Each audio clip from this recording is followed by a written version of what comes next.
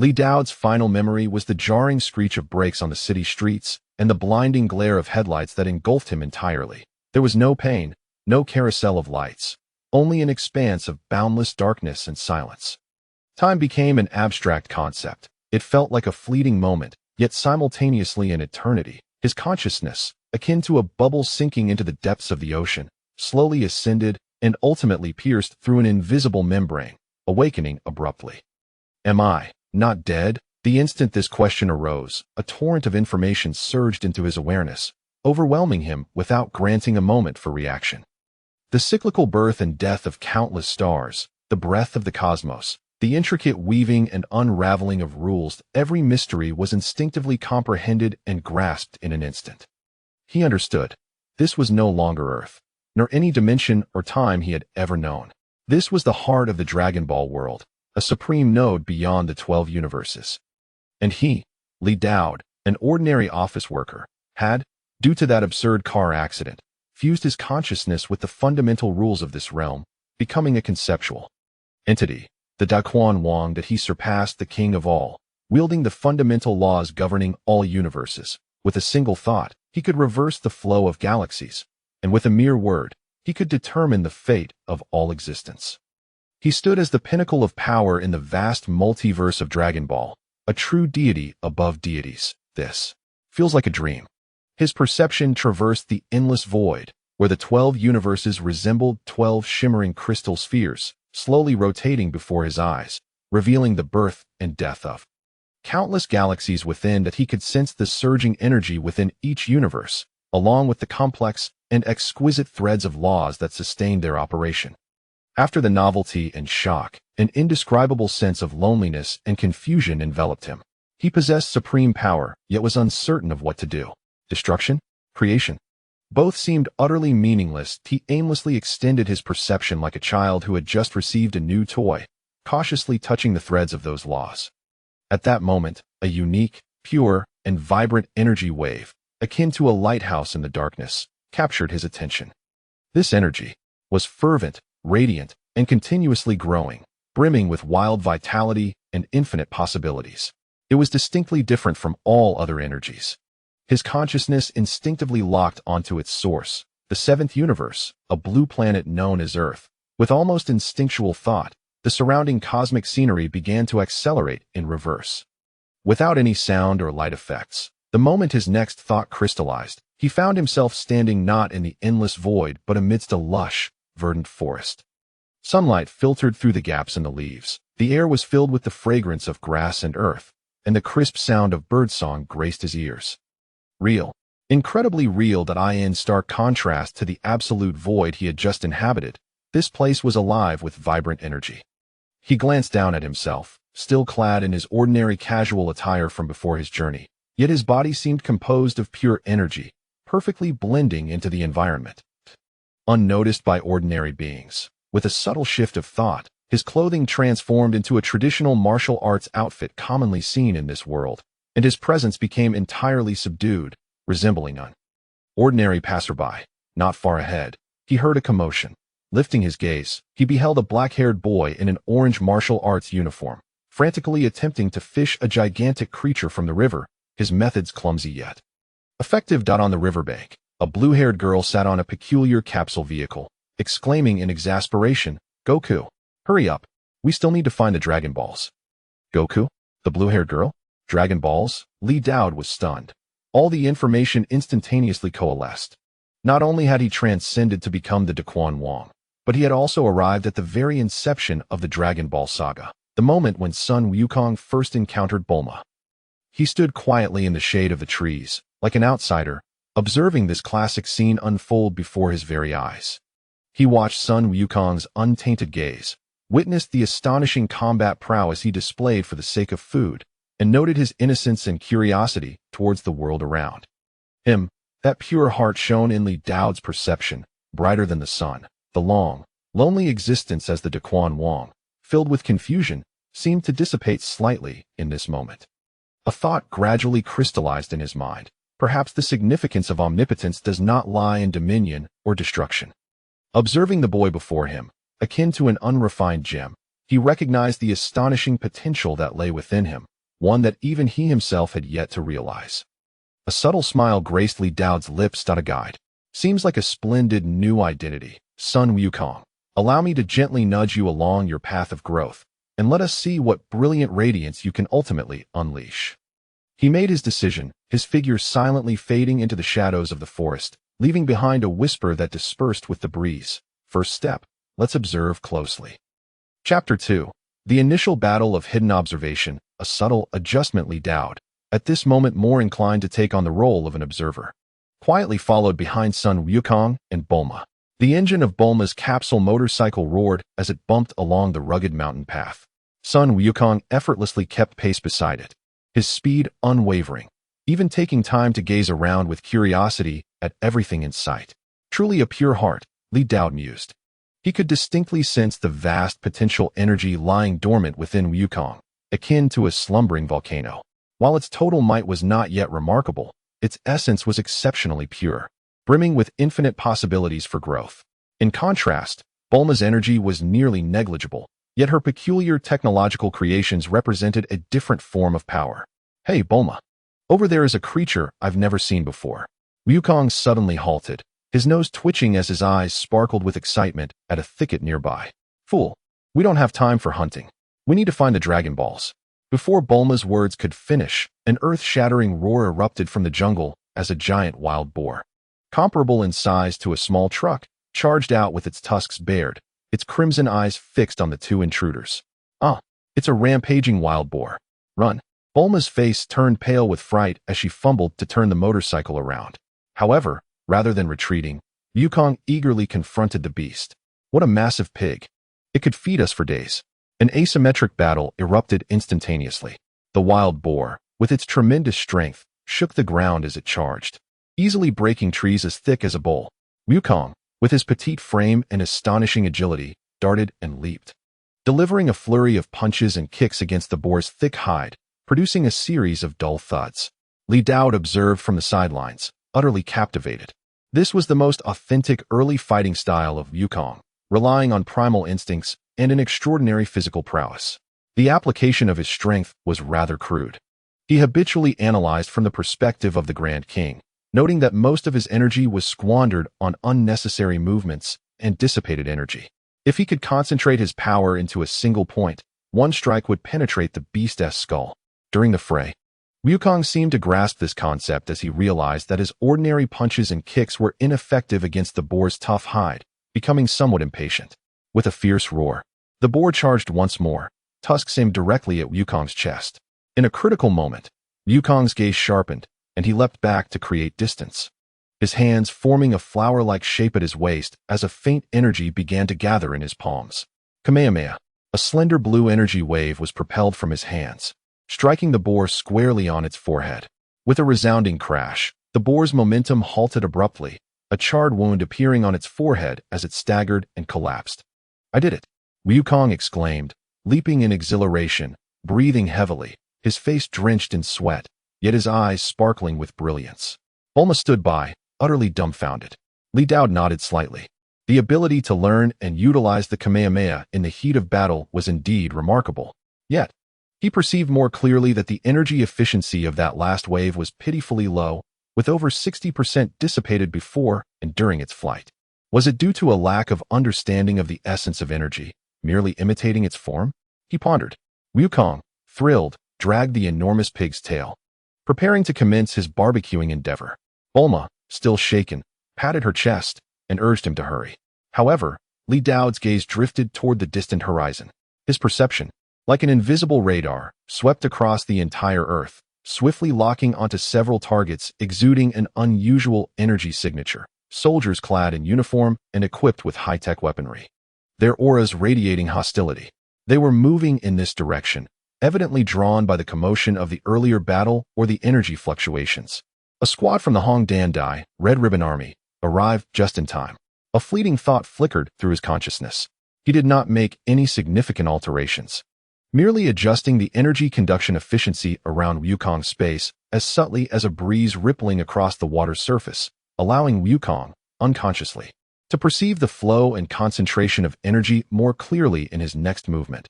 thereby minimizing unnecessary losses. Having completed this, Li Dao once again concealed his presence, remaining as an external observer. Pure guidance does not equate to hasty assistance.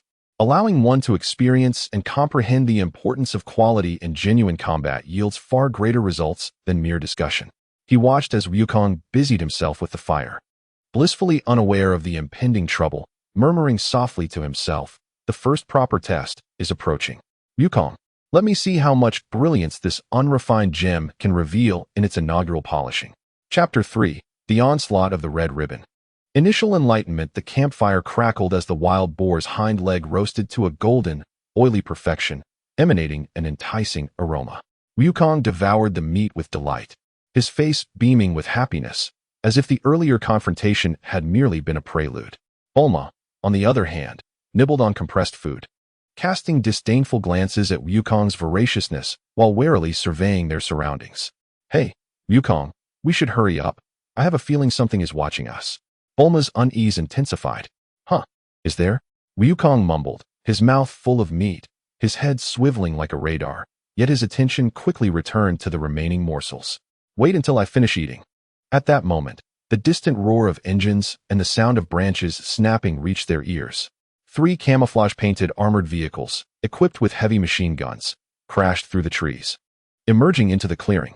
The prominent red ribbon insignia on their bodies signified their identity. As the doors swung open, 7 or 8 armed soldiers, their expressions fierce, leapt out. Led by a tall, scarred officer wielding an energy detector, the numbers on its lens fluctuating wildly. "This is the spot." The abnormal energy readings detected earlier came from this direction. The scarred officer's gaze swept the scene, quickly locking onto Wukong, who was gnawing on meat, Bulma in a panic, and the massive corpse of the wild boar. "Hey, kid, were you using energy weapons here just now?" The officer pointed his gun at Wukong, his tone menacing. Wukong swallowed the meat and blinked his innocent eyes. "Energy weapons? What's that? I was using the Kamehameha to hunt." "Kamehameha?" The officer was momentarily taken aback. Then a greedy expression spread across his face. Whatever it was, the energy it emitted was not that of an ordinary child. "Capture him. And that girl and the pig too. Take them all back. They might be a new trick from some resistance group." The soldiers immediately raised their weapons and advanced. "Do you want to fight?" Wukong instantly dropped the bone and assumed a combat stance, sensing the malice from the adversaries, despite not fully understanding the situation. "Fool. They have many people and guns." Bulma, terrified, hid behind the motorcycle. "Fire. Shoot the kid's legs." The officer ordered without hesitation. The sound of gunfire erupted as bullets poured forth, aimed at Wukong. Wukong's reflexes were astonishingly quick. His body transformed into a blur as he dodged with superhuman speed, most bullets missing their target and kicking up clouds of dust. Occasionally, a bullet grazed past, leaving only tears in his martial arts uniform without harming his flesh. "What?" The soldiers were stunned, not expecting their target to be so swift. "Indeed, there is some skill. Use the capture net," the officer bellowed.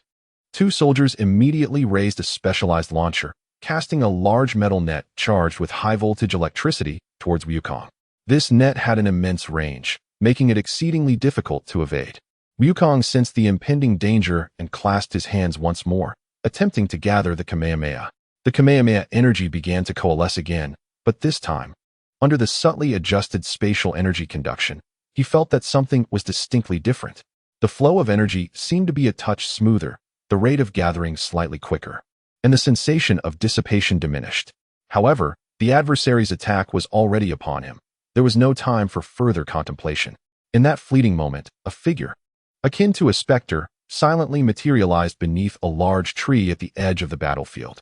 The newcomer donned a plain gray martial arts uniform, standing tall and erect, his features obscured as if shrouded in a thin mist, save for a pair of calm, profound eyes that appeared to see through everything. It was indeed Li Dao after his transformation. He did not make a move, merely standing there in quietude. Yet, his presence, much like a stone cast into a lake, instantaneously disrupted the rhythm of the battlefield. That paradoxical aura of extreme restraint, seemingly infused with boundless power, compelled all perceptive individuals to divert their attention towards him. The soldier launching the capture net faltered slightly, causing a minute deviation in the net's angle. It was this moment of disruption. Wukong keenly seized this ephemeral opportunity.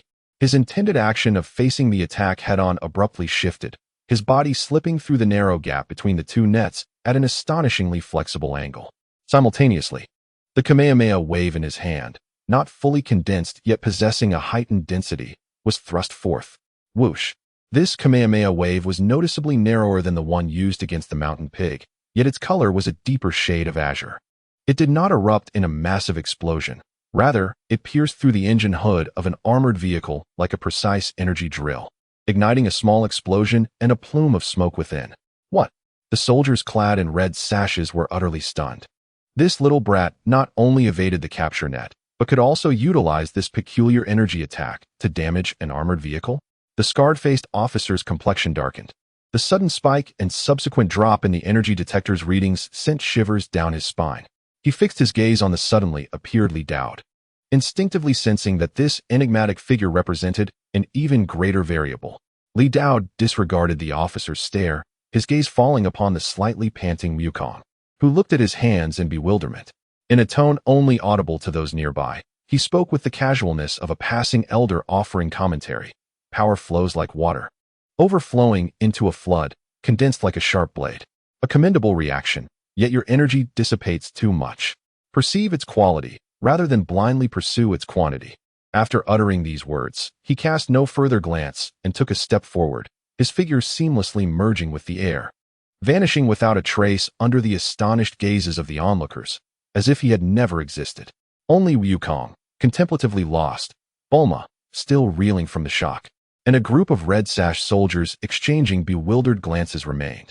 The battlefield momentarily fell into an eerie silence. Chapter 4. Aftermath and Realization. The seed has been sown. Li Dowd's disappearance was as abrupt as his arrival, leaving no trace behind.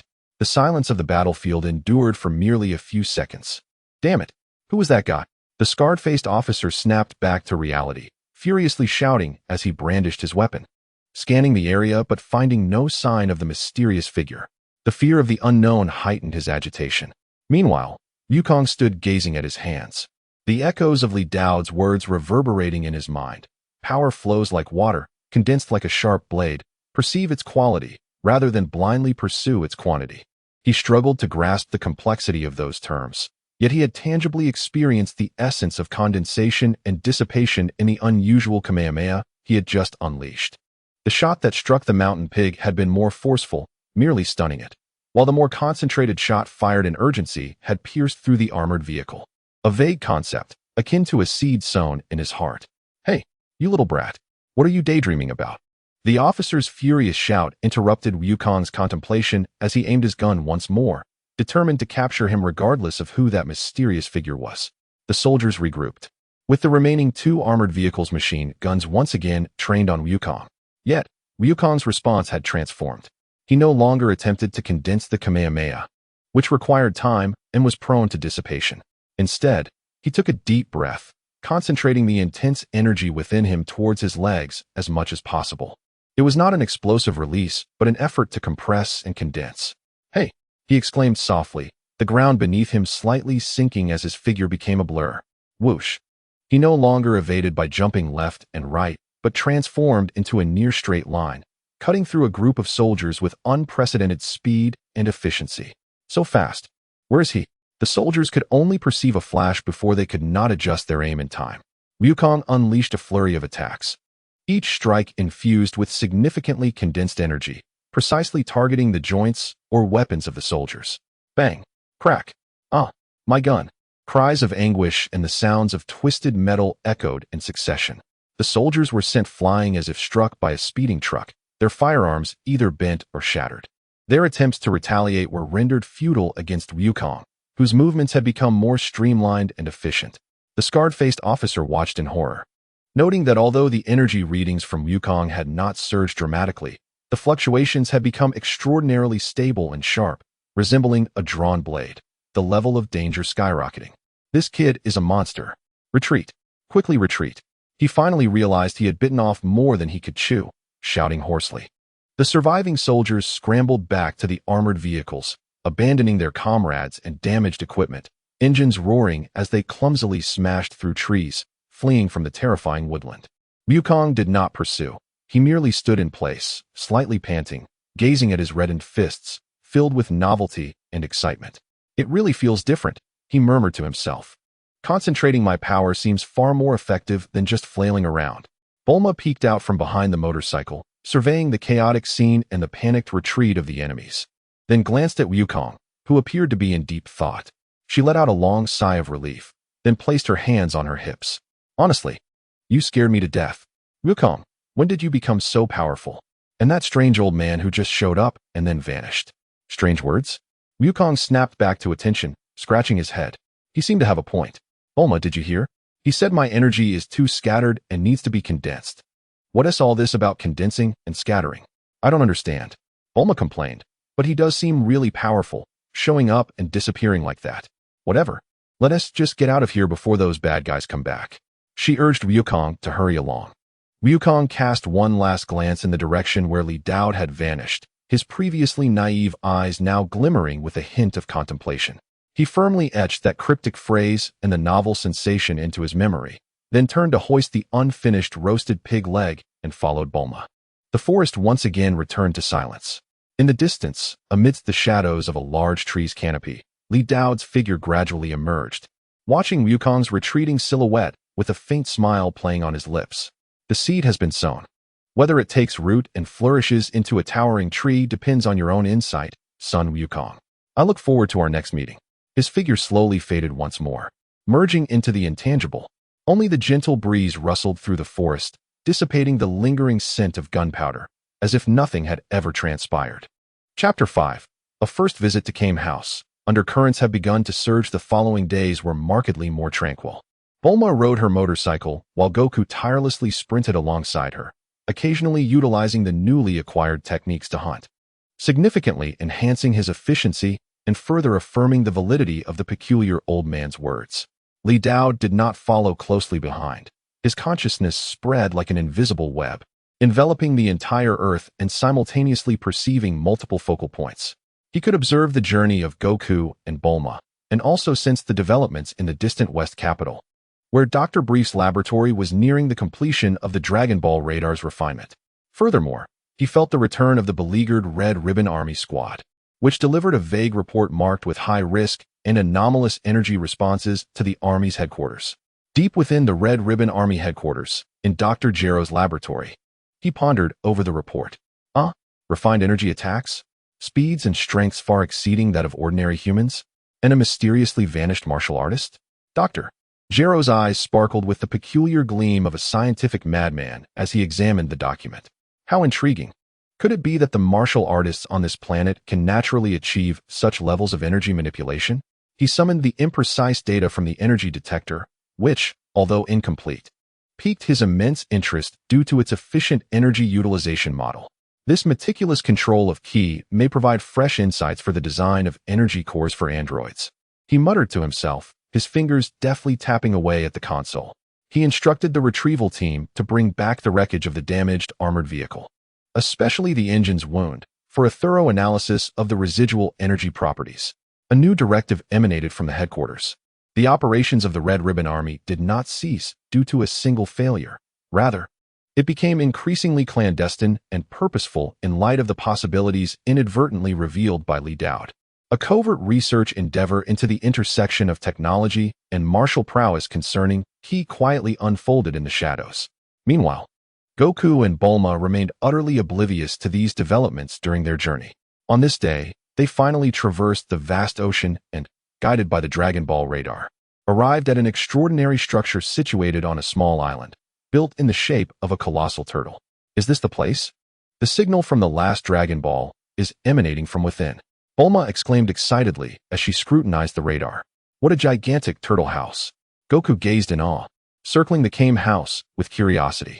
Just then, the door swung open, revealing an elderly man clad in a floral shirt and sunglasses, accompanied by a tall, muscular figure with dark skin. It was none other than Master Roshi and his disciple Krillin.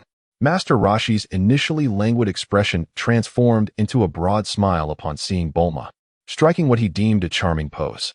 Oh ho ho, what a vibrant young lady. Welcome to Kame House. Meanwhile, Krillin kept a wary eye on the lively Goku, who still sported a tail. Bulma explained their purpose, and Master Roshi took the opportunity to make an unreasonable request to behold her inner beauty, inciting Bulma's fury. Amidst the commotion, the turtle returned with the last Dragon Ball in tow. Master Roshi set forth a condition: to obtain the Dragon Ball, they must offer a beautiful girl in exchange.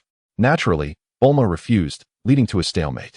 Goku, however, remained uninvolved in the quarrel. His attention was entirely captivated by Krillin and Master Roshi.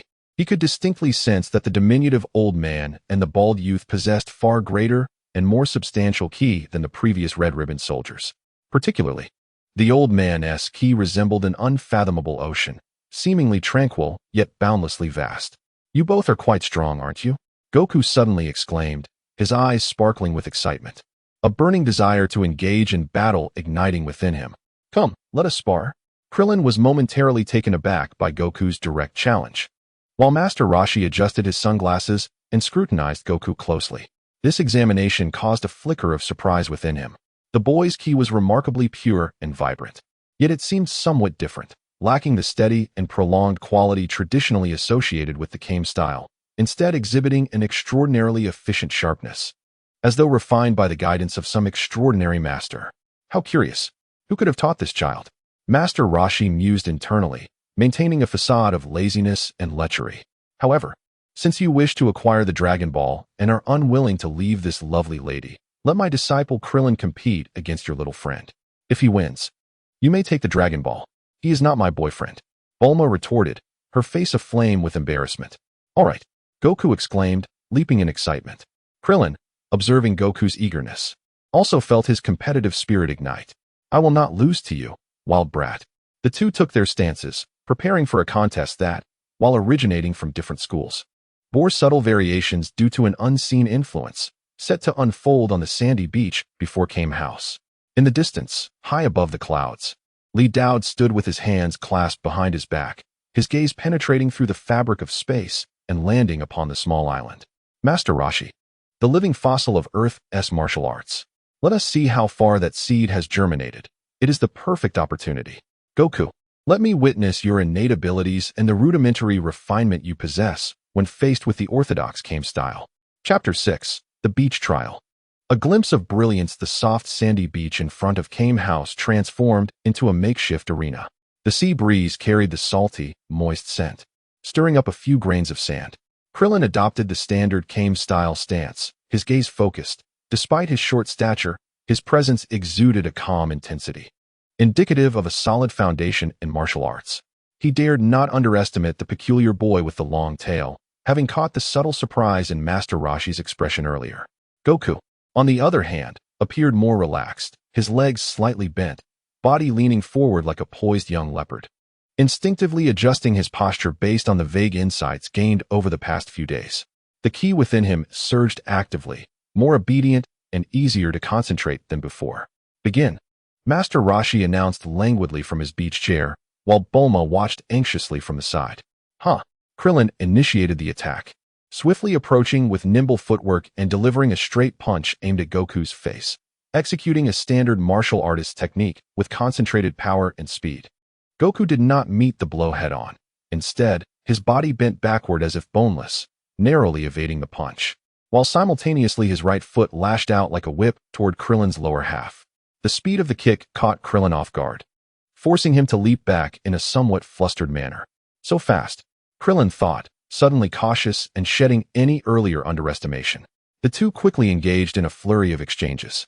Krillin's moves were precise, integrating offense and defense, fully utilizing the solid groundwork laid under Master Roshi's tutelage. In contrast, Goku's combat style was wild and unpredictable, relying on astonishing reflexes and flexibility to execute unconventional evasion and counterattacks, his movements efficient and devoid of embellishment. The sounds of fists and feet colliding echoed continuously. Master Roshi adjusted his sunglasses, appearing drowsy, yet observing with great intensity. The more he watched, the deeper his astonishment grew. This child's combat talent was nothing short of extraordinary. He was a born warrior. Strangely, Master Roshi could clearly perceive Goku's manipulation of ki with every punch and kick. The ki he emitted was remarkably concentrated, with minimal wastage. Although his overall energy currently paled in comparison to the more seasoned Krillin, his lethality was not diminished. and in fact, seemed to hint at a greater potential. This is not something that can be developed through mere street fighting. He must have received guidance from a master on the most crucial methods of ki cultivation. But on Earth, aside from himself, who else could possess such expertise? Even the disciples of the Crane School could not produce such pure energy. In the arena, Krillin, finding himself unable to break through, gradually grew anxious. He realized that his structured movements seemed to be countered by Goku's pure, combat-oriented approach. Damn it! Krillin feigned an attack, suddenly stepping back and bringing his hands together at his waist. Kamehameha. The azure energy wave re-emerged. Though its scale was only marginally larger than the one previously utilized by Wukong, it exuded a formidable momentum, surging forth with great intensity. Another one of those moves. Wukong's eyes gleamed, and without flinching or retreating, he instinctively brought his hands together. The Kamehameha. The two blue energy waves collided midair with a resounding boom. The violent energy shockwave radiated outward, sending fine sand from the beach swirling into the air, prompting Bulma to cry out and shield her eyes. However, the outcome was unexpected. The energy wave unleashed by Krillin, seemingly more potent, was quickly torn apart at the moment of impact, disintegrating like wood struck by a drill. Wukong's wave, more refined and deeper in hue, continued to advance even after overwhelming his opponent, eventually dissipating not far from Krillin. The forceful gust propelled Krillin several steps backward, causing him to sit down on the sand, his face a portrait of disbelief. How is that possible? He muttered, staring at his own hands. His Kamehameha had lost in a direct confrontation, and the opponent had also employed the same technique. The turtle hermit abruptly straightened up from his beach chair, his sunglasses slipping slightly down his nose, revealing a pair of astonished eyes. It was not merely Wukong's instantaneous energy output that surpassed Krillin's. He could clearly see that Wukong's energy condensation speed and compression at the moment of unleashing the Kamehameha had reached a level unattainable by a novice. This could not be explained solely by talent. External influences were undoubtedly at play. Wukong, thrilled by his accomplishment, leaped into the air, exclaiming, "I did it! It seems that being more focused enhances the power." He approached the seated Krillin, extending a hand, his face devoid of mockery, radiating pure joy. "You were impressive too. Your wave looked really cool." Krillin, taken aback by Wukong's sincere smile, hesitated for a moment before sheepishly grasping his hand to stand up. "You're the one who's more amazing. How is your Kamehameha so strong?" Wukong scratched his head, trying to recall the words of the mysterious old man. "A strange old man told me that power should be condensed, not scattered." Strange old man? The turtle hermit suddenly appeared between them, his expression grave as he scrutinized Wukong. What sort of peculiar old man? What else did he say? Wukong, startled by the turtle hermit's sudden appearance, endeavored to describe. He was just an ordinary-looking fellow. Who didn't he seem very formidable, suddenly appearing and then disappearing? He said that power is like flowing water, flooding can be disastrous, while condensation is akin to a sharp blade, and one must perceive quality rather than quantity. Upon hearing this, the turtle hermit fell into deep thought, his brow furrowed. The concepts of flowing water, flooding, sharp blades, quality versus quantity, these seemingly simple phrases cut to the essence of energy manipulation. They even penetrated deeper than his own teachings regarding maximum output. Such insights could not possibly come from an ordinary martial artist. Who was that enigmatic figure? He gazed up at the boundless sky, his heart tumultuous. When had such an unfathomable personage emerged within the martial arts realm of Earth? What was his purpose in guiding Wukong? After a prolonged silence, the turtle hermit sighed, reverting to his lecherous old man persona, tossing a dragon ball to Bulma. "Take it. Take it. A deal, say deal." "But, young man," he turned his gaze toward Wukong, his eyes complex, "you possess great talent and have encountered remarkable fortune. Remember those words well." Bulma, having received the Dragon Ball, cheered with delight, while Wukong, though only partially grasping the turtle hermit's words, felt immense joy at receiving the recognition of a strong individual. Only the turtle hermit harbored a lingering doubt and curiosity, akin to a stone cast into a lake, the ripples refusing to fade. He sensed that an unfamiliar shadow had quietly interjected itself into the world he knew so well. Chapter 7. The Eyes in the Shadows. The turbulence from afar having gathered all 7 Dragon Balls, Bulma could hardly contain her excitement to summon the dragon. The setting sun cast a golden-red hue across the sea, and the Dragon Balls shimmered with a mysterious glow on the beach in front of the turtle hermit's abode. "Come forth, Shenron," Bulma called out the incantation.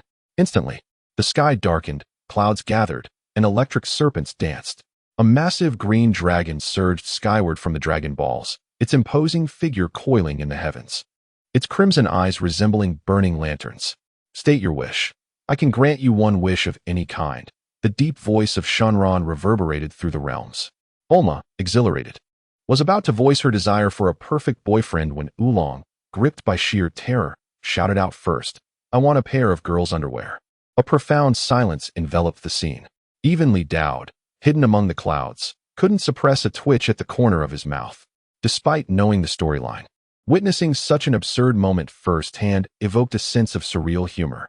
Shenron's red eyes flickered momentarily, appearing somewhat speechless at the wish, yet he fulfilled his duty nonetheless. A beam of light flashed, and a brand new pair of lace-trimmed women's underwear gently descended into the bewildered hands of Oolong. With the wish granted, Shenron transformed into a blinding light, and the 7 Dragon Balls soared into the sky, scattering across the world, their petrified shells glimmering in the sunset. "Oolong, you foolish pig!"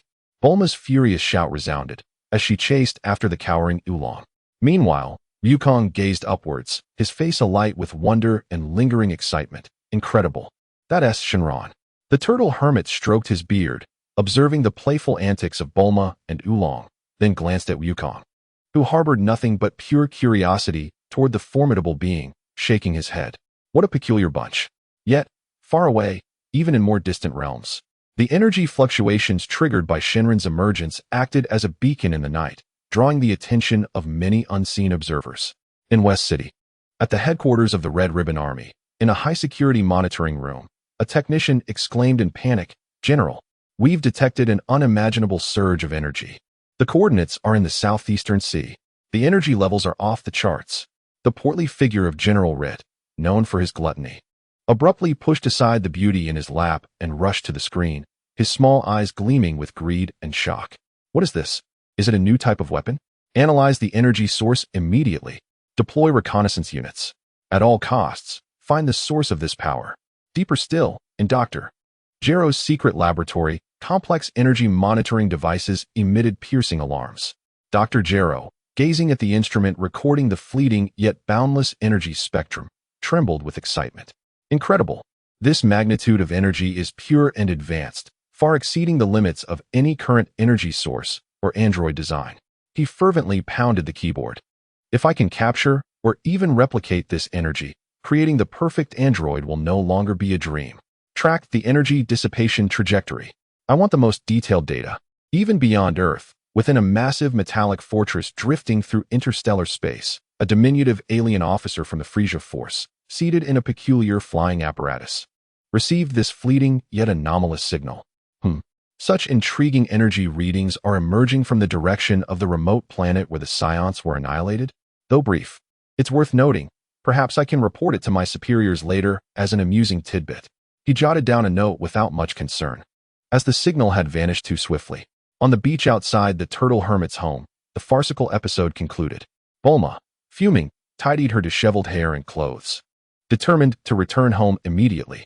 Wukong, however, developed a keen interest in the turtle hermit and Krillin, particularly after learning of their remarkable strength, bidding them a reluctant farewell. "Master Wu Tian, Krillin, I will come back to spar with you." Wukong waved his arms. "Anytime, kid," the turtle hermit waved back. Watching as Wukong and Bulma departed in their capsule aircraft, his gaze contemplative, he turned around and returned to the house, unearthing some ancient scrolls imbued with mythological significance from beneath the bed. These scrolls chronicled age-old legends concerning the Earth and even the cosmos, including vague accounts of deities, realm kings, and even more ethereal cosmic laws. He mulled over the words relayed by Wukong, akin to a blade honed to perfection. He pondered the enigmatic mentor whose presence had flickered into and out of existence.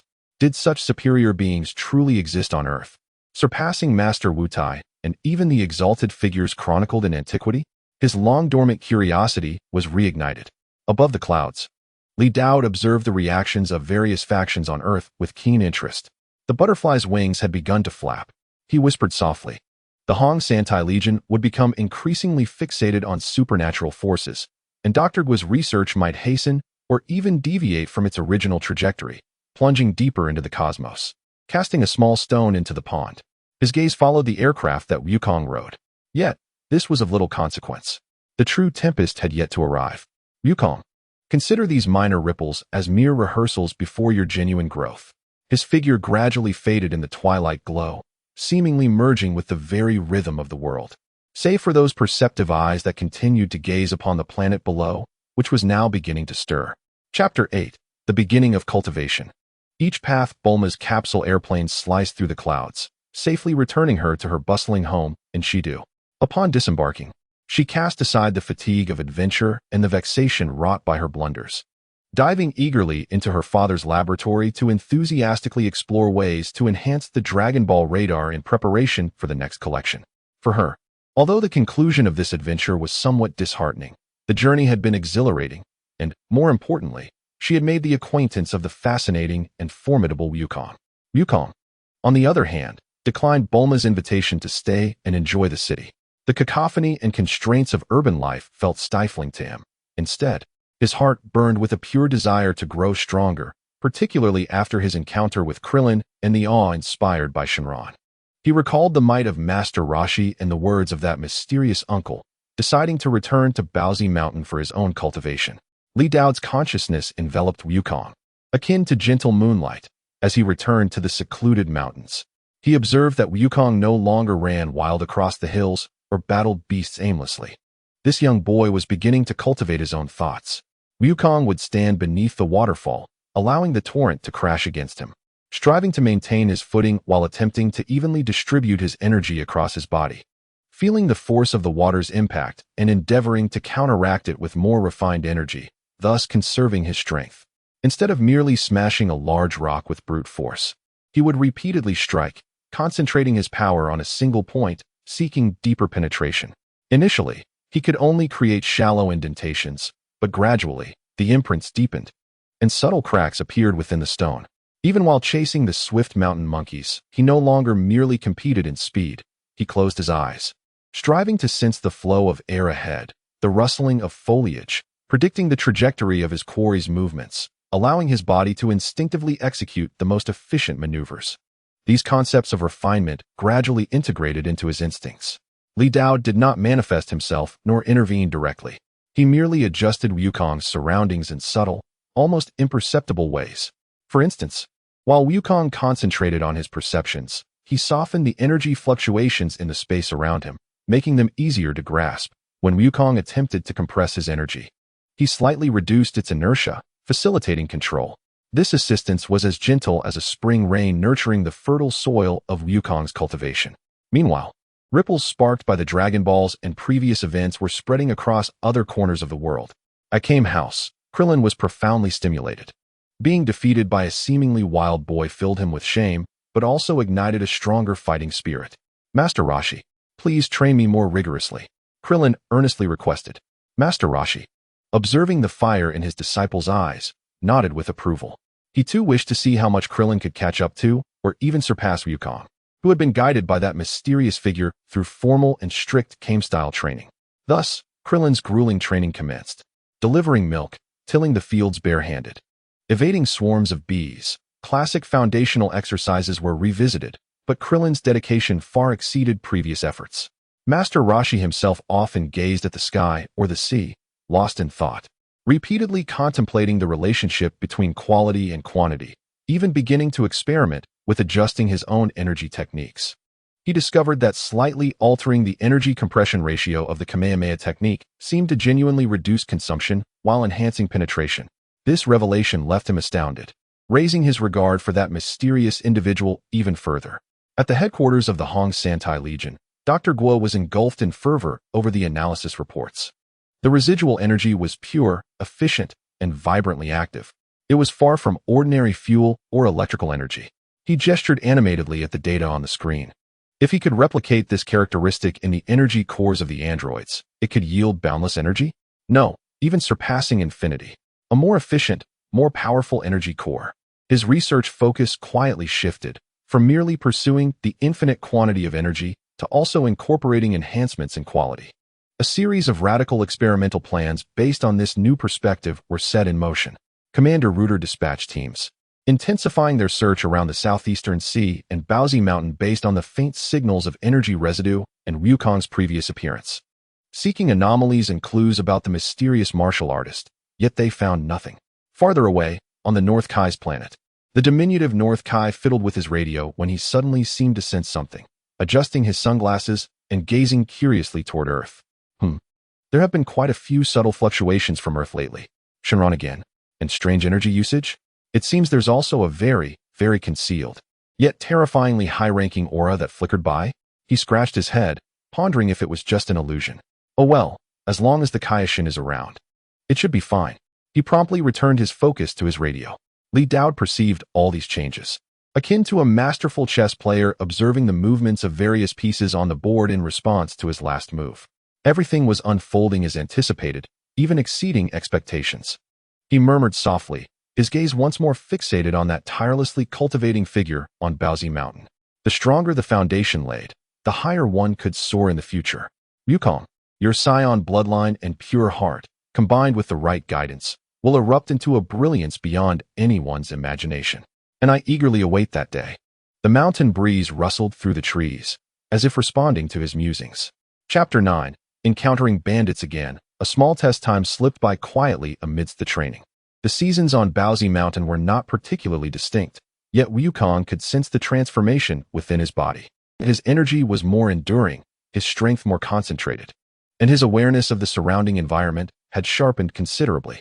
That sensation of condensing energy to a razor's edge, once a conscious effort, had gradually morphed into an almost instinctual response. One day, he decided to descend the mountain to exchange the game he had hunted for some salt and essentials in a nearby village. He carried a massive wild boar on his shoulder, moving swiftly along the forest path, his speed far surpassing his previous capabilities, yet he made scarcely a sound.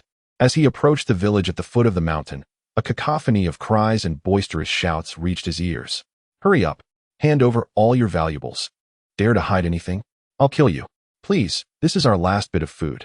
In the clearing at the village entrance, 2 dilapidated jeeps were parked, and 5 or 6 disheveled bandits brandishing old rifles were intimidating the villagers, seizing their meager food and possessions.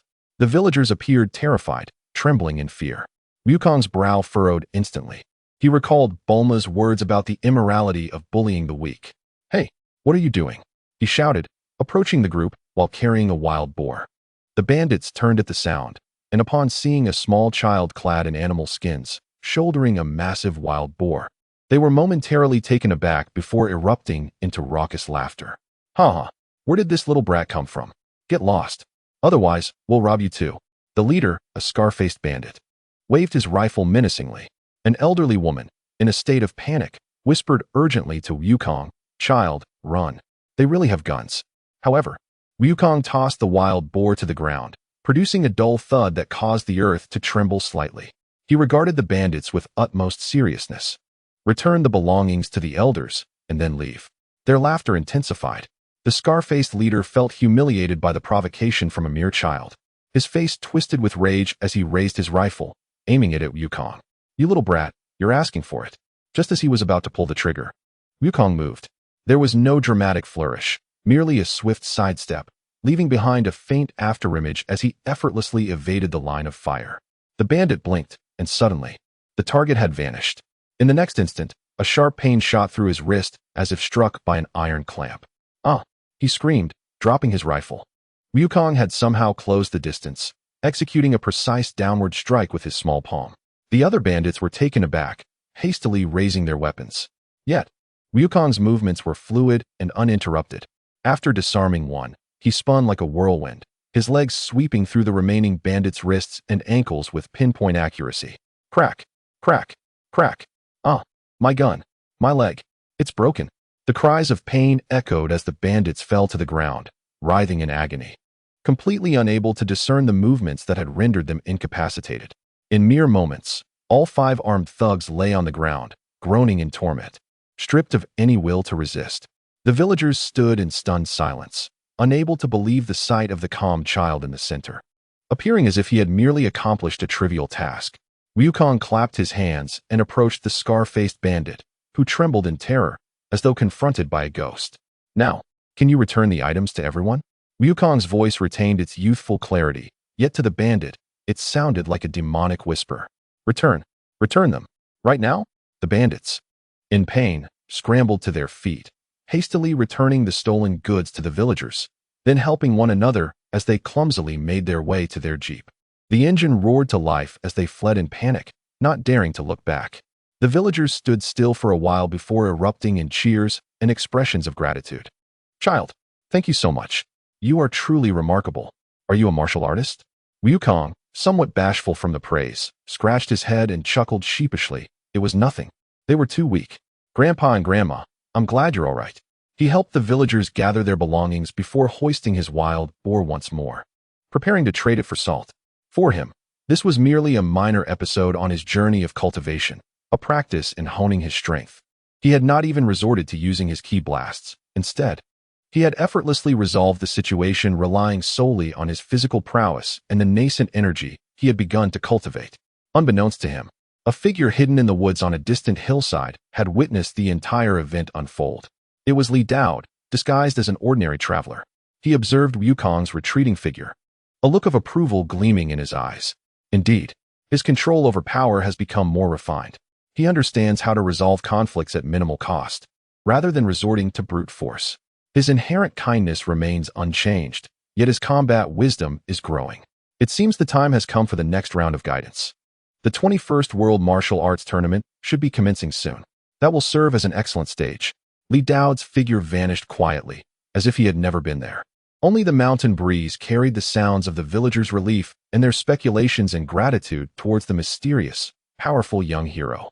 Wukong's growth was progressing steadily and robustly, far beyond the originally anticipated trajectory. Chapter 10. The Martial Arts Tournament begins. Dark tides return. The training on Baozi Mountain had rendered Wukong's energy increasingly pure, flowing within him like steel forged through repeated hammering. Though the total amount of his energy grew at a steady rate, its sharpness and refinement far surpassed that of the past. While he diligently honed himself day by day, an invitation, carried by a seabird and emblazoned with the words "World's Best," landed at the doorstep of his small wooden cabin. The world's best martial arts tournament?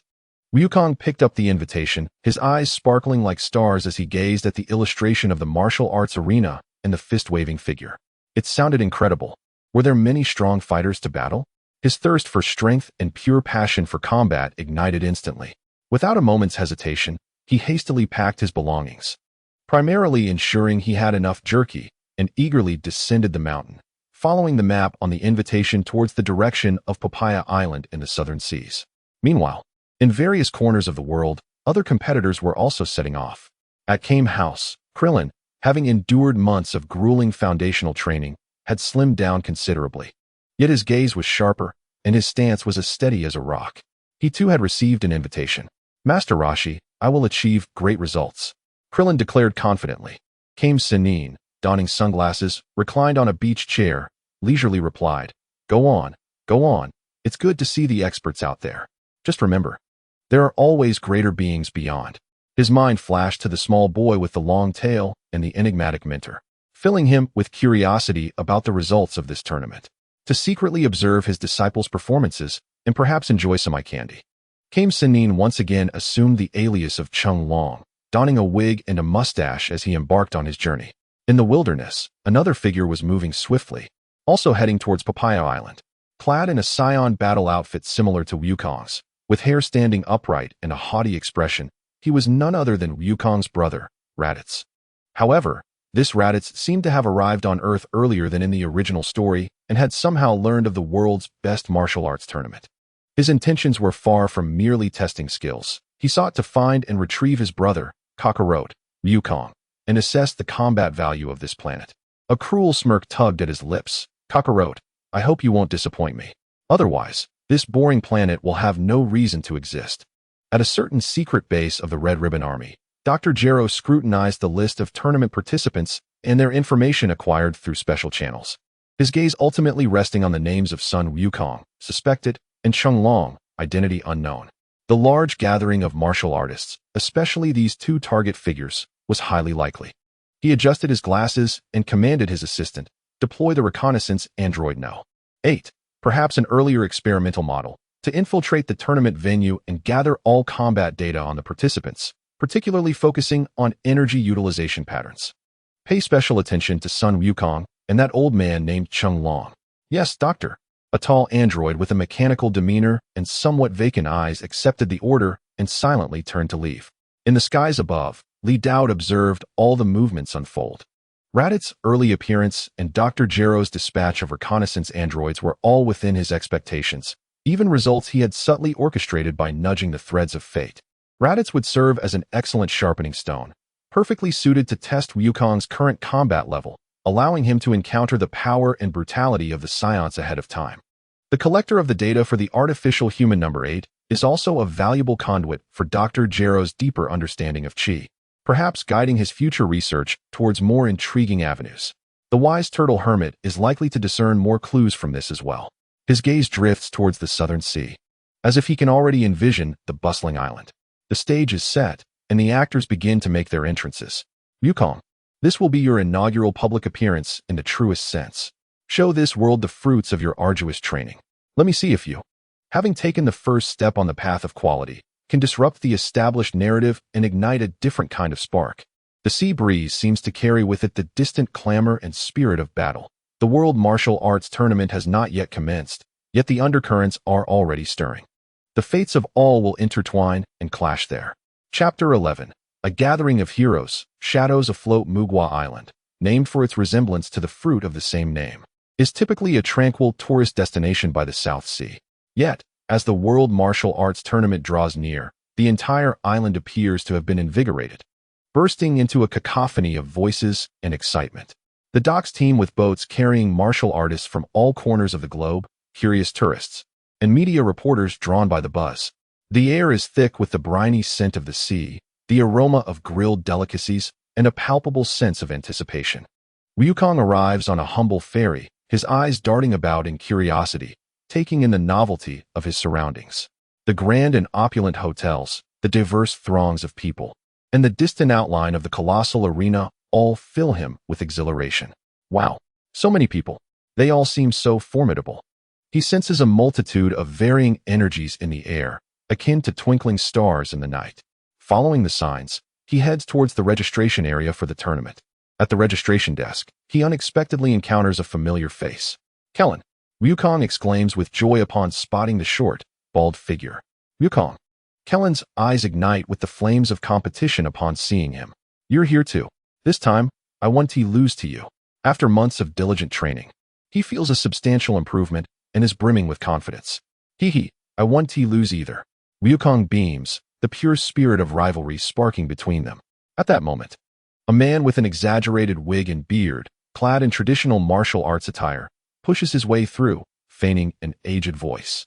Ahem, young men, let not your tempers flare. We meet as friends through martial arts. Wukong and Kellen pause, scrutinizing the eccentric old man. Master Wutian? Kellen whispers tentatively. Shoo. Turtle Hermit, dressed as Jackie Chan, quickly covers his mouth, gesturing with his eyes. I am Jackie Chan. Remember, Jackie Chan.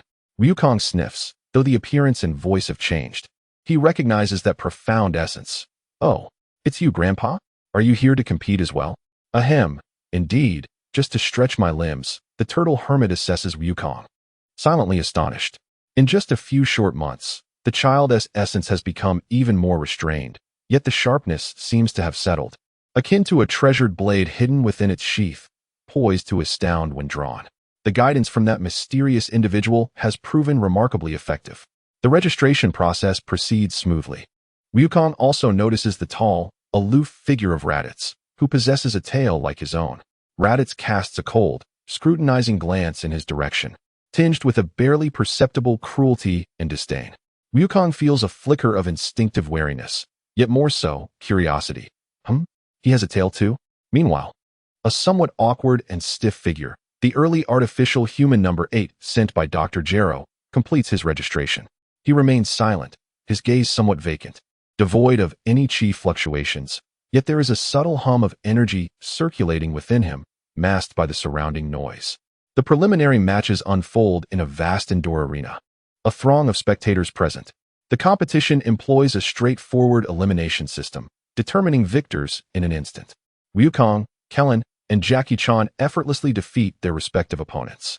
Wukong's fighting style elicits gasps of astonishment. He often employs a single move, simple and direct, with a speed that dazzles, taking down his adversaries before they can react. His strength perfectly controlled to defeat opponents without inflicting serious injuries. Raditz, on the other hand, is brutal. His opponents are invariably left severely injured and unconscious, drawing a chorus of boos. Yet he remains indifferent, surveying others with disdain as if they were mere insects. The combat of artificial human number 8 is peculiar. He absorbs several attacks unscathed, then mechanically delivers a punch that sends his opponent tumbling off the platform, seemingly concealing his true power solely to gather data. His electronic eyes continuously scan the arena for formidable competitors, particularly Wukong, Jackie Chan, and Raditz. In a discreet corner of the stands, Li Dao, disguised as an ordinary spectator, calmly observes everything below. His gaze flits over Raditz, shaking his head slightly. It passes over number 8, contemplative, finally resting upon Wukong, who advances with ease, revealing a subtle smile. The preliminary rounds serve merely as an appetizer. The true tempest awaits on the stage of the top 8. Wukong, Raditz will be your first genuine test of Scion blood. Are you prepared to welcome the greetings from your homeland? The arena resonates with cheers, gasps, and cries, heralding the impending main event, which promises to be anything but tranquil. Shadows already stir within and beyond the arena, awaiting their moment to confront on the stage. Chapter 12. A fierce battle among the top 8. Omen of fate. Following the intense filtering of the preliminary rounds, the 8 strongest competitors emerge, their names prominently displayed at the main stage, igniting fervent discussions among the audience. The drawing ceremony concludes, and the matchups are officially determined. Match 1. Sun Wukong vs. Raditz. Match 2. Kellen vs. Shenron, a comedic character from the original work. Match 3. Artificial human number 8 vs. Bartley, a passerby. Match 4. Jackie Chan, Turtle Hermit, vs. Namu, a formidable desert fighter from the original work. The announcement of these pairings sets the arena ablaze. The first match features a brotherly duel, albeit unbeknownst to the audience. Both possessing tales, shrouded in mystery. Is the first match mine? Excellent. Wukong exclaims upon seeing his opponent, the tale-bearing man who evokes both wariness and curiosity. He feels no fear, but rather an eagerness to engage. Raditz, surveying the matchups, reveals a cruel and satisfied smile. Kakarot, this saves me the trouble of seeking you out. Here on this stage, let me unveil your true identity. Kellen breathes a sigh of relief at his relatively easier opponent, but his concern for Wukong outweighs it. Wukong, be careful of that guy, he fights ruthlessly. The turtle hermit adjusts his false beard, his expression grave as he regards Raditz. That malevolent energy is rife with wildness and a thirst for destruction. He is no benevolent soul. Wukong, this battle may not be easy. Artificial human number 8 stands silently in the corner, his electronic eyes shifting rapidly between Wukong and Raditz. His internal processor analyzing and predicting the forthcoming battle data at high speed. On the stage, the host enthusiastically introduces the competitors. When he reaches Raditz, the audience responds with scattered applause interspersed with disapproving jeers, clearly displeased by his ruthless actions in the preliminary round. First match, competitor Sun Wukong versus competitor Raditz. Let the battle commence. As the referee's words fade, Wukong immediately assumes his stance, his energy calm, his gaze focused. I look forward to your guidance. Raditz, however, merely stands in disdain, beckoning with a finger. Come on, Kakarot, show me what trash you've learned on this lowly planet. Wukong remains unfazed by the provocation. With a swift step, his body vanishes in an instant. How fast? The crowd gasps in astonishment. Raditz's eyes flash with surprise. This boy's speed surpasses his expectations. He sidesteps Wukong's probing straight punch, retaliating with a powerful blow aimed at Wukong's abdomen. Bang! Wukong raised his arm to block. A tremendous force surged towards him, causing his arm to tingle and his body to involuntarily slide back a distance. Such immense strength. Wukong shook his arm, his gaze growing increasingly serious. Oh, you managed to withstand my casual punch? Raditz exhibited a flicker of interest, realizing that you are slightly stronger than those weaklings. But that is all there is to it. Raditz initiated an aggressive assault, his speed suddenly escalating, fists and feet slicing through the air with a fierce wind, his onslaught akin to a torrential storm. His combat style was barbaric and direct, relying entirely on overwhelming physical prowess and energy to crush his opponent. Wukong immediately fell into a defensive stance, yet he did not panic. He showcased the results of his months of training with remarkable clarity. His body moved like willow catkins in the wind, constantly evading and blocking amidst the flurry of attacks. His movements simple and efficient, each block maximizing the utilization of chi while minimizing the cost of direct confrontation. On the arena, two figures moved at high speed, the sound of fists and feet clashing resounding endlessly, waves of energy occasionally radiating outward, forcing the front row spectators to squint. Incredible! Krillin watched in awe, astonished by Raditz' terrifying strength and speed. Yet Wukong could actually block it. Master Roshi's expression grew grave. Wukong's mastery of chi is exceptional. His techniques of releasing force and blocking far surpass those of his peers. However, the disparity in foundational strength between them remains too great. Indeed, a prolonged defense will inevitably lead to defeat. As Raditz continued his relentless attack, his patience waned, and he unleashed an even more potent aura, increasing his speed further. Delivering a heavy kick that struck Wukong's defensive gap. Bang! Wukong was directly kicked away, crashing against the ropes at the edge of the arena. A trickle of blood escaping from the corner of his mouth. Wukong! Krillin exclaimed in shock. Humph, this tedious game should come to an end. Raditz cracked his neck. Stepping towards Wukong, Kakarot, come with me to fulfill our Scion mission of conquering this planet. Or else he extended his hand, a dangerous energy sphere coalescing in his palm, radiating a chilling aura. I will annihilate everyone you hold dear on this planet. This statement ignited the fuse of a powder keg. Wukong's previously battle-ready gaze transformed in an instant. Anger, protectiveness, and a primal ferocity deeply rooted in his blood surged forth. Do not harm anyone. Boom. A surge of golden energy erupted violently from within Wukong, not the golden hue of a Super Saiyan, but rather an immense amount of chi compressed to its utmost under the pressure of profound anger and a protective instinct, nearing a threshold of transformation. His black hair stood on end, his aura becoming wild and sharp, his pupils shimmering with a hint of golden light. What? Raditz stared in shock at the energy emanating from Wukong, far exceeding his expectations. How could such chi exist? In the stands, Master Roshi suddenly stood up, his false beard nearly falling off. Has this compressed rage reached that threshold? The electronic eye of Android 8 flickered wildly. Warning. Target energy levels are rapidly escalating. The nature of the energy resembles the characteristics of a Scion's rage, yet its structure is more stable. Data recording. Krillin was so astonished he could hardly speak. Even in the corner, Li Dowd slightly straightened up, his eyes revealing anticipation, his anger merely the ignition, with protection as its core. Are you beginning to sense the boiling of your Scion blood, Wukong? Show me how far you can go at this critical juncture. On the arena, the fiercely charged Wukong resembled a young dragon touched on its reverse scale, locking onto Raditz with unwavering focus. The battle, at this moment, truly reached its zenith. Chapter 13, Critical Eruption, Subtle Adjustments. On the arena, a golden light burst forth, yet it was not the complete transformation of a Super Saiyan. It was an anomaly produced by the vast energy catalyzed by extreme emotion, nearing a qualitative change. Wukong's black hair stood erect due to the surging energy. A faint golden hue encircling his pupils, and his aura was no longer merely a jet of energy, but resembled boiling molten metal, violently surging and emanating a suffocating pressure and sharpness. What is this power? The disdain on Raditz's face vanished entirely, replaced by shock and a hint of barely perceptible terror.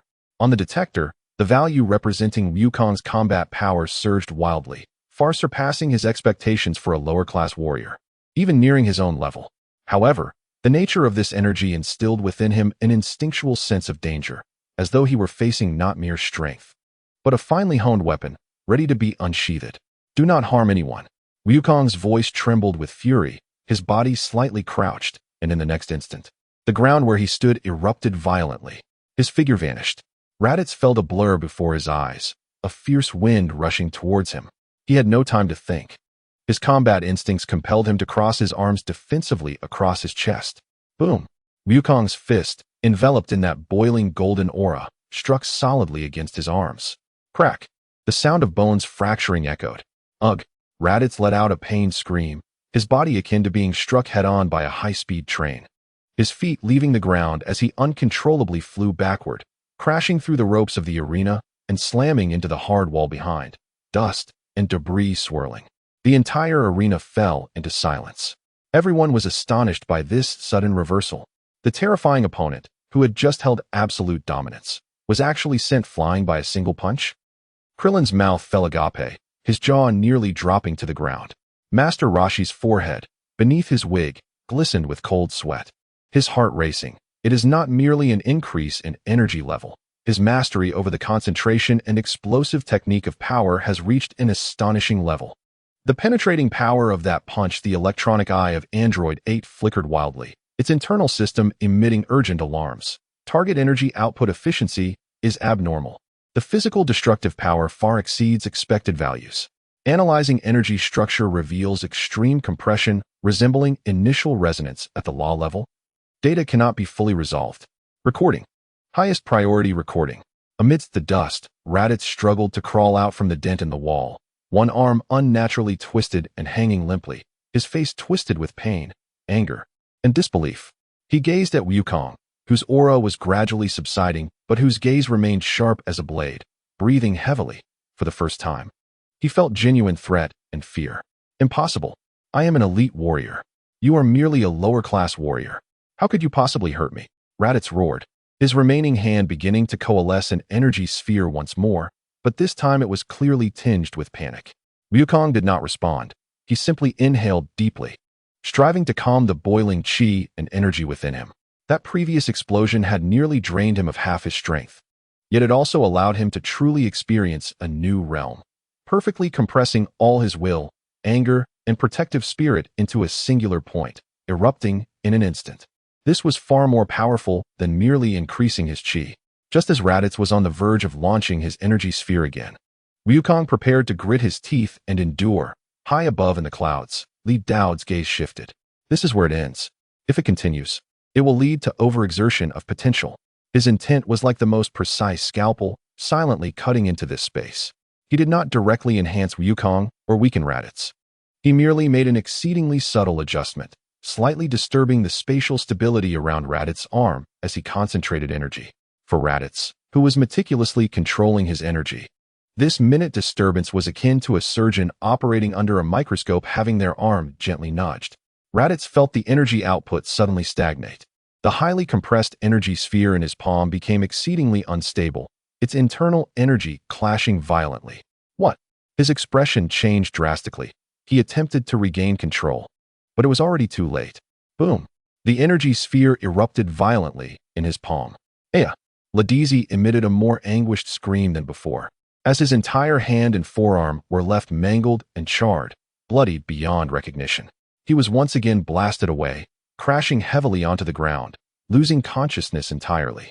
A profound silence enveloped the arena, followed by an eruption of astonishment. Had he self-destructed? Was he unable to control his energy? He deserved it for being so ruthless. The referee stood in shock for a moment before hurriedly rushing over to inspect the situation, subsequently raising his hand and announcing loudly, "Competitor Ladizi has lost consciousness.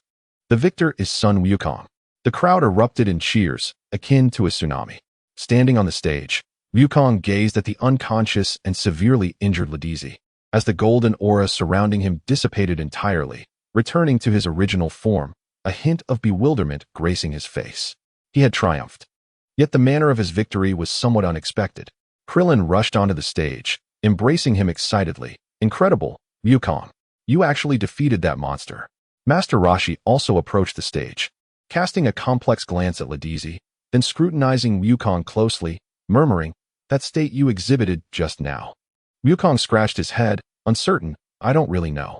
I was just really angry, and then it felt like my power concentrated all at once, but the final blast seemed to come from him." "Well, as long as you won, that's what matters." Master Roshi interrupted, patting his shoulder. "Go rest now, and prepare for the upcoming matches." His doubts deepened. The energy loss was too coincidental, yet he could discern no signs of manipulation. The android number 8 silently recorded everything, particularly the subtle spatial fluctuations preceding Ladizi's energy loss. Although unable to analyze them, he documented the phenomenon, as well as all data from Wukong's outburst. He then turned and quietly departed, His data collection mission had been exceedingly fruitful. In a corner of the stands, Li Dao smiled faintly, his figure gradually fading away. The seed had already broken ground, tender shoots beginning to reveal their potential. Wukong relished this power born from concentration. The true challenges lie ahead. The first match of the top 8 concluded in a manner filled with surprises, yet somehow anticipated. Sun Wukong's name resonated for the first time throughout the world of martial arts. Meanwhile, the unconscious Ladizi was carried away by event staff. His appearance and defeat akin to a stone cast into the water, the ripples just beginning to spread. Chapter 14. The aftermath and rising currents. The shockwave ignited by the battle between Sun Wukong and Ladizi swept across the entirety of Muba Island, rapidly disseminating through various channels to distant realms. At the edge of the arena, staff hurriedly lifted the severely injured and unconscious Ladizi onto a stretcher, transporting him to the island's emergency medical facility. His twisted arm and bloodied hand caused even the most seasoned medical personnel to gasp, casting mixed glances of awe and fear towards Sun Wukong, the source of this devastation. Wukong, on the other hand, was surrounded by an excited Krillin and a group of reporters who had arrived on the scene. Sun Wukong, may I ask what technique you employed to unleash that golden aura? Do you know Ladizi? Why did he call you Kakarot? Did you learn from some reclusive master? Faced with a barrage of questions, Wukong merely scratched his head, appearing confused and candid. Golden aura? I don't really know what happened. I just got really mad. And the power surged up on its own. Kakarot? Who's that? I don't know him. My teacher?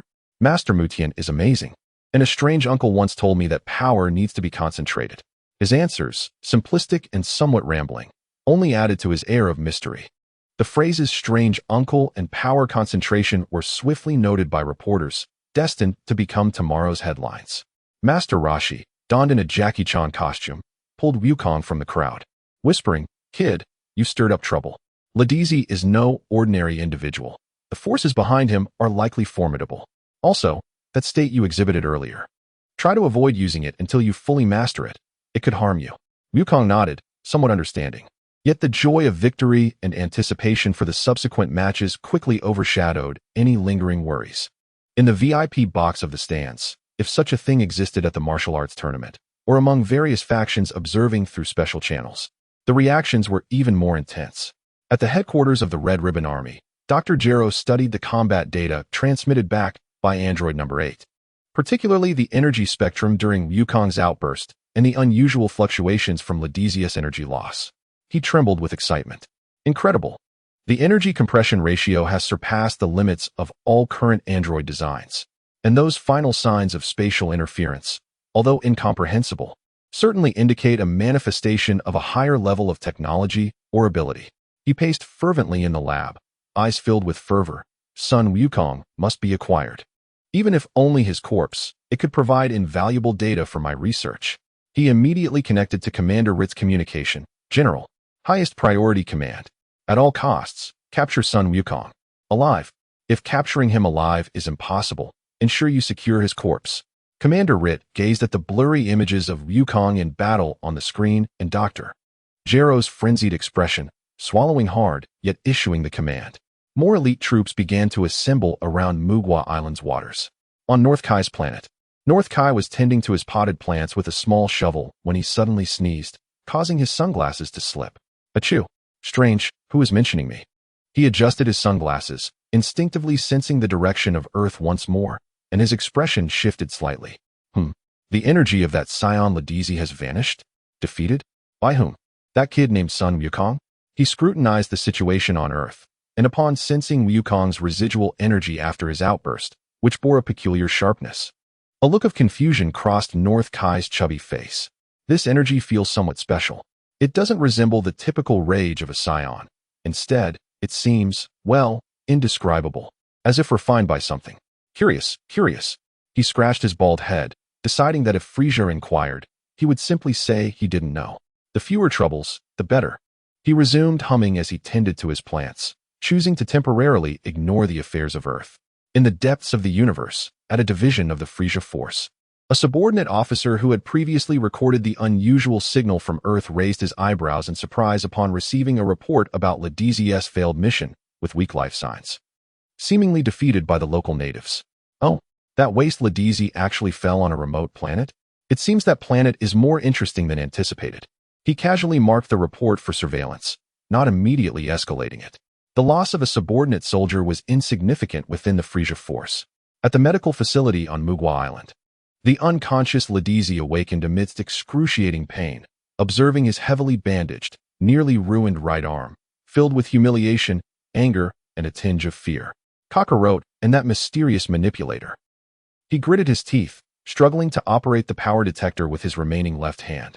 Sending an encrypted emergency distress signal along with the coordinates of Earth and the unusual circumstances he encountered to Vegeta and Nappa far across the universe. Vegeta, Nappa, hurry to this planet. It has peculiarities worthy of conquest. Having sent the message, he again succumbed to unconsciousness due to pain and weakness. The message transformed into invisible waves, traversing the vast sea of stars, heading towards its destination. A greater storm was brewing at the far end of the universe. Meanwhile, on Muba Island, the world's foremost martial arts tournament continued. In the subsequent matches, Krillin easily defeated Jiran. Android number 8 mechanically overcame Batley. And Master Roshi and his Jackie Chan guys triumphed over Mu.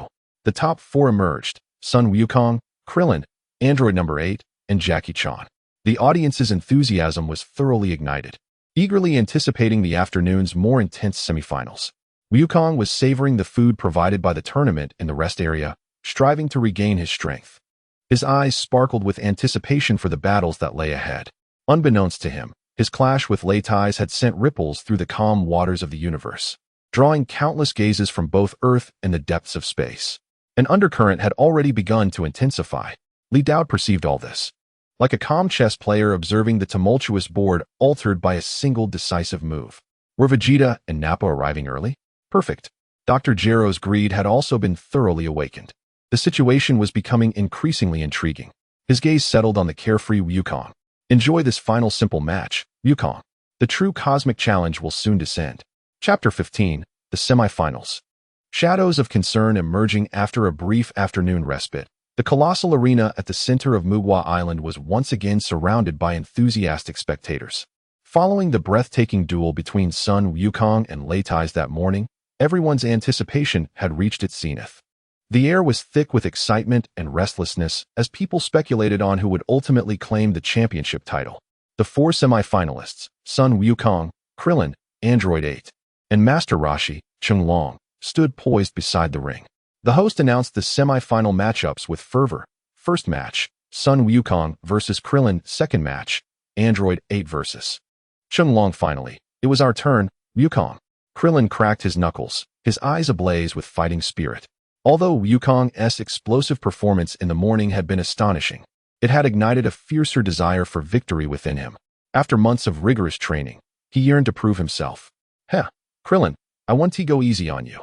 Wukong grinned widely, stretching his limbs. Having replenished his energy, he felt invigorated. The two leaped onto the stage, facing each other.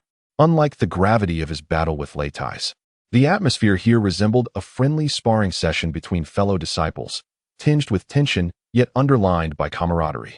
The match commenced. As the referee's words faded, both fighters sprang into action. There was no probing, no reservations. Krillin, well aware of Wukong's prowess, unleashed his full strength from the outset. His mastery of the turtle school techniques solid and formidable, his punches and kicks swift and powerful, his aura steady. Wukong, in turn, responded with his streamlined and efficient combat style, targeting weaknesses with precision. His speed was unparalleled, his reflexes razor-sharp, each block and dodge executed flawlessly, minimizing energy expenditure. The two became mere blurs, rapidly intertwining on the stage, the sounds of their strikes resonating like a torrential downpour. So fast, the movements are nearly imperceptible. The audience gasped in awe. Krillin grew increasingly alarmed. He sensed significant progress from his months of training, yet Wukong's advancement surpassed all expectations. It was not solely his strength and speed, it was an absolute mastery of combat rhythm and power application. His attacks felt as though they struck empty air or were effortlessly neutralized by an exquisite force. Turtle School Kamehameha. Seizing an opportunity, Krillin unleashed his signature move, sending forth a roaring blue energy wave. Wukong's gaze sharpened. Instead of countering the wave, he swiftly sidestepped, his right hand forming a blade-like gesture. enveloped in highly concentrated energy, slicing precisely into the side energy flow of the Kamehameha, with a tearing sound reminiscent of fabric being ripped apart. Krillin's Kamehameha was cleaved in two, whizzing past Wukong and dissipating in midair. What? Krillin stared, dumbfounded. It can be countered like that? In that fleeting moment of astonishment, Wukong closed the distance, delivering a seemingly gentle palm strike to his chest. A surge of solid yet gentle force erupted, overwhelming Krillin with a power he could not resist, sending him hurtling off the stage. The battle concluded. Sitting on the ground, Krillin felt somewhat dazed, then forced a wry smile and shook his head. I still can't beat you, Wukong. You've become even stronger. Wukong jumped off the stage, extending a hand to help Krillin up, and chuckled. You've become quite strong too, Krillin. You almost got me. Master Roshi, Shenron, observed from the sidelines, waves of emotion surging within him. Wukong's understanding and application of energy had far surpassed that of an ordinary turtle school disciple. His technique, which effortlessly simplified complexities, approached a philosophical realm. How terrifying was the guidance from that mysterious figure. After a brief intermission, the second semi-final commenced, Android 8 versus Chunlong. Android 8 walked onto the stage in silence, his movements still somewhat mechanical. Master Roshi took a defensive stance, sensing a chilling, mechanical danger emanating from the large figure, devoid of any discernible energy flow. The match began. Android 8 launched an immediate attack, exhibiting tremendous power and speed, yet his techniques were rigid and lacked variation. Master Roshi, seasoned and astute, easily evaded, attempting to target Android 8, south joints, and vital points. However, his strikes landed with a dull thud, akin to striking unyielding steel, barely inflicting any damage. Such hardness. Master Roshi silently marveled. This was strength beyond human capability. Android 8's electronic eyes flickered continuously, recording every movement of Master Roshi, analyzing his techniques and energy patterns. Though Master Roshi concealed them well, subtle fluctuations were still detected. After a few probing attempts, Master Roshi resolved to stop holding back. He needed to swiftly deal with this enigmatic opponent to conserve energy for the upcoming final against Wukong. Taking a deep breath, his energy surged, taking on a vast and profound quality as he slowly extended his hands. Turtle School Kamehameha, a beam of blue energy, far more robust and solid than those of Krillin or Wukong, surged toward Android 8. Android 8 did not flinch, its electronic eyes flashing wildly, seemingly analyzing the composition and energy intensity of the Kamehameha. It raised its arms, crossing them defensively in front of itself, preparing to withstand the blow. Boom! The energy wave struck with full force. A massive explosion enveloped the arena in smoke and debris. However, as the dust settled, Android 8 remained standing. Its arms charred, yet its stance unyielding. It had clearly sustained no significant damage. Lowering its arms, it revealed limbs gleaming with a metallic sheen. A robot. The audience erupted in astonishment.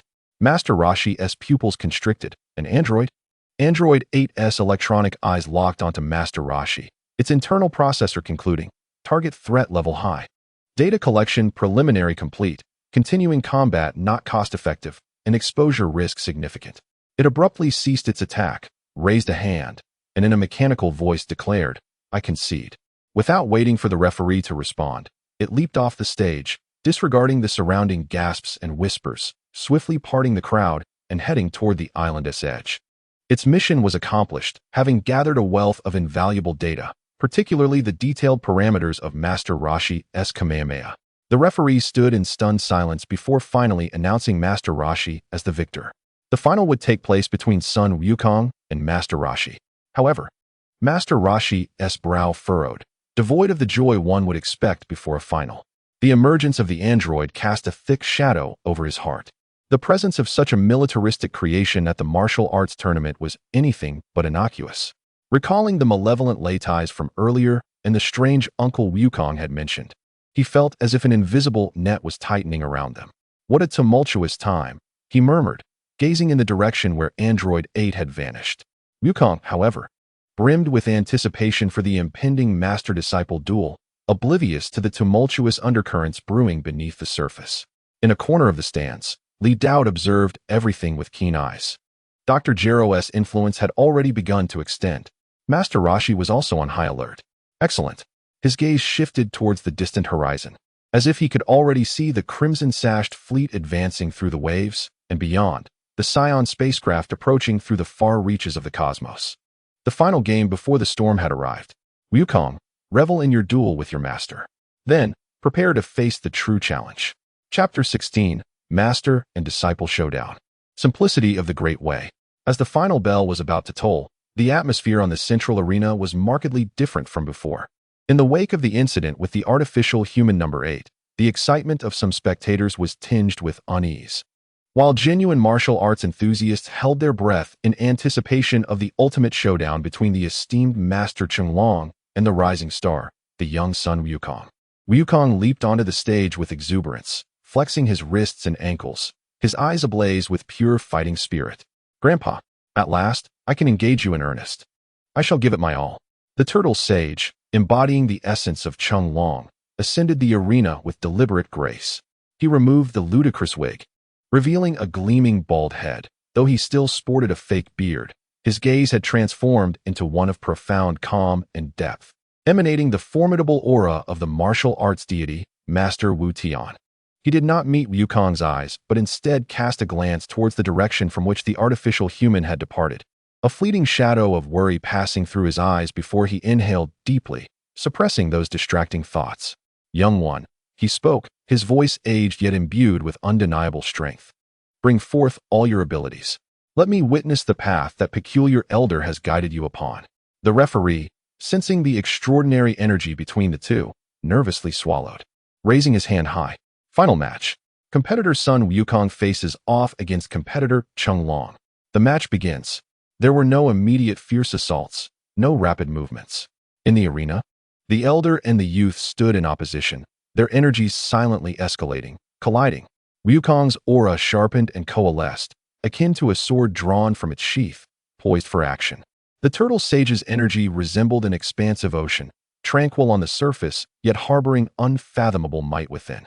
The two distinctly different energies intertwined in the air, causing the very space at the center of the arena to warp slightly, creating a suffocating sense of pressure. Such an intimidating force. Before they even moved, I felt as though I could not breathe. Murmurs of astonishment arose from the audience. Krillin, observing from the sidelines, felt his palms sweat. It dawned on him that during the morning qualifiers and quarterfinals, neither his master nor Wukong had revealed their true capabilities. They moved. Almost simultaneously, the figures of the two vanished from their positions. In the next instant, the arena erupted with a cacophony of clashes, akin to a tempest. Bang, bang, bang, crack, crack. The naked eye could scarcely capture their movements, only perceiving two blurred figures darting within a minuscule range, fists, feet, elbows, and knees transforming into the most lethal of weapons. Each collision resonating with a resounding thud and releasing fierce energy. Wukong's precision reached its zenith. His assaults no longer sought grand expanses, but instead concentrated power into a single point, exhibiting remarkable penetration as he sought the tiniest of openings in the turtle sage's techniques. His speed was unfathomable. Often, as the turtle sage swung a punch, he had already ghosted to the side. The turtle sage, on the other hand, displayed the mastery of one refined through countless trials. His techniques were fluid and seasoned. While they appeared impenetrable, he always struck with thunderous force at the most improbable moments. His energy was profound and enduring, as if inexhaustible, standing firm against Wukong's torrential onslaught like a mountain, skillfully countering with even greater finesse. This was no mere contest of strength and speed. It was a comprehensive clash of martial philosophy, combat wisdom, and the profound understanding and application of energy. Marvelous. The turtle sage became increasingly astonished and exhilarated. Wukong's style diverged entirely from the traditional turtle school, forming its own efficient, direct, and aggressive system. Particularly in his meticulous manipulation of energy, something not typically achievable by a child. This was undoubtedly the result of profound guidance and systematic correction of his fundamentals. Wukong, undeterred by his prolonged assault, felt his battle spirit surge. He suddenly stepped back, bringing his hands together once more. Kamehameha, a highly compressed azure energy sphere, formed instantaneously, emitting a piercing hum as it hurtled towards the turtle sage. The intensity of this strike surpassed any previous attempt. The turtle sage's eyes sparkled with intensity. He did not flinch or evade, but mirrored Wukong's stance with his own hands. Kamehameha. A thicker, more formidable blue beam surged forth to meet Wukong. However, at the moment of imminent collision, the front of the turtle sage's energy wave underwent a subtle transformation, shifting from pure impact to a motion imbued with rotation and enveloping intent. Boom! The two energies collided violently. Yet, rather than exploding immediately, they formed a brief stalemate in midair. The turtle sage's energy wave ground against Wukong's highly concentrated energy sphere, steadily wearing it down. Wukong gritted his teeth, pouring forth all his strength, veins bulging on his forehead. The turtle sage, too, bore a grave expression, channeling all his lifelong cultivation into this moment. The violent clash of energies caused the entire arena to tremble violently. Winds howled, forcing the audience to shield their eyes. At the peak of this standoff, the turtle sage suddenly inhaled deeply, his chest swelling, and let out a low shout. Huh! Accompanied by this exclamation imbued with pure energy, his Kamehameha surged with renewed brilliance. The grinding force multiplied exponentially. Crack! Wukong's meticulously condensed energy sphere was forcibly shattered, disintegrating. The residual shockwave surged towards Wukong. Wukong's pupils contracted, and he hastily crossed his arms in front of himself. Bang! He was knocked back repeatedly, with each step leaving deep imprints on the solid arena floor. He only managed to stabilize himself at the very edge of the stage, his arms tingling. The turtle sage dissipated the energy wave, breathing heavily, gazing at Wukong with a mixture of complex admiration and a hint of fatigue. You possess remarkable control and compression of energy, young one. I am humbled. Had it not been for decades of experience, I would have been the one to fall just now. He shifted his tone to one of utmost seriousness. But remember, young one, concentrated power is like a sharp blade, capable of cutting through anything, yet it is easily broken. True strength lies in the balance of hardness and softness, in the mastery of both the release and restraint of power. Destruction and protection are not opposites, but two sides of the same coin. This may be the very aspect you lack in your approach. Wukong stood in place, panting, reflecting on the sensation of his energy being ground to dust, and absorbing the turtle sage's words, a flicker of understanding passing through his eyes.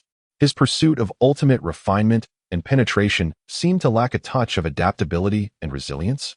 He lifted his head, ready to respond, but the turtle sage waved his hand and leaped down from the stage. I'm getting old, can't keep up. Let this match end in a draw. The championship is yours, young one. He chuckled, reverting to the guise of the lecherous old man. As if the martial arts master he had just been was but an illusion. The referee stood dumbfounded for a moment before, amidst the audience's uproar and cheers. He hesitantly announced, competitor Chung Long voluntarily concedes. The champion of this year's World Martial Arts Tournament is competitor Sun Wukong. Golden ribbons cascaded down, and the cheers were deafening. Wukong stood at the center of the arena, basking in the glory of victory. Yet his mind echoed with the turtle sage's final words and the remarkable energy that had shattered his Kamehameha. The balance of hardness and softness.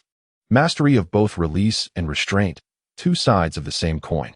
He felt as though he had touched upon a new threshold, behind which lay a world far more vast and profound.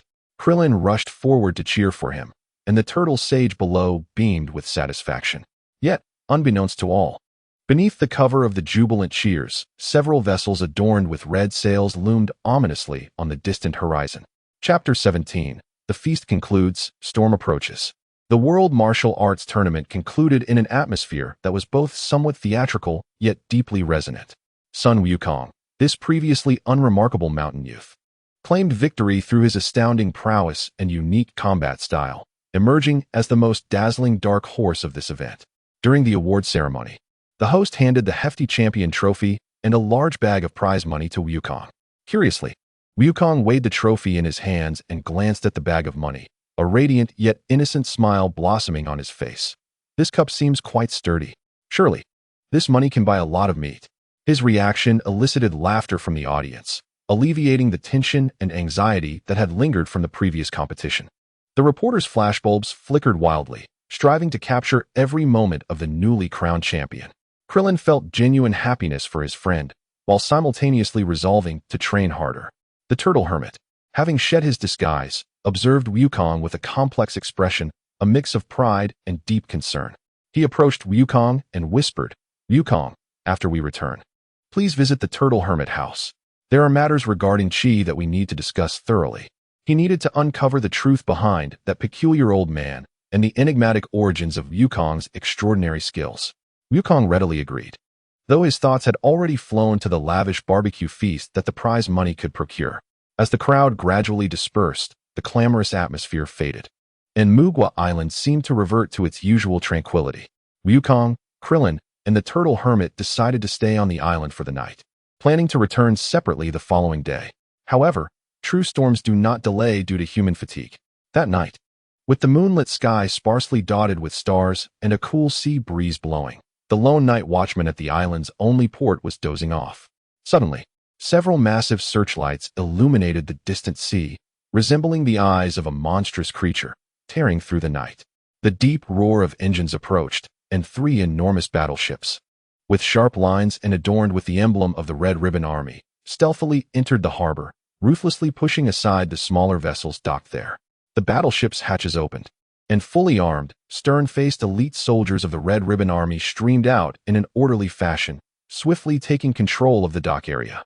The leading officer, wielding an energy detector and a tablet, observed the image and detailed data of Sun Wukong on the screen. Following the orders of Dr. Jero, the target was Sun Wukong, last spotted in the hotel area of the island.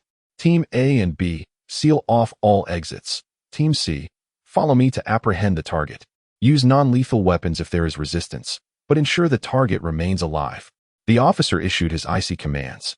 The soldiers nodded silently, like well-trained hounds, swiftly and efficiently dispersing towards the hotel area at the center of the island. Their movements startled a flock of night birds, the flapping of their wings resonating sharply in the stillness of the night.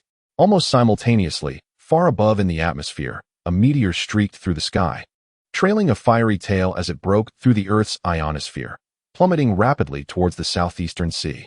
It descended with incredible speed, creating a deafening roar as it collided with the air, ultimately crashing onto an uninhabited reef near Muba Island with a thunderous impact, sending dust and waves soaring into the air.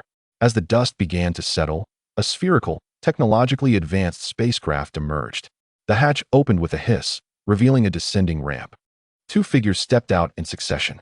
The foremost figure was of medium stature, clad in standard Scion battle armor, with black hair standing upright like flames. His gaze icy and proud, a cruel smirk gracing his lips. Vegeta.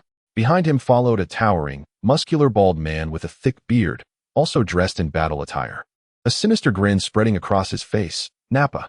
Humph, that fool Raditz actually fell on such a lowly planet, Vegeta remarked disdainfully, observing the energy readings concentrated towards Muba Island and Raditz's feeble signal on the detector. Nappa grinned widely. Vegeta, it seems this planet has some decent pests after all. Just the right opportunity to stretch our muscles. Let's not waste time, Vegeta replied apathetically. Find Kakarot, inquire about the Dragon Balls, and then eradicate this planet. Our time is precious.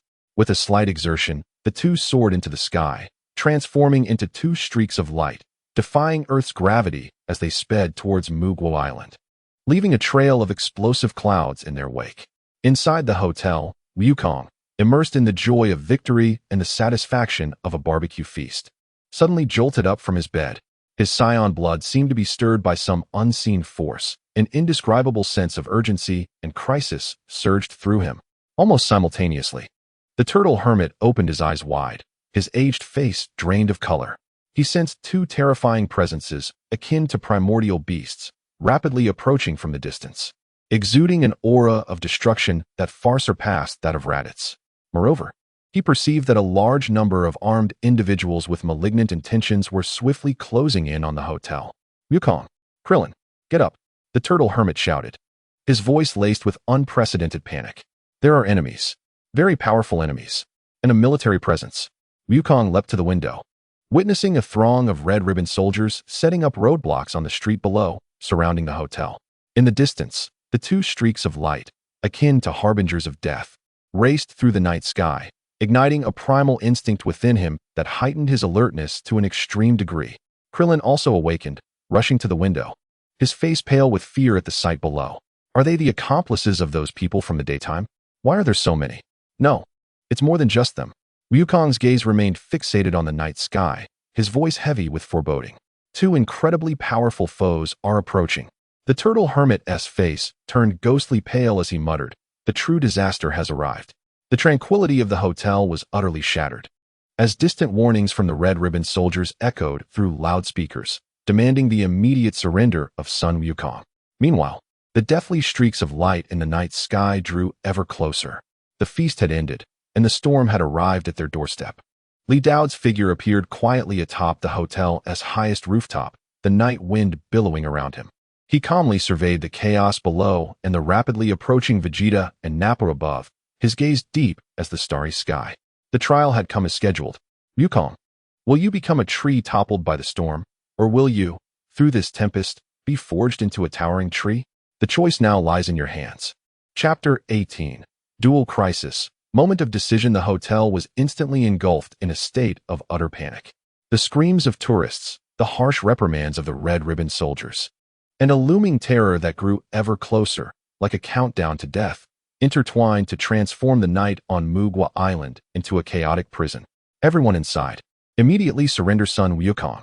Otherwise, we will take coercive measures. Downstairs, the red-ribbon officer's voice rang cold and authoritative through the loudspeaker. The searchlight beams locking onto the hotel exits. Wukong, what do we do? Krillin, paralyzed by fear, lost all sense of direction in the face of the military and the unknown threat. The turtle hermit's face was ashen, sweat soaking his forehead. He quickly evaluated the situation. Downstairs were well-equipped soldiers, a nuisance but not insurmountable. Yet the two rapidly approaching presences in the sky posed a true calamity. Their evil and power sent tremors of despair through his old bones. We cannot confront them directly, the turtle hermit decisively declared, his voice urgent and hoarse. Especially regarding the two monsters approaching from above. We must split up and divert their attention. He turned sharply to Wukong and Krillin. Krillin, you and I will take the back route. Create chaos to draw the attention of the soldiers below. Wukong. He grasped Wukong's shoulders tightly, his expression more serious than ever. You must run into the deep mountains and forests at your fastest speed. The farther, the better. Do not look back. Do not let those two from the sky catch up to you. Do you understand? This was the only possible way to ensure Wukong's survival. Relying on Wukong to confront such a monstrous foe is akin to striking a stone with an egg. Yet Wukong clenched his fists, the warrior blood of the Scions roaring within him. Although the two approaching presences were terrifying, they also ignited an intense spirit of defiance within him. He did not wish to flee. However, there was no room for hesitation. The turtle sage nearly bellowed. Do you wish to perish? Do you wish to witness this island, to see Klin and everyone you know be obliterated because of you? They are targeting you. Depart at once. Those final words struck Wukong's heart like a hammer. He cast a glance outside at the increasingly imminent streaks of light and the myriad of gun barrels below, then looked at the pale-faced Klin and the desperately anxious turtle sage. Finally, gritting his teeth, he resolved, I understand. Be careful. With that, he hesitated no longer. Crashing through the window of the room, his body shooting forth like an arrow released from a bow, not landing on the ground, but rather nimbly leaping onto the hotel rooftop after several powerful footfalls against the wall, then sprinting fiercely toward the depths of the island, towards the undulating mountains. His speed left a blurred afterimage in the night. There he is, on the rooftop. Fire. The soldiers below, adorned in red sashes, immediately identified the target. And a cacophony of gunfire erupted, bullets howling toward the rooftop, but most failed to catch up with Wukong's swift pace, shattering tiles in vain. Pursue. An officer shouted in exasperation, with some soldiers attempting to rush into the hotel while others scrambled to their vehicles, aiming to intercept him. Almost simultaneously with Wukong's dash, the turtle sage and Klin burst forth from the hotel's back in trance. Turtle School Kamehameha. The turtle sage unleashed a scaled-down Kamehameha wave toward the gathering soldiers, not with the intention to kill, but to create a massive explosion and cloud of dust. Boom. The dust enveloped the area, throwing the soldiers into disarray. Klin, move. The turtle sage shouted, seizing the moment to lead Klin in another direction, attempting to divert the pursuing soldiers. Yet, their actions held no significance against the true threat. In the night sky, Vegeta and Nappa hovered, coldly surveying the chaos below. Humph, the desperate struggles of mere rats, Nappa sneered, cracking his knuckles. Vegeta, Which one is Kakarot? Vegeta's scouter accurately pinpointed the energy source darting swiftly through the forest, a cruel smile curling at the corners of his mouth. The energy response was the strongest, and it was rapidly escalating. The Scion bloodline was unmistakable. This is somewhat intriguing, significantly stronger than what Raditz reported. He completely disregarded the chaos instigated by the Turtle Sage and Klin. To him, their energies were as feeble as fireflies. Nappa, go play with those insects below. But don't kill them all. Inquire about the Dragon Ball's whereabouts, Vegeta commanded nonchalantly, as if discussing a trivial matter. Kakarot, I will handle this. Leave it to me. Ha. Nappa roared with excitement, diving toward the Turtle Sage and Klin like a meteor, the resulting sonic boom deafening. Meanwhile, Vegeta's form flickered, transforming into a streak of light as he pursued the direction of the forest at a velocity far surpassing Wukong's. His speed was terrifying. In mere breaths, he was already closing in on Wukong's figure. As Wukong sprinted with all his might, he felt an overwhelming pressure surging from behind, akin to a tsunami. A massive sense of crisis sent chills down his spine, and he turned abruptly to see that icy figure almost upon him. Can you run away, Kakarot? Vegeta's cold voice echoed like a whisper of death in the air. He did not even need to strike, with a mere flick of his hand. A colossal invisible shockwave slammed into the mountains before Wukong. Boom. The earth shook violently. Trees were cleaved in half, shattered, and the ground was gouged into a deep ravine, completely obstructing Wukong's path. Forced to halt, Wukong spun around, assuming a combat stance, breathing heavily as golden flames erupted uncontrollably from within him. His pupils flashing with gold as he fixed his gaze on the slowly descending Vegeta, whose expression was one of mockery and disdain. Who are you? Wukong growled, the sinister aura emanating from his opponent sending waves of discomfort through him.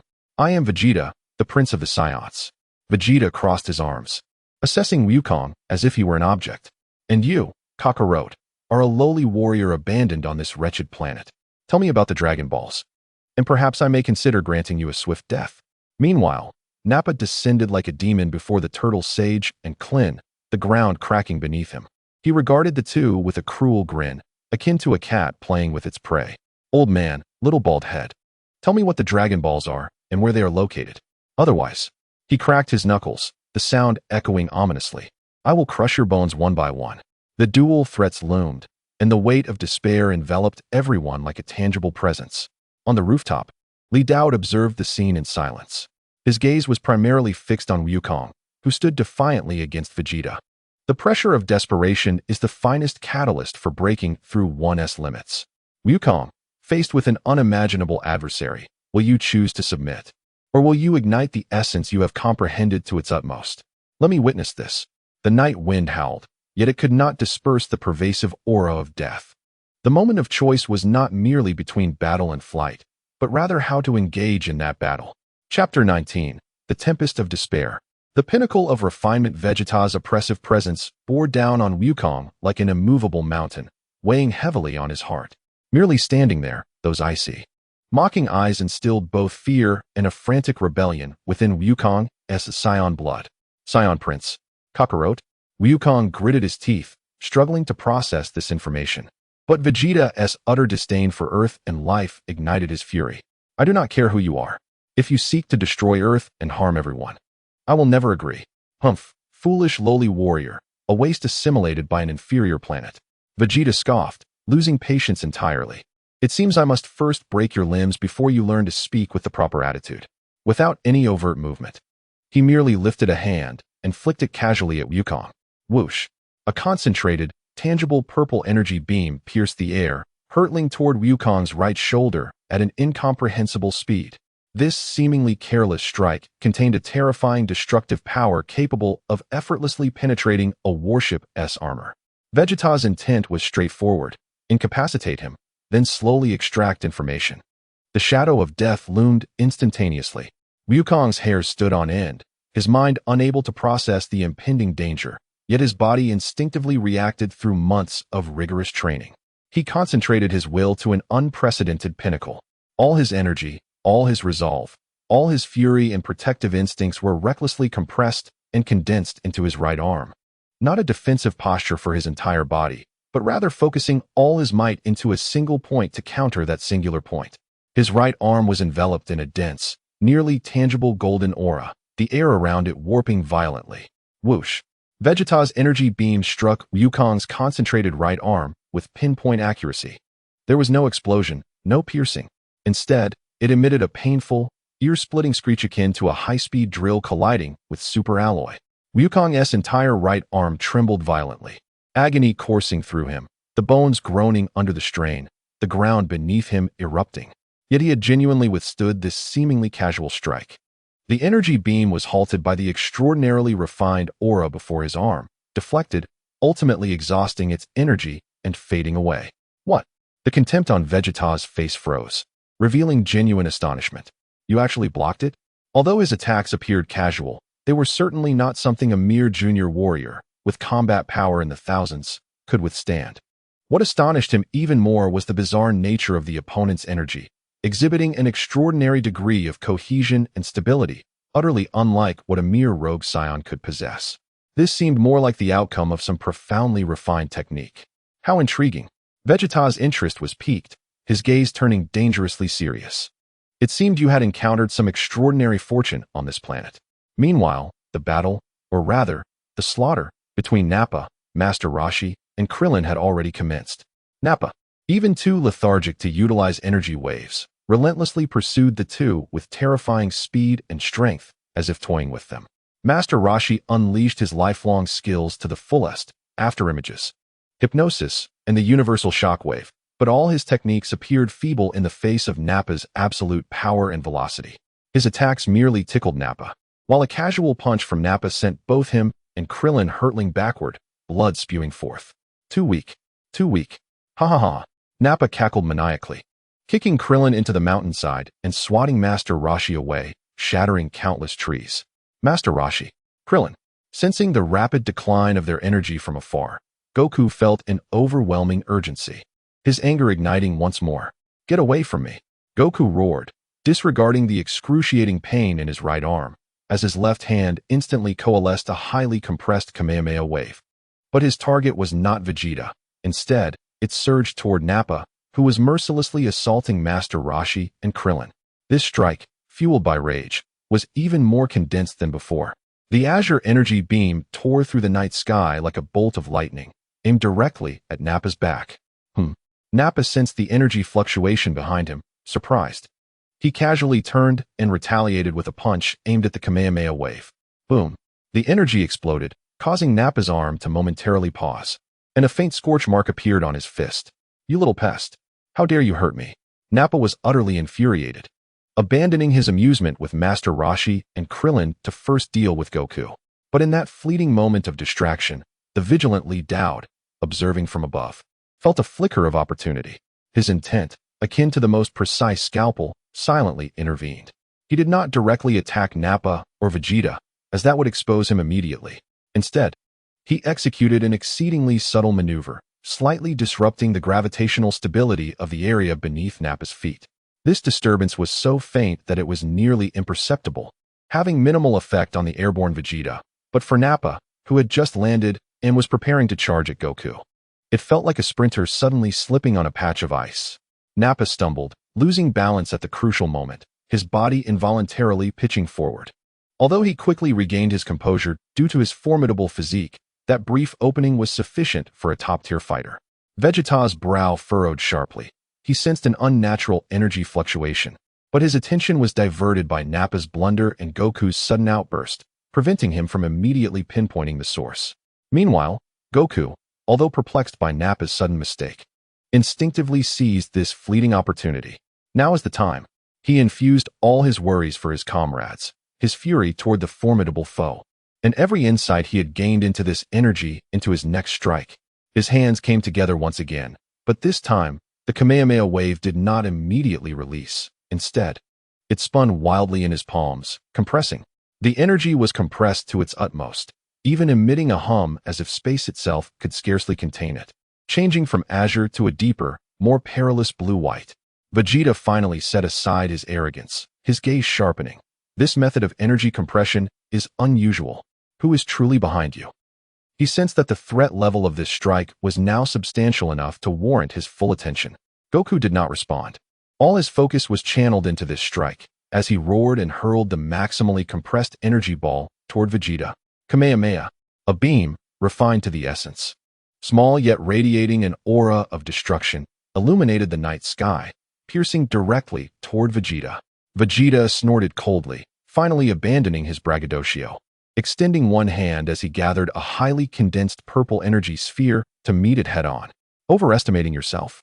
The two streams of extremely refined energy were poised to collide once more. At that moment, Nappa had just stabilized himself, while Master Roshi and Krillin lay grievously injured on the ground, their fates uncertain.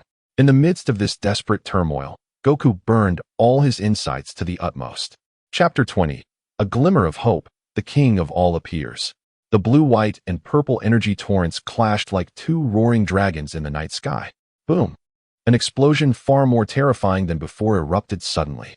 Blinding light consumed everything in an instant, the massive shockwave expanding in a circular fashion, flattening trees and rocks within hundreds of meters, even shattering the glass of distant hotel buildings. At the epicenter of the energy collision, the very fabric of space seemed to warp violently. Goku gritted his teeth, blood trickling from the corner of his mouth, his arms trembling violently as he squeezed every ounce of energy from within, desperately maintaining the output of the Kamehameha wave. That ultimate refinement allowed his energy to momentarily match Vegeta's in quality, yet the vast disparity in total energy was an insurmountable chasm. Vegeta pushed forward with one hand, the purple energy steady as a mountain. Despite a hint of surprise on his face, he retained an absolute sense of control. Such astonishing energy properties. Yet a mere insect remains a mere insect. How long can your energy endure? Crack! The bones in Goku's arms cried out under the immense strain as the maximally condensed Kamehameha wave began to show signs of instability, slowly being pushed back by Vegeta's more formidable energy. The outcome seemed all but sealed. On the other side, Nappa shook his head, fully recovering from the earlier bizarre imbalance. Being repelled by a mere insect and left in disarray filled him with rage. Damn wild monkey. I will smash you into a pulp. He ignored the grievously injured Master Roshi and Krillin beneath him, launching himself from the ground with such force that it created a large crater. His massive frame shooting toward the edge of the energy clash, intent on delivering a lethal blow to Goku from the side. With Vegeta's absolute domination in front and Nappa's violent ambush from the side, it was truly a deadly situation. Goku sensed the terrifying killing intent approaching from Nappa, but all his strength was devoted to resisting Vegeta, leaving him unable to divert his attention. A profound sense of helplessness and despair surged within him. Is this truly the end? Just as the situation reached a critical point, time seemed to be pressed on the pause button. Nappa's frenzied charge froze midair. Vegeta's hand, pushing the energy wave, came to a standstill. The scattered dust and energy hung suspended in the air. The flashing lights of the distant hotel ceased to move. The droplets of water splashed by the waves at the shore floated in crystalline suspension. The pained expressions of Master Roshi and Krillin froze. Even the wind held its breath. The entire world fell into a deathly silence, a gray-white stillness. Only Goku's thoughts and gaze remained active. What is happening?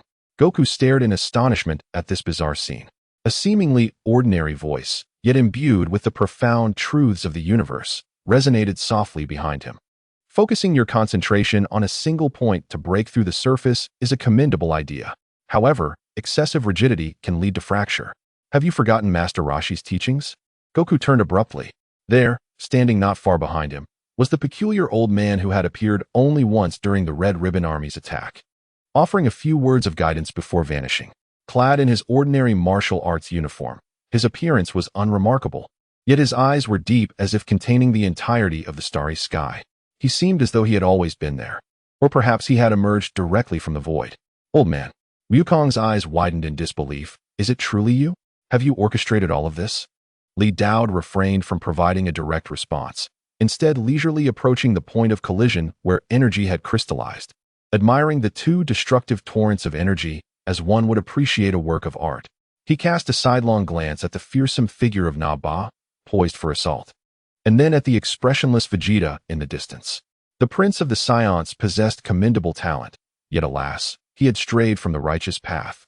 obsessively pursuing mere brute strength with barbaric ferocity. Li Dao shook his head slightly, his tone reminiscent of one critiquing a trivial object. Then, he turned his gaze upon Wukong, his expression growing grave. Son Wukong, remember the essence of your battles. To protect does not solely entail confrontation through brute force. The utmost gentleness of water can penetrate gold and stone. The flow of energy can transform myriad forms. He extended a finger, gently touching the crystallized point of energy collision. There was no brilliance, no grand display, as if he were merely brushing away a speck of dust. Yet, at the instant his fingertip made contact, Wukong's blue-white Kamehameha, which had been driven back to the brink of disintegration, underwent a profoundly intricate transformation. The extreme rigidity seamlessly fused with an ineffable softness and resilience. No longer did it contend head-on against Vegeta's energy. Instead, it began to rotate with the precision of a high-speed drill, akin to water concealing a needle, executing a more efficient, clever approach to penetrate, deflect, and wear down the violet energy. Simultaneously, with a casual flick of his other hand towards Muba, who was charging from the side, Li Dao acted as though a gentle breeze had swept over a mountain ridge. Muba's massive form, frozen yet brimming with terrifying kinetic energy, was as if nudged by an unseen giant hand, suddenly altering direction without warning, defying the laws of physics, and hurtling back at a speed greater than before, crashing into the deep pit he had created moments ago, enveloped in a cloud of dust and buried beneath. His fate unknown. Having accomplished this, Li Dao's figure began to blur, as if he were merging with the stillness of time and space. The remainder was left to you. His voice faded into the distance. The universe is vast, and enemies are formidable. Grow swiftly, son Wukong. Perhaps Vegeta could serve as a fine whetstone. As his words echoed, the gears of time seemed to resume their motion. Colors returned, sounds re-emerged, and energy surged once more. Vegeta suddenly sensed that the energy wave, which had been on the verge of collapse, had transformed into something extraordinarily troublesome and peculiar. No longer a clash of brute force. It now possessed an uncanny quality of rotation, infiltration, and energy dissipation, gradually penetrating his energy defenses and bearing down upon him. What? Vegeta was taken aback, utterly unable to comprehend this sudden turn of events. He was compelled to amplify his energy output and dodge to the side. Zzz. The blue-white energy beam grazed his shoulder, obliterating a distant hillock in an instant, leaving nothing but annihilation in its wake. Meanwhile, Muba lay buried at the pit's bottom, reduced to silence. Wukong stared blankly at his own hands, then glanced at the disheveled Vegeta, whose face was a mask of anger and confusion, as the words of that enigmatic elder and the extraordinary transformation of energy echoed in his mind. The gentleness of water can penetrate gold and stone. The flow of energy can transform myriad forms. A revelation dawned upon him, akin to sunlight breaking through dark clouds, illuminating his heart. The light of hope was reignited amidst this dire predicament. Vegeta, however, had completely set aside any disdain. His gaze now heavy with seriousness and vigilance as he scanned his surroundings, barking, "Whose power was that just now? Who dares to intervene from the shadows? Show yourself." He sensed a supreme force, unfathomable and imperceptible, yet undeniably altering the course of battle. Though the Grand King had vanished, the ripple he had cast had already stirred up revolutionary waves in this pool of despair. Chapter 21. The initial understanding of Yin and Yang, the Prince's fury. Vegeta's shout reverberated through the night wind, yet met with no response. The intervention of that supreme force had been abrupt, vanishing without a trace, as if it were merely a figment of his imagination. Yet the fiery sting on his injured shoulder and the grim fate of Muba served as cold reminders that the events had indeed transpired. The unknown often instills a greater fear than the known. A seed of doubt was sown in Vegeta's proud heart, and he cautiously surveyed the surrounding darkness, his combat power detector spinning wildly, yet failing to capture any anomalous energy sources. Wukong, on the other hand, was entirely absorbed in the experience of that extraordinary moment. The gentleness of water can penetrate gold and stone. The flow of energy can transform myriad forms. The words of that mysterious elder echoed in his mind like a resounding bell. He gazed down at his hands, striving to recall and emulate the sudden softness and resilience he had felt in that energy wave. He resumed his stance, facing Vegeta once more. However, this time, The golden aura surrounding him was no longer merely sharp and aggressive. It began to exhibit a subtle sense of restraint and flow, as though the surface of molten gold was covered by a layer of flowing water, harmonizing strength and gentleness. Vegeta's attention was drawn back to Wukong's transformation, suppressing his doubts. His gaze turned cold and brutal once more. Regardless of the nature of the interference, he must first deal with this peculiar lower-class warrior. Feigning divinity. No matter what fortune you have encountered, it is futile in the face of absolute power. Vegeta roared, unleashing all his energy. The violet aura erupted violently, engulfing him like tangible flames, the terrifying pressure causing the entire island to tremble. The ground beneath him cracked, and even the severely wounded turtle sage and Krillin in the distance felt their breath catch in their throats. Prepare yourself. Gallic gun. Vegeta raised his hands high, condensing a purple energy sphere many times larger and more ferocious than before, resembling a miniature sun, emitting a devastating radiance. He aimed to obliterate this bothersome insect with a single stroke. Faced with this world-destroying assault, Wukong chose not to engage head-on. He inhaled deeply, recalling the imagery of water penetrating rock and the sensation of energy being deftly guided and deflected. He placed his hands before him, palms facing each other, and his energy began to circulate in an unprecedented manner, no longer a sheer compression of impact, but forming a high-speed vortex imbued with qualities of dissipation and guidance. Huh. Wukong let out a low growl, propelling the massive vortex towards the Gallic gun unleashed by Vegeta. Boom. The cataclysmic energies collided once more. Yet this time, there was no earth-shattering explosion. The ferocious energy of the Gallic gun struck against the vortex Wukong had created, as if a boulder had plunged into a swirling torrent. A portion of the energy was forcibly diverted by the rotational force, grazing Wukong's body and shooting into the night sky, generating towering waves upon the distant sea. Another part of the energy was continuously worn down and decomposed by the vortex. Wukong's body trembled violently, blood seeping from the corners of his mouth, clearly bearing the brunt of immense pressure. This intricate manipulation consumed far more mental and physical energy than a direct confrontation, yet he gritted his teeth, enduring steadfastly. What? Vegeta was once again taken aback. His strike, potent enough to annihilate a city, had been mitigated by his opponent in such a bizarre manner. This technique of energy manipulation was utterly unprecedented. Curse you. Vegeta was incensed, his pride as a Saiyan prince repeatedly provoked. He could not tolerate it. He frantically increased his energy output, the brilliance of the Gallic gun surging once more, attempting to crush that insufferable vortex with sheer power. Wukong's burden intensified, the vortex growing unstable, on the verge of collapse. In this critical moment, Wukong experienced a moment of enlightenment. He ceased attempting to fully block or deflect and instead allowed his body to float backward like willow fluff in the wind, while simultaneously guiding the vortex in a motion akin to a throw. Back at you. With the power of Vegeta and the final rotation of his cyclone, he forcefully hurled the remaining energy of the Gallic gun, mingled with a part of his own ki, towards the distant pit where Naba lay buried. A thunderous explosion erupted, creating a small mushroom cloud at the site of Naba. The ground was blasted into a massive, deep crater. A muffled and agonized scream emanated from the pit, as Naba, who had just begun to show signs of awakening, was once again rendered unconscious by the explosion of this mixed energy, worsening his injuries. Meanwhile, Wukong, utilizing the recoil from the blast, gracefully floated backward. Though breathless and pale, he successfully evaded Vegeta's lethal strike. Through gentleness, overcoming rigidity, and using force against force, he touched the threshold of an entirely new realm for the first time.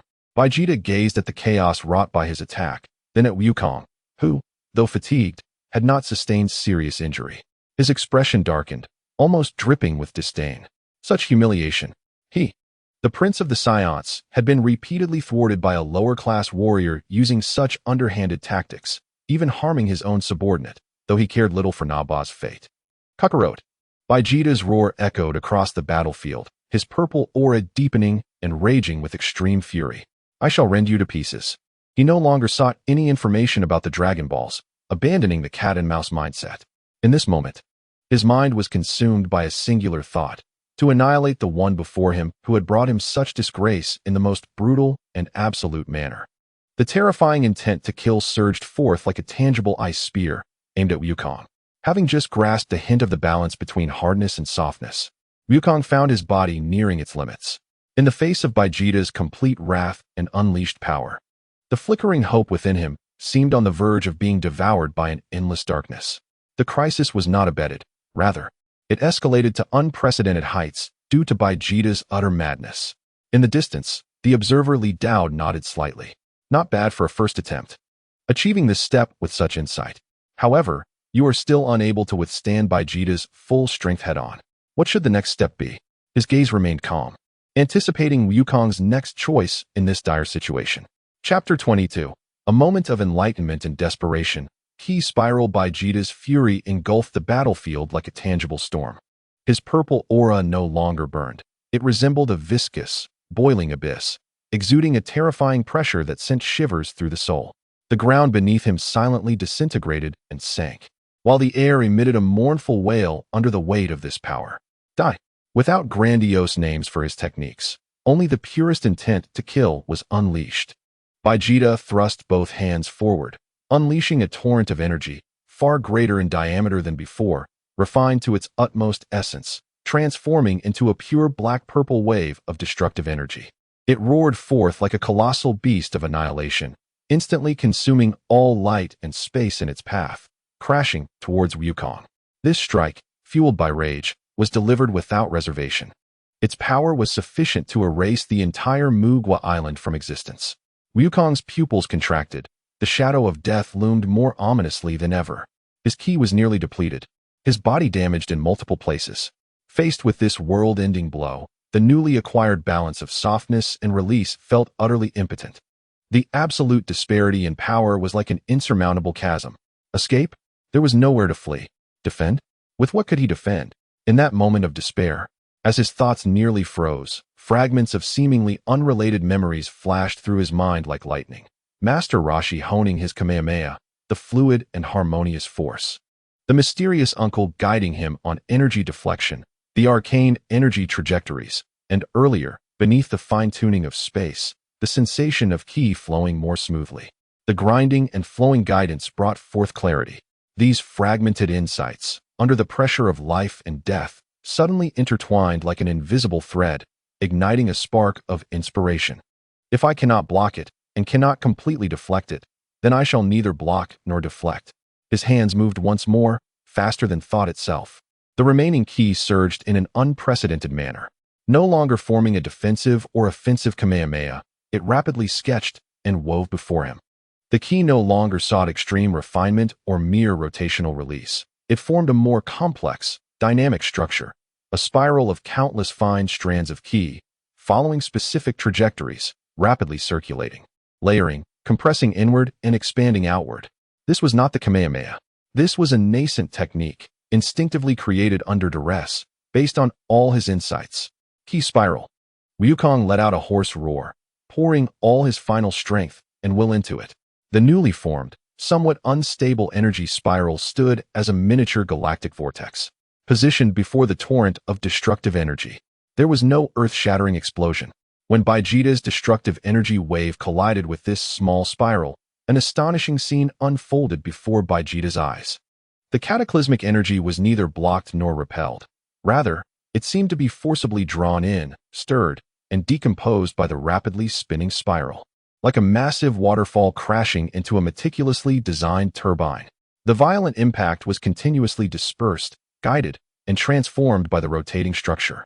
Wukong's ki spiral visibly brightened and expanded, teetering on the brink of collapse. Yet he held firm, blood oozing from every orifice, his body trembling violently like a candle flickering in the wind.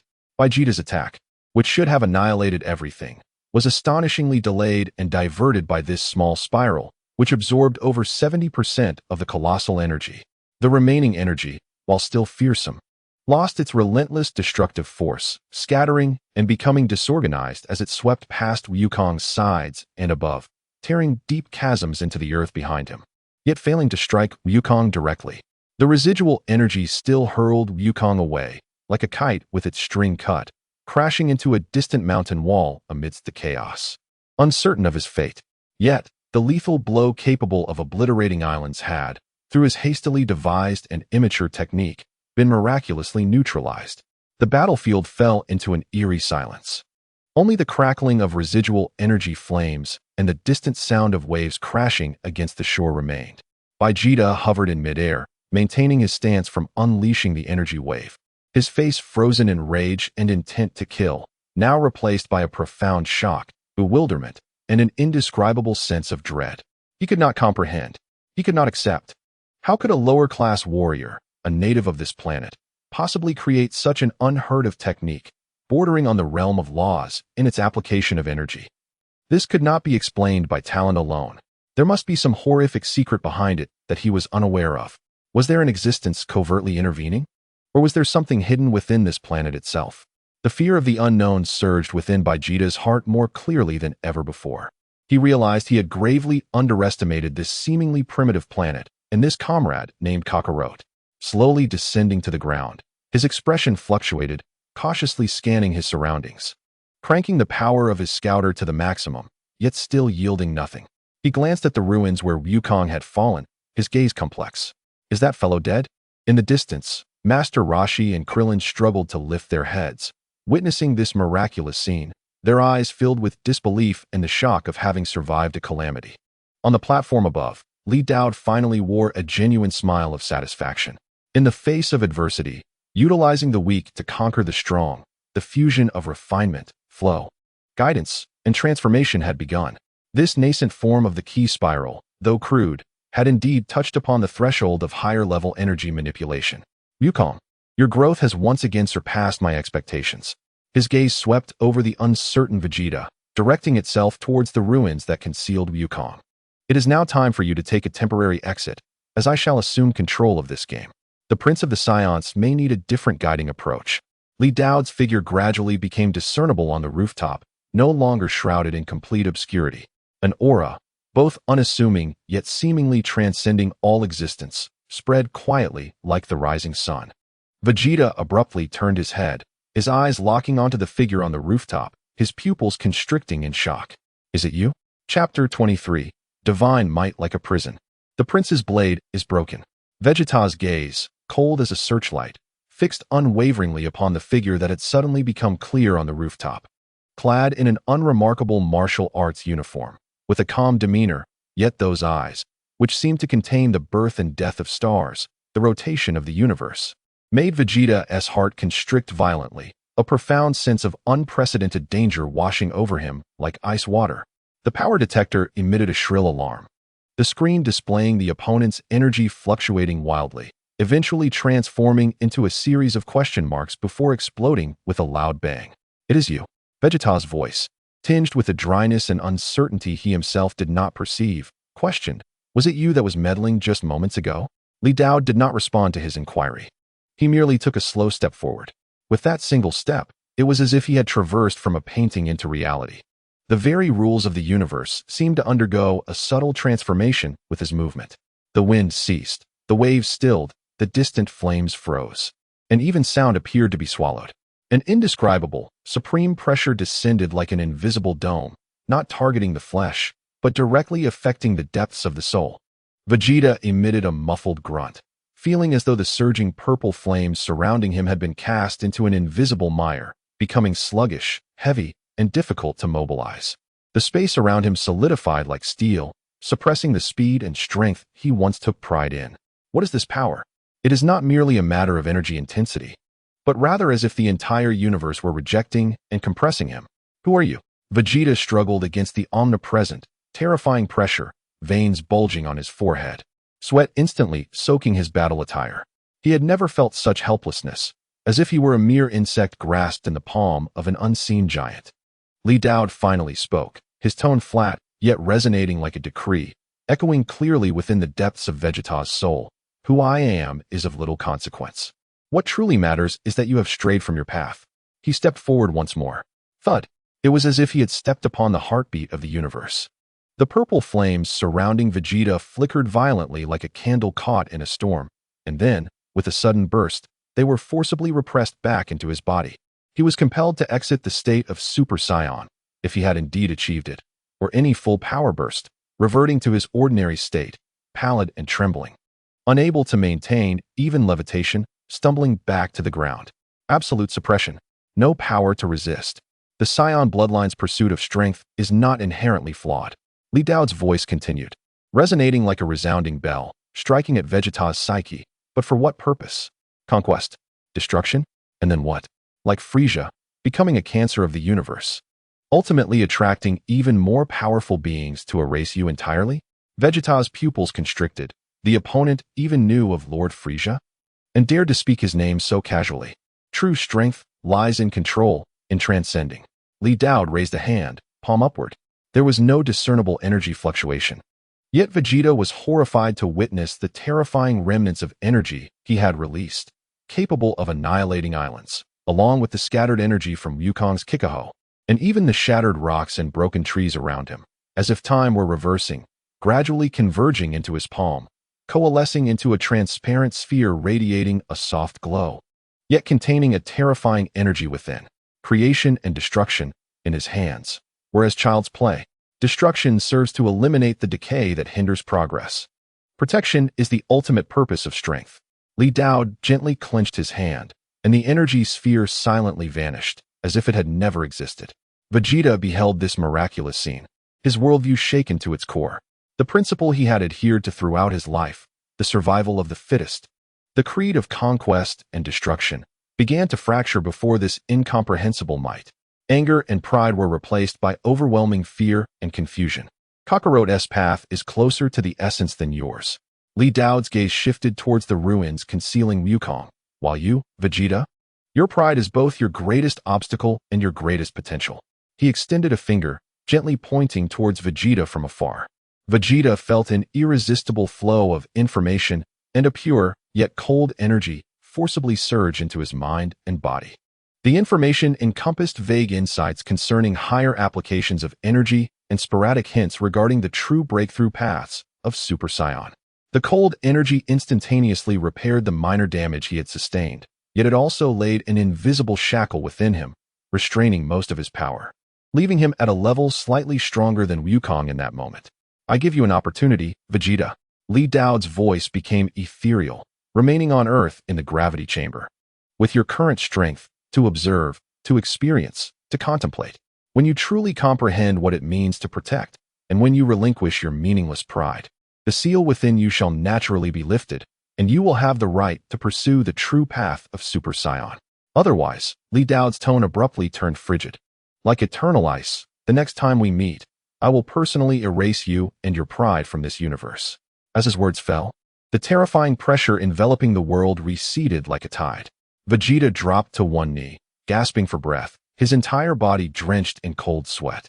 He felt the power within him, now sealed to a significant extent, along with that cold shackle, his face filled with humiliation, anger, fear, and a hint of confusion and shock he was reluctant to acknowledge.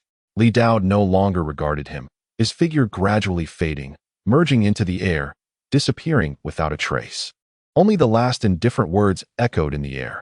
Take your two useless companions and leave this island. Do not disturb its recovery. Vegeta remained kneeling, motionless. Everything that had transpired that night had completely overturned his understanding. That mysterious and terrifying presence, that peculiar Kakarot, along with the discourse on the significance of power, all felt like a nightmare, yet were undeniably real. He glanced towards the direction where Wukong lay buried, then at the places where Naba and Raditz were unconscious. Ultimately, humiliation and a yearning for the truth of Super Saiyan overwhelmed everything. He struggled to rise, wordlessly making his way towards the pit created by Naba and the medical point where Raditz lay. The proud Saiyan prince lowered his noble head for the first time, not in submission, but forced to confront a reality that far exceeded his comprehension, beginning to taste the bitter fruit of failure and the budding of contemplation. Divine might, in an instant, severed the arrogance of the proud prince, forcibly altering his trajectory. Beneath the ruins, Wukong's aura, though faint, persisted tenaciously, like a flickering candle in the wind, yet brimming with vitality. Chapter 24. Embers of Renewal. The path ahead is clear. The dawn's light struggled to pierce through the lingering smoke and dust, casting its glow upon the ravaged Muba Island. Once a flourishing tourist destination, it now resembled a land trampled by a colossal beast, with shattered buildings, charred earth, and immense craters silently recounting the ferocity of last night's battle. Gu Xianren and Kellen assisted each other, laboriously emerging from the ruins. Though their injuries were severe, they were fortunate that their foundations remained intact. The two staggered toward the debris of the mountainside where Wukong had been buried. "Wukong, hang in there," Kellen cried, digging through the rubble with his bare hands. While Gu Xianren, disregarding his own wounds, summoned the remnants of his strength to assist. Just as they were consumed with urgency, a section of rubble was suddenly pushed aside from within. Wukong emerged, coughing and covered in dirt, struggling out from the wreckage.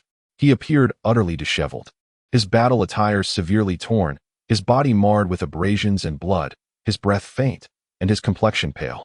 Yet his eyes sparkled astonishingly, brimming with the fatigue of survival and an unprecedented clarity of insight. "Wukong," Kellen exclaimed in delight, embracing him tightly. "You're alive. This is wonderful." Gu Xianren carefully examined Wukong's condition, sighing in relief. "You're gravely injured and utterly exhausted, but your foundation remains intact. This is truly miraculous." He recalled the earth-shattering yet enigmatic final clash from the previous night, still haunted by it. "I'm fine," Wukong replied, his voice somewhat hoarse. He moved his sore body, surveying the devastation around him, ultimately gazing in the direction where Vegeta had departed, his expression complex. "That Vegeta he left?" "Yes," Gu Xianren nodded gravely. "He departed with that large fellow and Ladizi aboard their spaceship. However," he paused, reflecting on Vegeta's ominous yet less murderous gaze upon leaving. Along with the noticeably suppressed aura he exuded, he seemed somewhat changed. Wukong nodded silently, sensing that Vegeta's final killing intent had dissipated, replaced by a stifling silence. He vaguely felt that this was undoubtedly connected to the mysterious uncle who had appeared. "Wutian Laosher, Kellen," Wukong raised his head, his gaze resolute. "I am too weak." Kellen was taken aback. "Wukong, you are already so powerful, even able to counter Vegeta's ultimate move." "No, it is still insufficient," Wukong interrupted, clenching his fists. "If it weren't for that uncle, if I hadn't grasped something at the last moment, we would have perished. There are more enemies in the universe like Vegeta, perhaps even stronger. If we wish to prevent Earth from facing such peril again, I must become stronger. Strong enough to truly protect this place." His words expressed, for the first time, a clear and steadfast commitment to guardianship. Gu Xianren looked at Wukong with admiration, seeing in his disciple a comprehension of martial arts that transcended Wutaidu Laosher and even his own understanding of martial responsibility. "You speak wisely, Wukong," Gu Xianren solemnly stated.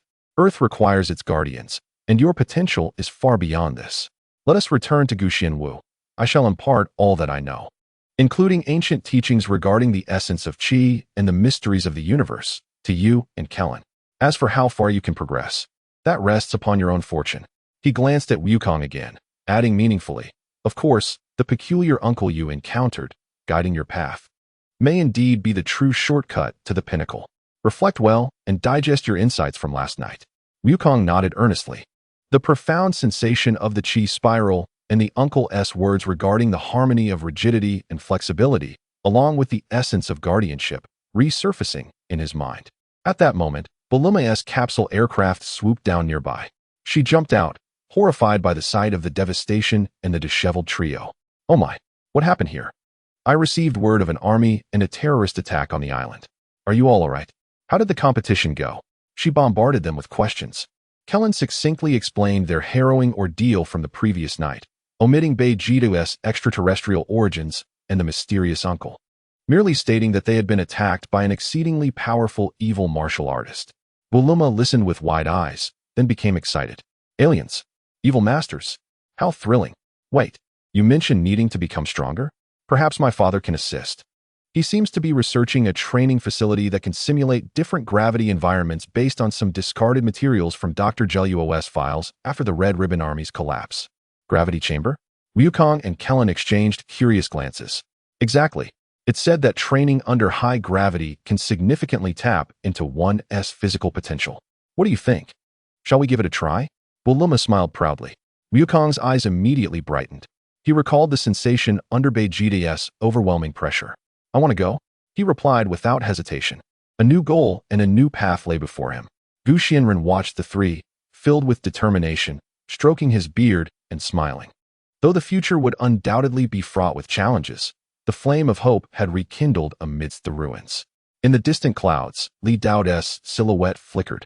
Observing Wukong as he boarded the aircraft, heading toward Shidu, nodding slightly. The seeds had been sown, and the path had been illuminated. Gravity chambers, Kaishan planet, and even more distant galaxies awaited. Wukong, venture forth and grow stronger. As for me, I shall continue to watch over this starry sky until the day you can truly stand on your own. The sunlight finally dispelled the darkness entirely, illuminating the shattered island and casting light upon a path filled with infinite possibilities leading to the vast cosmos. The story of Earth had turned a new page. Chapter 25, Gravity Hell, Reforging the Foundation. In Shidu, the vast backyard of Bulumi's home stood a structure resembling a large metallic capsule. Its surface adorned with various pipes and indicator lights, emitting a low hum.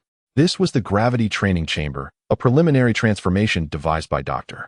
Burifa based on incomplete data and his own ingenious concepts. Wukong, Kellen, and even the eager Yamcha, who had rushed over upon hearing the news, gathered curiously at the entrance of the gravity chamber.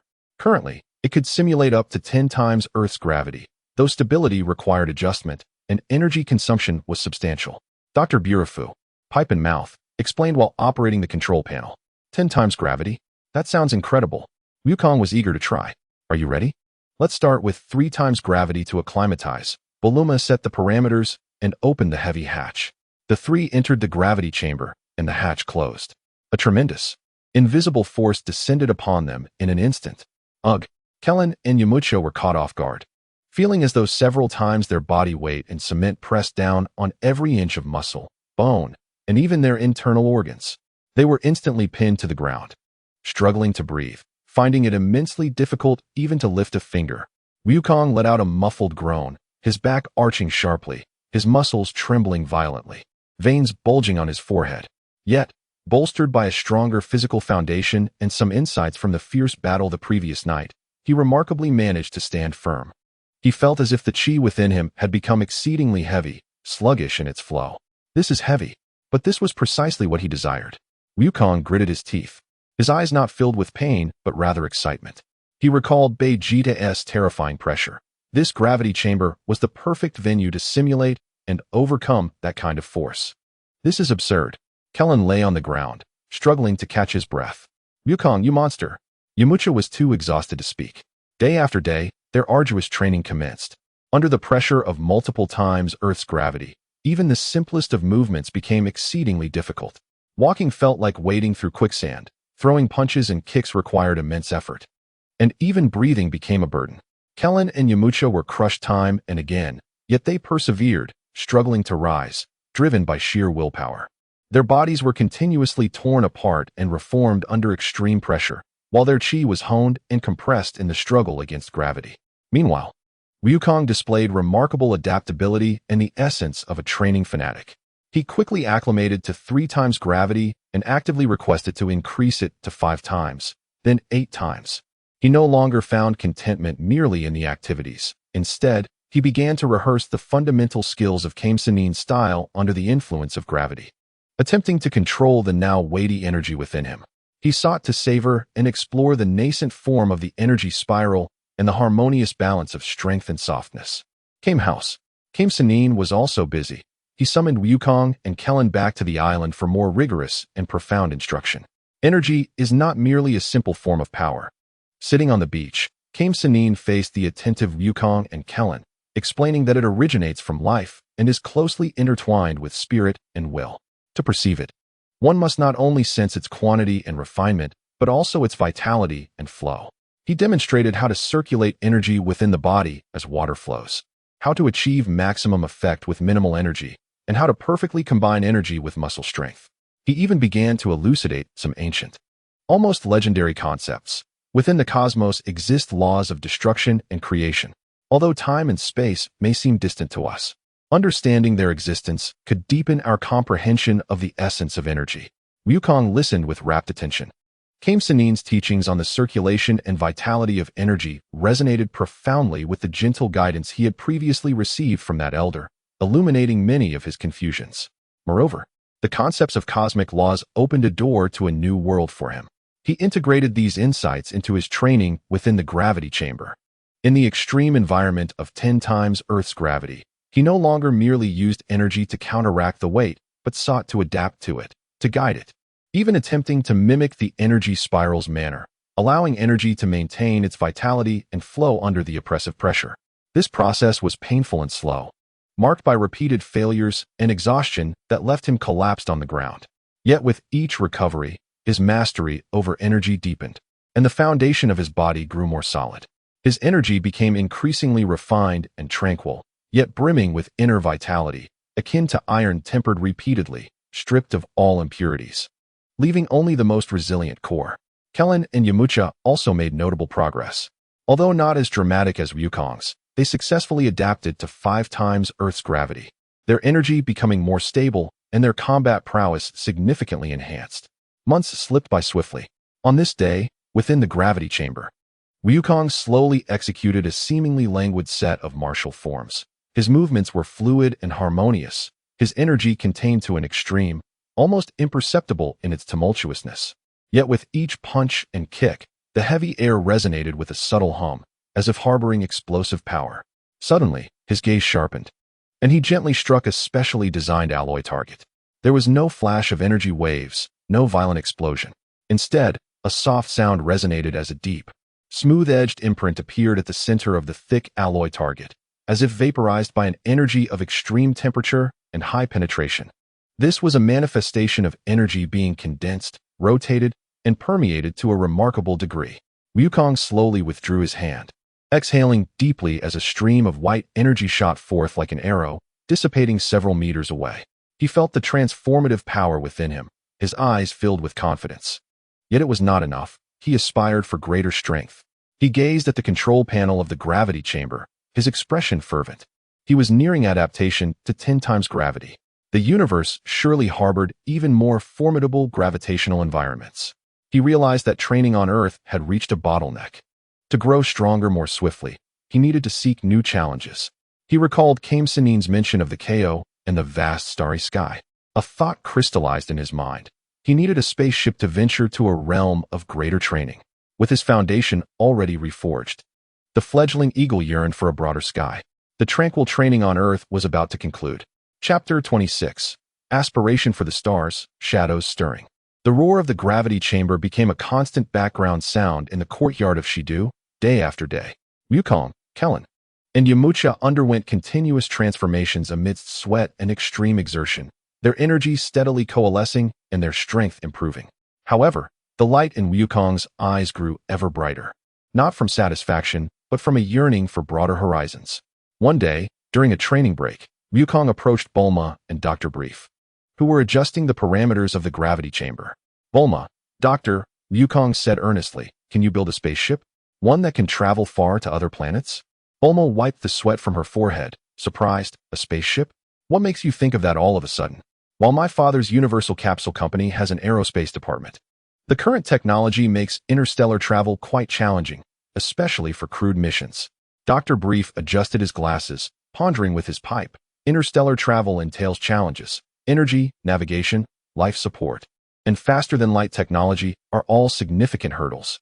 However, he continued, a glint of madness in his eyes, if we could have a reference sample, such as repairing that spaceship left by Vegeta, we might be able to reverse engineer it, significantly shortening our development time. Bulma's eyes lit up. Exactly. Their spaceship is on that deserted island. Though a bit damaged, the core components should still be intact. Wukong immediately felt exhilarated. That's wonderful. Please make it happen. I must train in space. Kellen, listening nearby, was dumbfounded. Wukong? You want to go to space? That's too dangerous. Staying on Earth is too slow for progress. Wukong clenched his fists, his gaze resolute. Vegeta is so strong. There must be even more formidable opponents in the universe. If we want to avoid a repeat of the incident on Muba Island, I must become stronger. Strong enough to protect Earth. There was no hint of hesitation in his words. The sense of responsibility to protect his home and the desire to challenge stronger foes forged his determination to venture into the stars.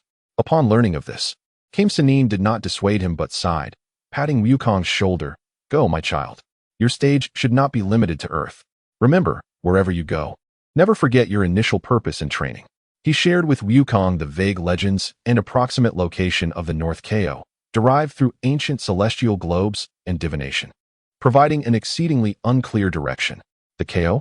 That sounds impressive. Wukong's anticipation heightened. The plan to repair and reverse engineer the Scion spaceship was designated as the highest priority project by Bulma's family. The top research team in Shidu was secretly assembled under Dr. Brief's leadership, embarking on a tireless study. However, the tranquility of Earth did not last long. At the remnants of the Red Ribbon Army's base, Dr. Jero scrutinized the screen, displaying unusual intelligence about Dr. Brief's industrial firm suddenly mobilizing vast resources, seemingly initiating a large-scale space project. A cold glint flashed behind his glasses. A spaceship seeking to escape Earth? Wukong, he chuckled hoarsely. I won't allow you, this perfect seed, to slip through my fingers. He turned and descended deeper into the laboratory.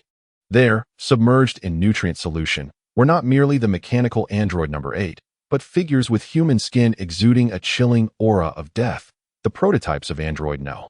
19, energy absorption type, and further within, two even more perfect and terrifying silhouettes, barely discernible, number 17, number 18. Accelerate the plan. Dr. Jero roared at his assistants. We must complete my latest creations before their spaceship is finished. Wukong's energy data will be the best catalyst for the perfect android.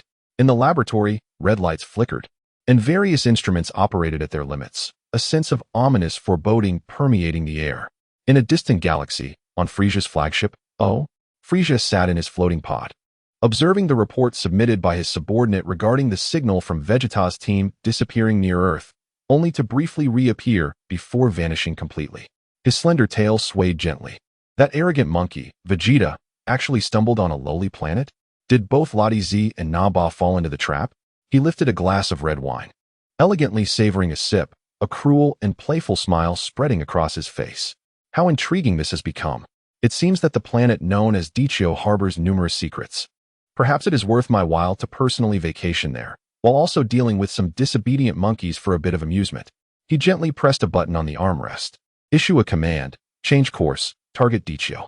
The enormous Frisia mothership slowly adjusted its direction in the starry sky, radiating an unparalleled aura of terror as it sailed towards the solar system. Civilizations along its path trembled and submitted in fear. Anbei Jie Wangxing, the North Kai, who was feeding Baburus, suddenly shivered violently, dropping the sins of beans from his hands. What is happening? This chilling, terrifyingly evil aura is approaching the Milky Way. Is it Frisia? What could his target be? The North Kai's face turned pale with fear as he clumsily attempted to sense more accurately. Oh no, at this moment, that little son Wukong seems to be preparing to emerge. What should I do? As the aspiration for the starry sky ignited, shadows from all factions stirred restlessly, and a greater storm brewed in the depths of the universe, sweeping towards Dichio and the soon-to-be journeying Wukong. Unbeknownst to Wukong, he was fully immersed in his final arduous training, awaiting the day the spaceship would be completed. Li Dowd stood quietly on the asteroid belt outside Dichio, resembling an ancient sentinel. His gaze swept across the repairing spaceship in Shidu, passed over Dr. Jero's eerie laboratory, and finally fixed on the approaching Frisia mothership, a harbinger of absolute destruction. The storm was about to arrive. Wukong, your cosmic journey is destined to be fraught with challenges.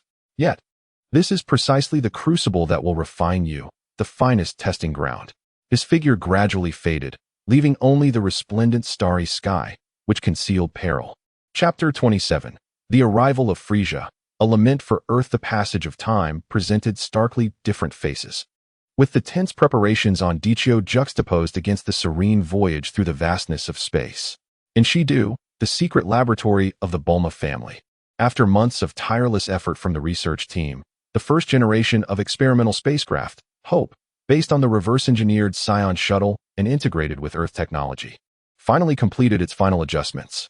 The spacecraft was small, accommodating only one person, its streamlined design glimmering with a metallic sheen. The propulsion system at the rear was intricate, embodying a power that transcended Earth's current technology.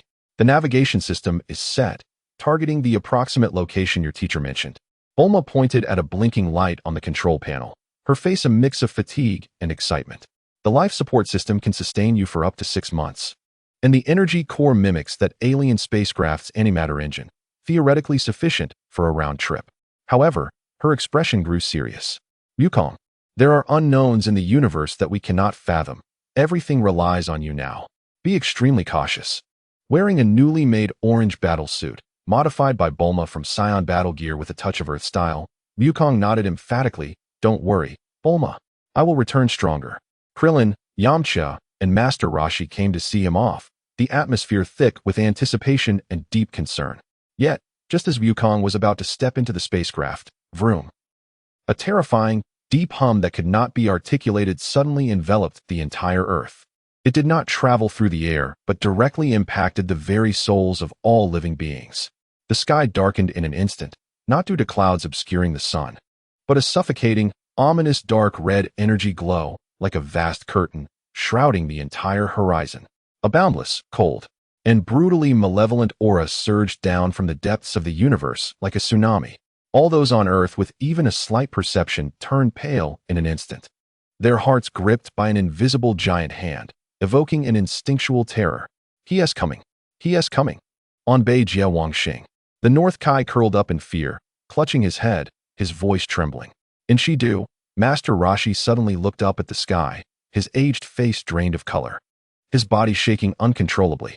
This aura is 100 times more terrifying than Vegeta's. It's the true arrival of a demon. Krillin and Yamcha collapsed to the ground, finding it difficult to breathe. Bulma clutched her father's arm in terror. "Dad, what is that?" Dr. Brief dropped his tools, murmuring. The apocalypse. Wukong abruptly turned to face the darkening sky, feeling his scion blood within him freeze, yet an indomitable fighting spirit ignited by that overwhelming evil surged forth. He sensed that the target of that aura was Dichio. "Frisia," he involuntarily uttered, as if some ancient memory within his blood was awakened. Beyond the orbit of Dichio, a colossal bat-shaped spacecraft, as large as an asteroid, quietly hovered. Its entire body was dark red, emanating a despairing pressure. Inside the control room, Frisia sat upon his floating device, observing the azure planet below, a cruel and delighted smile curving his lips. "Oh my, is this Dichio? It does appear rather fragile." He extended his slender finger, gently pointing towards Dichio. "Let me just say hello." A minuscule yet concentrated purple death beam shot from his fingertip, instantly traversing the distance between the Earth and the Moon. Boom! On the opposite side of Dichio, a vast, desolate desert suddenly erupted with a gigantic mushroom cloud. The explosive brilliance even briefly overshadowed the sun. The terrifying energy shockwave instantly expanded, obliterating everything within thousands of kilometers. The massive tremor reverberated throughout the entire planet.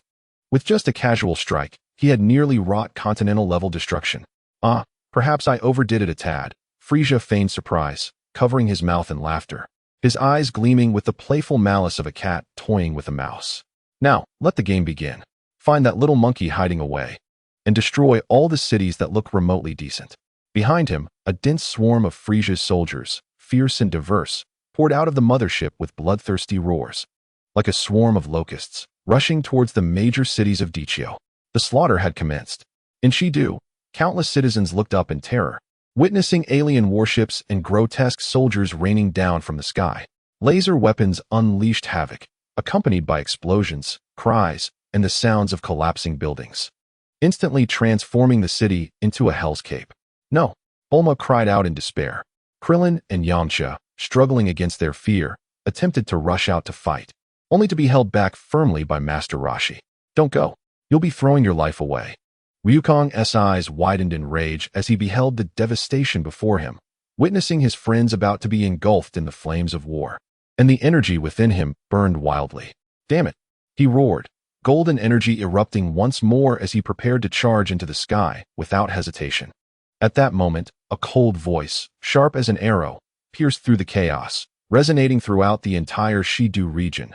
"Son Wukong, I know you are here. Come forth. Kneel before Lord Frisia, and perhaps I might grant this planet a swifter demise."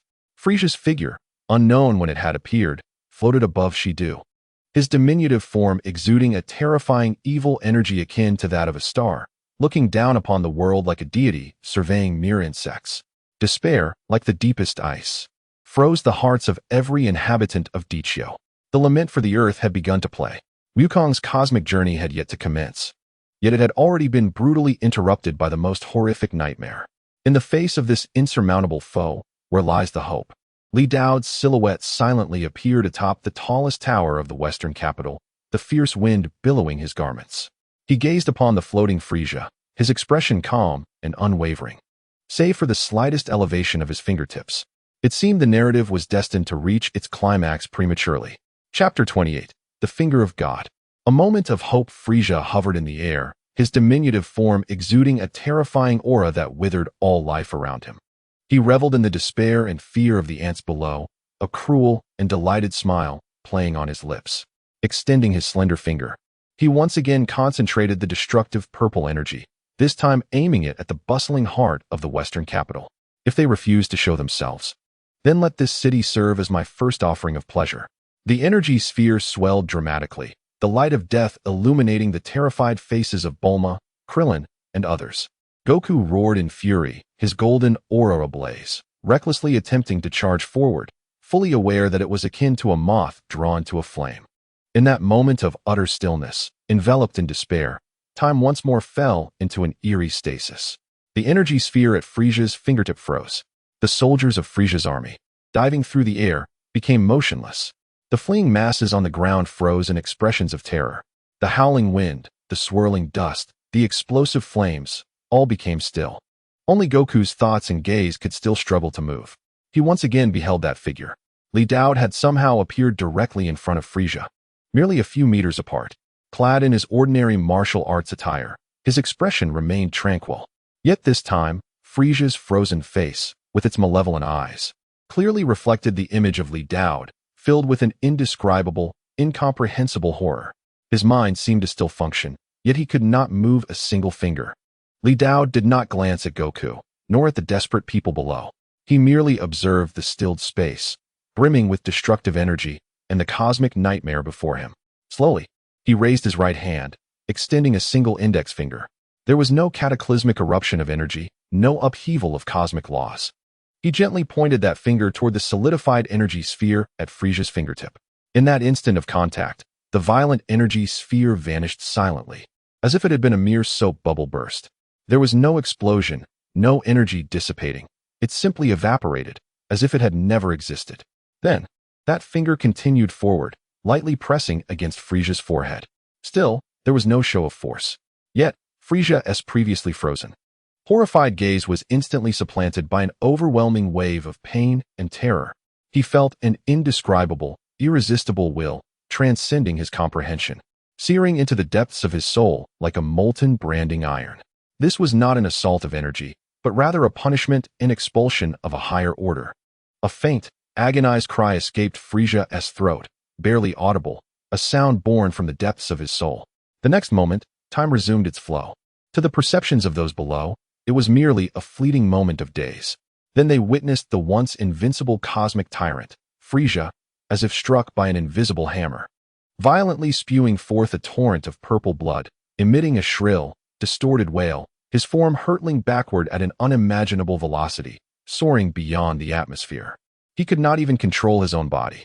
Simultaneously, the soldiers of Frisia's army, akin to locusts, seemed to be seized by an unseen force and were brutally tossed into space, colliding with their massive mothership, igniting a series of violent explosions. The entire process unfolded in a mere instant. The sky cleared. The malevolent atmosphere that had enveloped the globe vanished as if swept away by a tempest. The dark red heavens reverted to a tranquil blue, sunlight cascading down once more. Silence. The western capital, as well as the entire earth, fell into a profound stillness. Everyone remained in their previous actions, gazing vacantly at the suddenly opened sky, their minds unable to process what had just transpired. What happened? Where was Frisia? What of the extraterrestrial soldiers? Had they merely experienced a momentary lapse? Only Goku vaguely perceived the fleeting figure and that unremarkable finger.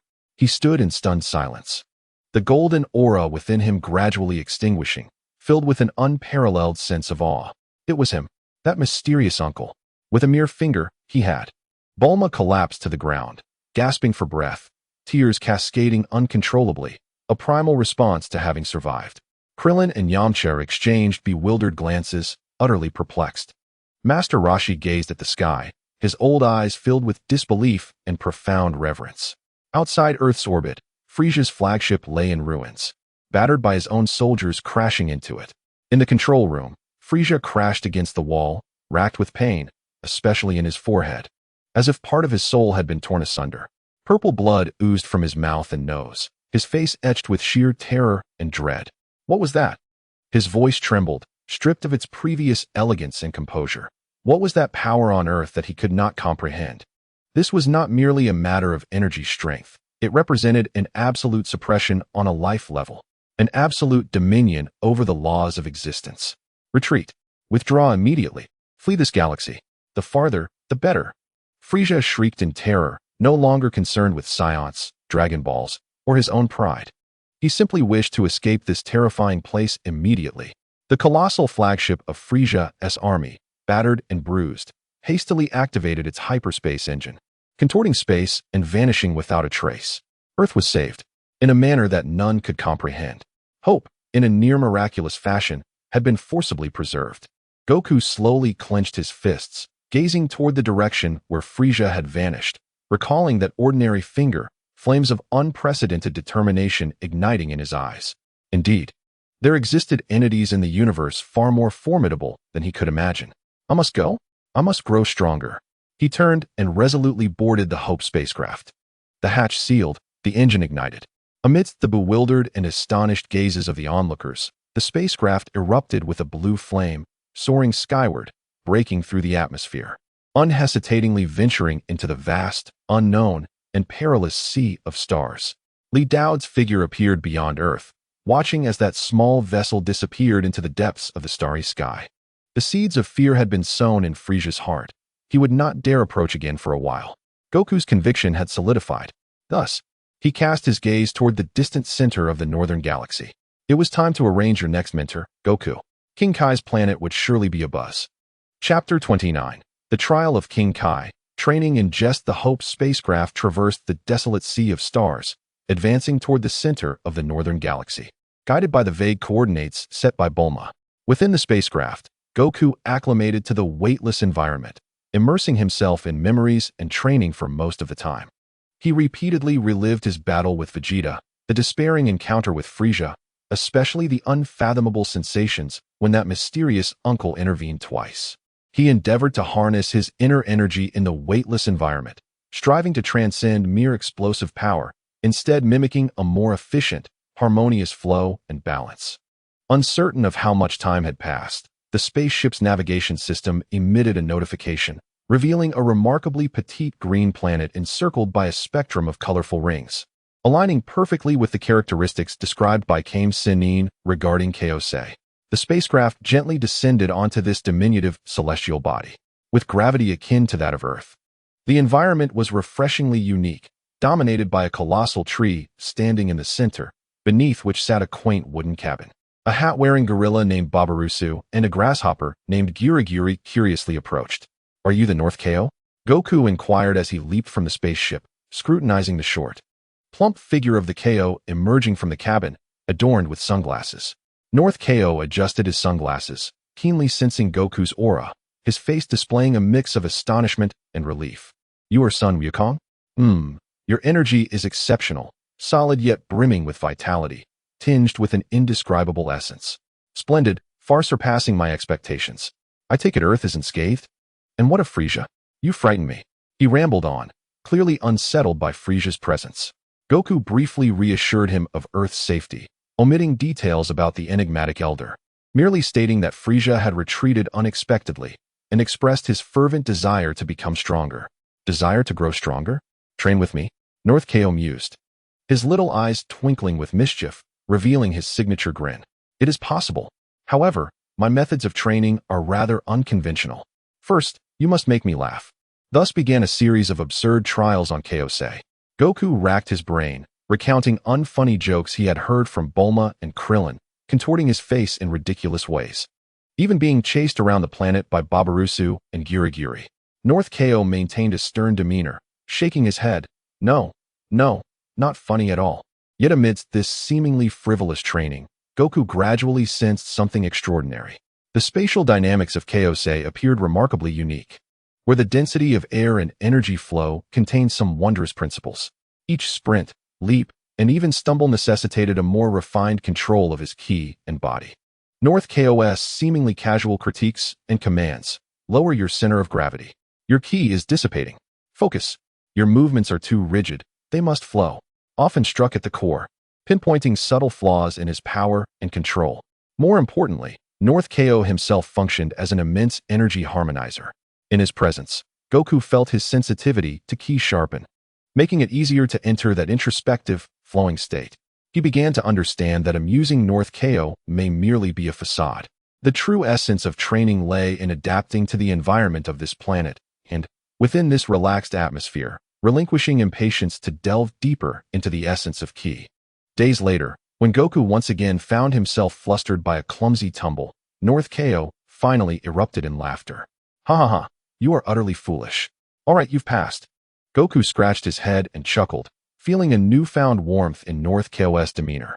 Enough with the jesting. North KOS' expression turned slightly serious. You possess a solid foundation. Your understanding of ki displays a peculiar yet correct inclination. Now, let me see where your limits lie. He led Goku to the edge of Kaiosei. The principle of the Kaioken involves an explosive amplification of ki within, where the higher the multiplier, the greater the demands on one's physical strength and ki control. Your physical resilience and mastery of ki are crucial for mastering the Kaioken, North KO elucidated. Attempt to compress your ki inward rather than letting it dissipate. Then unleash it in an instant, akin to a volcanic eruption. Be precise in your control, otherwise, you may harm yourself before injuring others. Goku focused, recalling his pursuit of refinement and instantaneous explosion, attempting to guide his ki. Kaioken. Double. Boom. A crimson aura enveloped him, his power surging instantly. Yet, Goku found the process remarkably smooth, far easier than previous forced enhancements, with the burden appearing significantly lighter. Oh, North KO expressed surprise. You've grasped it so quickly? And your aura is remarkably stable. It seems you possess a keen understanding of compression and control. Once more, aim for a higher multiplier. 3 times. 4 times. Goku repeatedly endeavored, steadily increasing the multiplier of the Kaioken. He discovered that applying his prior insights of refinement to the Kaioken yielded astonishing results. The ki's eruption became far more efficient, with minimal impact on his body. Ultimately, he stabilized in a 5-fold Kaioken state, the crimson flames burning steadily. Though the strain was immense, it remained within controllable limits. North KO observed in awe. Incredible.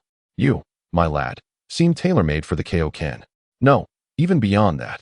It appears you have laid the most perfect foundation in advance. What he did not realize was that this perfect foundation stemmed from Li Dao's seemingly trivial yet profoundly insightful guidance and environmental adjustments. Well, you have mastered the Kaioken swiftly. North KO nodded. Next, I shall teach you a hidden technique, the Genki-dama. The Genki-dama? Goku inquired.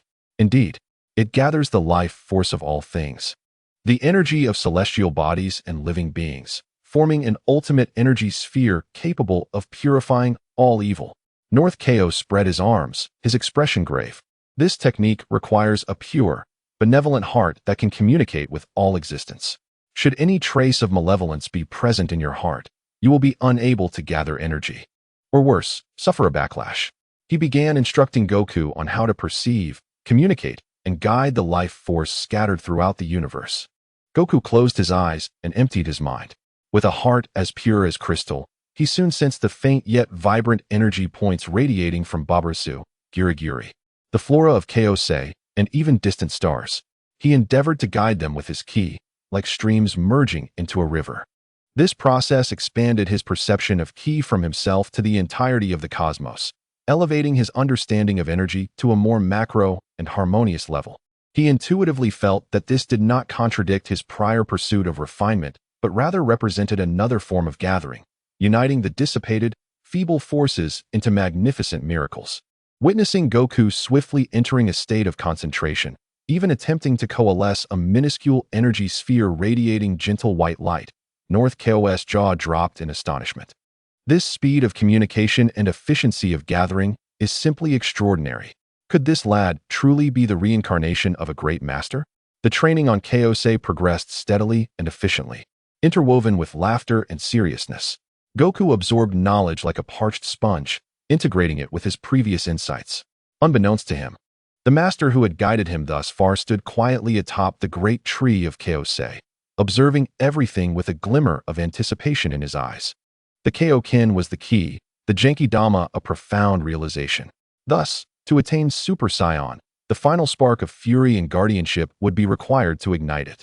Chapter 30. A sudden change in cosmic news. A heart full of longing days on Kaosei flew by, filled with enriching and peculiar training. Goku's mastery of the Kaioken deepened, allowing him to maintain a five-fold state with stability, even brushing against the threshold of tenfold. His comprehension of the Genki-Dama grew increasingly profound. While he could not yet gather the vast energy of the stars, he had become adept at guiding the life energy surrounding him. North Ko's astonishment at Goku's rapid progress had transformed into a state of numbness, bordering on existential doubt. He often propped his chin in contemplation, watching Goku on the opposite side of the planet, attempting to communicate with even more distant stars, muttering to himself, "Is this fellow truly just an earthling? His talent is utterly outrageous. Could he genuinely be?" At times, he would subtly sense Goku's aura, perpetually feeling that within the depths of that pure, fervent energy lay a trace of an exceedingly subtle, higher-level essence, one that even he could not fully comprehend, as though meticulously refined and guided by some unseen force. Yet, each time he sought to delve deeper, that trace vanished without a trace, akin to an illusion. On this day, Wukong was endeavoring to merge the state of the Kaioken with his own refined and flowing energy, attempting to create a new form that would consume less energy while delivering greater power. Meanwhile, Bei Jiawang lounged beside his small radio, occasionally offering some guidance, but mostly indulging in laziness. Suddenly, Bei Jiawang's expression shifted dramatically. The two antennae atop his head quivered violently, and his eyes, concealed behind sunglasses, widened in horror, as if he had received some exceedingly dreadful news. "How is this possible?" he exclaimed, losing his balance and tumbling from his chair. "Lord Kai, what is the matter?" Wukong paused his training and rushed over, curiosity piqued. Bei Jiawang scrambled to his feet, his face ashen and his voice trembling. "I have just received a transmission from another Kai about Frisia. That fiend has gone to Namek." Namek? Wukong was taken aback.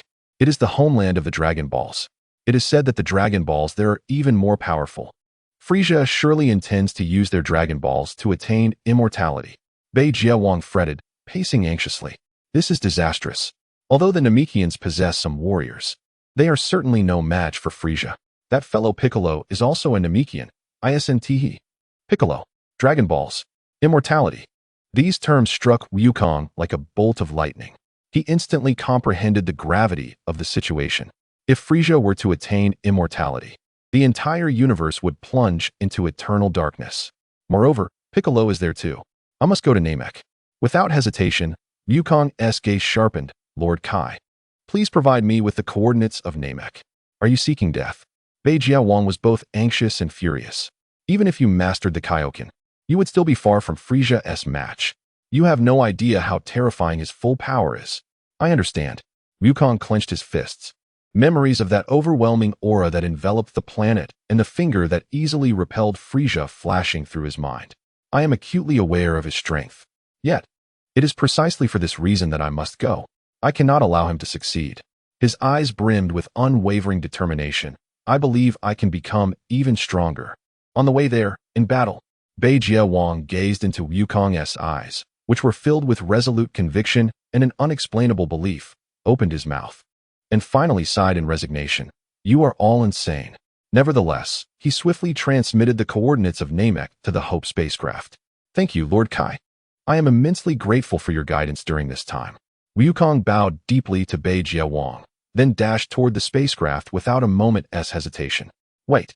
Bei Jiawang called out suddenly, his expression complicated as he spoke quickly. "Remember, Frisia's power exceeds your imagination. His transformations are not the end. Do not engage him directly. If there is an opportunity, try using the spirit bomb. That may be the only chance. In any case, preserving your life is paramount." "I understand." Wukong nodded firmly and boarded the spacecraft. As the hatch closed, the engine of the Hope spacecraft roared to life, swiftly ascending, breaking free from the gravitational pull of Kai's planet. and adjusting its course to speed toward the coordinates of Namek. Inside the spacecraft, Wukong took a deep breath and input the coordinates transmitted by the Kai into the navigation system. Gazing at the vast distance displayed on the star map, he estimated that even at the spacecraft's maximum speed, it would take a considerable amount of time. I cannot waste time. He promptly removed his shirt and began training within the cramped confines of the spacecraft. The burden of the tenfold Kaioken demanded exceptional control over his body and energy. He must adapt to even higher multiples and perfectly fuse the Kaioken with his own power before arriving. The spacecraft sped through the silent cosmos, while inside, Wukong engaged in an arduous training regimen. Fiery red energy erupted sporadically within the cabin, only to be forcefully suppressed and contained. His body trembled under the immense strain, sweat emerging only to evaporate instantly. Meanwhile, on Earth, Bulma and others, utilizing the deep space monitoring equipment from the Capsule Corporation, detected intelligence regarding Frisia's army making a large-scale advance toward Namek, as well as the sudden change in Wukong's spacecraft's trajectory. Wukong is heading to Namek. Has he lost his mind? Bulma exclaimed in shock. Krillin and Yamcha's faces turned pale. They had experienced the despairing aura of Frisia firsthand. Master Roshi's expression grew grave. He is going to stop Frisia from obtaining immortality, and also for Piccolo. We cannot allow him to take such risks alone. Bulma sprang to her feet. Dad, where is our spaceship? Dr. Brief adjusted his glasses. The second experimental ship, Courage, is nearly complete. But it hasn't been tested yet. There is no time for testing. Bulma declared decisively. Prepare it at once. We are going to Namek. I'm going too, Krillin stated resolutely. And I. Yamcha joined in with determination. The warriors of Earth, upon learning that their comrade was heading into peril alone, resolutely decided to embark on the journey. In a distant galaxy, Frisia's colossal flagship had reached the orbit of Namek, casting a cold aura of malice over the verdant planet. On the surface of Namek, warriors led by Nail and Piccolo stood ready, preparing to face the impending battle of despair. Li Dao's figure silently appeared on a nearby asteroid near Namek. He observed Frisia's fleet and sensed the urgency of Wukong and the Earth's spacecraft racing to their aid, his gaze profound. The juncture of fate had finally arrived. Anger, protection, despair, hope. Wukong, will you ignite the legend of the Super Saiyan with your own hands? He gradually vanished, leaving the stage entirely to the actors about to take the spotlight. The universe's focus converged upon Namek. A battle concerning the fate of the cosmos was on the brink of igniting. Chapter 31. The Turmoil of Namek. Flames of war engulfing the land Namek. A beautiful planet mostly covered by oceans, adorned with patches of green land, had its tranquility utterly shattered at this moment. Frisia's massive mothership loomed like a butcher's knife suspended above the planet, casting a vast shadow. Countless small landing pods rained down like deadly raindrops, crashing violently to the ground. As the hatches opened, Frisia's vicious soldiers and various fearsome mercenaries poured out. Their objective was clear: to search for and seize the Dragon Balls of Namek. Any Namekian daring to obstruct them would be met with lethal force. Peaceful villages were engulfed in flames, and the tranquil Namekians took up makeshift weapons, fighting valiantly to defend their homeland and the sacred Dragon Balls. Although endowed with considerable combat prowess, they were still overmatched and suffered severe casualties against the well-equipped, highly trained, and numerous invaders. In the residence of the Grand Elder, the frail old man sensed the chaos across the planet, guarded by Nail, a powerful Namekian warrior. His voice was heavy with sorrow. A great disaster has befallen us, driven by the insatiable desire for the Dragon Balls. Nail's expression was grim, his eyes sharp as blades. Grand Elder, rest assured, as long as I draw breath, I will not allow anyone to disturb you. His aura was steady and formidable, far surpassing that of ordinary Namekian warriors. On another continent, Piccolo, having undergone a tremendous power boost after merging with the Supreme Kai, was locked in fierce combat with a group of elite Frisia soldiers. His movements were swift and ghostly, and his Mekankasapo was precise and lethal, effortlessly penetrating the defenses of his foes. Oof, a bunch of rabble. Piccolo snorted, dispatching the last enemy. He sensed the waves of despair emanating from all corners of the planet and the presence of several exceptionally powerful malevolent energies, his brow furrowing. The situation with Frisia and his minions was dire. He felt an immense pressure, but simultaneously, a surge of power swelled within him. Since merging with the Supreme Kai, Not only had his strength increased significantly, but the part of him that belonged to the Namekian people had also awakened, instilling a natural sense of duty to protect his homeland. On board Frisia's flagship, in the command room, Frisia savored his wine. Watching the screen displaying scenes of plunder and reports of Dragon Balls being unearthed, his mood delightfully lifted. "Mr. Dodoria, has Mr. Jinyu and the Jinyu force arrived?" he inquired softly. The portly Dodoria respectfully replied, "Lord Frisia, the Jinyu force has arrived and is standing by." "Excellent." Frisia smiled faintly, instructing Mr. Jinyu and his team to have some fun and swiftly gather the last few Dragon Balls. As for those slightly more robust Namekian insects, they shall serve as mere appetizers for them. Understood. 5 beams of varying colors, each emanating a distinct yet equally formidable aura, shot forth from the mothership, flying towards various locations across Namek.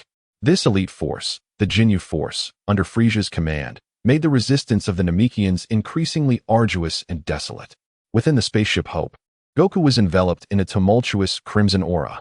The strain of the Kaioken X-10 was causing every fiber of his muscles to scream in agony. Yet he gritted his teeth and persevered, striving to adapt to this raging power and attempting to integrate it into his refined system. The navigational screen displayed an ever-growing image of Namek.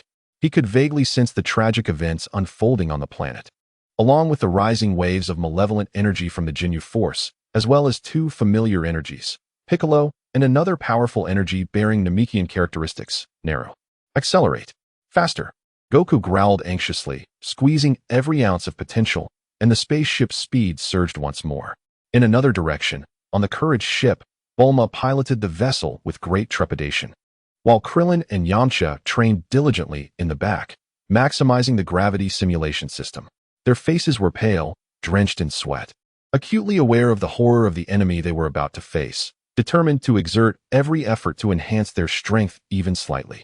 "We must catch up," Bulma thought anxiously, her palms slick with perspiration as she observed Namek's location on the star map. On the battlefield of Namek, in a valley, Naru was embroiled in a fierce struggle. His adversaries were members of the Jinyu force, Berta, self-proclaimed fastest in the universe, and Rikum, a perfect blend of strength and technique. Berta moved with astonishing speed, resembling a blue phantom as he circled Naru, launching frenzied attacks that left countless afterimages. Rikum, on the other hand, wielded immense power, each strike explosive in its impact. Although Naru possessed extraordinary combat ability, he found himself overwhelmed by their peculiar abilities and coordination, sustaining injuries. Haha, the Namekians are not so formidable after all. Rikum cackled as he delivered a powerful kick aimed at Naru's midsection. Just then, a green energy beam, akin to a precise surgical instrument, shot forth, driving Rikum back. Piccolo descended from above, landing beside Naru, his gaze icy as he regarded the 2 members of the Jinyu force. Another fool seeking death? Berta tilted his head, zipping around the 2 at incredible speed. Naru glanced at Piccolo, sensing a familiar energy, and nodded slightly. "Be cautious. They are formidable." "I am aware," replied Piccolo, assuming a combat stance. His energy locked onto Berta. "The blue one is mine." The battle intensified. Piccolo faced Berta while Naru contended with Rikum. The sound of energy clashes echoed throughout the valley. However, 3 members of the Jinyu force had yet to make their move. The situation remained exceedingly grim. Frisia remained comfortably seated aboard the mothership, relishing the game of cat and mouse. He had already collected 5 Dragon Balls, with only 2 remaining. Across Namek, the flames of war raged, intermingling despair and hope into a chaotic maelstrom. All the strong warriors were ensnared within, awaiting the arrival of the final moment. Yet, none noticed. In the shadows of an inconspicuous meteor at the edge of the battlefield, Li Dao observed everything calmly. His gaze primarily rested on the struggling Piccolo and Naru, then shifted towards 2 points of light rapidly approaching in the cosmos, Goku and the Earth spaceship. The sharpening stone is in place. The furious kindling has been stacked. Only the final spark is needed. His figure gradually faded away, handing the stage entirely over to blood and flame. Chapter 32, Goku's Arrival. Initial display of prowess. The flames of war on Namek escalated furiously. United, Piccolo and Naru temporarily fended off the assaults of Berta and Rikum. Yet the remaining 3 members of the Jinyu force, Guldo, Jinyu himself, and Jis, had arrived on the battlefield, encircling them. The pressure mounted tremendously. Back to back, Piccolo and Nero bore heavy breaths, their bodies marred with wounds. Surrounded by 5 elite warriors, defeat seemed inevitable. The game is over. Jinyu twisted his body into an odd posture, speaking casually, ready to capture them and extract the whereabouts of the final 2 Dragon Balls. Just as Jis and Guldo prepared to strike, whoosh! A sharp sound of breaking air approached rapidly, like a meteor plummeting to the earth. A blazing and potent aura descended like a rocket, crashing into the ground between both parties. Boom! Dust billowed as a large crater was formed. All gazes were immediately drawn to the site. As the dust slowly settled, a figure emerged clad in an orange battle suit, with black hair standing upright, surrounded by a faint golden aura, Son Goku. He gradually lifted his head, his gaze as sharp as an eagle's, sweeping across the 5 members of the Jinyu force, finally resting on Piccolo and Nero. Goku! Piccolo exclaimed in surprise and joy. Kakarot? Jinyu observed the fluctuating readings on the scouter, raising an eyebrow. Oh, his power level has significantly increased. It seems he has trained somewhere. Yet, it is still insufficient. You are one of Frisia's subordinates?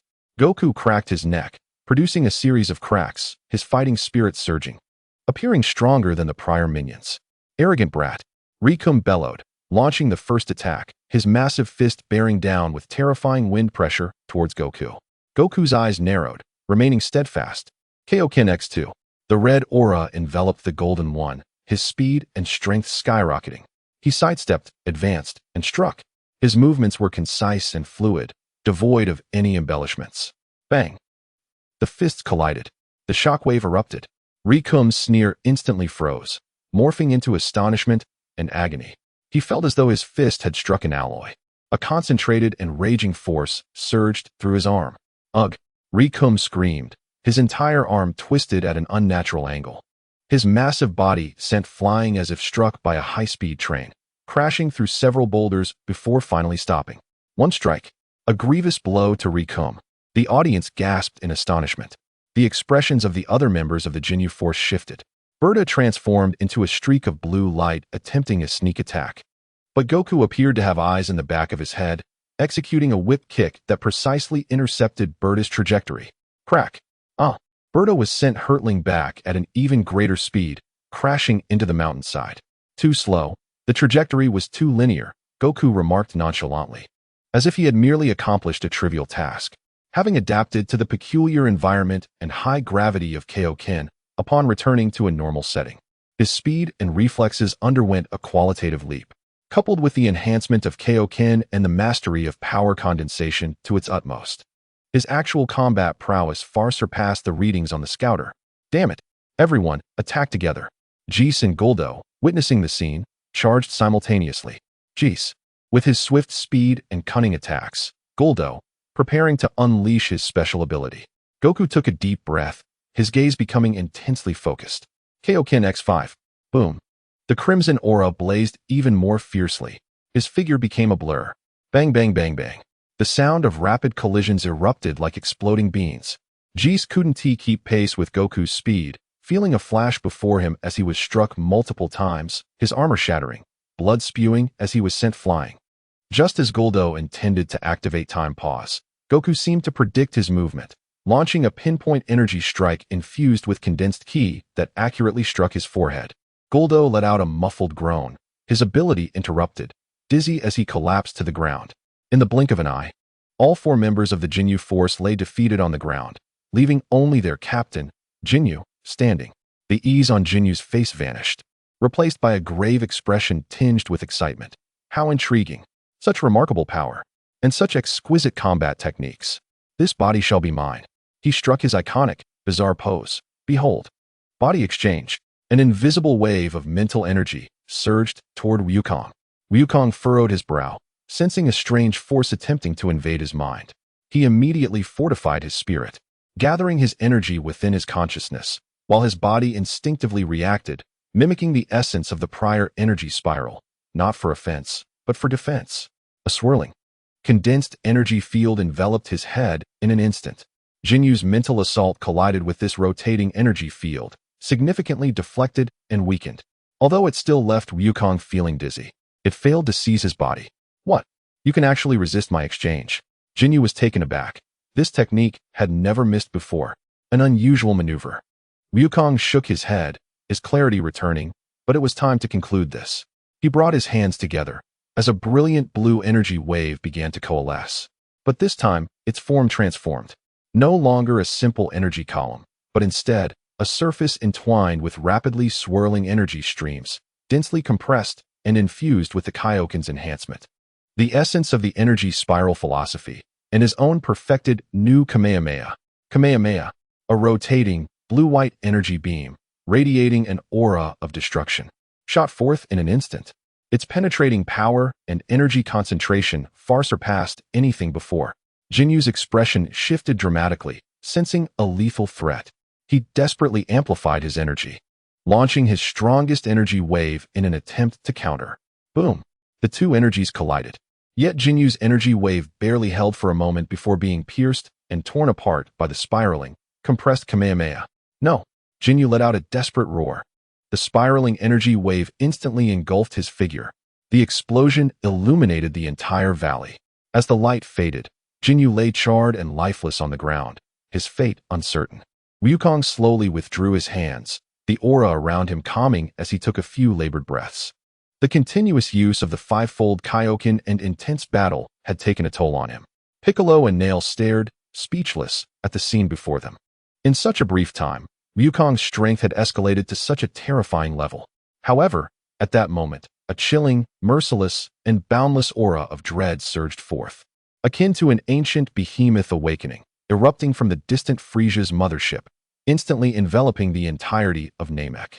The sky darkened once more. Frisia's malevolent voice echoed through the energy amplification.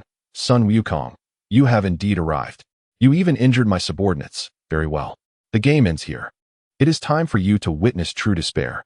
A figure appeared in the distance, akin to instantaneous movement, approaching with terrifying speed, with every inch closer. The suffocating pressure intensified. The true battle was only just beginning. Wukong felt an aura far more terrifying than before on Earth. His expression grave as golden flames ignited around him involuntarily. He knew the warm-up was over. The real test of life and death was about to commence. Chapter 33, Frisia's Fury. Despair's depths. Frisia did not rush forward, but descended with an elegant yet cruel demeanor, akin to a cat toying with its prey. With each descent, the terrifying pressure that enveloped the world solidified further, the air seemingly freezing, the earth silently mourning. He maintained his original form, his diminutive stature standing in stark, fearsome contrast to the vast evil energy surrounding him. Yet the mocking smile on his face had vanished, replaced by a chilling indifference, as if he regarded Wukong, Kakarot, as mere inanimate objects. Son Wukong, Frisia's voice was flat, yet pierced the soul like an ice pick. You have indeed provided me with considerable surprises. To defeat Jinyu and his team, even to withstand part of my power as a lower warrior, you may take pride in that. He hovered not far in front of Wukong, gazing down at the tension-filled expressions of Wukong, Piccolo, and Nail. However, he abruptly shifted his tone, his voice turning icy. And that is all. You have no idea what kind of being stands before you. Boom. Without any warning, Frisia simply raised a finger, unleashing a minuscule yet exquisitely condensed purple beam that instantaneously pierced through Nail's chest, who had been quietly gathering energy in the distance. Ugh.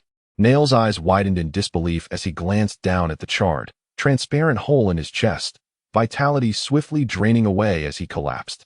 Nail! Piccolo exclaimed in a fury. Wukong's pupils constricted as he thought, so fast. There was no time to react. Annoying insect, Frisia casually remarked, as if he had merely swatted a fly. His gaze returned to Wukong, now serene. Let us continue. Bastard! Wukong roared, anger and grief over his fallen comrade igniting his spirit. Kaioken times 10. Boom! An unprecedented red aura erupted from Wukong like a volcanic eruption. His muscles swelled, veins protruded, and his skin began to tear and bleed under the immense strain. This was the limit of what he could endure. His power soared to astonishing heights. Oh, you can still enhance.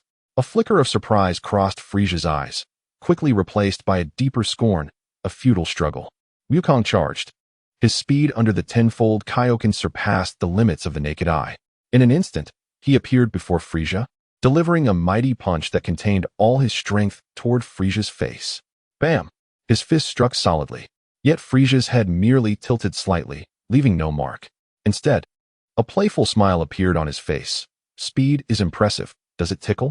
Wukong was astonished. Without hesitation, he unleashed a flurry of punches like a tempest. Instantly, he delivered hundreds of blows. Each punch contained the ferocity of the tenfold Kaioken and the utmost refinement of his penetrating energy. Bang, bang, bang, bang, bang. The cacophony of impacts resonated like a war drum. The space around Frisia warped slightly from the savage assault. However, Frisia remained suspended in place, not even a corner of his attire fluttering. All the attacks were effortlessly blocked by an invisible, overwhelmingly powerful energy barrier surrounding him. Are you finished?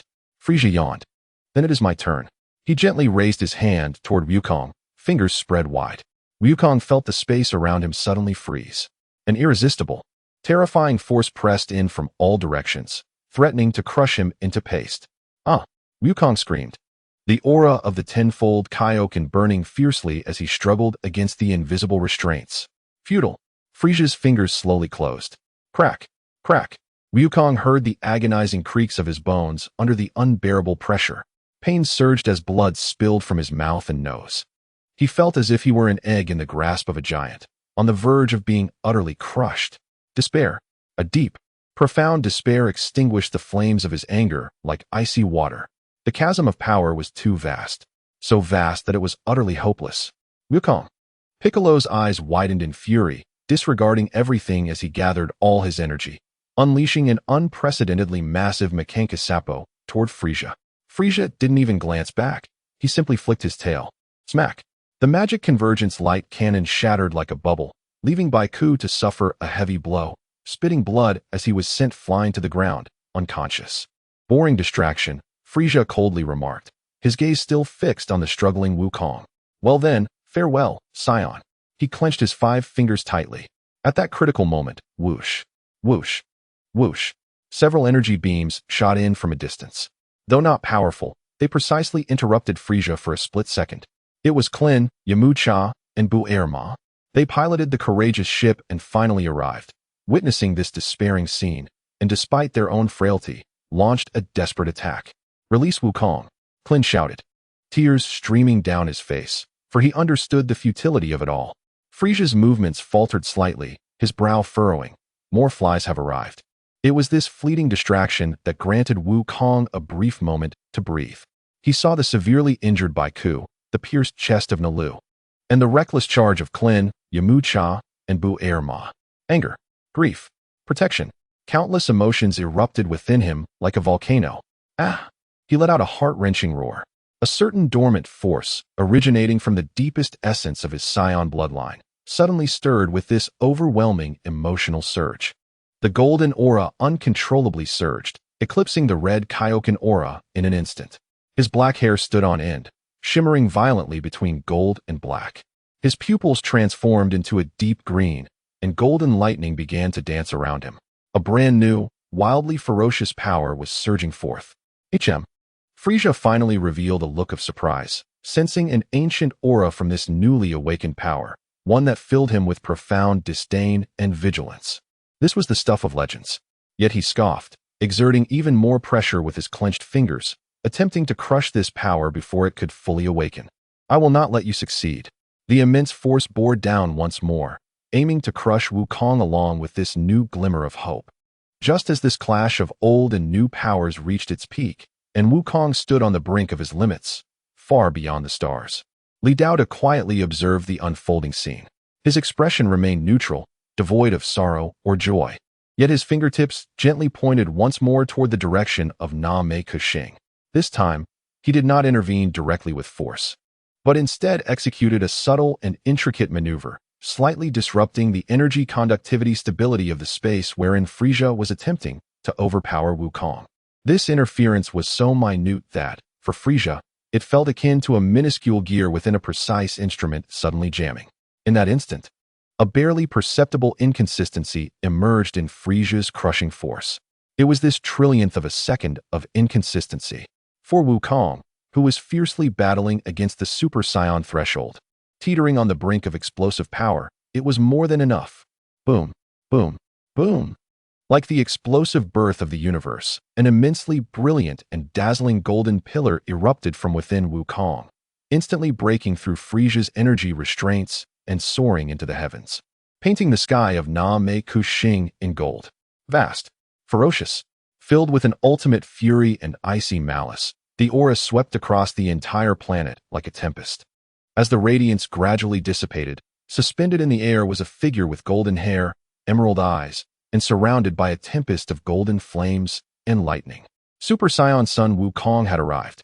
Frisia gazed upon the transformed Wukong, his composure utterly shattered, replaced by an unprecedented gravity and a deeply concealed apprehension. The Super Saiyan, the strongest warrior in the universe, finally shone with its rightful brilliance in the depths of despair. Indeed, Frisia's calm had completely vanished, supplanted by sheer astonishment and a hint of unmistakable dread. The ancient fear etched into the bloodline of his race had manifested into reality. Frisia. Wukong's voice was now deep and magnetic, imbued with a chilling rage. You shall pay for all your misdeeds. With no time for further words, the golden figure vanished in an instant. So swift, Frisia's pupils constricted, barely able to react in time. Bang! A colossal golden fist crashed down upon his cheek. This time, it was no mere tickling. The terrifying force erupted instantaneously. Frisia felt a power unlike anything he had ever experienced, as his cheek contorted, and he was sent careening backward, like a celestial body colliding with a planet, crashing through several massive rock hills before barely regaining his footing. He touched his slightly numbed cheek, disbelief and fury written across his face. How dare he injure my flawless form?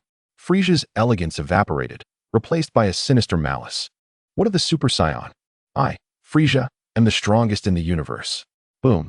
The purple aura surged once more as Frisia initiated an attack. His speed surpassed that of before, and his power grew even more terrifying. Two figures, one golden and one purple, streaked across the sky and land of Na Mei Kuxing, engaging in a clash beyond mortal comprehension. Bang, boom, crash. Each collision erupted with deafening roars and devastating shockwaves. The earth crumbled like fragile cookies, collapsing and vanishing. The clouds in the sky were completely torn asunder. The speed of both combatants reached its zenith. Imperceptible to the naked eye, only the chaotic intertwining of two streaks of light and the continuous bursts of energy sparks and explosions could be seen. This was the ultimate confrontation of pure power, speed, and energy.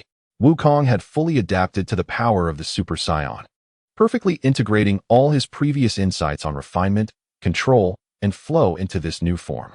Each of his attacks was efficient and lethal, with energy almost entirely conserved. The golden aura stable yet ferocious, embodying both offense and defense. Frisia, relying on his profound foundation, rich combat experience, and the immense energy gained from his transformations, fiercely retaliated against Wukong. His strikes were equally fierce and relentless, with energy vast and overwhelming. In that moment, the two were locked in a fierce stalemate. In the distance, Baiku, having regained consciousness, and Klin, Yamucha, and Buerma, who had just arrived and were stunned by the scene before them, all held their breath. Wukong, Klin stammered, overwhelmed with excitement, tears streaming down his face, this time tears of joy and astonishment. Is this the Super Saiyan? Baiku felt the thrilling yet hopeful golden aura, waves of emotion surging within him. That's wonderful. Hit him, Wukong. Give that shorty a thorough beating. Buerma, hiding behind a rock, waved her fists and shouted excitedly. In the midst of the battle, Wukong seized upon a slight opening in Frisia's defenses and delivered a powerful kick to his waist. Frisia grunted, falling downward. Wukong pressed the advantage, rapidly gathering energy in his hands to form a highly compressed golden Kamehameha wave. Hami-hami-ha, a radiant energy beam, with a diameter far surpassing any seen before, surged forth towards the falling Phalisa, its interior energy compressed to an extreme. A flicker of intensity flashed in Phalisa's eyes as he crossed his hands defensively before him, instantly forming a formidable purple energy barrier. The clash of golden and purple energies erupted with a thunderous roar, transforming into a stalemate rather than a crushing defeat.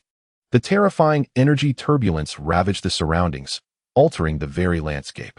Frustrated, Phalisa felt the astonishing penetrating power and stability of his opponent's energy, igniting a growing rage within him. He exerted his strength, forcefully pushing back the Super Kamehameha. Goku, gritting his teeth, relentlessly channeled the power of the Super Saiyan. The two immense energies momentarily reached a precarious equilibrium in the air, eroding and annihilating each other. At the focal point of their collision, the space began to warp slightly, even revealing faint black fissures. Now was the moment. A glimmer of determination shone in Goku's eyes as he refrained from merely amplifying his energy output. Instead, he executed an unexpected maneuver. Splitting part of his focus, he guided the dissipating energy turbulence and the ubiquitous life force in the surrounding space. A small energy sphere, radiating a gentle white light, began to coalesce in the palm of his other hand, initiating the formation of a spirit bomb. He dared to attempt the simultaneous creation of the spirit bomb while maintaining the Super Kamehameha, demanding an extraordinary level of control over the energies. Phalisa also sensed the anomaly. What are you trying to do? A flicker of unease crossed his mind as he ramped up his energy output, striving to completely overwhelm Goku. Golden blood trickled from Goku's lips under the immense pressure, yet his gaze remained resolute. He utilized the fierce energy of the Super Saiyan to resist, while his pure and benevolent heart guided the life force, balancing strength with gentleness. The diminutive spirit bomb expanded at an astonishing rate, emanating a vast aura of purification and inclusivity. Phalisa felt an overwhelming threat and instinctual aversion emanating from the white energy sphere. No more games. Phalisa resolved, a fierce glint in his eyes. Let me show you my true power. 100%. A deeper, more terrifying violet aura erupted from Phalisa, resembling an abyss. His muscles swelled slightly, and he appeared to grow taller as his power surged once more. The Super Kamehameha was instantly suppressed, the golden energy beam retreating rapidly. At this critical moment, Goku's spirit bomb had also coalesced to the size of a basketball. The decisive moment was at hand. Chapter 35, 100% Power, Dawn of the Spirit. 100% Power. Phalisa unleashed all his strength in this current form, the deep purple aura threatening to consume all light on Namek. As his evil energy pulsated like tangible tides, crashing against Goku's golden aura, Phalisa let out a roar that resembled no human sound, his arms bulging with muscle. As the overwhelming purple energy forcefully pushed back Goku's Super Kamehameha, the golden energy beam visibly crumbled, retreating under unimaginable pressure. Goku's arms trembled violently, his bones groaning under the strain, as golden blood seeped from his ruptured skin. Kakarot, you are ultimately just a lowly warrior. Phalisa's face contorted with rage, madness dancing in his eyes as he proclaimed, in the face of my absolute power, all is futile. The destructive purple torrent was poised to engulf Goku entirely. Yet, in this dire moment, Goku's emerald eyes reflected not despair, but a glimmer of icy calm. He refrained from confronting the impending annihilation head-on, recognizing it as suicidal. Instead, he executed an extraordinarily risky yet precise maneuver. He abruptly withdrew most of the energy sustaining the Super Kamehameha, maintaining only the bare minimum to marginally slow the advance of the purple torrent. Simultaneously, he poured all his mental focus, will, and ultimate mastery of energy into the spirit bomb that had already taken shape in his other hand. The energy sphere, now the size of a basketball and radiating a soft white light, appeared to possess a life of its own. It voraciously absorbed the energy Goku had retracted, drawing from the surrounding life force, and even began to subtly absorb the natural energy emitted by Namek itself. The spirit bomb expanded at an incredible rate, instantaneously growing to the size of a house. Pure, vast, and brimming with vitality, the white light blossomed, dimming the destructive purple energy. What? Phalisa sensed the terrifying power contained within the white sphere, a stark contrast to his own malevolent energy, yet remarkably restrained. His expression shifted dramatically. Now, Goku roared, propelling the colossal spirit bomb not directly at Phalisa, but rather thrusting it towards the very forefront of the destructive torrent that threatened to consume him. He did not aim for a head-on collision, but sought to neutralize and purify. The spirit bomb, symbolizing cosmic life and hope, collided with the energy representing absolute destruction and evil. Instead of a cataclysmic explosion, a peculiar sound resembling the melting of ice and snow resonated. The white light and purple torrent intertwined fiercely, eroding and annihilating each other. The spirit bomb's nature of inclusivity and purification was fully displayed. Akin to the most radiant sunlight melting snow, continuously neutralizing, purifying, and transforming Felicia's violent destructive energy into its most primal form. Felicia's seemingly indomitable 100% power was forcibly obstructed and dissolved mid-advance by this seemingly gentle white light. Impossible! Felicia screamed in disbelief, realizing that his output was rapidly being purified, this power completely countering him. At that moment of shock and a slight disruption in his energy output, Goku seized the opportunity. After propelling the spirit bomb into the energy torrent, the energy within him momentarily waned, causing the golden aura of the Super Saiyan to dim significantly. Yet, he resisted the overwhelming fatigue and utilized this fleeting moment to unleash the Kaioken at overload. He forcefully activated the Kaioken again, but instead of applying it to his entire body, he concentrated all remaining energy into his right fist in an unprecedented manner. The red aura intertwined with the residual golden energy, transforming his right fist into an unstable yet terrifying supernova, radiating waves of immense power. This was a culmination of the Kaioken, Super Saiyan strength, and the ultimate understanding of energy control, a desperate yet decisive strike. His body surged forth like a streak of light, piercing through the energy collision zone, and suddenly appearing before Felicia, who was momentarily paralyzed by the purifying energy. Just as Felicia emerged from his shock, he saw a fist imbued with destructive power rapidly enlarging before him. Oh no! He attempted to defend himself, but was a beat too slow. With a resounding impact, Goku's fist, embodying all his strength and will, struck Felicia squarely in the chest. Time seemed to freeze in that instant. A crack echoed, reminiscent of shattering stars, as Felicia's chest caved in at the point of impact. The battle suit behind him exploding instantaneously. His eyes bulged as purple blood erupted from his mouth like a fountain. He emitted a scream of unparalleled anguish.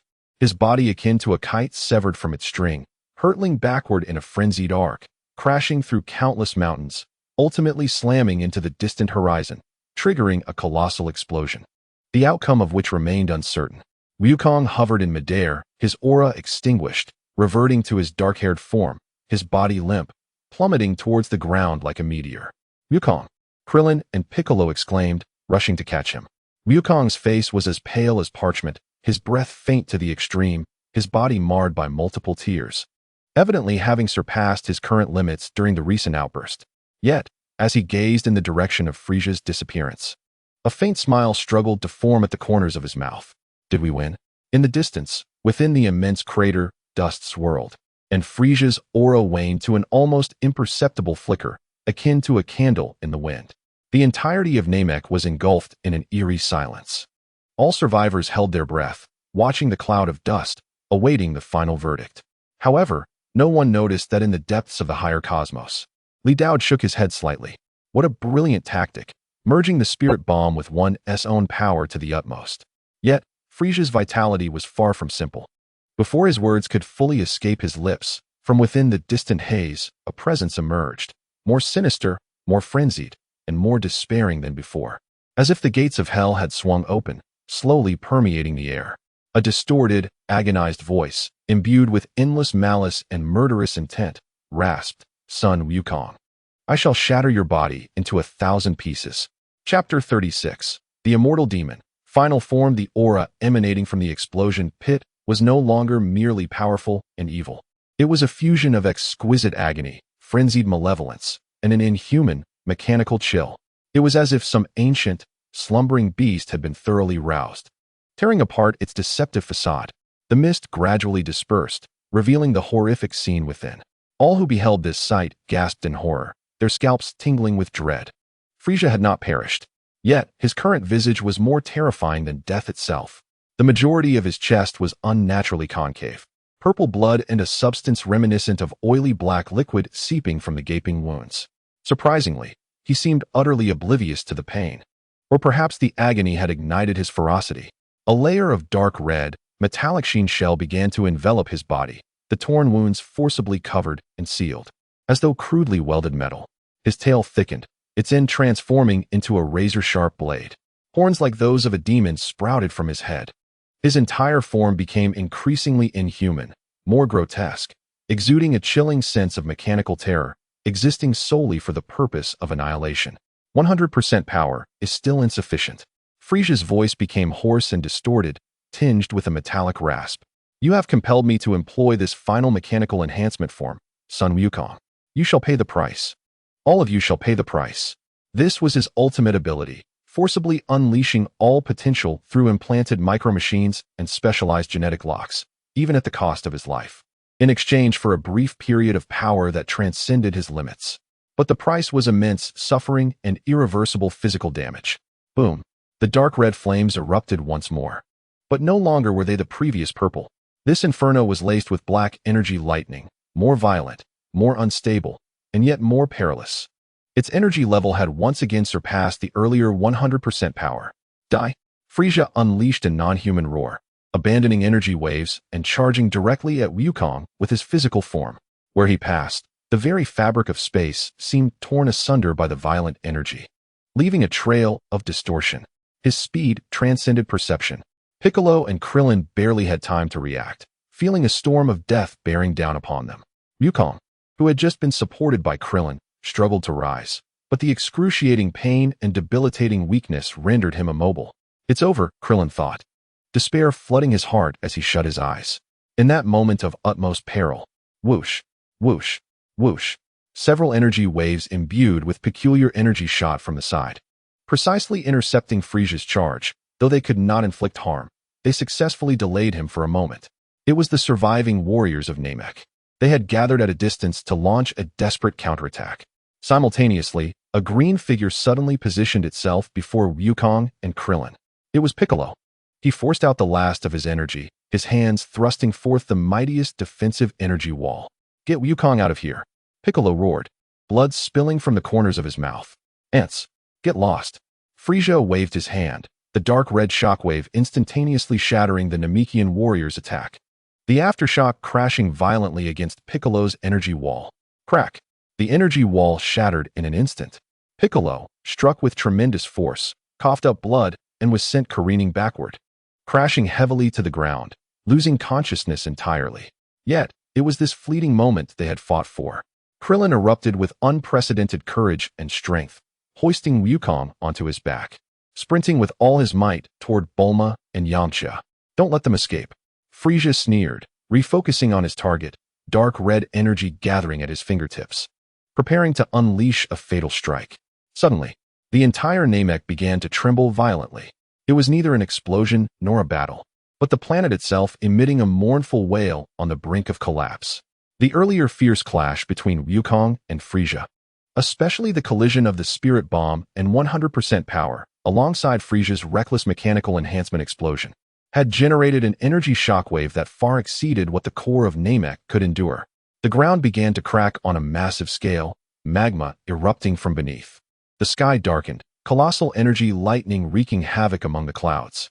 The ocean surged into terrifying tsunamis reaching heights of 1,000 meters. The planet was about to explode. Frisia's movements faltered momentarily as he glanced at the crumbling planet, then at the fleeing Wukong and others, his face contorted with extreme unwillingness and rage. Damnable planet, he cursed. Though he was powerful, he could not survive in the core area of the explosion. He made a swift decision to vacate the premises. Surely, Sun Wukong and his companions could not escape. Even if they managed to board a spaceship by some stroke of luck, he could pursue them through the cosmos and relish in their torment. Consider yourselves fortunate. Live a few more minutes. Frisia shot a venomous glare at the direction of Wukong's escape, no longer hesitating, soaring into the sky toward his ship stationed outside the planet. Quick, get on the ship, Bulma cried, her face pale as she witnessed the cataclysmic scene, waving frantically at Krillin.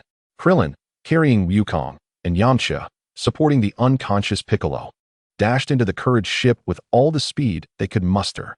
Just as the hatch closed, Bulma yanked the control stick, the ship's engine roaring with overload as it narrowly evaded a towering column of magma, shooting towards the atmosphere. Behind them, Namek was playing out its final doomsday scene.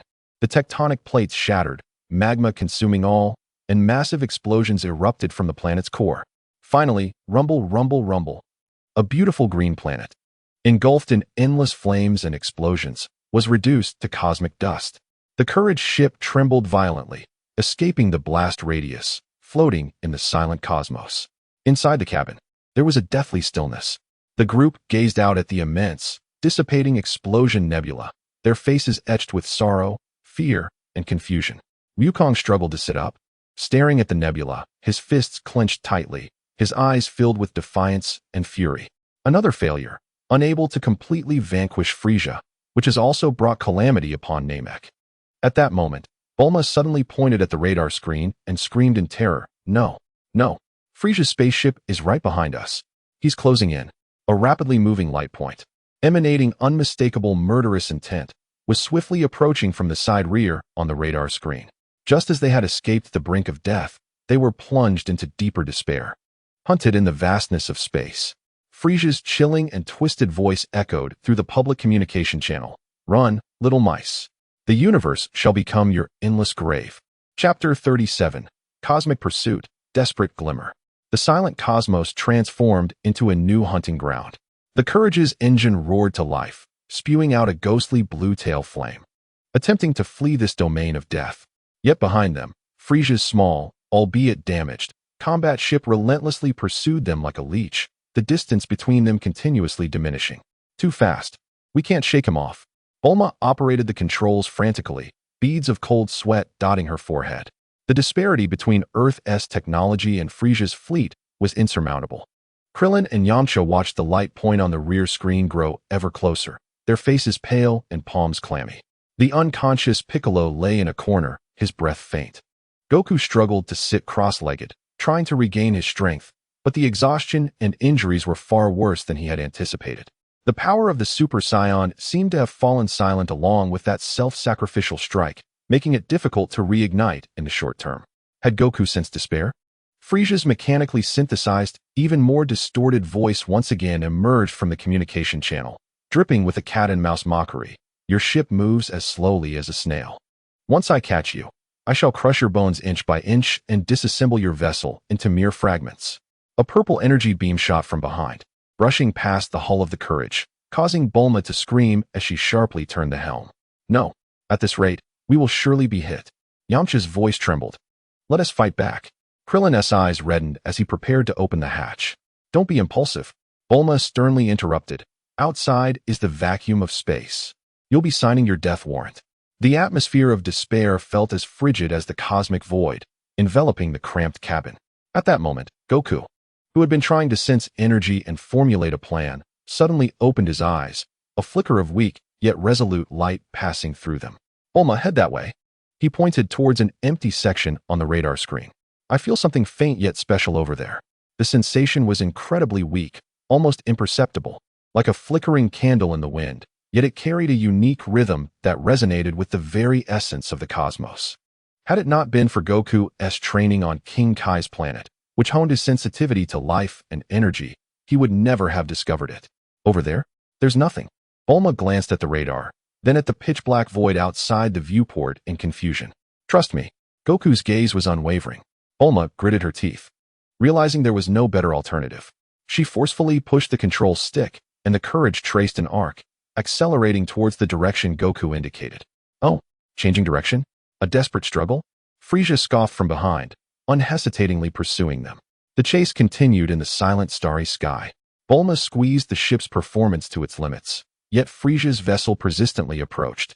Slow but steady, another energy beam shot forth, this time striking the Courage's rear thruster. Boom! The ship shuddered violently, alarm bells ringing with a haunting wail. Rear thruster damaged. Speed decreased by 30. Bulma gazed at the flashing red warnings on the control panel, her face drained of color. "It's over." Krillin slumped in his chair. Frisia's ship had closed in to a visible distance, its menacing prow and cannon now clearly discernible. "Game over, mice." Frisia's cold voice resonated as the main cannon began to charge, the lethal energy beginning to coalesce.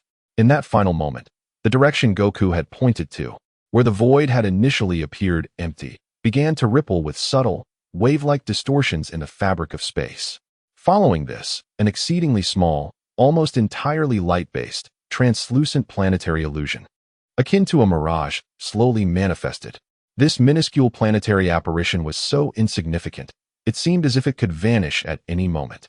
Yet the unique rhythm it emitted, connecting to the very essence of the universe, suddenly intensified manifold. "What is that?" Bulma exclaimed in astonishment.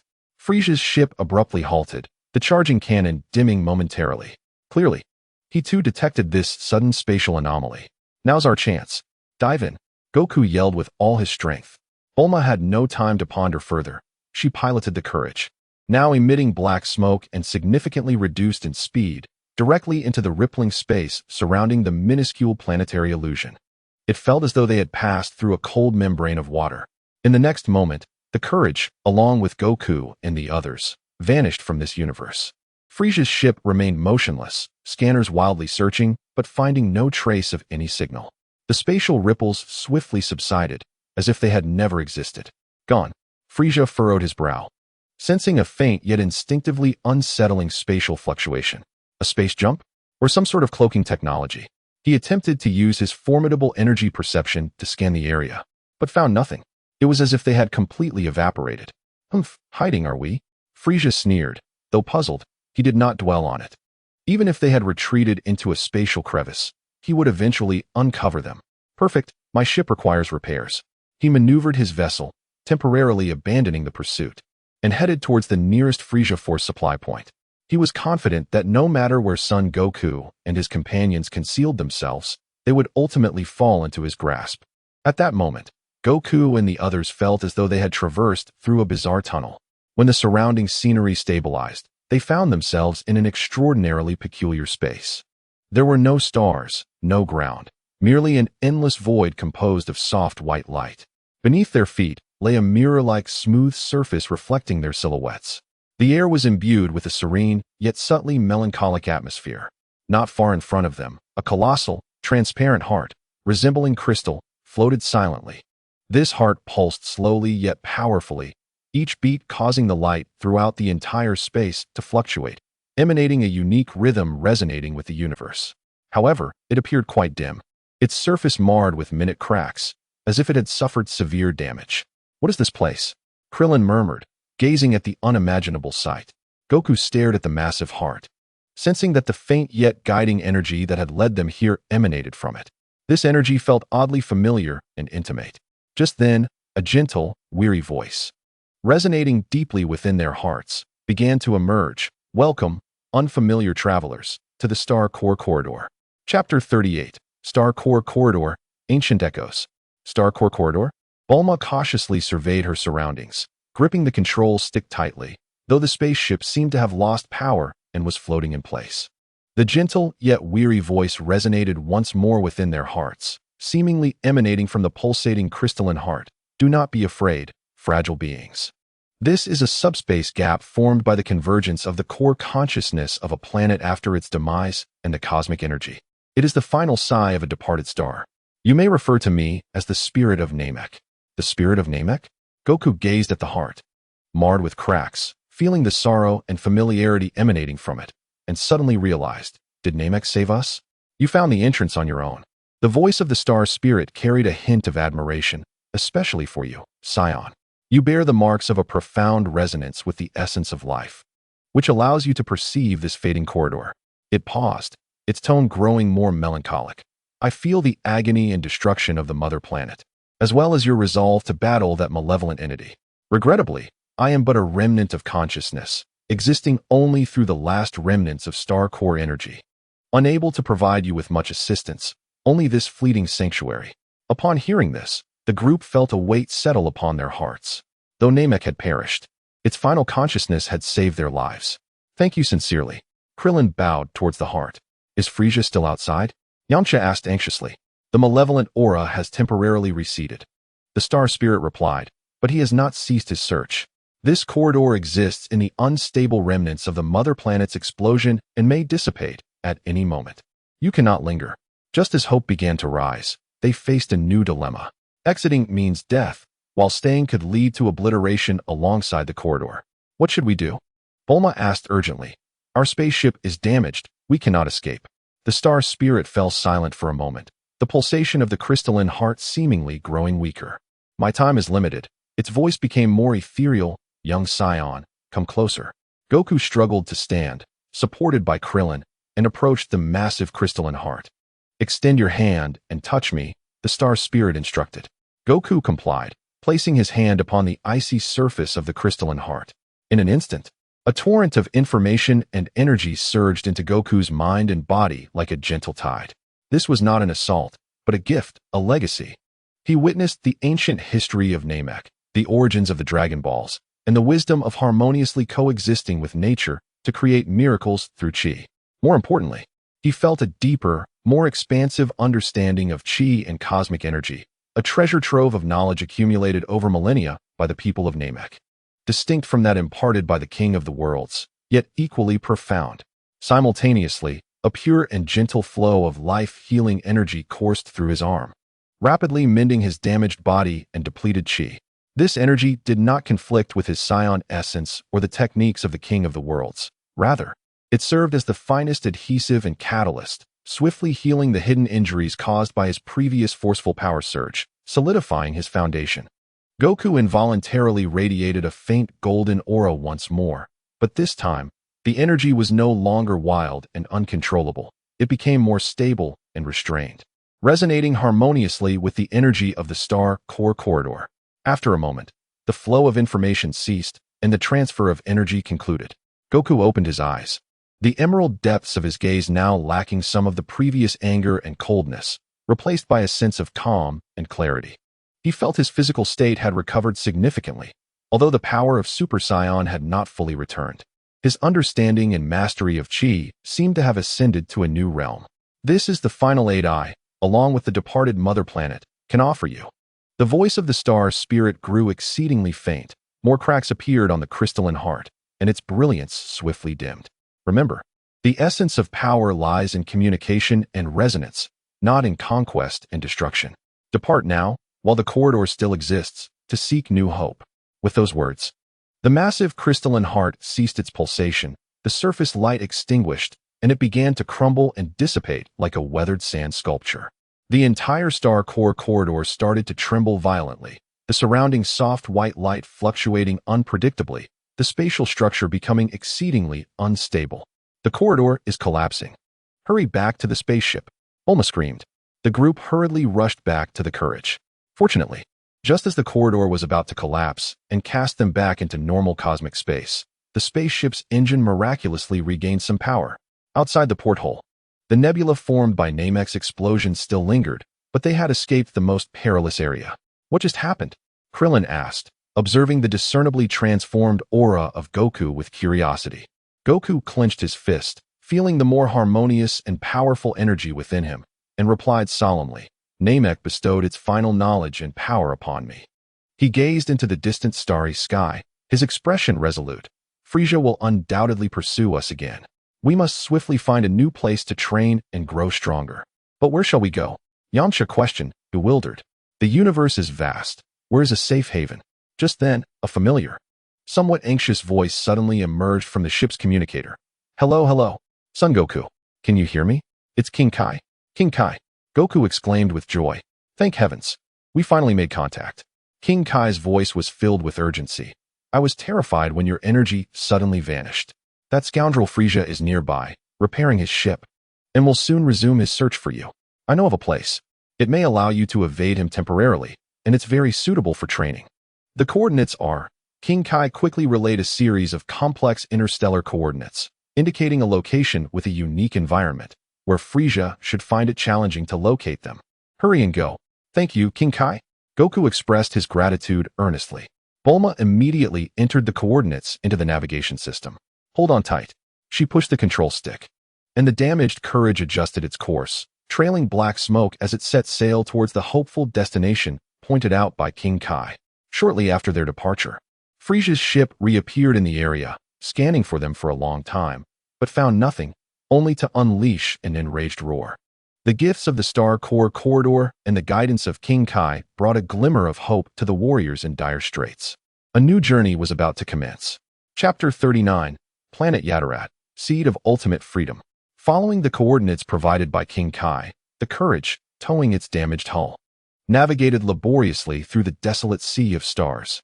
Bulma worked tirelessly to repair the damaged engine and life support systems, while Krillin and Yamcha seized every moment to engage in rigorous training under simulated gravity, processing the insights and pressures from the battle on Namek.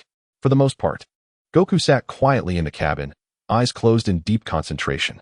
He did not deliberately seek to increase his chi, but instead immersed himself entirely in the vast ocean of knowledge bestowed by the spirit of Namek, integrating it with the teachings of King Kai, his own learnings, and the guidance of that mysterious elder, engaging in profound reflection and synthesis.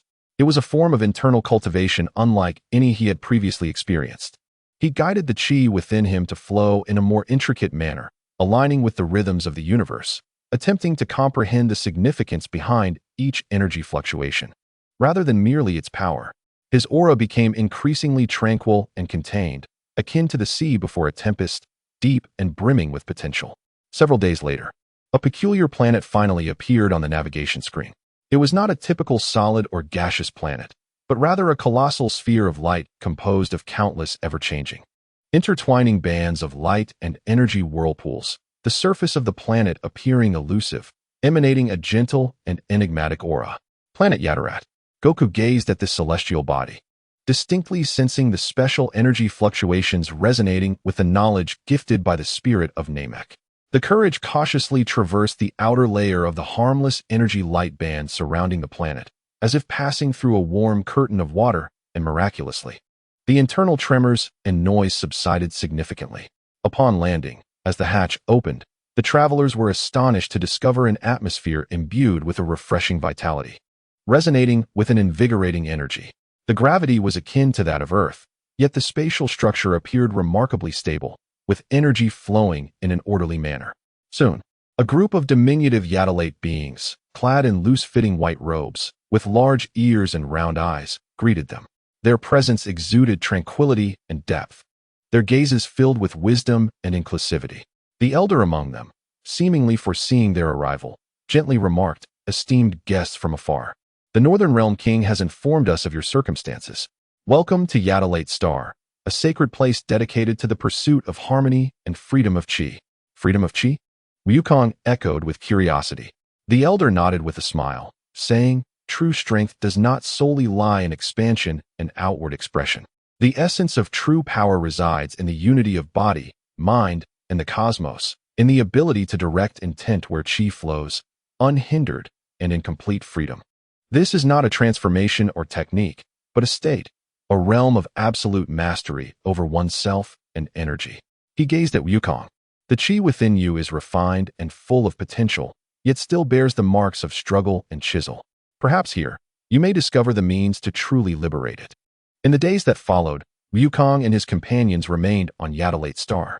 The cultivation methods here were strikingly different from those in the outside world. There were no grueling physical trials, nor were there colossal clashes of powerful techniques. Instead, the focus was on meditation, perception, and various seemingly eccentric yet profoundly meaningful practices. The Yatalate taught Wukong how to introspectively refine each aspect of his chi, how to direct it instantaneously to any part of his body without the need for complex pathways.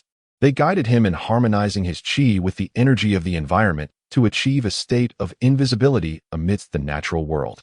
They even instructed him on how to utilize chi for short-distance instantaneous movement, more akin to a rudimentary form of spatial jumping than the Northern Realm King's chi-sensitive teleportation.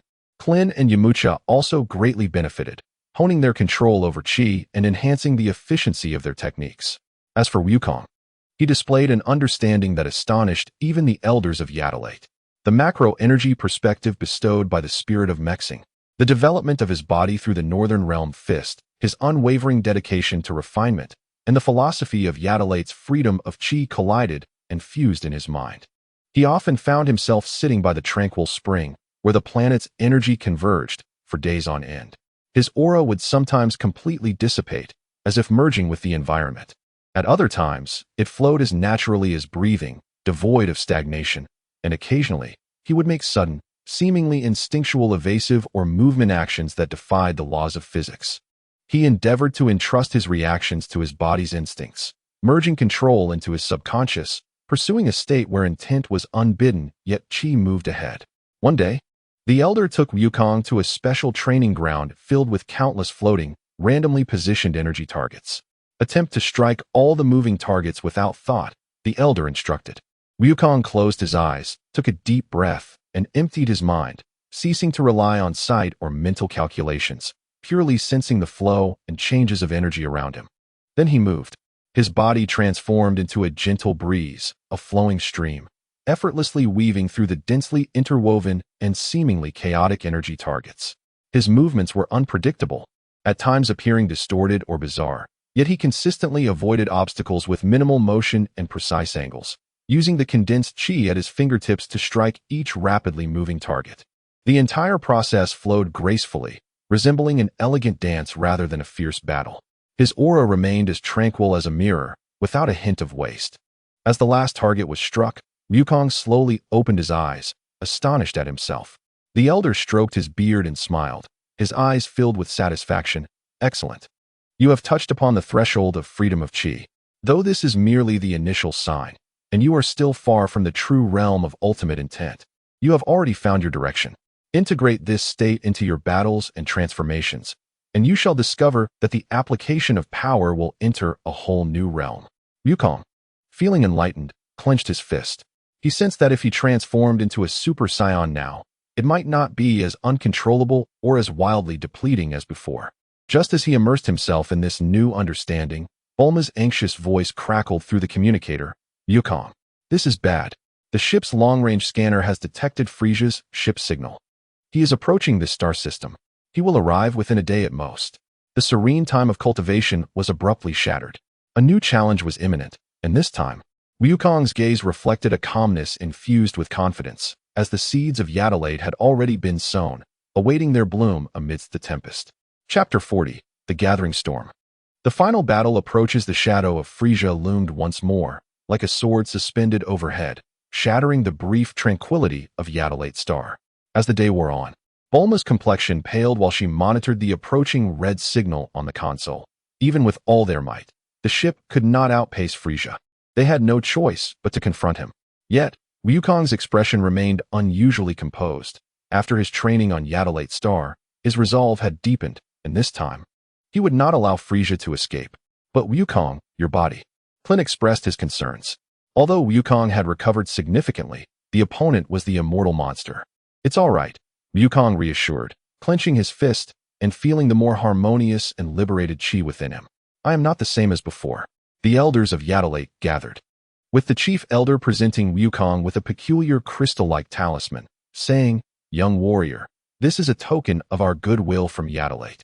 It can stabilize the energy field around you for a short time, perhaps helping you to enter a state of freedom more easily. But remember, external forces are merely aids. True strength comes from within. Thank you. Wukong earnestly accepted the talisman, sensing the serene energy contained within. We will activate the planet's concealment barrier, hoping to buy you some time. The elders began to channel the planet's energy, and a gentle luminescent barrier slowly rose, enveloping Yadalate Star, temporarily isolating its essence from the outside world. However, this would undoubtedly not remain hidden from Frisia for long. We must take the initiative and not endanger Yadalate Star. Wukong declared decisively. Bulma, can the ship still perform short-distance spatial jumps? To a remote sector away from Yadalate Star. The engines are damaged. Forcing a jump is risky, but it's worth a try, Bulma said through gritted teeth as she returned to the pilot's seat. We're coming too. Klin and Yamcha stepped forward, their determination unwavering. Piccolo struggled to rise, though his injuries were not yet healed, his fighting spirit undiminished. All right. Wukong did not refuse his companion's resolve. The courageous Star's engine roared under strain, dragging its damaged hull through the barrier of Yadalate Star, and then it made one final daring spatial leap into the vast emptiness of the universe. As the light faded, the ship materialized in a desolate starfield, littered only with scattered debris. Almost the instant they appeared, the void distorted in the distance, revealing Frisia's ship, now fully repaired and exuding a chilling malevolence, emerging like a specter, locking onto their position with precision. Found you, rodents. Frisia's twisted voice dripped with excitement and cruelty. This time, let us see where you can escape.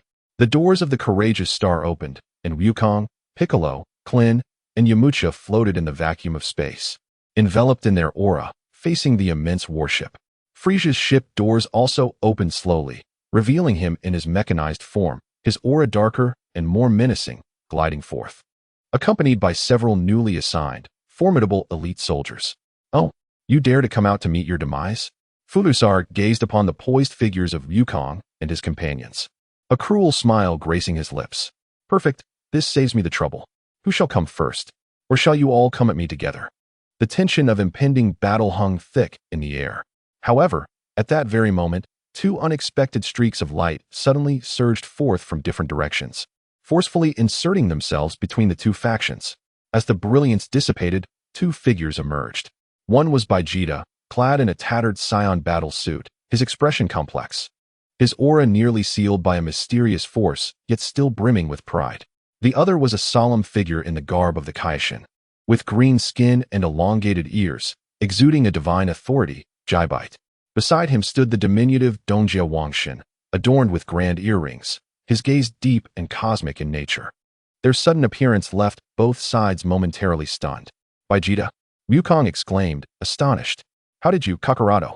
Vegeta snorted, his gaze fixed intently on Frieza, filled with bitter hatred and an indescribable battle fervor. Frieza's life is mine. Until I defeat you, no one is permitted to kill him.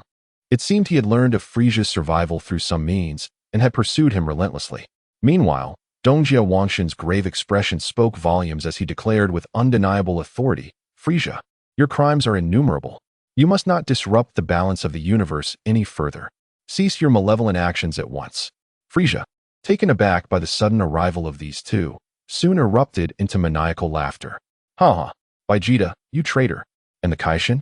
How delightful. Do you truly believe that you, a band of remnants and a washed-up deity, can stop me, the great Frieza? He dismissed the Kaishin with contempt, fully aware of the rumors regarding their lack of combat prowess. Dongjia Wangshin furrowed his brow, nodding to Jaibite. Stepping forward, Jaibite unleashed a powerful wave of divine energy, matching Frieza's intensity. Frieza, if you persist in your folly, he began, but before he could finish, a sudden disruption occurred. The fabric of space shattered like glass in the distance. A bizarrely shaped spacecraft, cloaked in organic armor and emanating an ominous and formidable aura, glided silently into view. The hatch opened, and two figures emerged. One was Shalu, complete form, wearing a greedy smile, his gaze sweeping over Wukong, Vegeta, and Frieza as if relishing a sumptuous feast. The other was an unfamiliar android, possibly the final creation of Dr. Gero or from another universe's timeline. This being remained silent, exuding a chilling and enigmatic energy that even made Frieza and Jaibite feel a pang of trepidation. What a lively gathering, Shalu remarked with elegance, his eyes gleaming with desire at the display of powerful energies. It seems I have arrived just in time. The unfamiliar android fixed its emotionless gaze upon Wukong and Vegeta, appearing particularly intrigued by them. The sudden emergence of multiple forces transformed this desolate star domain into a veritable powder keg. Wukong, Vegeta, Frieza, the Kaishin, Shalu, and the mysterious android each harbored ulterior motives, their mutual suspicions escalating to a fever pitch. Who would become allies? Who would declare themselves foes? The chaotic battle appeared inevitable. Far away on Yatalate Star, Li Dao observed the turmoil with calmness, a faint smile curling at the corners of his mouth. The pieces are now in play. Chaos is the finest catalyst. Wukong, Vegeta, under this overwhelming pressure, what brilliance shall you unleash? The stage for the final confrontation has been set. A storm is about to erupt with unparalleled ferocity. Chapter 41, The Outbreak of Chaos. Each for themselves, the once silent star domain now thrummed with tension as myriad forces intertwined, emotions of greed, hatred, murderous intent, vigilance, and curiosity clashing violently, shattering the brief stalemate. The first to strike was Shalu. His insatiable hunger for the energy of the powerful present was palpable, particularly drawn to the latent Scion strength within Wukong and Vegeta, as well as Frieza's immense and malevolent power. The feast begins. Shalu cackled, his tail snapping fiercely behind him as he instantaneously divided into dozens of avatars, each possessing a fragment of his power, launching a simultaneous assault on Wukong, Vegeta, Frieza, and even the Kaishin and the mysterious android. He aimed to single-handedly attack all factions at once. Chaos ignited in an instant. Seeking death, Frieza roared in fury, unleashing a torrent of crimson energy that shredded several of Shalu's avatars with a mere flick of his wrist.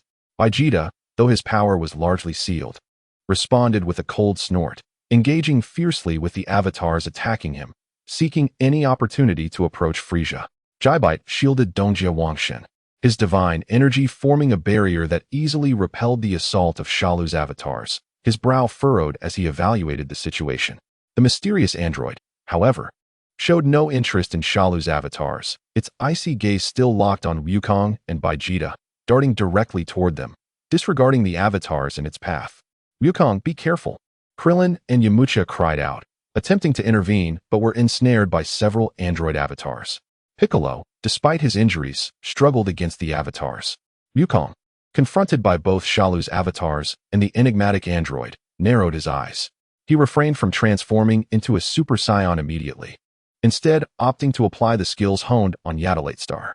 His body flowed like a willow in the wind, evading the relentless attacks with an almost precognitive intuition. His movements minimal yet highly efficient.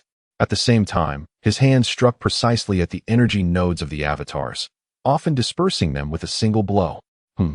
The approaching mysterious android seemed intrigued by Wukong's efficient and peculiar combat style, accelerating its speed as it delivered a devastating hand strike aimed directly at Wukong's throat. Sensing the lethal threat, Wukong held nothing back. The golden aura erupted with a thunderous roar. The Super Saiyan ascended once more. Yet this time, the golden flames were not as wild and chaotic as before. They were more concentrated, more stable, flowing across his body like liquid gold. The arcs of electricity now more orderly. The training on Lighthouse and the gifts from the spirit of Namek began to show their effects. Boom. Wukong intercepted the mysterious android's hand strike, an explosion of dazzling energy sparking where their arms collided. In terms of raw power, Wukong appeared to be at a slight disadvantage. Pushed back a few steps, yet he firmly nullified the penetrative force of the attack. Interesting, the mysterious android spoke for the first time, its voice cold and electronic. Energy levels remain unchanged, yet energy utilization efficiency and physical reaction speed have increased by 274. Database updated. It launched another attack, its moves becoming sharper and more erratic. Meanwhile, Frieza, having dispatched the avatars, surveyed the chaotic battlefield, particularly eyeing Wukong, who was holding his own against the mysterious android. A flicker of concern and irritation flashing in his eyes. He detested such an uncontrollable situation. A swarm of bothersome insects. Frieza resolved to clear the minor nuisances first. He unleashed a barrage of death beams toward Krillin, Yamcha, and Piccolo, who were struggling against the avatars. Watch out. Wukong sensed the danger and attempted to intervene. But the mysterious android clung to him relentlessly.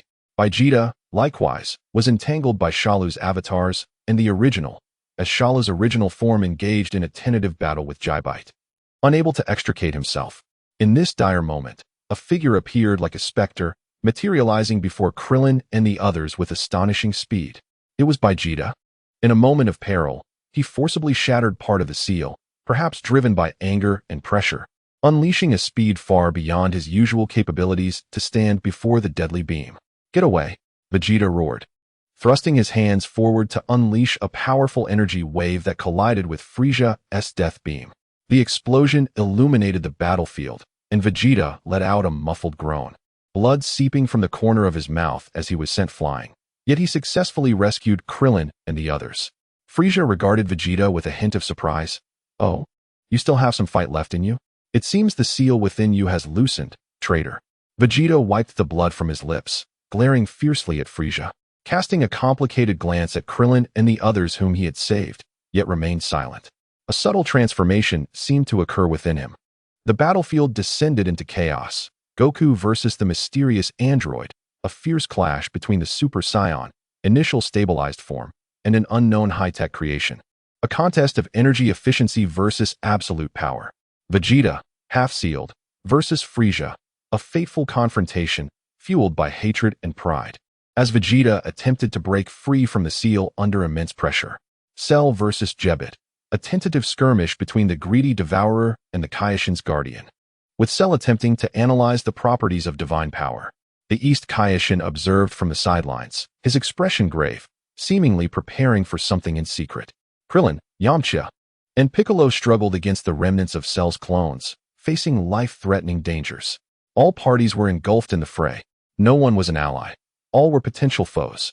At the heart of this turmoil, Goku, amidst the high-speed offense and defense against the mysterious android. continuously sought to integrate the predictive evasion of Zizai Ji Zhao with the power of the Super Saiyan. His movements grew increasingly fluid, his energy expenditure diminished, and he began to slowly turn the tide. Seizing an opportunity, he delivered a side kick imbued with concentrated energy, skillfully bypassing the android's defenses and striking precisely beneath its ribs. Bang! The mysterious android staggered, a faint crack appearing in its biological armor. The threat level escalated, initiating secondary combat mode. The cold electronic eyes of the android flickered, and the energy response within surged dramatically. A greater crisis was imminent. On the distant planet of Yaddalate, Li Dao observed the chaotic and intense battle, particularly focusing on Goku, Vegeta, and the enigmatic android. Pressure is indeed the finest catalyst. Goku's Zizai Ji, Vegeta's breakthrough of the seal, and the trump card of that unexpected visitor. This chaotic melee would prove to be more valuable than anticipated. He gently raised his hand, a glimmer of light flickering at his fingertips, seemingly ready to give a subtle push at the critical moment. Chapter 42, Divine Intervention, the Final Battle of Fate. The energy response within the mysterious android surged like an impending supernova. Its cold electronic eyes locked onto Goku. The pressure from the secondary combat mode causing the surrounding space to begin to warp slightly. Goku felt an unprecedented sense of crisis. The golden aura of the Super Saiyan burning to its peak, attempting to seize the initiative. Just at this critical juncture, enough. The East Kaioshin, who had been silently observing, suddenly issued a commanding low growl. He formed an ancient and intricate hand seal before his chest. A vast and sacred force descended, as if embodying the cosmic order. This was not an aggressive energy, but an intervention and suppression at the level of laws. Buzz! An invisible wave swept across the entire battlefield. The mysterious android, poised to activate its secondary mode, suddenly stiffened, its boiling energy forcibly frozen, plunging into silence, the glow in its electronic eyes dimming significantly. As if trapped in a state of forced standby, Cell, engaged in combat with Jebet, also emitted a muffled sound of uncertainty.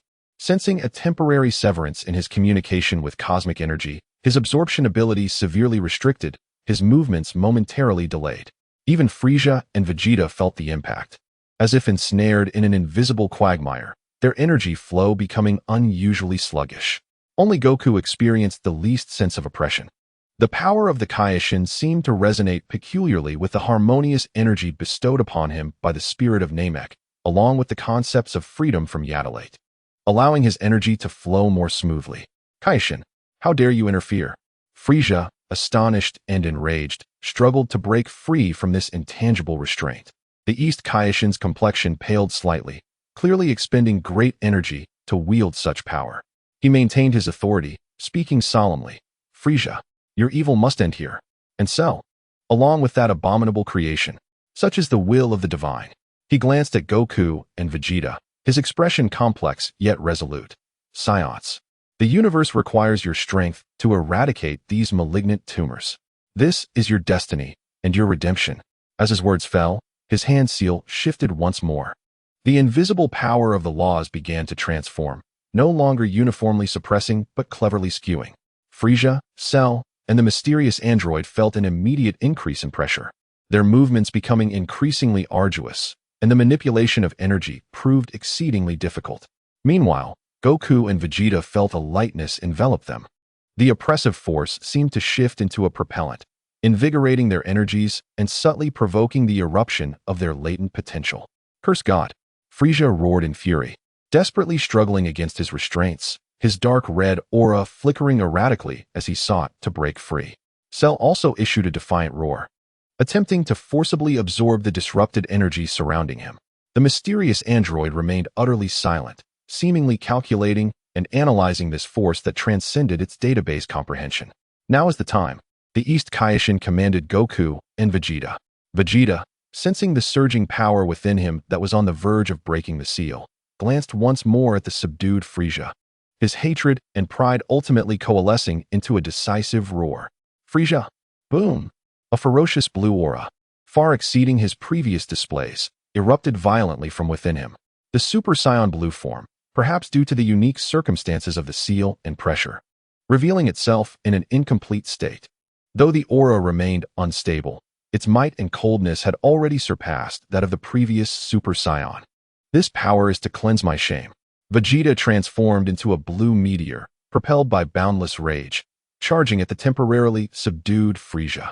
Old grudges and new enmities erupted at this moment.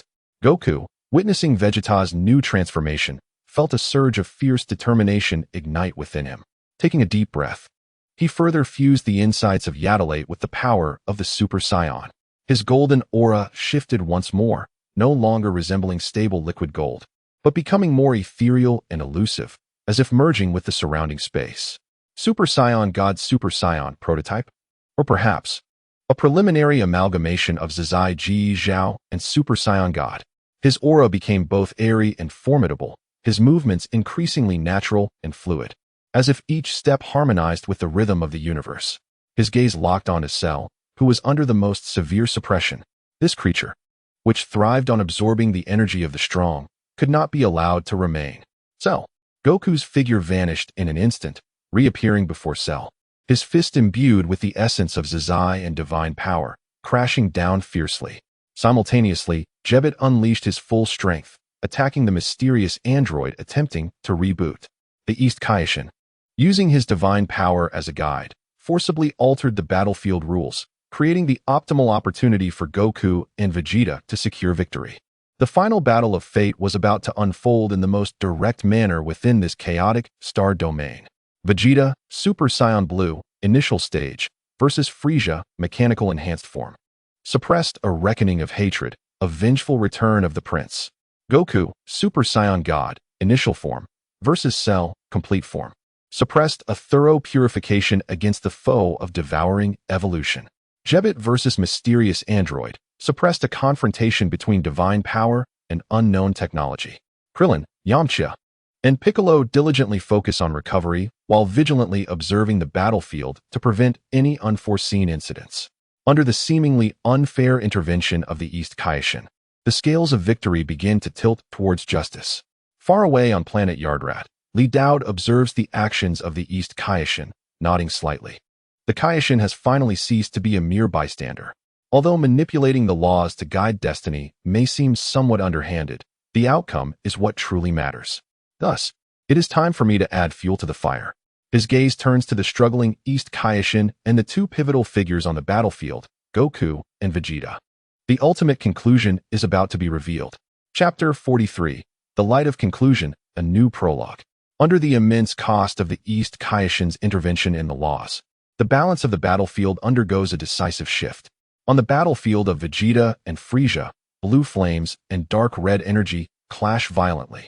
Although Vegeta is new to this realm and his power remains somewhat unrefined, the hatred and pride emanating from the depths of his soul, coupled with the Kaishin's suppression of Frieza, grants him an undeniable advantage. Frieza. This punch is for planet Vegeta. Vegeta's roar accompanies a powerful strike that lands squarely on Frieza's crossed arms. With a crunch, the mechanical shell of Frieza's arm shatters. He recoils in agony, disbelief and rage filling his eyes. This kick is for Namek.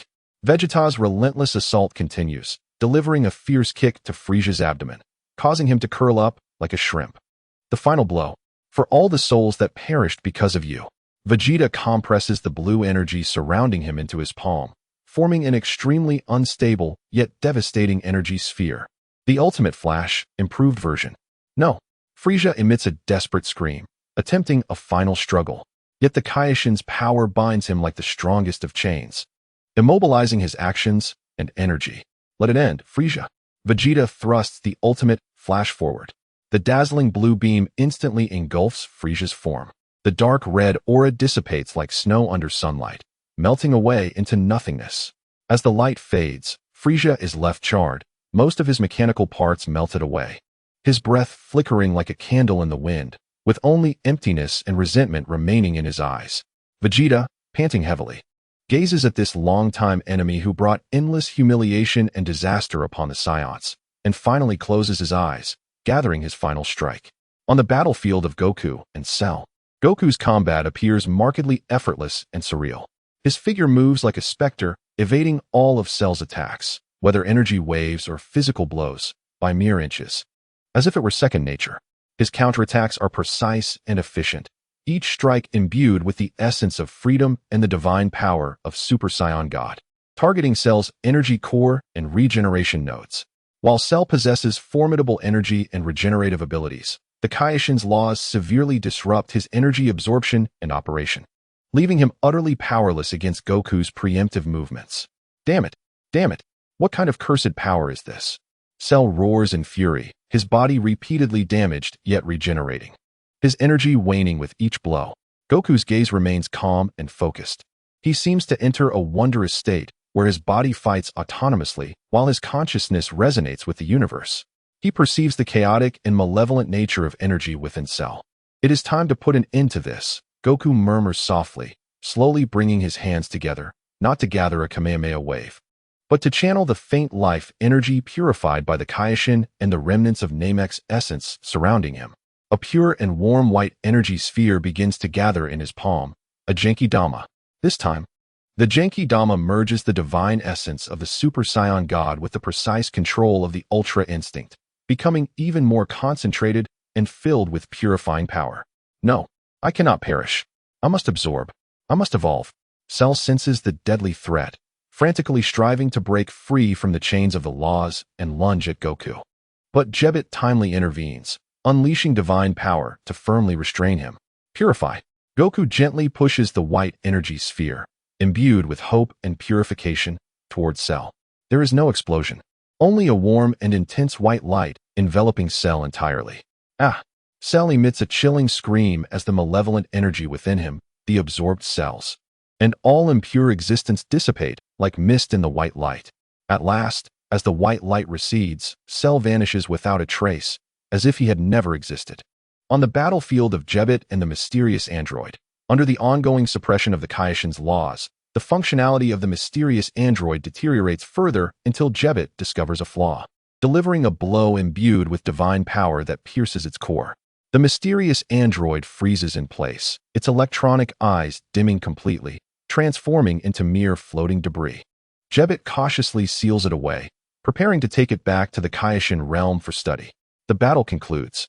The East Kaioshin breathes a sigh of relief, dispersing the hand seal, his face pale and nearly exhausted. Jebit quickly moves to support him. Krillin, Yamcha, and Piccolo gaze at the scene before them, as if in a dream.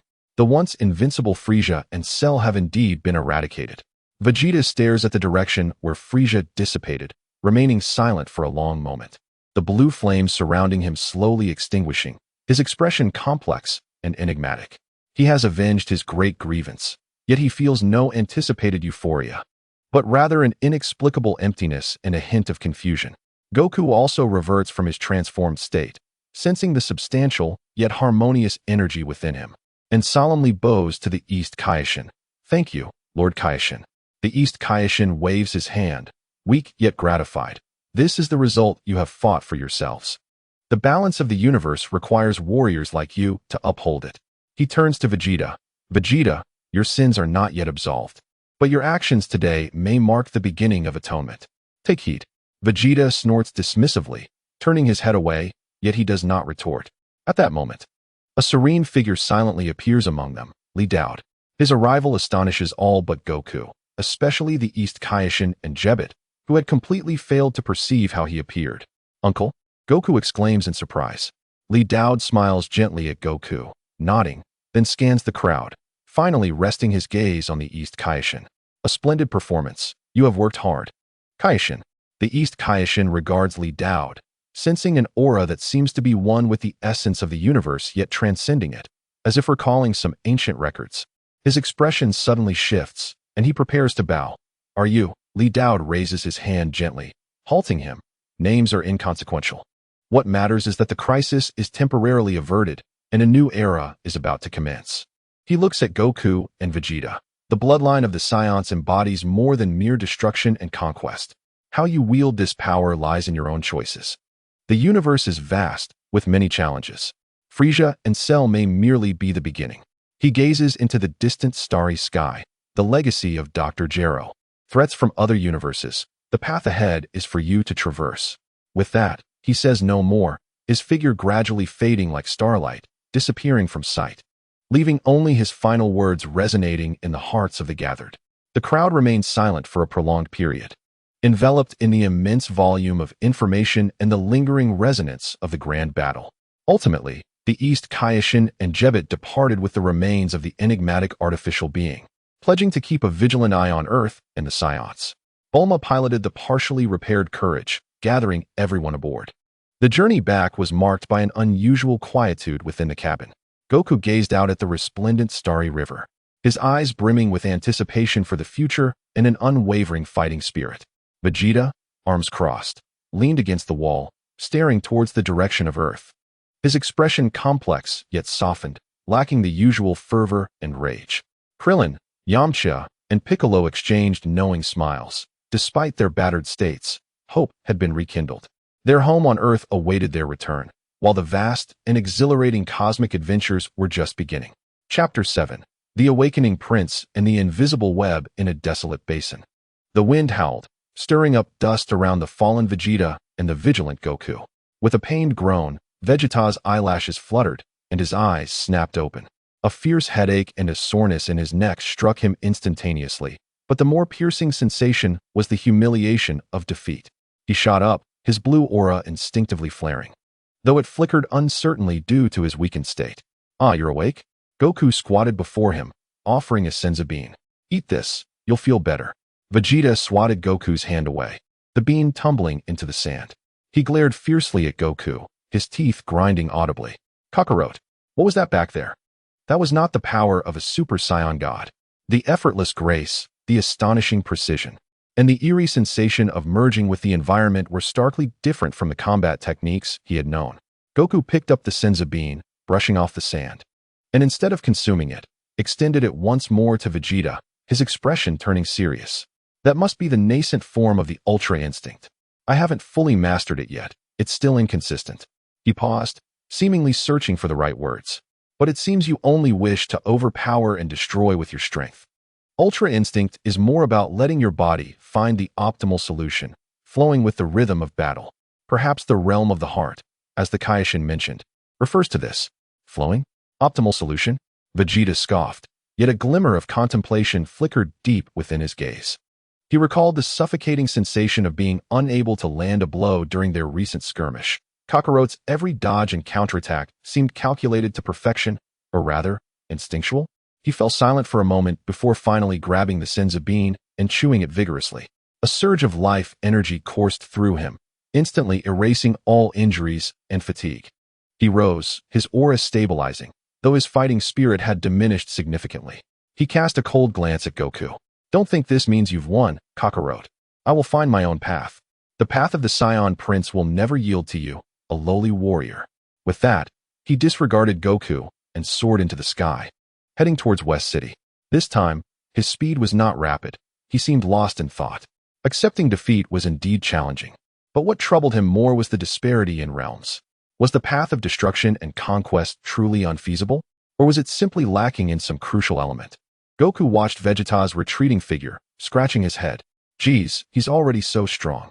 He sensed that Vegeta seemed to be affected, which brought him joy. It was wonderful to have a rival with whom to grow stronger. He patted himself and prepared to head home, only to suddenly remember, my communicator seems to be broken. Oh no, Chi-Chi is definitely going to nag me again. Upon Vegeta's return to Capsule Corporation, he immediately sensed something amiss. Bulma did not greet him with her usual safety lecture, but stood solemnly at the control panel of the laboratory, the screen displaying intricate star maps and energy waveforms. "What's wrong, woman?" Vegeta furrowed his brow, unaccustomed to Bulma's demeanor. Bulma lifted her head, relieved to see Vegeta had returned, and quickly spoke. "You finished the fight?" "Just in time. We detected an anomalous spatial signal near Neptune's orbit at the outer edge of the solar system. It resembles the warning we received about the heritage collectors from the Galactic Patrol." Vegeta's pupils constricted instantaneously, all thoughts of defeat and realms cast aside, replaced by a chilling battle intent. "Oh, have they finally arrived? Where are they? Let me annihilate them." The signal had only appeared momentarily before vanishing. Bulma shook her head, pointing at the screen. "It's completely untraceable now." Piccolo and Krillin also sensed a fleeting feeling of being watched, but they couldn't pinpoint it. The enemy is extremely cautious, or perhaps their reconnaissance technology far exceeds ours. She brought up another set of data. What's worse is that just now, several major military databases and high-end physics laboratories across the globe experienced extremely covert attempts at cyber intrusion. The methods used were quite sophisticated, failing to trigger conventional alarms. Yet I managed to capture traces using the firewall protocols improved by those Frisia Force communicators you brought back. What are they searching for? Vegeta asked coldly, arms crossed. Unclear. The targets of the intrusions are quite dispersed, appearing to be conducting extensive information sifting, ranging from basic energy technologies to weapon designs, and even some vague files regarding genetic engineering and cellular regeneration. Bulma's expression grew increasingly grave. I suspect they are not only searching for Frisia's legacy, but may also be collecting data fragments left by Dr. Gero and Cell. It was as if an invisible net was silently cast over Earth, simultaneously conducting reconnaissance and infiltration across both physical and digital realms. Vegeta scoffed. Cunning rats hiding their heads and showing their tails. If they have the capability, they should confront us directly. But what if they never confront us directly? Bulma countered. What if they merely continue to probe, collecting what they desire, and then one day launch an unpredictable attack against us? Vegeta fell silent. He excelled in direct destruction, yet felt somewhat at a loss regarding such covert, technologically driven invasions and reconnaissance. Just then, the laboratory's communicator chimed, and Krillin's anxious voice came through. Bulma, Gohan just said he feels like something is watching him, right at home. But Chi-Chi and I found nothing. Almost simultaneously, Piccolo, far away at the sacred world of the Kais, reached out through telepathy. There was an extremely faint, non-living energy response that flickered, located at Baozi Mountain. The enemy's tendrils extended far longer and more eerily than they had imagined. They were not merely scanning global networks and data, they had begun ground reconnaissance on specific targets, such as the promising Gohan. A chill crept up Bulma's spine. Their adversaries were far more cunning and troublesome than Frisia and Cell. Vegeta, Bulma took a deep breath, her gaze sharpening. It seems we can no longer afford to remain passive. A bloodthirsty glint flashed in the Scion Prince's eyes. That suits me perfectly. Tell me, where do we begin tearing apart this web? Chapter 8. Proactive Assault and Phantom Signals. Bulma's laboratory transformed instantaneously into a makeshift tactical command center. Krillin and Yamcha joined via remote video connection, while Piccolo's mental link served as an invisible conduit. The recently reconnected Goku, using Bulma's phone, also joined the conversation. His tone unusually serious. Is Gohan all right? Goku was most concerned about this. Yes, fine. Just startled, Krillin's voice came through. That thing was too fast. It vanished in an instant, and its presence was quite strange, unlike that of a living being. Baozi Mountain is the same. The voice of Bick resonated directly within the minds of the assembled, indicating an energy response from a non-living entity, exceedingly faint, adept at concealment, seemingly intended for reconnaissance rather than aggression. Bulma swiftly manipulated the console, overlaying the global anomaly network intrusion nodes, the locations of energy signals, Neptune's orbit, Baozi Mountain, and the area near Shidu where Gohan sensed the intrusion, alongside the direction perceived by Krillin and Bick for a comprehensive analysis. A complex star chart and map began to reveal a vague, intermittent trajectory. They were not aimlessly wandering. Bulma pointed at the screen, her eyes sparkling with excitement as she exclaimed, "Look at these points." Their initial signals appeared at the edge of the solar system. Then the next capture was at Baozi Mountain, followed closely by the outskirts of Shidu. Their target is unequivocally a high-energy response source. Gohan's potential and... She glanced at Vegeta and Goku on the communicator. Your recent earth-shattering battle served as a beacon in the dark, directly drawing them in. Vegeta snorted derisively. Yet a cruel smile crept upon his lips. Just as well. Saves me the trouble of hunting them down. We cannot allow them to run rampant on Earth. Goku's voice brimmed with determination. We must flush them out. However, their speed was extraordinary, and they could cloak themselves. How would they locate them? Yamcha posed the critical question. Since they are drawn to the high-energy response, Bulma revealed a cunning smile. We shall present them with an irresistible bait. The plan was swiftly devised. Vegeta, as the most conspicuous lure, would venture deep into the desolate Pacific Ocean, maximizing his energy output to simulate an uncontrolled state akin to that of a breakthrough in training, enticing the enemy to take the bait. Meanwhile, Goku would employ instant transmission to launch a precise strike the moment the enemy was drawn in by Vegeta. Bick, Krillin, and Yamcha would act as the second tier, prepared to provide support and containment at any moment. Remember, we need them alive. At least leave us some components. Bulma instructed. We require intelligence. Moments later, in a vast expanse of the Pacific, where the sky met the sea without a cloud in sight, Vegeta hovered in the air, inhaling deeply before unleashing a tremendous blue energy flame that erupted skyward like a nuclear explosion. The terrifying energy fluctuations caused the sea below to instantly form a massive, bowl-shaped depression, waves violently crashing outward. He intentionally allowed his energy to appear somewhat chaotic and unstable, as if on the verge of a breakthrough, leaving no room for distraction. This unabashedly powerful energy signal spread outward like the sweetest bait. Far away in the Shidu laboratory, Bulma anxiously monitored the energy radar and spatial fluctuation sensors. The signal has reached its peak. Will the fish bite? All participants held their breath in anticipation. 1 minute passed, then 2, followed by 5. Aside from Vegeta's tumultuous energy and the roar of the waves, there was no sign of anything amiss. Could it be they are not falling for it? Krillin expressed his growing anxiety. Wait, Bulma suddenly shouted, their SA response. Not a spatial leap. It's the optical camouflage deactivating. They have been lurking nearby all along. Almost as soon as Bulma's words fell, approximately several kilometers behind Vegeta, the air warped, revealing 3 small, flat, grayish, diamond-shaped aircraft, silent and devoid of any identifiable markings. Their surfaces glimmered with a glow that absorbed energy as they silently sped toward Vegeta, deploying some form of capturing apparatus beneath their fuselages. Now's the time. Goku!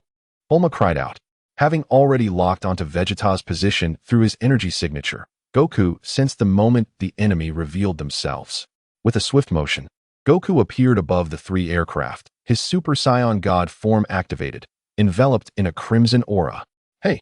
He spread his arms wide, launching 2 highly compressed energy waves with precision, not intended to destroy, but to incapacitate. However, just as the energy waves were about to hit their mark, the surfaces of the 3 diamond-shaped aircraft flickered ominously, abruptly halting in a manner that defied all physical laws. Then, as if alive, each veered off at right angles, evading the attack with unnerving synchrony. Goku's sure strike missed entirely. What? Goku gasped in surprise. Below, Vegeta also sensed this, roaring in fury, seeking death. He unleashed a massive energy wave toward one of the aircraft. The targeted craft did not flinch. Its capturing device retracted, instantaneously transforming into a peculiar pulse cannon that emitted a twisted beam of interference light, striking directly at Vegeta's energy wave. The result was shocking. There was no explosion. Vegeta's energy wave seemed to disintegrate, dissipating rapidly. The other 2 aircraft re-entered their optical camouflage state, vanishing instantly from radar and energy detection. The sole visible craft, after firing its interference beam, 2 became invisible, yet just before it vanished, Goku keenly detected a faint energy fluctuation emanating from its engine, strikingly similar to the core frequency of the mysterious android from Namek. You want to escape. Goku activated instant transmission once more, pursuing that fleeting trace. However, the enemy's cloaking technology was extraordinarily advanced. The signal flickered and vanished completely. Goku hovered in midair, his Super Saiyan God senses fully extended. Yet he could find no further traces. Vegeta joined him, his expression grim, his energy perception yielding no results either. They were like true phantoms, having come, tested, and then seamlessly blended back into the air. Silence enveloped the communicator, leaving only the sound of crashing waves. After what felt like an eternity, Bulma's heavy voice broke through. They are not biological entities. They are highly advanced AI drones.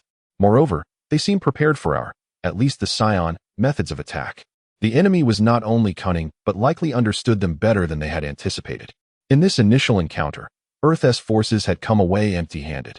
An invisible net seemed to tighten around them. Chapter 9. Analyzing the ghosts and the path of the Scions. The defeat over the Pacific loomed like a shadow, casting a pall over the group. The 3 ghostly drones vanished without a trace, showcasing stealth capabilities, bizarre maneuverability, and a weapon capable of disintegrating energy far beyond Earth's current technological level, rendering the warnings of the Galactic Patrol eerily prescient. The atmosphere in the Capsule Corporation laboratory was heavy. Bulma replayed the final moments of the drones, their emergence, the firing of the interference beam, and subsequent disappearance. Analyzing frame by frame. Look here, she magnified the image, freezing on the barely perceptible energy fluctuation from the drone's engine. Although the frequency was exceedingly faint, it bore over 90 similarity to the signal from the core fragment taken by the Jebet priest. It was almost certain they originated from the same source, or at the very least, utilized similar technology. Krillin gasped. Could it really be the legacy of Dr. Gero? Wasn't he long dead? Perhaps he left behind an automated factory. Or there may be other successors, Yamcha speculated, feeling a chill run down his spine. Bik's voice resonated through their minds, laden with deep skepticism. Dr. Gero's technology leaned towards biological modification and energy absorption. These drones exhibit advanced stealth technology, AI control, and energy-neutralizing weapons. The stylistic differences are stark. They resemble a more sophisticated creation, integrating varied technological sources. Bulma nodded in agreement. Bik makes a valid point. Moreover, did you notice their evasive maneuvers against Goku's attack? The synchronicity and anti-inertia movements do not resemble pre-programmed actions. They resemble a highly intelligent AI executing real-time control. They even anticipated Goku's instant transmission. Vegeta, who had remained silent, suddenly spoke with a cold tone. They know us. At the very least, one must comprehend the combat style of the Science. He recalled how that drone deftly neutralized his energy wave. Such a weapon was specifically designed to counter energy attacks. This revelation cast a pall of dread over all present. An adversary, lurking in the shadows, armed with advanced technology and possibly possessing intimate knowledge of the Science? It was imperative to swiftly ascertain their origins and intentions. Bulma resolved. I require more data. When they next appear, we must ensure to leave behind some trace. She turned to Goku and Vegeta, expressing her concerns. I fear I will need you both to act as bait. Goku immediately nodded in agreement. No problem. Vegeta snorted disdainfully, offering no objections. Yet a fire of indignation and martial spirit burned in his eyes. Being toyed with by a few machines was a disgrace for the Prince of Science. In the ensuing days, Goku and Vegeta took turns unleashing powerful ki in remote areas as bait, while Bulma activated every monitoring device at her disposal, even enlisting Dandi, the Earth deity, to assist with divine perception. Yet, those elusive drones seemed to have vanished entirely, making no further appearances. It appeared that their purpose had been fulfilled, confirming the existence and current power levels of their targets while successfully conducting a tactical probe. This tranquility before the storm only heightened their unease. During this brief period of calm, the two Scions embarked on divergent paths of introspection and training. Goku ceased his relentless pursuit of explosive power, often finding solace within the woods of Baozi Mountain or amidst the clouds, meditating with closed eyes. He reminisced about the fluidity of his movements during his battle with Cell, recalling the warmth of resonance with all things while gathering his spirit bomb. He endeavored to empty his thoughts, relinquishing control over his ki to instead feel its essence and guide its flow in harmony with nature's rhythm. Occasionally, in moments of profound relaxation and mental clarity, his movements would suddenly become remarkably fluid and harmonious, glimmering with a fleeting glimpse of serene mastery, only to vanish in an instant. He understood that this door required a natural realization rather than a forceful breach. Conversely, Vegeta's approach was entirely antithetical. He nearly welded himself within the gravity chamber. Yet his training methods underwent a silent transformation. He no longer simply sought to amplify his strength and speed recklessly. Instead, he began replaying the recordings of his battle with Goku, reluctantly provided by Bulma, particularly focusing on Goku's seemingly effortless yet pinpoint evasions and counterattacks. Adapting to the optimal flow, Vegeta pondered these words, his brow furrowing in concentration.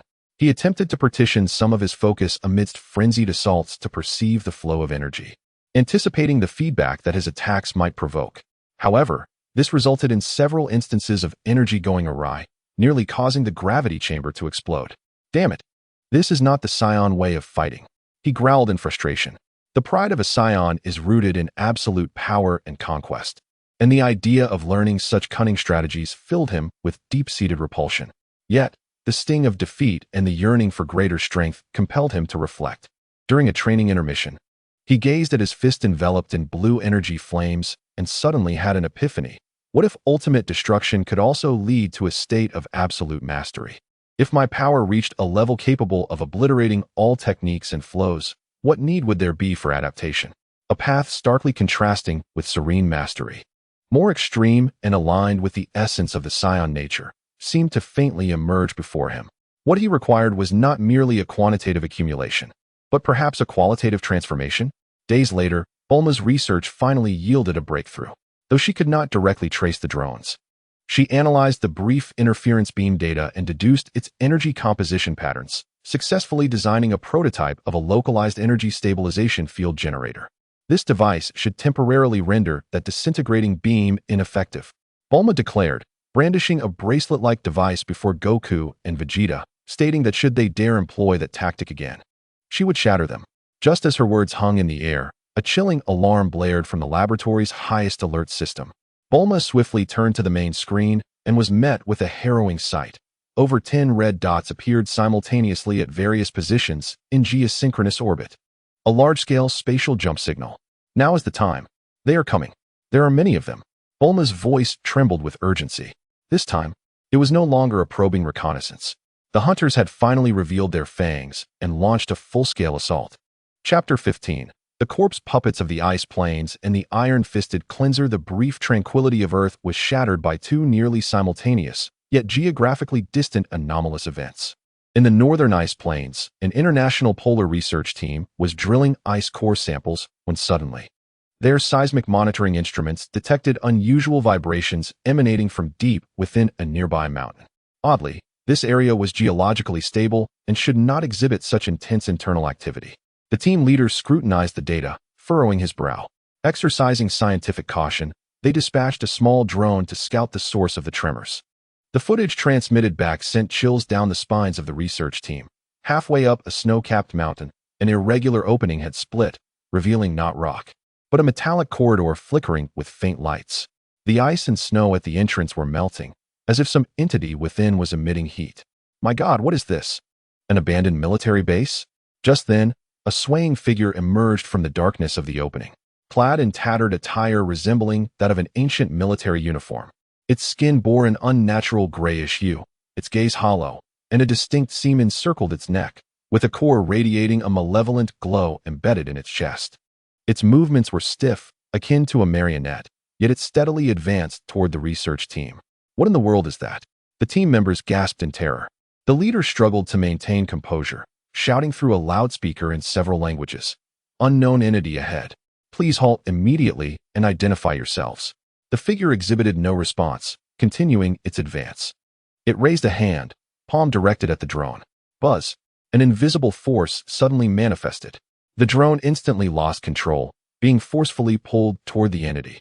In the final moment before the screen went dark, the team members were horrified to witness the faint energy within the drone being extracted, as if unwound, flowing into the core embedded in the entity's chest, while the drone itself grew dim, decayed, as though it had weathered a millennium, ultimately shattering into dust. Retreat. Immediate retreat. The leader shouted, panic-stricken. The research team hastily leaped into their snow vehicles, fleeing in a frenzy. In the rearview mirror, that terrifying figure continued its slow pursuit, its speed appearing unhurried, yet each step covered an astonishing distance, its hollow eyes locked onto the faint life energy emanating from the snow vehicle's engine. In the South Pacific, on the high seas, a large cargo ship sailed smoothly across the tranquil waters. Suddenly, the radar in the captain's quarters blared a piercing alarm. Captain, an unidentified object is approaching at high speed. It's falling from the sky. The captain rushed to the window, witnessing a dark spot plummeting from the heavens, accompanied by a searing wave of heat, crashing down onto the sea surface not far from the cargo ship, sending towering waves surging. Before they could react, the sea split open, and a colossal mechanical entity, adorned with reverse-jointed limbs and a blood-red single eye, emerged from the depths like a demon from hell, climbing aboard the ship's deck step by step. The heavy footsteps caused the massive cargo vessel to tilt alarmingly. The crew, paralyzed by terror, some brandished weapons, while others frantically called for help. Bullets struck the mechanical body, sparking only a few scattered flames, leaving not a single scratch. The mechanical entity's crimson eye scanned the deck, and a chilling electronic voice intoned, detection of lower life forms. Non-targets. Eliminate obstacles. The heavy weapon module on its shoulder rotated, not wielding an energy cannon, but instead unleashing several massive metallic nets pulsating with high-voltage currents. instantly enveloping the crew on the deck. The piercing screams abruptly ceased as charred bodies crumpled to the ground, emitting wisps of smoke. It paid no heed to these events. Its singular eye fixated on the power compartment of the cargo ship. Its objective was the engine's highly efficient energy core, imbued with faint radioactivity, a far superior source of sustenance for it. It advanced directly towards the power compartment, the heavy metal hatch yielding to its mechanical claws as if made of mere paper. Soon, the cargo ship's power systems were entirely extinguished, all lights dimmed, transforming it into a steel coffin adrift on the vast ocean. Meanwhile, the energy indicator on its chest visibly brightened. It approached the ship's bow, its crimson eye gazing towards the northern continent, recalibrating its coordinates as its colossal form began to blur in preparation for the next spatial leap. In Shidu, at the Capsule Corporation, Bulma abruptly rose from her monitoring station, her face pale. A distress signal from the northern ice field. The energy-consuming corpse activity is a result of Dr. Jiro's zombie android's technology. He still had such horrors left. Almost simultaneously, she received an urgent announcement from the International Maritime Department. A cargo ship in the South Pacific had gone missing. The last signal mentioned a giant robot attack. Two images appeared side by side on the main screen. The rigid corpses pursuing across the ice field and the cold-blooded mechanical butcher wreaking havoc aboard the cargo ship. Distinct in style, yet equally lethal. They have arrived. Bulma's voice trembled, coming from within the earth and from beyond. She immediately pressed the emergency communication button. Everyone, emergency. A new enemy has appeared. It is not the previous drones. I repeat, it is not the previous drones. The brilliance of Goku's instant transmission. The sound of Vegeta breaking free from the gravity chamber, and Krillin and Yamcha's gasps echoed almost simultaneously. The brief respite had concluded. A more bizarre and dispersed threat had indeed descended. The warriors of Earth were about to face an unprecedented, multifaceted defensive battle. Chapter 1. The journey home and Ripples the Courage sailed steadily through the starry sea, its autopilot system locked onto the distant yet familiar coordinates of the solar system. Within the cabin, fatigue from battle intertwined with the exhilaration of victory, creating an unusual tranquility. Krillin and Yamcha slumped in their seats, their battle suits torn, revealing bandaged wounds. The effect of the Senzu beans had healed their fatal injuries, yet the toll on their spirits and the soreness in their muscles required time to recover. They gazed out the porthole at the rapidly passing starlight, distorted into lines, their expressions still somewhat dazed. Did we really win? Yamcha murmured, her voice hoarse, as if struggling to believe it. Krillin grimaced, pulling at the wound on his face, wincing in pain, yet he could not suppress a smile. Yes, we did. Goku and Vegeta are as strong as monsters. And that Lord Kaioshin, it was like a divine presence. Piccolo sat cross-legged in a corner, his breath much steadier now. Yet the exhausting battle had also taken its toll. Upon hearing Krillin's words, his eyelids fluttered slightly, though he did not open his eyes. The power of Kaioshin, the mystery of Li Daoud, the realms Goku and Vegeta had transcended.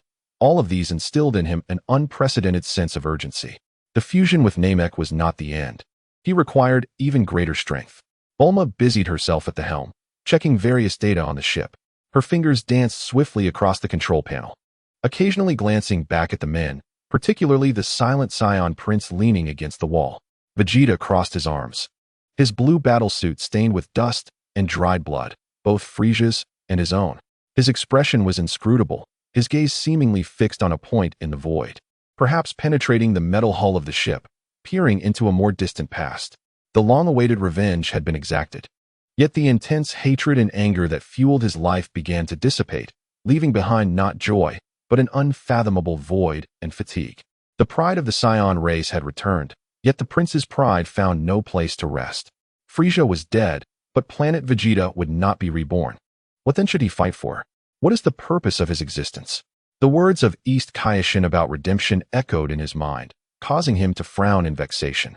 Goku, seated on the opposite side, also gazed out the window, but his eyes were clear and bright, filled with curiosity and anticipation. He reminisced about the feeling during his battle with Cell, the fluidity of his body reacting instinctively in the state of Ultra Instinct, and the wondrous state of resonance with all things when the Super Saiyan God power combined with the Spirit Bomb. Although he had reverted from his transformation and felt fatigued, that fleeting glimpse of enlightenment had opened a new door for him. Kakarot. Vegeta suddenly broke the silence with a low voice. Goku turned his head. You have already mastered that blue form, haven't you? Vegeta's gaze pierced sharply into Goku. Goku scratched his head, grinning. I suppose so. I accidentally broke through while training with Piccolo in the hyperbolic time chamber. But Vegeta, you are impressive as well, managing to transform into Super Saiyan Blue on your own. It's Super Vegeta. Vegeta immediately corrected him, his tone laced with undeniable arrogance. But then he snorted dismissively. Enough talk. After we return, we shall have a match. He needed confirmation, a measure. To what extent had Kakarot progressed?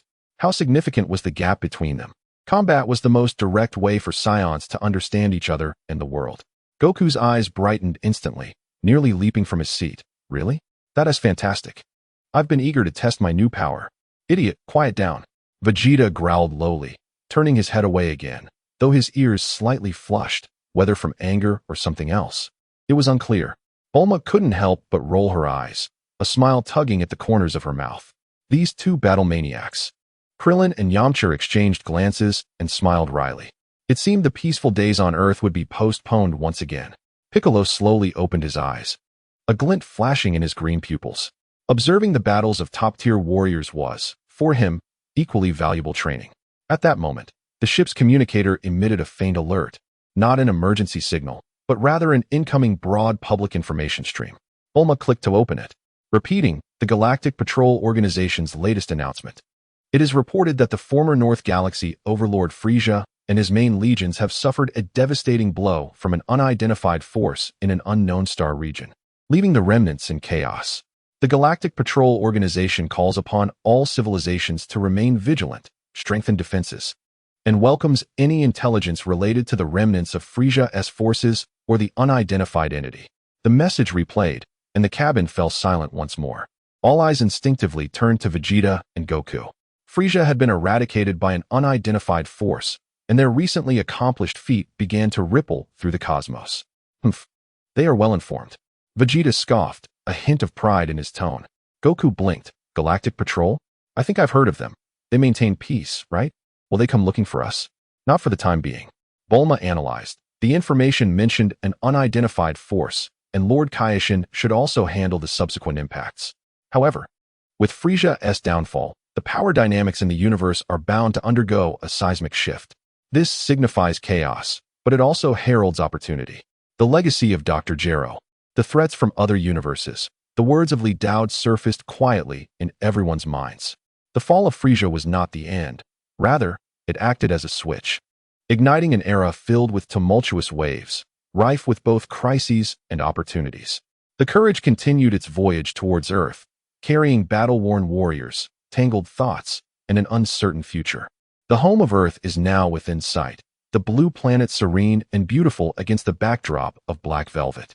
Yet, all are aware that this return is far from a simple triumph. A new chapter has already begun to unfold. Chapter 2. The Home Remains. Undercurrents emerge. The courageous ship pierced through the Earth's atmosphere, descending steadily onto the expansive private airstrip of Shidu Boerma. As the hatch opened, familiar, humid air flooded in, imbued with the sense of grass and earth, starkly contrasting the desolation of the battlefield on Namek. Having received the news in advance, Chi-Chi, Wufan, the young son Wufan, Kame Sanin, Neo-Mo Wang, and Mr. Satan, who insisted on welcoming the heroes who saved the world, despite no one knowing how he got the news, awaited their arrival. Dad, little Wufan was the first to rush forward, tightly embracing Goku as he stepped off the ship. Wufan, you've grown quite a bit. Goku chuckled, ruffling his son's hair, his face alight with the joy of returning home. Chi-Chi followed closely, tears glistening in her eyes. She scrutinized Goku from head to toe, confirming he was intact, albeit in tattered clothing, before immediately shifting to a mode of concern. Goku, where have you been this time? Do you have any idea how worried I was? And Wufan has fallen behind on his studies these past few days. Oh, come on, Chi-Chi. Let us talk about that later. Something incredible happened this time. Goku laughed nervously, casting a pleading glance at Krillin. Krillin and Yamcha were also surrounded by their respective friends and family. Though marked by visible injuries, their return was the greatest fortune. Bulma was held tightly by her parents, Dr. Brief and Mrs. Brief, who were showering her with care and concern. Vegeta was the last to descend from the ship. He glanced coldly at the warm and bustling scene before him, remaining unaffected as he strode directly towards the gravity chamber. The display of earthling affection felt alien to him, even somewhat irritating. "Hey, Vegeta." Bulma's voice halted him momentarily. "At least tend to your wounds and change your clothes, will you? The gravity chamber isn't going anywhere." Vegeta turned back, meeting Bulma's discontented yet concerned gaze. He scoffed, but ultimately relented, heading towards the castle's guest room. Tabor, Vegeta's brother, if he existed in this universe and on Earth, might appreciate such an atmosphere, but Vegeta did not require it. Piccolo nodded slightly at the approaching old Kai, Dandy, and Mr. Bobo, succinctly stating, "It's resolved." He then took to the skies, heading toward the mountains where he usually trained, needing solitude to reflect and process his experiences. As the brief commotion subsided, everyone gradually dispersed. Mr. Satan, though somewhat confused by the situation, delivered a speech before the camera, which he had brought himself, exclaiming how the champions had once again safeguarded peace under the inspiration of a world champion, before leaving with satisfaction. That night, a simple celebratory dinner was held at Bulma's home. At the table, Krillin and Yamcha animatedly recounted the thrilling battles on Namek, the mysterious power of the Kaishin, and the valiant efforts of Goku and Vegeta as they triumphed over formidable foes. Naturally, they omitted the more brutal details to spare the ordinary people present who did not understand the nature of battle. Little Wufan listened with wide eyes, incessantly asking questions while clutching Goku's arm. Chi-Chi, upon hearing that the Kaishin was an immensely powerful deity in the universe, gasped and covered her mouth, casting a glance at Goku that held a blend of pride and helplessness. Vegeta did not attend the dinner. Bulma brought him food and discovered him in the guest room, staring blankly out at the night scenery, though the food she brought was devoured completely. Goku ate the most, but as he continued, his pace slowed. He recalled Uncle Li Dao's words, the mysterious android who was easily subdued, and the announcement from the Galactic Patrol. "Hey, Bulma." Goku swallowed a piece of meat and asked, "Do you think Dr. Gero might have other laboratories? Or perhaps more monsters like Cell, not just one?" The atmosphere at the table momentarily stilled. Krillin set down his chopsticks, his expression becoming somber. "It's not impossible. That madman Dr. Gero could do anything." Yamcha sighed. "Earth has only been at peace for a few days." Piccolo's voice echoed in the minds of Goku, Krillin, and others who could sense him. Although he was not physically present, vigilance is necessary. The demise of Frieza has toppled the first domino. The balance of the universe has been disrupted. Unknown enemies may already be lurking. Even Vegeta, who was adjusting the equipment in the gravity chamber, paused slightly, snorting, "Humph, let them come. We'll take care of as many as show up." Yet his gaze was sharper than before. Dr. Brief adjusted his glasses and took a puff of smoke. "Dr. Gero's technology is indeed advanced. If necessary, I could attempt to analyze the remnants of the android that the Kaishin took, if he permits it. Perhaps it will yield some clues." Bulma nodded. "That's a direction." Additionally, news of Frieza's army's collapse has spread like wildfire in the galactic network. Many French star systems are experiencing power vacuums and chaos, with some strange rumors surfacing. "What rumors?" Goku asked with curiosity. "Some places are reporting energy reactions similar to the incident on planet Namek, and others claim that mysterious collectors are gathering the remaining technology and weapons of Frieza's army." Bulma pulled up her tablet, quickly browsing the information, which was currently chaotic and hard to discern as true or false. Beneath the tranquil home of Earth, the undercurrents of the universe have already begun to stir.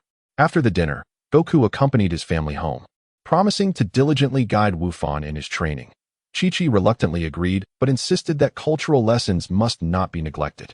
Krillin and Yamcha returned to their respective residences, needing more time to recover. Vegeta, however, plunged into the gravity chamber, cranking the intensity to an astonishing level as blue energy flames erupted once more. He suppressed the emptiness within and faced the uncertainties of the future through frenzied training. Bulma, alongside her father, delved into the laboratory, attempting to contact the realm of the Kaishin and monitor the unusual information from the galactic network. For many, this night was destined to be sleepless. Far beyond the galaxy, on an abandoned industrial planet, within a deeply concealed laboratory, indicators suddenly lit up. A cold electronic voice resonated. Primary target F signal lost, confirmed as permanent annihilation. Backup plan S signal lost, confirmed as permanent annihilation. Final weapon 0 connection interrupted, presumed captured or destroyed. Phase 1 of the Eternal Plan failed. Initiating Phase 2 Contingency Plan. Commencing search for legacy coordinates. Activating Hunter Protocol. On the dim screen, coordinates of various star systems flashed rapidly, ultimately locking onto the solar system, upon that blue planet. A new storm is quietly brewing in corners unknown. Chapter 3. The beginning of training and uninvited guest life on Earth seemed to return to its usual rhythm. Yet subtle changes had quietly taken place. At Bowsy Mountain, in the backyard of Goku's home, he did not immediately engage in frantic, earth-shattering training. Instead, he donned a simple martial arts uniform, patiently correcting little Wufan's movements. No, Wufan, that's not how you gather energy. Goku squatted down, guiding his son's hands, encouraging him to feel the flow, like water, guiding it rather than forcing it. He recalled the ease he felt during his battle with Cell, attempting to convey that state of mind in the most fundamental way to Wufan. This was not merely the transmission of power, but an awakening of understanding. Chi-Chi peered out from the kitchen window, witnessing her son earnestly training while her husband kept the area tidy, a rare smile of satisfaction gracing her face. In Shidu, in the Capsule Corporation's gravity chamber, the sounds of intense training reverberated. Boom, boom, boom. The figure of Vegeta flickered wildly under the immense gravitational force.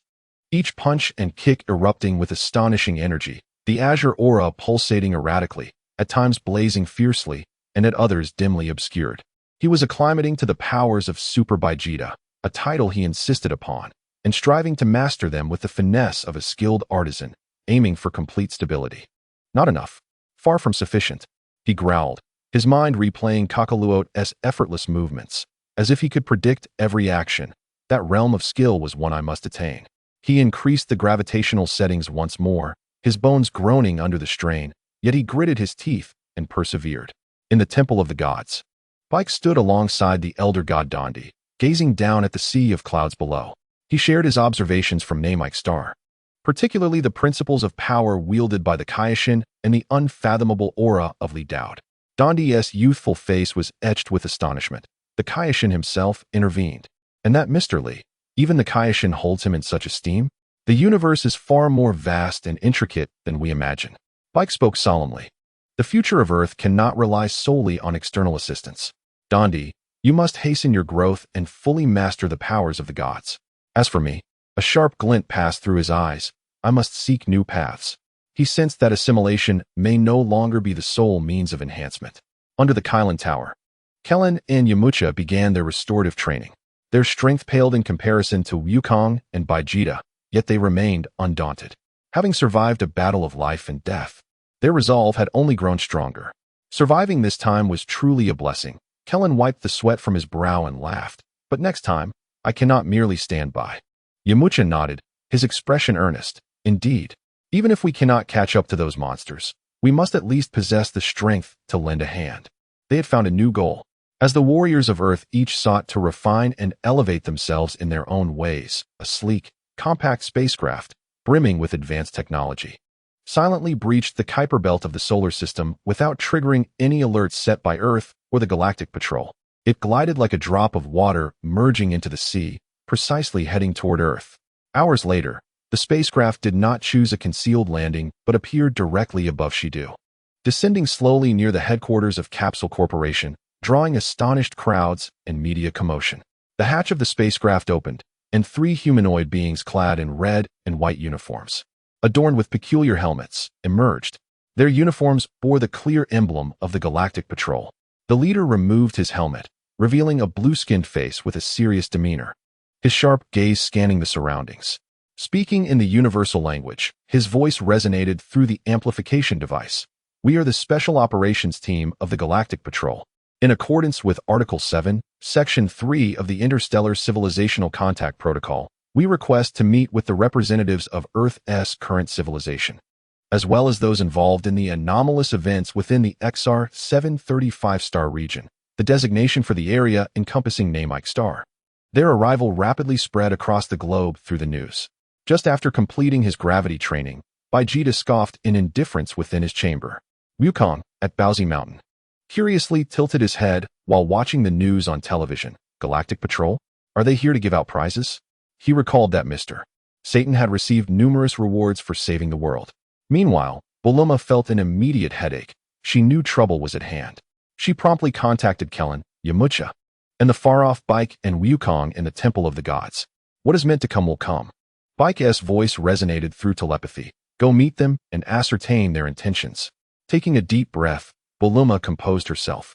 As a representative of Earth's technology and one of the informed parties, she decided to engage with these uninvited guests. She instructed the company's security to maintain order and then approached the Galactic Patrol's spacecraft alone. The three members of the Galactic Patrol were momentarily taken aback upon seeing a young Earth woman approaching, but they quickly regained their professional composure. I am Buluma Briff, the Vice President of Capsule Corporation and one of the individuals capable of effective communication with you. Buluma replied with a steady demeanor in the universal language. It was reasonable for the genius girl to master several languages. May I inquire what brings you here from afar? The blue-skinned officer scrutinized her and spoke solemnly. Ms. Briff, we have come regarding the Frieza incident. We need to understand the details of the XR-735 Star Region event and confirm whether the unidentified forces that eliminated Frieza and his subordinates pose a new threat to galactic security. His piercing gaze seemed capable of penetrating the depths of one's heart.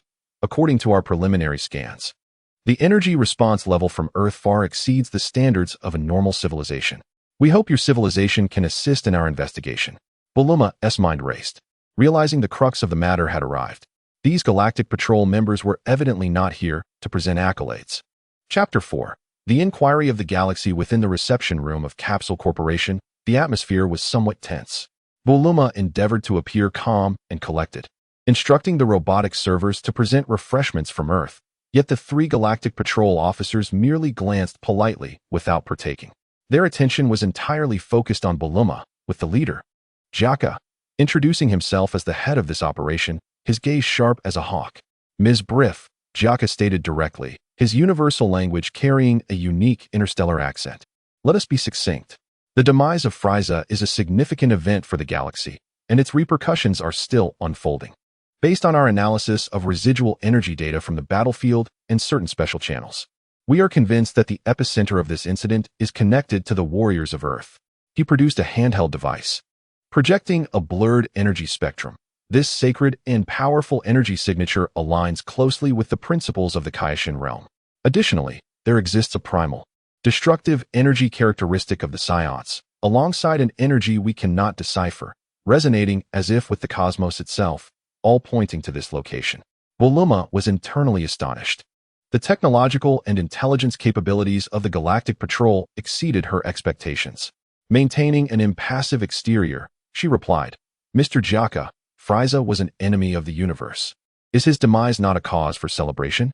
Certainly, it is a good thing, Jaka affirmed, yet his tone remained grave, but as part of our duties, we must assess any factors that may disrupt the existing fragile balance of the galaxy. The very power capable of vanquishing Frieza could itself become a new source of instability.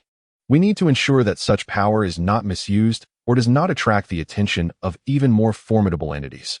He leaned slightly forward, projecting an invisible pressure. Please truthfully inform us about the relationship between the Warriors of Earth and the Kaioshin. Who is the Kaioshin that ultimately vanquished Frieza and Shalu? Furthermore, to whom does that incomprehensible energy belong? Buluma's mind raced. She could not divulge too much information about the Kaioshin, nor did she know how much to reveal. Nor could she mention the existence of Li Daoud. However, completely denying the evidence at hand would also be unwise. At that moment, the door to the reception room swung open. Hey, Buluma. I heard some aliens came looking for us. Wukong strode in, unabashedly curious as he appraised Jaka and his companions. He was followed closely by Kellen and Yamucha, both appearing considerably more tense. Jaka and his two teammates instantly rose, instinctively placing their hands on the energy holsters at their waists, as if facing a formidable foe. The energy response emitted by Wukong, though subdued, triggered alarm bells within their bodies. Relax, everyone, Buluma quickly interjected. They are the individuals you wish to meet, those involved in the incident. This is Su and Wukong. And these two are Kellen and Yamucha. Wukong greeted them with a smile. Hello, you are the Galactic Patrol? Is this a moment of gratitude for our victory over Frieza? Gak breathed deeply, suppressing his astonishment and striving to maintain professionalism. Mr. Sun Wukong? According to our information, Frieza was ultimately defeated by a Scion Prince, Vegeta, while you handled the situation with Cell. May I inquire if the Lord of the Kais is currently on Earth? The Lord of the Kais? Wukong replied candidly. He and Jebet have already returned. He mentioned that the subsequent matters are to be handled by us. Returned? Gak was taken aback, as this diverged from his expectations. The Lord of the Kais entrusted the follow-up to these Earth warriors so readily? What of that inexplicable energy? Gak pressed further. Wukong scratched his head, somewhat perplexed. Inexplicable? Oh, you must be referring to the spirit bomb, right? That was formed by gathering the energy of many people, so it might be a bit different. Spirit bomb? Gak frowned. His instruments lacked detailed records of this technique, only knowing it as a method of harnessing external energy. But could it truly purify and annihilate Cell to that extent? Doubt lingered in his mind. Seeing this, Krillin added, Mr. Gak, our warriors on Earth cultivate chi, which may differ somewhat from the energy commonly found in the galaxy. However, we harbor no ill intentions. We fight solely to protect our home and what is dear to us. Yamcha nodded vigorously. Exactly. Both Frieza and Cell sought to disrupt peace. We were forced to retaliate. Gak's gaze swept over Wukong's sincere face, the anxious yet candid expressions of Krillin and Yamcha, and Bulma's helpless demeanor. These Earthlings appeared more innocent than he had initially presumed, or perhaps they were simply beyond the grasp of conventional reasoning. After a moment of silence, he retracted his instruments. Forcing further inquiries would likely yield no additional information and could provoke these unfathomably powerful warriors. I understand. Gak's tone softened. Thank you for your cooperation. The Galactic Patrol acknowledges and appreciates the demise of Frieza. However, he shifted the conversation, following the collapse of Frieza's Legion. The dominion over the star regions has descended into chaos, with a significant loss of high-risk weapons and technology. We have detected unidentified forces covertly gathering these remnants, some of which appear to be tracing back to the outskirts of the solar system. You must remain vigilant. He handed Bulma a communicator. This is an emergency contact channel for the Galactic Patrol. Should you encounter any insurmountable extraterrestrial threats, do not hesitate to reach out to us. Naturally, we hope it will never be necessary. Bulma accepted the communicator, her expression turning serious. Thank you for the warning, Mr. Gak. Gak nodded, casting one last profound glance at Wukong.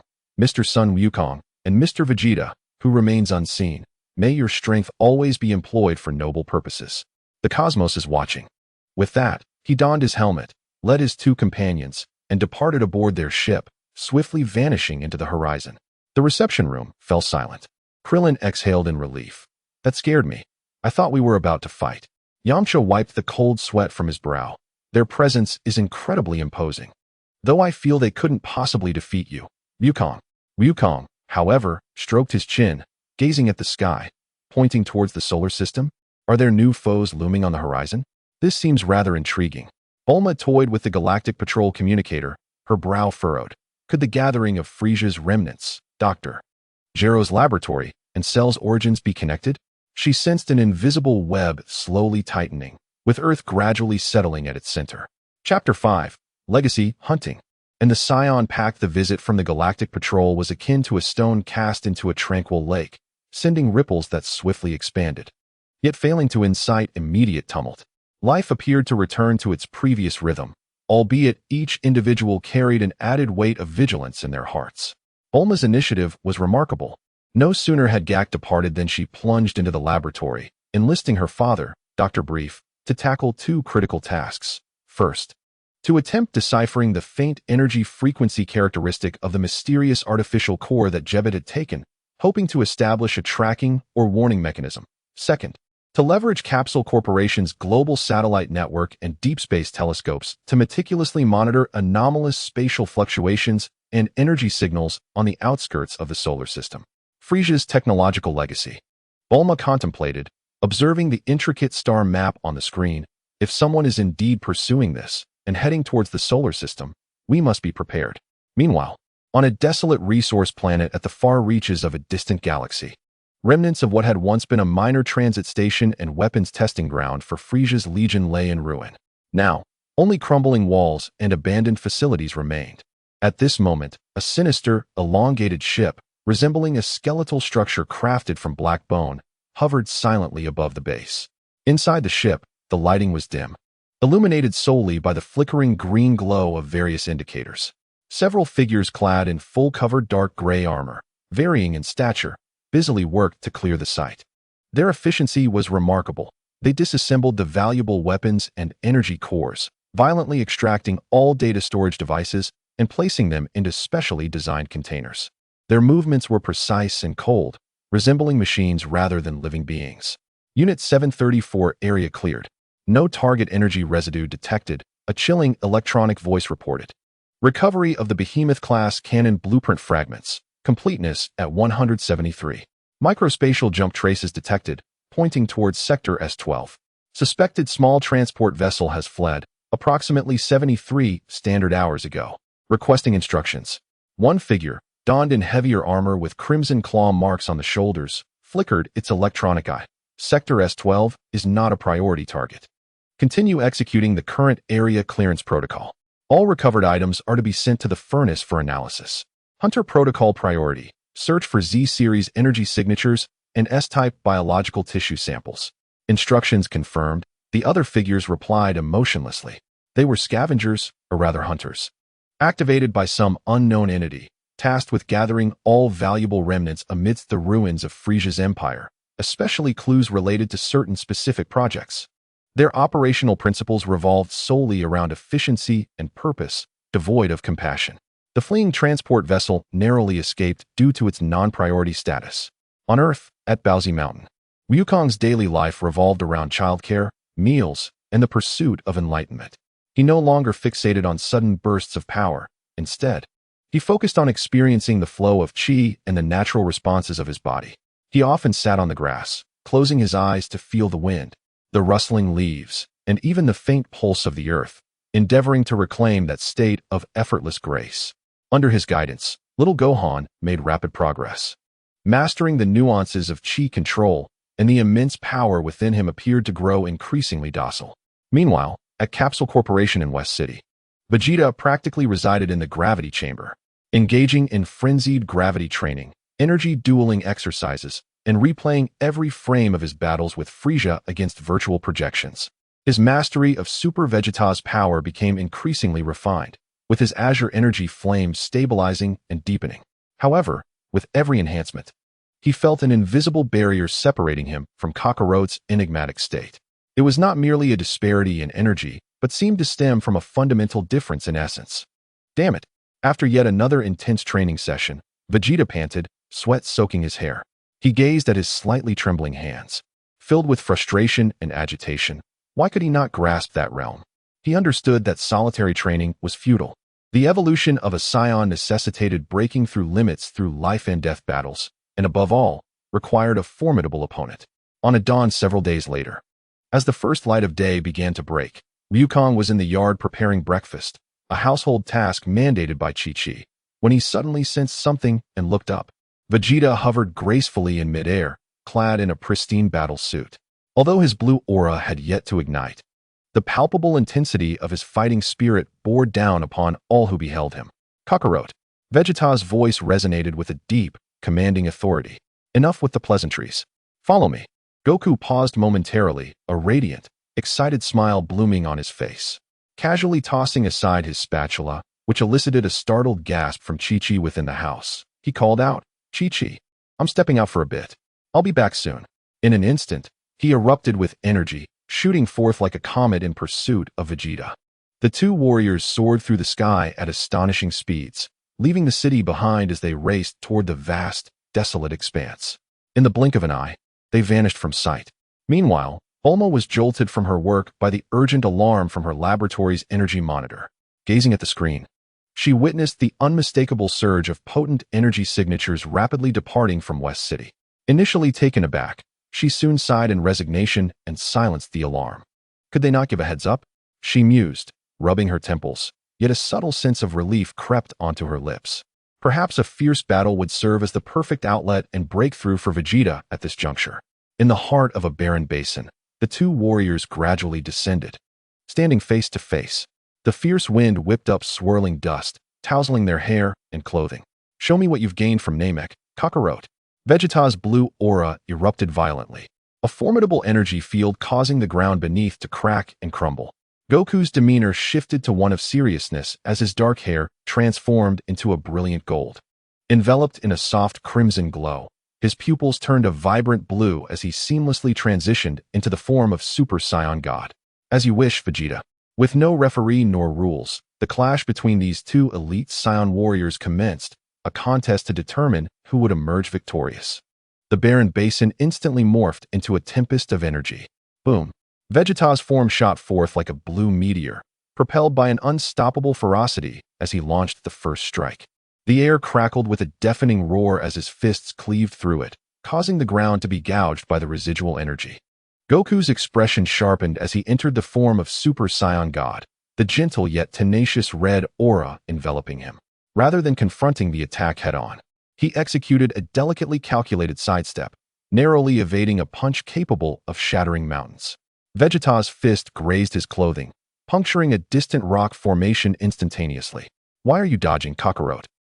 Vegeta bellowed, intensifying his onslaught. His fists and feet transformed into a flurry of blue shadows, each strike imbued with devastating power. Goku, like a wraith amidst the torrential storm of attacks, consistently sidestepped with mere millimeters to spare. His movements, though seemingly unhurried, appeared to predict Vegeta's every intent, flowing with an uncanny sense of harmony. "I am not dodging." Goku's voice emerged amidst the cacophony of clashes, imbued with understanding. "There is no need to meet force with force." His counterattacks were not forceful blows, but rather precise strikes aimed at the nodes of Vegeta's energy flow, disrupting his rhythm and causing him to falter, almost to the point of spitting blood. Damn it! This cursed fighting style. Vegeta found himself increasingly frustrated. Despite his overwhelming power and unparalleled speed, it felt as though he were battling a ghost, elusive and untouchable.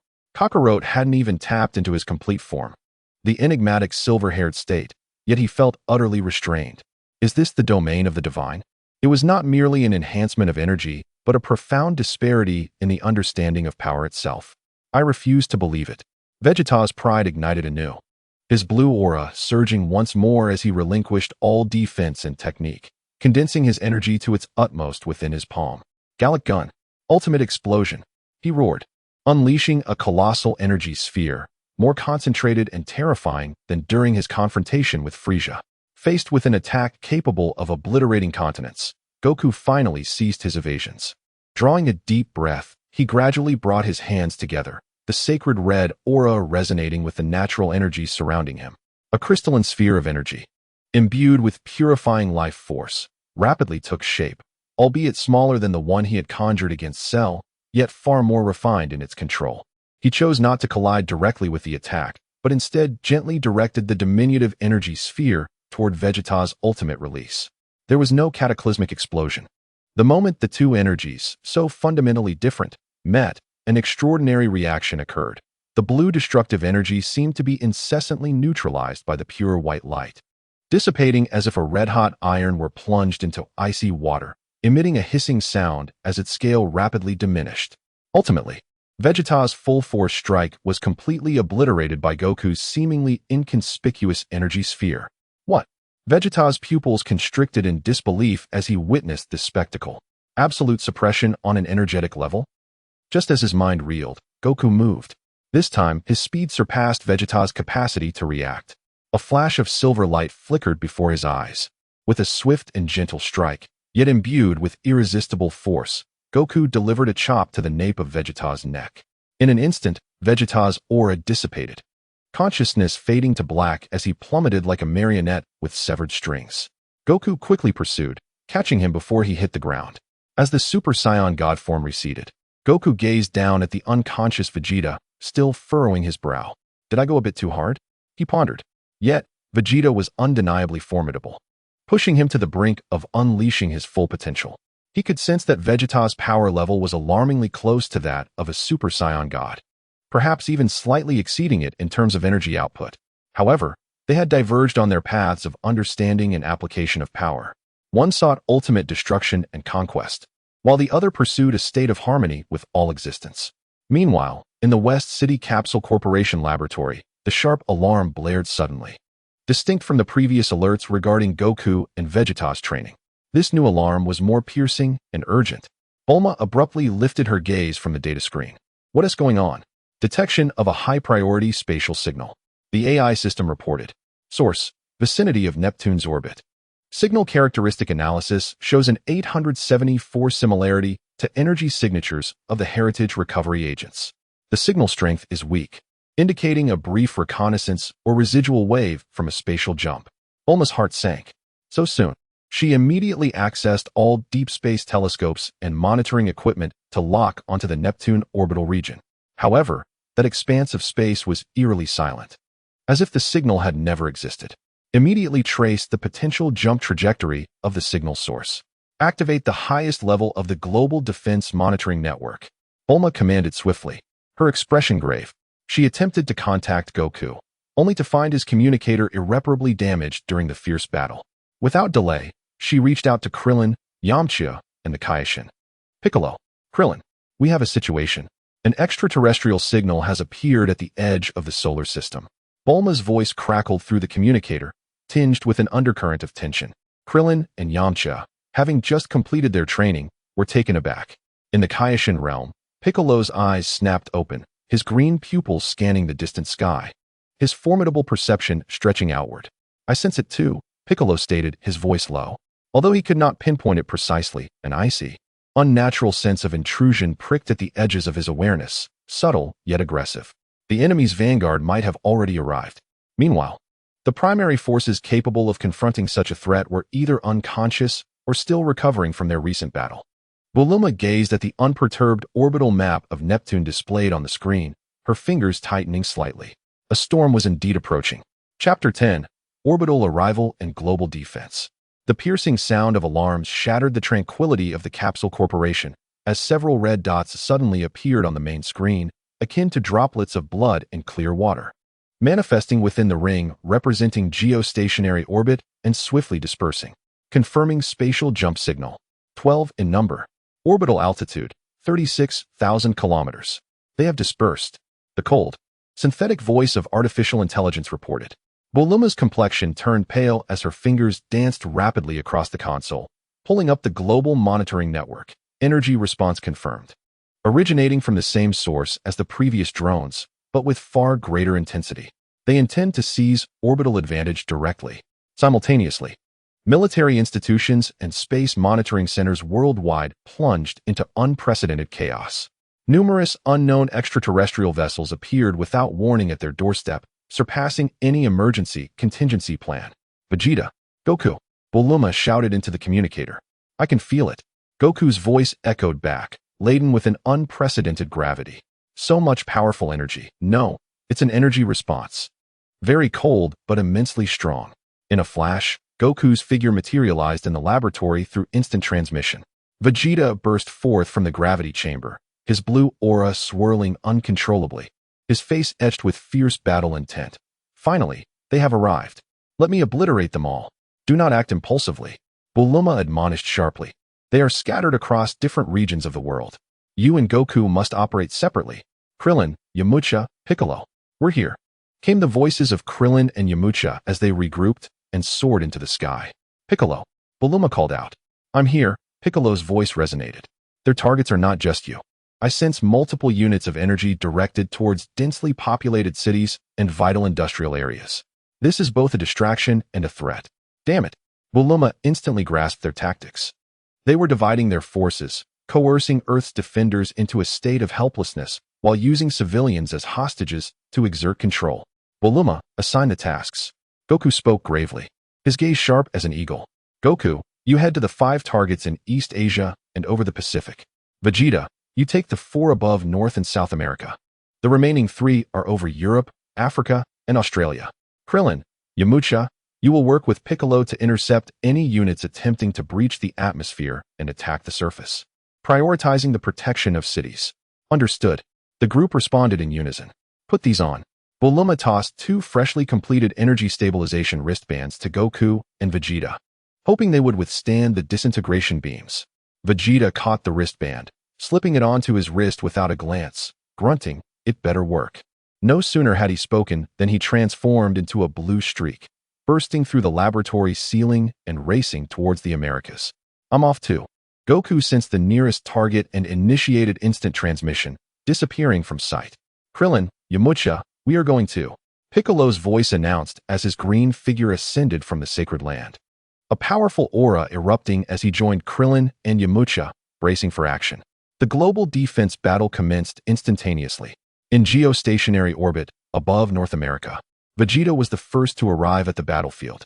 Before his eyes loomed 3 vessels, significantly larger than the previous drones, resembling distorted crosses in dark gray. Their main cannons coalescing ominous energy aimed at the North American continent below. Scraps, who permitted you to look down upon this prince's planet? Vegeta roared, needing no stabilization field test, as he swept his hands. Gallic gun. A series of colossal energy spheres erupted forth, akin to a blue meteor shower, raining down upon the 3 cross-shaped battleships. The surface of the ships illuminated with a honeycomb energy shield, yet the ferocity of Vegeta's attack was terrifyingly potent.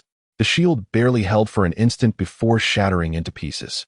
Boom, boom, boom. 2 of the vessels were instantly engulfed by the raging energy, exploding into massive fireballs. Debris scattering. However, the 3rd ship, at the moment the shield fractured, twisted its hull at an incredible angle, narrowly evading most of the assault. With only its side sustaining minor damage, its multifaceted sensors promptly locked onto Vegeta. The ship's bow cannon and several secondary guns opened fire simultaneously. Not energy beams, but large, net-like pulse interference beams, covering all of Vegeta's evasion space. Vegeta activated the wristband, an invisible stabilization field unfurling.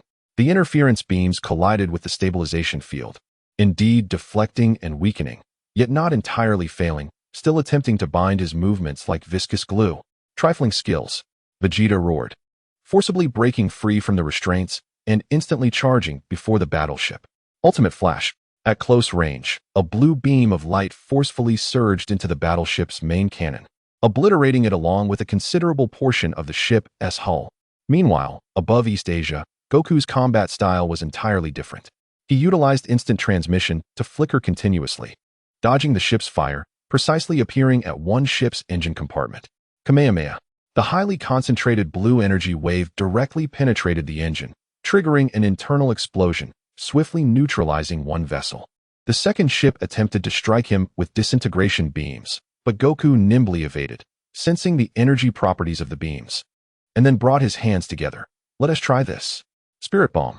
Instead of conjuring a massive spirit bomb, he transformed it into countless small energy spheres, which autonomously pursued their targets, circumventing the shields and accurately striking the ship's energy nodes and weapon systems. The vessel was akin to having its vital point struck, instantly paralyzed, emitting sparks and losing power. All set. Goku clapped his hands, eyeing the final target. However, just as he prepared to deal with the last ship, it refrained from attacking and instead emitted a powerful wide-area signal. A cold, emotionless synthetic voice resonated through the public channel, echoing in the orbit and reaching Buluma's receiver below. Warning. Resistance actions by a lower civilization have been recorded. S-cell samples and core data of Project Z, along with time-space anomalies, presumably referring to Goku's instant transmission or related information about Li Dowd, must be surrendered to temporarily suspend the purification process. Repeat, surrender. Before the message could conclude, Goku's expression turned frigid, and his golden aura erupted once more. You want my cells? You dare to threaten Gohan and others? Unforgivable. 20 times KO Ken. Kamehameha. The crimson torrent of energy engulfed the last battleship, reducing it to cosmic dust. The threat in orbit was temporarily alleviated, yet a shadow loomed over everyone's hearts. The adversary's intentions seemed far more intricate and targeted than anticipated. SL? Project Z? Buluma murmured in the laboratory, rapidly scanning the database, a chill creeping up her spine. She felt as though they had merely scraped the surface of a colossal conspiracy. Chapter 11. The tip of the iceberg and the wrath of the Scions. The battle in orbit had momentarily subsided, with smoke and the remnants of battleships gradually descending towards the atmosphere under gravitational pull, igniting and transforming into a mournful meteor shower. However, no one on Earth had the heart to admire this beautiful spectacle. In the Capsule Corporation laboratory, the atmosphere had plunged to an icy low. SL Project Z. Buluma's fingers nearly sparked against the console as she paled, sifting through the complex data fragments left behind by Dr. Jero. These terms seemed like keys, unlocking a sealed and terrifying Pandora's box. Found it. She abruptly halted, pulling up an old file that had been highly encrypted and violently decrypted. The content displayed on the screen caused Krillin and Yamcha, who had gathered nearby, to gasp in shock. This is a report on the cellular specificity of the Psions, highlighting a unique cell with extreme activity and evolutionary potential, designated as S-cell, Psion cell, by Dr. Gua. The report indicates that this cell's activity dramatically increases after near-death revival, serving as the biological foundation for the Psion's explosive combat power and transformations. More chillingly, the appendix of the report contains a sample collection log documenting attempts to collect cells from Naba, Raditz, and even Vegeta, left over from early battles on Earth, as well as a remote secret collection plan for young son Wukong, which was not entirely successful. These scoundrels have had their eyes on us for a long time. Krillin trembled with rage. Another document contained fragmented details about Project Z, seemingly a mad plan aimed at creating the ultimate life form, with Shalu, Zero, regarded as one of its final products. However, the document hinted that Shalu was not the sole endpoint, as there were earlier experimental models and grander blueprints involving time-space technology and perpetual energy, many key data having been destroyed or encrypted. Bulma recalled the last broadcast from the warship in orbit, cold sweat soaking her back.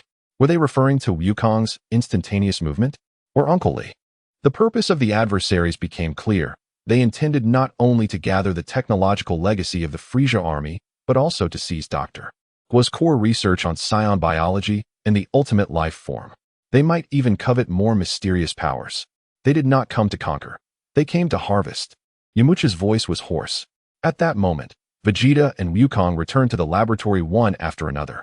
Vegeta appeared furious, clearly still unsated from his previous rampage, while Wukong bore a worried expression. What in the world is this S-cell? Vegeta impatiently inquired. Bulma turned the screen toward them and briefly explained her findings.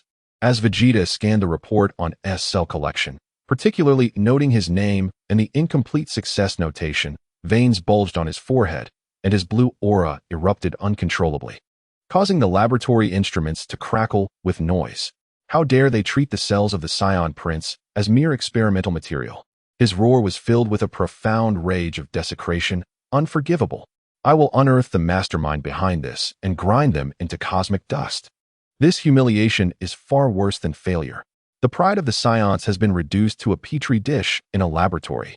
Wukong's expression also turned icy, his golden aura flickering slightly. They absolutely cannot have designs on Wugahan. Beneath his calm words lay an unprecedented determination. Suddenly, the laboratory communicator was forcibly switched to a public frequency, and that cold synthetic voice echoed once more, this time with a programmed sense of ultimatum. Warning. Resistance behavior escalated. According to Article 7 of the protocol, initiate the forced recovery program. Target priority changed. Prioritize capturing the S-cell enriched individuals Son Wukong, Vegeta, and Son Wugahan. Eliminate all obstructive units. Repeat, initiate the forced recovery program. The moment the words fell, alarms blared simultaneously from multiple monitoring points worldwide. No longer from orbit, but directly within the atmosphere. Dozens, even hundreds of those ghostly drones, alongside several larger units resembling spiders, appeared globally. They disregarded military bases and cities, precisely heading toward 3 locations: Bowsy Mountain, Capsule Corporation, and Satan City, where Wugahan attends school. Their tactics were simple yet efficient. Attack all 3 targets simultaneously, forcing Wukong and Vegeta to spread themselves thin. They might even judge young Wugahan as an easier target. Wukong instantly sensed the energy reaction heading towards Satan City, his face changing dramatically. Damn it. Vegeta also sensed that at least 20 high-speed entities were rushing toward Capsule Corporation. Krillin, Yamcha, go help Wugahan. Bulma screamed. Piccolo, Wukong shouted. Satan City is mine. Piccolo's voice boomed like thunder, a green streak shooting from the Temple of the Gods towards Satan City at breakneck speed. Krillin and Yamcha immediately sped off. Vegeta, guard the home, Wukong called out to Vegeta, while the light of instantaneous movement began to shimmer around him as he prepared to head to Bowsy Mountain to protect Chi-Chi and Wugahan, if Wugahan was home. Vegeta did not respond. He merely ascended slowly, hovering above Capsule Corporation, watching the enemy units swarm from the horizon like locusts, his blue aura blazing furiously. A fierce grin spreading across his face. Come at me. This saves me the trouble of hunting you down one by one. Forced recovery? Capture the science? He would make these cold machines and their puppeteers understand what a fatal error it is to provoke a proud scion prince. A global forced recovery battle erupted in full force. Chapter 12. The Triline Battle and the Prince's Fury. The crisis simultaneously erupted at 3 points around the globe. Satan City. Piccolo's figure, like a green comet, was the first to reach the city skies. Below was a bustling crowd, oblivious to the impending disaster. 3 diamond-shaped drones and 2 spider-like heavy units had neared the city's edge, their target clear, the school in the city center. Sun Wugen's energy was right there. Demon Beam Cannon. Without hesitation, Piccolo gathered his hands and shot forth a spiraling, high-speed energy beam, instantly exploding one of the drones mid-air. The other 2 drones immediately scattered, executing peculiar right-angle maneuvers to attempt flanking Piccolo, while the 2 spider-like heavy units raised their cannons. Not aiming at Piccolo, but firing a wide paralysis energy net toward the urban streets below. No way. Piccolo roared, his form darting swiftly as he fired energy blasts, precisely intercepting the 2 energy nets, detonating them in mid-air. Just as he was momentarily held back, the last drone slipped through the defenses, diving toward the school. Wugen. Piccolo's eyes widened in horror. Inside the classroom, young Wugen sat at his desk, when suddenly, the scion blood within him seemed ignited. A chilling sense of crisis raising the hairs on his body. He abruptly looked up toward the window. The diamond-shaped drone had shattered through the glass. The cold capturing device aimed at him. His classmates screamed in terror. In a moment of desperation, Wugen's immense energy erupted uncontrollably. The golden aura shattered the classroom ceiling in an instant. Instinctively, he thrust his hands forward, unleashing a massive energy wave. Boom! The drone clearly did not anticipate such a powerful counterattack from the target itself, and was instantly engulfed by the rough, yet potent energy, exploding into fragments. Wugen panted heavily, staring at his hands, then at the wreckage of the classroom and his terrified classmates, his small face turning pale. Well done, Wugen. Krillin and Yamcha finally arrived. Astonished and delighted by the scene, immediately landing beside Wugen to protect him. Piccolo had also dealt with the remaining enemies and landed, looking at the enraged Wugen with a complex expression. It's all right, kid, Krillin reassured. But Wugen gazed at the damaged classroom and frightened classmates. For the first time clearly realizing what his power meant, his small fists clenched tightly. Bowsy Mountain. Wukong's figure appeared in front of his home. Chi-Chi. Wugen. He shouted, but only saw Chi-Chi holding a spatula, fearfully gazing at the sky where 2 drones were attempting to scan the house. Wukong. Seeing her husband, Chi-Chi felt a surge of confidence. Get inside. Wukong shielded Chi-Chi behind him, his gaze icy as he stared at the 2 drones. They seemed to assess that with Wukong present, the task was too difficult, and immediately turned to flee. Once you come, you can't leave. Wukong instantaneously appeared before a drone, delivering a straightforward yet forceful punch. Bang! The drone was obliterated into countless fragments. Another drone immediately cloaked itself. But Wukong's Super Saiyan instincts had already locked onto its faint energy fluctuations. Without moving an inch, he merely raised a finger. Dong Dong Wave. A slender yet meticulously concentrated energy beam shot forth, striking the core of the invisible drone with pinpoint accuracy. The drone became visible, crackling with electricity as it plummeted to the ground. Though the threat here was minimal, it only intensified the fury within Wukong. Home is his bottom line. Above Shidu, the battle raged with fervor. Over 20 drones and 5 heavy spider units surrounded Vegeta. Energy beams, pulse nets, and disintegration rays poured down like a torrential storm. Vegeta's figure darted amidst the hail of gunfire, his blue aura leaving countless afterimages in its wake. He no longer sought a single strike to kill. Instead, he pushed his speed to its utmost limits. Too slow, too slow. He laughed maniacally, akin to a blue reaper dancing in a tempest. Each evasion was a narrow escape, and each appearance was invariably followed by the explosion of an enemy unit. One spider-heavy unit deployed its energy shield, its heavy armor attempting to withstand the onslaught. A fierce glint flickered in Vegeta's eyes. He did not dodge, but charged directly at the shield. Break for me. His fist, enveloped in highly compressed blue ki, did not expand with an explosion but coalesced into a singular point. The technique of ultimate flash was fused into his close-range assault. Crack! Boom! The shield shattered like glass. And Vegeta's fist continued unabated, piercing through the heavy armor of the spider unit, shattering its core. He discarded the mechanical debris from his hand, surveying the multitude of enemies around him, his grin growing ever more sinister. Scraps, do you think you can capture me, Vegeta? He raised both hands high, the massive blue aura converging frantically into his palms, forming an enormous energy sphere, its size surpassing even the castle of the Capsule Corporation below. Since you desire my cells so dearly, Vegeta's voice resonated like a whisper from the abyss. Let them vanish along with this sky. Finally, Gallic burst. He forcefully hurled the city-destroying energy sphere into the densest cluster of enemies. Vegeta, stop! Below is the city. Bulma, witnessing the chaos from the laboratory monitor, was horrified and screamed in desperation. But it was too late. The colossal blue energy sphere expanded like a dying sun, instantly engulfing all the attacking drones and heavy units. A terrifying energy storm swept across the sky, even evaporating the clouds. The explosion dimmed the daylight over the entire Shidu. A powerful shockwave spread downward, causing the protective shield of the Capsule Corporation to overload and shatter, the castle-like structure violently shaking, with glass shattering everywhere. Fortunately, the energy sphere exploded at high altitude, most of the energy venting upwards, yet the residual shock still impacted the city. As the brilliance faded, the sky cleared. All enemy units were annihilated. Vegeta hovered in the air, breathing heavily, the blue aura around him gradually subsiding, his face displaying a mixture of triumphant arrogance and fatigue. He cared not for the slight damages below.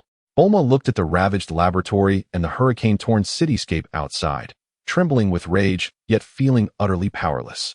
This was the method of the Scion Prince, a definitive, catastrophic force. The three-front battle concluded, temporarily heralding victory for Earth. Yet, all understood this was merely the beginning. The adversary had lost only a negligible vanguard. The true puppeteer had yet to reveal themselves. Moreover, Vegeta's reckless, earth-shattering strike was akin to a bomb dropped into the hearts of all who were aware. The power of the Science, a guardian or a calamity. Chapter 13, Aftermath, Divergence. In whispers of deep space, the aftershocks of the explosion above Shidu gradually subsided, leaving behind a fleeting silence, soon shattered by distant sirens and the gasps of the crowd. The Capsule Corporation's castle appeared as though it had been struck by a giant's hand, in disarray, yet the main structure, reinforced by Bulma's father, remained relatively intact. With no serious injuries reported, Vegeta slowly descended into the damaged courtyard, his aura extinguished, his face pale from exhaustion, yet the pride and wrath in his gaze remained unwavering. He was indifferent to the destruction he had wrought, believing it necessary to eradicate his foes, accepting any price as justified. The laboratory door was flung open, and Bulma rushed out, her hair disheveled, her face covered in dust. She pointed an accusing finger at Vegeta, her voice trembling with rage. Vegeta, you madman. Look at what you've done. Below is the city. It's Shidu. You nearly blew half the city to the sky. Vegeta cast her a cold glance, his tone devoid of emotion. I eliminated the enemy, did I not? Or do you prefer to be captured for experiments by those metal monstrosities? You could have lured them to higher altitudes or desolate areas before unleashing your power. You clearly had the capability. Bulma nearly shouted. You think destruction is the only answer to everything. Humph, the mercy of a woman. Vegeta turned his head dismissively. Efficiency is paramount. It seems you completely misunderstand combat. I misunderstand combat. Bulma was nearly jumping with anger, but I understand what consequences mean, what responsibility entails. You claim to seek atonement? Is this your method of atonement? Trading the panic and losses of more people for it. Atonement? Vegeta seemed to have heard a joke, abruptly turning back, his eyes flashing with a violent red light. Do not mistake me, woman. I fight for myself, for the pride of the Science, not for you weaklings of Earth.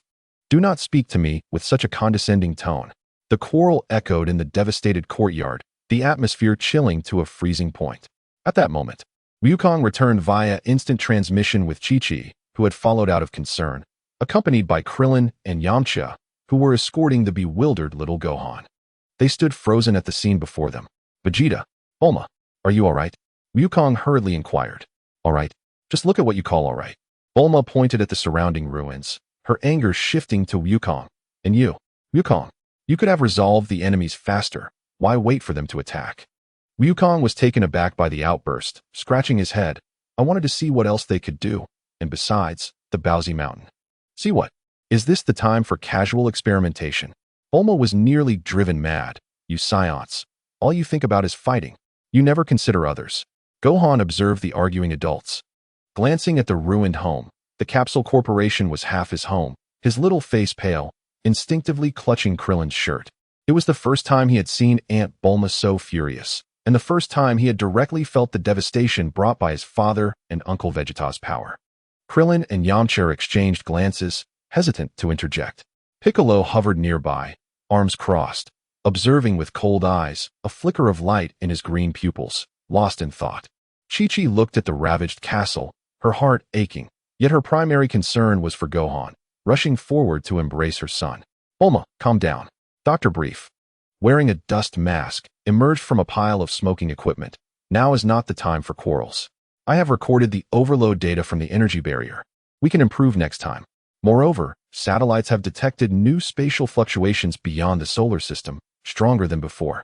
Dr. Brief's words acted like a bucket of cold water, temporarily dousing Bulma's fury and raising everyone's anxiety anew. More enemies? And stronger? Vegeta snorted disdainfully, disregarding Bulma, and turned to head towards the gravity chamber, which was not entirely damaged. He urgently needs to regain his strength to confront the impending battles. Those with differing paths do not conspire together.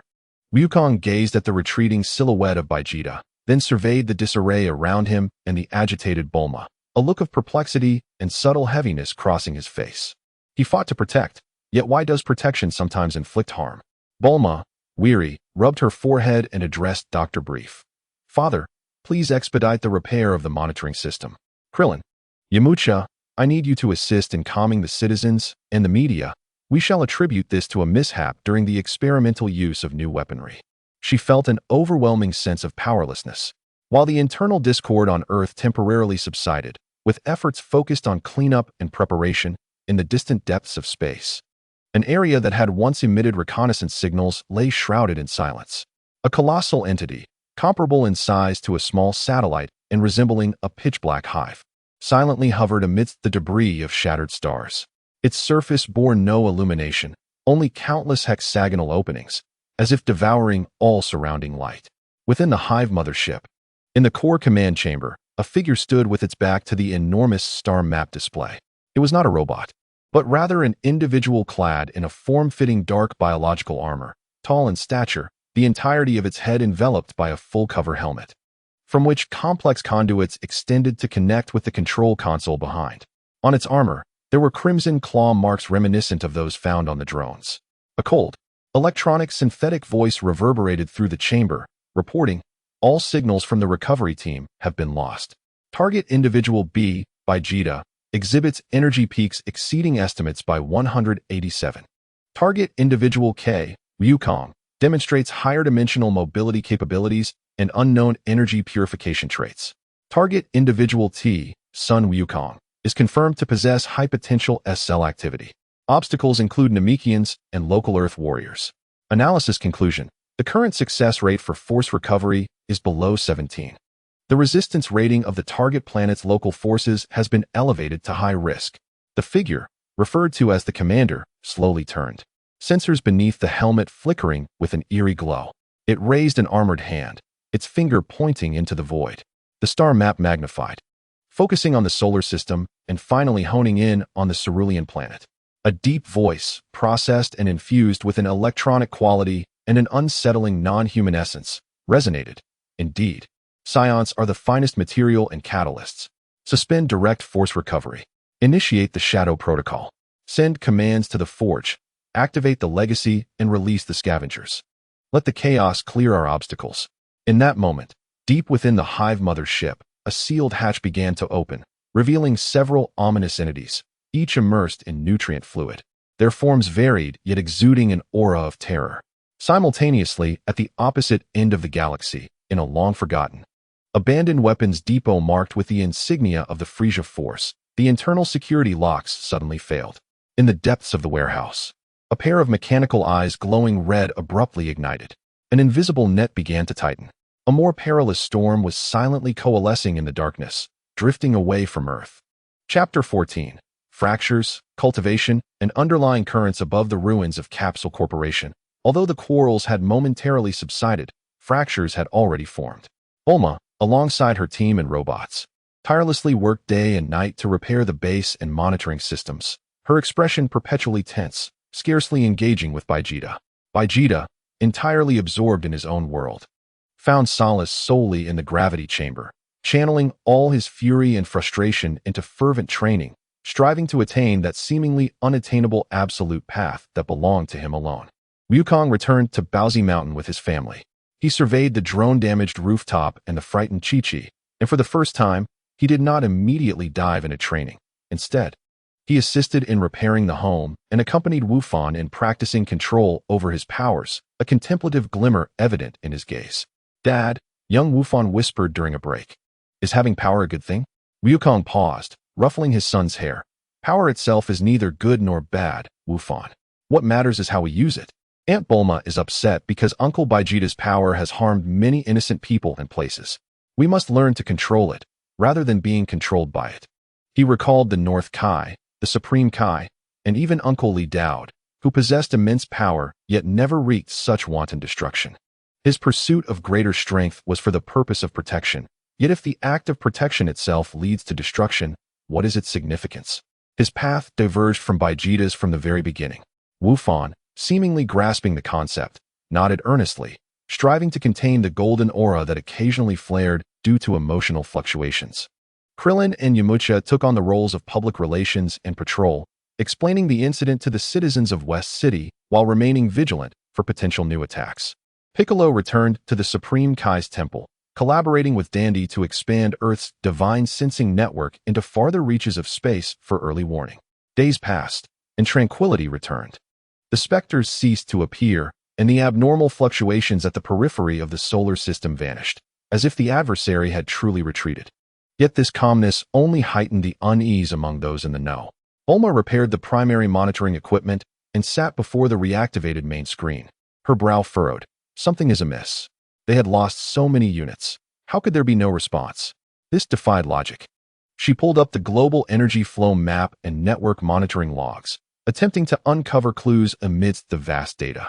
Suddenly, she noticed some exceedingly faint energy signals, almost drowned out by background noise. They did not originate from the sky, but from the Earth itself. Moreover, these signals were slowly moving towards several specific coordinates, all of which were desolate regions, deserts, deep ocean trenches, polar ice caps. What is this? Bulma magnified the signal source, attempting to analyze it, but the signals were too weak to pinpoint accurately. Meanwhile, at the other end of the galaxy, in the abandoned Frisia Force Weapons Depot, the heavy gates were violently torn apart, and a massive, grotesque figure emerged. Towering over 3 meters, its body was composed of dull metal, robust in form, with limbs resembling mechanical legs with reverse joints. Its head bore no facial features, only a constantly rotating crimson eye. On its back, it was armed with various exaggerated heavy weaponry, the launchers on its shoulders still radiating residual heat. The crimson eye swept across the desolate planetary surface, seemingly receiving a command. Command confirmed. Eliminate all legacy-marked units. Priority, Scion life forms. The chilling electronic voice emanated from its chest. It raised a gigantic mechanical claw, energy coalescing in its palm, forming a warped spatial vortex. With a hum, its form vanished from sight, executing a super long-range spatial jump, its target set directly toward the solar system. On Earth, in a desolate, icy expanse of the northern hemisphere, deep within a mountain, long buried beneath snow for countless years, a dull mechanical whirring suddenly resonated. The mountain split open, revealing a rusted yet intact metallic structure. A secret abandoned laboratory belonging to Dr. Gero, unknown even to the Red Ribbon Army, began to awaken as it received a specific activation signal from deep space. Within the depths of the laboratory, the indicator light of a cultivation tank shifted from green to red, the nutrient fluid drained, and the tank lid slid open. A gaunt humanoid being clad in tattered battle attire opened its eyes. Its gaze was hollow, skin pale, with clear stitching marks across its neck. And embedded in its chest was a dim energy core. It staggered out of the cultivation tank, absorbing the faint command signals permeating the air. Command confirmed. Eliminate all Z project-related recoveries of S cells. It tilted its head, seemingly processing the information. Then, it instinctively swayed southward, towards the densely populated area. With each step, its dim energy core flickered slightly, and within its hollow gaze, a hint of insatiable desire for life energy gradually emerged. The Shadow Protocol had been activated. The Scavenger and the Legacy were quietly closing in from two directions towards an unsuspecting Earth. True crises often originate from the most inconspicuous corners. This time, however, the threat was no longer solely from the cosmos. Chapter 16. Dividing forces and evolving desires. The atmosphere within the capsule laboratory seemed to freeze. On the main screen, the eerie images of the ice-field corpse puppet absorbing energy alternated with the cold slaughter of the mechanical butcher on the ocean, creating a suffocating sense of oppression. These two targets are completely different. Clint's voice was dry. Are they part of the same group? It's unclear, but their simultaneous appearance is no mere coincidence.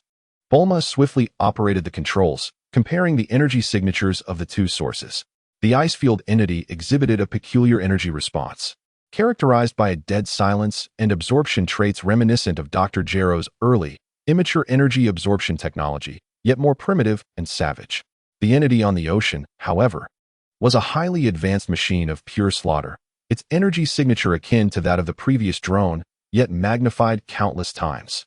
Whatever it is, Vegeta's blue aura flared back to life, his face radiating fierce combat intent. Since they dare to come, we shall annihilate them all. Kakarot, which one do you choose? Goku's expression was unusually grave as he sensed the distinct yet equally unsettling auras emanating from both directions. The ice field entity felt more bizarre and seemed to absorb life energy, necessitating that it be kept away from the populace. The ocean entity was extremely powerful and swift. He made a decisive choice. I will handle the ice field one. Vegeta, you take on the larger one. Perfectly agreeable. Vegeta grinned wickedly, the energy intensity radiating from the massive mechanical body igniting his Saiyan blood. He was determined to crush that iron mass. Klin, Yamcha, Piccolo. Bulma immediately ordered, you must head to the northern border and evacuate any potentially affected residents. Establish a perimeter. We absolutely cannot allow that energy-absorbing monster to enter the densely populated area. Understood. Klin and Yamcha dashed out without hesitation. I'm already on my way. Piccolo's voice came through as a green light sped northward. Gohan. Goku turned to his son. Dad, I want to help. Gohan, though pale, stood resolutely, his golden aura flaring up involuntarily. The recent experience of absorbing the drone's energy left him both fearful and furious. Goku regarded his son, hesitated for a moment, then nodded. All right, but you must listen to Uncle Piccolo and protect yourself. Okay. With assignments completed, Goku immediately locked onto the fleeing direction of the Icefield research team's aura and vanished from sight. Vegeta, on the other hand, unleashed his full speed, transforming into a blue streak, hurtling towards the direction of the missing cargo ship in the South Pacific. He couldn't even wait for a spaceship or for Goku to assist. He craved the exhilaration of the chase and the thrill of crushing his opponent. In the northern icefield, Goku's figure appeared behind the fleeing research team's snow vehicle. The biting cold wind had no effect on him, as his gaze swiftly fixed on the stiff figure leisurely pursuing them through the snowstorm. The corpse puppet also halted, its hollow eyes turning towards Goku as its core suddenly brightened, emanating a greedy pull directed at life energy. Goku felt a slight fluctuation in his own energy, but quickly stabilized. The opponent's absorption ability had minimal effect on him at his level. Is it you?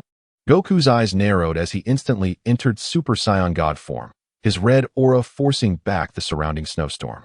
Leave this place. He tentatively unleashed a hand strike, sending a condensed energy wave towards the corpse puppet.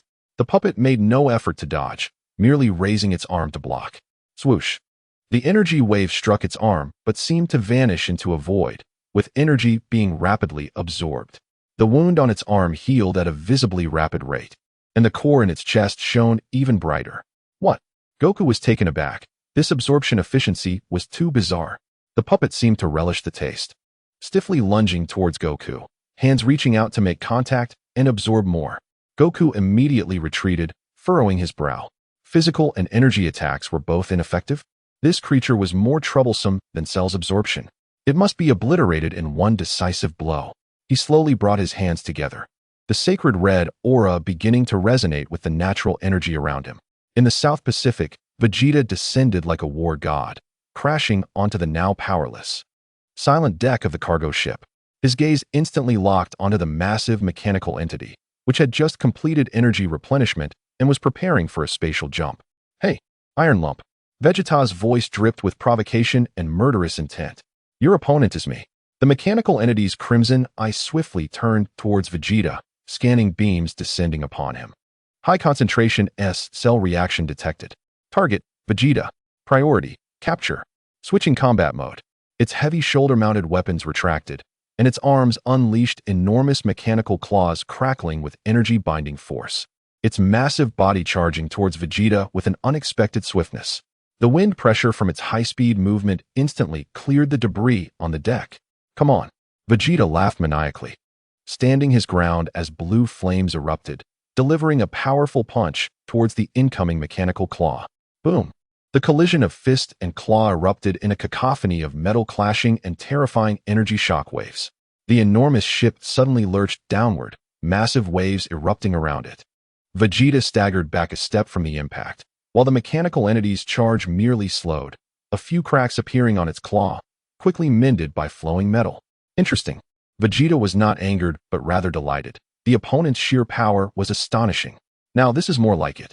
He charged again, engaging in the most savage and brutal melee combat with the mechanical entity on the slanted deck. Blue flames clashed wildly against darkened metal, each encounter causing the ship to groan under the strain. The mechanical entity's combat AI was remarkably advanced, continuously analyzing Vegeta's attack patterns. Its claws alternated between heavy strikes, attempts to grapple, and firing localized pulse disruptions, even emitting scorching disintegration beams from its singular eye. Vegeta pushed his Super Vegeta strength to the limit, his speed, power, and reflexes continuously escalating. He learned during the battle, adapting to the rhythm of his opponent, searching for vulnerabilities. Not enough. Still not enough. He roared, feeling his long-lost blood boil, the thrill of seeking a breakthrough on the brink of life and death surging once more. This iron mass was the perfect whetstone for him. He yearned for greater strength. He craved to surpass Kakaroto's damned state of ease. He aimed to carve out his own path, one of pure, overwhelming, absolute power. In the midst of the furious battle, the blue flames seemed to undergo an imperceptible transformation, becoming deeper and more frenzied. On two battlefields, two scions faced starkly different foes, ignited by the same fighting spirit, yet advancing towards divergent paths of evolution. The fate of Earth once again hung in the balance, resting upon their fists. Chapter 17. The light of annihilation and absolute power in the northern ice field. The howling wind and snow engulfed the battle between Goku and the corpse puppet, which had devolved into a bizarre stalemate. Any energy attack would be absorbed by the opponent, inadvertently strengthening its power. Physical attacks inflicted damage, yet the energy replenishment allowed for rapid healing. This creature resembled an indestructible energy black hole, relentlessly inching closer to Goku. Its hollow gaze filled only with primal greed for energy. This cannot continue, Goku thought, evading another of the puppet's lunges, his brow furrowed in concentration. He could sense that the core of this entity seemed to be connected to an exceedingly cold and sinister source of energy, making it difficult to annihilate through mere external attacks. He recalled the spirit bomb that had purified Shalu on planet Mike. However, this time, he required a more extreme form of condensation, a purer annihilation, rather than broad purification. Wukong took a deep breath, and the red aura of his Super Saiyan form began to converge inward, not extinguishing but rather compressing intensely, coalescing between his hands. He closed his eyes, no longer focusing on the approaching corpse puppets, instead immersing his spirit in resonance with the energy of the universe. This time, he was not channeling the warm and peaceful energy, but rather a cold sense of annihilation, imbued with a hint of the cosmic fundamental laws, a power he had glimpsed when the Kaioshin intervened in the battlefield of planet Mike, a force meant for termination and correction. Although it was merely a superficial understanding, it might be fitting to confront this silence and consuming power. A small, yet hauntingly pure white orb of light materialized in his palm. The space around the orb distorted slightly, as if unable to bear the annihilative power it contained. The corpse puppets instinctively sensed the lethal threat, emitting a silent roar and lunging at him with even greater frenzy. Wukong suddenly opened his eyes, and it seemed as if runes of law flickered in his gaze. Annihilate. He gently propelled the pure white orb. The orb silently penetrated the chest of the corpse puppet, striking precisely at the core that greedily absorbed energy. There was no explosion, no blinding light, only absolute nothingness. Starting from the core, the body of the corpse puppet disintegrated silently, like a pencil drawing erased by an eraser, dissipating into the most primal particles, leaving not a trace of dust behind. That cold source of energy was utterly severed as well. The pure white light flickered and vanished as if it had never existed. Wukong took a slight breath, his complexion somewhat pale. The invocation of that trace of law's power was a tremendous burden on both his spirit and energy. He gazed towards the cracked mountain deep within the icy plains, his expression grave. There, it seemed, more troubles awaited resolution. In the South Pacific, the steel deck of the freighter had become entirely warped and deformed, as if squeezed by the hand of a giant. The battle between Vegeta and the mechanical butcher had reached a fever pitch. Ha! Delightful. Vegeta laughed maniacally, enduring a heavy claw strike from the mechanical entity, his chest surging with blood and energy. Yet he retaliated with an energy explosion that struck the creature's single eye, causing its head to jerk back. Its metallic exterior charred. His blue aura was no longer a steady flame, but resembled a boiling ocean, surging and roaring. Each injury, each collision, intensified his power under extreme pressure, making it even more ferocious and refined. The mechanical entity's combat log frantically refreshed warnings. Target energy response continues to rise anomalously, exceeding estimated limit of 235. Physical defense modules are severely depleted. Repair speed cannot keep pace with the rate of destruction. Capture success rate below 0. 1.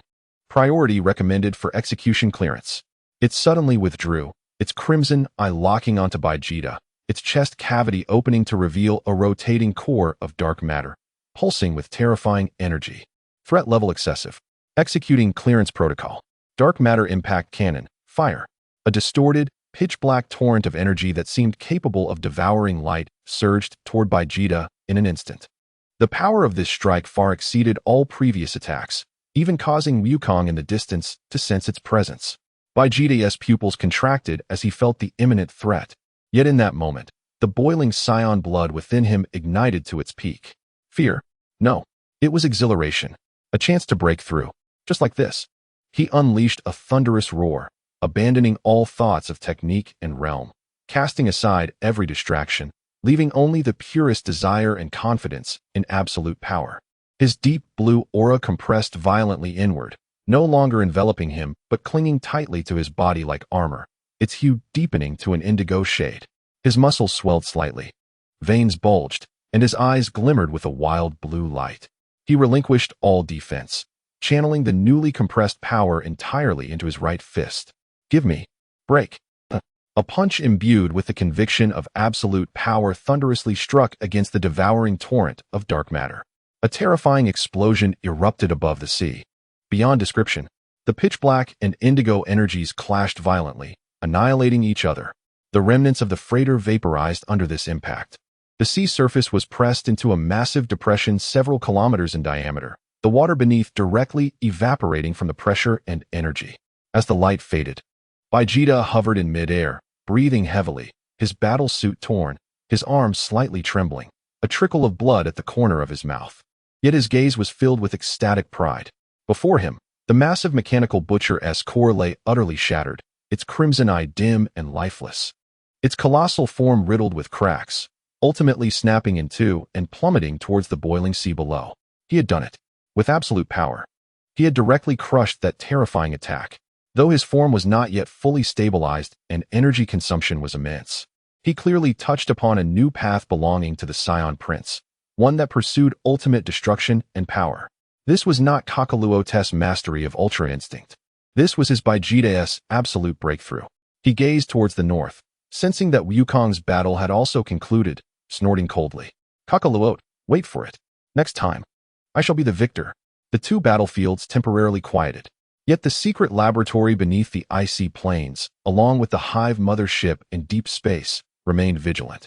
The evolution path of the Scions had already diverged, and the crisis on Earth was far from over. Chapter 18. The frozen secret cave in the shadow of the hive in the northern ice plains. After Wukong dealt with the corpse puppet, he did not immediately depart. He hovered in midair, concentrating on sensing the cracked snow mountain. The faint sounds of mechanical operations and the barely perceptible cold energy source emanating from within made it impossible for him to feel at ease. He had to investigate. Resolutely, he informed Baek, Kellen, Yamucha, and Wufan that there might be more of those entities inside. Baek nodded, stating, "I will accompany you. Kellen, Yamucha, take Wufan and the research team to retreat to a safer distance and secure the area." "Be careful, Dad." "Uncle Baek," Wufan cried out with concern. Wukong and Baek transformed into red and green streaks of light, diving into the crevice of the mountain. Inside was not a natural cave, but a cold metallic passage, covered in rust and frost, with an odd smell of preservatives and machine oil permeating the air. The lights flickered erratically, indicating that the power system was unstable. They ventured deeper along the passage, encountering several vacant cultivation tanks, some already damaged, remnants of solidified nutrient liquid, and unidentifiable organic tissue debris still lingering within. "Dr. Jeluos' laboratory," Baek said solemnly, his tone laced with disdain. "How many abhorrent experiments has he conducted here?" Wukong's expression was equally grave as he sensed the cold energy source growing increasingly distinct. Finally, they arrived at a vast main laboratory. In the center stood a massive array of computers. Although most screens were dark, one main screen illuminated with complex data and a blurry genetic map. Labeled alongside with Z prototype, failed product, energy instability, requires external life energy to sustain. In the corner of the laboratory, 3 unopened cultivation tanks flickered ominously with red warning lights. The cold energy source emanated from deep within these tanks. "We must destroy this place." Without hesitation, Wukong began to gather his energy for a key blast. Simultaneously, Baek raised his hand, charging his Mogwan light-killing cannon. At that moment, the brightly lit main screen suddenly changed, displaying a rapidly counting down timer, 000010. Simultaneously, a chilling, pre-recorded voice of Dr. Gua echoed through the air. Clearly set years ago. "Warning. Self-destruct sequence has been initiated. All experimental data will be uploaded to ZZ, and all failed specimens will be released for purification. Hurry, get out." Goku's expression shifted dramatically. He abandoned the idea of destroying the cultivation pod, seized Piccolo, and activated instant transmission. In the next instant they vanished. Boom. A terrifying explosion erupted from within the mountain. The entire snow-capped peak exploded violently outward, akin to a detonated powder keg. Billions of tons of ice and rock were hurled into the sky, forming a colossal mushroom cloud. The shockwave swept across the entire ice field. Far from the danger, Krillin and the others watched in horror at the cataclysmic scene. After the explosion, only a vast pit, emitting black smoke and scalding steam, remained. The laboratory and everything within it appeared to have been utterly annihilated. Yet, Goku and Piccolo emerged in the air, gazing down at the pit, their brows furrowed. "The data has been uploaded," Piccolo stated gravely. Goku nodded, his face grim. "Indeed. And does it have another primary laboratory?" They realized that the mess left by Dr. Gua was far more troublesome than they had anticipated. This frozen cavern might merely be the tip of the iceberg. In the South Pacific, Vegeta watched the remnants of the mechanical butcher sink into the depths of the sea, feeling the new, ferocious, and potent indigo energy within him gradually stabilize, though still unstable. He had grasped the sensation and let out a satisfied hum. He was disinclined to deal with the aftermath, turning directly toward West City. He needed to return to training, to solidify this absolute breakthrough in power. However, unbeknownst to him, shortly after his departure, an inconspicuous black cube detached from the submerged mechanical wreckage and silently activated a miniature beacon. An extremely faint, encrypted quantum signal penetrated the deep sea, shooting toward the depths of the cosmos. On the distant Hive mothership, within the command room, a cold electronic voice reported, "Scavenger unit signal has vanished. Final battle data has been received. Analysis. Target Vegeta's energy pattern has undergone an unknown mutation. Destructive power has surged. The data is invaluable. Legacy unit signal has disappeared. The Northern Laboratory's self-destruction has occurred. Some data has been successfully uploaded to the main archive. Conclusion. The objective of the exploratory attack has been achieved. A wealth of combat data, S-cell activity data, absolute power mutation data, and divine realm energy data has been obtained. The figure known as the commander stood silently before the star map, listening to the report.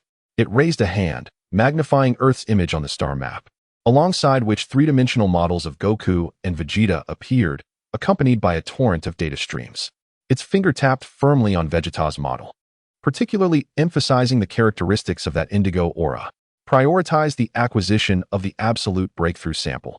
The inhuman voice, now mingled with electronic tones, resounded once more, initiating the swarm protocol.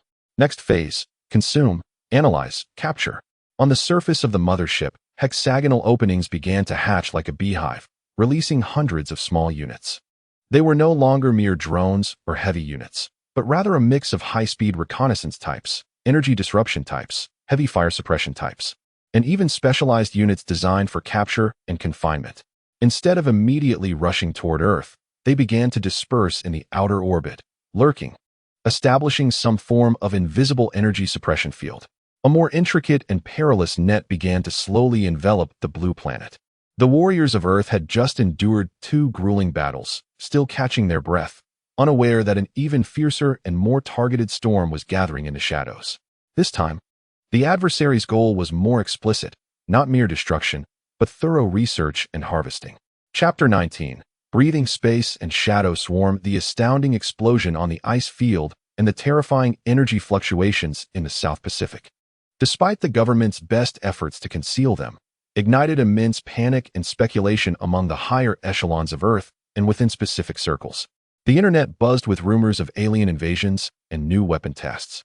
The Capsule Corporation, having worked tirelessly to repair its main functions, had barely restored its core capabilities. Yet the scars of battle were still evident. Bulma sat before the reassembled control panel, her face etched with undeniable fatigue, yet her gaze was sharper than ever. On the large screen before her, the last images captured before the laboratory's self-destruction, transmitted by Goku. Replayed repeatedly, the blurred genetic map marked with Z prototype and the term main archive.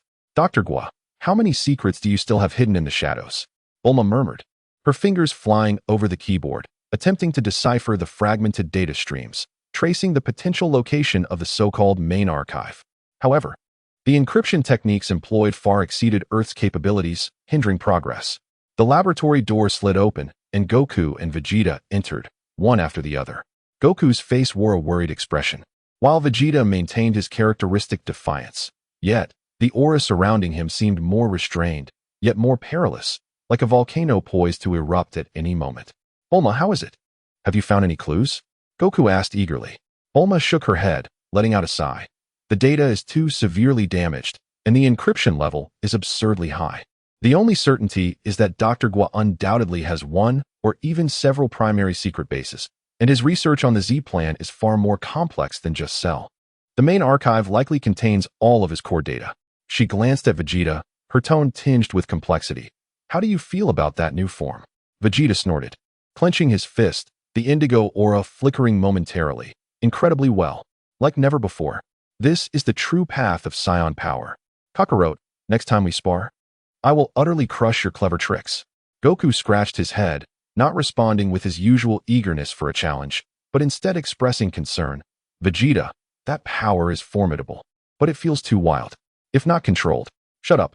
I don't need your lectures. Vegeta interrupted rudely. Power is power. As long as I can win. Who needs any more talk? With that, he turned and headed toward the gravity chamber, clearly unwilling to discuss further. The ideological divide between him and Goku had grown deeper, not only due to their differing philosophies, but also the destruction in West City and Bulma's reproaches. Goku watched his retreating figure, letting out a helpless sigh. At that moment, Krillin and Yamcha returned, both bearing expressions of trepidation and fatigue. The evacuation is mostly complete, but the ice field is utterly destroyed. And the news is weighing heavily on us. Krillin plopped down into a chair. Goodness, this new threat is more terrifying than Frieza, elusive and unpredictable. And it seems their objectives are different, Yamcha added. Unlike those previous foes who merely sought to destroy Earth, they seem more like, how should I put it, thieves? Or researchers. Bulma nodded gravely. Precisely. Their targets are very clear. The cells of the Science, Dr. Gua's data. It may even include Goku's instant transmission and the kind of power information that comes from the Kaishin level. They are collecting and analyzing, rather than merely seeking destruction. This conclusion sent chills down everyone's spines. An enemy with highly advanced technology, secretive operations, clear objectives, and remarkable patience was far more frightening than a mere brute bent on destruction. We must enhance our strength as quickly as possible. Goku clenched his fists, his gaze resolute. Whatever their intentions, he would not allow them to succeed. I concur, Piccolo's voice echoed from the doorway, having returned unbeknownst to them. The enemy's technology and methods exceed our comprehension. The next attack will undoubtedly be far from straightforward. A fleeting moment of respite does not bring relaxation, but instead engenders a heavier burden of pressure. The enemy lurks in the shadows, employing sinister tactics with unclear intentions. Meanwhile, a divergence of ideologies has emerged between the two mightiest warriors on Earth. In the geostationary orbit, within the shadow zone, hundreds of drone units have been deployed. They do not cluster together but disperse like genuine swarms, utilizing advanced stealth technology and energy shielding devices to seamlessly blend into the cosmic background noise. They do not launch an assault. Rather, they lie in wait, akin to spiders anticipating their prey. Several larger units, akin to queen bees, continuously emit exceedingly weak, low-frequency wide-area scanning waves directed towards Earth below. These scanning waves are undetectable by conventional devices and are even difficult for individuals like Wukong to sense. Their objective is not to lock onto specific targets, but to conduct extensive scans, documenting Earth's geological structures, energy flows, network signal distributions, and even fluctuations in biological magnetic fields. They are constructing an extraordinarily detailed model of Earth, analyzing all potential hidden bases, energy sources, and the distribution of life. Deep within the Hive mothership, the commander observes the increasingly intricate holographic model of Earth on the screen, marked with several anomalous energy points, including locations such as Tiantian, Kailanta, and even Baozishan. A non-human voice softly intones, analyze target behavioral patterns, and calculate optimal consumption strategies. Prioritize high-value targets for absolute breakthrough samples. Await the opportune moment. The storm is silently brewing. Yet, Earth remains oblivious, striving to tend to its wounds amid a brief calm, preparing for an impending battle whose timing remains uncertain. Chapter 20. Silent Erosion and the Enlightenment of Psiots. Days pass, and Earth seemingly returns to tranquility. Reports of accidents in the news gradually give way to other stories, and people's lives resume their normal course. However, the atmosphere within the Capsule Corporation laboratory grows increasingly tense. Bulma hardly leaves the control panel, her eyes bloodshot. She has mobilized all available satellites and ground monitoring stations, even requesting Dandy to subtly adjust Earth's airflow using the permissions of Tiantian to assist in detection. Yet, the swarms hiding in orbit appear to have vanished without a trace, silent as ever. Something is amiss. It is too quiet. Bulma rubs her temples, murmuring to herself that they went to such lengths to lie in wait. They cannot merely be sightseeing. She switches screens to display a global energy flow monitoring chart. The chart reveals Earth's geothermal, magnetic, and biological energy distributions, suggesting everything appears normal. Yet, Bulma senses something is off. She focuses on several areas where anomalous signals had previously emerged, particularly the northern ice field and southern seas. The energy levels seem to be slightly lower than the historical average. She magnifies the data curve. The difference is minuscule, almost within the margin of error. However, her brilliant intuition tells her this is no coincidence. She immediately composes a new algorithm, comparing energy flow data from the past week with historical figures for the same period. The results send shivers down her spine. The natural energy levels across the globe are declining at an incredibly slow, nearly imperceptible rate. Although the magnitude is minimal, the trend is undeniable. It is as if an invisible black hole is silently siphoning Earth's vitality. They are absorbing Earth's energy. Bulma gasps in astonishment. It is not a direct attack, but a slow, chronic plunder. Such a tactic is far more insidious and terrifying than overt military invasion. By the time it is discovered, the entire planetary ecosystem may have already suffered irreversible damage. She immediately alerts everyone about this discovery. Absorbing the planet's energy?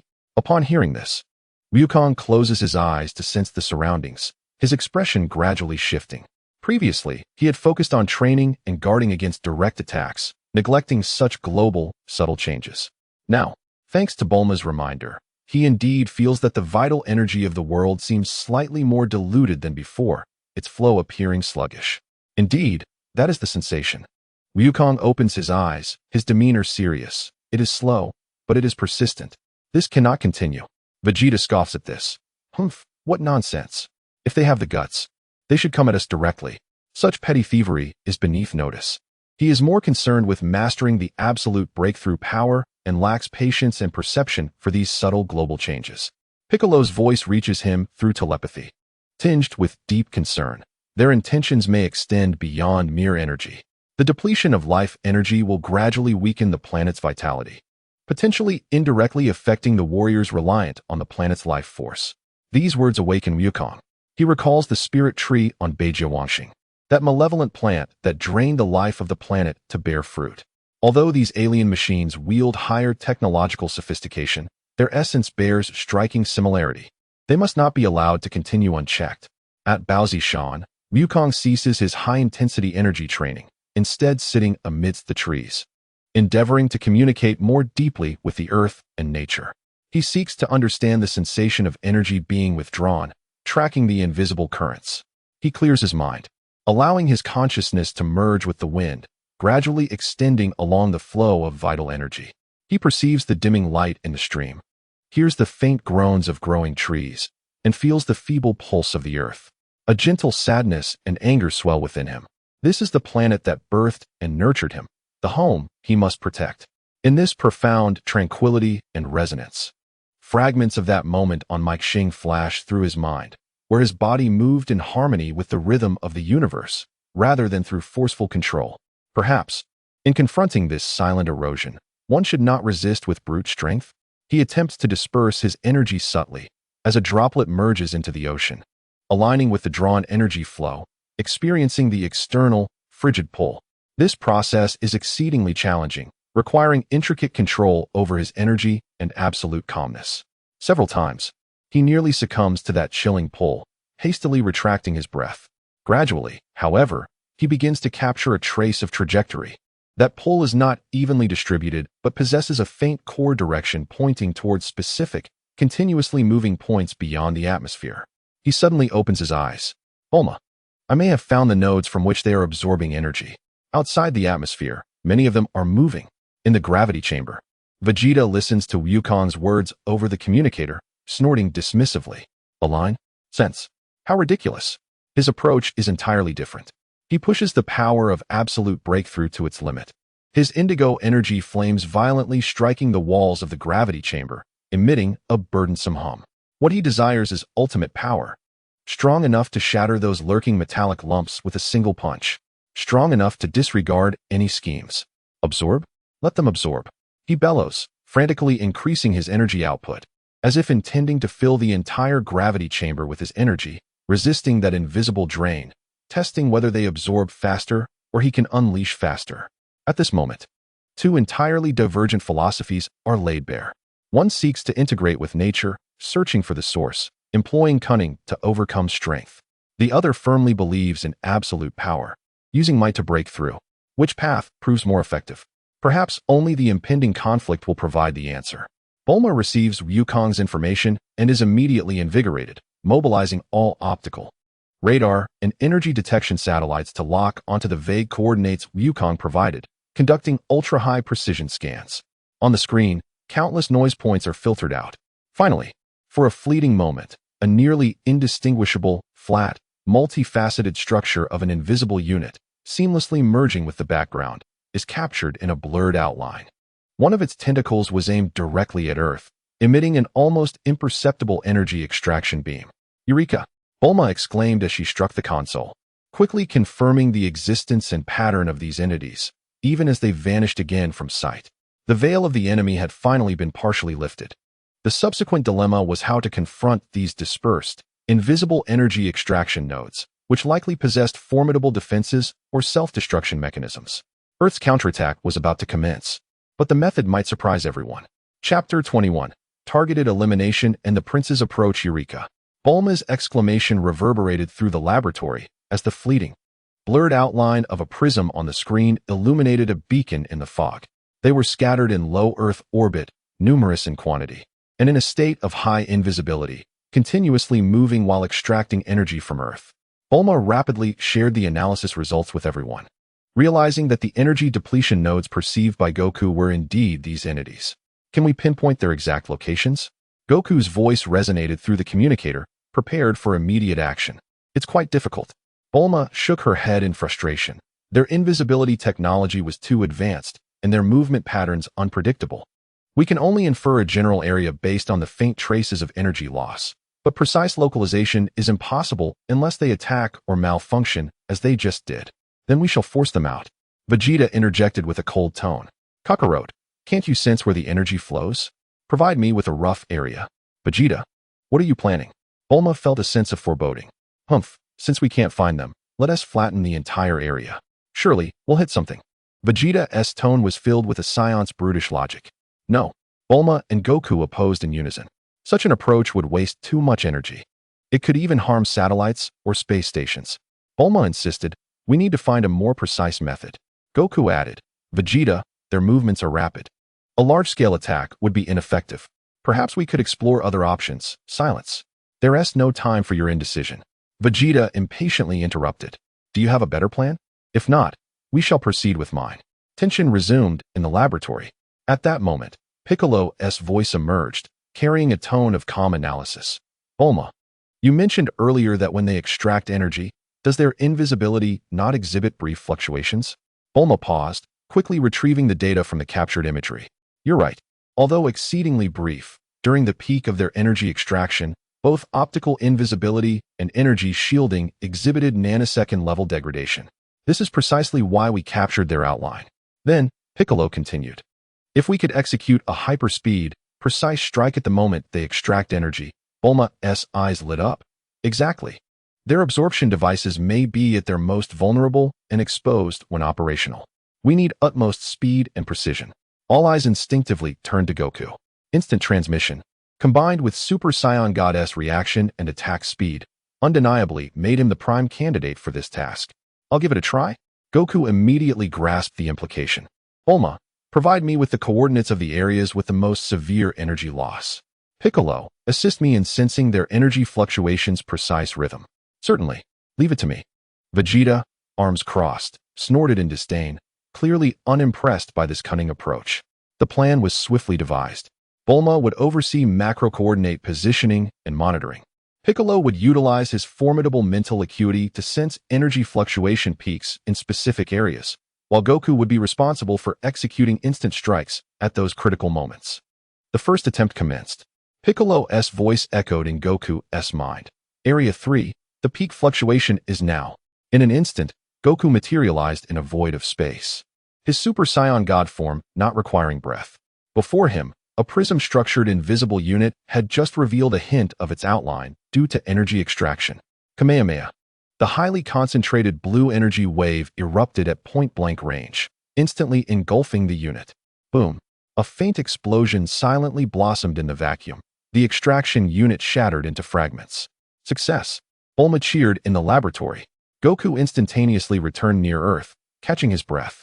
The strain of instant transmission combined with the precise explosion was no small burden. Next coordinate. He continued without hesitation. Thus, with Bulma and Piccolo's meticulous coordination, Goku became a ghostly assassin in the cosmos, repeatedly utilizing instant transmission to appear at each energy fluctuation peak, accurately destroying those briefly visible extraction units. The efficiency was commendable, but the sheer number of such nodes around the globe was overwhelming, and the adversaries seemed to sense the attacks, making their extraction actions even more fleeting and unpredictable. Progress was slow. Within the gravity chamber, Vegeta observed all of this through the monitor, growing increasingly impatient. Too slow. Like a mosquito's bite. He abruptly shut down the gravity system, his indigo energy flaring explosively. Vegeta, what are you doing? Bulma cried out, sensing the unusual energy response from the gravity chamber. Using my method. Vegeta growled, crashing through the ceiling and soaring into outer space. He required no precise coordinates.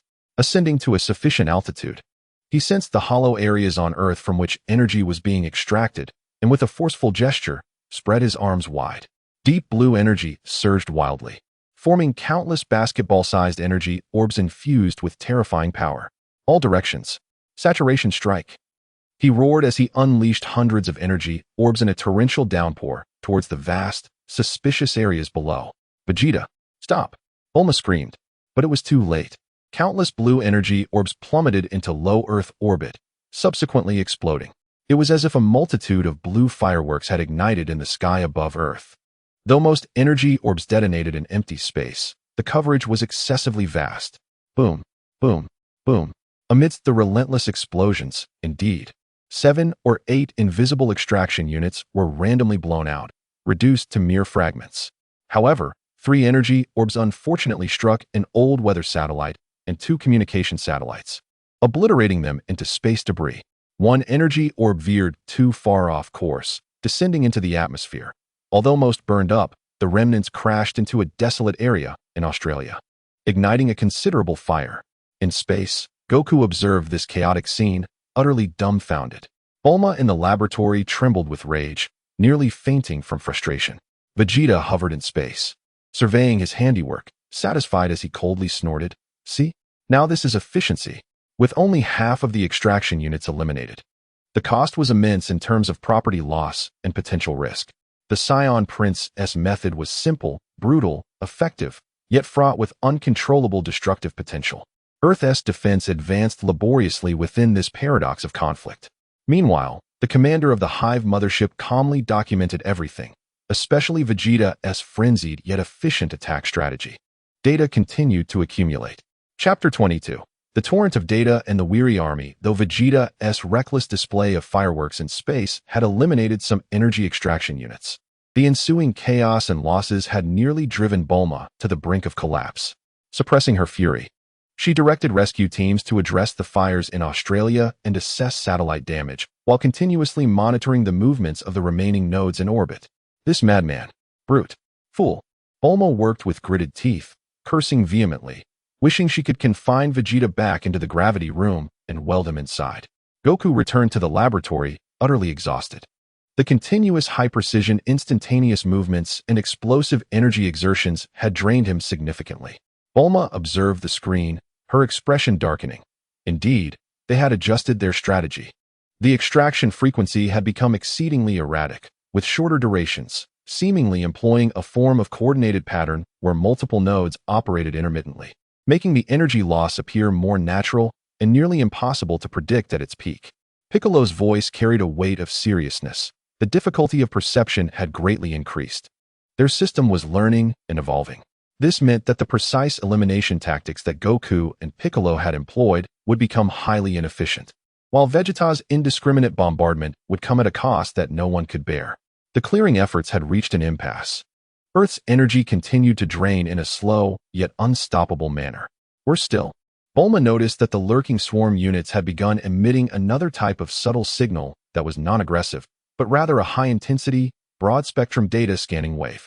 This scanning wave penetrated clouds, buildings, and even to some extent, the Earth's layers, voraciously collecting every piece of information on the planet.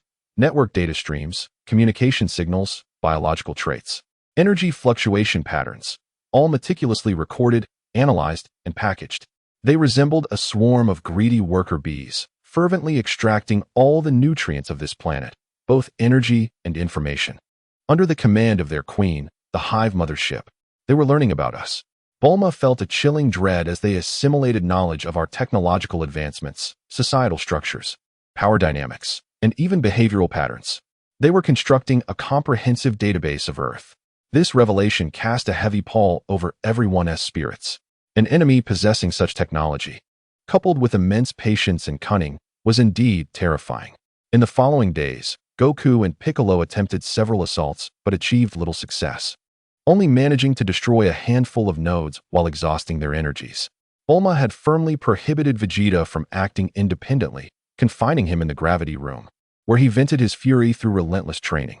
The indigo aura surrounding him grew increasingly unstable, fluctuating between violent surges and restrained energy, clearly at a critical juncture of breakthrough, yet rife with uncontrollable risks.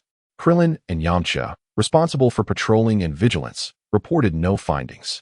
The enemy seemed to have completely transformed into an invisible specter, exerting dual psychological and physiological pressure through that slow extraction and scanning process.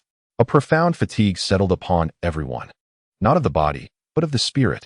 The enemy lurked in the shadows while they remained in the light, possessing strength that could not be unleashed. Forced to witness the adversary gradually erode and analyze them, this sensation was maddening.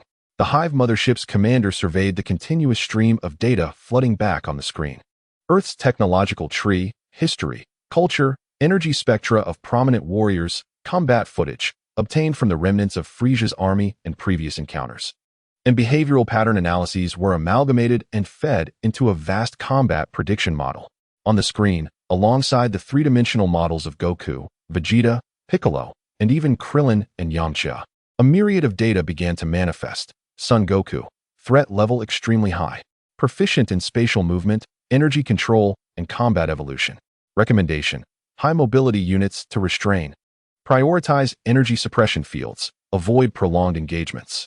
Vegeta, threat level extremely high, power-oriented, emotion-driven, with astonishing destructive capability. Recommendation: remote exhaustion, provoke and induce anger. Concentrate fire for immediate suppression. Piccolo, threat level high, tactical master, Namekian regenerative abilities. Recommendation: divide the battlefield, limit regeneration, prioritize elimination. They even began to simulate various combat scenarios against them and estimate probabilities of victory. The commander's gaze lingered once more on Vegeta's data, particularly the indigo energy signature marked as a potential breakthrough, not yet fully stabilized. The priority for sample collection was at its peak. An order was given to execute the bait plan. A launch port on the mothership opened, releasing what appeared to be an ordinary meteorite detector along with several small, simply structured signal relays drifting toward Earth. Their exteriors bore a faint insignia, seemingly belonging to a long-extinct civilization. These baits were harmless in themselves, but the specific frequency signals they emitted bore a striking resemblance to a distress signal from one of Dr. Gero's earlier abandoned projects. Bulma's global monitoring network swiftly detected the meteorites entering the atmosphere along with the anomalous signals. What is this? The weary Bulma strained to analyze. The signal coding was archaic, reminiscent of technologies from Dr. Gero's Red Ribbon Army era. Could it be that one of his old detectors had returned? She immediately relayed this news to everyone. Dr. Gero's detector? Krillin was taken aback. How many messes did that guy leave behind? Piccolo pondered cautiously. Be wary of deception. Goku found it peculiar. Why did it appear at this moment? Only in the gravity room, upon hearing the news, did a flicker of intensity flash in Vegeta's eyes. Dr. Gero? The madman who used his and Kakarot's cells to create androids and sell his belongings? A surge of unnameable anger welled up within him. Those damned flies were relentless. He did not inform anyone, but instead broke through the gravity room's ceiling, flying toward a remote mountain range where Bulma had indicated a meteorite would fall. He intended to personally crush these loathsome remnants of a past shadow. Bulma soon realized that Vegeta's energy response was rapidly moving away from West City, heading straight for that mountain range, and she was instantly alarmed. Vegeta, come back. That could be a trap. But Vegeta was deaf to her warnings. Goku too sensed the urgency, his expression shifting. This is bad. Bulma, give me the precise coordinates. The trap had already been set in motion, with the target being the Scion Prince who had ventured forth alone. Chapter 23. Bait and cornered beast. Vegeta's speed was astonishing. The indigo aura trailing behind him like a long comet's tail, he showed no inclination to conceal his whereabouts. Driven solely by a loathing and desire for destruction regarding everything related to Dr. Gero. Soon, he arrived over the desolate mountain range. Utilizing the rough coordinates provided by Bulma, his formidable perception quickly pinpointed a valley with a faint plume of smoke emanating from an impact crater. At the bottom of the crater lay a metal sphere, archaic in design and marked with the indistinct insignia of the Red Ribbon Army, a meteorite detector. It appeared damaged from the impact, its shell cracked, revealing a complex network of circuitry that intermittently emitted that ancient distress signal. Humph, trash. Vegeta hovered above the crater, eyes filled with disdain, raising his hand to prepare an energy blast to obliterate it completely. Just as he was about to condense his energy, a sudden hum erupted. Countless azure runes illuminated the ground and mountains surrounding the impact site within a radius of several kilometers. An immensely complex energy field was instantly generated, sealing off the entire area. The space within the field seemed to solidify, gravity increasing by dozens of times, the air thick with powerful energy interference, making even the flow of breath feel excruciatingly sluggish. What? Vegeta's energy blast flickered in his hand, becoming unstable and difficult to condense. He felt as if he had plunged into an impossibly viscous substance, making movement extraordinarily challenging. Simultaneously, fissures appeared in the surrounding mountains and the void, distorting light and shadow, revealing more than 20 variously shaped swarm units. They were no longer a singular model, but had undergone specialized configurations. 8 heavy units hovered at the edge of the energy field, continuously reinforcing it while emitting low-frequency waves to disrupt mental concentration. 6 high-speed maneuvering units darted through the force field like phantoms, unleashing paralyzing energy beams in an attempt to restrain Vegeta's movements. 4 of these units continuously hurled specially designed metallic nets and energy shackles, which, despite being torn apart by Vegeta's furious roars, persisted in their relentless assault. The final 2 units, slightly smaller in stature yet equipped with enormous syringe-like devices, concealed themselves at the rear, their needle tips glimmering with an eerie green light, firmly locking onto Vegeta. These were specifically crafted sample collectors for harvesting high concentrations of S cells. This was a meticulously orchestrated trap. The ancient detector was merely bait for triggering and precisely locating his position. The true lethal strike lay within this pre-established, composite confinement force field tailored to exploit Vegeta's abilities. Accompanied by this specialized swarm team, their objective was to capture him alive. A mere force field dares to confine me. Vegeta seethed with rage, his indigo aura erupting violently as he attempted to break free from the force field's constraints. Boom! The force field trembled violently, but did not shatter. The 8 heavy units operated at full capacity, continuously channeling energy into the force field, which seemingly absorbed a portion of the energy Vegeta unleashed for its own use. Vegeta's speed and strength were significantly suppressed, while the high-speed units took advantage of the situation, incessantly harassing him. Although the paralyzing rays and binding nets could not truly injure him, they greatly drained his stamina and patience. Damn it! Get away! Vegeta unleashed a punch that obliterated one of the approaching high-speed units, yet more attacks ensued. He felt like a mighty beast trapped in a quagmire, possessing immense power yet unable to unleash it fully, overwhelmed with frustration. Shidu Laboratory. Vegeta's energy response was trapped. A high-intensity composite force field surrounded him. Over 20 high-energy responses appeared. Bulma gazed at the rapidly descending data on the screen, exclaiming in shock, "It's a trap. Their target is Vegeta. Coordinates." Wukong instantly stood up, his expression grave. Bulma immediately transmitted the precise coordinates. Wukong initiated his instant transmission, but it failed. "No," Wukong gasped. The coordinates of that space were severely disrupted. Instant transmission could not pinpoint accurately. What? Bulma's heart sank to the depths. They even accounted for this. "I will save him." Without hesitation, Wukong erupted in energy, bursting out of the laboratory and flying at full speed towards the mountains. Bika Colleen and Yamcha also immediately followed, but they all understood the distance was too great. They might not arrive in time. Trap Valley. Vegeta's fury had reached its zenith. He had never endured such humiliation, toyed with like a caged beast by a group of iron clumps. "You have utterly enraged me." He unleashed a thunderous roar, no longer attempting to conserve energy, as his indigo aura exploded in a frenzied expansion. Gallic gun, all-out eruption. Countless energy spheres rained down indiscriminately from his center, wreaking havoc in all directions. Boom! The force field twisted violently. 2 heavy units overloaded and exploded on the spot. Several high-speed units and collection units were engulfed by the energy spheres. Yet the remaining units quickly adjusted their formation. Although the force field dimmed significantly, it remained resilient. They seemed utterly unconcerned with losses, focused solely on completing their mission. Just as Vegeta's old strength waned and new strength had yet to arise, the last hidden collection unit seized its opportunity. It broke through the remnants of the explosion with astonishing speed, its needle tip flashing green, lunging directly for Vegeta's nape. Vegeta abruptly turned his head, his pupils constricting. He attempted to dodge, but was momentarily slowed by the force field's binding. Swoosh! The needle pierced his skin. A surge of intense paralysis and energy drain coursed through him. Ugh! Vegeta let out a tortured roar and retaliated with a punch that shattered the collection unit. However, The needle had already injected a substance meant to suppress his energy and extract his cells. He felt his power rapidly dissipating, his vision beginning to blur. Meanwhile, outside the force field, the last heavy unit opened a hatch in its abdomen, revealing a transparent container filled with energy restrainers. This was a confinement chamber for holding samples. They aimed to forcibly capture him while he was weakened. Vegeta half-kneeled on the ground, gasping for breath, his indigo aura flickering erratically. The sensation of paralysis swept through his body, and his pride was being ground to dust bit by bit. Despair and rage burned like toxic fire within him.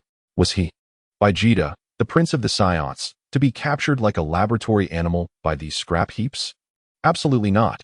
In this dire moment, the utmost humiliation and fury mingled with the strange substance injected into him that sought to strip away his strength, seemed to ignite something deep within him. A roar, seemingly echoing from ancient bloodlines, exploded from the depths of his soul. His eyes ignited with a terrifying crimson glow. Chapter 24, Fury Breakthrough and Blood-Red Eyes. Ugh! Vegeta's roar transformed from mere pain into a cacophony of extreme anger, humiliation, and defiance. The suppressive substance injected into him had not crushed him. Instead, it was like a drop of cold water splashing into a boiling pot of oil, instantly igniting the most primal and ferocious power deep within his veins. Buzz! An unfathomable, terrifying energy erupted from his body, no longer indigo but a viscous, violent blood-red aura. This aura did not burn uniformly. It surged like boiling lava, akin to a runaway volcano, violently impacting everything around it. Crack! Crack! The immensely sturdy composite force field emitted a mournful cry under the onslaught of this pure, rage-fueled blood-red energy, instantly filling with cracks. Warning! Target energy response has surged abnormally, exceeding critical limits. The remaining swarm unit's internal alarms blared frantically.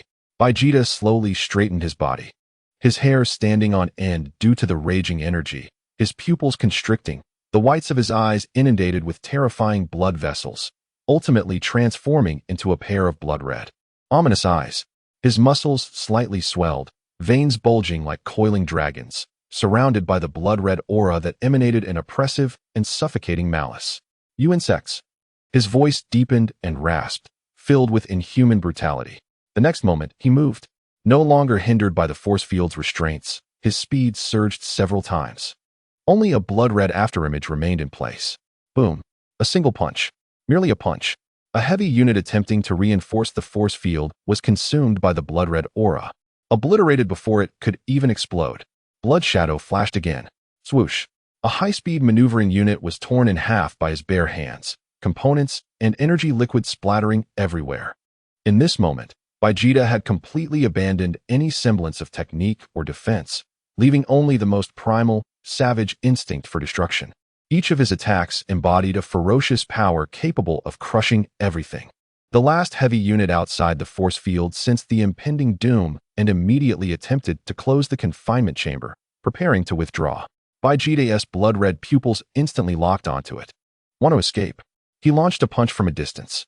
The blood-red energy did not fire outward. It distorted space directly, forming a colossal energy fist imprint that crossed the distance in an instant and struck the heavy unit with tremendous force. Boom! The massive explosion illuminated the entire valley. That heavy unit, along with the confinement chamber inside, was reduced to cosmic dust. In mere seconds, the remaining swarm units were annihilated.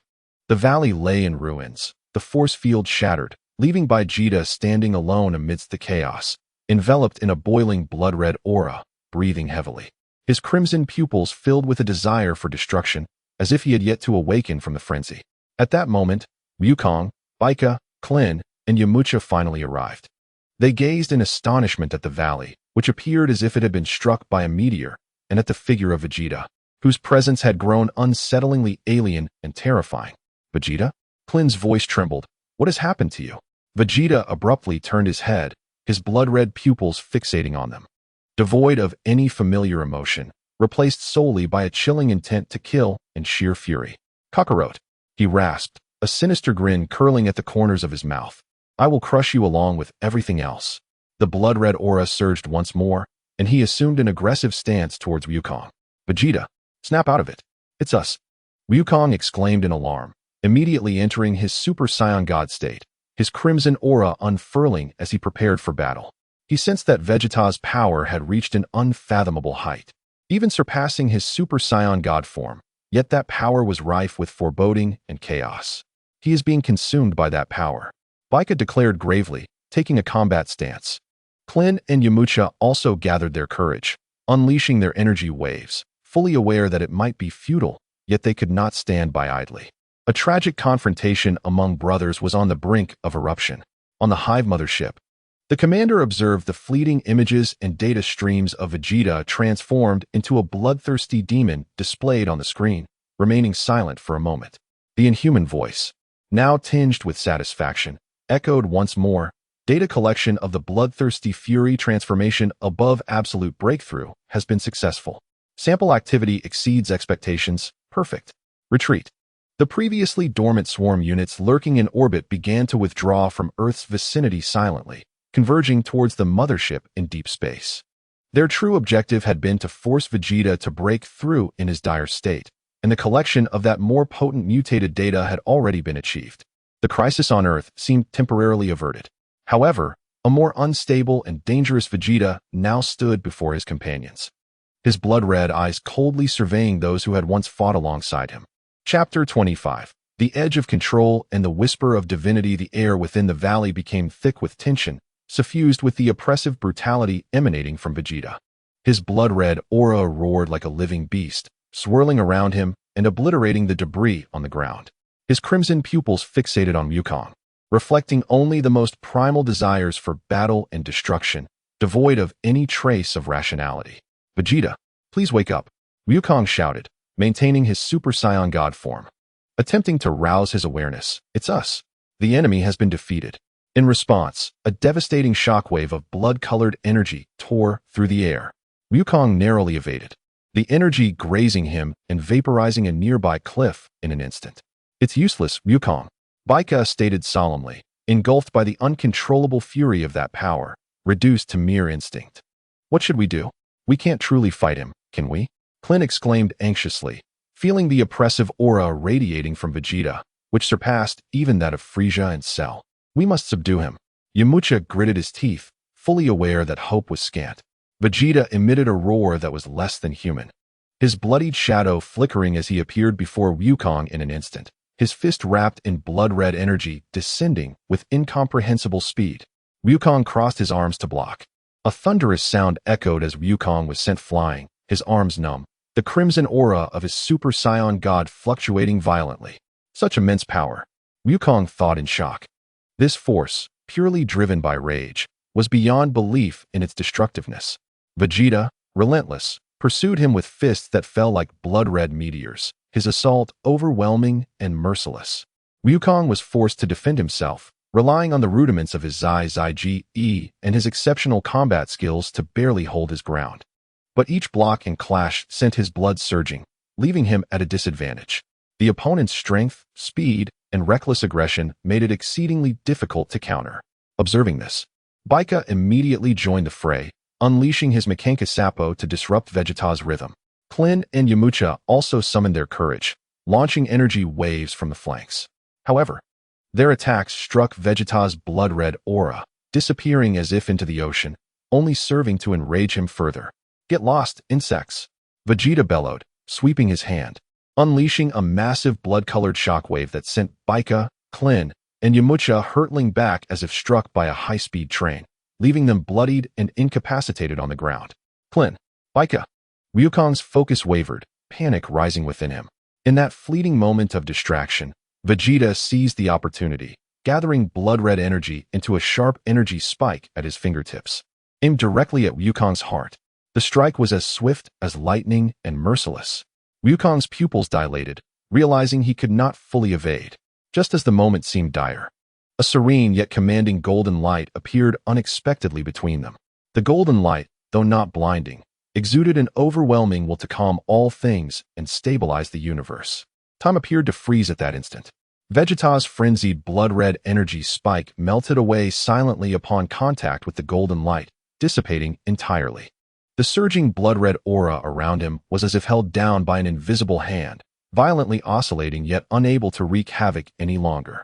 Wukong felt the imminent sense of death vanish abruptly, gazing in astonishment at the scene before him. The golden light slowly retracted, revealing a familiar figure, Li Dao. He still wore his simple attire, a faint look of helplessness on his face, as he extended a finger and gently touched Vegeta's brow. "Child, awaken." His calm voice, though soft, seemed to resonate with the laws of the universe, penetrating deep into Vegeta's soul. Vegeta's body stiffened suddenly, the wild colors in his blood-red pupils flickering violently, struggling, before ultimately receding like the tide. The blood-red aura surrounding him retracted swiftly, his hair returning to normal, eyes shifting back to black, yet filled with exhaustion and confusion. He stumbled slightly and fell to one knee, gasping for breath as cold sweat soaked his battle suit. Li Dao. Wukong exited his transformation, his face lighting up with joy at the sight. Li Dao withdrew his finger, surveying the wreckage of the valley and the injured Baika and the others with a gentle sigh. In the end, I was still a step too late. He approached Vegeta, who looked up with a complex expression filled with anger, fear, deep confusion, and resentment. The pursuit of power is not a fault. Li Dao began slowly, his voice directly resonating in Vegeta's mind. But to be enslaved by power, to lose oneself, is to fall to a lowly state. The Scion bloodline grants you the gift and pride of battle, not an insatiable desire for destruction. You have strayed from your path. Vegeta clenched his teeth, wanting to retort, but finding himself unable to utter a word under Li Dao's tranquil gaze. The feeling of complete loss of control, driven solely by a desire to kill, sent a shiver through him even now. Li Dao then turned to Wukong. Zai Zai Ge is not merely evasion and compliance. Its essence lies in the absolute tranquility of the heart and the absolute harmony of the body. Movement within stillness, strength within gentleness. You have deliberately pursued the form, yet have yet to grasp its essence. Wukong nodded, deep in thought.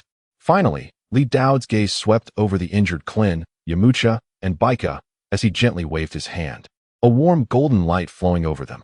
The wounds on the three healed at a visible pace, and even their exhausted energy was restored significantly. The universe is vast, and the strong are numerous. The calamity facing Earth is not a mere coincidence. Li Dao's voice reverberated in the hearts of all present. External forces may provide temporary assistance, yet they are not a sustainable solution. The road ahead must be navigated through your own endeavors. With that, his figure gradually faded, merging with the sunlight, leaving behind a group of individuals in the valley, exchanging glances, their hearts surging with emotion. Vegeta slowly rose, lowering his head to gaze at his own hands. Silent and contemplative, the crimson energy within him had not dissipated. It still lurked within, yet for the first time, he regarded it with caution. Wukong reminisced over the words that blended stillness with motion, softness with strength, his eyes shimmering with newfound understanding. The crisis seemed to have temporarily abated due to Li Dao's intervention, but it left behind deeper reflections and an impending storm that they must confront alone. Chapter 26. Embers and New Journeys. Li Dao's departure was as silent as his arrival, yet it left an indelible mark in the hearts of the onlookers. The valley fell into a profound silence, the only sound being the wind whispering through the disheveled ground. Vegeta straightened his posture, his expression obscured as he lowered his gaze. The terrifying crimson aura that once enveloped him had vanished, yet a heavy and oppressive atmosphere lingered. He did not look at anyone, fixating instead on his slightly trembling hands. As if for the first time, he truly comprehended the terrifying power they possessed, capable of both victory and chaos. Pride remained etched in his being, but the once blind fanaticism for absolute strength had begun to fissure. Li Dao's words echoed in his mind like a warning bell. To be enslaved by power is to fall into a lower state. Wukong approached his side, refraining from his usual boisterous camaraderie, instead standing quietly beside him. He sensed the tumult within Vegeta's heart. "Shut up, Kakarot," Vegeta rasped, interrupting him. "I'm fine." He lifted his head, his gaze regaining its former sharpness, yet beneath it lay an imperceptible caution and a trace of fatigue. He spoke no more, his aura subtly fluctuating as he soared into the sky towards Shidu, his pace markedly slower than before, as if burdened by an invisible weight. Wukong watched his retreating figure with a sigh, knowing that some hurdles must be overcome alone. "Wukong, are you all right?" Klin, Yamcha, and Bik flew over, their injuries healed by Li Dao's miraculous powers, yet the terror on their faces had not faded. We're fine, Wukong replied, shaking his head as he surveyed the chaotic valley and the distant peak. Damaged by Vegeta's misfire, his expression grave. This was truly perilous. Vic spoke solemnly. Those machines were not meant to kill Vegeta. They were pushing him to break through and collect data. We were all manipulated. This conclusion sent a chill down everyone's spine. An enemy that regards the universe's top warriors as mere subjects for experimentation, capable of meticulously crafting traps to force their evolution, is far more terrifying than they could have imagined. Shidu, Capsule Corporation. Bulma observed as Vegeta walked silently towards the gravity chamber, her initial impulse to confront him, to express her fears and anger, dissipated upon seeing his unusually quiet and repressed demeanor. She bit her lip, ultimately opting to strike the control panel in frustration. Wukong and the others soon returned, recounting the details of the battle in the valley and Li Dao's appearance. Uncle Li saved us again, Bulma said, collapsing into a chair, feeling a wave of helplessness. But we cannot always rely on him. Those foes are like venomous snakes lurking in the shadows. Having failed this time, they will surely employ more insidious methods next. She pulled up global monitoring data. Look, those swarm units in orbit retreated silently while we dealt with Vegeta. Their objectives have been achieved. On the screen, the data curve representing energy depletion finally stabilized at a lower level, ceasing its descent. Although a significant portion of Earth's energy had been extracted, it was not enough to trigger an immediate ecological disaster. It was akin to a person losing a substantial amount of blood. Recovery would take a considerable time. They had acquired the data they sought, especially that of Vegeta's new form. Bulma pointed at the terrifying energy spectrum recorded during Vegeta's outburst, stating, "Next time they come, their attacks will surely be more targeted." The laboratory fell into silence. The enemy moved freely, manipulating them at will. This sense of powerlessness was more demoralizing than outright defeat. We must become stronger. Wukong broke the silence, his gaze resolute. Not only in strength and realm, but also in our technology and intelligence. We cannot always be on the defensive. Indeed. Bulma sprang to her feet, her eyes reignited with determination. They relish collecting data, do they? Very well. I shall surprise them. She turned to Dr. Brief, who had been silently coding in the corner. We need upgrades. Upgrade all monitoring and defense systems. We must understand their technology better than they do. Doctor. Brief adjusted his glasses and exhaled a puff of smoke. Oh, an intriguing challenge. Perhaps we could attempt to reverse engineer the energy signatures from the debris. Vic crossed his arms. Acquiring information is crucial. Dandy and I will work to combine perception with the authority of the Supreme Kai's domain for earlier warnings of spatial fluctuations. Klin and Yamcha exchanged looks. We will intensify our training. We cannot afford to lag behind next time.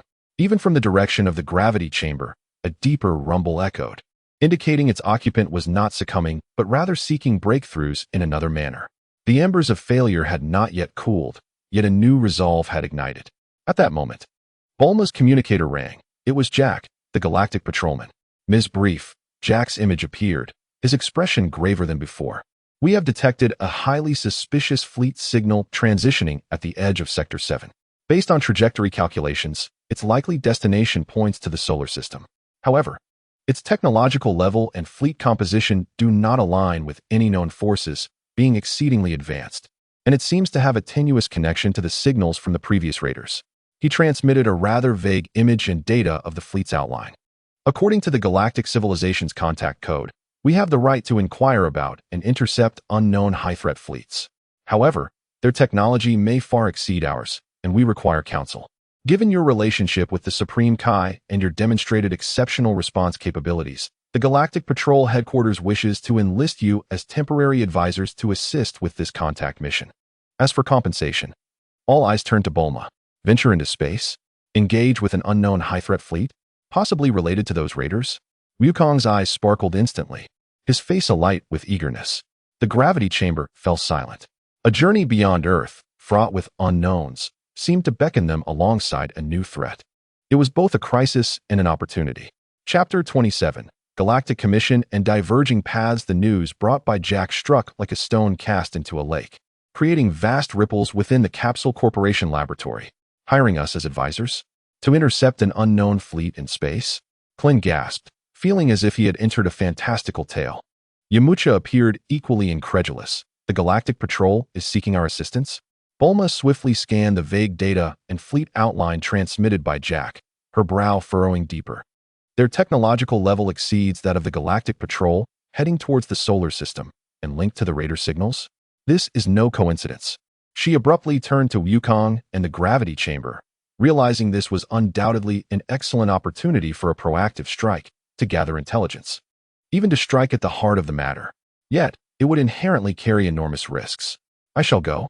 Wukong exhibited no hesitation, his face brimming with excitement and anticipation, eager to witness the might of other formidable warriors in the cosmos.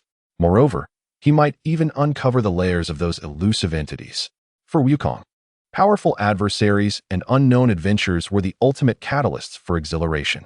The door to the gravity chamber burst open, revealing Vegeta, whose aura had stabilized, regaining his usual haughty demeanor.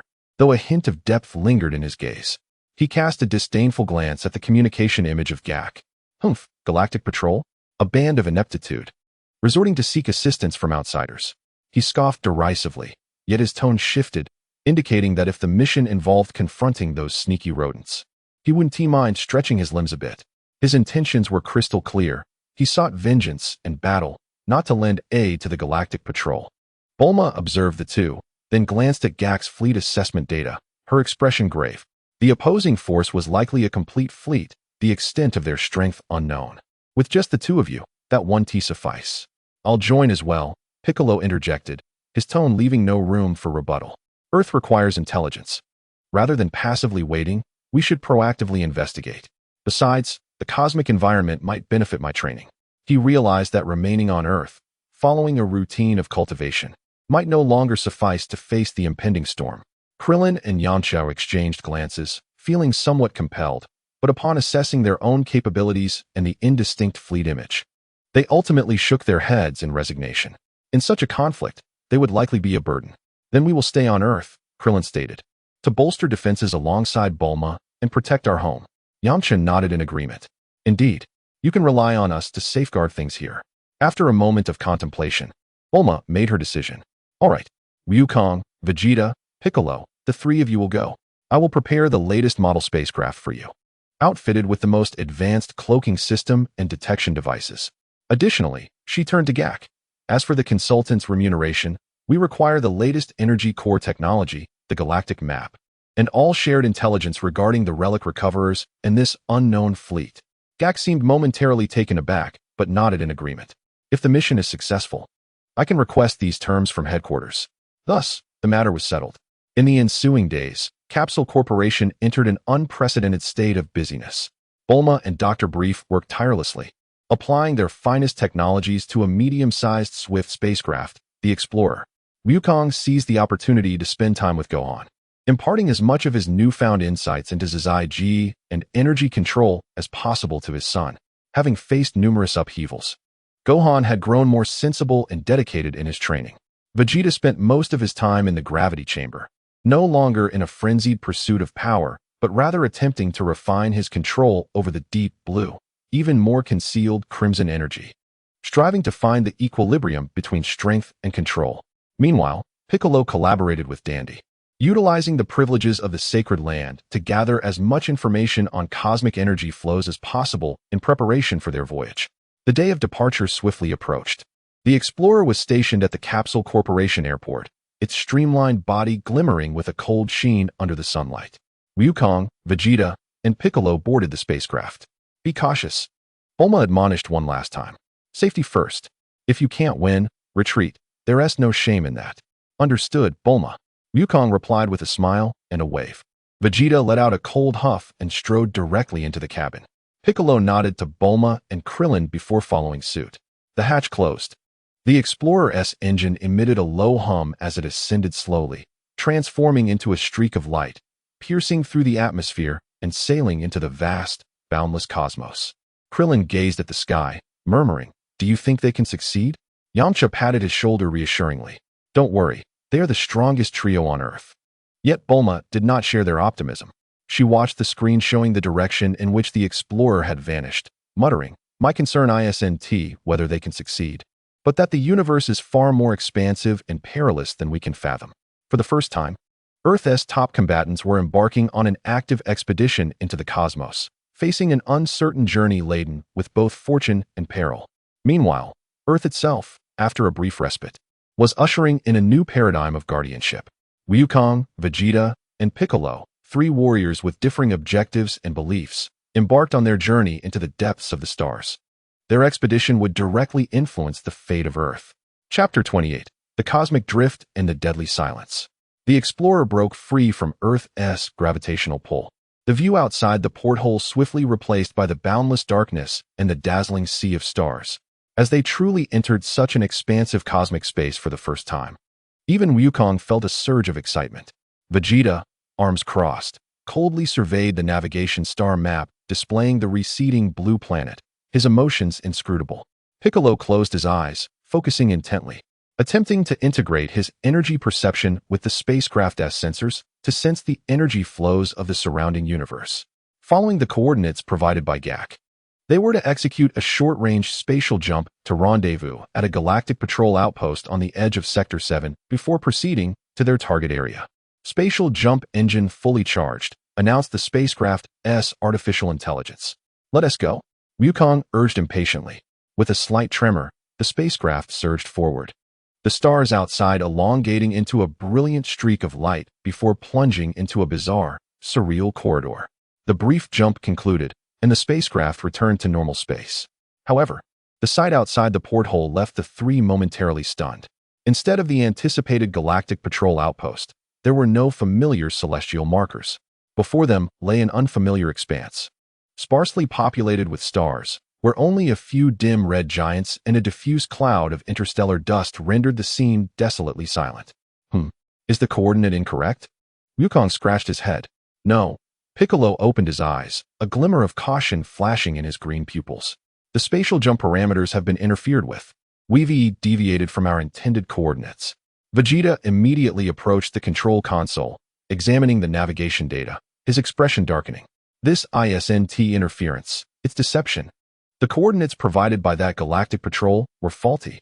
We've been transported to an unknown star field. What? Wukong exclaimed in surprise. It may not have been that minor character's idea, Vegeta scoffed. The galactic patrol's internal affairs are likely corrupt as well. At that moment, the spacecraft's alarm suddenly blared a piercing warning. Warning. Multiple spatial locks detected. Warning. Encountering high-intensity energy shielding field. Outside the porthole, the previously empty space rippled like water, revealing three menacingly designed assault ships, their dark paint job giving them the appearance of lurking sharks, forming a triangular formation and firmly ensnaring the explorer at the center. Their hulls bore no insignia, yet the chilling lines and energy signatures instantly reminded the trio of the swarm in Earth's orbit. It was the fleet of those recoverers. They had anticipated the galactic patrol's movements, perhaps even utilized their communications to lay an ambush here. It was indeed a trap. A fierce battle spirit ignited in Vegeta's eyes, his indigo aura erupting in a brilliant blaze. Perfect. No need to search for them. Don't act rashly, Vegeta. Bulma's voice came through the emergency hyperspace communication, the signal extremely unstable and filled with static. They are prepared. The energy response is intense. Prioritize retreat. Repeat, prioritize retreat. But it was too late. The main cannons of the three assault ships ignited with a dark glow simultaneously, unleashing three distorted pulses of dark matter that did not directly attack the spacecraft, but instead formed a massive, contracting black energy cage around it. The space within the cage instantly became viscous. All communications were severed, and even the spacecraft's engines emitted a wailing cry of overload. As if gripped tightly by an invisible giant hand, the explorer trembled violently, alarms blaring in unison. The engines had failed, space jump initiation was impossible, and shield energy was plummeting rapidly. The artificial intelligence issued an urgent report. Damn it! Break through, Vegeta roared, throwing a punch at the cabin wall in a desperate attempt to engage in battle. Bang! His powerful strike was firmly halted by the wall, leaving only a dent in the special alloy. The vessel designed by Bulma proved to be sturdier than imagined, yet at this moment, it had become a cage that trapped them. We can't.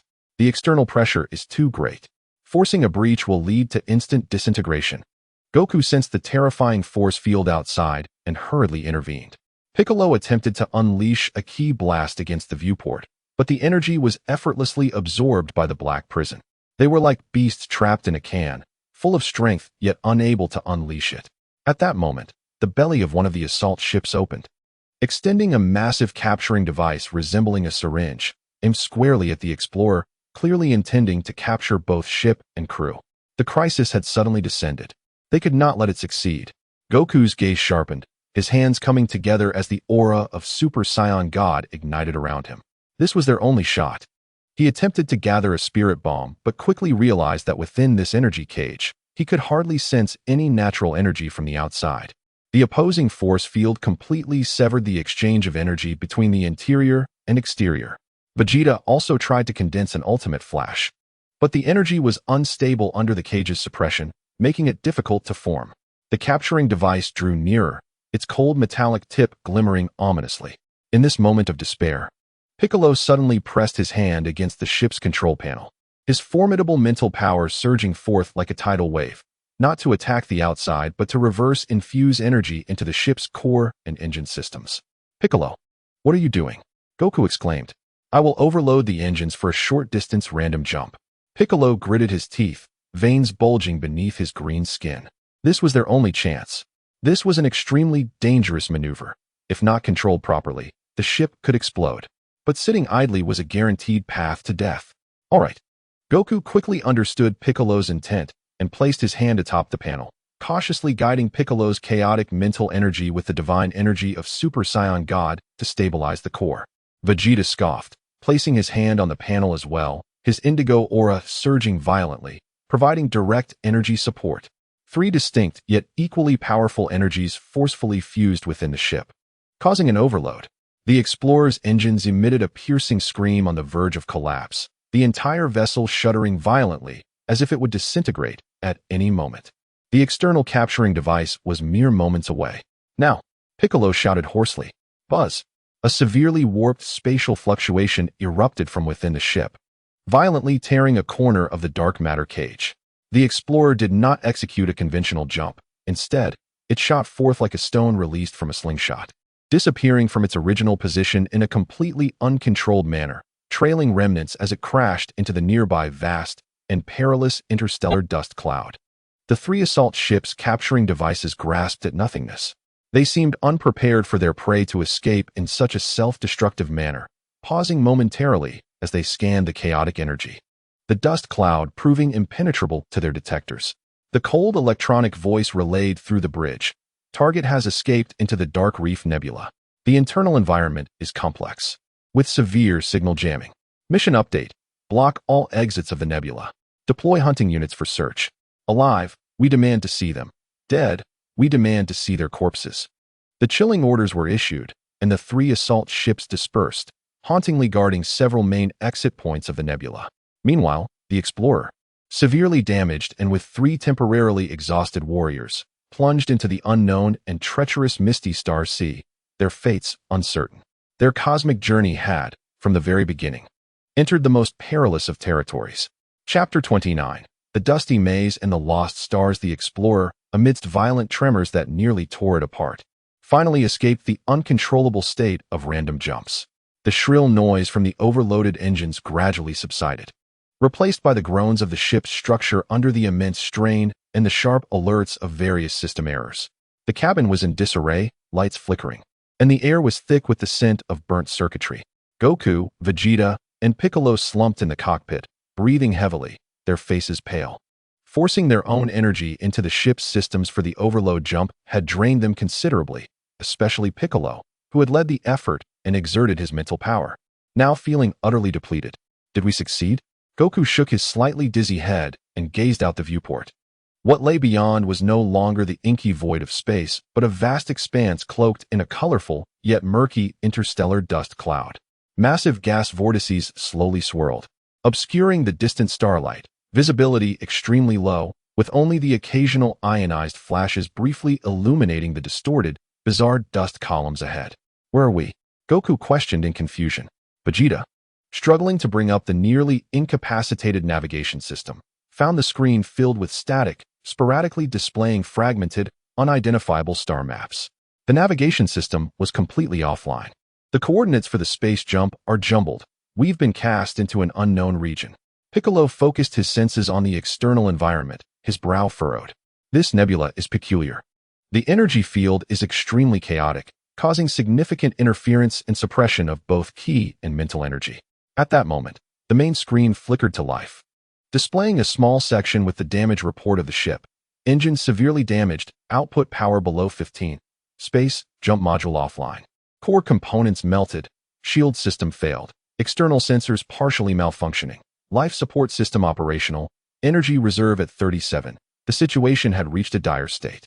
They were trapped in a strange, dangerous stellar domain, their ship nearly in ruins, devoid of primary maneuverability and defensive capabilities.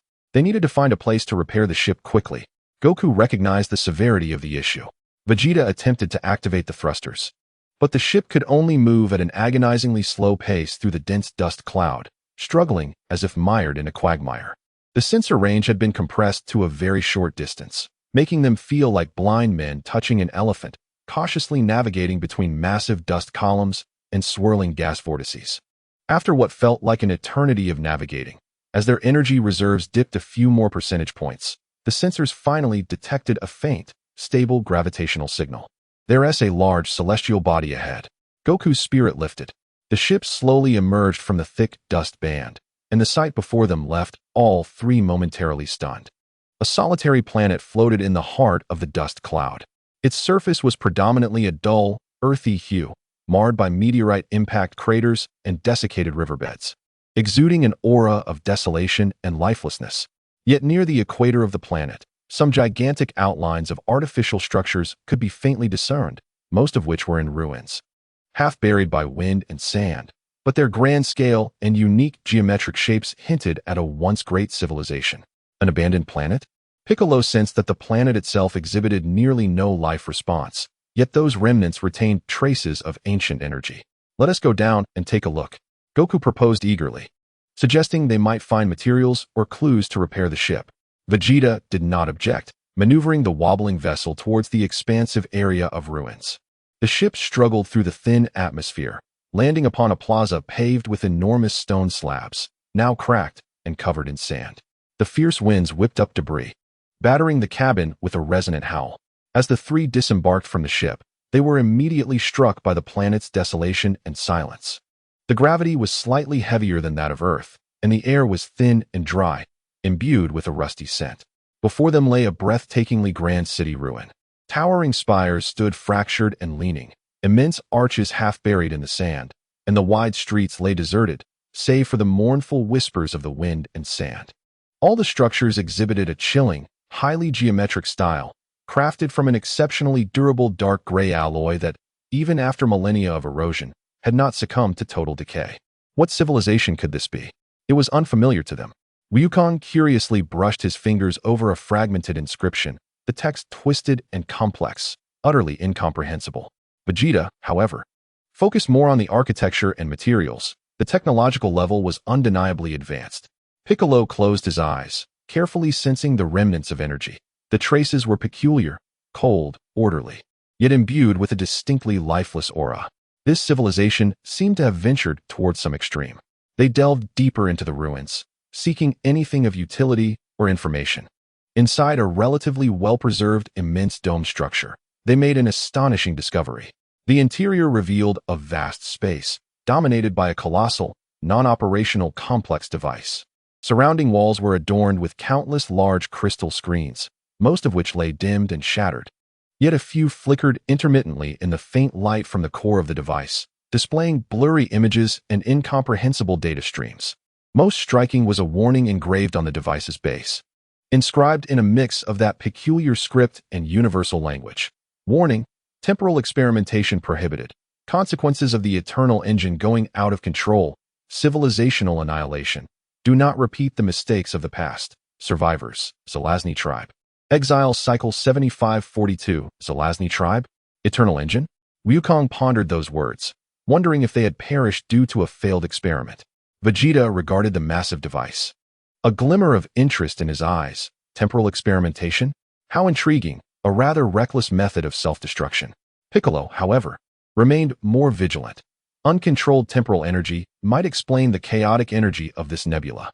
Just as they attempted to decipher more information, Vegeta suddenly turned sharply, gazing into the shadowy depths of the ruins, his indigo aura enveloping him instantly. "Who's there? Come out." Wukong and Piccolo immediately tensed, assuming a combat stance. From the darkness came a faint, metallic sound, scraping against the ground. A figure emerged slowly, staggering into view. Upon recognizing the figure, the three were taken aback. It was a robot? Or rather, it had once been a robot. Its body was predominantly composed of that dark gray alloy, yet many areas were severely rusted and damaged, exposing a tangle of intricate wiring and mechanical structures. Its head bore a simple optical sensor, flickering with a dim red light. Its movements were exceedingly sluggish, one leg seemingly malfunctioning, dragging on the ground and producing a grating sound. Most peculiar was the murky crystal embedded in its chest, seemingly containing a faint yet sorrowful and obsessive spiritual fluctuation. It appeared devoid of hostility, merely gazing at the three unexpected visitors with its red optical sensor, before raising a broken mechanical arm and pointing towards a deeper section of the ruins. The arm trembled slightly, emitting a stuttering sound interspersed with electrical noise in the universal language. "Outsiders, warning to leave or assist. The hounds are about to awaken." Its voice abruptly ceased, the optical sensor dimming entirely as if it had exhausted its last vestige of energy, standing motionless as if it had become part of the ruins. A chill crept up the spines of the three. This lifeless planet seemed far from the tranquility it appeared to embody. The legacy of the Zelazny tribe, the warning of the hounds, and the lurking pursuers outside rendered their predicament increasingly intricate and perilous. Chapter 30. Echoes of the Ancients and the Awakening of the Hounds. The sudden emergence and subsequent demise of the incomplete robot added an eerie hue to the silent ruins. Its final warning lingered in their minds like a chilling curse. Hounds. About to awaken? Wukong furrowed his brow, cautiously sensing his surroundings. Aside from the howling wind and sand, all seemed normal. What was it referring to? Vegeta kicked the motionless robot, which did not budge, only rust flakes cascading down. An absurd piece of scrap, though he scoffed.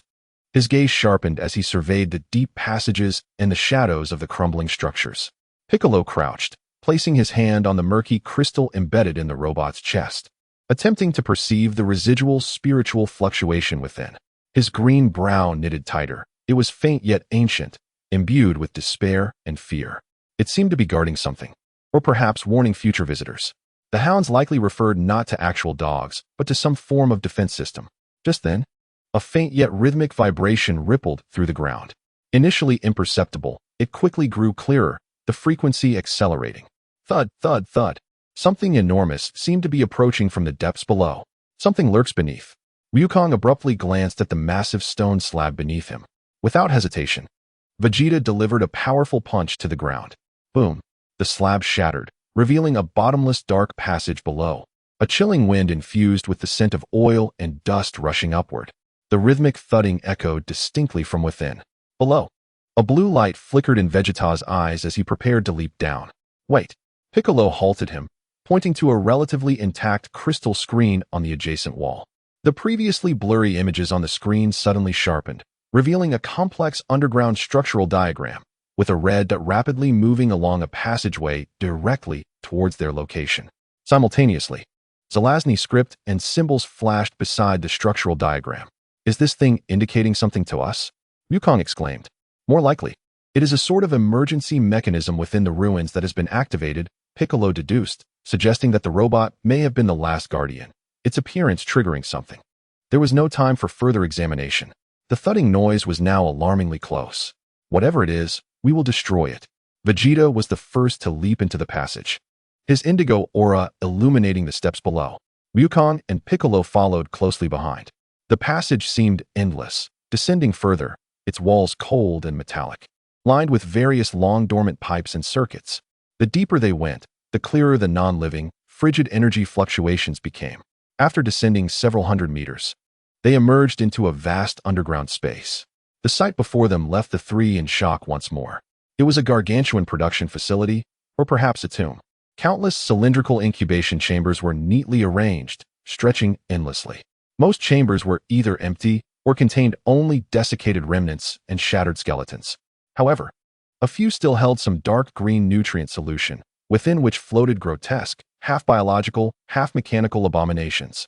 They bore streamlined metallic skeletons reminiscent of canines, partially covered in biological muscle tissue.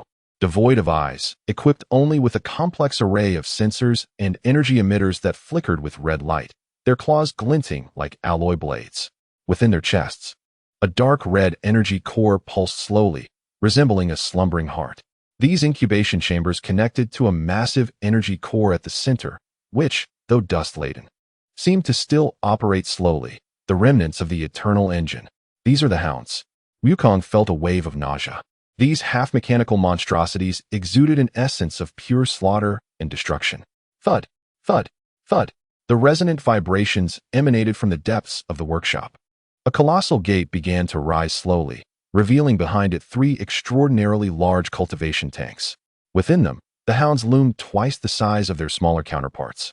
Their energy cores pulsating with formidable vigor, and the sensor arrays ignited with blinding red light.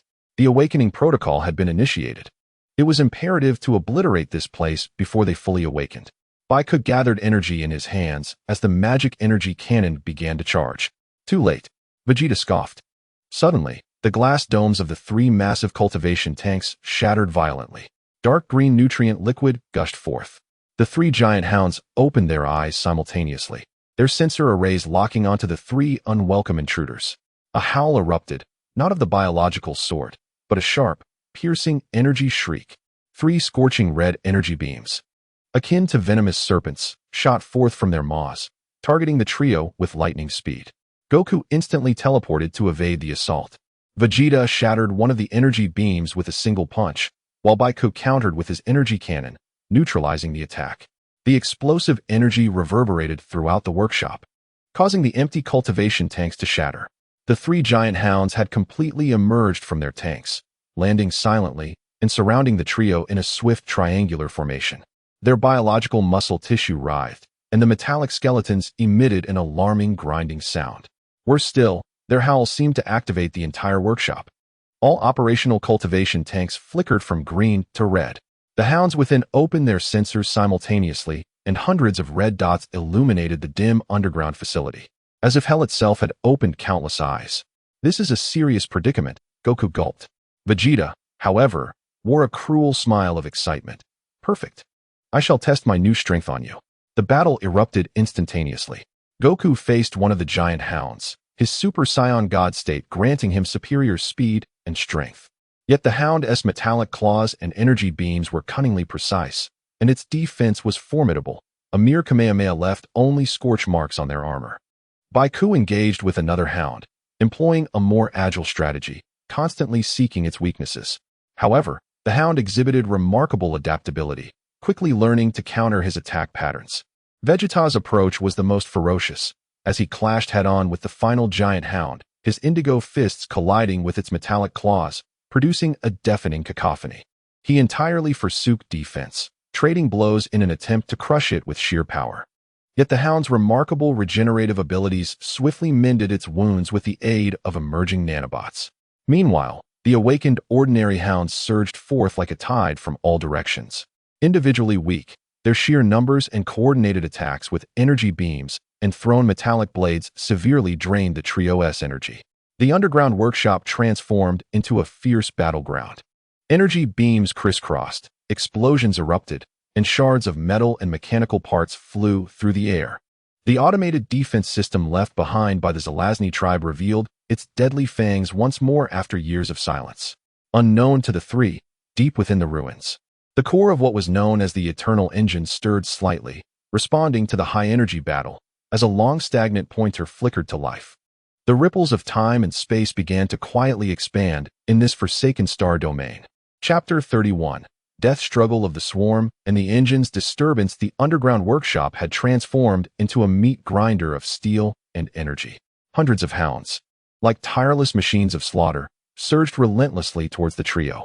Their attack patterns were cold and efficient, with energy beams that were precisely aimed, and claws that tore through the air, seemingly orchestrated by a singular consciousness of murder. Goku maximized the speed of his Super Saiyan God form and the nascent essence of Ultra Instinct, weaving through the dense barrage of energy beams with near-impossible precision. Each evasion was barely timed, and every counterattack struck accurately at the joints or energy cores of the hounds, incapacitating or detonating them. Yet the overwhelming numbers proved daunting. Just as he dispatched one, 3 more would leap upon him, leaving him struggling to cope. Goku displayed the finesse of a tactical master. No longer seeking one-hit kills, he utilized the incredible penetration power of his energy cannon, eliminating those ordinary hounds attempting to encircle or surprise attack, while constantly moving to draw fire, thereby creating openings for Goku and Vegeta. His regenerative abilities emboldened him to absorb some non-lethal blows to seize moments for counterattacks. Vegeta, on the other hand, had transformed into a berserker. His indigo aura surged like a tempest, indifferent to the attacks of the ordinary hounds. All his fury and combat spirit were poured into the 3 giant hounds. His fighting style was brutally straightforward, engaging in direct confrontation. Get lost. Shatter. He obliterated one ordinary hound with a single punch, then retaliated against the giant hound's claws with a swift chop, sparking a blinding display of light and the sound of twisted metal. The giant hound's alloy armor was remarkably resilient, yet under Vegeta's frenzied assault, cracks and dents began to form. Their adaptive learning capabilities allowed them to adjust their attack rhythm and energy output, seeking to exploit Vegeta's vulnerabilities. As another giant hound unleashed a searing breath of energy from the side, Vegeta stood his ground, his indigo aura expanding explosively. He forcefully absorbed the oncoming torrent, charging forward and delivering a heavy knee strike to its jaw sensor. The sensor array shattered. The giant hound emitted a distorted howl, staggering backward. Yet the 3rd giant hound seized the opportunity to strike from behind, its sharp metallic tail stinger lunging toward Vegeta's back. Vegeta, watch out. Goku teleported behind him, gathering energy for a decisive slash, narrowly deflecting the lethal stinger. Mind your own business. Vegeta roared, ungratefully dismissing Goku's intervention, feeling belittled, and intensified his assault, seizing the head of the giant hound with the shattered jaw and smashing it into the ground. Boom. The ground cracked. The giant hound struggled, its claws carving deep wounds into Vegeta's arms, blood pouring forth, but he seemed oblivious. With his other hand, he gathered a highly compressed energy sphere, preparing to thrust it directly into its chest. At that moment, a sudden and unusual spatial fluctuation erupted violently from the enormous remnants of the eternal engine at the workshop's center. The previously dim runes on the engine's surface ignited with an ominous azure glow, causing the entire underground space to tremble violently, tenfold more than when the hounds had awakened. A chilling sensation permeated the air, as if the very fabric of time and space were twisting and tearing. All hounds engaged in battle froze simultaneously, their sensor arrays flashing erratically as they seemed to receive a higher priority command. Then, to the astonishment of the hounds, including the 3 giant ones, abruptly abandoned their assault. Like a receding tide, they swiftly retreated into the dark corridors and shadows, vanishing without a trace, leaving only a battlefield strewn with debris and remnants. The fierce battle came to an abrupt halt. What is happening? Why did they flee? Goku panted, glancing around in confusion. Goku remained vigilant, sensing, it's the engine. Its energy reaction is skyrocketing. It's becoming extremely unstable. Vegeta spat a mouthful of bloodied saliva, watching the fleeing prey with dissatisfaction, yet feeling the unsettling temporal fluctuations. The 3 of them instinctively turned their gazes toward the enormous eternal engine at the center of the workshop. There, the core of the engine began to warp space, forming a swirling, azure vortex of energy. At the heart of the vortex, it seemed as if something was being forcefully extracted from the void. The shrill sounds of metal grinding and the deafening roar of energy overload emanated from the swirling chaos.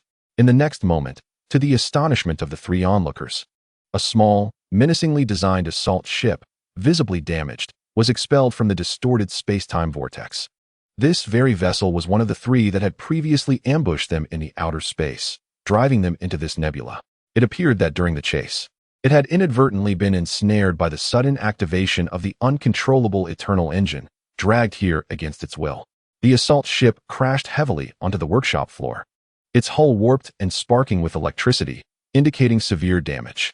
Yet, the hatch on its belly burst open with a violent explosion, and several figures stumbled out. They were not robots, but rather humanoid beings clad in full-body dark gray biological armor. Their armor bore the familiar crimson claw marks, and they wielded peculiar energy weapons. Although they appeared somewhat disheveled, their movements remained swift as they immediately formed a defensive formation, cold sensors sweeping over Wukong, Vegeta, and Bic with palpable wariness and lethal intent. They were the collectors. Remarkably, they had arrived here in such a manner. Truly, fate had conspired against them. The eerie blue glow of the eternal engine continued to flicker erratically, the fluctuations in space-time disrupting everyone's perception. With the uncontrolled legacy of the Zelazny left in front and the ever-persistent mysterious foes behind, the situation in the underground space became increasingly intricate and perilous. Three factions unexpectedly converged in this forsaken ancient relic, signaling that the battle was only just beginning, now complicated by the unpredictable element of the erratic space-time power. Chapter 32: The Chaotic Struggle of Three Factions and the Ripples of Time and Space in the Dead Silence of the Underground Workshop. The atmosphere turned tense to the extreme due to the sudden intrusion of a third party. The collectors, who had burst forth from the wreckage of the assault ship, were evidently taken aback by encountering their targets in such a manner. They quickly took cover against the damaged hull, raising their uniquely shaped energy weapons as cold sensors darted between Wukong, Vegeta, and Bic, assessing the threat.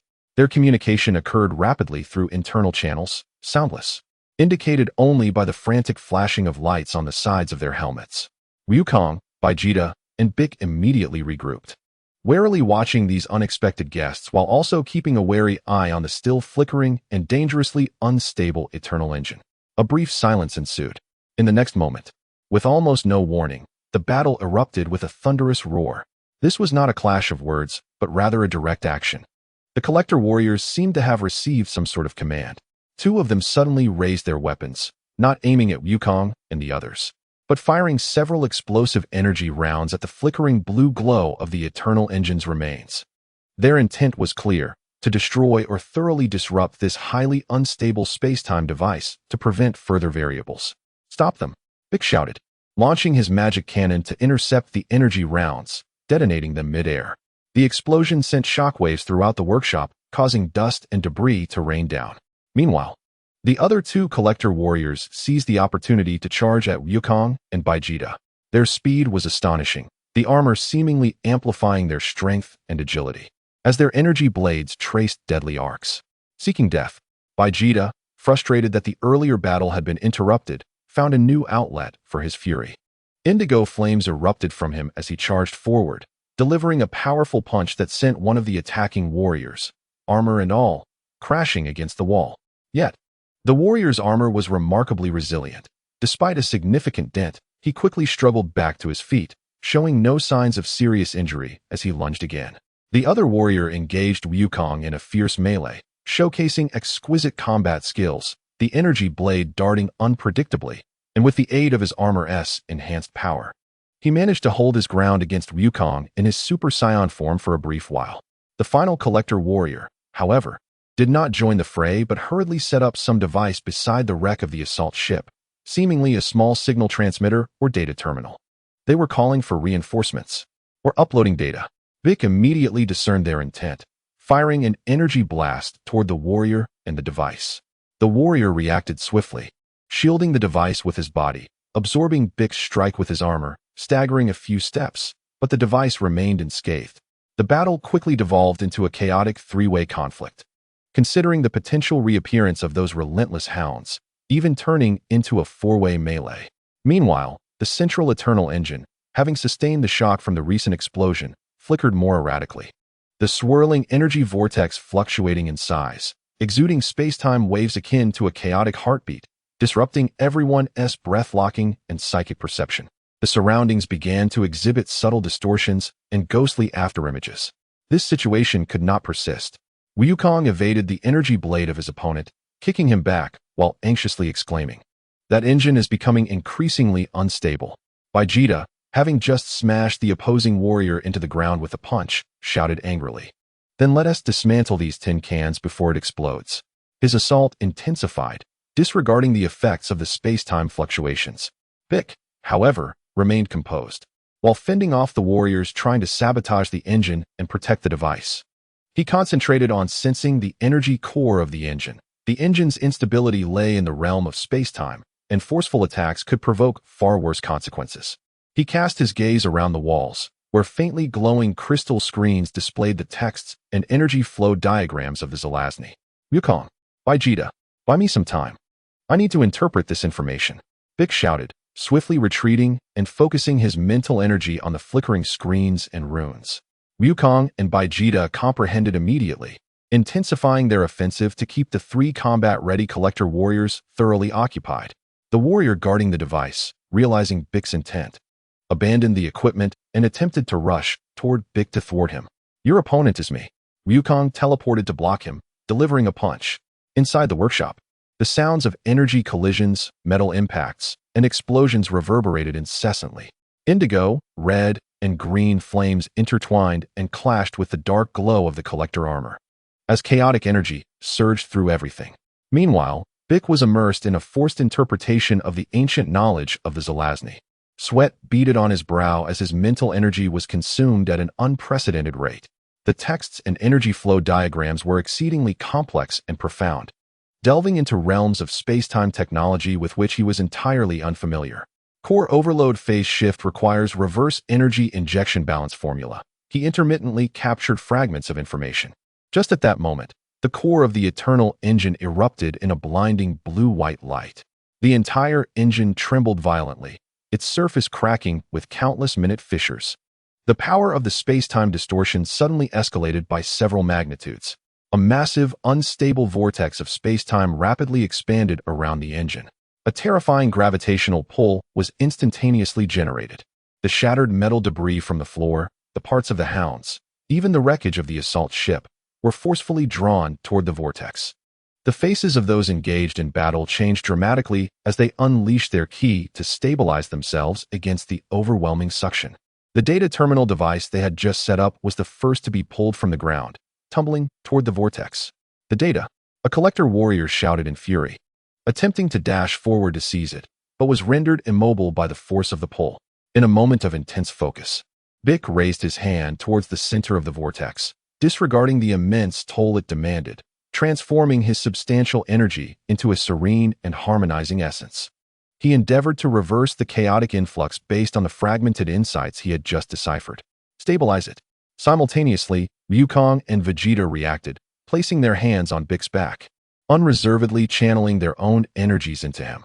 The convergence of their formidable powers surged forth like a torrent into the uncontrollable whirlpool. Boom! A blinding radiance engulfed everything. All present felt a disorienting whirl, as if their very souls were being torn asunder.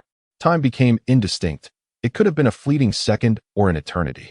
As the brilliance gradually subsided, the pull vanished. The space-time vortex slowly calmed, ultimately solidifying into a relatively stable, non-rotating, azure-hued portal. The workshop lay in disarray. The few scavenger warriors and their equipment had vanished, as if utterly obliterated or perhaps drawn into the unknown realm beyond the portal. Wukong, Vegeta, and Bik collapsed to the ground, nearly drained of energy. That last effort had nearly exhausted them. They gazed at the now stabilized portal, radiating an enigmatic glow, exchanging glances filled with astonishment and trepidation. The legacy of the Zelazny clan had been temporarily quelled in a manner they could not fully comprehend. Yet what lay beyond that portal? Were the scavengers alive or dead? The crisis seemed to merely take on a different guise, still looming ominously above them. Chapter 33. Choices and Echoes of the Ancients. The subterranean workshop was enveloped in a peculiar silence. Only the stabilized azure portal of the eternal engine core gazed upon the three prostrate figures, panting heavily, much like the eyes of a colossal beast. The collaborative effort had nearly depleted their strength, leaving them mentally and physically exhausted. The forceful intervention of the uncontrolled space-time technology had exacted a toll far greater than an evenly matched battle. Vegeta was the first to struggle into a sitting position, wiping the blood from his lips, his gaze complex as he regarded the portal. His indigo energy flame dimmed considerably, yet that defiant spirit remained unbroken. What could that portal signify? Wukong also sat cross-legged, striving to recuperate, his attention similarly drawn to the portal. It feels strange. It seems to lead to another place. Bik, having expended the most energy, wore a pale countenance.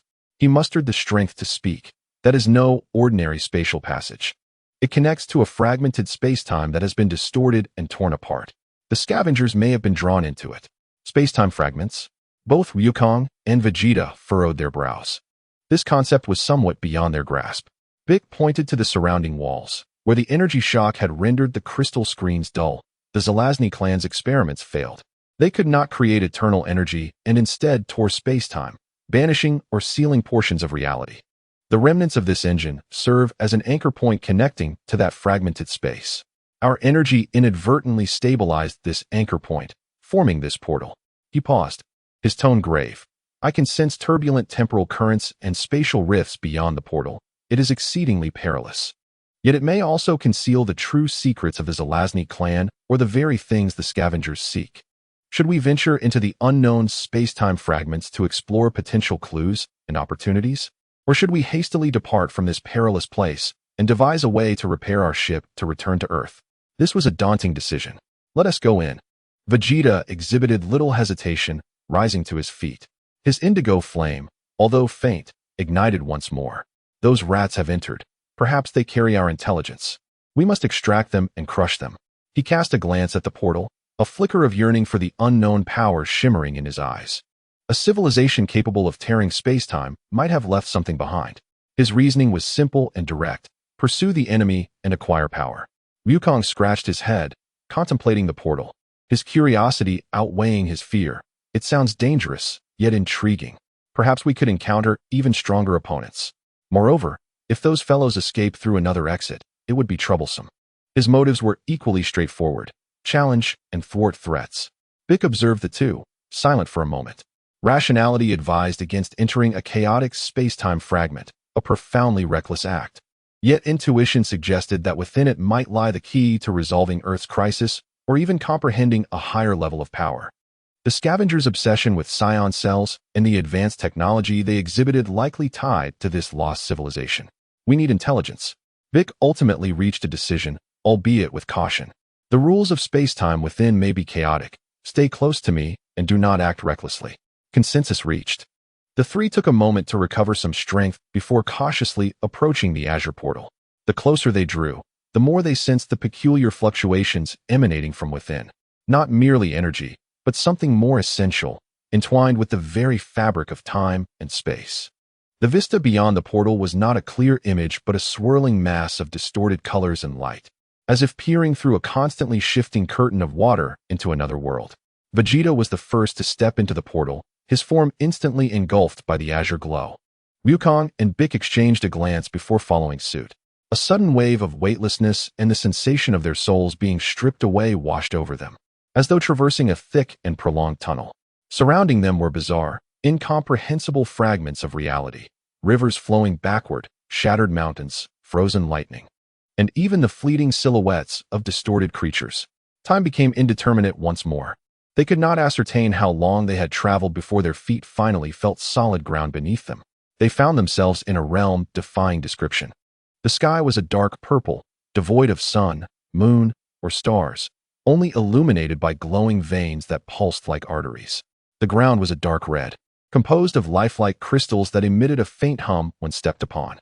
In the distance, massive remnants of tilted structures defied gravity, some even inverted. The air was thick with a paradoxical essence of decay and an odd vitality. The flow of time here seemed abnormal. They sensed their life energy dissipating at an excruciatingly slow pace, yet they could observe distant objects accelerating in erosion or growth. Is this the space-time fragment? Wukong mused curiously, surveying this strange world. Be cautious, Bick warned, acutely aware of their surroundings. The spatial structure here is unstable. There may be invisible rifts. The flow of time is also uneven. Vegeta snorted derisively, pointing towards a relatively intact cluster of buildings. There's an energy signature over there, faint but reminiscent of those metal cans. The three immediately proceeded cautiously in that direction. Along the way, they encountered more remnants of the Zelazny civilization, fragmented statues, motionless vehicles, and peculiar creatures or mechanical constructs encased within crystals. All signs indicated that this civilization had achieved an advanced level of technological and biological integration before its demise. As they neared the cluster of structures, an ancient, weary, yet profoundly sorrowful mental resonance pierced through the ages, echoing within their minds. Outsiders, depart this land of sorrow. The legacy of Zelazny brings only destruction. Do not let assimilation consume your future. The voice abruptly ceased, as if it had exhausted its final vestige of strength. The three halted abruptly, expressions rife with uncertainty. Assimilation? What could that mean? Was the demise of the Zelazny clan merely the result of uncontrolled space-time experiments? This lost civilization seemed to harbor deeper, unsettling secrets. And what of the scavengers swept into this place? Where could they be? Did they also hear this warning? The exploration has just begun, yet a heavy shadow already looms over their hearts. Chapter 34. The Distortion of Time and Space and the Shadow of Assimilation. The sorrowful warning that transcends eons, akin to cold raindrops, extinguished the slight curiosity the trio initially felt upon entering this place, leaving only a weighty sense of vigilance. Assimilation devouring the future? Wukong repeated the term, an inexplicable unease washing over him. What could it signify? Piccolo's expression grew grave. It is unclear. But for such an advanced civilization to issue a warning before its destruction is certainly ominous. It may be related to their temporal experiments or their ultimate form. His gaze swept over the peculiar entities encased in dark red crystals, their forms straddling the line between biological and mechanical. Vegeta, growing impatient, interjected, "Enough of this paranoia. Let us find those rodents, acquire what we need, and leave this cursed place." He strode towards the cluster of buildings where he had sensed a faint energy response. The distortion of time and space in this area felt even more pronounced. Although they were advancing directly towards the buildings, they occasionally found themselves inexplicably looping back to their original position or discovering that their target structure had suddenly appeared in a completely different direction. The flow of time also fluctuated. One moment the crystal beneath their feet was slowly growing, and the next, the nearby debris might rapidly weather into dust. "Stay close to me." Piccolo extended his mental energy, like casting an anchor into turbulent waters, striving to perceive a relatively stable spatial path. Wukong and Vegeta followed closely behind, not daring to let their guard down. At last, they traversed an area resembling a shattered mirror, reflecting distorted images, and arrived at the comparatively intact cluster of buildings. This place resembled a research facility, its architectural style still that of cold, geometric metallic structures, yet many areas were covered with thick, seemingly living dark red fungal material, which pulsed slightly, absorbing the faint energy in the air. The energy response Vegeta had indicated emanated from a hall deep within the facility. The trio silently infiltrated. The scene inside the hall caused their pupils to constrict. There, several Reclaimer warriors were present, yet their condition was exceedingly strange. Two of them lay on the ground, their dark, gray biological armor swiftly being enveloped by the dark red fungal material, eroding. The armor appeared to be melting, merging with the fungus, while the life signs within rapidly weakened and vanished. The other three warriors surrounded a massive, pulsating dark red tumor-like entity reminiscent of a brain. Countless delicate tendrils extended from the tumor's surface, connecting to various instruments and devices surrounding the hall. One warrior was attempting to connect a data storage device to an interface on the tumor, seemingly eager to download or upload something. His movements appeared frantic, even tinged with fear. The enormous tumor emitted a cold, chaotic, yet strangely unified mental wave, the very source of the warning they had received earlier. However, at this moment, the wave was saturated with a greedy, consuming desire, devoid of any trace of sorrow. "What are they doing?" Wukong whispered. A flicker of horror crossed Piccolo's eyes. "I understand now. Assimilation.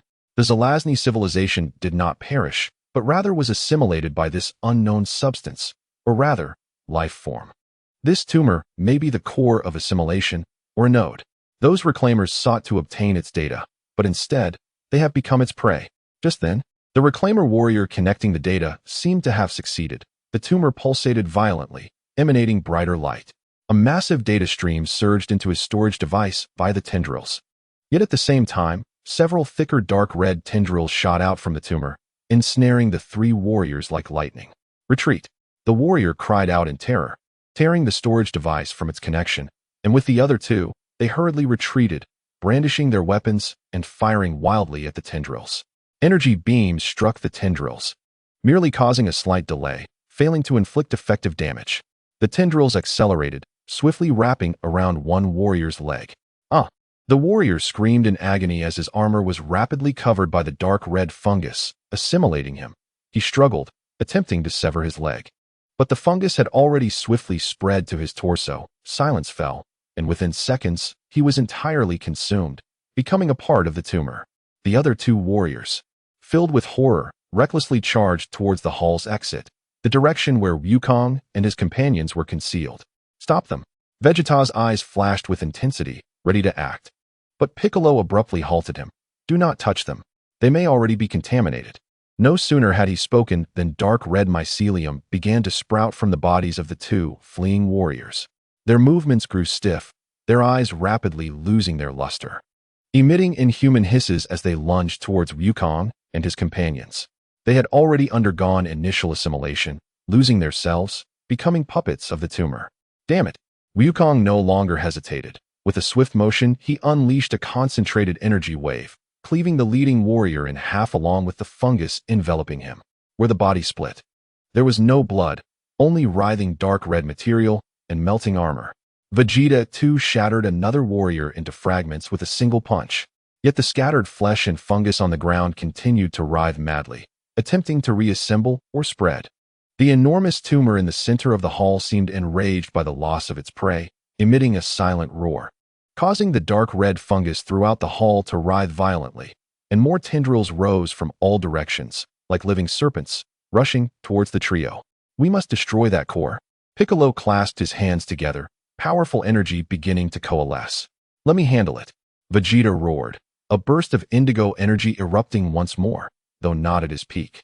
The ferocity of his power remained astounding. He charged directly at the tumor, his fists pounding against its surface like a pile driver. Bam! Bam! Bam!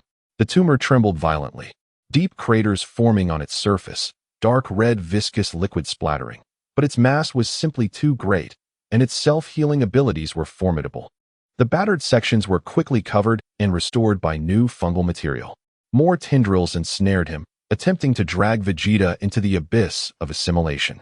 Wukong rushed forward to assist, the Super Saiyan God aura blazing, continuously severing and vaporizing the encroaching tendrils.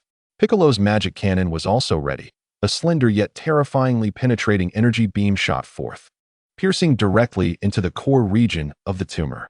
The tumor released a sharper mental shock, causing the entire hall to tremble. Yet it still did not perish. Instead, it retaliated with even greater madness.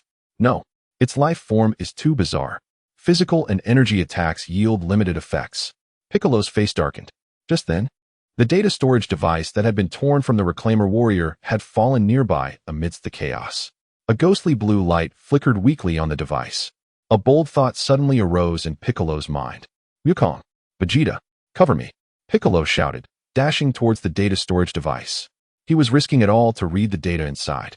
There may be information collected by the Reclaimers regarding this assimilative entity, or methods left by the Zelazny to combat, or even control it. This was their only chance to achieve victory amidst peril. Chapter 35. The Abyss of Data and the Whispers of the Fallen. Piccolo moved with lightning speed, seizing the data storage device that had fallen to the ground in the brief opening created by Wukong and Vegeta's coordinated efforts. The cold metallic shell, within reach, still retained the desperate warmth of the Reclaimer warrior before his assimilation. What do you intend to do? Scrap metal. Vegeta, in a frenzied rage, violently tore apart the incessantly emerging dark red tendrils while bellowing in frustration. He could not comprehend why Piccolo would choose this moment of life and death to retrieve an enemy's equipment. It might contain the key to combating this entity. Piccolo responded tersely, simultaneously forcing his formidable mental energy like a probing needle into the external interface of the data storage device. A resounding hum ensued as a colossal, chaotic, and frigid torrent of data surged into Piccolo's mind through the connection of his mental force. This was not a mere information retrieval. It resembled an onslaught of a mental storm.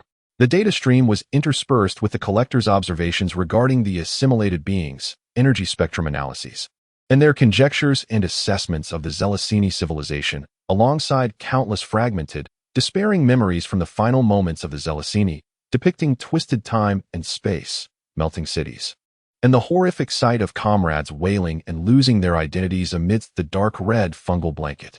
Piccolo's complexion instantly turned ashen, his body shook violently. nearly collapsing to the ground. The forced reception and analysis of such vast and chaotic information was devastating for his psyche. "Piccolo!" Goku exclaimed in alarm, instantly teleporting to his side, one hand supporting him while the other sent forth energy waves to repel the approaching tendrils. "Hold on, long-eared one." Vegeta also recognized the gravity of the situation and roared, unleashing a surge of indigo energy that expanded his attack range, temporarily clearing a large area around them to buy Piccolo some time. Gritting his teeth, veins bulging on his forehead, and an electric current seemingly coursing beneath his green skin, Piccolo endeavored to stabilize his mind, searching for useful information within the chaotic abyss of data. The target assimilated entity exhibits a high degree of adaptability, with exceptional resistance to energy attacks and astonishing self-healing speed for physical assaults. The core logic appears to be based on a unified consciousness. Individuals lose their identities upon assimilation, becoming part of a collective. The Zelesini attempted to utilize the eternal engine to create infinite energy, but energy instability resulted in the rupture of dimensional barriers, leading to an invasion by unknown life forms known as source-eating bacteria that initiated the assimilation process. Warning: source-eating bacteria possess information infection capabilities. Contact with their data poses a risk of reverse erosion. Each critical piece of information flashed through Piccolo's consciousness like lightning. Source-eating bacteria, unified consciousness, information infection. He understood.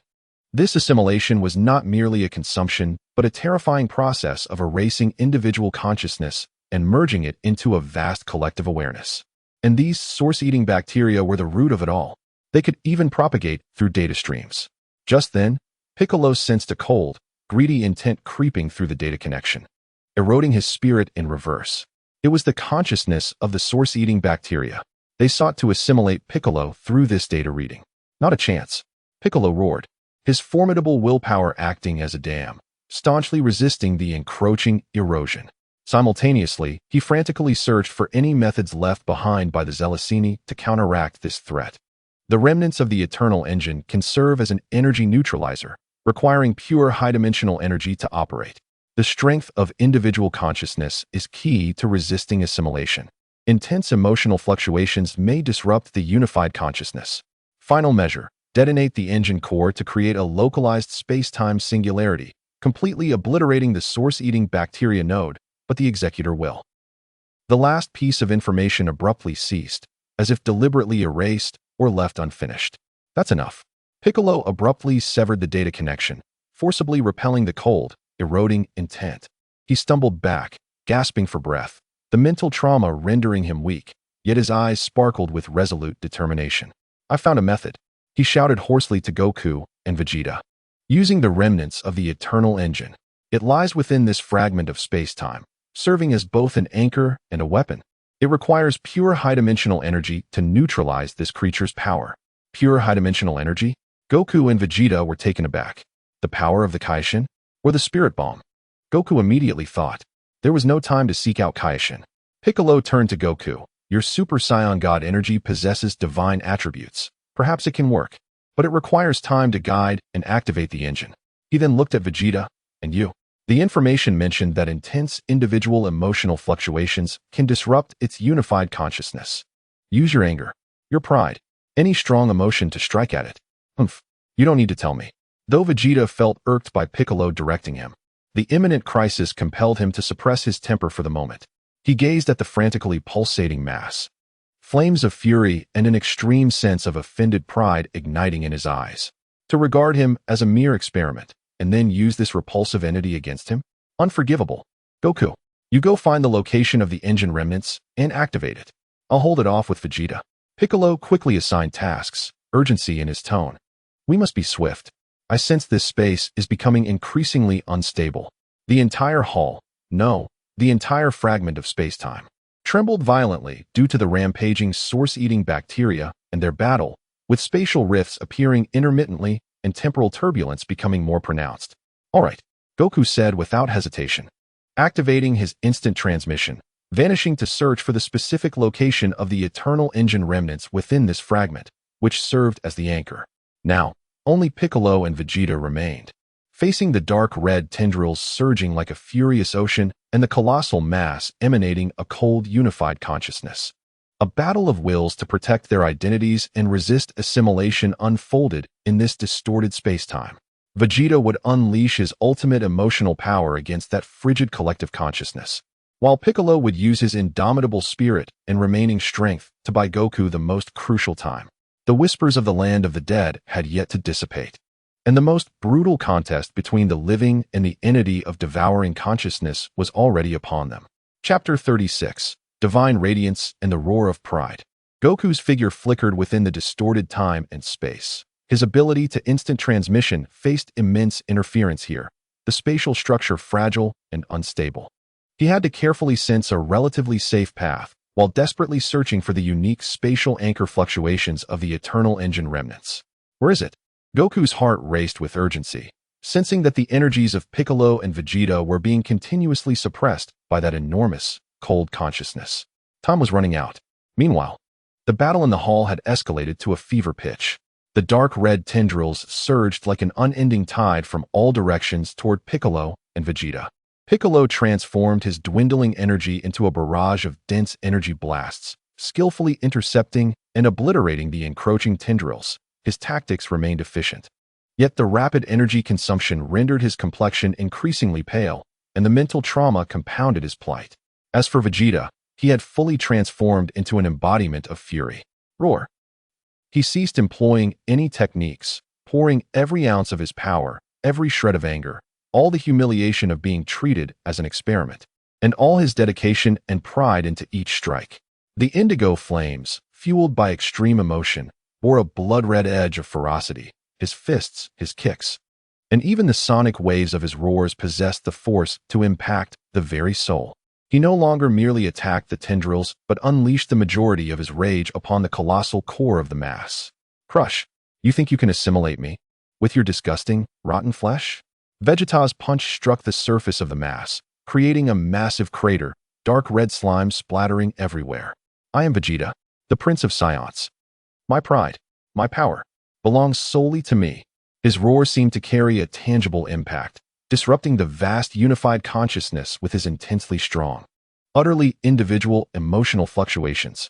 For a fleeting moment, the pulsations of the mass faltered, and the surrounding tendrils' attacks experienced a brief delay. Beaker astutely seized the opportunity, unleashing a long-charged magical beam of light that pierced through the core of the flesh tumor like a bolt of green lightning. The tumor emitted an even sharper, yet tinged with pain, psychic wail. Effective. Vegeta's emotional assault indeed managed to disrupt it. Yet, this also incited the wrath of the Yuan Shijun. A multitude of fungal blankets surged forth from the walls, ceiling, and floor, transforming the entire hall into a colossal, ever-constricting digestive organ, as if it had come to life. The terrifying suction and psychic erosion were akin to a quagmire, attempting to drag both their consciousness and bodies into an eternal unity. Vegeta felt the edges of his consciousness beginning to blur, as the chilling intent to erase his individual existence infiltrated insidiously. His proud strength seemed somewhat inadequate in this battle of minds. A sense of despair quietly surfaced. At that moment, he found it. Goku's voice thundered through the distorted space like a clap of thunder. A dazzling red light pierced down from a suddenly opened rift above the hall. Within that radiance, the outline of the eternal engine's remnants could be faintly discerned. Goku appeared beside the engine, pressing his hands firmly against its cold surface.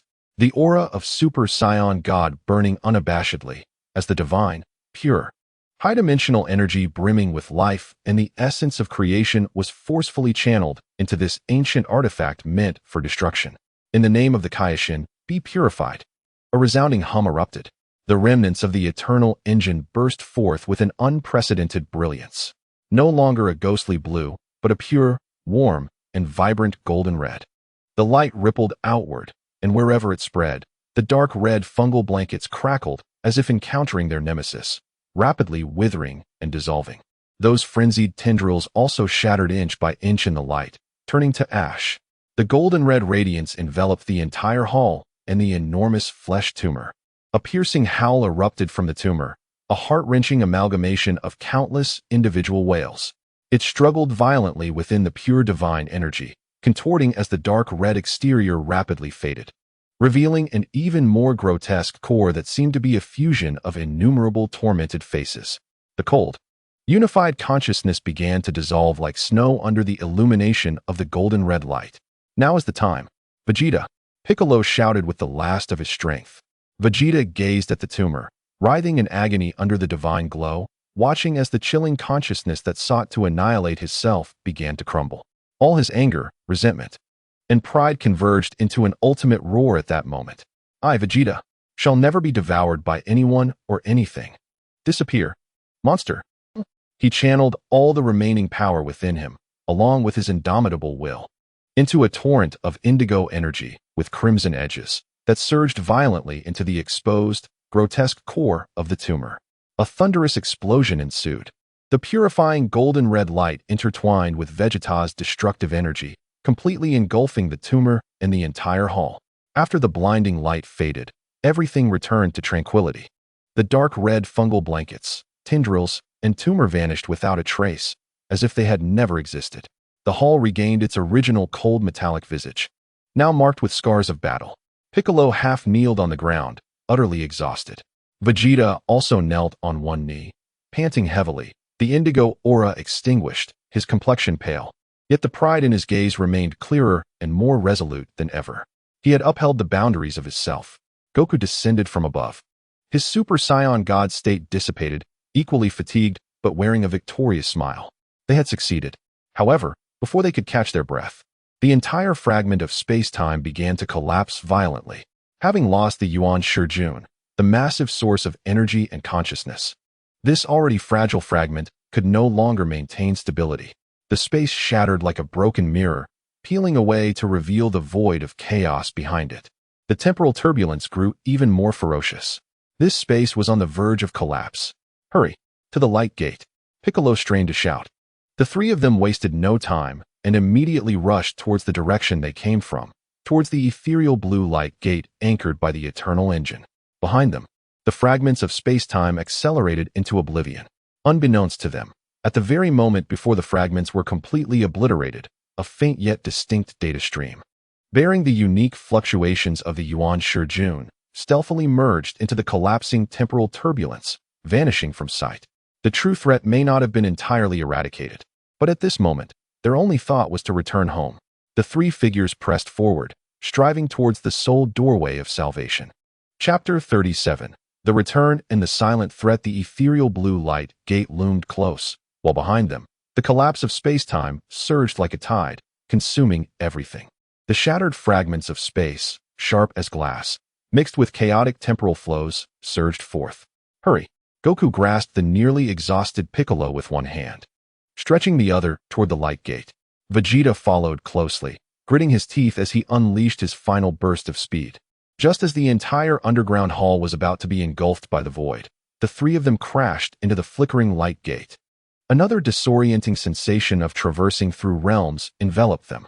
Upon regaining their footing, they found themselves back in the underground workshop of the Zarazuni ruins, marked by the scars of battle.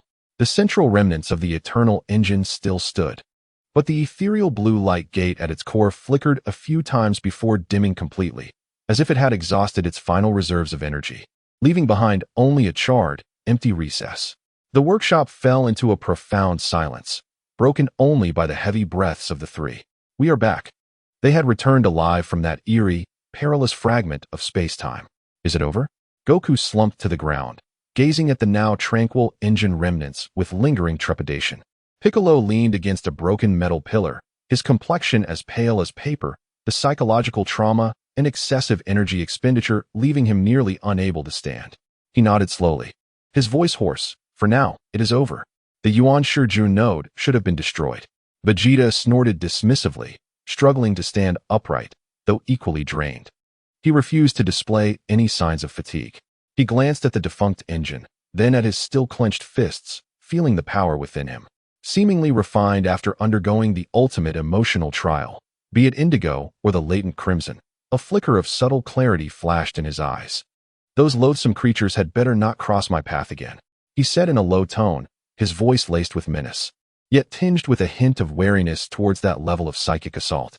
After a brief respite, The three supported each other as they made their arduous way back through the ancient ruins filled with death and eerie presences, returning to the surface. Outside, the explorer remained quietly stationed in the desolate square, its hull covered in a fresh layer of dust. Seeing the vessel that symbolized their return, a sigh of relief escaped them all.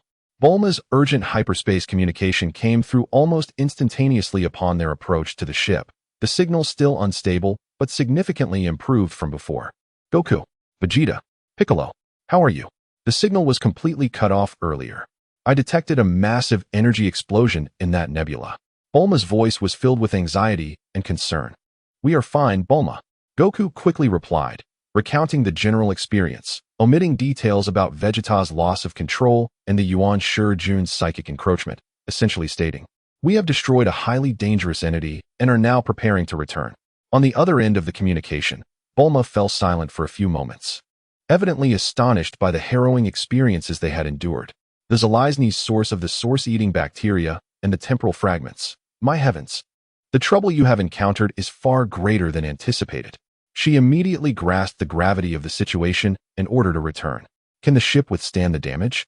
The engine output is quite low, but it should manage a short-range jump, assessed Piccolo regarding the ship's condition. Excellent. I will promptly recalculate the safe jump coordinates to avoid that chaotic star region. Return as swiftly as you can. Bulma decisively commenced her work. Aboard the Hive Mother ship, within the frigid command room, data streams flowed silently. At the edge of Sector 7, ultra-high energy temporal fluctuations were detected within the Reef Nebula, soon settling into tranquility. The signals from the dispatched pursuit assault ships were entirely lost, indicating destruction. The energy signals of targets Son Goku, Vegeta, and Piccolo reappeared, exiting the nebula. Bloodthirsty rage. Divine state. Partial data from the Namekian mental combat had been retrieved. The contact records of the source-eating bacteria were uploaded for analysis, revealing the target's capacity to resist the encroachment of a unified consciousness, prompting an elevation in threat level. The commander stood before the star map, observing the luminous dots representing the three ships slowly moving. It raised its hand, magnifying Vegeta's model once more, particularly the brief appearance of the crimson-edged aura. Priority targets, absolute breakthrough and bloodthirsty rage samples. Strategy adjustment. Suspend direct military engagement. Initiate the subterfuge protocol for long-term observation and data analysis. The next phase, guide, catalyze, and await the opportunity to harvest. Orders were issued. The swarm units surrounding the mothership began altering their deployment, transitioning from an offensive formation to a more covert reconnaissance and surveillance mode, akin to predators hidden in the deep sea. The Explorer, with its battered hull, initiated a spatial jump towards Earth. Inside the cabin, the trio hurriedly worked to recover. This experience had unveiled to them the bizarre threats in the universe that surpassed mere physical assaults, and each gained a new understanding of power. Goku contemplated the relationship between Zizai Ji and the energy of pure divine nature. Piccolo processed the vast information gleaned from the data abyss, remaining vigilant that the source-eating bacteria may not have been entirely eradicated. Vegeta repeatedly revisited the sensation of emotionally impacting the unified consciousness and the struggle on the brink of losing control. Earth drew ever closer. Yet, all were acutely aware that beneath the fleeting calm, turbulent undercurrents still raged. A more patient, cunning enemy, possessing extensive data on them, lurked in the shadows. True peace remained a distant dream, and their growth and decisions would ultimately dictate the future's course. Chapter 38. Scars and Rebirth. The Explorer, like a weary migratory bird, dragged its damaged body through the Earth's atmosphere, ultimately landing unsteadily at the battered airport of the Capsule Corporation. The hatch opened, and the three emerged, bearing exhaustion and interstellar dust. Bulma, along with Krillin and Yamcha, who had been awaiting their return, immediately rushed over. Upon seeing that, despite their fatigue, all three stood before her unscathed. Bulma's long-held anxiety finally dissipated, only to be replaced by a surge of fear and anger. You three fools. Maniacs. Do you have any idea how worried I was? Bulma stormed forward, delivering a hard punch to Goku's shoulder before glaring at Vegeta and Piccolo, her eyes slightly reddened. If you dare act recklessly like this again, I will lock up the gravity room and the Senza beans. Goku sheepishly scratched his head, while Vegeta coldly turned away, remarkably refraining from retorting. Piccolo nodded slightly in acknowledgement. Krillin and Yamcha surveyed the battle suit's damages and the lingering energy traces, imagining the fierce battle the trio had endured. "It's good that you're back. It's good that you're back." Krillin quickly attempted to smooth things over. After a brief commotion, Bulma promptly arranged for the three to undergo comprehensive physical examinations and recovery treatments. She herself dove into the laboratory, beginning to download the black box data and damage reports from the Explorer. Hours later, preliminary results emerged. Goku and Vegeta suffered primarily from energy depletion and minor internal injuries, which would pose no significant threat thanks to the Senzu beans and their formidable recovery abilities. Piccolo's condition was more severe. He required time for mental recuperation, and the excessive drain on his life energy needed gradual restoration. In the laboratory, Bulma scrutinized the screen displaying summaries about the Zelizny civilization, source-eating bacteria, assimilation, and temporal fragments. Her expression unusually grave. The information regarding consciousness-level attacks capable of assimilating an entire civilization's unknown life forms, she murmured, sent a chill ascending from her feet. This enemy is infinitely more terrifying than Frisia, the mere destroyer. We must accelerate our progress. She addressed Krillin, Yamcha, and the recuperating Piccolo at the Otherworld Temple, stating that the enemy's technology and methods surpass our imagination. Next time, they may not afford us the opportunity for direct confrontation. She promptly adjusted the research priorities, focusing on mental protection, information encryption, and the detection and neutralization of that assimilation energy. Simultaneously, she began utilizing the fragmented data indirectly obtained from the Reclaimers to attempt reverse tracing its possible origins. In the gravity room, Vegeta stood at the center, not immediately commencing his training. He closed his eyes, reminiscing about the sensation of using extreme emotions to impact the unified consciousness of the source-eating bacteria within the temporal fragments, as well as the admonishment from Li Dao about not being enslaved by power. He slowly raised his hand, indigo flames flickering to life, yet this time, the sensation was no longer one of uncontrolled fury but held a trace of restraint and mastery. He consciously suppressed the latent crimson impulse, striving to guide this power with greater finesse. Absolute power necessitates an absolute will to harness it, he murmured, a lesson gleaned on the precipice of life and death. He embarked on a new type of training, one that emphasized control and the refinement of his mental state. At Baizi Mountain, Goku also refrained from immediately engaging in high-intensity sparring. He sat upon the hillside, observing his son Gohan diligently practicing breath control in the distance. He reflected upon the resonant experience of activating the eternal engine with Super Saiyan divine energy, a sensation that transcended mere power enhancement, drawing him closer to a state of sanctity and purity. The harmony between Zizai Ji and the body. He endeavored to empty his mind, no longer striving to force anything, but rather to attune himself to the flow of the wind, the transformation of the clouds, and even the faint breath of the earth beneath his feet. Occasionally, his body instinctively made natural adjustments, glimmering with a trace of effortless radiance. He understood that this path could not be rushed. It required a gradual, organic understanding. In the Otherworld Temple, Piccolo sat cross-legged at the entrance of the time chamber, without entering, where the flow of time matched that of the outside world. Yet the environment was exceedingly tranquil, ideal for recuperation and meditation. He needed time to digest the vast information forcibly extracted from ancient civilizations and hostile forces, as well as to repair his mental wounds. Simultaneously, he pondered the collective consciousness threat presented by the source-eating bacteria, leading him to rethink the relationship between the individual and the whole. The Namekian's assimilation aimed at evolution and protection, while the source-eating bacteria's assimilation signified utter eradication and consumption. The fundamental differences in the application of power were enormous. Earth, having endured yet another external assault, did not succumb to panic. Rather, it entered a phase of heightened focus and urgency for refinement and elevation. Each individual drew lessons from this crisis, recognized their shortcomings, and found their respective paths forward. Days later, a message emerged from Bulma's laboratory. Through in-depth analysis of the Reclaimers' data fragments and the energy characteristics of the swarm units, combined with partial intelligence shared by the Galactic Patrol, she pinpointed an exceedingly vague coordinate region located in the desolate expanse at the edge of the Milky Way. The region is plagued by severe signal interference, making conventional detection methods ineffectual. However, various signs suggest a connection to the source of the recyclers. It may serve as their stronghold or even their lair.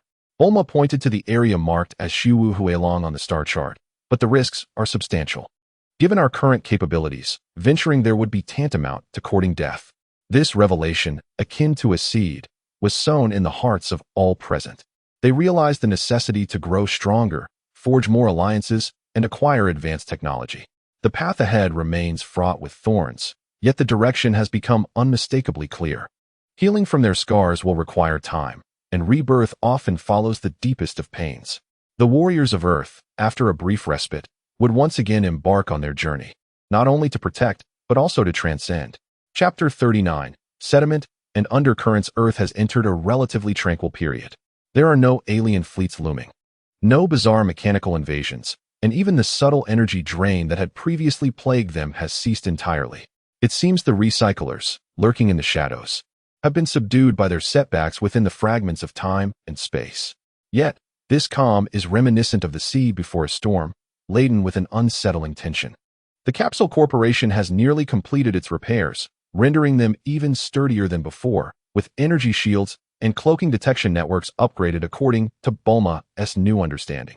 Bulma spends the majority of her time in the laboratory, surrounded by piles of draft papers filled with intricate formulas and flickering screens displaying streams of data. Her objectives are clear.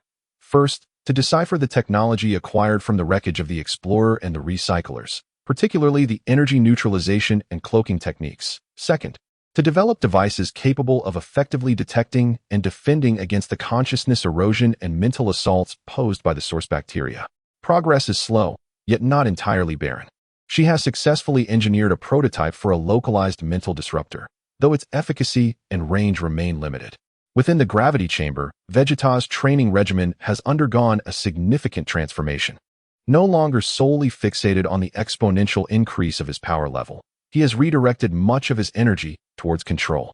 The indigo aura that surrounds him sometimes flows gently like a placid stream, engaging in meticulous energy-shaping exercises. At other times, it erupts violently like a repressed volcano, testing his limits of output and convergence. His vigilance towards that sanguine power has reached unprecedented heights, viewing it as a final trump card rather than a conventional means, often suppressing it deeply. This arduous and painful training has undoubtedly intensified, yet his previously restless gaze has transformed into a cool composure. At Bowsy Mountain, Goku's daily routine continues to revolve around caring for his child and seeking enlightenment. He no longer deliberately pursues the state of ultimate ease, but rather integrates it into his life, whether splitting wood and feeling the trajectory of the axe, fishing while attuning to the water's flow and the movements of the fish, or even experiencing the conversion of energy while eating. This return to simplicity allows him to occasionally enter a state of profound unity, where reactions surpass thought. Under his influence, Goten's control over Chi has become increasingly refined, with the vast power within him now tamed, obedient as a young beast. In the Temple of the Gods, Piccolo's psychological wounds gradually heal with Dandy's assistance and his own formidable recovery abilities. He refrains from hastily enhancing his strength, instead dedicating much of his time to organizing and digesting fragments of information from ancient civilizations and adversaries. He seeks to discern the behavioral patterns of the recyclers, the intricacies of their technological lineage, and the deeper motives behind their obsession with scion cells and source bacteria data. This labor is tedious yet crucial. Krillin and Yamcha have taken on more responsibilities, patrolling Earth and maintaining contact with the Galactic Police. Occasionally, Jack relays news of disturbances along the fringes of the galaxy, mentioning the mysterious disappearances of minor civilizations or rumors of remnants of Frisia's forces being purged by unknown entities, which heightens the vigilance of Earth's guardians. Beneath the surface calm, everyone is striving in their own way to prepare for the impending, more ferocious storm. However, the undercurrents have never ceased. On the fringes of the galaxy, near Shiwu Huilong, a nondescript planet, its surface pockmarked by craters, harbors a small reconnaissance vessel quietly suspended in the shadows. Its camouflage perfectly blends with the rocky backdrop, suppressing all energy signals to a minimum. Inside the bridge, several operators clad in Recycler standard armor fixate on their screens. The display shows a blurred image of Earth, light years away, capturing the daily activities of Goku, Vegeta, and others through remote high-magnification observation equipment. Target: Son Goku. Behavioral analysis indicates a tendency towards natural perception and enhanced energy control. Threat assessment slightly elevated. Target: Vegeta, training methods altered, focusing on energy control and suppression. Emotional stability increased. Threshold for bloodlust elevated. Threat assessment remains unchanged. Risk level decreased. Target: Piccolo, recovering from psychological trauma. Analytical capabilities notable. Threat assessment maintained. Earth's technological level has increased, and defensive systems have been upgraded, enhancing protection against energy-based incursions. Data is being encrypted in real time, transmitted through a highly concealed relay point into the unknown depths. They have not departed. They have merely become more elusive, akin to a persistent affliction, patiently observing, recording, and analyzing every subtle change in their prey. Deep within the Hive mothership, the commander reviews the latest assessment report, particularly the information regarding Vegeta's increased emotional stability and suppression of his sanguine power. The inhuman voice seems to pause momentarily. The stability of the sample has improved, complicating the collection of bloodlust data. Adjust the strategy. Execute Phase 1 of the pressure testing protocol. Objective: induce emotional fluctuations in target Vegeta, testing his limits of control. Execution Unit: Phantom. Orders issued. A containment chamber within the mothership opens, activating a recycler unit unlike any previous ones. Its form is closer to humanoid, with a sleeker armor design. Devoid of heavy weaponry, instead equipped with complex mental disruption and holographic projection devices. Its codename is Phantom, receiving the directive. A glimmer of light flickers in its eyes as it silently glides into the launch corridor, heading towards Earth. Its mission is not direct combat, but to sow chaos, planting seeds of doubt and anger. The tranquility of Earth is destined to be fleeting. A new crisis approaches insidiously and imperceptibly, targeting Vegeta's pride and fury at the most sensitive depths of his heart. Chapter 40. Whispers of the Phantom on an evening a few days later. As the lights of the West City begin to twinkle, Vegeta concludes a new round of control training in the gravity chamber. Feeling the increasingly refined indigo power coursing through him, he experiences a rare moment of satisfaction. After a shower, he dons casual attire, preparing to replenish the hunger that accompanies intense training, an instinct that no scion can ignore. As he walks along the tree-lined path to the main residence, a voice, tinged with mockery yet oddly familiar, suddenly whispers in his ear, as if someone were right beside him. Umph.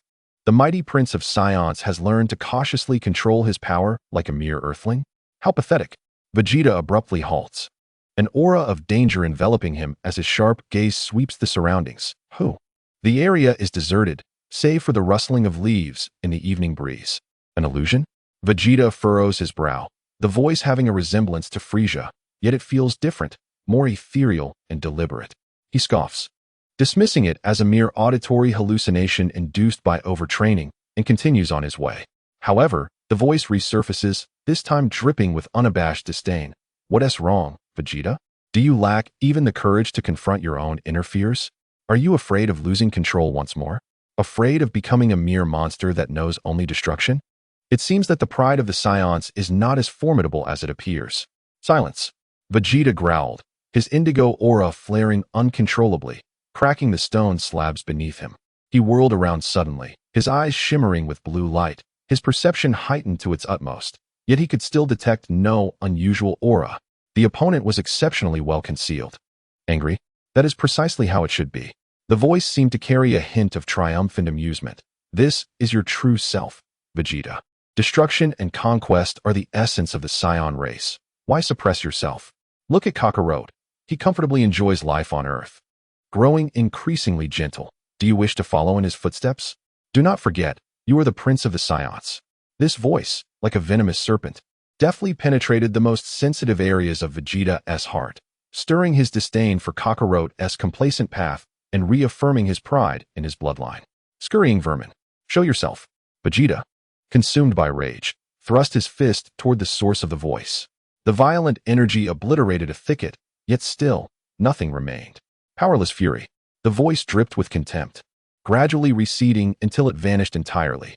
Vegeta stood rooted in place, his chest heaving, flames of anger igniting in his eyes, the forcibly suppressed crimson aura flickering briefly beneath the surface.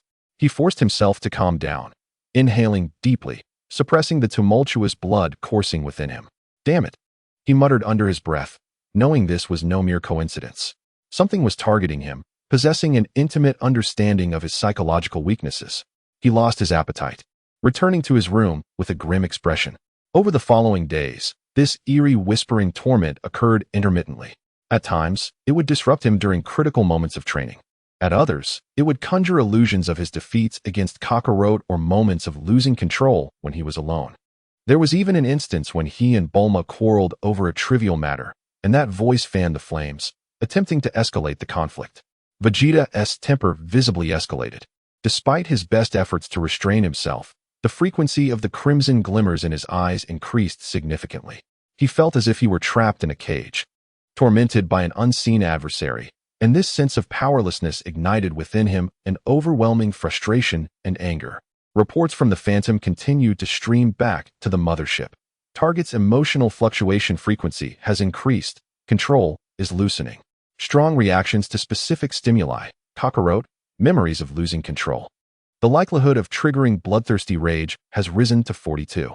In the laboratory, Bulma also sensed Vegeta's abnormality. She reviewed the internal surveillance records of Capsule Corporation, but found nothing. Energy monitoring also failed to capture any external intrusion signals. Something is amiss. What has happened to Vegeta recently? He seems as if he has consumed explosives. Bulma frowned as she spoke to Krillin and Yamcha, who had just returned from patrol. I don't know, but it feels like the way he looks at us has become more menacing. Krillin shrank back. Yamcha speculated. Has he hit a training bottleneck? Piccolo's voice echoed through telepathy. It's not a bottleneck. There is an external mental interference specifically targeting him. It is highly concealed. I attempted to track it, but the opponent is cunning and severed the connection instantly. Mental interference? Bulma gasped. Is it a new tactic from the collectors? Quite possibly, Piccolo replied gravely. They are testing him, trying to push him to lose control again. A heavy silence fell over them. The enemy was no longer attacking aggressively, but instead employing this more insidious psychological warfare.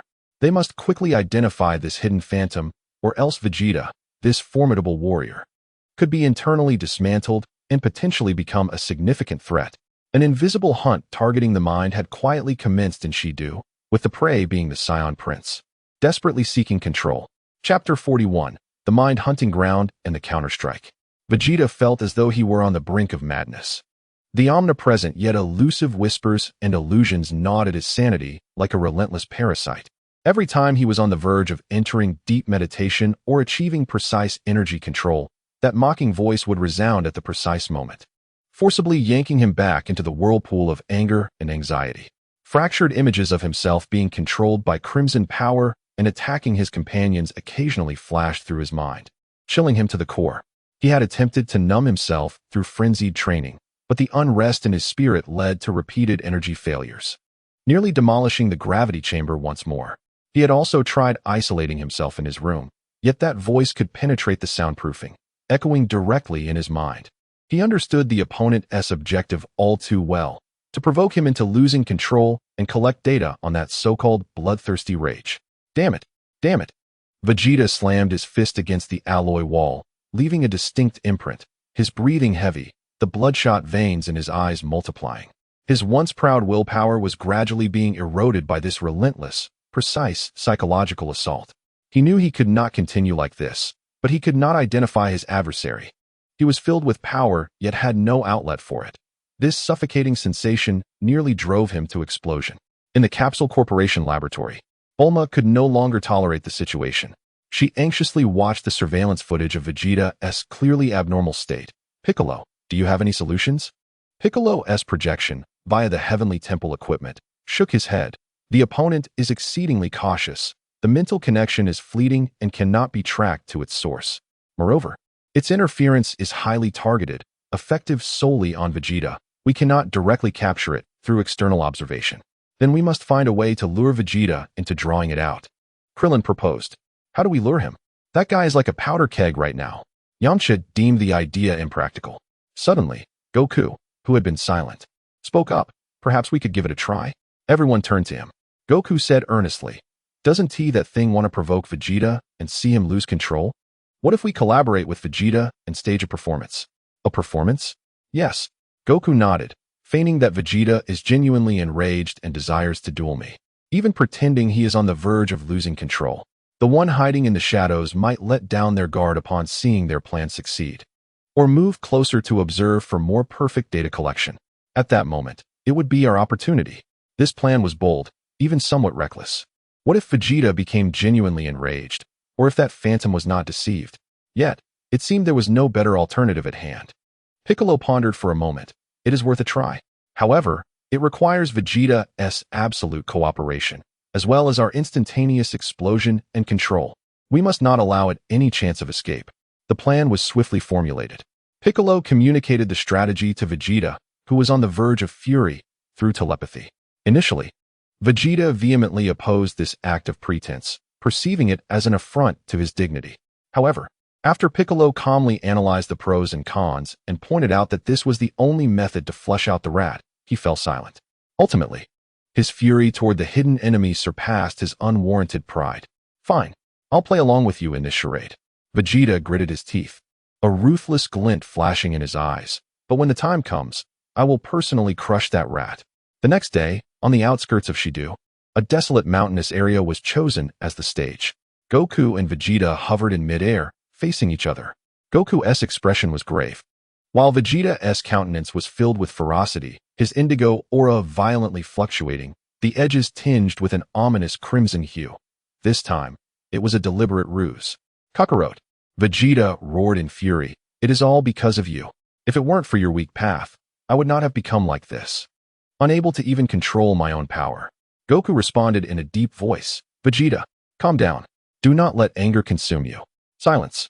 Today, we shall determine superiority right here. Allow me to demonstrate what constitutes the true power of a Saiyan. Vegeta, in a frenzy of rage, charged at Goku, and in an instant, the two were locked in a fierce battle. The resounding clash of their energies echoed throughout the land, illuminating the surroundings with a dazzling brilliance, indicating the intensity of their confrontation. Vegeta portrayed a warrior teetering on the brink of losing control, his assaults frenzied and chaotic, revealing numerous vulnerabilities, as though he could be entirely dominated by that sanguine force at any moment. Concealed at a distance, a phantom, perfectly camouflaged with optical technology and energy shielding, meticulously recorded every detail. The data stream indicated that Vegeta's emotional fluctuations and energy instability were surging dramatically, nearing a critical threshold. The phantom assessed the risks and rewards, ultimately allowing its desire for perfect data to eclipse its caution. It began to silently approach the two combatants, seamlessly blending into the environment in pursuit of optimal data collection. Unbeknownst to it, as it moved, a shadow below had already ensnared the area with a powerful psychic web, crafted by Piccolo, who was meditating with his eyes closed, capturing any aberration in mental waves. Meanwhile, Goku and Vegeta, despite appearing fully engrossed in their performance, remained partially attuned to their surroundings. At that precise moment, as the phantom entered the designated range, Piccolo abruptly opened his eyes. His mental force, akin to tangible chains, instantly locked onto and ensnared the concealed entity. Found you. Simultaneously, Goku and Vegeta, who had been fiercely battling, abruptly halted their movements. Goku teleported directly above the phantom, while Vegeta pivoted, his eyes devoid of any semblance of chaos, replaced by a chilling, bone-piercing murderous intent and a glimmer of profound rage, his indigo energy coalescing tightly within his palm. At last, you reveal yourself, rodent. The phantom's sensors erupted with a blinding red alarm. Realizing it had fallen into a trap, it immediately initiated an emergency escape protocol, attempting to become invisible and perform a spatial jump. Yet, Piccolo's psychic chains held it firmly in place, disrupting its systems. Goku's Kamehameha and Vegeta's final flash converged upon it like two azure suns, overwhelming it completely. No. Chapter 42. The Shattered Mask and the shadow of the swarm of brilliant radiance and devastating energy shockwave erupted upon the desolate mountain, completely engulfing the phantom's location. After the blinding light subsided, only a charred crater remained, surrounded by scattered molten metal debris. The haunting whispers and illusions that had tormented them for days ceased abruptly with the phantom's destruction.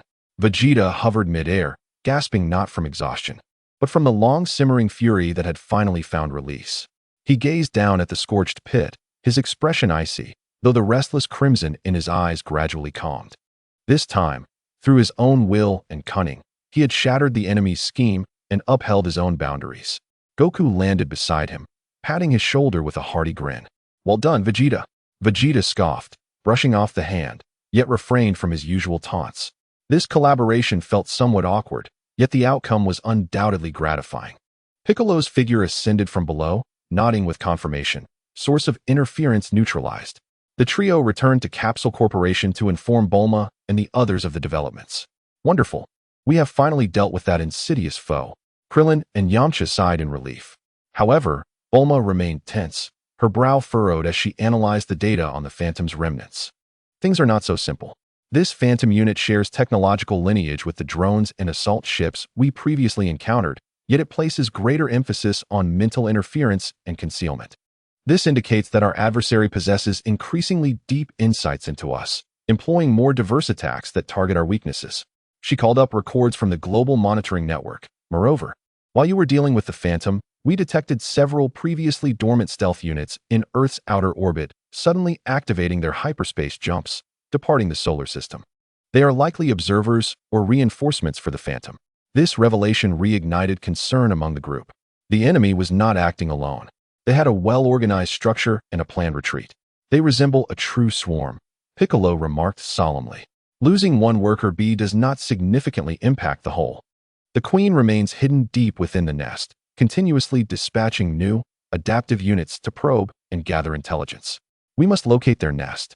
Vegeta clenched his fists, his eyes ablaze with the fire of battle. Passive defense will never resolve the issue. Indeed, Goku concurred. Waiting for them to strike is far too frustrating. Bulma took a deep breath, pointing to a murky area on the star map marked as the Void Corridor. Based on all current clues, that is the most suspicious target.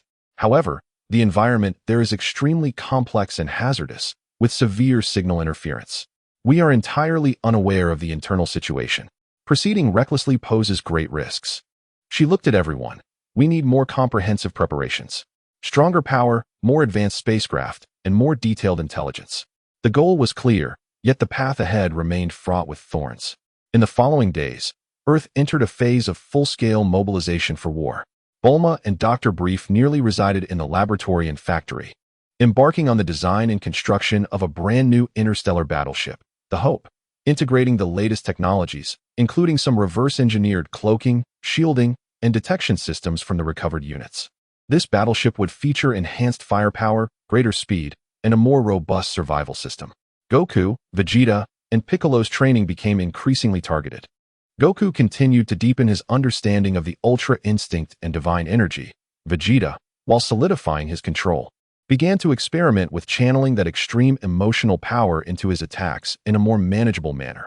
Piccolo focused on enhancing the strength and defense of his mental capabilities, integrating fragmented knowledge regarding time, space, and energy from the Zelazny civilization into his own system. Krillin and Yamcha also remained busy, maintaining close contact with Gak to gather as much information as possible from the Galactic Patrol regarding the Void Corridor and any potential connections to the recovered units. Simultaneously, they intensified their training, striving to avoid being a hindrance during the forthcoming expedition. Even young Gohan, under the reluctant consent of Chi-Chi and Goku's guidance, began a more systematic and rigorous training regimen, gradually unlocking his latent potential. The entire Earth functioned like a finely tuned instrument, operating efficiently toward a common goal. However, just as the construction of the Hope approached its final phase and the expedition plan was about to commence, an unexpected visitor quietly arrived on Earth. A small, elegantly designed spacecraft emblazoned with the Galactic Patrol insignia landed in West City. Stepping down from the ship, besides the familiar figure of Gak, was a woman clad in the uniform of a senior officer of the Galactic Patrol, exuding a cool demeanor with her short silver hair. Her gaze was sharp as an eagle's, radiating a seasoned aura of competence. Gak introduced her. "This is Minister Eve from the Special Operations Division of the Galactic Patrol. She brings the highest directives from headquarters concerning the Void Corridor and your impending expedition." Minister Eve's gaze swept over Bulma, Goku, and the others welcoming her. Lingering slightly on Vegeta, her voice was clear and calm. "Let us be succinct. The Galactic Patrol headquarters has decided to officially intervene in this matter. Furthermore, we propose the formation of a joint expedition fleet with Earth to collectively explore the Void Corridor. This sudden proposal left everyone momentarily stunned. The formal intervention of the Galaxy Patrol? The United Expedition? Is it a timely aid, or does it harbor ulterior motives? A new variable has undoubtedly emerged. Chapter 43, The Covenant and the Clouds of Doubt. In the reception room of the Capsule Corporation, the atmosphere became subtly charged due to the proposal put forth by Minister Fu of the Galaxy Patrol. The United Expedition? Bulma echoed, her face displaying evident surprise and scrutiny. Has the headquarters of the Galaxy Patrol finally decided to take this matter seriously?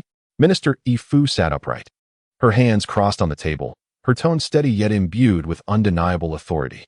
The Reclaimers and the forces potentially behind them pose a severe threat to the stability of the galaxy with their scope of activities and technological prowess. The collapse of the Frisia force has only exacerbated the chaos in the peripheral star regions, providing fertile ground for their proliferation. The Galaxy Patrol cannot remain indifferent.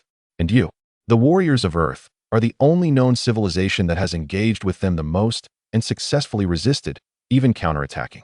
Your experience and strength are vital to us. She summoned a data panel displaying some obscure star maps and energy signal analyses.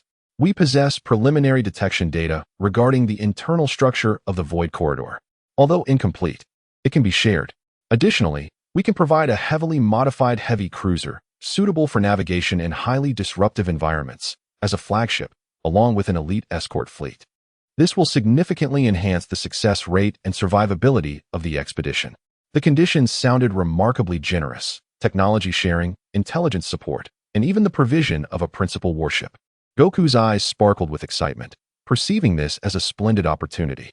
Vegeta, however, crossed his arms, observing with a cold demeanor, evidently skeptical of the capabilities of the Galaxy Patrol.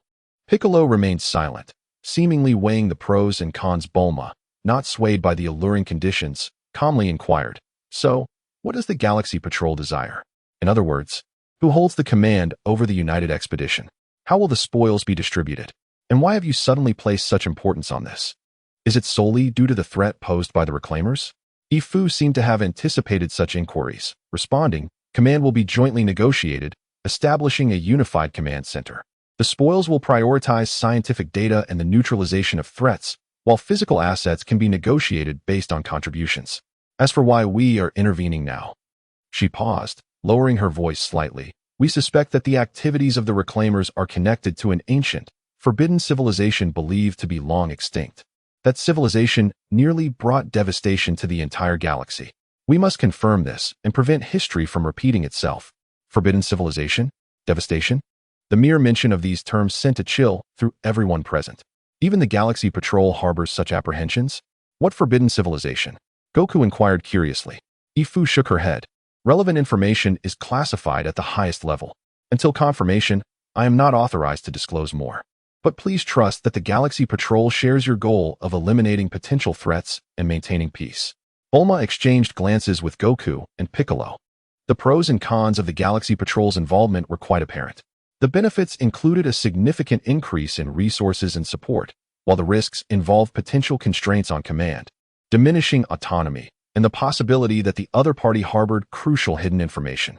"We need time to consider," Bulma ultimately stated. "Very well," Minister Fu stood up. "But our time is limited. According to our monitoring, there has been a recent increase in energy activity near the Void Corridor. Please provide us with a response as soon as possible." After bidding farewell to Fu and Gak, the reception room fell into discussion. "I think this is a good thing," Goku declared first. "More people means greater strength. Plus, they have ships and intelligence." Vegeta scoffed. "Humph, a bunch of bureaucrats. Relying on them is less effective than depending on ourselves. Who knows if they intend to use us as pawns or are targeting the Scion cells?" Piccolo mused. "Collaboration has its advantages and disadvantages. Their technology and intelligence are indeed urgent needs for us. However, the issues of command and lack of transparency and information are critical concerns. We cannot relinquish our initiative entirely." Bulma nodded in agreement. "Exactly. Cooperation is acceptable, but it must be founded on equality and information sharing. We can agree to the United Expedition, but the Unified Command Center must possess genuine decision-making authority, not be marginalized by the Galaxy Patrol. Furthermore, they must share information regarding that forbidden civilization." Thus, the plan was set in motion. As the representative for Earth, Bulma began arduous negotiations with the Galaxy Patrol. Simultaneously, the construction of the Hope began its final push. This warship, embodying the pinnacle of Earth's technology, would serve as a crucial bargaining chip for Earth's voice within the United Fleet. Several days later, a preliminary agreement was reached. Earth and the Galaxy Patrol formed a united expeditionary force, with a command center composed of personnel from both sides, requiring mutual consent for significant decisions. The Galaxy Patrol would provide the modified cruiser Determination as the flagship and escort fleet, sharing all detection data concerning the Void Corridor. In exchange, Earth would share some real combat data on the Reclaimers and the source-eating bacteria and provide combat support when necessary. Regarding the Forbidden Civilization, Minister Fu eventually relented, agreeing to disclose some information to the core members of the command center before the expedition commenced. The expedition was scheduled for 1 week later. All relevant departments of Earth and the Galaxy Patrol busied themselves with final preparations. However, just 3 days before departure, Bulma discovered a highly concealed backdoor program. Not of her design, while routinely checking the central computer system of the Hope. This backdoor masqueraded as an ordinary system log file, yet its coding closely resembled parts of the navigation software provided by the Galaxy Patrol. Bulma's heart sank instantly. Did Minister Fu's so-called collaboration and sharing indeed conceal undisclosed intentions? This discovery, she chose not to voice immediately, instead secretly enhancing the monitoring and firewall of the Hope's systems, discreetly informing Goku, Vegeta, and Piccolo. Before the expedition even commenced, fractures of trust had already begun to appear. In the pitch-black depths of the cosmos, the perilous expanse known as the Void Corridor loomed like a gaping maw, awaiting to devour any intruders. Within the United Fleet, currents of unease also stirred. The path ahead was destined to be fraught with challenges. Chapter 44. The Name of the Forbidden and the Departure of the Expedition. On the eve of departure, within the secure conference room deep underground at the Capsule Corporation, the atmosphere was tense. Minister Fu arrived as scheduled, accompanied only by Gak as her aide. Representing Earth were Bulma, Goku, Vegeta, and Piccolo, the 4 core decision-makers. Minister Fu, Bulma cut to the chase, her gaze piercing. Before you share information regarding that forbidden civilization, I wish for you to explain this. She slid a data panel across the table, displaying the code analysis of the concealed backdoor program discovered within the Hope system. Fu examined the data panel, her expression remaining impassive, and after a brief silence, she slowly spoke. This is a precautionary measure. A precautionary measure? Vegeta scoffed, his eyes filled with derision. Fu paid him no heed, directing her attention to Bulma and Goku. I acknowledge that the headquarters does not fully trust this collaboration, particularly concerning the extraordinary powers you possess that surpass conventional civilizations. This backdoor is a means to retain a modicum of checks and balances in extreme circumstances, such as if you were to lose control or collude with the Reclaimers. This explanation did not satisfy the assembly. Checks and balances? Piccolo's voice was icy. Is this the sincerity of your cooperation? Goku frowned, feeling uncomfortable with such an approach. Fu took a deep breath. I understand your dissatisfaction, but please believe me, this is the most lenient form of monitoring I could negotiate. Some old-fashioned individuals at headquarters even suggested installing more direct restraining devices on you. She paused, her tone tinged with resignation. Until we genuinely witness your character and resolve. Suspicion is, regrettably, unavoidable. However, I personally choose to place my trust in you, which is precisely why I stand here. Before the assembly, she issued a directive to headquarters through encrypted communication. I have temporarily frozen the backdoor access, which will not be activated during this expedition. This is the greatest concession I can make. If this still fails to earn your trust, then the joint expedition may be called off. Bulma exchanged glances with the other 3. Eve's demeanor was relatively candid, and the freezing of the backdoor indicated a measure of sincerity. Given the imminent expedition, a last-minute cancellation would indeed be detrimental. I hope you will honor your promise, Bulma finally stated. Now, can you disclose the matters regarding that forbidden civilization? Eve nodded, her expression growing more solemn. She brought forth a highly classified document, projecting it at the center of the conference table. The title of the document was inscribed in ancient, ominous cosmic lingua franca, the Devourer codename, Omega. Omega. Goku repeated the name, feeling an inexplicable chill. According to ancient records and sporadic archaeological discoveries, Eve's voice grew somber. Omega was not a singular race, but rather a phenomenon, or, one might say, a terrifying entity that evolved by assimilating and devouring other civilizations. They lacked a fixed form, potentially manifesting as energy beings, mechanical conglomerates, or even biological plagues. Their core characteristic was the obliteration of individual consciousness, merging all who were consumed into a vast, unified will. A unified will. Piccolo's pupils constricted as he immediately drew parallels to the source-devouring bacteria. Eve shot a glance at Piccolo and continued, indeed.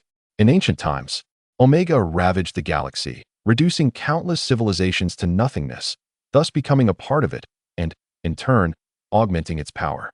Ultimately, several ancient advanced civilizations united and paid an unimaginable price to shatter its core consciousness and seal it away. However, the records indicate that fragments of Omega may not have been entirely eradicated but rather lie dormant in the cosmos, awaiting the opportune moment for resurgence. She pointed to the star map of the Void Corridor. We suspect that it may conceal a shard of Omega or a civilization that has been eroded by its fragments and is attempting to replicate the Omega model.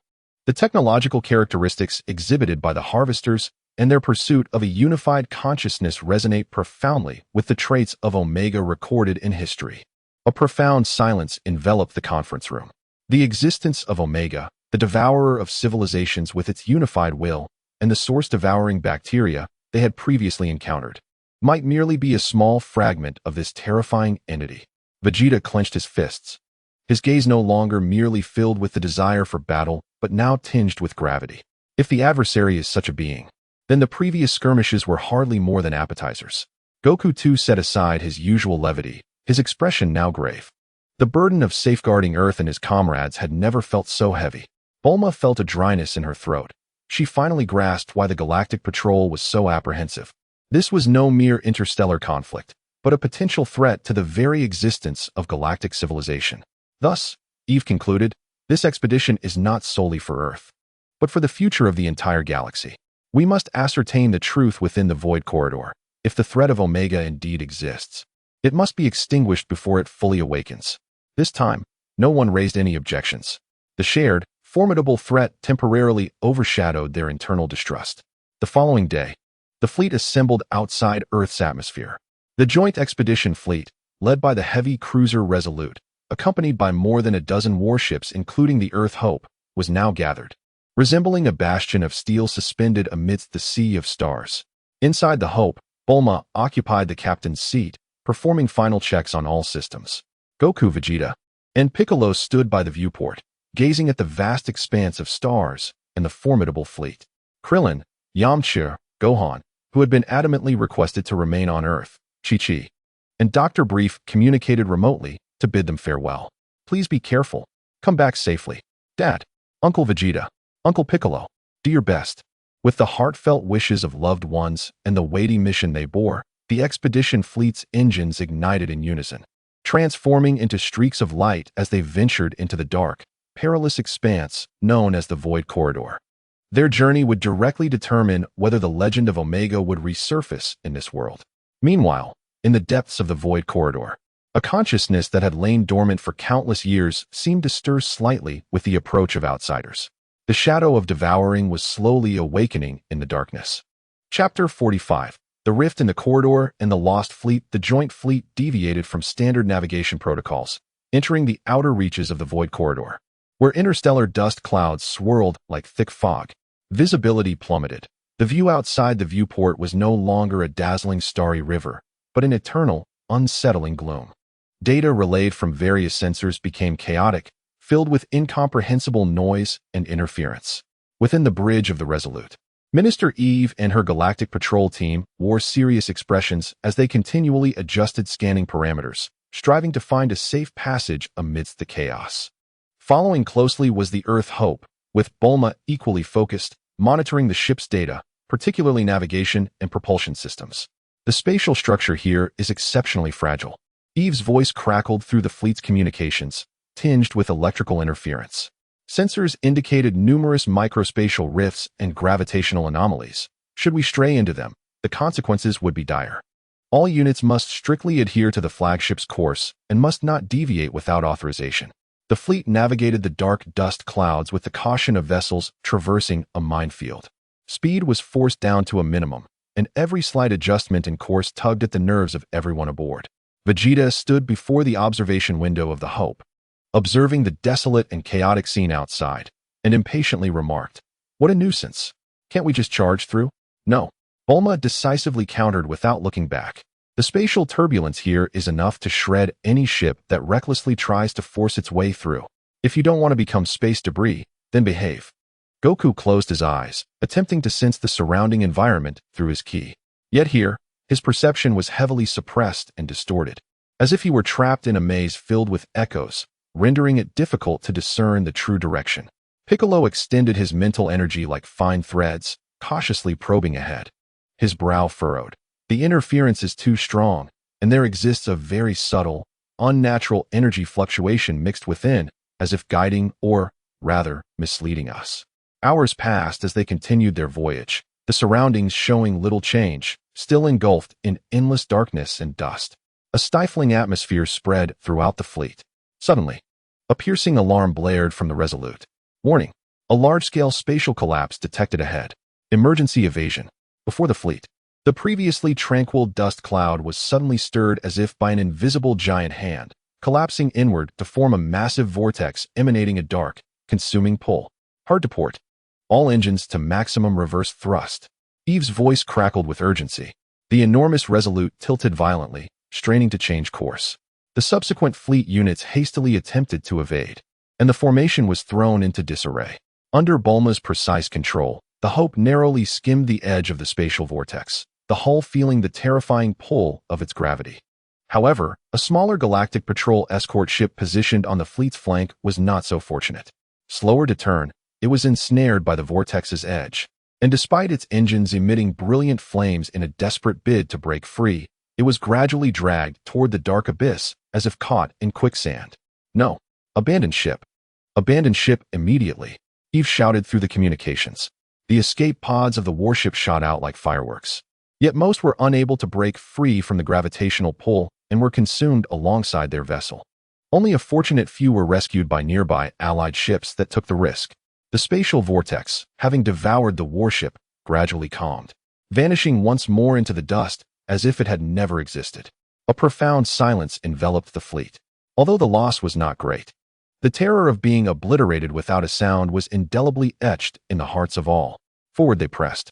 Eve's voice regained its composure, though tinged with an almost imperceptible weight, urging vigilance. Such traps could be more than one. The fleet reformed, but the atmosphere grew increasingly oppressive. After an indeterminate duration of navigation, just as everyone was on the brink of mental exhaustion, the dust cloud ahead appeared to thin. "A large void area has been detected ahead," reported the navigator. Everyone's spirits lifted. The fleet cautiously emerged from the dense dust belt, and the sight before them left all in stunned silence. They had not arrived at the heart of the void corridor, but had instead entered a vast graveyard, seemingly composed of countless shattered planets and the remains of warships. As far as the eye could see, there were broken starship hulls, twisted space station structures, and even the remnants of a half-destroyed planet, all silently floating in this void, cloaked in thick cosmic dust, desolate and forlorn. Some debris still bore the insignia of the Frisia Force, along with other unfamiliar civilizational emblems. This was a colossal cosmic tomb. "Is this the void corridor?" Wukong gazed out the porthole at the endless wreckage, feeling a surge of trepidation. "No." Eve's voice was laced with shock and confirmation. "This is the rift of the corridor.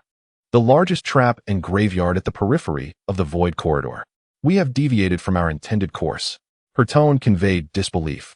According to records, all fleets that attempt to force their way through or get lost in the dust cloud ultimately find themselves led here, never to return. Lost fleets? A chill ran up everyone's spines. Had they also become part of this lost fleet? Deep within this silent graveyard, amidst the shadows of some wreckage, a faint red glow flickered, resembling awakening eyes that vanished in an instant. Chapter 46. Ghosts of the Graveyard and Data traps the silence of the lost fleet's graveyard engulfed the Allied fleet like a cold tide. Countless shattered starship remained silently narrated the tragic fates of past intruders, a tremendous sense of oppression causing everyone to hold their breath. Recalculate coordinates immediately. Seek an escape route. Minister Eve commanded sharply from the Bridge of the Courageous, though her voice carried a hint of urgency. Here, The conventional navigation systems were nearly non-functional, and the star map was a chaotic mess. Bulma was equally busy aboard the Hope, attempting to utilize the ship's upgraded scanning array to analyze energy residues and spatial structures surrounding the wreckage, hoping to discern patterns or weaknesses. The space here was distorted severely, as if it had been mercilessly kneaded by an immense force. Wukong attempted to scout the distance using instant transmission, but discovered the extreme instability of the space. The risks of forced movement were too great, and he had to abandon the effort. Vegeta glared out at the massive wreckage, itching to blast a path through. Piccolo slowly extended his mental energy, sensing the flow of energy within this graveyard. Suddenly, he opened his eyes wide. Be cautious. Something is moving. It's not a life form. It's energy residue. As if to corroborate his words, dozens of ghostly green lights suddenly illuminated the interior of a rusted Frisia Force mothership wreckage, comparable in size to an asteroid. These lights then drifted out like will-o'-the-wisps, coalescing into indistinct, distorted entities resembling ghosts composed of energy and malevolence. They lacked a fixed form, emitting silent howls imbued with icy malice, as if they were sharks sensing blood, rushing towards the nearest hope. Energy ghosts. Eve's voice was filled with shock. Monsters born from the strong resentment of the fallen combined with the energy of this distorted space. They will consume the energy and spirit of all living beings. Open fire. Maximum power on energy weapons, commanded the fleet captains without hesitation. A barrage of energy beams surged towards the apparitions, but the effect was minimal. The energy attacks seemed to be absorbed by them, causing their forms to become more solid and massive. One ghost penetrated the Hope's energy shield, which was also severely compromised here, directly lunging towards Vegeta behind the observation window. Get away, Vegeta roared, unleashing a blast of indigo energy with a punch. His attack, infused with his will and energy, effectively caused the ghost to dissipate with a wail. Physical attacks and will-infused energy were effective. Bulma immediately seized the critical insight, announcing to the entire fleet, switch to close defense weapons, or employ attacks with spiritual properties. Upon hearing this, Wukong rushed out from the Hope, his Super Saiyan aura ablaze. His punches and energy waves proved significantly effective against these energy ghosts, each strike purifying a wide area. Piccolo joined the fray, his Mechanicsapo already possessing formidable mental penetration power, making it an enemy of these apparitions. The ships of the Galactic Patrol also adjusted their tactics, employing shockwave weapons and specially designed mental disruption grenades. Although less effective than Wukong and the others, they could barely hold the line. The battle raged fiercely within the graveyard, various energy beams illuminating the dim space, reflecting off the surrounding cold wreckage. However, the number of ghosts seemed endless, continually emerging from the wreckage. This could go on forever. Bulma maneuvered the ship to evade while anxiously analyzing data. We must find their source or a way to escape. She noticed that the positions from which the ghosts emerged were densely clustered around the central area of the graveyard, a peak formed by the accumulation of countless warship remains. Minister Eve, concentrate fire on that direction. There may be an energy node or a weakness in the space. Bulma shared the coordinates. All units, target the specified area. Fire at will. Eve commanded without hesitation. In an instant, the main cannons of dozens of warships ignited simultaneously, combined with the full power strikes from Wukong, Vegeta, and Piccolo, creating a devastating torrent that slammed into the mountain of wreckage. The thunderous explosion illuminated the entire graveyard, blasting a massive gap in the wreckage peak, revealing a relatively calm entrance to a spatial passage exuding a faint blue light. Simultaneously, the energy ghosts, as if severed from their source, let out final wails, dissipating into nothingness. An exit. The morale of the crew soared. All units, proceed into the passage in order. Maintain vigilance. Eve commanded. The fleet began to navigate towards the recently opened passageway in an orderly fashion. However, just as the Hope was about to enter the passage, Bulma's central computer suddenly emitted a piercing alarm. An extremely concealed, high-priority data packet had been forcibly implanted into the core database of the Hope during the brief system overload from the earlier battle. What is happening? Bulma exclaimed in astonishment, immediately attempting to intercept and trace it. The data packet quickly began self-decrypting. The content was neither a virus nor a destructive program, but rather a highly compressed stream of information containing ancient star maps related to the Omega Seal structure. a modulation method for an unknown energy frequency, and a fragmented, seemingly ancient distress signal. The seal is loosening. The guardian has fallen. Caution to newcomers. Assimilation is omnipresent. Find the core and destroy it, or all will return to one. The information abruptly ceased at this point. Bulma stared at this message, her heart racing. Who had sent this? Is it a trap or a genuine warning? What lies at its core? She had no time for contemplation, swiftly encrypting the information and piloting the Hope towards the fleet, plunging into the azure spatial corridor. After their departure, at the blasted wreckage, a barely perceptible glimmer, reminiscent of the energy signature of the Reclaimers, flickered momentarily. The data trap had been laid. The Allied fleet, having paid a price and endured bizarre encounters, finally penetrated the rift of the corridor, advancing deeper into the abyssal core of the Void Corridor. Awaiting them were challenges far more unknown and lethal. Chapter 47. Whispers of the Core and Seeds of Division, traversing the forcibly opened passage. The Allied fleet felt as though they had leapt from a murky swamp into a relatively clear, yet eerily strange aquatic expanse. The view outside the viewport shifted once more, no longer revealing endless dust or tombs of wreckage, but rather an immense, boundless void, faintly illuminated by ghostly light. Countless colossal, crystal-like rhombohedra floated within this void, slowly rotating as if fragments of a gigantic polyhedron. The environment was remarkably pristine, devoid of interstellar dust or debris, only these silent, massive crystal shards, accompanied by a pervasive, deep hum that seemed to emanate from the very fabric of cosmic background noise.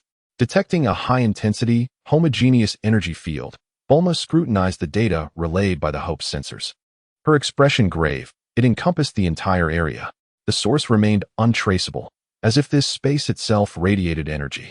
Minister Eve's voice crackled through the communication, echoing the same confusion. The navigation systems were experiencing severe interference, rendering all directional devices inoperative.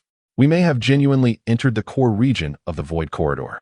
Yet this place contradicts every record. Even more unsettling was the deep humming, which seemed not to be mere noise. Upon closer listening, it appeared to harbor fragments of an ancient, titanic will, continuously repeating indistinct whispers. Unity is eternal order. Resistance is futile. Embrace evolution. Individual flaws lead to collective perfection. These whispers did not propagate through sound, but directly impacted the consciousness of every living being that entered this domain. Weaker-willed members of the Galactic Patrol had begun to exhibit signs of mental disorientation, their gazes vacant, as if subtly influenced by these whispers. Shut down all non-essential external sensors. Activate the mental filtration barriers. Eve commanded immediately, as the warships of the Galactic Patrol illuminated with faint mental protective auras.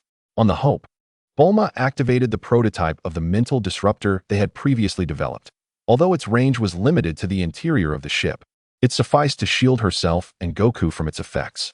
Goku, Vegeta, and Piccolo also sensed the encroachment of this consciousness. Goku's naturally flowing Super Saiyan aura seemed to inherently repel this assimilative notion. Vegeta frowned deeply, his formidable willpower allowing him to resist. Yet the whispers seemed to tease out his suppressed instincts for absolute power and conquest. Piccolo remained even more vigilant, sensing that these whispers were akin to the united consciousness of the source-eating bacteria, yet grander and more ancient. Is this the sealing place of Omega? Goku gazed at the immense crystal shards outside, feeling a weight of oppression. It feels less like a seal, Piccolo muttered, and more like a tomb or a slumbering city. Just then, Bulma received an urgent communication request from the Steadfast, from Minister Eve, her complexion graver than before. Ms. Brief, we are facing a serious problem. Eve's voice trembled slightly. Signs of division have emerged within the fleet. Some crew members, influenced by the whispers, have begun to question the significance of this mission, with some even believing that unity is the ultimate order of the universe, and resistance is futile. We must find a way out quickly, or locate and destroy this so-called core. Otherwise, the fleet may collapse from within. This news weighed heavily on the hearts of those aboard the Hope. The enemy need not even launch a direct assault. Merely relying on this omnipresent consciousness erosion could lead to their self-destruction without a fight. Action must be taken swiftly. Bulma resolved firmly, pulling up the fragmentary star map and energy frequency from the mysterious data packet. According to this information, the core should lie at the center of this region, enveloped by the largest crystal shard. Bulma pointed to a flickering light on the star map. We need a team to infiltrate, locate, and destroy it. There was no doubt about the candidates. Goku, Vegeta, and Piccolo formed the strongest resistance against the consciousness erosion, coupled with their formidable combat strength. I will accompany you. Minister Eve's voice rang out again, resolute. I need to witness Omega's threat firsthand. And the Steadfast possesses an ancient weapon that may prove effective against the core. Plans were swiftly devised. A strike team composed of Goku, Vegeta, Piccolo, and Minister Eve would board a small assault craft and head towards the central crystal shard. Bulma and the remaining fleet would provide support from the periphery, ready to assist at a moment's notice. The assault craft detached from the fleet, shooting forth like an arrow towards the depths of the shimmering void, targeting the colossal crystal that pulsed like a heart. As they drew closer to the central crystal, the whispers grew clearer, more enticing, as if myriad voices were murmuring promises of power, eternity, and liberation. Vegeta's fists clenched tightly, the crimson glint in his eyes flickering once more. Minister Eve clutched an ancient pendant around her neck, murmuring incantations as she relied on faith to resist. Piccolo maintained a robust mental barrier, but the exertion was immense. Only Goku, radiating a faint red aura, seemed to exist on a different frequency from this invasive consciousness stream, able to hear it but resistant to genuine disturbance. He focused intently on piloting the assault craft towards a massive, entrance-like crack on the surface of the crystal. It's just inside. Chapter 48. Heart of the crystal and the ancient light. The assault craft navigated through a viscous, honey-like substance as it neared the central, planet-sized crystal shard. The consciousness whispers surged from all directions. No longer mere indistinct background noise, they transformed into numerous clear, enticing voices that drilled directly into their minds. Join us, Vegeta. Unleash your true power. Destruction and conquest are your destiny. Eve, relinquish your feudal resistance. Unity and order are the galaxy's true destiny. Piccolo, the limits of individual wisdom will inevitably surface. Join the collective to obtain eternity. Goku, let go of your attachments. Feel the tranquility and strength of unity. These voices precisely excavated the deepest desires, fears, or obsessions within each individual's heart, attempting to dismantle their resolve. Bulma's forehead was beaded with sweat. Her silver hair dampened as she clutched the ancient pendant tightly, which emitted a faint, warm white light, barely resisting the encroachment. She softly recited the ancient oaths of the Galactic Patrol, her gaze unwavering.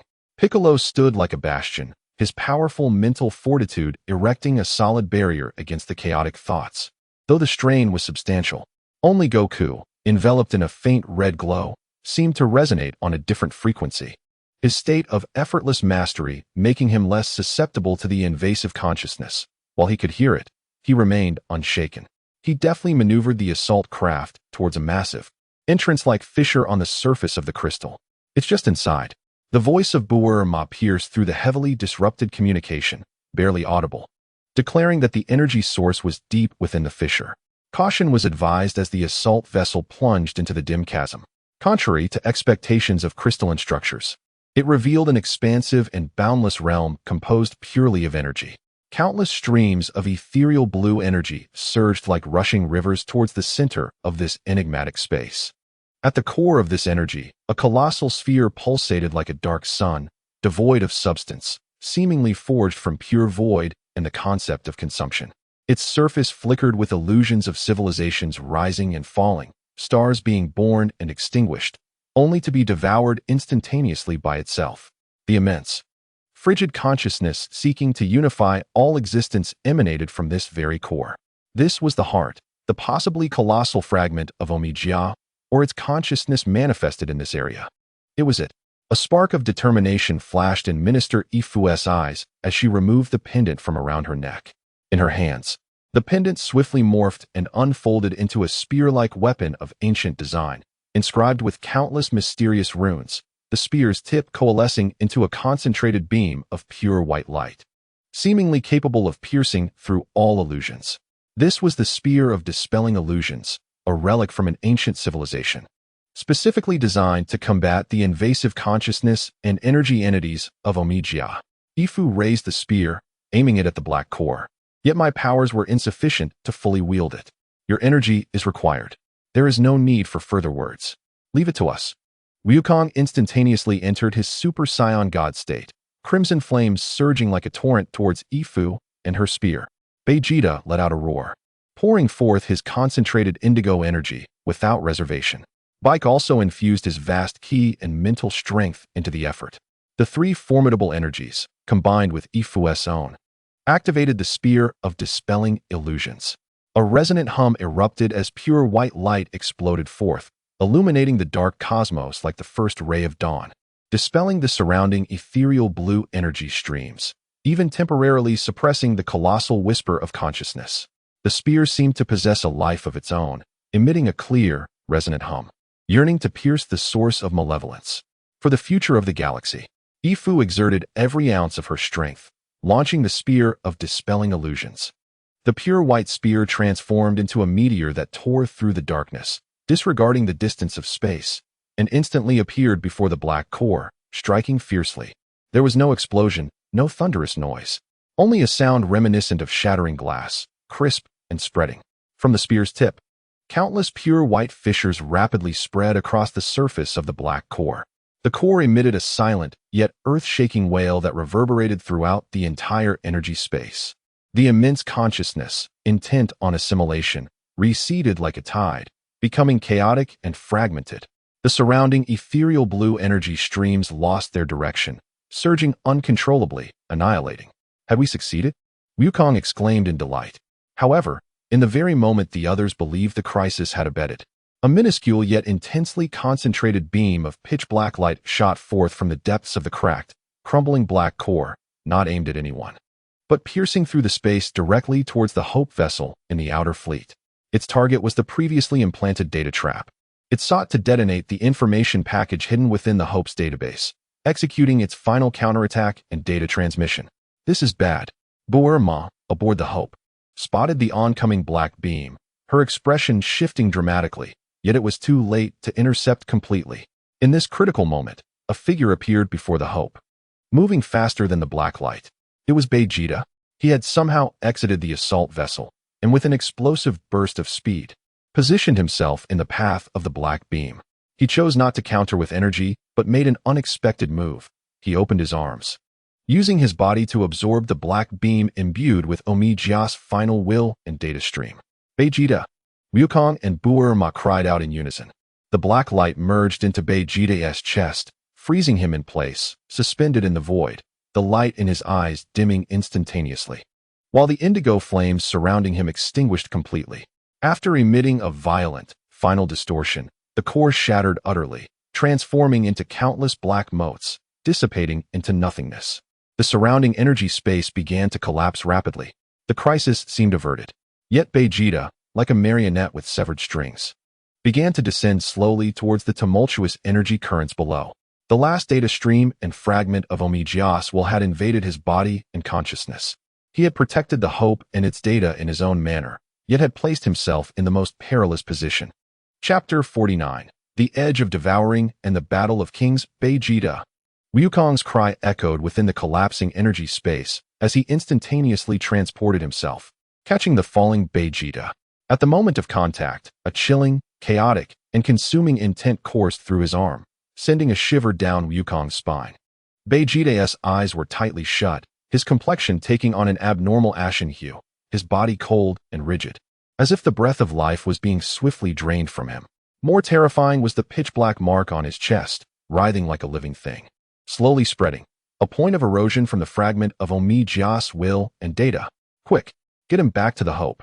Minister Ifu piloted the faltering assault vessel towards them, her face etched with shock and concern. She had not anticipated that Vegeta would choose this way to prevent the data leak.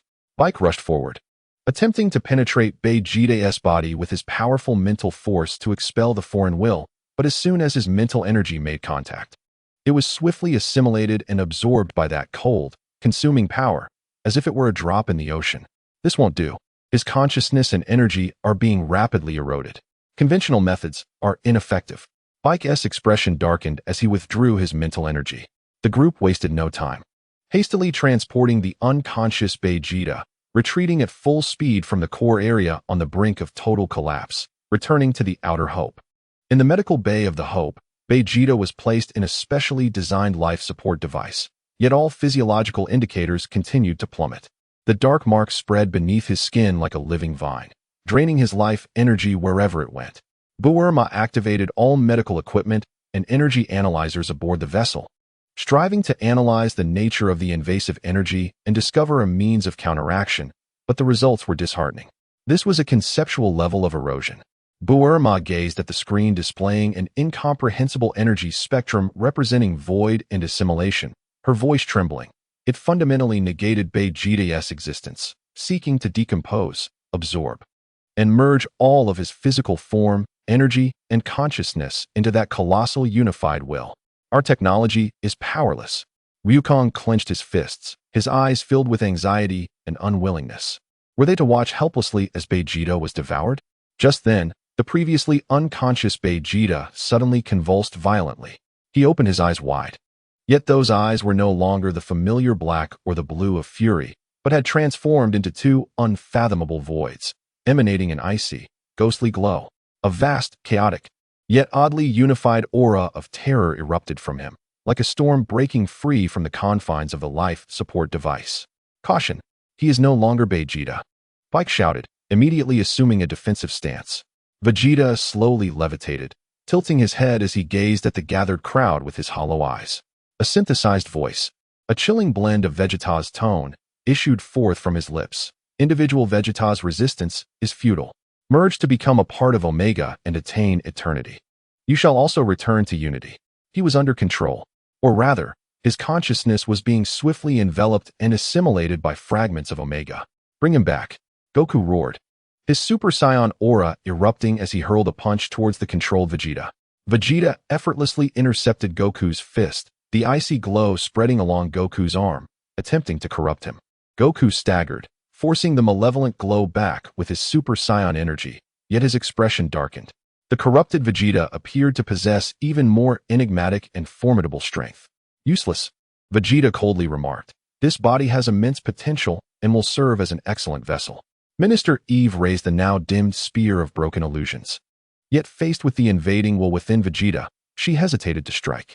A fierce battle erupted within the narrow confines of the Hope's medical bay. Goku and Piccolo joined forces against the controlled Vegeta, but they found themselves at a disadvantage, torn between preventing destruction and avoiding harm to Vegeta himself. His consciousness must be reclaimed. Bulma anxiously shouted from the control panel, urging them to stimulate him with intense emotions or memories. That was the anchor of his individual consciousness. Intense emotions? Memories? While struggling to fend off Vegeta's frenzied attacks, Goku rapidly pondered. What were Vegeta's most intense emotions? Pride. The pride of being a Saiyan prince. A relentless pursuit of strength. And his rivalry with Kakarot. Vegeta. Goku suddenly retreated, inhaling deeply before unleashing a thunderous roar at the controlled Vegeta. Is this all you can do? Controlled by a worthless rock? Is this how a Saiyan prince should be? Do you even deserve to be my rival? Kakarot. These words struck like thunder, piercing through the depths of the consciousness shrouded by that chilling will. Vegeta's movements faltered, and within his hollow black eyes, something seemed to struggle violently, a fleeting glimpse of familiar rage and humiliation that belonged to Vegeta himself. Shut up, Kakarot, a fragmented voice, reminiscent of Vegeta's true self, forced its way out. Effective. Just like that. Vegeta, wake up. Piccolo immediately transmitted fragments of memories, Vegeta's past battles, training sessions, and even arguments with Bulma, assaulting the unified consciousness. Remember your pride. Your strength belongs to you alone. No one can take it away. Goku continued to shout, his Super Saiyan aura intensifying with undeniable conviction. I am Vegeta. The cold, synthesized voice began to waver, filled with static, Prince of the Saiyans. My power belongs only to me. Boom. A surge of indigo flames, more ferocious and profound than before, mixed with a tinge of crimson resolve, erupted violently from Vegeta's body, forcing back and suppressing the encroaching dark mark. The black void in his eyes rapidly receded, returning to the familiar black pupils, now ablaze with fury and pride. He gasped for breath, kneeling on one knee, sweat cascading down his forehead, clearly exhausted from the struggle for consciousness. Yet, as he raised his gaze to meet Goku's, it was no longer cold or controlled. but filled with a tumultuous complexity born from survival. Kakarot, you're too loud. Through sheer pride and unwavering self-assertion, he had clawed his way back from the brink of assimilation. A king cannot allow others to encroach upon his domain. However, the receding dark mark had not vanished entirely. It coiled back like a dormant serpent, retreating deep into his heart. The crisis was only momentarily averted. Chapter 50. The resurgence of dying embers and the beginning of the return journey within the medical bay. The tempestuous aura gradually subsided.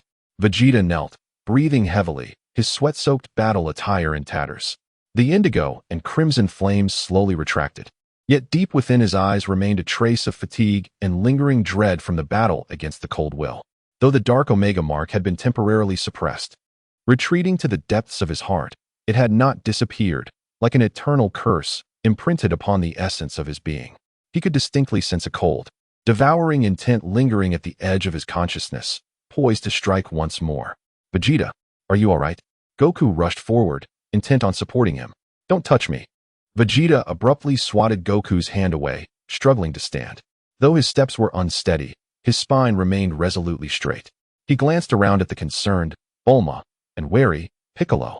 Eve gazes, scoffed, and turned to Bulma. Woman, upgrade my gravity chamber to the highest specifications once we return. He needed to suppress and familiarize himself with this newfound threat within him through rigorous training and ultimate control, even transforming it into his own power. This was the pride of a Scion prince, the path he had chosen. Seeing Vegeta's battered yet resolute gaze, Bulma's worries eased somewhat, and she nodded. Understood. As long as you're fine, I'll build you a gravity chamber capable of shattering planets. The immediate danger was averted, yet everyone understood that the ordeal was far from over.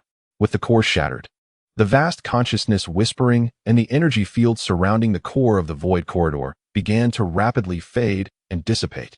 The suspended massive crystal fragments lost their ghostly glow, dimming into ordinary cosmic rocks.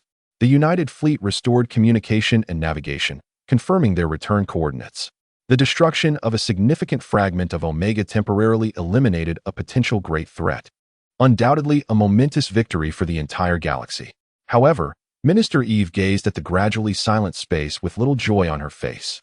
She caressed the now completely dimmed and cracked spear of broken illusions, speaking solemnly, "This is merely a fragment." According to ancient records, Omega's consciousness is scattered, lurking throughout the universe. Destroying one fragment does not eradicate the threat. It may instead provoke other parts. She turned her gaze towards Vegeta, her expression complex. Moreover, the mark lingering within Mr. Vegeta poses a significant risk. It could serve as a coordinate or a potential awakening point. This news cast a heavy pall over the group once more. What should we do? Goku inquired. Upon returning to headquarters, I will immediately report this matter to the High Council, Eve replied. We need to mobilize the entire Galactic Patrol to enhance surveillance over other potential sealing points and seek methods to thoroughly purify this corruption. She then looked at the people of Earth. I hope to establish a deeper cooperative relationship with Earth. Your strength and unique physiology may be key in combating Omega.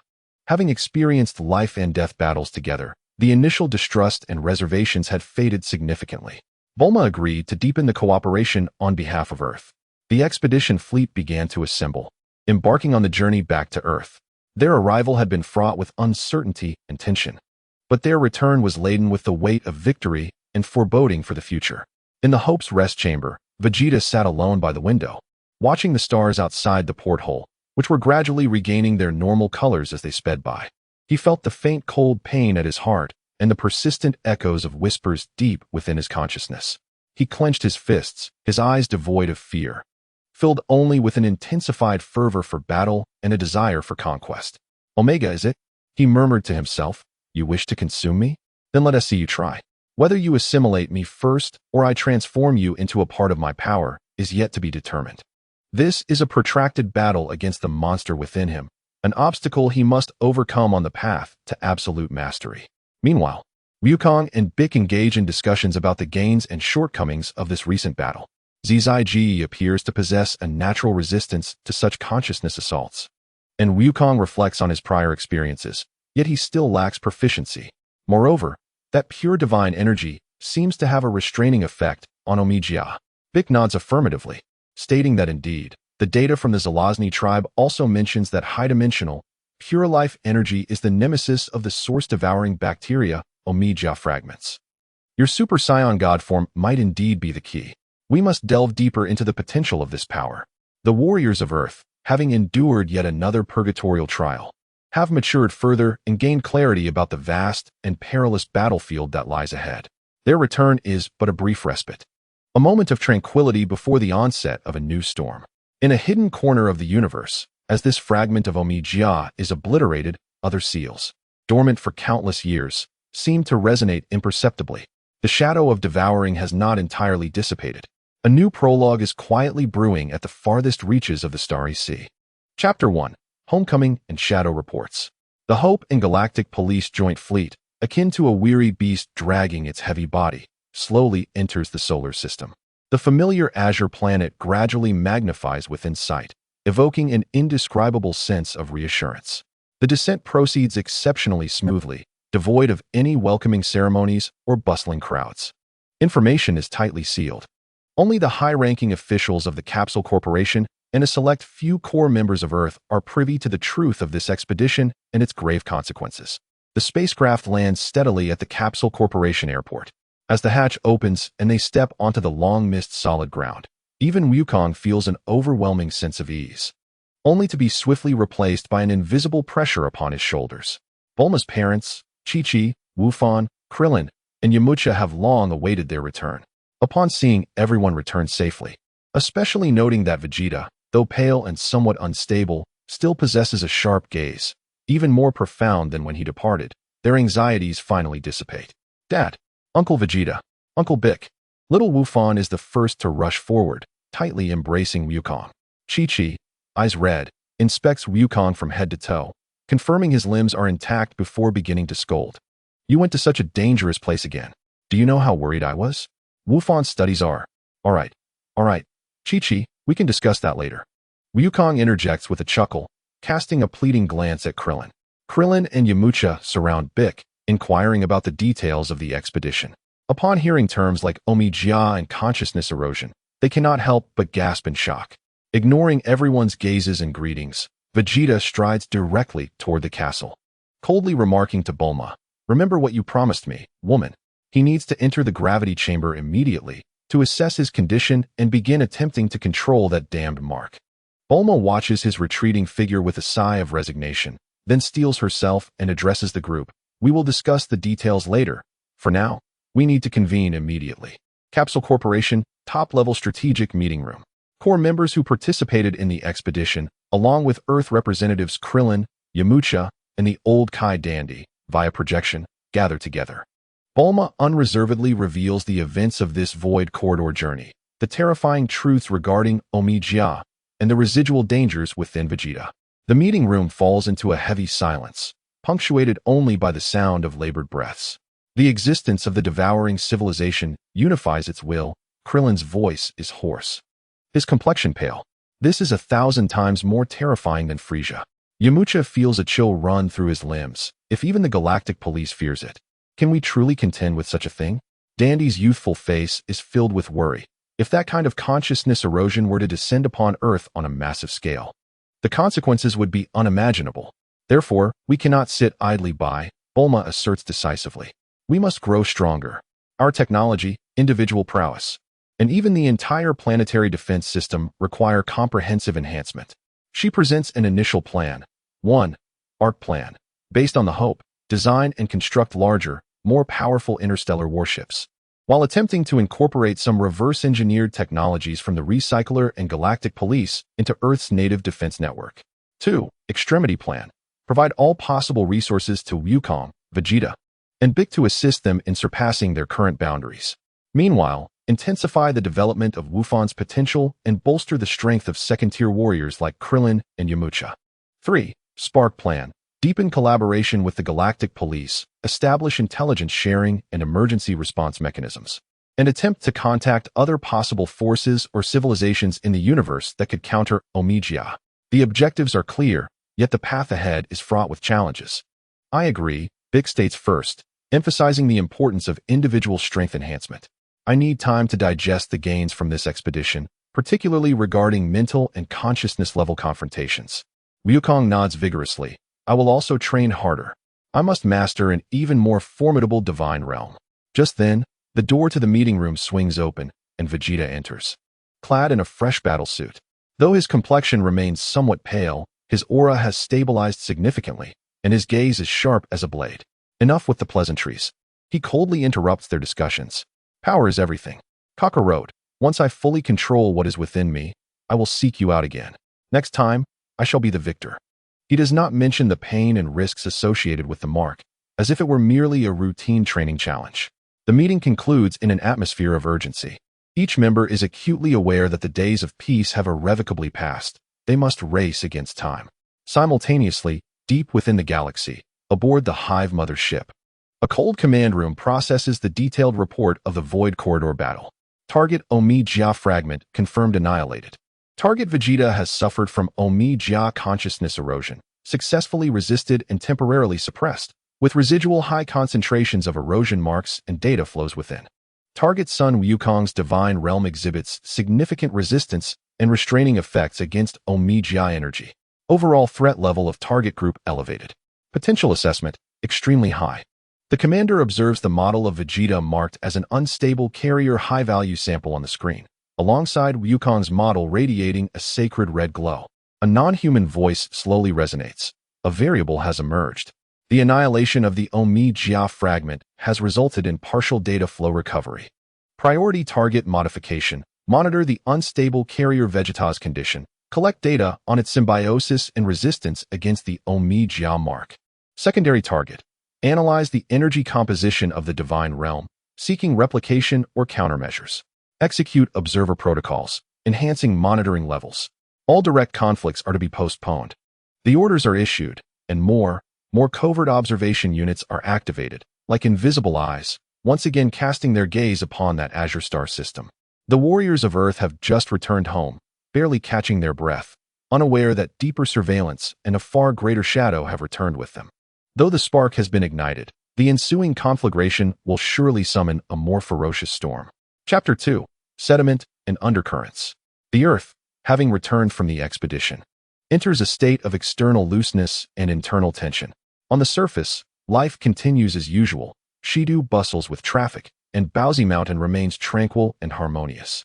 Yet beneath the surface, a powerful force is silently coalescing and elevating around the Capsule Corporation. In the gravity chamber, Vegeta has almost completely isolated himself within. The upgraded gravity system emits a low, rumbling roar, with values set to a terrifying level capable of instantly overwhelming conventional cosmic battleships. He was no longer engaged in the traditional explosive strength training, but rather indulging in an intricate and arduous exercise of control. The indigo flames no longer roared outward. Instead, they clung to his body like a second skin, morphing into complex shapes in accordance with his will.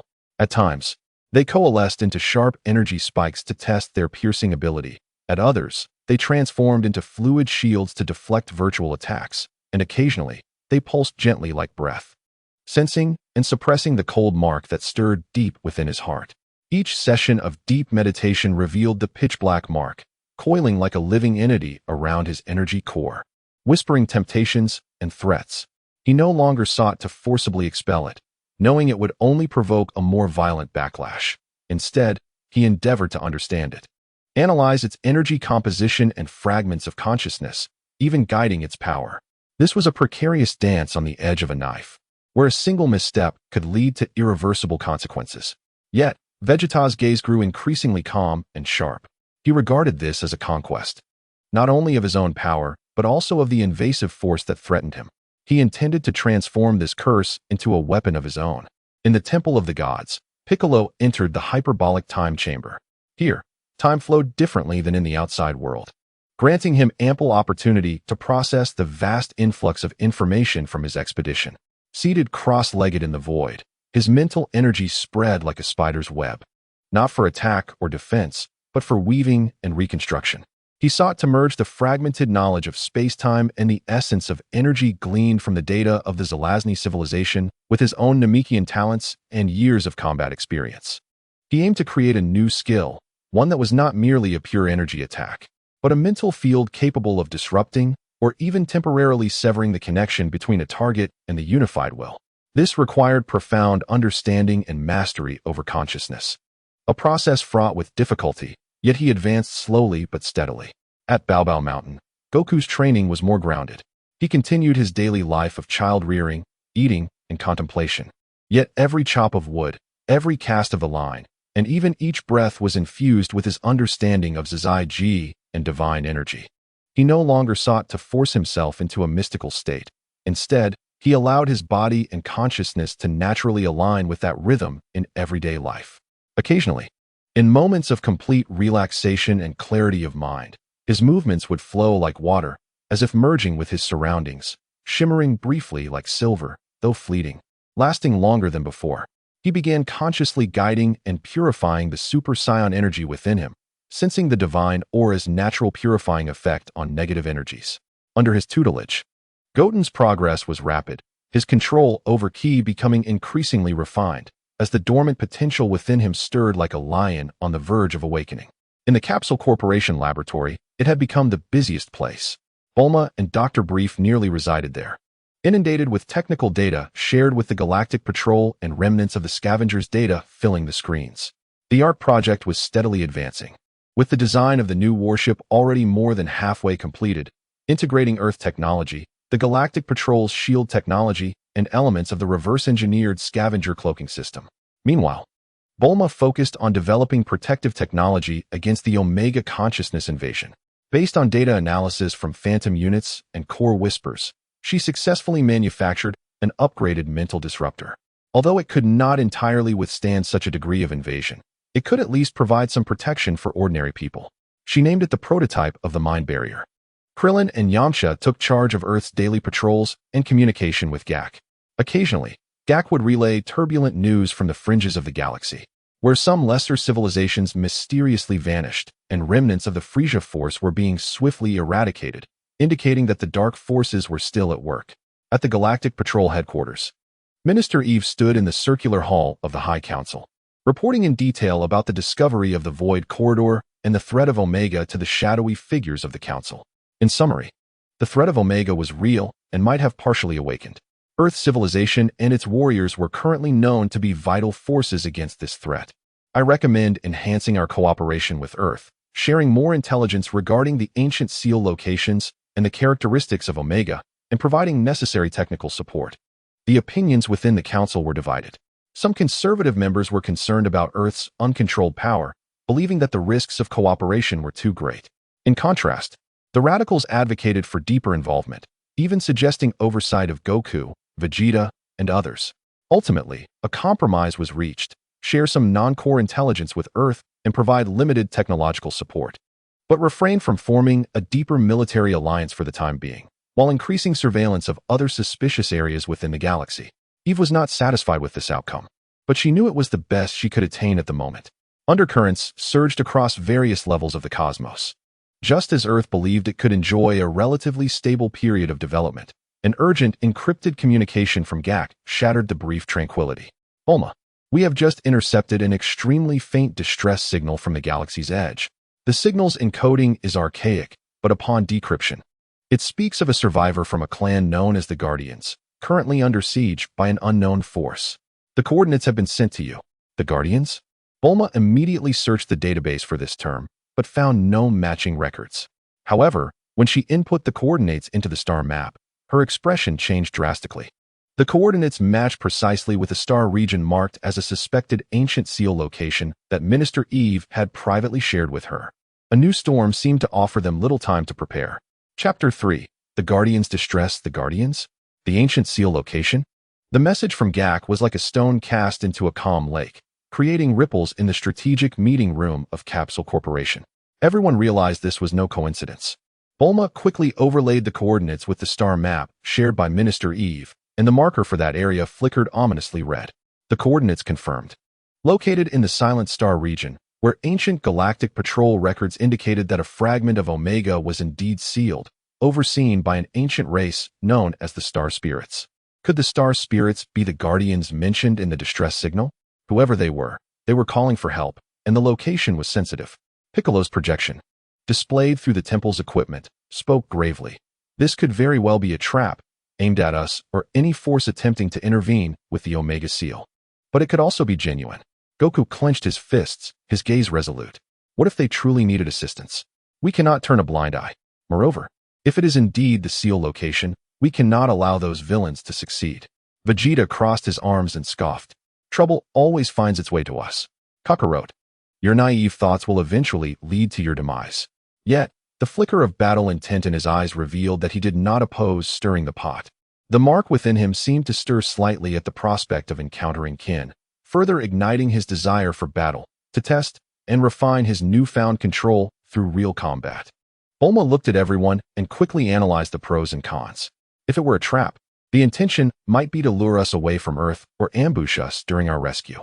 If it were real, the Guardians might possess crucial information or even methods to counter the Omega Seal, which would be immensely valuable.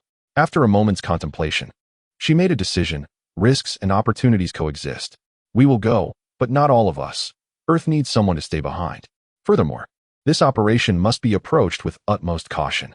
The ultimate plan was swiftly determined.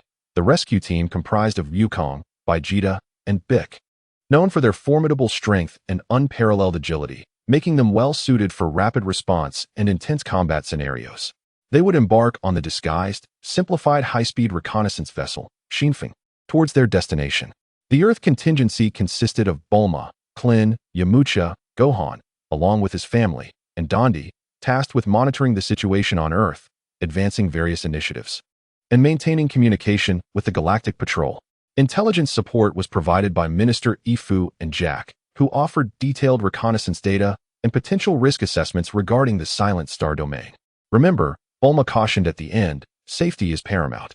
If it is confirmed to be a trap, retreat immediately. If possible, gather intelligence about the Guardians and the Seal. Understood.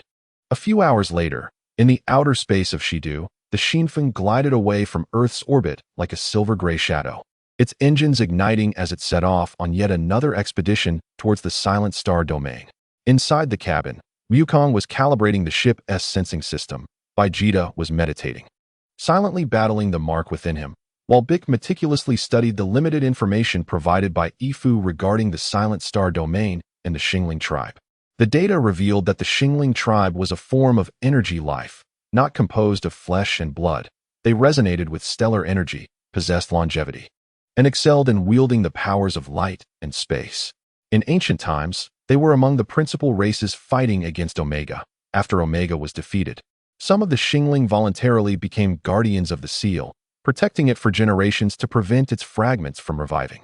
Why would such an ancient race suddenly issue a distress signal? Who was attacking them? With these questions in mind, the Shenron traversed the layers of starry seas, racing towards the area marked as silent. The Hive mothership detected the targets. Wukong, Vegeta, and Bick had left Earth, heading towards the Silent Star domain. Analysis indicated a high correlation with the timing of the Guardian's distress signal, suggesting external conflict involvement. Orders were issued to activate the Observer Unit No. 7, stationed in the Silent Star domain. The mission: monitor target movements, record data of their battles with unknown forces suspected to be related to the Reclaimers or Omega, and prioritize collecting data on Vegeta's state during combat. Direct intervention was to be avoided. Cold orders echoed deep within the mothership, casting an invisible web of surveillance over the battlefield where Wukong and his companions were about to arrive. As its name suggests, the Silent Star domain was hauntingly desolate. Stars were sparse and dim, and the planets were mostly barren and frigid, with almost no signs of life.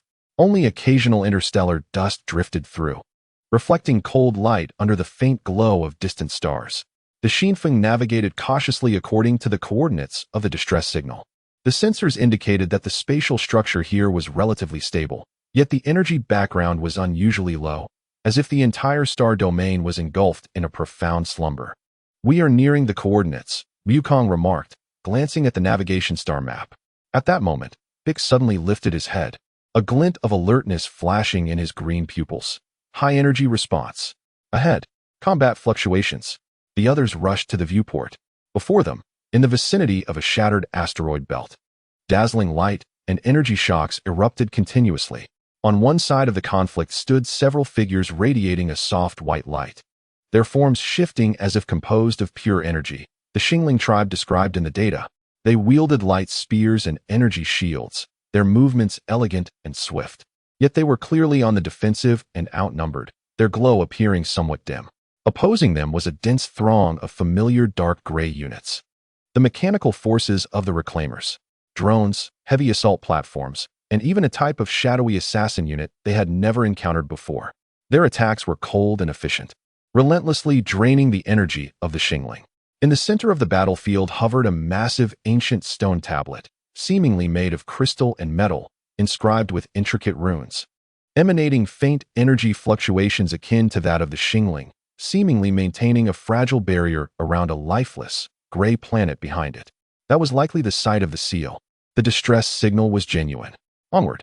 Vegeta's eyes flickered with blue light as he was the first to burst from the Shenron.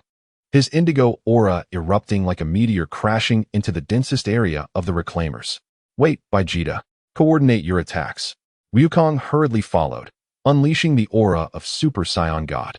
Bick also shot out instantly, his formidable mental prowess locking onto the shadowy assassin units. A new battle erupted suddenly in this silent star domain, as the hidden observer recorded everything with calm detachment. Chapter 4, Guardians of Light and Shadow Assassins.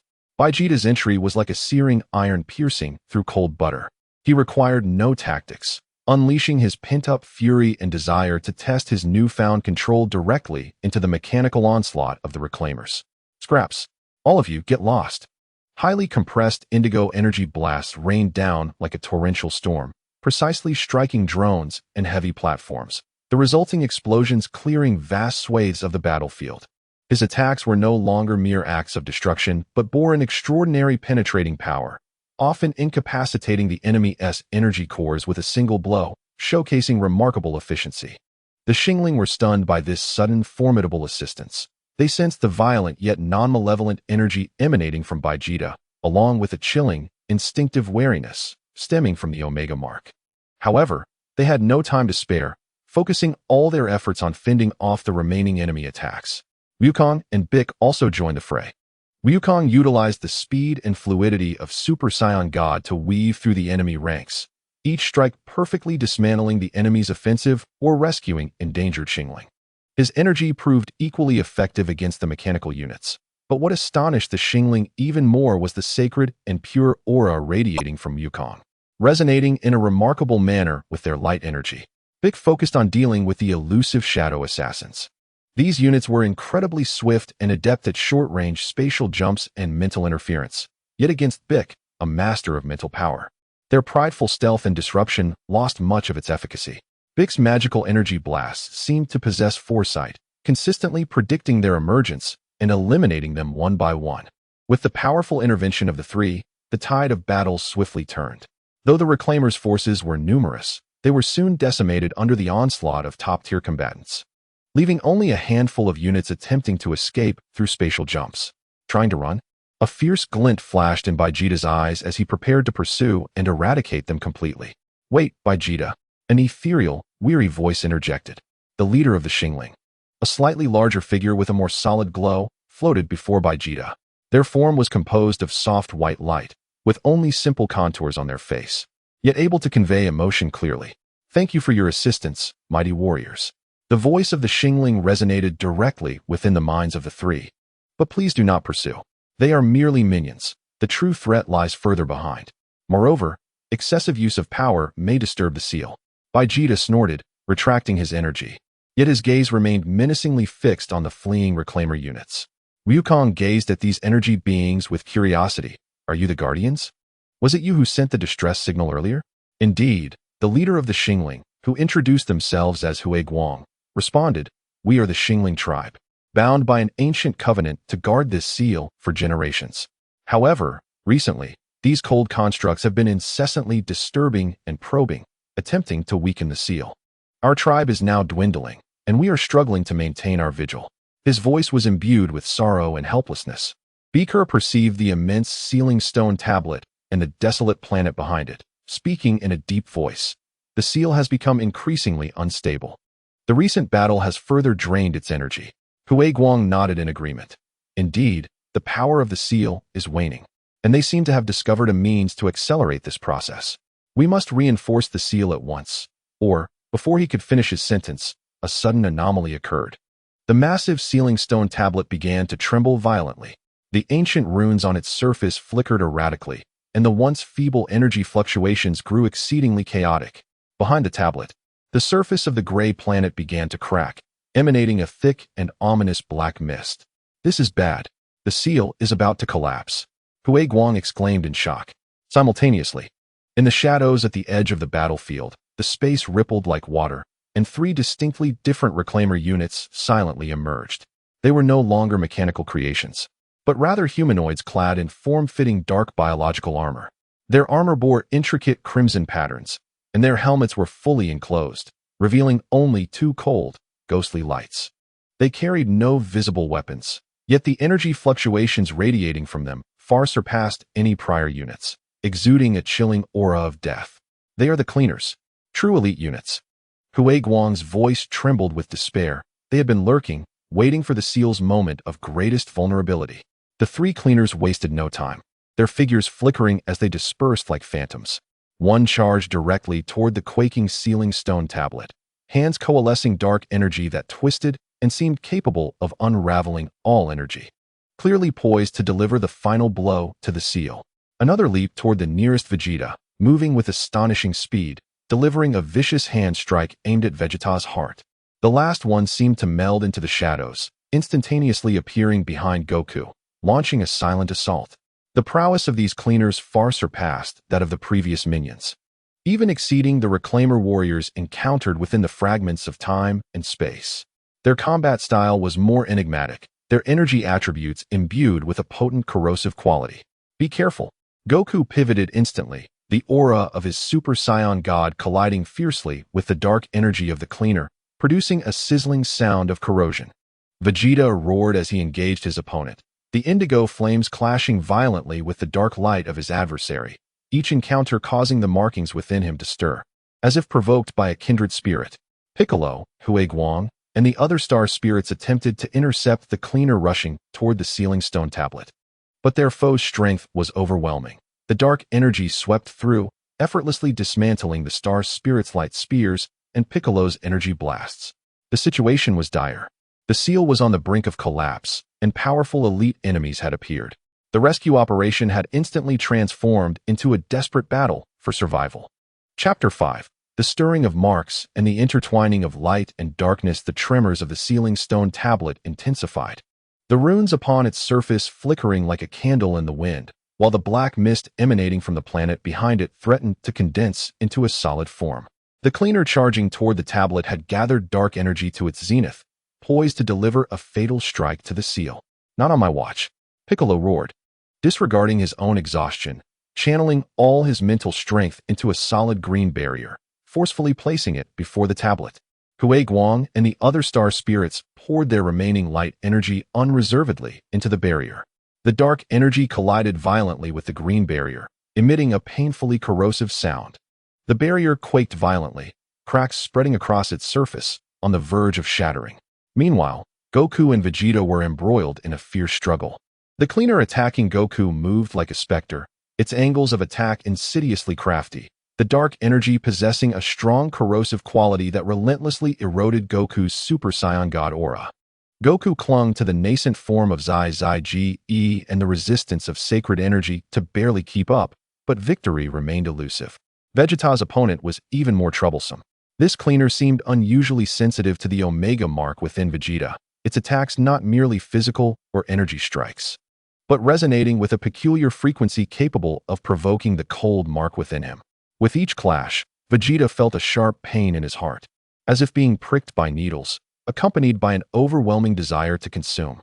The chilling whispers echoed in his mind once more, tempting him to abandon resistance, to unleash the suppressed blood-red power, merging into that greater unity.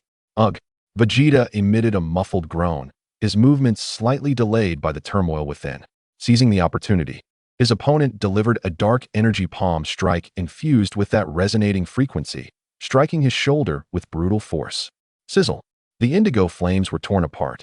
The sound of bones fracturing echoed from Vegeta's shoulder, sending him flying backward, blood spitting forth. Worse still, this blow seemed to act as a signal, causing the pitch-black mark on his heart to flare to life. Like a beast breaking free from its shackles, a violent, blood-red aura erupting uncontrollably from within him. Vegeta. Goku gasped in shock, eager to assist, yet he was firmly entangled with his own opponent. Roar. Vegeta's eyes were instantly filled with blood-red fury, the dam of rationality collapsing under the dual assault from within and without. The bloodthirsty rage form had returned.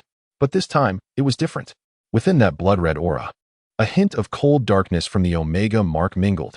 His power became more frenzied, more uncontrollable, saturated with the essence of destruction and the desire to consume everything. He abruptly turned his head, his blood-red eyes locking onto the cleaner that had attacked him, unleashing a roar that was anything but human, charging forward like a frenzied beast. Speed, power, and destructive force surged to unprecedented levels. The cleaner evidently did not anticipate this transformation, hastily raising dark energy to block, only to have Vegeta's fist, infused with blood and darkness, shatter its defenses, caving in its chest as dark energy liquid splattered everywhere. However, after overpowering his opponent, Vegeta did not pause. His blood-red eyes turned toward Piccolo and the star spirits maintaining the barrier, as well as the trembling sealing stone tablet. The cold unified will surge through the mark, fervently influencing him, perceiving all non-self existence as targets to be consumed and assimilated. Vegeta, snap out of it. Piccolo felt the malicious gaze piercing through him. Alarm bells ringing in his heart. Just as Vegeta was about to strike the barrier, in the name of light, purification, the star spirits, led by Huiguang, suddenly abandoned maintaining the barrier, gathering all their remaining light energy into an immensely pure and warm white beam, not attacking Vegeta, but gently enveloping him like a mother's embrace. This beam contained the most primordial hope and life force that the star spirit race had safeguarded for countless ages. The absolute antithesis to the void and consuming power of Omega. Aya. Enveloped in the white light, Vegeta let out a cry of torment. As the blood-red aura and cold darkness melted away under the illumination of the white light, retreating, the mark within him emitted a sharp, anguished wail. Desperately struggling against this pure light, light and darkness, hope and void, waged the fiercest tug-of-war within Vegeta's being. This sudden turn of events also caused the cleaner attacking the seal and the one engaged with Goku to momentarily falter. Seizing the opportunity, Goku ignited the flames of his Super Saiyan God to their zenith, unleashing a Kamehameha wave infused with all his divine energy, striking fiercely at the cleaner he was battling. Meanwhile, Piccolo, seizing the moment of diminished barrier pressure, unleashed all his strength, along with his concern for his comrades, transforming it into an unprecedentedly brilliant magic-piercing light cannon, aimed at the cleaner attacking the seal. Boom, boom. The two deafening explosions erupted almost simultaneously. The cleaner engaged with Goku was utterly engulfed and purified by the divine Kamehameha wave. The assailant sealing the path was utterly shattered by Piccolo's formidable strike. On the battlefield, only the struggling Vegeta enveloped in radiant white light, and the panting figures of Goku, Piccolo, and the nearly transparent starlings remained. The tremors of the sealing monument, having lost external assault and received a fleeting infusion of the starling's final strength, gradually subsided, yet remained fragile. All eyes were fixed upon that sphere of white light. Could Vegeta once again, through sheer will, overcome the ancient devouring curse and the madness it incited? Chapter 6. The light of hope and the choice. The pure and warm light of hope enveloped Vegeta like the gentlest of shackles. He knelt in the void, his body trembling violently, releasing a low growl that could not contain the mix of pain and fury.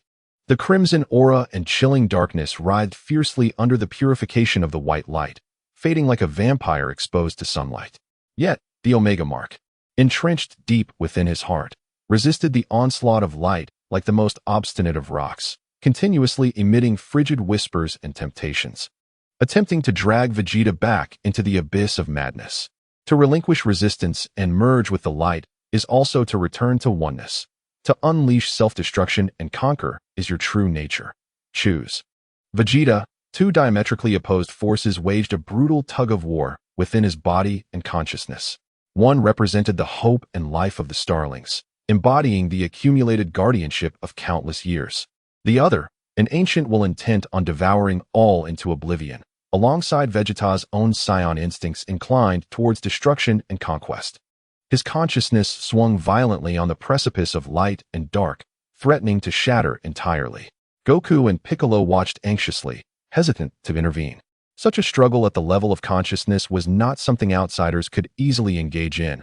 A misstep could yield disastrous consequences. The figures of the starlings, particularly Huiguang, had grown exceedingly dim, almost transparent, expending their final energies to sustain this light of hope. The voice of the powerful warrior Huiguang was faint as a candle flickering in the wind, asserting that light was not a shackle but a guide to finding one's true heart. True heart. A flash of insight pierced through Vegeta's chaotic mind. Memories surged forth, the destruction of his home planet, the humiliating years under Frisia, his relentless battles with Kakarot, Bulma's seemingly impatient yet caring nagging, Trunks' youthful visage, if he existed in this timeline, and the fervent challenges against limits within the gravity chamber, striving to master everything. Would all his pride, his power, his very essence ultimately be reduced to a puppet controlled by some will, be it light or darkness? No. A defiant roar erupted from the depths of his soul, shattering the conflict between light and dark. I, Vegeta, shall carve my own path. Whatever light or darkness, begone. My power belongs solely to me. Boom. An entirely new aura. Neither pure indigo nor bloodthirsty fury erupted from within Vegeta. This was a deeper, more introspective essence, akin to a profound purple flame that contained the birth and demise of stars. This aura forcefully repelled and crushed the remaining white light and chilling darkness. It no longer bore the violent desire for destruction, but instead emanated an absolute, unassailable will to dominate. Vegeta slowly straightened his posture, the blood-red hue in his eyes dissipating to reveal a profound black, yet within that darkness, purple star-like glimmers slowly rotated. The pitch-black mark upon his chest remained, yet its edges were now encircled by a faint purple halo, no longer restless as before. He had succeeded. Through the baptism of the light of hope and the impact of his utmost pride, he had discovered a path to forcibly unify and suppress the alien powers within him. Though the mark still existed, its threat was momentarily transformed into a part of his own strength, rather than something that controlled him. This new form could perhaps be dubbed Dominance Breakthrough. He glanced at the nearly dissipating figures of the starlings, then at the weary yet relieved Goku and Piccolo, snorting softly without uttering a word. The turbulence in his gaze had calmed considerably, replaced by a deeper, more chilling resolve. Thank you for your final radiance. Huiguang's voice grew increasingly faint as their figures began to dissolve into specks of light, floating like fireflies towards the massive ceiling monument, merging into it. The monument's light stabilized slightly, yet still appeared precarious. They had sacrificed themselves to temporarily solidify the seal, Piccolo said somberly. Goku, clenching his fists as he gazed at the vanishing light, declared, "We must hold this ground. We cannot let their sacrifice be in vain." At that moment, Minister Eve's anxious voice crackled through the communications of the ship of the Gale, laden with severe interference. Goku, Vegeta, Piccolo, respond if you hear me. The Galactic Patrol Headquarters has detected an immense energy surge in the Silent Star region. Suspected signs of awakening from the Omega fragments. Headquarters commands, no, requests you, if possible, evacuate the Guardians immediately. Repeat, evacuate immediately. It is too dangerous. Evacuate. Goku, Vegeta, and Piccolo gazed at the fragile monument, and the ominous tremors emanating from the depths of the dead planet behind it. Would they forsake the seal that the starlings had protected with their final breaths? Evacuate. Vegeta, feeling the suppressed mark within him still yearning for kin, allowed a cold smile to curve his lips. Having come this far, would it not be a pity not to see what this so-called Omega truly is? His choice was unmistakable. Goku also bore a steadfast smile. Exactly. How could we retreat now? Piccolo nodded. The seal must be upheld, or the threat completely eradicated. They made a choice that starkly contrasted with the Galactic Patrol's advice, opting to stay and confront the impending terror. All the while, the hidden observer, number 7, faithfully documented and transmitted the events back to the Hive mothership. Variable, Vegeta exhibiting an unknown form of evolution, energy properties altered, enhanced control over the Omega mark. Target group choosing to hold their ground, soon to face the awakening of the Omega fragments. Data collection priority elevated to the highest. Initiate final observation mode. A more violent storm is about to erupt in this silent star region. Chapter 7. The Abyss Awakens, and the Forbidden Fusion Minister Eve's warning reverberated like the final toll of a death knell within the ship of the gale. Yet the three resolutely ignored it. Evacuate.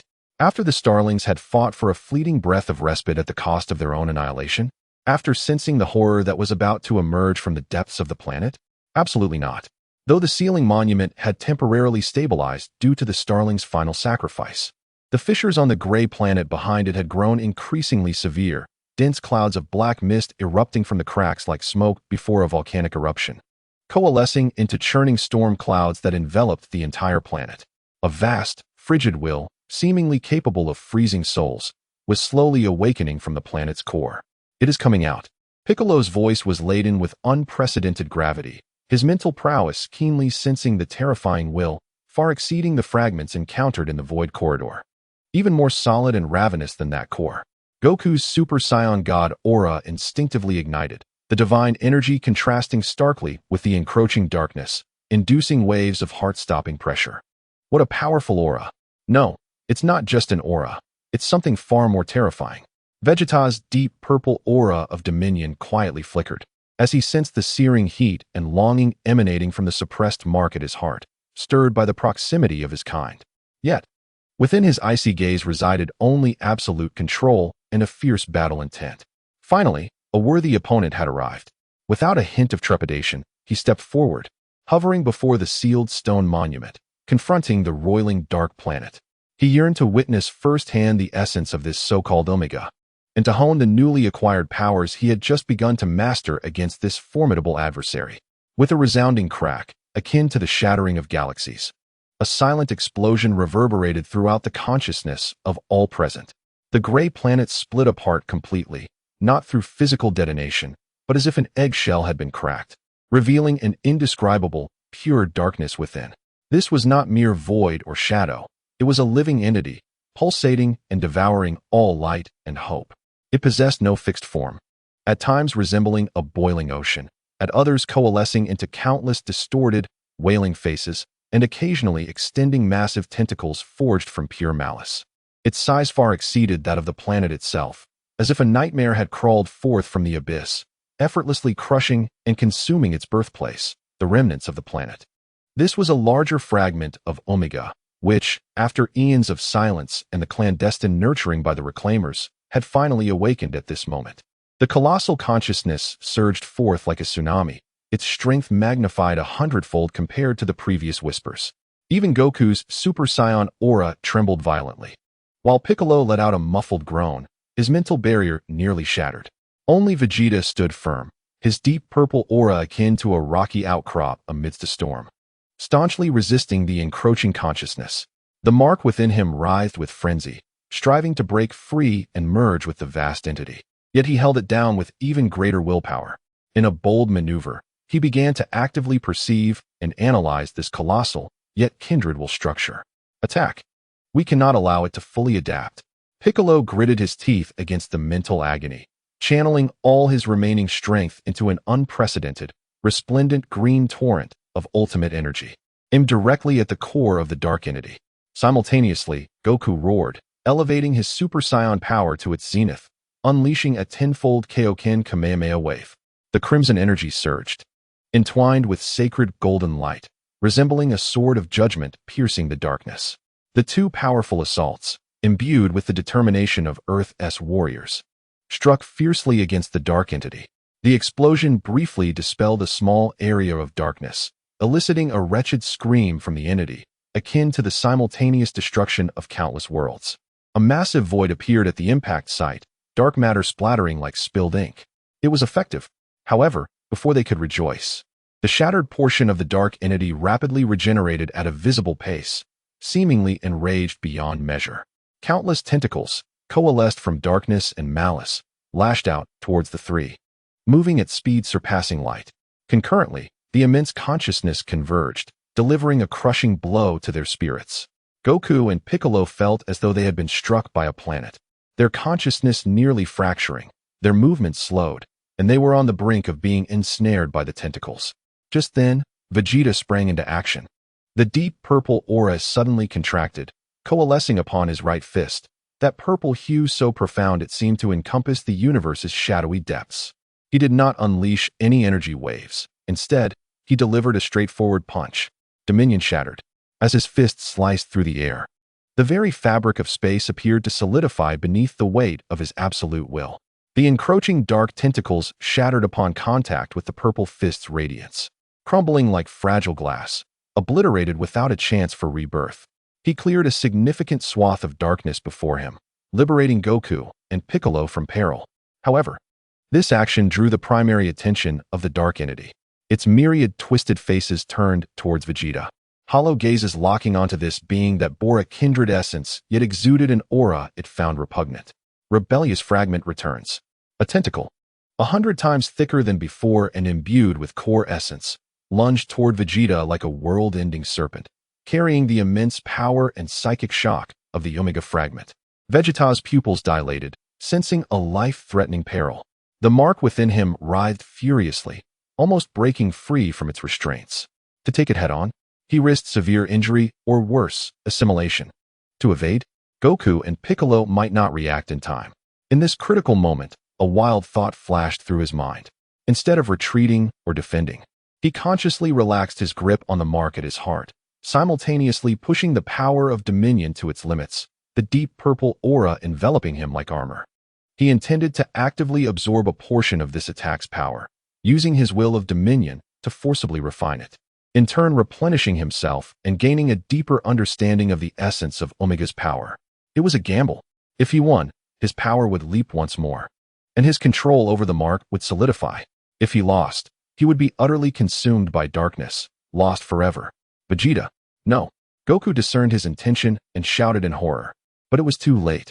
The tentacle, infused with primal power, pierced through Vegeta's deep purple aura, resonating violently and connecting with the mark at his heart. Boom. In an instant, Vegeta's form was engulfed by endless darkness.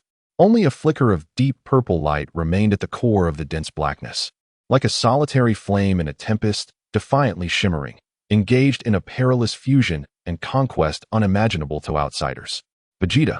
Goku's anguished roar was drowned out by the terrifying bellow of the dark entity, echoing with a semblance of victory.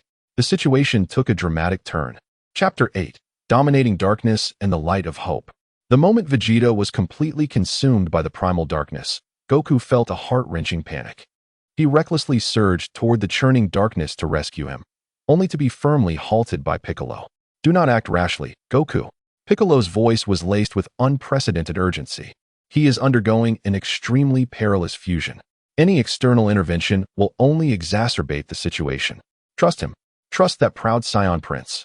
As Piccolo's words fell, the dark region that had swallowed Vegeta suddenly underwent a transformation. The previously uniformly roiling darkness began to rotate violently around a singular point, contracting as if a black hole were forming within. The colossal dark entity emitted a roar of rage and bewilderment, realizing that the power and consciousness it had infused were not assimilating the diminutive individual. Rather, they were being forcefully usurped, compressed, and dominated by a will far more tyrannical and undeniable. Impossible. How could a mere individual dominate the unity? The darkness thrashed and retaliated, attempting to reclaim control, even summoning more power to obliterate the rebellious fragment entirely. Yet, at the center of the dark vortex, a point of deep purple light not only remained unextinguished, but grew brighter and more resplendent. The light embodied a will that transcended mere consumption and assimilation, a pure dominion and conquering spirit. Submit to me. Vegeta's roar erupted from the heart of the darkness, mingling pain, madness, and ultimate pride, exploding outward. Boom. The entire dark vortex suddenly collapsed inward, then erupted outward with ferocity. All darkness, all malice, all whispers seemed to be forcibly grasped and compressed by an invisible hand, ultimately converging into a singular point upon the chest of Vegeta. What was once merely a mark now coalesced into a pulsating core of darkness, seemingly forged from the purest essence of shadow. Yet, the surface of this core was ensnared by countless deep purple energy tendrils, resembling chains, binding it tightly. Vegeta's figure reemerged, suspended in the void, his head bowed as he gasped for breath. The deep purple aura surrounding him deepened and solidified, as if containing the very essence of the cosmos and the thunder of annihilation. The dark core, forcibly subdued and confined to his chest, resembled a tamed beast. Despite emanating unsettling waves of energy, it now bowed to his will, albeit temporarily. He slowly lifted his head, his eyes still a profound black, within which danced flickers of purple starlight and a chilling darkness. His aura became eerily powerful, a fusion of absolute dominion and the void-consuming force of the Omega fragments. He had succeeded, using his pride as fuel and his will as a furnace. He forcibly refined the awakened core of the Omega fragment into a power that belonged solely to him, although the risks remained immense.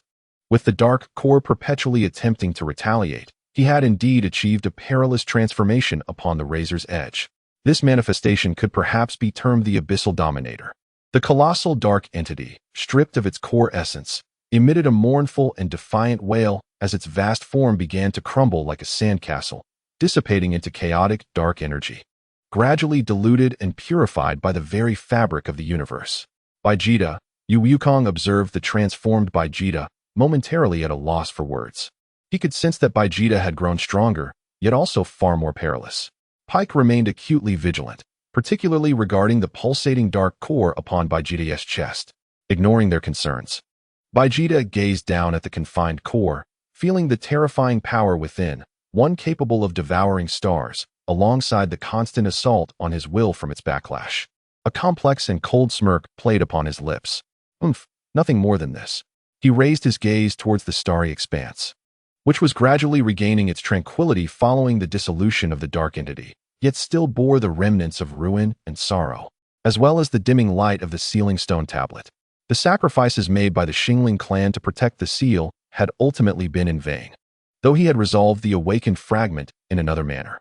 "We must depart," Pike advised solemnly, sensing Vegeta's unstable condition and the urgent need to return to Earth for further deliberation. At that moment, the communication from Minister Ifu reconnected, her voice laced with incredulity and urgency. "My goodness, the energy response has vanished. The signal from the Omega fragment has disappeared. What have you done?" Vegeta, "We'll discuss it upon our return," Bulma's voice interjected, filled with profound concern and trepidation. "Immediate return. How is the status of the Jifeng?"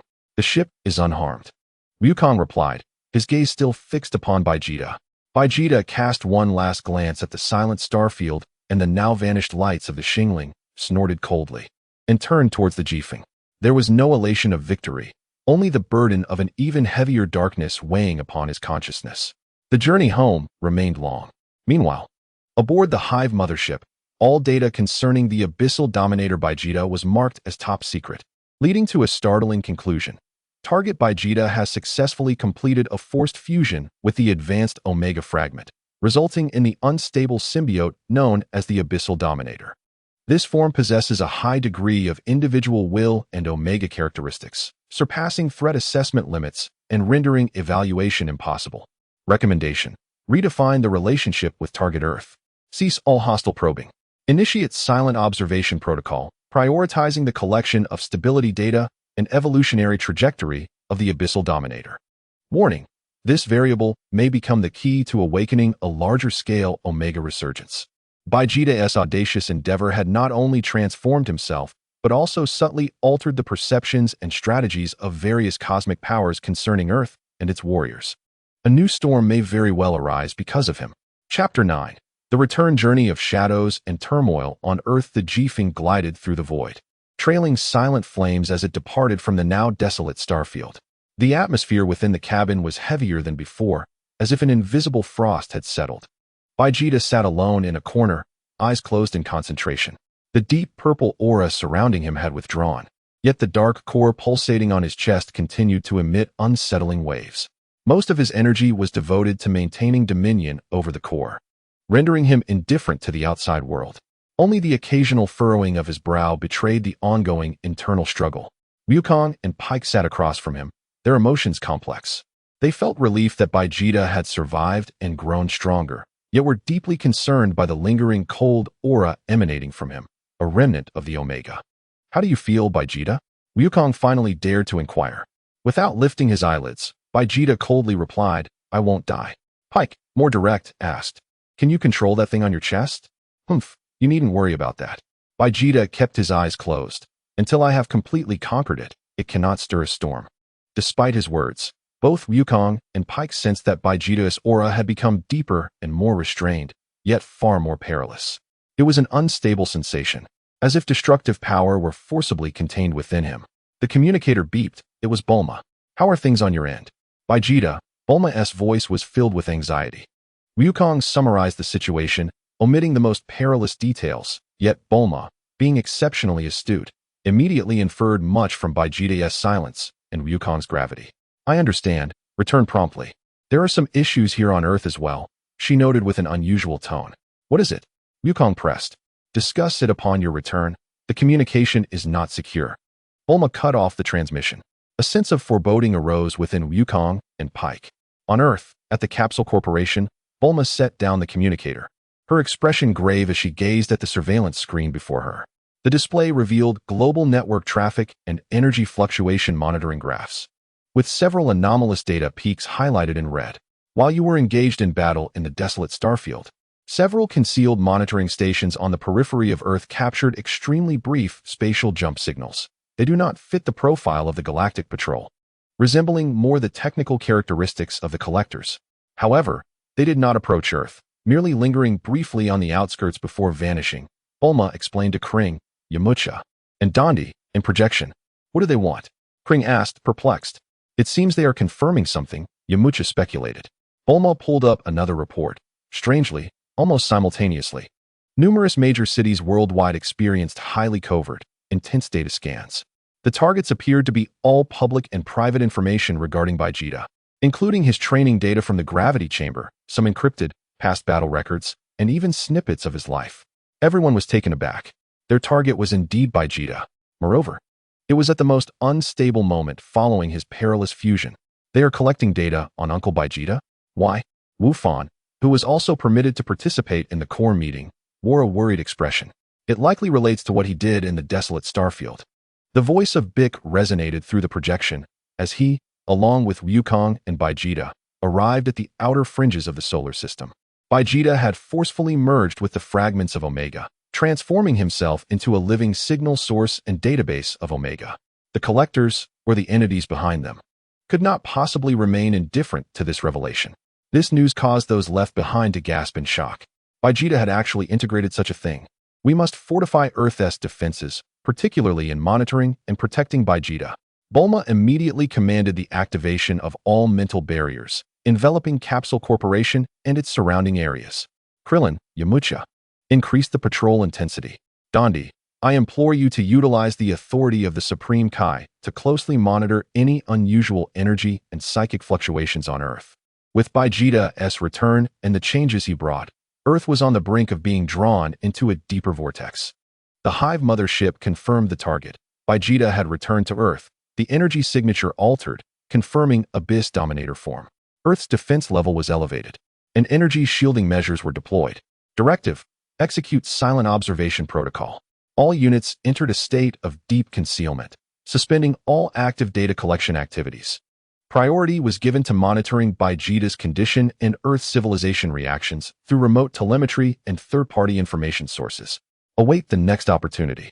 The mothership slowly adjusted its posture, like a colossal beast submerged in the depths of the ocean, retracting all its fangs, leaving only countless invisible eyes fixated on that blue planet and the Scion harboring a dark core. The ship's swift wind traversed the atmosphere, gently landing at the Capsule Corporation airport. The hatch opened, and Wukong and Bick exited first, their expressions grave. Following them was Vegeta, exuding a profound aura, with dark outlines discernible on his chest. Upon seeing Vegeta, Bulma and the others instinctively held their breath. An indescribable sense of oppression enveloped them, differing from his usual arrogance. It was a more subdued demeanor, yet seemingly imbued with the chilling essence of an endless abyss. Vegeta disregarded everyone's gaze and strode directly toward Bulma, his voice devoid of emotion. Gravity room, maximum specifications, now. Bulma, gazing into his stormy black eyes, clenched her teeth and nodded. It is ready. Without further words, Vegeta transformed into a streak of purplish-black light, shooting toward the specially designed training room, one of the universe's most formidable cages. He needed time, and absolute silence to digest, conquer, and master the forcibly seized power. With his return, Earth's tranquility entered a more fragile and tense equilibrium. A storm brewed in silence. Everyone understood that the next eruption might far exceed anything experienced before. Chapter 10. Undercurrents and Glimmers. Vegeta completely enclosed himself within the upgraded extreme gravity room. This time, his demands encompassed not only astonishing levels of gravity, but also the highest intensity of energy isolation and mental shielding that Bulma could provide. The heavy alloy doors thunderously closed behind him, segregating the interior from the exterior. Inside the gravity chamber, the deep purple dominator aura intertwined with the faint glow emanating from his dark core, illuminating his stern and focused visage. He was not merely unleashing a high-intensity burst of power. Rather, he was engaging in a more intricate and perilous sculpting process. His will, akin to the most precise scalpel, repeatedly sliced and combed through the forcibly confined dark core. He sought to comprehend its energy composition, analyze its shards of consciousness, and discover a method to thoroughly refine and completely transform it into his own power, rather than relying solely on sheer willpower to bind it. This process was exceedingly slow and fraught with risks. With each deep encounter, the cold, consuming will that craved unity and assimilation would retaliate fiercely, attempting to taint his psyche and provoke the destructive instincts inherent within his scion nature. He had to maintain absolute clarity in his dominator state, precariously walking the tightrope between light and darkness, order and chaos. Outside the gravity chamber, the atmosphere at Capsule Corporation was unprecedentedly tense. Bulma mobilized all resources, fortifying the company and surrounding areas into an impenetrable fortress. The upgraded mental barrier generator operated around the clock, forming an invisible net of psychic protection. Energy monitoring devices were calibrated to the highest sensitivity. Any slight deviation in energy fluctuations would trigger an alarm. Krillin and Yamcha expanded their patrols globally, maintaining close communication with Gak, vigilantly observing any movements within the galaxy that might relate to Collectors or Omega. Gohan intensified his training, knowing he must grow swiftly to assist during any potential crises rather than becoming a burden. Chi-Chi, though worried, understood the gravity of the situation and silently supported her son's choices. In the Kai's palace, Dondi and Mr. Popo collaborated to extend Earth's divine perception network to its limits, resembling a vast, invisible radar, scanning every inch of Earth for any external psychic infiltration or spatial anomalies. Everyone was acutely aware that Vegeta's presence was akin to a double-edged sword. His formidable power was a precious defense asset for Earth. Yet the unstable dark core within him could also become the spark for catastrophic disaster. Days passed in tranquility. Signals suspected to be from Collectors ceased to appear, and global networks returned to normal. However, this calmness only intensified the sense of unease. In Bulma's laboratory, she stared blankly at a complex, three-dimensional energy model. At its core was Vegeta's Abyss Dominator energy spectrum, encircled by data streams from Omega fragments, Collector units, and the luminal energy of the star spirits. No, something remains amiss. Bulma rubbed her throbbing temples. Vegeta's energy structure was too enigmatic, two entirely opposing natures forcibly intertwined, sustained solely by his own will. This balance was precarious. Any severe impact or fluctuation in his will could lead to disastrous consequences. Perhaps we should consider an alternative approach. Fixed projection appeared in the lab. Since external separation or purification proved impossible, could we attempt to guide or transform from within, utilizing his own power, or seeking another contrasting yet gentler force for neutralization? Guide, transform, neutralize? Bulma pondered, contemplating the luminal energy of the star spirits. Yet, that pure light force was too extreme. A forced infusion could provoke even more violent conflict. She retrieved Wukong's Super Saiyan God energy data. Wukong's divine energy seemed to possess a certain inclusivity and purifying quality, yet it was not gentle enough. A bold idea gradually took shape in her mind. Meanwhile, within the gravity chamber, Vegeta abruptly opened his eyes, fatigue flickering in his deep purple pupils. But more prominently was a sharp glimmer of discovering a new path. After countless attempts and failures, he realized that the efficiency of forcefully conquering and consuming this dark core was exceedingly low and fraught with danger. The essence of this core was void and assimilation. Its existence resembled a rule or concept rather than pure energy. Perhaps he should adopt a different approach. Instead of attempting to crush it with Dominator will, he could endeavor to understand and reconstruct it. He carefully infused a minuscule fragment of Dominator will into the surface of the dark core, like a probe. This time, he would not resist, but rather mimic its assimilative properties, seeking to analyze its internal information structure and energy flow patterns. This was a more intricate and perilous process, akin to dissecting a bomb that could explode at any moment under a microscope. Time flowed in silence. Earth, in a state of heightened vigilance, endured a relatively stable period. However, the undercurrents never ceased to surge. In a hidden corner of the Milky Way galaxy, a long-forgotten fragment of a wandering planet, which bears ancient covenants and the secrets of seals, suddenly flickered with a weak yet distinctly directed signal due to an unknown resonance. The coordinates of this signal pointed not to any known civilization, but to Earth.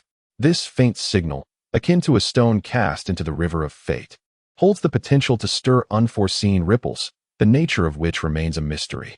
However, some perceptive entities, such as Dandy in the Heavenly Palace and Vegeta, who is deeply analyzing the dark core, seem to sense something, turning their gazes toward a specific direction in the vast expanse of stars. A new variable has indeed emerged. Chapter 11. The Ancient Signal and the Moment of Choice. The ancient signal, faint to the point of being nearly drowned out by background noise, did not capture the attention of the Galactic Patrol's routine monitoring network. Yet, on Earth, two beings with extraordinary sensitivity almost simultaneously detected this unusual fluctuation. In the Heavenly Palace, Dandy, eyes closed in meditation, was attuned to the life currents of the planet through Earth's divine network. Suddenly, a look of confusion crossed his youthful face as he opened his eyes, gazing into the vast night sky. "Mr. Bobo," he softly called, "do you feel it?"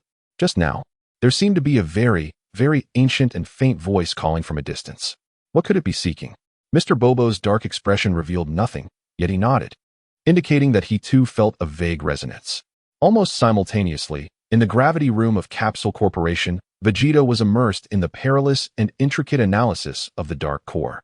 Just as he attempted to mimic its assimilation properties and touch upon an extremely ancient fragment of consciousness deep within the core, an external fluctuation, resonating weakly with it, interrupted his process like a stone thrown into a still lake. He furrowed his brow sharply, the deep purple aura around him flickering. This fluctuation was profoundly ancient, carrying an essence that resonated with the energy of the star spirits, yet was more time-worn and resolute. It seemed to convey some message, but it was too weak and fragmented to decipher. "Tisish, troublesome," Vegeta coldly muttered, forcibly suppressing a flicker of unease, redirecting his focus back to the dark core within him. The external disturbance held no significance for him now. However, this feeble signal did not evade Bulma's highly sensitive energy monitoring network established globally. Although she could not decode its content, its unique frequency and directional nature immediately triggered an alarm. "What is this?" Bulma pondered, staring at the chaotic signal flow captured and magnified on the screen, her brow furrowed. She attempted to decipher it using all known cosmic civilization codes, but to no avail. The signal's origin came from an unrecorded, vacant area at the edge of the galaxy.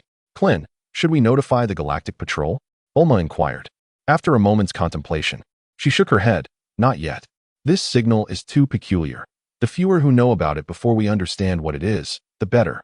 She sent the signal sample to Piccolo, who was in the laboratory, and to Goku, who had just returned from patrol. Goku examined the distorted signal waveform, scratching his head. "It feels somewhat familiar, but I can't quite place where I've seen it before." Piccolo, on the other hand, scrutinized the signal, his green pupils glinting. He recalled fragments of knowledge regarding ancient languages and energy frequencies from the Zerazni civilization, attempting to match them. After a considerable time, he spoke slowly, his tone laced with uncertainty. "The encoding method of this signal is exceedingly ancient, even older than the Zerazni civilization.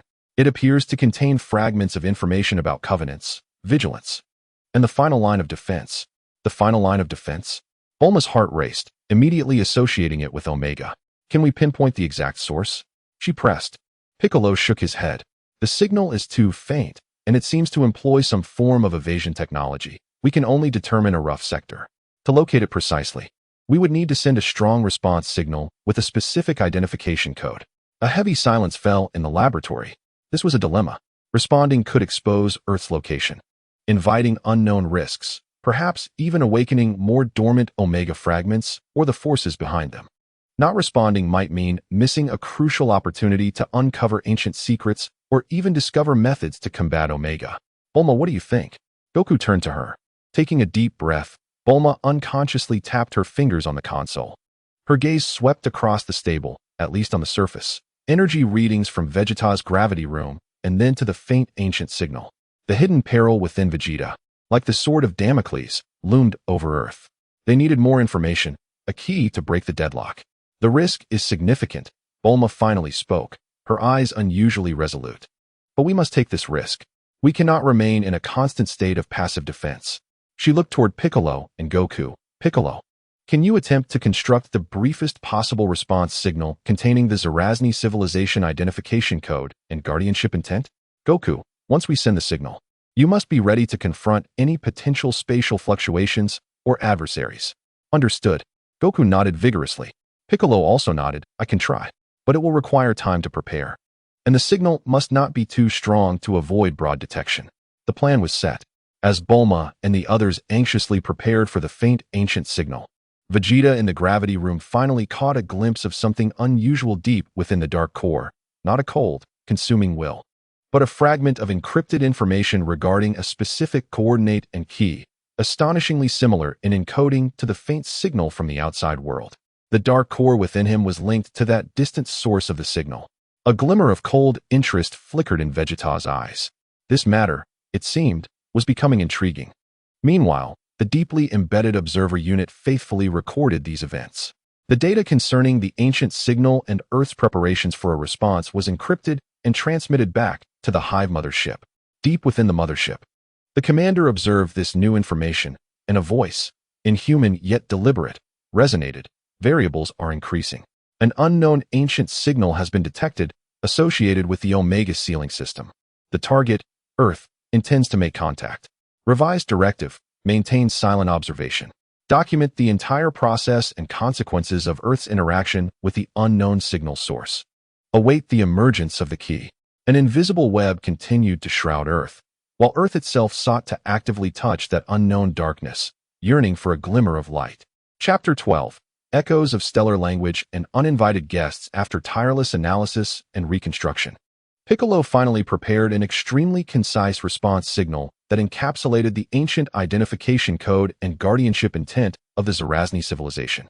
The energy level of this signal was kept to a minimum, akin to a whisper in a vast forest, hoping to be captured by a specific target.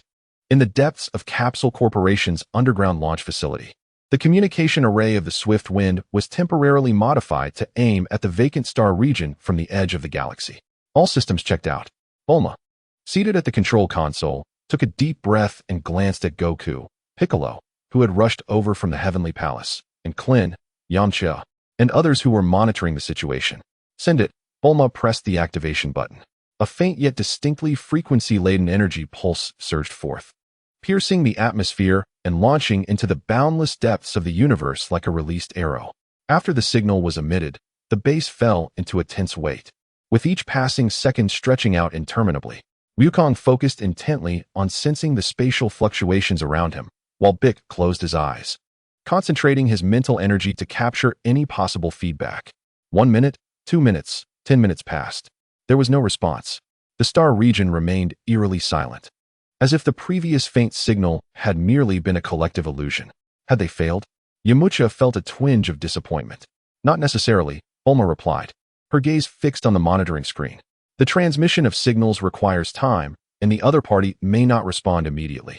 Just as she finished speaking, Bick suddenly opened his eyes, their SA response. Almost simultaneously, the deep space monitoring radar on the main screen detected an extremely rapid spatial jump signal that was dramatically expanding. Its source was precisely the direction from which they had sent their response. It's coming.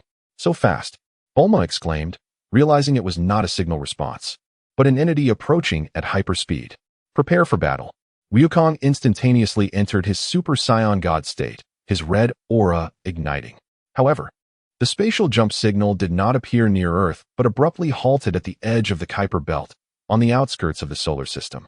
Following this, a small yet exceptionally bright point of light surged towards Earth at a speed surpassing conventional physical limits. with a clear target, Capsule Corporation. It's coming for us. Krillin shouted anxiously. Moments later, the streak of light ignored Earth's defensive network, or perhaps its technology was capable of easily circumventing it, seamlessly penetrating through like water and silently appearing above Capsule Corporation, slowly descending. To everyone's surprise, it was not the feared recovery ship they had anticipated, nor any known spacecraft. Instead, it was a shuttle-like craft, entirely composed of a material resembling white jade, with an ancient and fluid design. Only the size of a small car. Its surface bore no weaponry, only ancient runes that emitted a soft glow, flickering like a gentle breath. The craft hovered quietly on the lawn, and its door slid open soundlessly. A figure emerged from within. It was a humanoid life form, similar in height to a human, adorned in a silver robe that appeared woven from starlight.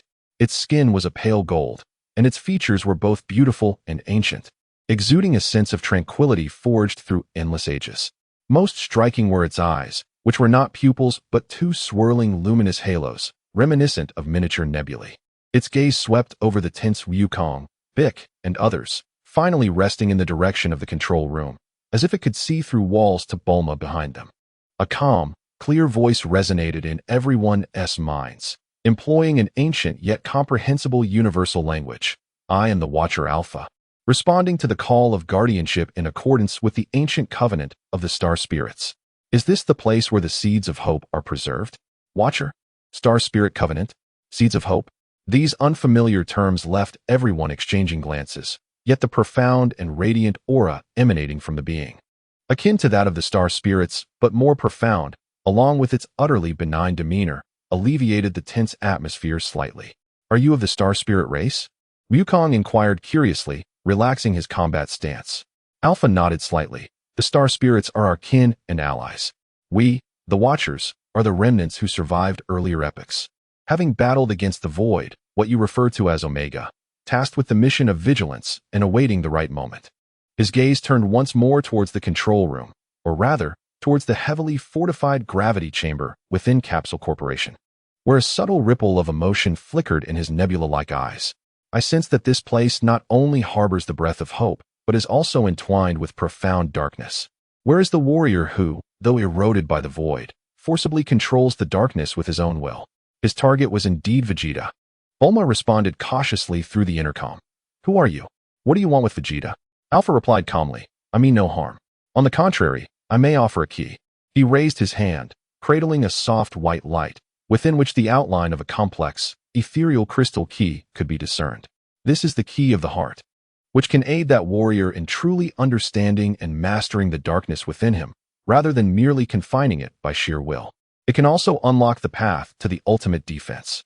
The ultimate defense? Everyone held their breath. The sudden appearance of this watcher brought information too shocking to absorb. Should they trust him and accept what seemed to be a key of hope, or should they suspect it might be yet another intricate trap? The choice lay once again before the Guardians of Earth, now intricately linked to Vegeta's unstable state. Inside the gravity chamber, Vegeta seemed to sense the overwhelming and pure light emanating from the outside, along with the implications of the key and darkness. His tightly shut eyes quivered slightly, and the pulsation of the dark core in his chest seemed to quicken for a moment. The uninvited guest had arrived, bringing either the dawn of salvation or the prelude to deeper machinations. Chapter 13. The key of the heart and the resonance of darkness. The existence that called itself Watcher Alpha brought forth information so astonishing that the atmosphere on the lawn of Capsule Corporation remained frozen. The outline of the key of the heart, hovering in his palm, radiated a soothing glow, yet it resembled Pandora's box, filled with the unknown. The key to mastering darkness? Bulma's voice came through the intercom, laced with caution. What reason do we have to trust you? How can you prove that this key will not instead harm Vegeta? Alpha's nebula-like eyes remained calm, not directly answering Bulma's doubts, but instead directing his gaze once again toward the gravity chamber. His voice resonated in everyone's minds. Imbued with an ancient rhythm, trust or distrust is up to you. My mission is to follow the covenant, to find the individual where hope and darkness intertwine, and grant them the opportunity to choose. Forcibly confining darkness is akin to blocking a raging river.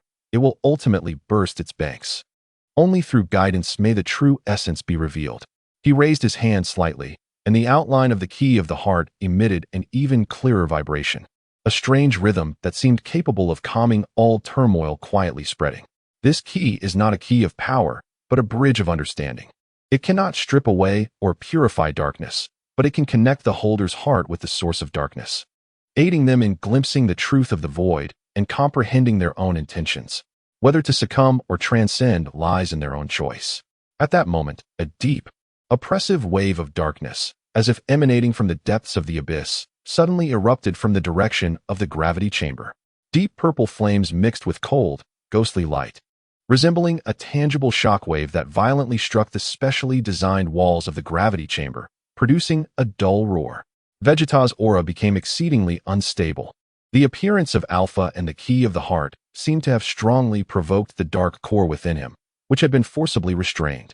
Vegeta, Wukon's expression changed, and he was about to rush forward. Wait. Alpha raised his hand to stop him, his gaze still fixed on the gravity chamber. To intervene now would be unwise. This is his own resonance with darkness. It is both a crisis and an opportunity. Let us observe how he responds. Inside the gravity chamber, Vegeta knelt on the ground, veins bulging on his forehead, sweat cascading like a stream. The dark core on his chest pulsated violently at an unprecedented frequency. The cold, insatiable will to unify and devour surged like a flood, relentlessly battering against his dominating will. Alpha's pure light and the strange vibrations of the key of the heart acted as a potent catalyst, causing the dark core to feel threatened and restless, while seemingly pointing towards a new path, one that diverged from mere suppression. Aya! Vegeta let out a deep roar, the deep purple flames flickering erratically. He sensed that if he continued to suppress it forcefully, he might indeed, as the Watcher had warned, ultimately collapse. But to accept that enigmatic key, to connect one's very consciousness with that accursed dark core, the risks are equally immense. Should he trust in his own strength and continue down this solitary and perilous path? Or should he take a gamble and embrace this external guidance? His pride repelled any form of assistance from outside forces, yet reason cautioned him that clinging to the status quo might indeed be tantamount to a slow suicide. Just as he wrestled intensely within, on the verge of being overwhelmed by the encroaching darkness, the heart's key in Alpha's palm suddenly slipped from his grasp, transforming into a gentle white light. Defying the physical barriers of the gravity chamber, it penetrated the thick alloy walls like a phantom, appearing before Vegeta. It did not force its way in but merely hovered there, radiating a serene yet resolute aura, as if awaiting his decision. Should he seize it and confront the dark truth, or shatter it and continue to rely solely on his own will? Vegeta's blood-red eyes, ignited once again by the sheer intensity of the struggle, fixated on the suspended heart's key, his labored breaths echoing sharply in the silence of the gravity chamber. Time seemed to freeze at that moment. Outside, everyone held their breath, awaiting Vegeta's choice. This was not merely a matter of his own fate. It could potentially influence the future of the entire Earth and even the galaxy. Finally, at the last moment when the tide of darkness threatened to engulf his consciousness entirely, a flicker of fierce defiance and unwavering determination flashed in Vegeta's eyes. He swiftly reached out his hand, not to grasp the heart's key, but to convert his remaining sovereign will into an invisible hand, forcefully colliding with the white light of the key. His chosen method was not acceptance, but rather a forceful fusion and deconstruction. He sought to comprehend this so-called key in his own way and to glimpse the truth of the darkness. Boom! The white light of the heart's key intertwined, clashed, and fused with Vegeta's sovereign will and the dark core's eerie glow. An indescribable storm, a terrifying tempest infused with light, darkness, and absolute sovereign will, erupted with Vegeta at its center. The intense energy turbulence even broke through the confines of the gravity chamber, causing the entire Capsule Corporation to tremble violently. Vegeta, Goku, and Bulma exclaimed in unison. Yet Alpha remained calm, gazing at the eye of the energy storm, a flicker of expectation emerging in his nebula-like eyes. Thus began the true amalgamation of hope and darkness. Whether he could grasp that glimmer of survival depended solely on him, the warrior burdened by darkness. Amidst the storm, Vegeta's consciousness was forcibly drawn into a bizarre realm composed of shattered memories and cold rules, deep within the Dark Origin. Chapter 14. The Dark Source and the Path of Sovereignty. When Vegeta's sovereign will collided forcefully with the heart's key, He felt as if he had been thrust into an infinite whirlpool constituted of pure information and chilling rules. No longer confined within the gravity chamber, his consciousness was directly drawn into the depths of the dark core resting within his chest. There was no up or down, no concept of time or space. Only countless flowing data streams and fragmented memories radiating a dim glow. He witnessed the rise and fall of countless civilizations, the birth and demise of stars, each like fireworks bursting in this sea of information, only to be devoured, decomposed, and transformed into the most fundamental energy and rules, merging into that eternal, cold process of unification. Was this the perspective of Omega? Was this the ancient devouring memory contained within the dark core? Individual flaws arise from unity. Resistance is futile. Only through integration can one attain eternity. You are also a part. The vast, cold will of unity surged forth once more, clearer and more powerful than ever before. It was no longer a mere whisper, but had become the very laws of this sea of information, attempting to assimilate and deconstruct Vegeta's consciousness. Had it been the previous Vegeta, relying solely on his sovereign will to resist, he would have undoubtedly been submerged like a tiny boat in a furious sea. Yet at this moment, the heart's key, infused with his will, emanated a gentle white halo, forming a thin yet resilient membrane around his consciousness. This membrane did not obstruct the torrent of information, but bestowed upon him a unique perspective, one that allowed him to observe and understand, rather than merely endure or resist passively. No longer did he attempt to shatter the cold rules and memories with brute force. Instead, he began to analyze them with an absolute calmness, even a certain ruthlessness. He perceived a cold logic pursuing extreme efficiency and order. In Omega's cognition, the differences of individuals, the fluctuations of emotions, and the conflicts of civilizations were merely flaws leading to energy dissipation and chaos. Only by merging all existence into one could a unified will achieve optimal energy allocation and eternal stability of existence. Absurd. Vegeta's consciousness sneered coldly. Without individuality, how could there be evolution? Without challenges, how could there be strength? Eternal stability? Merely eternal death. His sovereign will was, in itself, the ultimate denial of such unity. He did not seek to meld into the collective and become an eternal part of it. Rather, he aimed to elevate himself above all, to become the singular being that transcends everything. The light of the heart's key guided his consciousness, penetrating the superficial layers of cold logic, tracing deeper into the dark origin. He realized that Omega's origin was not some malevolent creator, but rather an ancient collective of consciousnesses, pursuing ultimate answers in the early days of the universe, which, through endless deduction and evolution, gradually became fixated on the path of devouring and unification. It had once been a distorted form of hope. Understanding does not equate to agreement. As Vegeta's consciousness meandered through this dark source, he perceived the profound loneliness at the depths of that vast will, its twisted yearning for perfection and eternity, and the irreparable flaws within its logical framework. It could not comprehend the realm of possibility nor accommodate the unexpected, while the universe itself was replete with infinite possibilities and surprises. So it was. A new clarity blossomed within Vegeta's consciousness. Your strength arises from your purity and obsession. Yet your weakness lies therein as well. His sovereign will began to actively transform. No longer was it merely a hard resistance and confinement, but began to mimic certain structural rules of the dark origin, returning their own methods against them. He intended to construct his own new rules within this dark system of laws, centered on individual transcendence. A deep purple sovereign aura ignited within the dark origin, no longer seeking to dispel the darkness, but to erode and reconstruct it.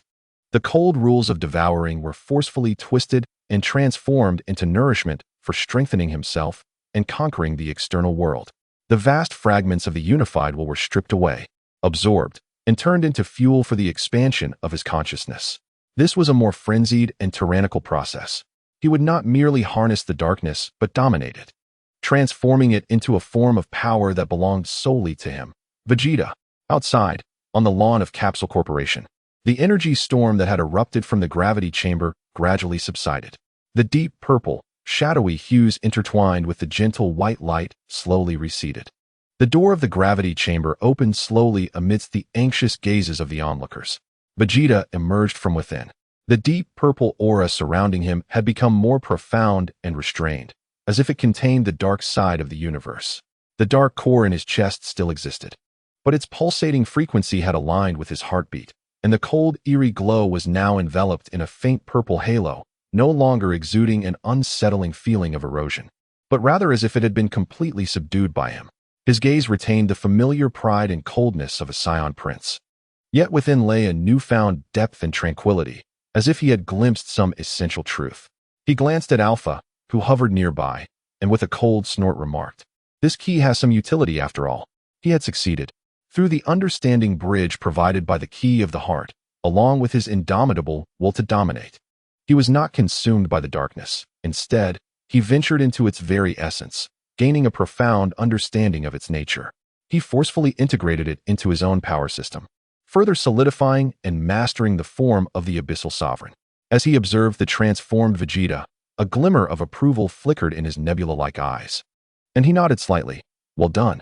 You have begun to grasp the duality of darkness and embarked upon your own path. It is time." His gaze turned serious as he looked toward the distant starry sky. "Follow me to the final bastion. The true test, along with the ultimate answer, awaits there." Chapter 15. The Final Bastion and the Starseed Covenant. Alpha's words fell like a stone cast into a tranquil lake, stirring up waves of inquiry. The Final Bastion? What manner of place is that? The true test and answer? Bulma immediately pressed through the loudspeaker. "Wait. What exactly is the Final Bastion? Where is it? Why should we accompany you?" Alpha turned, his nebula-like gaze sweeping over the crowd before resting on Vegeta and Goku. His voice bore an undeniable weight. "The Final Bastion is the last stronghold constructed by us, the Watchers, and our surviving allies after the ancient war. A bulwark at the edge of reality and the void. It is not a fortress in the physical sense, but rather a conceptual anchor point." He raised his hand, tracing a line in the air, and starlight flowed forth, sketching a hazy star map. At the center of this map was a continuously rotating, intricate structure composed of countless runic laws. There lies sealed the initial and most colossal fragment of the consciousness core of the void, Amigia, the ultimate gateway through which it seeks to transcend reality and achieve complete unity. The bastion maintains the fragile balance between the universe and the void. Yet now, the seal is loosening, with the reclaimers and their hidden forces continuously eroding it, placing this balance in peril. His focus returned to Vegeta. "The darkness within you is of the same origin as the core of the bastion. Your will has proven capable of resisting and even harnessing it. You are the key, as well as the variable." He then turned to Goku. "And the divinity you possess serves as the cornerstone for purification and stability. It is indispensable. Your Earth, though a remote corner, has continuously produced variables like yourselves, and this is no coincidence.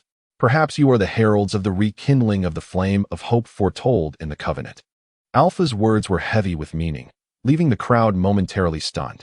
Their Earth was entwined with an ancient covenant and the fate of the universe's final bastion? "You mean," Piccolo interjected solemnly, "that you want us to accompany you to an exceedingly dangerous place, to confront what may be the very essence of Amigia? Just us? Not just you?" Alpha replied, shaking his head. "The final bastion requires collective resolve to maintain. I shall summon those still in existence who remember the Covenant. And you, warriors of Earth, will be the most crucial trump card in this endeavor." He looked at Bulma. "Your wisdom and skills are also needed for the bastion." Bulma furrowed her brow, quickly weighing the pros and cons. The risks were undoubtedly immense. It could be a battlefield facing the ultimate threat to the universe. Yet opportunities also existed to uncover the truth, acquire advanced technology and knowledge, and perhaps even resolve the threat of Amigia once and for all, including the hidden danger within Vegeta. "We need to discuss this." Bulma did not immediately agree. Alpha nodded. "I grant you one day to deliberate. At this time tomorrow, I shall reopen the passage. May you make a wise choice." With that, his figure, along with the shuttle-like spacecraft, slowly faded as if merging with the sunlight, leaving behind the heavy information regarding the final bastion weighing on each heart. At Capsule Corporation, the atmosphere was more serious than ever. All core members gathered together. "To go or not to go?" Bulma stated directly. "Of course we should go." Goku was the first to express his enthusiasm, his eyes ablaze with determination. "It sounds like the most formidable adversary is there. How could we miss it? Moreover, if we can completely resolve Amigia, Vegeta would be free of his troubles, right?" Vegeta crossed his arms, letting out a cold snort. Though he did not speak, The eagerness for battle in his eyes and the confidence in his newly acquired powers already spoke of his decision. He wanted to go, not only to resolve the hidden danger, but also to confront this so-called essence. Piccolo pondered, the risks are extraordinarily high. Yet, if what he says is true, the collapse of the bastion would mean the reality of the universe being consumed by the void, and the Earth would not be able to remain unscathed. Waiting passively for destruction is less favorable than taking the initiative to seek a sliver of hope. Krylin and Yamcha, though anxious, understood the gravity of the situation and expressed their willingness to accompany them. Goten clenched his small fists. I want to go too. I can help. No way. Chi-Chi immediately opposed, her voice tinged with distress. It's too dangerous. Goten is still just a child. Goku attempted to persuade Chi-Chi. Let him go. Surprisingly, Bulma interjected. She gazed at Goten's determined eyes. He is not an ordinary child. He is a descendant of the Scions, a warrior of Earth. Some responsibilities must be borne. Furthermore, she looked at Goku and Vegeta, knowing they would protect him. Ultimately, after intense discussion, it was decided that Goku, Vegeta, Piccolo, Goten, after much persuasion of Chi-Chi, and Bulma, for technical support, would form the Earth delegation to accompany Alpha to the final bastion. Krylin, Yamcha, Dandy, and others would remain on Earth to maintain basic defenses and keep in contact with the Galactic Patrol. The next day, at the agreed time, Alpha's shuttle appeared silently above Capsule Corporation once more. The hatch opened, and Alpha stood within. The Earth's expeditionaries were ready. Goku looked excited and resolute. Vegeta exuded a deep, eager aura. Piccolo remained calm and composed. Goten's small face was tense, filled with anxiety and determination. Bulma carried a small multifunctional capsule filled with tools and equipment she deemed necessary. Now that the decision is made, follow me. With a wave of Alpha's hand, the space within the spacecraft expanded to accommodate everyone. Just as they were about to board, the roar of an engine echoed from the sky. A small, fast ship emblazoned with the Galactic Patrol insignia broke through the clouds and descended rapidly. The hatch opened, and Minister Eve and Gak hurriedly emerged. Wait, Minister Eve shouted, her expression unusually grave. Lord Alpha, the Supreme Council of the Galactic Patrol has received partial intelligence regarding the final bastion and the Ancient Covenant. The Council has authorized me, on behalf of the Galactic Patrol, to request to join this operation. We have the right to know the truth and the obligation to fight for the protection of the galaxy. Alpha regarded Eve, his nebula-like eyes revealing no emotion. He nodded slightly. Very well. More strength brings more hope. Thus, the joint task force took shape. The warriors of Earth, the enigmatic Watcher, and the representatives of the Galactic Patrol. Everyone boarded the spacecraft. Alpha stood at the control console, hands hovering above it as ancient runes glowed around him. The spacecraft emitted a low hum as the space ahead began to warp, forming a passage radiating with chaotic light. The road to the final bastion was now open. Alpha's voice resonated within the cabin. Stay true to your hearts and face the void. Hope is with you all. The spacecraft transformed into a streak of light, shooting into the passage and vanishing above Earth. Their destination lay at the boundary between reality and the void, the front line that would determine the fate of the universe. Meanwhile, aboard the Hive Mother ship, the highest priority report regarding the movements of the final bastion, Watcher Alpha, and the Earth delegation was being generated. The variables were spiraling out of control. The target group had made contact with the Watchers and was heading to the final bastion. The probability of the awakening of the core consciousness of Amigia had sharply increased. Final directive: initiate the zeroing protocol. All units, converge on the coordinates of the final bastion. The time has come for harvest or witness the end. The colossal mothership, accompanied by innumerable fleets of recyclers lurking in the shadows, began to adjust its course, quietly advancing towards the legendary ultimate battlefield. The climactic battle that would determine everything was about to unfold. Chapter 16. Wonders of the Boundary and the Silent Fleet. The Alpha's shuttle traversed the chaotic passage, surrounded by surreal, indescribable colors and streams of energy. This was not an ordinary space jump. It resembled a voyage through the crevices of reality, where the laws of physics became ambiguous and distorted. After an indeterminate duration, a sudden clarity emerged ahead. As the vessel exited the passage, the sight before even the well-traveled Wukong and Vegeta left them awestruck. They found themselves in an endless expanse, a graveyard of wonders composed of countless shattered stars, frozen nebulae, and the colossal remnants of ancient structures beyond imagination. These remnants did not float haphazardly, but were arranged in a grand geometric pattern, defying the common principles of physics, rotating in unison to guard a distant, indiscernible entity emanating a soft yet resilient white light, a massive halo. This halo was akin to a bandage covering the wound of the universe, within which countless chains of runes flowed and intertwined, exuding a profound yet overwhelming aura of serenity. That was the essence of the ultimate defense, the conceptual anchor point. Deeper within the halo, an unfathomable darkness writhed like a living entity, eternally clashing with the white light. A mere glimpse of this darkness sent shivers through the soul. It was the manifestation of the Omega's core consciousness. Is this truly the final line of defense? Bulma inquired, gazing out the viewport at the unimaginable spectacle, her voice somewhat dry. Indeed, Alpha replied, his tone tinged with an almost imperceptible weariness. We refer to this as the Starfall Ring. The celestial bodies and relics surrounding us are remnants of civilizations and mighty beings that perished in ancient battles, their remains drawn here by the power of the Covenant, forming the first barrier of defense and serving as an eternal monument. The vessel glided towards the massive white halo.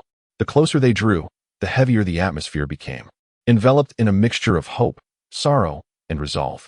Suddenly, Piccolo pointed towards a particular area on the periphery of the halo. There is something over there. Following his indication, the group beheld a fleet quietly suspended in the shadows of enormous, mountain-like shipwrecks. These were not the menacing vessels typical of the recyclers, but a mixed fleet composed of starships bearing various technological styles and symbols from different civilizations. Some ships possessed elegant designs reminiscent of art, while others were robust and heavily armed. Some even appeared to be colossal biological remains or transformed root systems. They were eerily still, devoid of lights or energy responses, as if they had languished in silence for millennia. Yet, each ship remained relatively intact, imbued with a sense of solemnity and the weight of a history wrought by warfare. Who are they? Wukong asked with curiosity. They are allies who still remember the Covenant. Or rather, they are the vestiges of their will, Alpha said, a hint of sadness flickering in his nebula-like eyes. Some civilizations have perished, leaving behind automated guardian fleets, while others, like us, remain as the last sentinels. We answered the call at different times to gather here, awaiting the final moment. His words conveyed an endless solitude and tragic grandeur. Countless civilizations sacrificed everything to protect this line of defense. The shuttle passed over the silent Allied fleet, finally reaching the edge of the vast white halo. Upon closer inspection, the halo resembled an immensely thick membrane composed of pure laws. Alpha maneuvered the vessel as if passing through a warm curtain of water, entering the interior of the halo. Inside was not the battlefield or fortress one might expect, but a relatively tranquil expanse radiating gentle white light. At the center of this space floated 3 enormous crystal obelisks, resembling pyramids. Atop each stood a figure. On the left obelisk was a towering giant with skin resembling cracked, molten lava and adorned with 2 horns, who lay in slumber, emanating energy waves as stable and searing as the core of a star, the representative of the forged giants. On the right obelisk was a woman shrouded in mist, her form graceful, with gill-like structures behind her ears, cradling a gem that perpetually dripped life essence, her presence resonating with the deep, encompassing song of the ocean, the representative of the water folk. And seated at the center obelisk was none other than Alpha himself, his form solidified in this place, subtly connecting with the other 2 obelisks, collectively forming the core that upheld this halo space. Welcome to the Temple of the Watchers. Alpha, the core, opened his eyes, his nebula-like gaze settling upon the newcomers. This is the heart of the defense line. We 3 sustain the final stability of the seal through the legacy of our allies and our own essence. His gaze swept over Wukong, Vegeta, and lingered for a moment on the dark core at Vegeta's chest. However, the void's onslaught grew increasingly fierce, and the cracks in the seal began to widen. Our time is limited. As if to validate his words, the entire halo space suddenly trembled violently. The distant writhing darkness appeared more animated, a chilling malice surging like a tide. They have begun again, the representative of the water folk sighed, her gem flickering as she endeavored to calm the spatial tremors. Come on, let them taste my fists. The forged giant bellowed, a rumble like thunder, his searing aura rising. Alpha turned to the warriors from Earth, his voice grave. Take a moment to acclimate to this environment. The true battle may commence at any moment. The stage for the conclusion has been set, and the warriors from Earth will inscribe their chapter on this ultimate line of defense concerning the fate of the universe. Meanwhile, the hunters in the darkness are drawing near. Chapter 17. Escalating cracks and the initial clash. The tremors of the Temple of the Watchers did not last long. Under the combined efforts of the three guardians, the space gradually regained its tranquility. Yet, the fleeting chill of malice from the Omega's consciousness lingered like a parasite in their minds, reminding them of the perilous nature of this place. Bulma immediately set to work, deploying small drones to analyze the structure and energy flow of the temple space, attempting to establish a data connection with the three crystal obelisks to gain a deeper understanding of the operation mechanism of the defense line. Wukong and Gohan curiously surveyed the enchanting space, sensing the energy atmosphere starkly different from that of Earth. Gohan could vaguely feel the energy emanating from the three guardians, each possessing unique attributes yet imbued with an ancient and powerful essence. Vegeta, however, stepped alone to the edge of the halo space, gazing intently at the writhing darkness in the distance. The dark core on his chest resonated with a thrum, a mixture of longing for kin and trepidation after having forcibly dominated it. He needed to adapt to this environment swiftly and optimize his state. Piccolo engaged in mental communication with Alpha, seeking more information about the Omega's attack patterns, the weaknesses of the defense line, and the status of the Allied fleet. The brief respite soon passed. Without any forewarning, the temple space violently shook again. This time, the intensity surpassed the previous tremors. The entirety of the halo quaked, and fine, web-like white cracks began to appear at the edges. Not good. The cracks in the seal are expanding. Alpha's expression shifted, and the three guardians simultaneously infused their energy into the obelisks beneath them, radiant light ascending as they attempted to mend the fissures.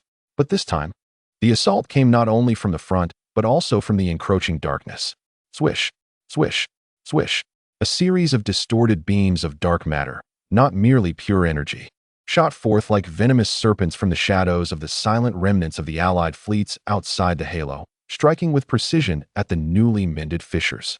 They are the recoverers. Unbeknownst to us, they have infiltrated our defenses, lurking within the ruins of the Allies. Explosions erupted at the halo's edge, the freshly sealed cracks instantly torn wider. A frigid breath of the void surged forth like a torrential flood, gushing in from the fissures. Enemy incursion. Internal clearance. Alpha barked. Yet he and the other two watchers could only devote their strength to maintaining the core seal, unable to divide their focus. Leave it to me, the Forge Master Titan roared. Though he could not depart from the monolith, he raised his hand in a grasping motion, and the seething energy within the temple coalesced into several massive fiery hands, reaching towards the hidden recoverers in the shadows. The Song of Tides also sang softly, releasing gentle azure waves that spread out, thickening the space in an attempt to delay the recoverers' movements. However, the number of recoverers far exceeded expectations, and they appeared to possess an intimate familiarity with the structure of the Allied ruins, utilizing debris as cover, continually shifting, firing, and targeting the weak points of our defenses. It is time for us to advance. The flames of battle ignited in Wukong's eyes as his Super Saiyan aura erupted, propelling him towards the nearest crack. There, a black, oily void material seeped from the fissure, coalescing into a grotesque creature.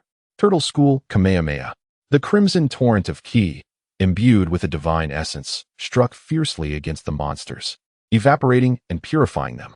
Gohan summoned his courage, unleashing a powerful aura, following closely behind his father, launching a barrage of energy blasts at the stragglers.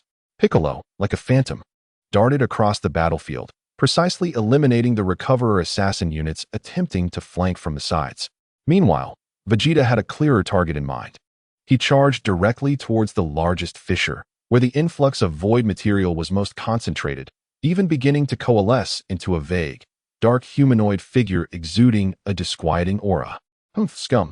The deep purple flames of the Abyssal Sovereign blazed as he refrained from using a ki blast, instead delivering a direct punch towards the dark figure.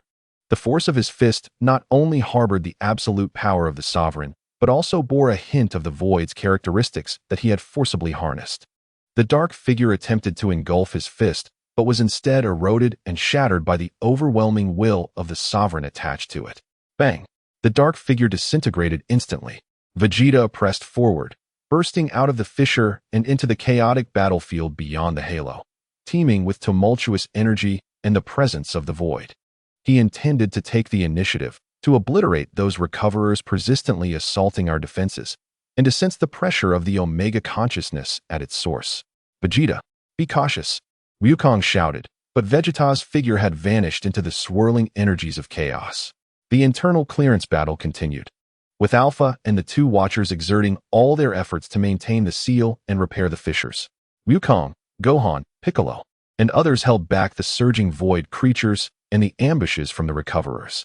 Meanwhile, Vegeta, like a ferocious tiger among sheep, battled against numerous elite recovery units and more formidable void creations within the shadows of the allied ruins.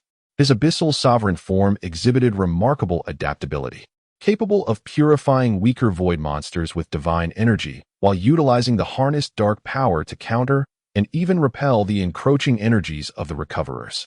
However, as the battle raged on, the dark core on his chest pulsed more violently, distanced from the temple's suppression and deeply affected by the Omega consciousness. The forcibly controlled darkness seemed to stir once more. In this initial clash, it appeared that Earth had gained the upper hand. Yet all were aware that this was merely the beginning. The true threat, the darkness writhing deep within the halo, had yet to fully unleash its power, and Vegeta's condition had once again become precarious.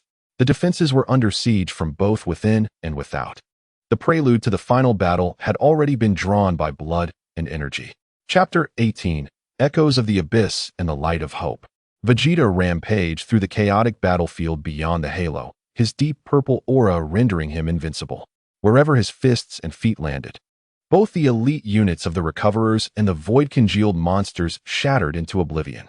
His mastery over dark power had become increasingly refined, allowing him to temporarily seize and convert the surging void energy into sustenance for his abyssal sovereign form. Yet, this reckless consumption and transformation was akin to dancing on the edge of a blade. The dark core upon his chest pulsed like a drum, stimulated by external forces and the internal backlash of suppression, and the chilling whispers echoed anew in his mind, clearer and more seductive than ever before. Return. Fragments. Your struggle is futile. This place is your eternal home. Simultaneously, the colossal Omega consciousness deep within the halo seemed to take notice of this small individual. Reckless in its domain, bearing the fragments of its core, yet radiating a rebellious will. A more concentrated and terrifying willpower bore down upon Vegeta like an invisible mountain. Ugh, Vegeta faltered, feeling as if the darkness of the entire universe was pressing in on him, intent on crushing and assimilating him completely. His deep purple aura flared violently. Nearly collapsing, the dark power he had forcibly harnessed also turned feral, attempting to break free from his control. This is bad. Vegeta is in danger. Within the temple, Piccolo, who had been attentively monitoring the external battlefield, immediately sensed Vegeta's anomaly. Wukong also felt the suffocating pressure and Vegeta's suddenly waning aura, and without hesitation, ignited his Super Saiyan energy to its fullest. Gohan, this area is up to you and Piccolo. I'm going to assist Vegeta. Before his words had faded, Wukong had transformed into a streak of red light, bursting through the largest fissure and racing towards Vegeta. Father, be careful, Gohan shouted, simultaneously redoubling his efforts to clear the encroaching monsters.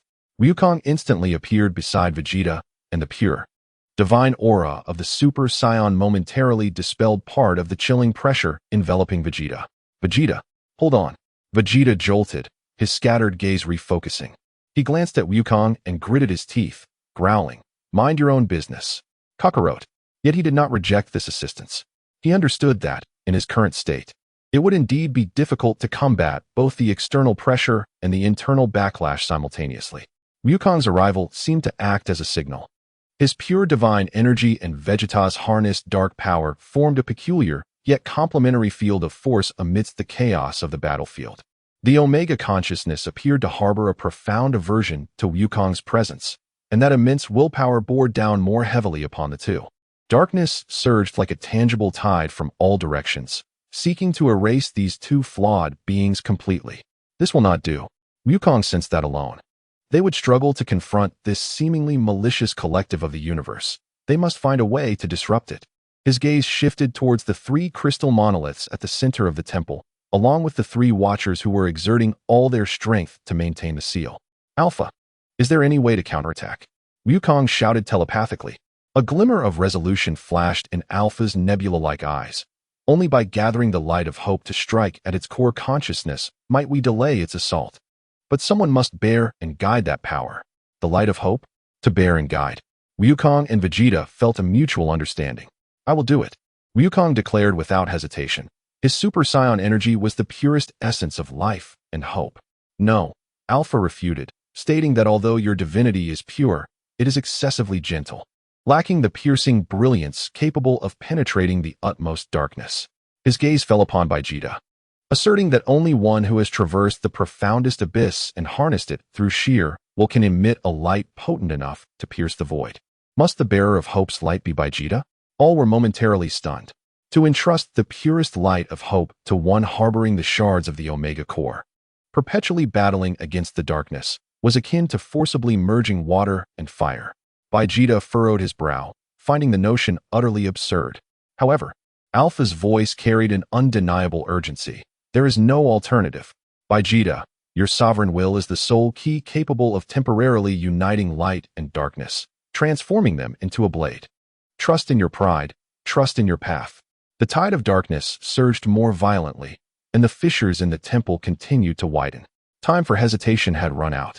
Vegeta glanced at Goku, whose expression was resolute, while sensing the chaotic darkness within and the overwhelming malice from without. A flicker of extreme discomfort crossed his eyes, yet it was accompanied by a fierce determination. Humph, what a nuisance. Let it come. He relinquished some of his restraint over the dark core, consciously lowering his defenses, extending a silent acceptance toward the temple and the three sentinels. Alpha, the Forge Master, and the Song of Tides exchanged glances, simultaneously drawing upon their most primal energies, along with the faint remnants of hope from countless allied relics, and coalescing them. A light of pure white hope, indescribably radiant and warm, embodying the final wishes of innumerable civilizations, surged forth, as though traversing the cosmos, and instantly infused Vegeta's being.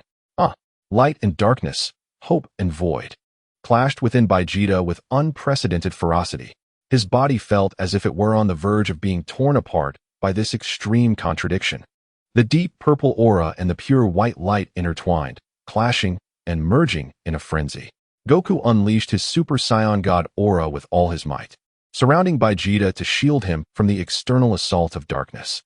Just as Vegeta felt he would be overwhelmed by these two forces, his Supreme Sovereign will issued a final roar. Silence, all of you. What my heart desires is the truth. Boom. A new force, neither purely white nor deeply purple, erupted from Vegeta, a strange, grayish-white flame reminiscent of the primordial chaos. This flame was devoid of violence or sanctity, exuding an essence capable of defining rules and reshaping reality, an amalgamation of absolute creation and absolute destruction. The dark core upon his chest, enveloped in this grayish-white flame, momentarily ceased its pulsation, as if forcibly reformatted. Vegeta raised his head, his eyes transformed into the same grayish-white hue, devoid of emotional fluctuations, embodying absolute rationality and control. He slowly lifted his hand, aiming at the colossal dark consciousness core nestled within the halo. This was the final dominator, the grayish-white light.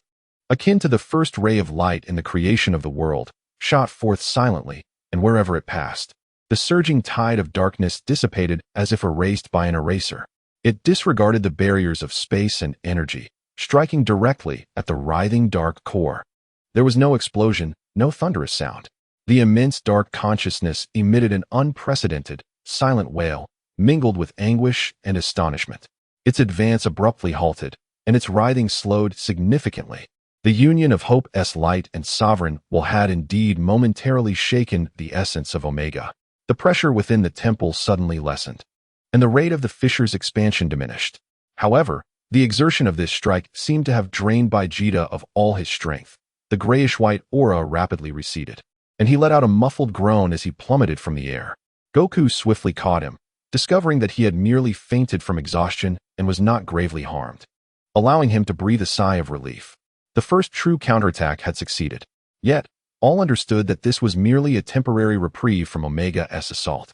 The ultimate battle was far from over, and the cost and consequences of Vegeta's forced fusion of light and dark in his final Dominator form remained unknown. The defense line had gained a momentary respite, yet the darkness continued to gather strength in the depths. Chapter 19. A breather amidst the rising tide. Vegeta's astonishing strike, which fused the light of hope and sovereign will, had carved a stark white rift in the eternal night, temporarily repelling Omega's fierce onslaught. The writhing dark core seemed significantly wounded, retracting as the cold malice that had permeated the halo receded like a tide, leaving only shattered allied relics and floating mechanical debris to bear witness to the recent brutal battle. The tremors within the temple's space subsided, and the alarming fissures along the edges began to slowly seal under the diligent repair efforts of Alpha and the three sentinels. The void creatures flooding in lost their subsequent strength and were swiftly cleared by Goku, Gohan, and Pika. The lurking reclamation units appeared to have received orders, vanishing into the shadows like a retreating tide, ceasing their assault. A brief, precious moment of respite had arrived. Goku carried the fainted Vegeta back inside the temple, carefully laying him down. Bulma hurried over, utilizing portable medical equipment to conduct an examination. His vital signs were stable, but his energy and mental fortitude were severely depleted and required time to recover. Bulma sighed in relief, yet her heart remained heavy as she observed Vegeta's brow, still tightly furrowed even in unconsciousness, and the dark core upon his chest, which remained silent yet ever present. The grayish-white form of the final Dominator, seemingly imbued with the powers of creation and annihilation, had left her profoundly shaken. This was not merely a conventional enhancement of power, it resembled a forcible alteration of rules. The price, she feared, was likely far beyond mere exhaustion. Alpha, the Forge Master, and the Song of Tides slowly withdrew their energies from the monolith, their auras noticeably weakened. Particularly Alpha, whose nebula-like eyes had dimmed somewhat. The act of condensing and guiding that light of hope had taken a considerable toll on them. "Thank you, everyone." Alpha addressed the warriors of Earth, his voice weary. "Had it not been for your timely assistance, especially Vegeta's selfless strike, the defense line would have surely fallen." "Now is not the time for such discussions," Pika interjected calmly. "This is merely a temporary reprieve. Omega's core consciousness is damaged, but far from destroyed. It will soon return, and its next assault will undoubtedly be more ferocious." Goku nodded gravely. "Indeed. Moreover, I sense that Vegeta has thoroughly provoked it." The group fell silent. Indeed, Vegeta's strike was not merely a retreat, it was a provocation, a direct negation of that vast unified will. Given Omega's nature, it would not rest easily. "We must utilize this time to recover quickly and find a definitive solution to it." Bulma rose, her gaze resolute as she fixed it upon Alpha. "Lord Alpha, do you possess further knowledge regarding Omega's weaknesses or methods to completely seal or even annihilate it?" Alpha paused for a moment before responding. "In the ancient war, our forebears exerted all their strength and could only shatter its consciousness and seal it, unable to annihilate it entirely. Its essence is akin to a concept, intertwined with the universe's negative laws. As long as the rules of void and consumption persist, it remains difficult to eradicate." He glanced at the unconscious Vegeta. Perhaps the only variable lies within this. He has forcibly harnessed and even reformatted the darkness with individual will, forging an unprecedented path. Yet how far this path can extend, and whether it can truly reach the root of Omega remains unknown. Hope, it seems, has once again fallen upon Vegeta. Yet this hope is accompanied by immense uncertainty and peril. While the congregation within the temple hastens to recuperate and deliberate strategies, a transformation emerges from the profound darkness beyond the halo. The remnants of the recipients, which had seemingly vanished like a receding tide, have not departed. They hover silently in the shadows of the allied ruins, their crimson claw marks faintly flickering as if receiving some form of command. Soon after, the darkness further afield begins to stir. Colossal and grotesque recipients' warships, adorned in deeper hues, emerge like phantoms from a nightmare, gradually approaching to join the encircling fleet. Their numbers swell, silently forming an immense net that subtly surrounds the entire Starfall ring. At the very center of all the fleets, a mothership, resembling a beehive, finally reveals its vast form, comparable to that of a small planet. Countless hexagonal apertures on the hull shimmer with a ghostly light, akin to numerous cold compound eyes, fixated intently on the distant white halo. Within the mothership's core command room, The commander observes the residual energy data of Vegeta in his final Dominion form on the screen, alongside the evaluation report of the damaged Omega consciousness. The inhuman voice carries an unprecedented gravity and a trace of scarcely perceptible fervor. The variable Vegeta has achieved a phased evolution, the final Dominion form confirmed. Effective disturbance has been inflicted upon the Omega consciousness. Omega's consciousness activity has surged to a critical point, defense mechanisms have been reinforced, and the desire to consume has escalated sharply. The final phase protocol is activated. Execute the sacrifice ritual. Objective: to guide the Omega consciousness to complete awakening, utilizing variable Vegeta as a catalyst and coordinate, culminating in ultimate evolution. The cold directive reverberates deep within the mothership. The energy outputs of all recipient units begin to synchronize, and a vast and intricate energy matrix gradually takes shape between the fleets, its core subtly pointing towards Vegeta within the temple.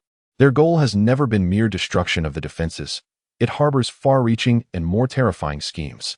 Beneath the fleeting tranquility, a more turbulent undercurrent is wildly converging. The ultimate conspiracy is finally surfacing. Unaware of this, the Earth Warriors and the Watchers continue preparing for the next wave of assault. The fateful conclusion that will determine the destiny of the universe accelerates toward an unforeseen direction. Chapter 20. The Sacrifice Ritual and the Prelude to the End. The tranquility within the temple did not endure for long. A far more subtle yet profoundly unsettling sense of oppression, akin to an ever-rising tide, gradually permeated the atmosphere. This sensation did not emanate from the temporarily dormant dark core deep within the halo, but from the outside, from the now fully formed, silent fleet of recipients. The first to sense the anomaly was Bick. His mental acuity detected that the surrounding space was being gradually enveloped by a vast and orderly energy field, signaling that they were setting something in motion. The three Alpha Watchers simultaneously opened their eyes, their nebula-like gazes filled with gravity. It is a form of a grand ritual matrix. The voice of the Tide Song carried a hint of alarm. They are mobilizing unfathomable energy, and the target is locked onto this location. Bulma's detector emitted a sharp alarm, displaying that the energy readings in the outer space were escalating exponentially. A highly complex energy structure rapidly forming between the fleet of recipients, its core energy flow anchor unmistakably directed towards the unconscious Vegeta within the temple. Their target is Vegeta, Bulma exclaimed in shock. At that moment, the unconscious Vegeta suddenly convulsed, the dark core at his chest pulsating uncontrollably with fervent intensity, radiating a strong ghostly light. An invisible force tugged at him, as if attempting to forcibly drag him out of the temple. Stop them, Alpha commanded sternly, and the three Watchers again channeled energy into the stone tablet, reinforcing the temple's defenses in an attempt to sever the external pull. Goku immediately erupted with energy, enveloping Vegeta in the aura of Super Saiyan, resisting the tugging force. However, the power of the energy matrix constructed by countless recipient units was overwhelmingly immense, its target unmistakable, its methods peculiar. It was not merely a pure energy assault, but rather a summoning based on foundational rules. The entire Starfall ring began to tremble. The allied ruins groaned under the immense pressure of the energy field. The fleet of recipients surrounding the halo simultaneously ignited with blinding crimson light, all energy converging through the matrix, transforming into a twisted dark red energy torrent that violently struck the halo's barrier. The cracks, which had only just been repaired, instantly fractured again, even more extensively than before. Denser void matter erupted from the fissures like black blood. Yet this was not the end of the assault. Rather, it marked the commencement of the ritual. The dark red energy torrent did not aim to destroy the temple, but rather, as if imbued with life, entwined, permeated, and forcibly tore open a relatively stable, continuously rotating dark red passage upon the halo's barrier. The other end of this passage connected directly to the unfathomable interior of the Beehive mothership. Simultaneously, the dark core at Vegeta's chest seemed to respond to the mothership's potent summons, the ghostly light surging, its cold whispers morphing into frantic roars. Return, core. Ritual initiated. Welcome our Lord's complete awakening with the sacrifice of the rebellious. They intend to use Vegeta as a sacrifice to fully awaken Omega. Bick instantly grasped their intent, his expression shifting dramatically. No way, Goku shouted in rage, pushing his Super Saiyan power to the limit. clinging tightly to Vegeta to prevent him from being drawn into that passage. The three Alpha Watchers also exerted their full strength. The white light clashing fiercely against the dark red energy torrent at the passage's entrance, distorting space and shattering laws. However, the energy matrix's power was far too concentrated and vast. The dark red passage continued to slowly yet steadily expand, and the pull on Vegeta grew ever stronger. Worse yet, deep within the halo, the previously dormant dark core seemed to stir violently once more, as if provoked by the ritual, releasing an incomprehensibly terrifying and complete wave of consciousness, akin to an ancient behemoth awakening, gradually spreading. The Omega consciousness is being forcibly accelerated toward awakening. No, I can't hold on much longer. The forger emitted a deep growl, subtle cracks appearing even beneath the stone tablet at his feet. In that critical moment, the long unconscious Vegeta suddenly opened his eyes. His gaze was no longer the previous black, blood red, or gray. Instead, they transformed into two unfathomably deep orbs of absolute darkness, seemingly capable of swallowing all light. Yet within that darkness burned an intensely concentrated, undeniable purple starfire. It was the final eruption of his sovereign will in the face of despair. He did not struggle. Instead, he followed the pull, rising abruptly to his feet. Vegeta. Goku stared at him in shock. Vegeta turned his head, those eyes of absolute darkness glancing at Goku. The corner of his mouth curling into a cold and defiant arc. Kakarot, they want to use me as a sacrifice? Then let them see who the true hunter is.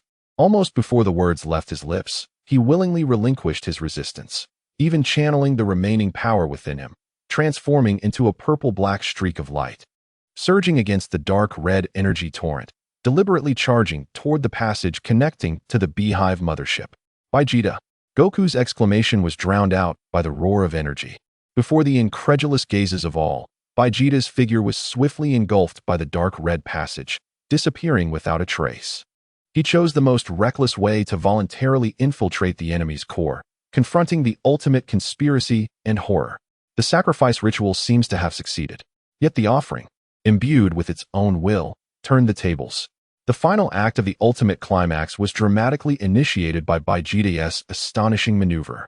Beyond the halo, the vast matrix of the reclamation fleet radiated with brilliance, while the excruciating sound of mechanical operation echoed within the Hive mothership. Deep within the halo, the dark core of Omega emitted a roar of delight and anticipation. The moment of awakening was imminent. Meanwhile, the warriors of Earth faced an unprecedented choice and challenge. They must discover a way to reverse the situation before the final judgment descends. The fate of the cosmos hung by a thread. Chapter 21. The core of the mothership and the abyss of solitude. Vegeta's decision to plunge into the dark red passage exceeded everyone's expectations. Upon his entry, the passage rapidly constricted and closed, as if it had never existed, leaving only the deathly silence within the temple and the incredulous expressions on the faces of onlookers. Has he lost his mind? Buluma's voice trembled as she gazed at the vanishing passage. Wukong's fists clenched tightly, the aura of Super Saiyan God fluctuating violently due to extreme anger and concern. That bastard. Always this way. Pike's expression was gravely serious. He is not going to his death. He intends to destroy the ritual from within. The three Alpha Watchers fell into silence.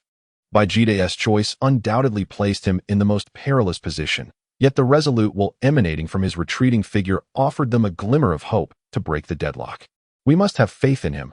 Alpha finally spoke, his voice deep, and at the same time, we must be prepared, regardless of his success or failure within. The external Omega is about to awaken completely. The final battle is inevitable. All gazes turned once more towards the depths of the halo.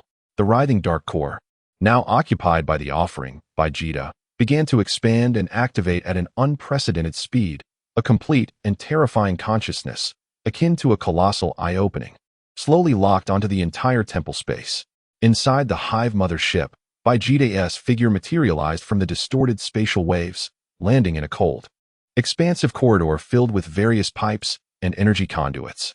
Here, silence reigned, interrupted only by the low hum of machinery and the faint sound of energy flowing in the distance.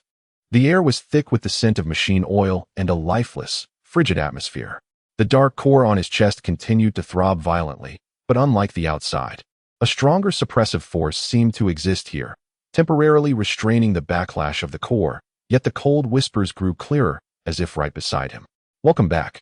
Core. The ritual is about to be completed. Merge and become a part of greatness. With a cold snort, Vegeta's deep purple aura flickered to life, forcefully suppressing the annoying whispers. His eyes, absolutely dark with a burning purple starfire at their center, calmly surveyed his surroundings. Humph, lurking rat, come out. Without a hint of hesitation, he followed the strongest pull and the most concentrated energy fluctuations, transforming into a bolt of purple-black lightning, racing forward. The automated defense systems and mechanical guardians he encountered along the way were effortlessly torn apart, as if made of paper, in the face of his dual nature of dominion and void. The internal structure of the mothership was unimaginably complex, resembling a vast labyrinth. Yet, guided by his perception of the dark core within him and his precise grasp of energy flows, Vegeta advanced with the force of a flood, heading directly toward the innermost region of the mothership. Finally, he burst through the last heavy energy gate, arriving in an unimaginably vast space. This appeared to be the heart of the mothership. Countless thick energy conduits converged like blood vessels from all directions, connecting to a colossal, intricate mechanical structure composed of dark matter and unknown alloys at its center. Suspended at the heart of this structure was a pulsating source of dark energy, emanating from the same origin as Vegeta's core, yet larger and purer. Above this mechanical structure, a figure quietly hovered. It was the entity referred to as the Commander. Clad in a full-covered dark biological armor, it now removed its helmet, revealing a face beyond description. It was neither human nor of any known life form, but rather a visage seemingly composed of flowing data and cold starlight, constantly shifting in subtle ways. It had no eyes, only two swirling vortices calculating complex information. It gazed at the intruding Vegeta, and the data-formed corners of its mouth seemed to curve ever so slightly. You have finally arrived, the key. A calm voice, blending electronic tones with an otherworldly quality, resonated, arriving sooner than I anticipated. Vegeta halted, facing the virtual visage from a distance, his deep purple aura burning steadily. Are you the rat hiding in the shadows? You orchestrated all this just to lure me here? Not to lure you, the commander corrected, but to welcome you. You, Vegeta, are the most vital catalyst and coordinate in this plan. Your struggles, your evolution, your will of dominion, and the void core forcibly merged within you, all are calculated. Its voice betrayed no emotional fluctuation, as if it were stating an established fact. Calculation? The purple-black starfire in Vegeta's eyes blazed even brighter. You plotted against me? It is guidance. The commander raised a hand, pointing toward the pulsating dark energy source at the center. Omega requires evolution. It needs to transcend ancient limitations. A pure existence is flawed. It must incorporate variables and comprehend the mysteries of individual will to achieve true perfection and eternity. And you are the best sample and nourishment we have selected for it. Vegeta understood. These reclamation entities, or rather the existence behind them, sought not merely to release or worship Omega, but to exploit it, aiming to create a more powerful and perfect ultimate existence by integrating him, Vegeta, as a variable. You consider me mere nourishment? The murderous aura surrounding Vegeta nearly solidified. Do you think your iron clumps and that brainless darkness can achieve this? Not brainless. The commander's voice remained calm, but soon to possess higher-level thinking. The ritual has commenced. It cannot be reversed. Your will, your power, everything about you will, in the next moment, completely merge with our master. As it spoke, the pulsation of the central dark energy source suddenly accelerated. The glow within the entire core space dimmed, leaving only the energy source emitting a devouring glow. An irresistible, primordial attraction and assimilation force acted upon Vegeta, upon the dark core on his chest. This time, it was not an external pull, but rather a fusion from a higher plane, a realm of rules. Vegeta felt his consciousness begin to blur, his power uncontrollably surging towards the core on his chest, striving to connect with that colossal energy source. The cold, unified will, like a vast ocean, sought to completely encompass and deconstruct him, this rebellious droplet of water. Ugh! He let out a pained roar, the deep purple flame flickering under immense pressure, and within his utterly dark pupils. The purple starfire appeared as a candle flickering in the wind. Was he truly to be assimilated here, to become part of that monstrous evolution? No. Just as consciousness was about to be entirely submerged, Vegeta's mind flashed with the foolish face of Kakaluot, the impatient nagging of Buluma, the hopeful gaze of Trank, if he existed, and countless moments of challenging his limits in the gravity chamber. His pride, his path, everything about him. I, Vegeta, am not something you can covet. Let me go. Boom. A primal flame, transcending even the abyssal sovereign and surpassing the fleeting presence of the end sovereign, erupted violently from the deepest recesses of his being, defying definition by mere color. This flame did not emerge to confront or control. Rather, it embodied the most profound form of denial, denial of assimilation, denial of unity, denial of all rules that sought to obliterate his individual existence. The primal flame collided fiercely with the immense force of fusion, causing the core of the Hive mothership to tremble. Chapter 22. Primal Denial and the Genesis of Chaos. This flame, which eluded color definition and seemed to manifest merely the concept of existence itself, surged forth from the body of Vegeta. It bore no searing temperature, no violent energy shock, and even lacked distinct attributes of light and darkness. What it contained was solely the ultimate, indisputable will of absolute denial of individual existence. This will was not directed at energy or matter, but aimed directly at the very rules that sought to assimilate him. As this primal flame collided with Omega's vast rules of fusion, there was no cataclysmic explosion. Instead, a silent collapse of rules echoed, as if the very foundation of the universe had been shaken. With a hum, an invisible, distorted realm suddenly unfolded around Vegeta. Within this realm, the fusion rules derived from the source of dark energy were forcibly interrupted and repelled, like a droplet failing to merge into a boiling pot of oil. The forces attempting to connect and assimilate Vegeta shattered within this domain of denial, fracturing and dissipating piece by piece. Impossible. The ever-calm commander experienced an unprecedented fluctuation in its data-constructed virtual visage. The vortex of calculations accelerated wildly. Interference at the level of rules? Individual will could actually distort the foundational laws of fusion? This exceeded its computations. In its projections, any individual will should be crushed and absorbed before Omega's near-cosmic rules of fusion. Vegeta's resistance could only delay the process. It was utterly impossible to fundamentally deny it. Suspended at the center of the primal flame, Vegeta's eyes, pitch black, with a core burning with purple starlight, transformed into two black holes that devoured all rules.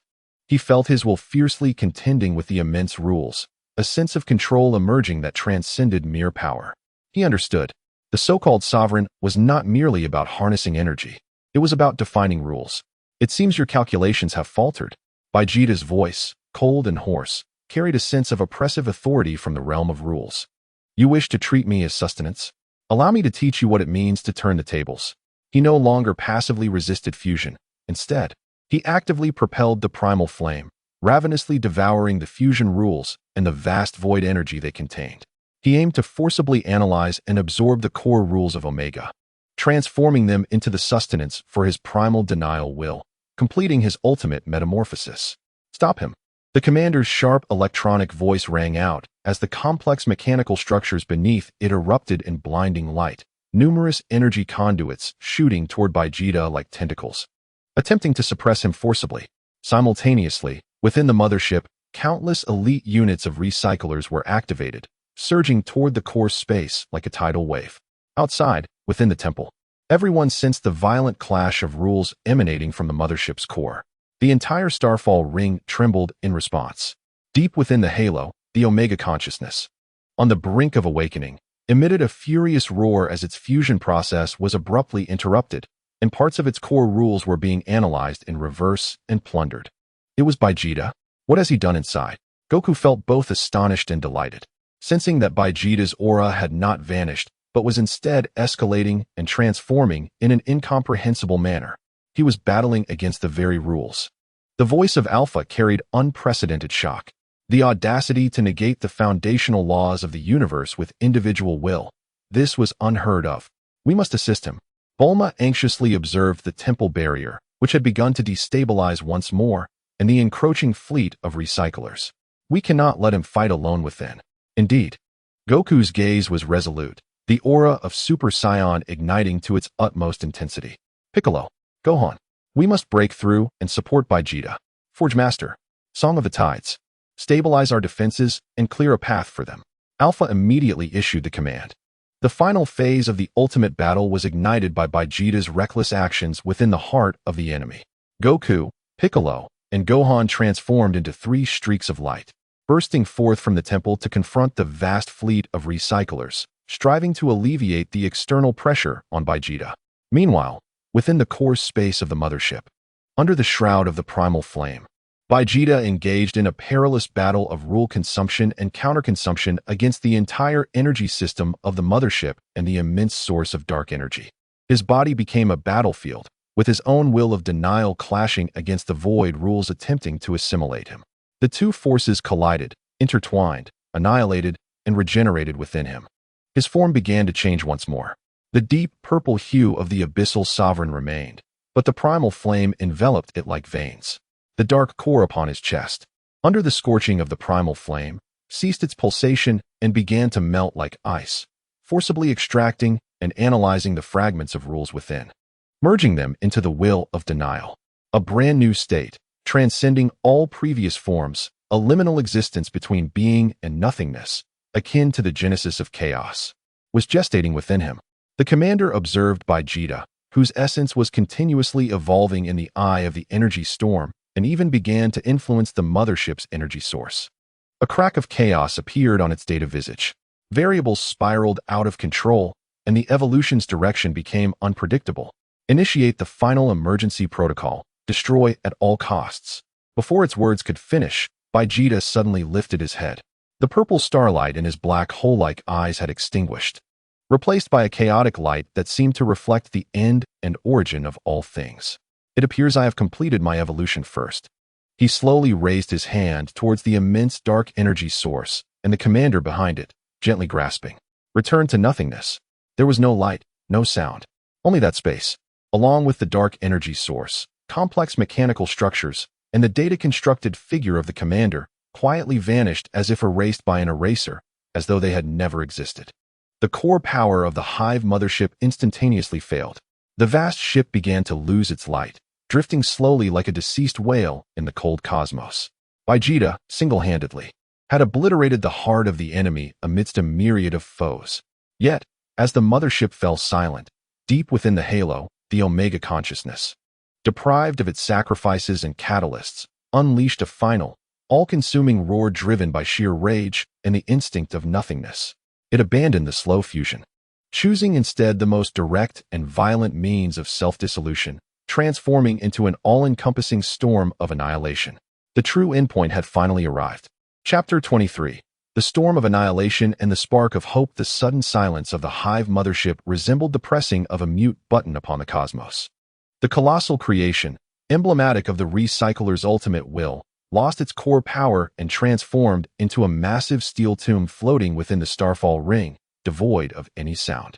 However, this deathly silence lasted but a fleeting moment. In the depths of the halo, the Omega consciousness, which had lost its offerings and catalysts and was forcibly interrupted in its evolutionary path by Vegeta, accumulated countless years of fury and a primal, pure void desire. Erupting like a volcano that had been suppressed to its utmost limits, it no longer sought to maintain its relatively stable dark core form, but chose the most extreme, most thorough method of self-dissolution. The terrifying energy shock, indescribable by words, erupted from the dark core's origin. It was not an attack, but the very essence of annihilation. The dark core collapsed inward like a supernova, then violently expanded outward, disintegrating. Endless darkness transformed from a writhing entity into a cataclysmic storm composed of pure void principles, sweeping away everything in its path. Where the storm passed, space itself was erased, energy annihilated, and matter decomposed into the most fundamental information particles, only to be consumed by the storm, returning to utter nothingness. The allied remnants crumbled like sandcastles at the storm's edge, vanishing. The remaining fleet of the Reclaimers attempted to flee, yet like dust caught in a black hole, they were instantly torn apart and devoured. Even the Hive mothership, stripped of power, was touched by the storm's edge, its massive hull rapidly eroded as if gnawed by an invisible maw, dissipating. This storm spared no distinction between friend and foe, consuming all existence within its range. Its target was the entire Starfall Ring, the ultimate defensive line, the glimmer of hope that resisted valiantly. It had gone mad. Within the temple, the Tide's song emitted a terrified whisper as the jewel in her hand flickered erratically, attempting to stabilize the violently shaking space. It sought to drag everything into oblivion.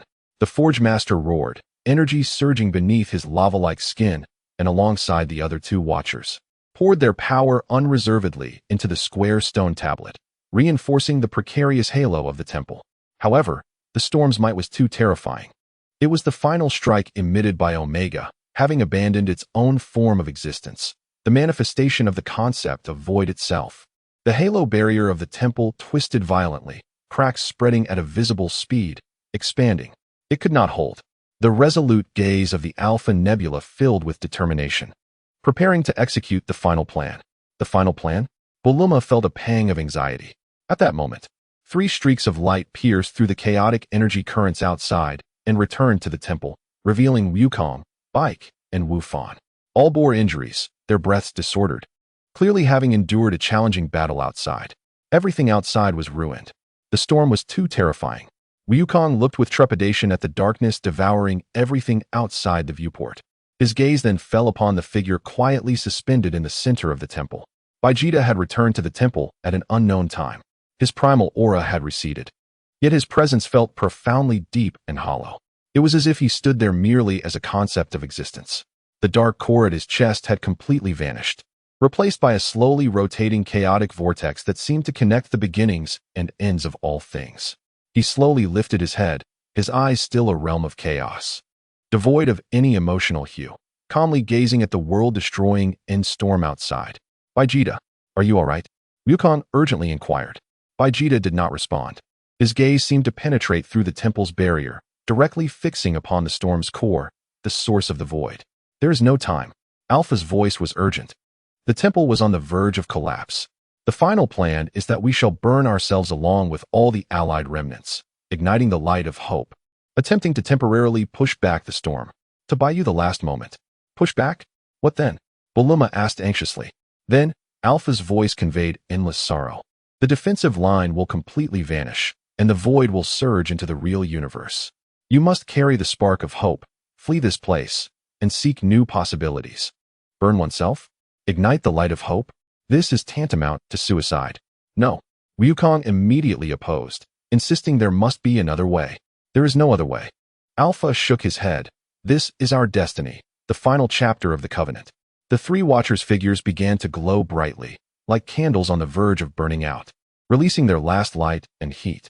The crystal square tablet beneath them emitted a mournful hum, countless streams of light rising from the silent allied remnants, converging towards the temple.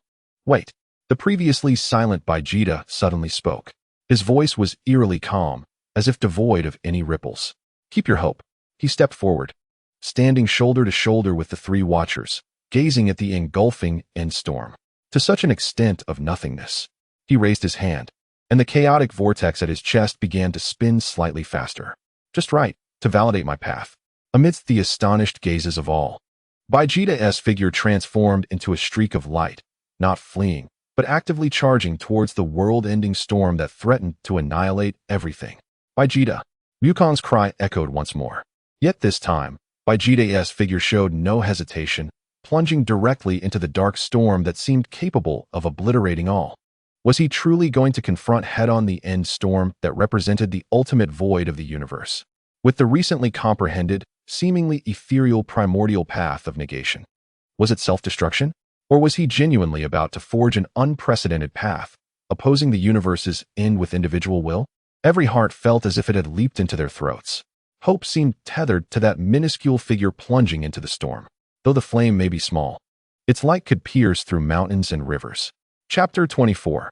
Creation from nothing and a new prologue by Vegeta's figure, like a moth to the flame, unhesitatingly plunged into the all-consuming end storm.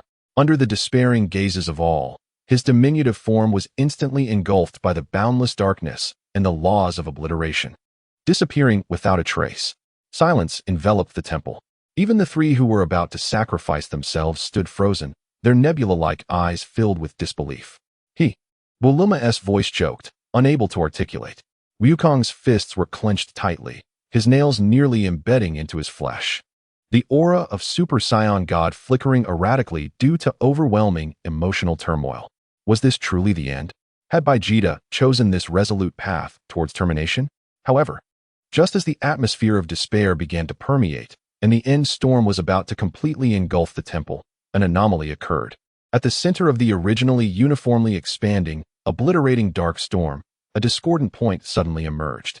It was neither light nor energy, but an absolute proclamation of existence.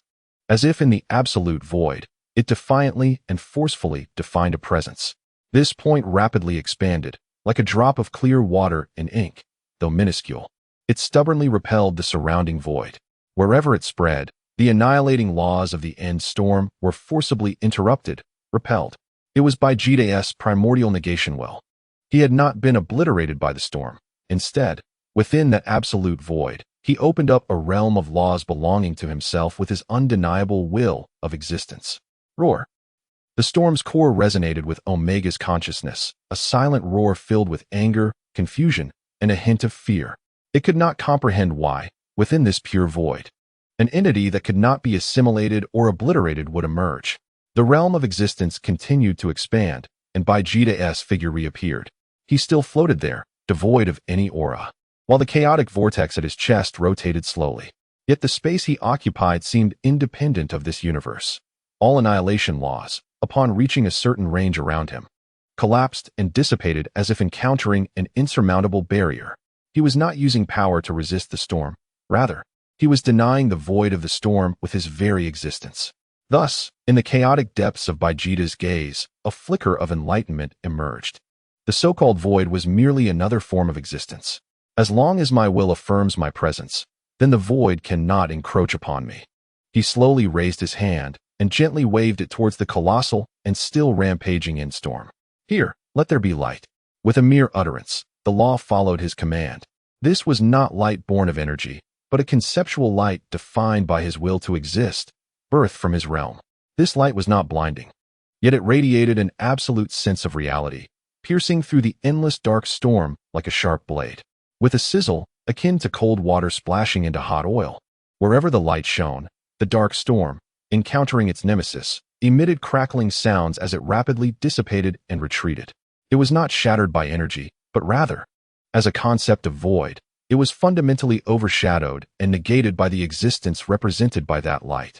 Impossible. The vast consciousness of Omega emitted a final wave, filled with disbelief and resentment.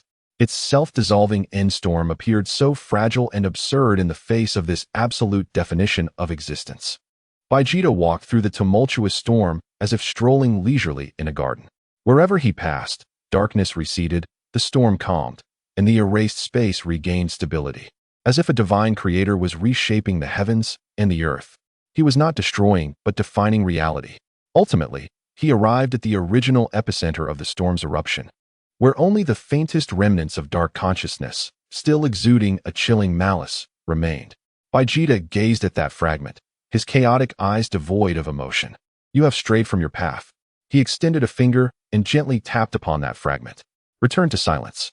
That final vestige of Omega's consciousness, unable even to struggle, vanished entirely as if erased by an eraser, along with the very concept of its existence, completely negated by Vegeta's will from this universe. The all-consuming endstorm came to an abrupt halt.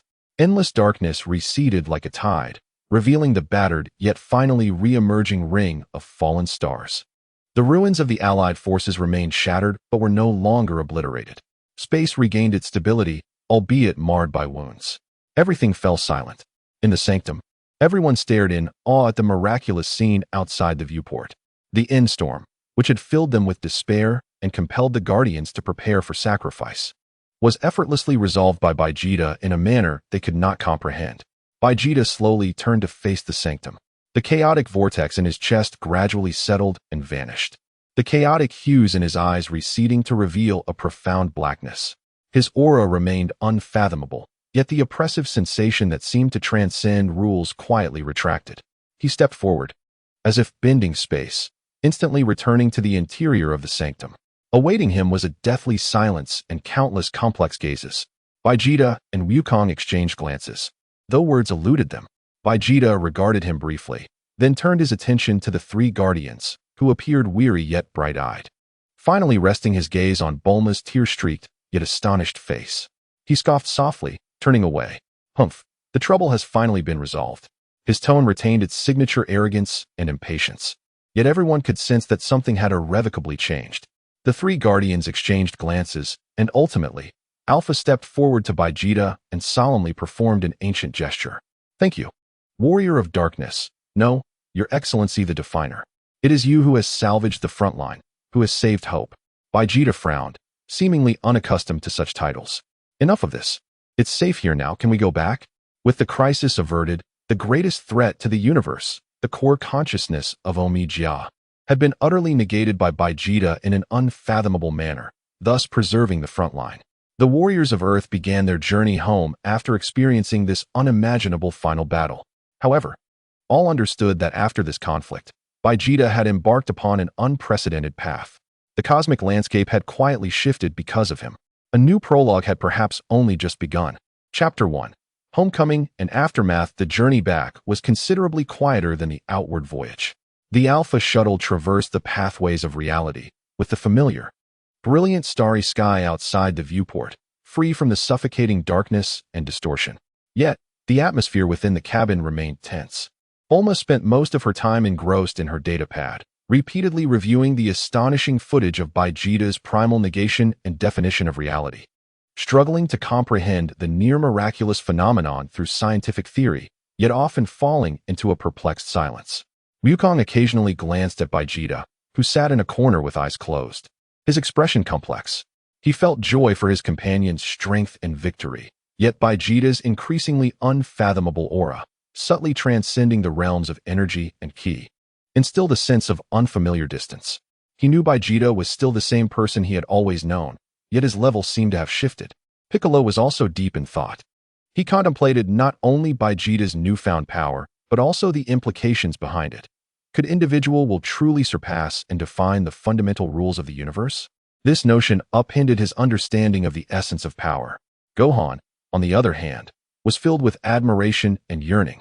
The strength exhibited by Uncle Vegeta had opened a new door for him. The three accompanying guardians, Alpha, Forge Master, and Tide Singer, maintained an attitude of respect and caution. In their eyes, Vegeta was no longer merely a warrior but had touched upon the definitions of some primordial rule, now an entity to be revered. As the focal point of attention, Vegeta seemed oblivious to it all, or perhaps indifferent. He spent most of his time with closed eyes, not in meditation, but rather digesting and adapting. He absorbed the insights gained from the ultimate confrontation with the void and adjusted to his drastically transformed strength and perspective. The dark core in his chest had vanished, replaced by a newfound nucleus of absolute control over his existence. At last, the familiar solar system came into view, the distant blue planet growing nearer. Earth, West Capital, Capsule Corporation. As the shuttle silently landed at the airport, those who had come to greet them, Krillin, Yamcha, and Chi-Chi, immediately sensed an unusual atmosphere. The cabin doors opened, and Wukong, Gohan, Piccolo, and Bulma emerged in sequence, their expressions a blend of post-victory fatigue and an inexplicable gravity. Finally, there was Vegeta. The moment he stepped out of the cabin, everyone present instinctively held their breath. It was not that Vegeta deliberately exuded any aura, on the contrary. His presence was now so restrained it nearly resembled that of an ordinary person. Yet, the indescribable sense of absolute existence that seemed out of place within the surrounding environment caused each observer to tremble in reverence at the depths of their souls, as if they had inadvertently glimpsed a deity walking among mortals. Vegeta? Krillin tentatively called out, his voice somewhat hoarse. Vegeta glanced at him, his expression calm and untroubled. Yet it silenced Krillin instantly, as if an invisible force had gripped his throat.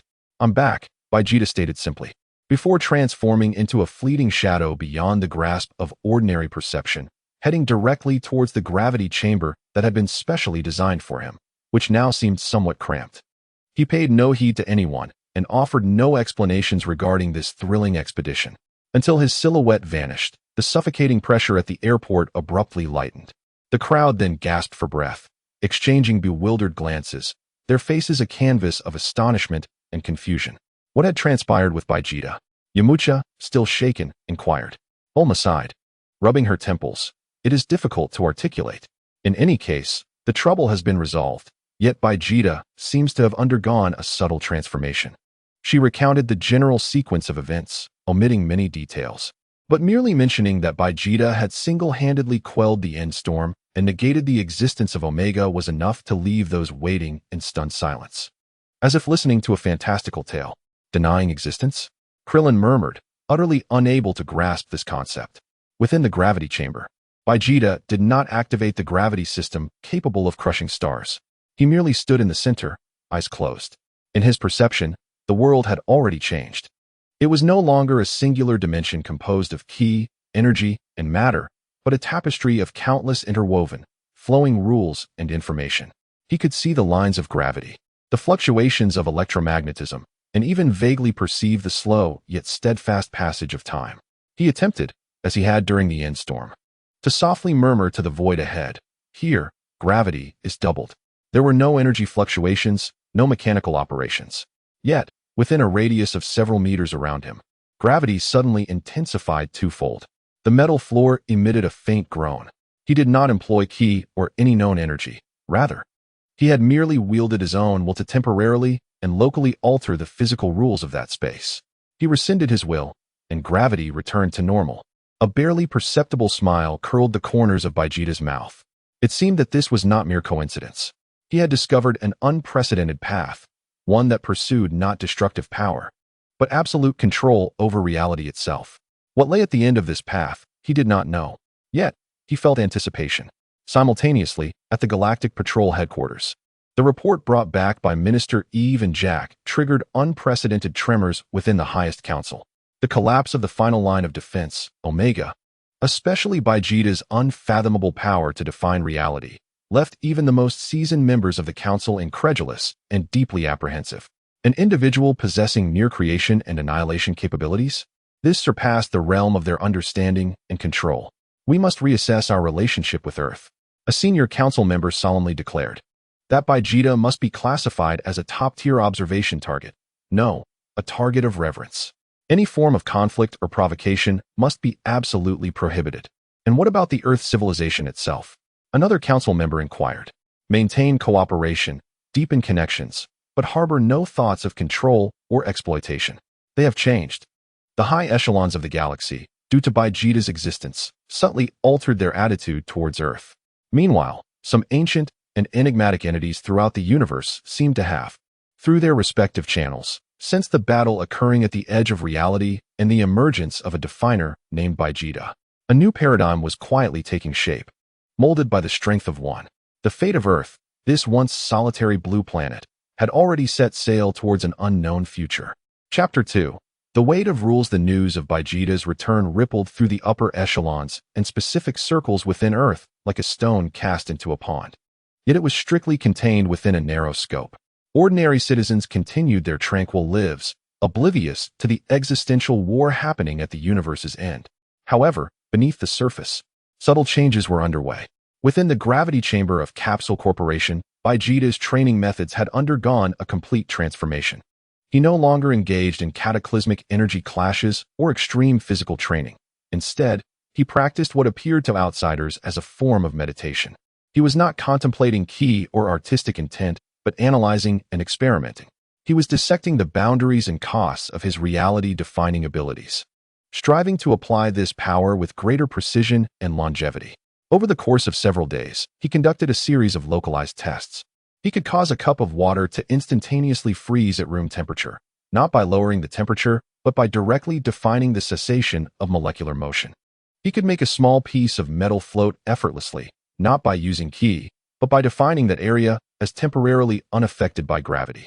He could even cause the light within his field of vision to bend minutely, creating mirage-like illusions. These abilities seemed miraculous, yet Vegeta soon recognized their limitations and costs. Firstly, the range. He could currently stabilize his influence only within several to a few dozen meters around himself. Beyond this range, the efficacy of his will would sharply diminish, even fail. To affect a star domain as he had during the end storm, it would likely require a fundamental transformation of his own existence level. Secondly, the intensity.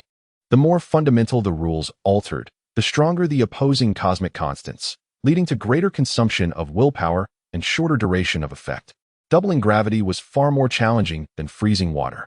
Attempting to directly define the annihilation or creation of matter had resulted in a backlash that nearly scattered his consciousness. Lastly, and most importantly, was the anchoring of existence. Each time he wielded this power, he felt a certain estrangement from the fundamental rules of the universe. It was as if the more he forcefully defined the rules, the more he became an anomaly, subtly rejected by the cosmic system. This was an invisible yet tangible pressure, akin to bearing the weight of the entire world. Humph, it is indeed not that simple. Vegeta opened his eyes, gazing at the cup of water he had defined and then restored to its original state, a flicker of understanding passing through his gaze. This power is not an omnipotent wishing machine. It resembles a double-edged sword. Using it entails bearing corresponding consequences or backlash. Over-reliance or misuse may ultimately destabilize the very foundation of his existence, even leading to correction by the universe itself. He needed to delve deeper into the workings of the rules, to find a method by which he could utilize his power while harmoniously coexisting with the universe, or rather, a way to have the universe acknowledge his status as a definer. This was undoubtedly a longer and more arduous path. Meanwhile, at Baobao Mountain, Goku's life seemed to have returned to normal, caring for his child, eating, occasionally training with Gohan. Yet, a new depth of contemplation lingered in his brow. Compared to Vegeta's rule-altering power, he felt that his pursuit of the ultimate freedom and divine state seemed somewhat lagging. It resembled a technique that maximized his speed and reflexes within the existing framework of rules, rather than directly touching and modifying the rules themselves as Vegeta did. "Dad, what's wrong?" Gohan noticed his father's distraction and asked with concern. Goku scratched his head. "It's nothing, just pondering what level Vegeta is at now. I feel completely lost." Gohan also displayed a longing expression. "Uncle Vegeta is truly amazing. That kind of power is simply godlike." "Godlike," Goku murmured, recalling the Kaioshin. The Kaioshin god, and even the unfathomable Li Daoud. They seemed to possess some form of power transcending common sense, yet it felt different from Vegeta's current path. "Perhaps my path is not wrong." Goku's gaze regained its determination.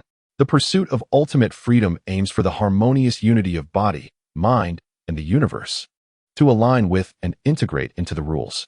Vegeta walks the path of forcefully controlling and defining the rules. There is no hierarchy, merely a divergence in direction. He patted Gohan's shoulder. "There's no need to envy Vegeta, Gohan. Finding your own path and pursuing it to the utmost is what truly matters." In the Divine Temple, Bick and Dandy were engaged in a discussion regarding the transformation of Vegeta. His essence of power had undergone a profound change. Bick spoke gravely, indicating that he no longer relied on the energy form known as Chi, but rather directly influenced the fundamental codes of the world. This transcended the knowledge system of the Namekians. Dandy, with a youthful face marred by concern, questioned whether such power might yield adverse effects. He sensed that the Chi of Earth seemed to be becoming somewhat tense because of Vegeta. Bick nodded in agreement, affirming that Vegeta resembled an excessively potent magnet, perpetually impacting his surroundings. Although he now sought to restrain himself, that essential difference could not be entirely concealed. Over time, this could perhaps lead to unknown repercussions on the life force of Earth. This represented a latent peril. An entity traversing the Earth capable of altering the very rules was, in itself, a considerable variable. At the Galactic Patrol headquarters, on a secure communication channel, Minister Eve's image appeared on the screen of the Capsule Corporation laboratory. "Ms. Brief, according to our monitoring, several ancient, reclusive civilizations within the galaxy have recently exhibited unusual movements. They seem to be communicating with one another in a manner we cannot comprehend, and the content is likely related to Mr. Vegeta." Bulma furrowed her brow, inquiring about their intentions. "Unclear," Eve replied, shaking her head. "The histories of these civilizations far surpass that of the Galactic Patrol, possessing ancient secrets and powers. Their attitudes towards Mr. Vegeta will directly influence the future landscape of the galaxy. We must remain vigilant and strive to establish communication with them." The presence of Vegeta was akin to a boulder cast into the river of fate, the resulting ripples emanating from Earth, spreading throughout the galaxy and into even broader unknown realms. The weight of the rules not only bore down upon Vegeta's shoulders, but also began to subtly alter everything around him. In that moment, Vegeta stood at the center of the gravity chamber, attempting a more audacious maneuver. He no longer defined external entities but directed his will inward, endeavoring to define the flow of time within himself. He sought to ascertain whether he could, through sheer willpower, achieve effects akin to those of the room of spirit and time. This was undoubtedly a perilous endeavor, involving one of the most fundamental laws of the universe. The outcome remained uncertain, and the risks were immense. Yet, this was the path he had chosen, a journey replete with uncertainty and challenge, leading towards absolute mastery. Chapter 3. The Ripples of Time by Vegeta concentrated his will upon himself, not merely the flow of chi, but an absolute control over existence itself. Akin to the most delicate probe, cautiously touching the intangible yet omnipresent laws of time. This sensation was exponentially more perilous than defining gravity or physical states. Time, one of the most fundamental dimensions of the universe, could set off a chain reaction with the slightest disturbance. He felt as though he were brushing against an unending river, rich with infinite information and causality. A moment's carelessness could lead to the overwhelming tide of information sweeping away his consciousness or invoking unpredictable temporal paradoxes.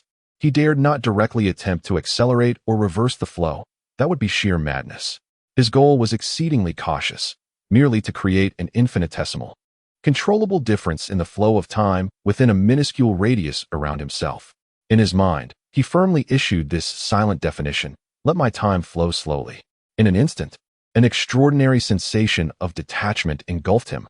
It was as if he had gently leapt from a high-speed train, the microparticles of air in the gravity chamber, the barely perceptible vibrations on the distant wall. Even the flow of his blood and cellular metabolism became clear and slowed in his perception. It was not the external world that had decelerated, but rather he had forcibly defined his own flow of time to be insignificantly slower than that of the outside world. Had he succeeded? Just as the flicker of this thought ignited within Vegeta's mind, before he could fully savor this wondrous state, an indescribable and immense repulsive force, seemingly emanating from the very timeline of the universe itself, struck his consciousness with the force of an invisible hammer. He let out a muffled groan, and the fragile difference in time flow he had just established instantaneously collapsed. Everything around him reverted to its normal speed, while his consciousness, reeling from the backlash, experienced a wave of dizziness, leaving him barely able to stand. Furthermore, he distinctly sensed a minuscule yet palpable discord between his existence and the temporal coordinates of the universe. It was as though a perfect puzzle had a piece forcibly shifted and then returned. Though it appeared seamless, the fracture was undeniably present. Indeed, the cost was immense. Merely to slow his own time by an infinitesimal fraction, for less than 1/100th of a second, had nearly exhausted the defining willpower he could muster at that moment, and had provoked such a fierce rejection and marking from the laws of the universe. It seems that the realm of time is not yet one I can easily traverse. Vegeta wiped the cold sweat from his forehead, his gaze sharpening. Failure did not dishearten him. Rather, it illuminated the arduousness and boundaries of this path. He sat cross-legged, refraining from any further definitions, and instead began to retract his conspicuous presence, striving to mend the dissonance caused by his brief attempt, akin to a diver plunging into deep waters, endeavoring to erase the ripples he had inadvertently created. However, unbeknownst to Vegeta, despite the minuscule scope and brief duration of his attempt, the ripples it generated had not entirely subsided. Deep within the cosmos, in an ancient temple concealed within the folds of dimensions, a central mechanism composed of countless gears and crystals, seemingly in eternal motion, experienced a minor, almost imperceptible hitch in one of its gears representing the solar system's Earth region, producing an almost inaudible click.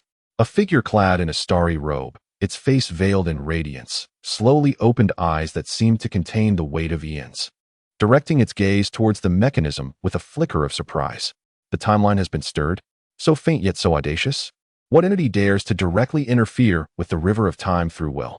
In another distant collective consciousness composed purely of spiritual entities, countless streams of light momentarily paused, completing billions of exchanges of information in an instant. Anomalous disturbances detected at the level of rules, coordinates marked. The disturbance source possesses extremely low intensity, yet the method of disturbance exhibits defining characteristics. Suspected transcendence candidates have preliminarily touched upon the realm of time. Risk assessment elevated. Observation priority heightened. Attempting to establish minimal information contact.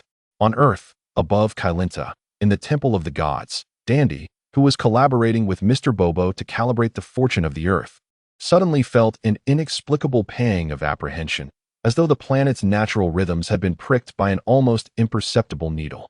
He raised his head in confusion, gazing towards the sky, but saw nothing amiss. "What is it, Mr. Dandy?" Mr. Bobo inquired. "Nothing, perhaps just an illusion." Dandy shook his head, yet the unease within him lingered. In the Capsule Corporation laboratory, Bulma was analyzing a highly encrypted and unfamiliar signal from deep space. This signal was not directed at the Galactic Patrol, but rather pointed specifically towards the frequency of the Capsule Corporation, encoded in an ancient and complex manner that Bulma found challenging to decipher. Which ancient civilization is this? Bulma rubbed her temples, feeling a headache coming on. Ever since Vegeta's return, an array of peculiar occurrences had begun to unfold. Unbeknownst to her, this signal was emanating from that collective consciousness, representing the first tentative contact regarding the ripples of time. Vegeta's minuscule attempt had, like a butterfly flapping its wings, already stirred attention and ripples within higher realms of existence. He pursues the path of absolute dominion, a journey destined to be tumultuous. Earth, as his anchor, shall inevitably be drawn into a vast and uncharted maelstrom.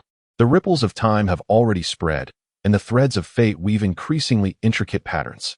Chapter 4. The Unexpected Visitor and the Ancient Invitation. Though the temporal ripples instigated by Vegeta have subsided, their subsequent repercussions resonate like stones cast into a tranquil lake, with waves gently expanding outward. Days later, on a serene afternoon, the skies over Shidu remain as clear as ever. Yet, a subtle yet profound energy fluctuation, resonating with frequencies beyond earthly life, silently penetrates the atmosphere, triggering no conventional defense alarms, and precisely lands on the lawn outside the Capsule Corporation castle. The visitor is not a physical spacecraft, but rather a shimmering, semi-transparent apparition, rippling like water. Gradually, the light coalesces into a figure clad in an intricate robe adorned with celestial patterns, its features indistinct, as if composed of pure energy. It emanates no hostility, merely standing in quietude, exuding an aura of ancient wisdom and gravitas. Almost concurrently with its emergence, Vegeta within the gravity chamber, Suin Wukong dining at home, Bulma in the laboratory, and even Gohan at Bowsy Mountain and Pike at the Heavenly Temple all experience a simultaneous sensation. Here it comes again. Vegeta furrows his brow, sensing that this presence's energy tier and life form are markedly different from the previous collectors or watchers, more abstract in nature. Suin Wukong instantly abandons his meal, his figure flickering to the lawn, curiously assessing the unexpected guest. Bulma swiftly accesses external surveillance. "Who are you?" Suin Wukong inquires directly. The energy figure inclines slightly, and a tranquil voice resonates, seemingly reverberating directly within the consciousness, employing an ancient but comprehensible variant of universal cosmic language. "I am the messenger of the temporal observers, sent by the Council of Time, to convey an invitation to the esteemed Vegeta." The Council of Time? Temporal observers? These unfamiliar titles leave Suin Wukong and Bulma, who overhears through the monitor, bewildered. An invitation? What kind of invitation? Bulma queries through the speaker. The messenger turns toward the castle, as if capable of seeing through the walls to Vegeta. "The council has discerned that you have begun to touch upon the laws of time, albeit in a somewhat direct manner, to prevent you from inadvertently invoking unpredictable paradoxes due to your ignorance of temporal mysteries. The council sincerely invites you to the Temple of the Eternal Moment, to learn the way of harmonious coexistence with time." Learning the way of time? Bulma and Suin Wukong exchange glances, astonishment reflected in their eyes. Did these beings come due to Vegeta's previous failed attempt? Not interested. A chilling voice interjects, and Vegeta's figure materializes beside Suin Wukong. With arms crossed, he gazes at the energy messenger with indifference. "My path requires no guidance from others." The messenger appears unfazed, maintaining a calm demeanor. "The council is well aware of your pride. Yet, the way of time is fundamental to the universe's existence, not something to be forcibly demanded or arrogantly pursued. Hasty interference may result in personal harm, or worse, cause temporal rifts that could affect countless civilizations. Would you wish to endanger your homeland for your own sake?" Its words carry an undeniable gravity, highlighting the substantial risks that Vegeta's attempts at the laws of time may entail, particularly the potential threat to Earth. Vegeta's gaze flickers, yet he snorts dismissively, fearmongering. The messenger refrains from further discourse, raising a hand as a glimmer of crystalline light emanates from its fingertips, hovering before Vegeta. Within that light lies a fragment of extraordinarily complex rules pertaining to the balance between temporal stability and individual interference. This is a gesture of sincerity from the Council, as well as a warning. You may ponder this at your leisure. Should you change your mind, you may follow this beacon to the Temple of the Eternal Moment. With that, the messenger's form gradually dissipates as it had arrived, ultimately vanishing, leaving behind the suspended light and a coordinate to an unknown realm. Vegeta gazes at the light, remaining silent for a moment before ultimately extending his hand to grasp it. The fragment of information flows into his consciousness, indeed containing insights regarding the delicate balance and potential risks of the laws of time that he had not previously considered. Though merely the tip of the iceberg, it makes him realize that his earlier attempts had been somewhat reckless. Council of Time, Temple of the Eternal Moment, Bulma murmurs, hastily searching the database for any relevant records, yet finding none. It sounds like an organization governing time. Does such a thing exist in the universe? Suin Wukong scratches his head. Sounds like a formidable place. Vegeta, are you going? Vegeta notes the coordinates and information, casually crushing the glimmer of light, turning to stride toward the gravity chamber. Look again. His response is ambiguous.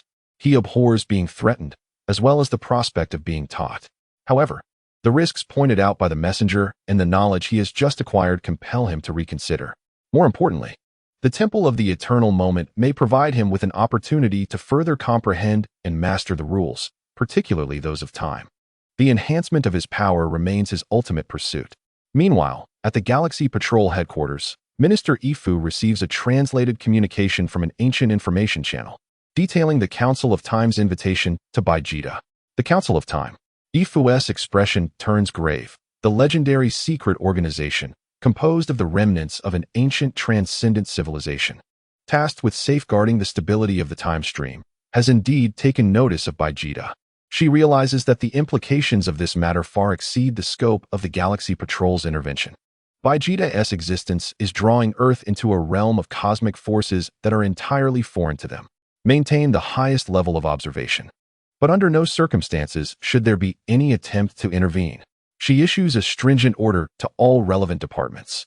Earth, this diminutive blue planet, finds its fate increasingly entwined with the threads pulled by ancient entities lurking behind the cosmic curtain, all due to Vegeta, the ever-defining figure who continuously breaks boundaries.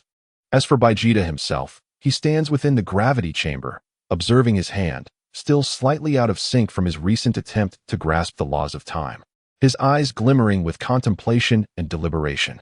To go or not to go? This decision pertains not only to his future path, but may also affect the stability of the time stream for Earth and the universe. The invitation of the unknown has been extended, and the response will determine the direction of the next ripple. Chapter 5. Choices and Journeys. The invitation from the Council of Time weighs heavily upon the hearts of those at Capsule Corporation, akin to a colossal stone.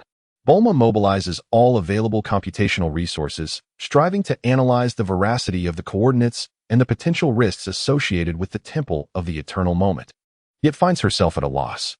That place seems to exist beyond the conventional understanding of the universe. Suin Wukong remains optimistic. It sounds like a splendid place for cultivation. Vegeta, if you go, you might just become even stronger. Pike adopts a cautious stance. The unknown often signifies danger. We know nothing about this council, and its intentions are difficult to discern. Venturing forth recklessly could lead to a trap. Vegeta isolates himself within the gravity chamber for 3 entire days. He repeatedly scrutinizes the fragment of rules left by the messenger, which articulates the principles of temporal balance and the potential chain reactions of individual interference. Indeed, the insights are exquisite and meticulous, far surpassing his previous attempts to define through sheer will. This realization compels him to acknowledge that in the realm of time, he remains a novice, and his prior endeavors were akin to a child wielding a hammer, perilous and oblivious. Yet, to bow his head in learning, to accept guidance from a foreign organization, stands in stark contrast to his pride. His path is one of conquest, of control, rather than submission. However, the phrase that implicated his homeland struck directly at his few vulnerabilities. He might not care about his own risks, but he could not ignore the potential catastrophe his recklessness might bring upon the earth. Bulma, Kakarot, that boy, go on. In this land he had once scorned yet had grown accustomed to. On the evening of the third day, the door of the gravity chamber slowly opened. Vegeta emerged, his expression tranquil, revealing no sign of joy or anger. Outside, Bulma, Goku, and the others immediately surrounded him. Have you decided? Bulma asked nervously. Vegeta did not respond directly but turned to Goku. Kakarot, while I am away, the earth is in your hands. Goku paused for a moment, then nodded vigorously. Don't worry. I'll be here. Vegeta then glanced at Bulma. Woman, take care of the home. Bulma's eyes glistened with unshed tears as she bit her lip. You must be careful. If you can't win, retreat. It's not shameful. Vegeta snorted coldly, acknowledging her concern. Finally, his gaze swept over the group, and without further words, he turned and walked toward the open space outside the castle. He raised his hand and, based on the coordinates left by the messenger, began to construct a passage to the eternal moment with the will of a definer. Not through ki or technology, but by sheer thought. He defined a temporary path connecting to the distant beyond at the weak points of reality. The space before him began to warp and ripple, emitting a profound wave that seemed to involve the fabric of time itself. A portal of soft, milky light, its internal scenery obscured, slowly took form. This was not a stable spatial passage, but rather a fragile temporary bridge that required his continuous will to maintain. I am leaving. Vegeta cast one last glance at the sky of Earth, hesitated no longer, and stepped into the portal of light. At the moment his figure vanished, the portal closed, and the space returned to its original state, as if nothing had ever occurred. He had departed for the unknown, the temple of eternal moment that governed the secrets of time. Earth had temporarily lost its strongest protector, as well as its greatest variable. Goku stared at the place where Vegeta had disappeared, clenching his fists with determination. I will continue to grow stronger. When you return, we will have a proper battle. Bulma sighed deeply, her heart heavy with worry, and turned back to the laboratory. She needed to work harder to enhance Earth's technology and defense capabilities to confront the potential risks that even Vegeta could not foresee in the future. The Temple of Eternal Moment. As Vegeta traversed the fragile path defined by rules, he found himself in an indescribably strange space. There were no concepts of up or down, nor were there stars or moons. Countless streams of time, glowing softly and varying in thickness, flowed like rushing rivers or static ribbons, intertwining in incomprehensible trajectories amidst the void. Huge, crystal-like gears and hourglass structures turned slowly within these time streams, emitting a deep rhythm that seemed to resonate through the ages. Was this the source of time? Or perhaps a node that managed time? Welcome to the eternal moment, Definer Vegeta. A calm, unwavering voice echoed. Vegeta turned to see an old man clad in a simple gray robe, his appearance ordinary, as if he had merged with the surrounding environment, having appeared beside him unnoticed. The old man exuded no powerful energy fluctuations, yet he emanated a profound sense of unity with the entirety of space and time. I am the guide of this temple. You may call me the timekeeper. The old man regarded Vegeta, his gaze seemingly penetrating beyond the surface to the core of his defining will. I am aware of your intentions. Follow me. The council members are waiting in the Hall of Time. Vegeta narrowed his eyes, feeling the omnipresent yet gentle force of the laws of time in this space. The flow of time here seemed entirely different from that of the outside world, more dense and orderly. He snorted and followed the timekeeper's lead. He understood that this journey was far from a simple lesson. It resembled a scrutiny and test of his will, path, and potential.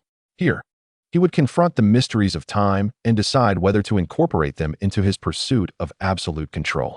A new challenge had already begun. Chapter 6. The Hall of Time and the Debate of Rules.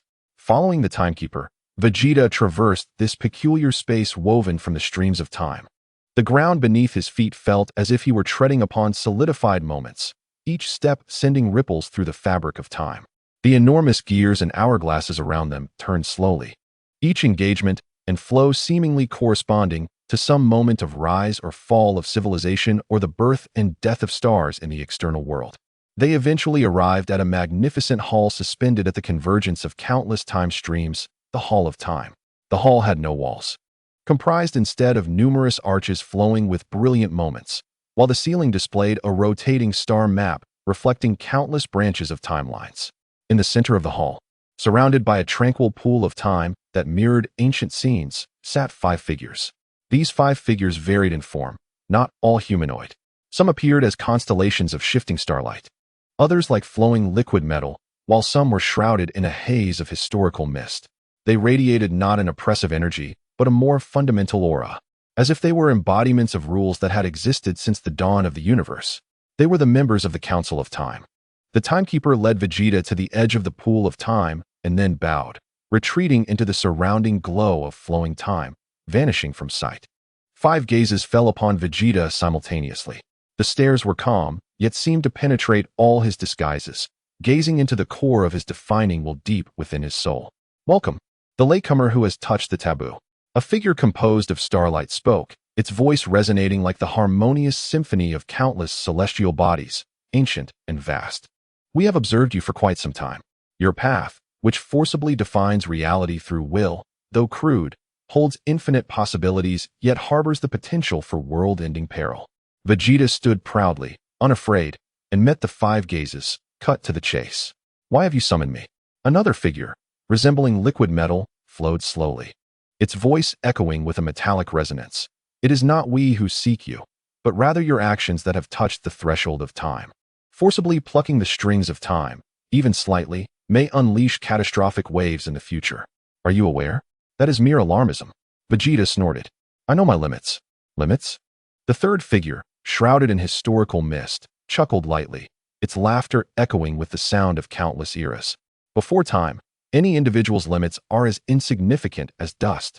Do you realize that your trifling attempts have delayed the budding of 3 yet-to-be-born civilizations by 0.73 microseconds? That they have caused a trajectory that could have avoided a meteor strike to deviate by a millionth of a degree? Vegeta's pupils constricted. He had been entirely unaware of these details. He only knew the backlash was immense, but never anticipated the impact could be so subtle yet profound. Time weaves the threads of destiny for all things. The fourth figure, seemingly composed of countless clock symbols, said in a ticking voice, pull one thread and the whole body moves. Your power of definition, if applied to the realm of time, must be exercised with utmost caution. Otherwise, you will not only fail to control destiny, but may become the cause of destruction. So, Vegeta's gaze turned icy. Are you here to lecture me? The final figure, an elderly man with a gentle face, yet eyes that seemed to contain the essence of cosmic creation and destruction, spoke slowly, his voice resonating deep within Vegeta's consciousness. This is not a lecture. It is an offering of choice. He pointed toward the pool of time. The scenes within the pool shifted, revealing 2 indistinct paths. A path presents itself. We can impart to you the profound secrets of time's progression, guiding your strength to coexist harmoniously with time, becoming a custodian of temporal stability. You shall attain longevity and the power of guardianship, yet must adhere to the regulations set forth by the Council, refraining from reckless actions. The elder's voice shifted to a grave tone. Another path lies before you, one that allows you to continue on your defined journey, which we shall not obstruct. However, you must establish a temporal covenant, pledging not to initiate large-scale interventions in the primary timeline's flow. Otherwise, it shall not be we who intervene, but the very laws of time that will retaliate. A burden you shall find unbearable. 2 paths exist. One leads to integration within the rules as a protector. The other allows for solitary pursuit, but with shackles. Vegeta gazed at the spectral silhouettes of the 2 paths within the well of time, a flicker of conflict evident in his eyes. A custodian? It sounded akin to a tamed beast, powerful yet stripped of its wildness. This was far from his desire. Yet, the temporal covenant implied that should he wish to genuinely command time in the future, he would inevitably confront the entire universe's temporal laws as adversaries. This was a formidable choice, concerning not only the form of his future power, but also the very essence of his path. Should he momentarily compromise for the sake of knowledge and growth, or resolutely refuse and continue down this perilous and uncertain road alone? Within the Hall of Time, silence enveloped the space. Only the faint sound of the relentless flow of time could be heard, accompanied by the piercing gazes of the 5 members of the council. As if they could perceive all, Vegeta slowly raised his head, and within the depths of his eyes, a familiar, undeniable flame of pride ignited. His answer was now evident. Chapter 7. Covenant and Embers in the Hall of Time. Time itself seemed to pause for a moment, awaiting Vegeta's decision. The 5 members' gazes remained tranquil, as though they had anticipated his struggle. Vegeta shifted his focus from the spectral images of the 2 paths to the 5 embodiments of regulation. A smirk, familiar and laced with defiance, curled at the corner of his mouth. A custodian? Adhering to regulations? His voice was cold and clear, reminiscent of a wild dog fitted with a collar. My path, as Vegeta, shall not be confined by others. He rejected the first path, a renunciation of his most cherished principle, the self-determination of all through his own will. As for the covenant, his gaze sharpened as it swept over the 5 members. I can pledge that, until I possess sufficient power and understanding, I shall not initiate large-scale alterations to your so-called primary timeline. This was not complete acceptance, but a conditional, temporary compromise. He acknowledged his current limitations and the inherent risks, while firmly retaining his right to further explore and conquer the domain of time in the future.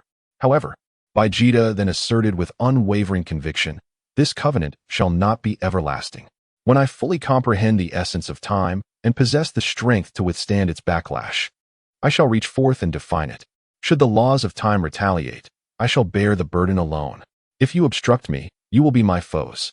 His proclamation resonated with undeniable determination and pride. He did not reject constraints, but refused to be permanently shackled. He viewed this covenant as a stage of buffering and learning, not an endpoint. The 5 council members fell silent for a moment. The figure composed of starlight flickered slightly. Your pride is indeed as the observations indicated. This choice was also anticipated. The liquid metal-like figure flowed. A temporary constraint is preferable to unbridled annihilation. The council accepts your terms. The presence shrouded in historical mist sighed softly. May you remember the words of today, and not forge eternal regret through impulsive actions. The figure formed from clock symbols ticked softly. The covenant is established. During the eternal moment, you may peruse certain non-core temporal texts, and the timekeeper shall address your inquiries. However, the extent of your understanding and your ability to harmonize your power with time depends solely on you. The final elder, benevolent in demeanor, nodded, raising a hand as a stream of complex regulatory information flowed toward Vegeta, merging into his consciousness. This was a mark of the temporary covenant, prohibiting large-scale interventions in the primary timeline, along with guidance for access to the temple's library. The duration is set to 100 Earth years within your main universe's time. The elder spoke, hoping you will achieve something within a century. After 100 years, whether you become a custodian of time or tread the path of destruction in defiance of the laws rests in your hands. 100 years, for the ordinary, constitutes a lengthy lifetime. Yet for one who has touched the realm of regulation, it is but a fleeting moment. Vegeta felt the weight of the covenant mark within his consciousness, a sensation of invisible restraint enveloping him, yet he did not resist. He understood that this was a necessary price at this stage. 100 years? That is sufficient. He refrained from further words, turning to follow the guidance toward the temple's library. His time was precious. There was no need to squander it on superfluous conversation. The figure of the timekeeper reappeared silently before him, guiding him deeper into the mysteries of the Temple of Time. Observing Vegeta's departing figure, the 5 members fell silent once more. This child possesses an indomitable will and unparalleled pride, rare in this world, whispered the starlit figure. His defining strength is of the highest essence. If guided rightly, he may become a vital force in preserving the stability of the multiverse. Should he stray into the wrong path, the liquid metal-like figure left unspoken, yet its meaning was clear. The seed has already been sown. The benevolent elder slowly closed his eyes. Whether he grows into the world tree that shelters all or the fire of annihilation that consumes everything, only time can provide the answer. They offered Vegeta both opportunity and constraint, planting a seed that could alter the future's landscape. And Vegeta commenced his training in the eternal moment. He did not come to learn how to submit to time, but to comprehend time, decipher its rules, with the ultimate goal still being to one day, through his own will, truly and thoroughly command time. His path had never wavered. The temporary compromise was merely a means to a more distant journey. The warriors of Earth remained oblivious to the fact that their companion was engaged in a battle concerning regulation and will at the source of time. The impact he would eventually bring would, one day, resonate through the destinies of all in some form. The embers are present, awaiting the blaze to spread. Chapter 8. The Tome of Time and the Timekeeper under the guidance of the Timekeeper. Vegeta traversed archways formed from solidified time and arrived at the library of the eternal moment. Here, traditional bookshelves and tomes were absent. Countless glowing volumes, akin to living entities, flowed gently and hovered in the vast expanse. Each book chronicled the mysteries of specific time flows, the temporal histories of civilizations, or the applications and paradoxes of various temporal laws. These texts were inscribed by time itself. The timekeeper calmly explained, readers must engage with their minds, not merely their eyes. The extent of understanding depends on your affinity for and insight into the path of time. Vegeta wasted no words, directly approaching the nearest tome radiating a soft blue glow. He extended his hand, not for physical contact, but to penetrate the book's halo with his defining will, like a delicate antenna. Boom. In an instant, a torrent of information surged into his consciousness, not in the form of words or images, but pure models and energy schematics governing the nuanced regulation of temporal flow speed. The complexity and intricacy contained therein far surpassed his previous crude methods of forcibly defining the flow of time through sheer brute force. He witnessed how to create a stable and controllable time differential in specific areas with minimal willpower expenditure. He observed methods to avoid the spatial structural stress caused by time differentials and even glimpsed concepts regarding the utilization of these time differentials for ultra-high-speed computations or the cultivation of unique organisms. Yet, these were merely observations. This knowledge felt like an arcane text, as many of the concepts and structures were founded upon the theoretical underpinnings of time laws with which he was entirely unfamiliar. He was akin to an elementary student unexpectedly handed a treatise on advanced physics. Though he sensed its profound depth, he found it challenging to genuinely comprehend and apply. Obscure. Vegeta retracted his will, his brow furrowing. He realized that to truly master the power of time, he needed to start with the fundamental theories of time laws. A task undoubtedly long and tedious. The timekeeper seemed to pierce through his thoughts, silently presenting him with a book emanating a gentle white light. Significantly smaller in size, the Su-Gai Luan, the cornerstone of time laws. To build a tall edifice, one must first solidify its foundation. Vegeta cast a glance at the timekeeper and accepted the foundational tome, once again immersing his will into its depths. This time, the information was no longer chaotic, but systematically elucidated the concepts of time, its properties, and its connections to other fundamental laws such as space and energy, as well as the basic structure and stability principles of timelines. He discerned the differences between absolute and relative time, understood that the irreversibility of the arrow of time stemmed from the law of entropy, and began to engage with the complex theories of parallel timelines and time branches. Although it remained arduous, a clearer framework began to emerge. He forced himself to calm his mind, akin to honing his fundamentals in the gravity chamber years ago, and began to gradually digest this dry yet crucial foundational knowledge. The timekeeper stood by like a true librarian, intervening only when Vegeta encountered insurmountable confusion, providing succinct clarifications or guiding him to consult related auxiliary texts. Time does not exist in isolation. It is intimately connected to the observer's state of consciousness. Altering the past is not impossible, but it incurs the cost of creating a new time branch rather than modifying the existing main line. A powerful individual's own time field naturally influences the surroundings, necessitating the cultivation of restraint instead of relentless expansion. The timekeeper's insights often cut to the heart of the matter, saving Vegeta from many detours. He gradually came to realize that this seemingly ordinary elder possessed an unfathomable understanding of the path of time. Time is devoid of years, particularly in this eternally unique moment where the flow of time differs from the outside world. Vegeta was wholly immersed in the exploration of time's mysteries. No longer impatiently striving for quick definitions, he resembled a famished traveler, fervently absorbing knowledge about time. His defining will, through this systematic learning, had not been dulled, but had instead become more refined and precise. He began to understand that true definition is not a brutish negation or overlay, but rather a more efficient and enduring guidance and reconstruction based on a profound comprehension of the rules. He attempted once more in a designated testing area within the library to implement time deceleration. This time, he did not forcefully command time to slow, but rather, like a skilled artisan, deftly manipulated the tension of the flow of time, establishing a stable and energy-efficient slow flow zone on its natural course. The results were remarkable. The same deceleration effect consumed less than 1/10 of the willpower previously required, and it barely triggered any backlash from the rules. Quite intriguing. Vegeta gazed at the nearly stagnant motes of light within the testing area, a flicker of satisfaction crossing his eyes. This was how power ought to be wielded. However, when he sought to push further, such as attempting localized time acceleration or peering into fleeting future fragments, he still felt a sense of inadequacy. The laws involved were far more profound, demanding a higher mastery of will and a greater reservoir of knowledge. He understood that the road ahead was long. Meanwhile, on Earth, time quietly slipped by for months. In the absence of Vegeta, the planet continued its rotation. Goku and the others remained devoted to their training, while Bulma's technological advancements steadily progressed. The galaxy appeared tranquil, yet some astute entities sensed that the greatest variable had temporarily departed, causing the universe's strings to loosen slightly. However, this calm often heralded the brewing of a new storm. In another dimension's eternal moment, Vegeta's training had just begun to find its rhythm.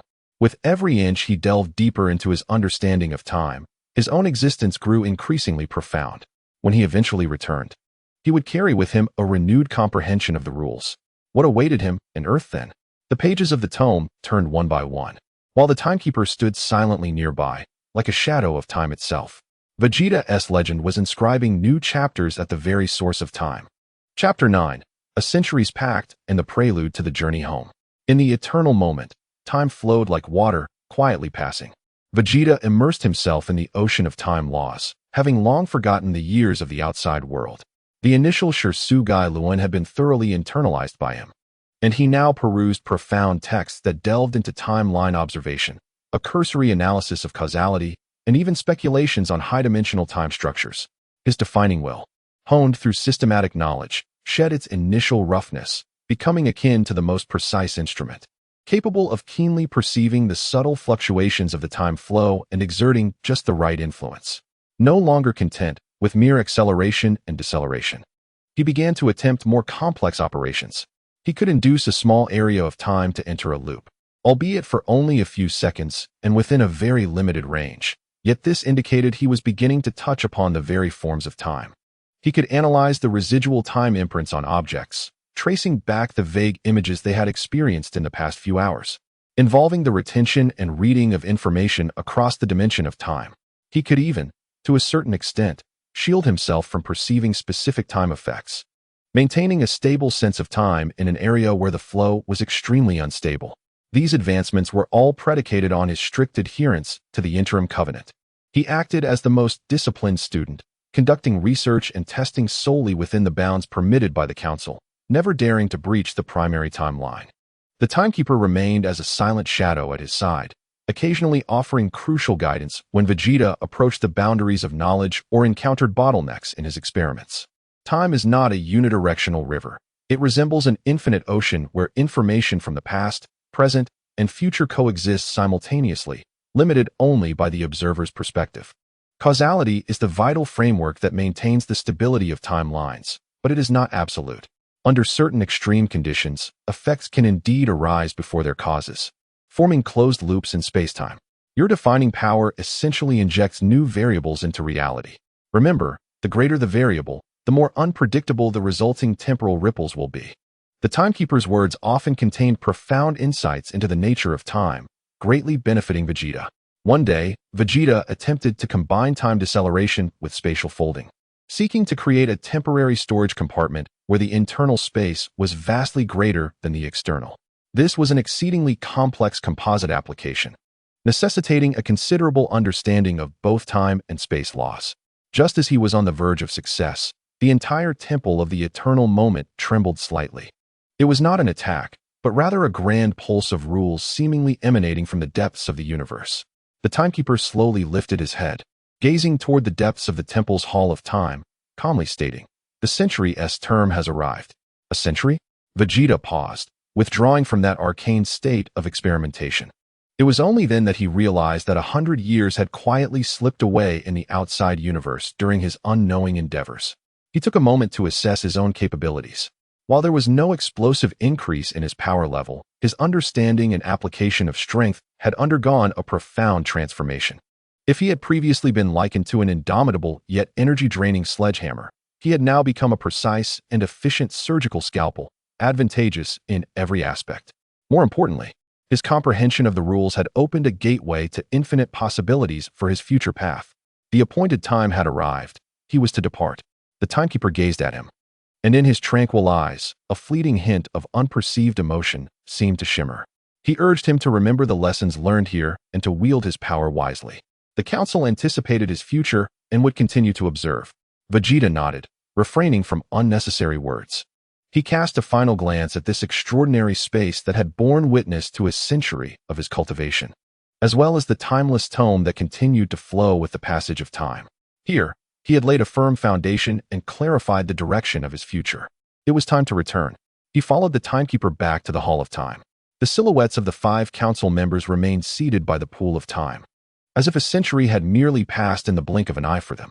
After a century of cultivation, your progress is commendable, one of them remarked. The contract's mark will soon fade, granting you freedom. Yet, I urge you to remain true to your original intent and not forget the potential risks that lie ahead. As Vegeta sensed the binding contract's influence gradually dissipating from his consciousness, his gaze sharpened. I am aware of my own limits. He refrained from further conversation and turned toward the place he had come from. The timekeeper stood there, ready to reopen the path to the main universe, to Earth. The milky white portal of light reappeared, its interior still shrouded in ambiguity.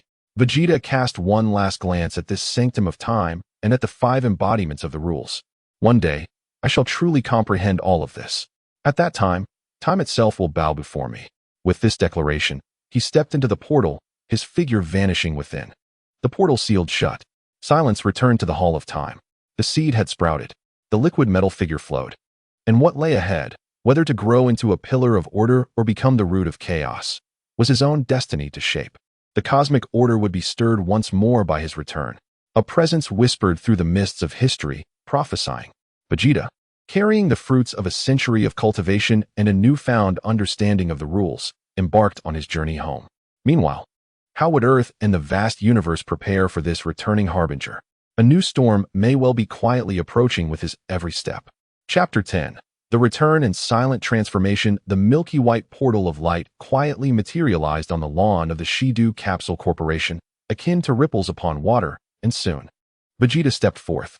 He remained unchanged from when he had departed, his battle attire immaculate, and his black hair meticulously arranged. However, an ineffable composure and depth had supplanted the former overt arrogance. He stood there, as if he had reached a peculiar harmony with the surrounding space, light, and even the flow of time, no longer feeling like an alien forcibly inserted into reality. Almost instantaneously upon his appearance, at Bowsy Mountain, Goku, who was instructing Gohan in his training, abruptly lifted his head, a flicker of surprise and excitement crossing his eyes. That energy, it's Vegeta. He is back. But he feels a bit different, doesn't he? At the Kai's temple, Piccolo opened his eyes, his green irises glimmering with intrigue. His energy is completely contained, almost imperceptible. Has it merged with the very environment? His mastery over power had reached such heights? In the laboratory, Bulma stared at the monitor displaying Vegeta's sudden appearance, momentarily taken aback before exhaling in relief, only to furrow her brow again. Why does he seem even more formidable now? Even the ordinary animals playing in the yard seemed to sense something, pausing their movements to cast uneasy glances at Vegeta, yet feeling no threat, only an instinctive reverence for a higher existence. Vegeta paid no mind to the subtle effects he had caused. He briefly assessed the state of Earth, confirming that little had changed since his departure, and proceeded directly to the gravity chamber within the castle. Vegeta, Goku's voice approached, brimming with excitement. You're back. How was that time temple? Did you get stronger? Vegeta cast a sidelong glance at him, his pace unbroken. Humph, Kakarot, you remain as you were, with no growth whatsoever. Goku, undeterred, chuckled and walked alongside him. I've been training hard too, but it feels even harder to catch up to you now. Without further comment, Vegeta entered the gravity chamber, the heavy door closing behind him and cutting off Goku's curious gaze. Inside the gravity chamber, Vegeta did not activate any gravitational systems. He simply stood in the center, eyes closed, absorbing the moment. After a century of cultivation, his reliance on ki had diminished to a minimum. The essence of his power had shifted towards comprehending and applying the rules. He could clearly perceive the lines of gravity surrounding him, the structure of space, and even vaguely grasped the elusive flow of time that permeated everything. He attempted not to manipulate ki, but rather to define the space within a meter around him solely through will. In that space, the fabric of reality folded. There were no radiant bursts of energy, nor violent distortions in space. Yet, within that small area around him, the actual spatial dimensions were subtly stretched and expanded by approximately 10% under the influence of his will. Though the effect was exceedingly faint and the range limited, it signified that he could achieve similar outcomes without the vast energy typically required to tear apart space, merely by precisely guiding the rules of space. The energy expenditure was minimal, and it evoked almost no backlash from the fabric of reality. Next, he directed his will toward his perception of time. Accelerate my sense of time. He did not alter the objective flow of time, but merely adjusted the speed at which his consciousness received and processed information. In an instant, everything around him seemed to slow down, akin to a film played in slow motion. He could observe and contemplate with greater ease. Upon rescinding his will, everything returned to normal. These abilities stemmed from the foundation he had established during the eternal moment. They were not earth-shattering techniques, but rather a more intrinsic and efficient application of power. Yet, it was not enough. Vegeta opened his eyes, devoid of any sense of self-satisfaction. He understood that this was merely the beginning. There remained a long journey ahead to truly define reality at will, especially in the realm of time. With the temporary contract now dissolved, he possessed the freedom to explore, but this also meant facing all risks and repercussions alone. He required further practice and deeper comprehension. The Earth, this relatively tranquil cradle, might no longer suffice. His gaze seemed to penetrate the walls of the gravity chamber, reaching into the vast depths of the cosmic expanse. There lay more unknowns, more challenges, and the nourishment needed for his path as a definer to continue its extension. The returning Vegeta brought not merely an enhancement of strength, but also a potential upheaval of the existing order. A silent revolution had quietly begun to unfold with his return. The universe would once again stir with tumultuous winds because of him. Chapter 11. The call from beyond the stars. Vegeta's return did not create significant ripples within Earth. Aside from a select few at the core, no one knew of the profound metamorphosis he had undergone during his century-long absence. He remained reclusive, spending most of his time in the gravity chamber, engaged in a form of cultivation regarding the rules that others could scarcely comprehend. However, his existence, akin to a colossal deep-sea whale, emanates an unconscious presence that increasingly harmonizes with the fundamental laws of the cosmos, resembling an imperceptible gravitational wave that silently spreads into the depths of the universe. Months later, at the headquarters of the Galactic Patrol, Minister Ifu gazes at a recently decrypted ancient document, her brow furrowed. The document chronicles the remnants of a long-extinct civilization known as the Zingyus, reputed for their adeptness in communicating with the consciousness or rules of the universe itself. Cross-referencing various ancient sources, Jayak, who stands nearby, reports incredulously that a peculiar resonance phenomenon has emerged within the underlying network of cosmic rules, its origin traced back to the solar system, specifically Earth. This phenomenon bears certain similarities to the characteristics described in the document regarding the Zingyu's connection with higher dimensional rules. Ifu's expression grows serious. After the return of Vegeta, the Earth has manifested a phenomenon rarely documented even in ancient civilizations. This is undoubtedly related to him. Can we ascertain what it is? Ifu inquires. Jayak shakes his head. It cannot be deciphered. Our technological level is still insufficient to comprehend such dialogues on the plane of rules. However, it is certain that this resonance is being perceived by other, more ancient and enigmatic entities within the universe. Almost simultaneously, in various corners of the cosmos, ancient consciousnesses, some slumbering in dimensional crevices, others residing in the cores of dead stars, or drifting in the depths of nebulae, subtly tremble. Within a collective consciousness formed purely of mathematical logic, a cold calculation deduces a probability, detection of increased activity of rule affinity entities. Their existence has preliminarily garnered the attention of the fundamental laws of the universe. Assessment, potential transcendent opportunities manifest. Observation priority, highest. In another peculiar space composed of distorted light and shadow, a whisper of thought, seemingly formed by the prayers of countless civilizations, murmurs. The thread of fate is once again stirred. Echoes from that forgotten star domain represent both variables and opportunities. Furthermore, near the event horizon of a black hole, where even light cannot escape, a faint yet ancient will seems to be drawn by that distant resonance, casting a fleeting glance. Vegeta's presence acts like a stone cast into a tranquil lake, the ripples it creates attracting the attention of ancient existences that have long transcended mundane life forms.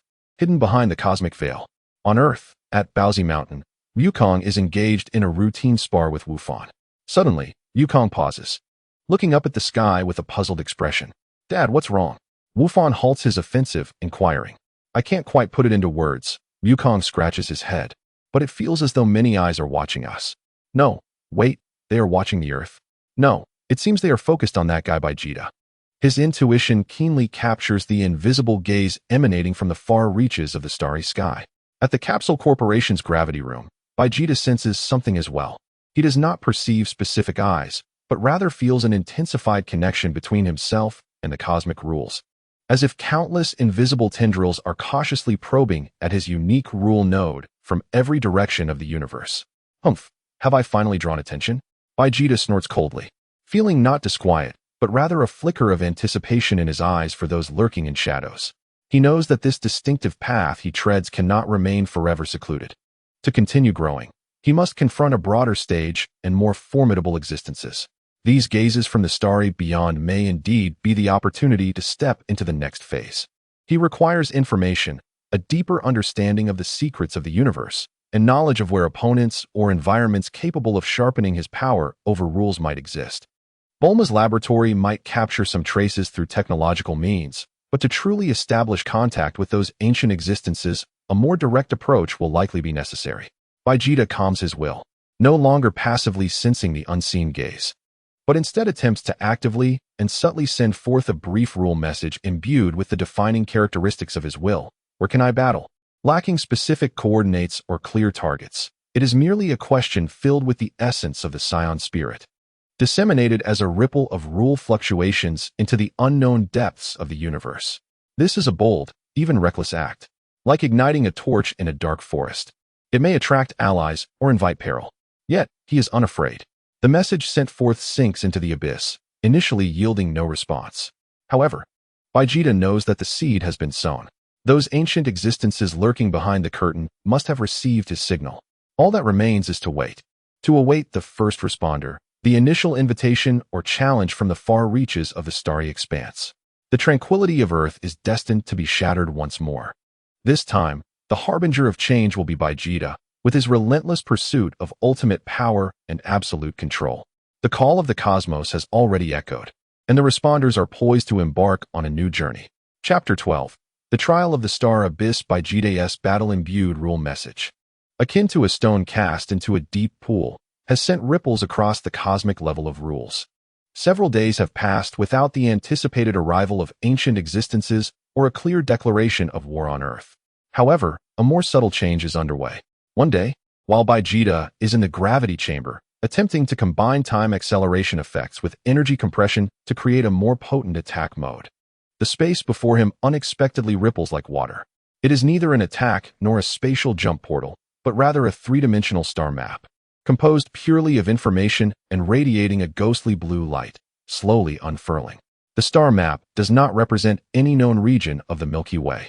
Its coordinates point towards a distant, unexplored expanse known as the Wujin Xingyuan, about which even the Galactic Patrol knows very little. At the center of the star map, a specific coordinate point is highlighted, accompanied by a line of ancient cosmic script that Vegeta can directly comprehend. Trial grounds, rule remnant zone. Survive or conquer. There is no signature, no further explanation, only this cold coordinate and a phrase brimming with challenge. Rule remnant? Vegeta narrows his eyes, sensing that this star map harbors an ancient and pure intention, certainly not a prank. The so-called rule remnant likely denotes a region where, for some reason, the fundamental laws of the universe have become fragmented, chaotic, and even conflicting, creating an exceedingly dangerous and peculiar environment. For conventional civilizations that rely on stable rules, it may be a dead end, but for someone like him, who seeks to comprehend and even master the definitions of rules, it might serve as an excellent sharpening stone. Finally, something substantial has arrived, Vegeta's lips curl into a slight smile as he unhesitatingly records the coordinates. He does not notify anyone, nor does he require any preparation. For him now, the best preparation lies in his mastery of the rules. He once again constructs a path of rules with his will, and a portal of light leading to the distant Wujin Xingyuan slowly takes shape in the gravity chamber. The energies emanating from beyond the portal are not the familiar cosmic energy fluctuations, but rather a chaotic, twisted aura, as if countless physical constants are clashing. I'm stepping out for a bit. He leaves behind a brief mental message for Bulma, a small technique he has mastered over a century of training, and steps through the luminous portal, the Wujin Xingyuan, the Rule Remnant Zone. As Vegeta traversed the portal and set foot on what could barely be termed as ground, the scene before him stirred a flicker of emotion within. There were no stars, no radiance, only an unbounded expanse of chaos, a backdrop twisted and intermingled with myriad colors. Here, space itself was fragmented, sometimes stretching into fine threads, at other times compressing into thin sheets. The direction of gravity shifted unpredictably. One moment, he felt himself plummeting. The next, he could be flung sideways. Time flowed chaotically, with certain areas seemingly frozen for eons, while others raced forward like wild stallions. Strangely, the debris floating amidst the chaos resembled shattered shards of glass. They were not mere matter, but solidified fragments of rules. Some emitted an extreme cold, freezing everything they touched, including space itself. Others exuded a terrifying heat, warping light. Some even exhibited logical paradoxes that disoriented Vegeta's perception. Intriguing. He steadied himself, for the chaotic gravity and spatial structure had little effect on him. His defined will was sufficient to maintain a relatively stable domain around him. He cautiously avoided a fragment radiating entropy-reducing rules, the antithesis of the universe's natural tendency towards entropy increase. For such a fragment could render order into chaos and potentially reverse his life's trajectory. His purpose here was not to exist aimlessly, but to conquer. He sought to uncover those fragments of rules that he could comprehend, absorb, and even integrate into his own definitional system amidst this ruin of regulations. He focused on a relatively stable, diamond-shaped fragment emanating strong spatial reinforcement rules. The space surrounding this fragment was exceptionally resilient, nearly impervious to distortion. Vegeta extended his hand, not for physical contact, but to transform his will into an invisible chisel, meticulously carving towards that fragment, attempting to decipher its internal structure and grasp the principles of its spatial reinforcement. The rule fragment seemed to possess an instinctual resistance, a powerful, repulsive force suddenly surged forth, attempting to repel Vegeta's will. A mere inanimate object dares to resist? A glint of ferocity flashed in Vegeta's eyes as a stronger definitional will surged forth like a tide. Rather than forcefully dismantling, he sought more intricately the structural nodes and energy circuits of this rule fragment. He intended to deconstruct it with the precision of a fine instrument, to understand and then absorb. This was a silent yet perilous contest. The essence of will clashed with the rule fragment, and a moment's carelessness might result in being rebounded by that steadfast rule force, injuring the very roots of his consciousness or triggering other more dangerous rule fragments into a chain reaction. Time lost its significance in this chaotic realm. Vegeta became wholly absorbed in his dialogue and conquest of the rule fragment. His progress was slow yet unwavering. With each revelation of the fragment's mysteries, his understanding of spatial rules deepened, enhancing the stability of what he could define. Uncertain of how long he had been immersed in this endeavor, when he finally fully analyzed the core structure of the spatial reinforcement rule fragment and integrated its contained rule information into his own system, he felt a palpable enhancement in his capacity to define space. He could now stabilize or distort a larger expanse of space with greater ease and longevity. Excellent. A flicker of satisfaction crossed Vegeta's eyes. He gazed upon the boundless debris of rules, his gaze brimming with a desire to conquer. This was his new hunting ground. These rule fragments were his prey and sustenance. With a swift motion, he soared towards the next distorted fragment radiating energy deviation rules. The trial had only just begun, when he had absorbed the secrets of this debris field's rules. His path as a definitional architect would undoubtedly ascend to a new pinnacle. In the depths of the cosmic abyss, crisis and opportunity coexisted, and Vegeta, in his own way, was inscribing the legend of a conqueror of rules. Chapter 13. the hunter of debris and the uninvited guest. Vegeta moved like an indefatigable hunter through this bizarre debris field of rules. He deftly avoided the perilous fragments that exuded destructive energies, logical paradoxes, or were utterly incomprehensible, focusing instead on those relatively stable and complementary rule mysteries that aligned with his definitional system. He discovered a fragment containing the rules of high-frequency energy oscillation, and upon analysis, he achieved unprecedented precision in controlling energy output frequency, even managing to simulate the resonance frequency of specific materials for precise destruction at the microscopic level. He captured a fragment of information regarding the phase transformation of matter. Though incomplete, it offered him new insights into defining the forms of matter, hinting at the possibility of limited transformations between solid and energy states in the future. He even daringly engaged with a smaller fragment of time stagnation, although he could not fully decipher the profound laws of time. He gained greater mastery over his own time acceleration and deceleration, reducing energy consumption further. With each conquest of a rule fragment, his foundation as a definitional architect grew deeper. He no longer relied solely on brute will to command reality, but began to operate as a true architect of rules, editing and reconstructing with greater efficiency and finesse based on his understanding of the underlying codes of the universe. His aura grew increasingly profound and restrained in this chaotic realm, forming a bizarre harmony with the shattered rule environment around him, as if he were an integral part of this debris field. However, this seemingly unclaimed ruin of rules was not entirely devoid of inhabitants. Just as Vegeta integrated the information from a gravitational lens rule fragment, sensing a subtle enhancement in his ability to manipulate gravity, a powerful, malevolent disturbance in the rules, akin to a venomous serpent, silently struck from behind. This was not an energy attack, but rather a direct erosion at the level of rules. It sought to distort the stable domain maintained by his will, tearing him apart amidst the chaotic spatial structure or washing away his consciousness with the abnormal flow of time. Humph, a sneaky rat. Vegeta scoffed softly, not even bothering to turn around. The definitional will surrounding him reacted instantly. Rather than confronting the erosion head-on, it served as a masterful conduit, cleverly redirecting the power of the rule disturbance along a specific path constructed by his will, allowing it to dissipate like a stone in the ocean amidst the chaotic background of rules, leaving no impact on him. Centuries of cultivation had taught him not only knowledge but also how to respond to conflicts at the level of rules with minimal cost. The assailant seemed momentarily taken aback, clearly unprepared for their attack to be so effortlessly neutralized. In the next instant, within the chaotic void not far away, light and shadow twisted, and a bizarre figure gradually materialized.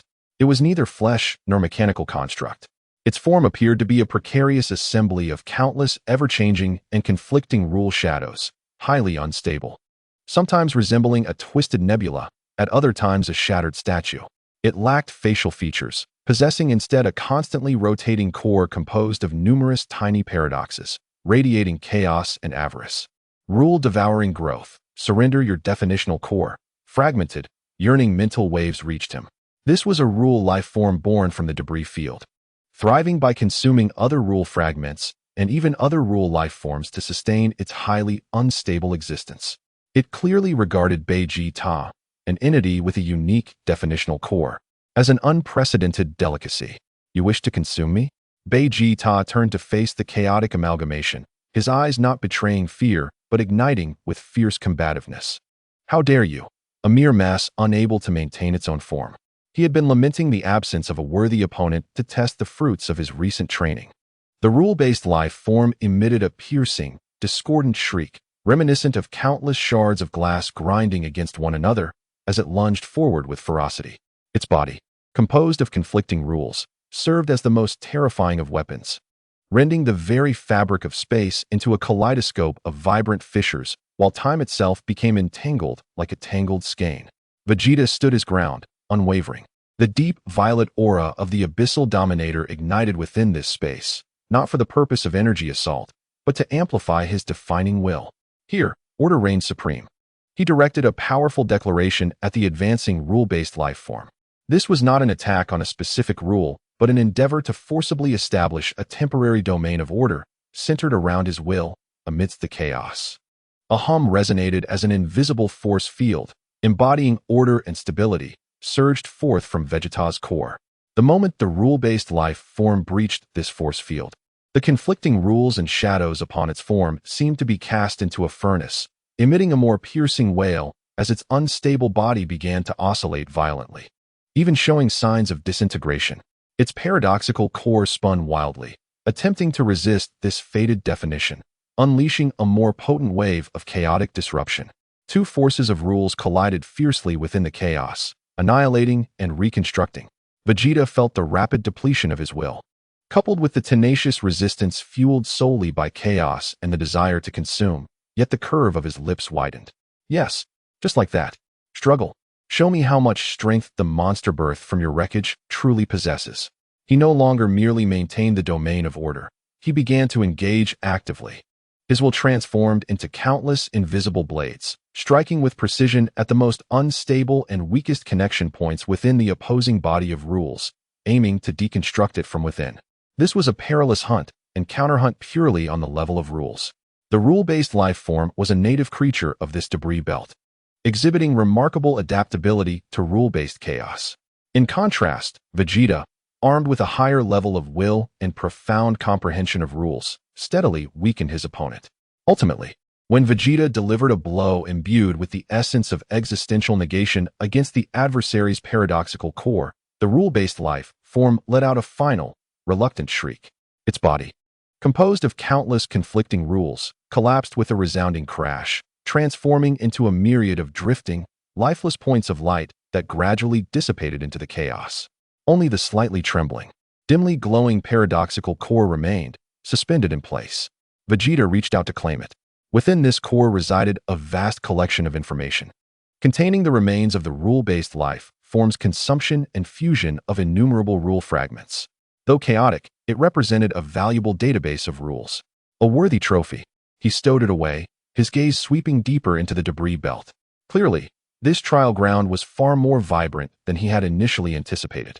The game of hunter and prey had only just reached its climax. Vegeta reveled in this perilous and exhilarating journey of conquest upon the chessboard of rules. Chapter 14. The Paradox of the Core and the Enlightenment of the Returned Vegeta, having secured the paradoxical core left behind by the rule-based life form, did not immediately delve deeper into the debris belt. He floated within the chaos, his domain of order slightly contracting, maintaining only the most fundamental stability. Although victorious in the recent battle at the level of rules, the toll on his will had been substantial. More importantly, the paradoxical core piqued his keen interest. He allocated a fragment of his will, cautiously probing into the dim core. In an instant, a torrent of complex, chaotic, and even contradictory streams of information surged forth. This was an extremely unstable aggregation of rule information, formed from the rule-based life form's consumption and fusion of numerous rule fragments.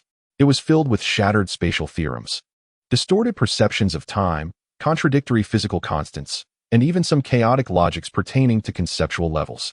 These pieces of information resembled shards of a shattered mirror. Each fragment refracted a portion of reality, yet when pieced together, they formed an absurd and incoherent whole. Humph, a tangled mess. Vegeta frowned as he forcefully sought to untangle this information. Most of the content proved to be devoid of value due to excessive conflict or incompleteness. However, certain fragmented insights regarding rule conflict interfaces and paradoxical stability points illuminated his understanding. These were the keys that enabled the rule-based life form to survive in such a chaotic environment, even weaponizing rule conflicts. It did not truly comprehend these rules. Rather, it instinctively discovered a method to maintain its existence amid contradictions. Vegeta attempted to understand and replicate this balancing technique. He ceased his attempts to impose absolute order and began to learn how to utilize a limited number of controllable rule conflicts to achieve a form of dynamic stability through their interdependent characteristics. At the edge of his domain of order, he cautiously introduced a faint spatial distortion rule and a gravitational reinforcement rule, allowing them to collide and cancel out most effects, ultimately yielding a faint yet more efficient stabilizing effect for space. Quite intriguing, Vegeta mused. This approach of leveraging rule contradictions, while unable to elevate one's limits, could significantly reduce the cost of maintaining specific effects in certain situations. It was akin to discovering a clever fulcrum, allowing him to maneuver rules with less force. He extracted, absorbed, and integrated the valuable portions of information from the paradoxical core into his own rule system, casually obliterating the still chaotic remnants of the core. After this period of reflection and insight, he felt his mastery over rules becoming more fluid, and the speed at which his will recovered seemed to accelerate slightly. He gazed deeper into the debris belt, where the rule conflicts intensified, and the colors grew increasingly bizarre, clearly concealing either more formidable rule-based life forms or even more perilous rule phenomena. Should he venture further and hunt down more formidable prey? The fire of combat surged within Vegeta, yet an innate intuition urged him to temper this impulse. He sensed that his gains within this realm of rule debris had reached a temporary plateau. Continuing to hunt those instinct-driven rule-based life forms might yield more rule information. But the core understanding of the essence of rules and the creative application essential to his path as a definer had become limited. He needed to digest, to consolidate, to truly integrate the vast quantities of rule information he had plundered and absorbed during this time into the solid foundation of his own defining system.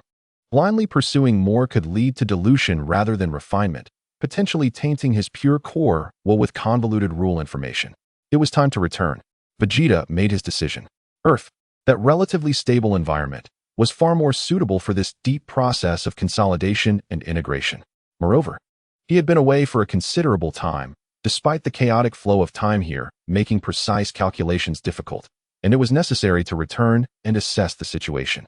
He reconstructed the pathway of rules, and a milky white portal of light opened within the chaos, emanating the familiar and stable waves of rules from Earth.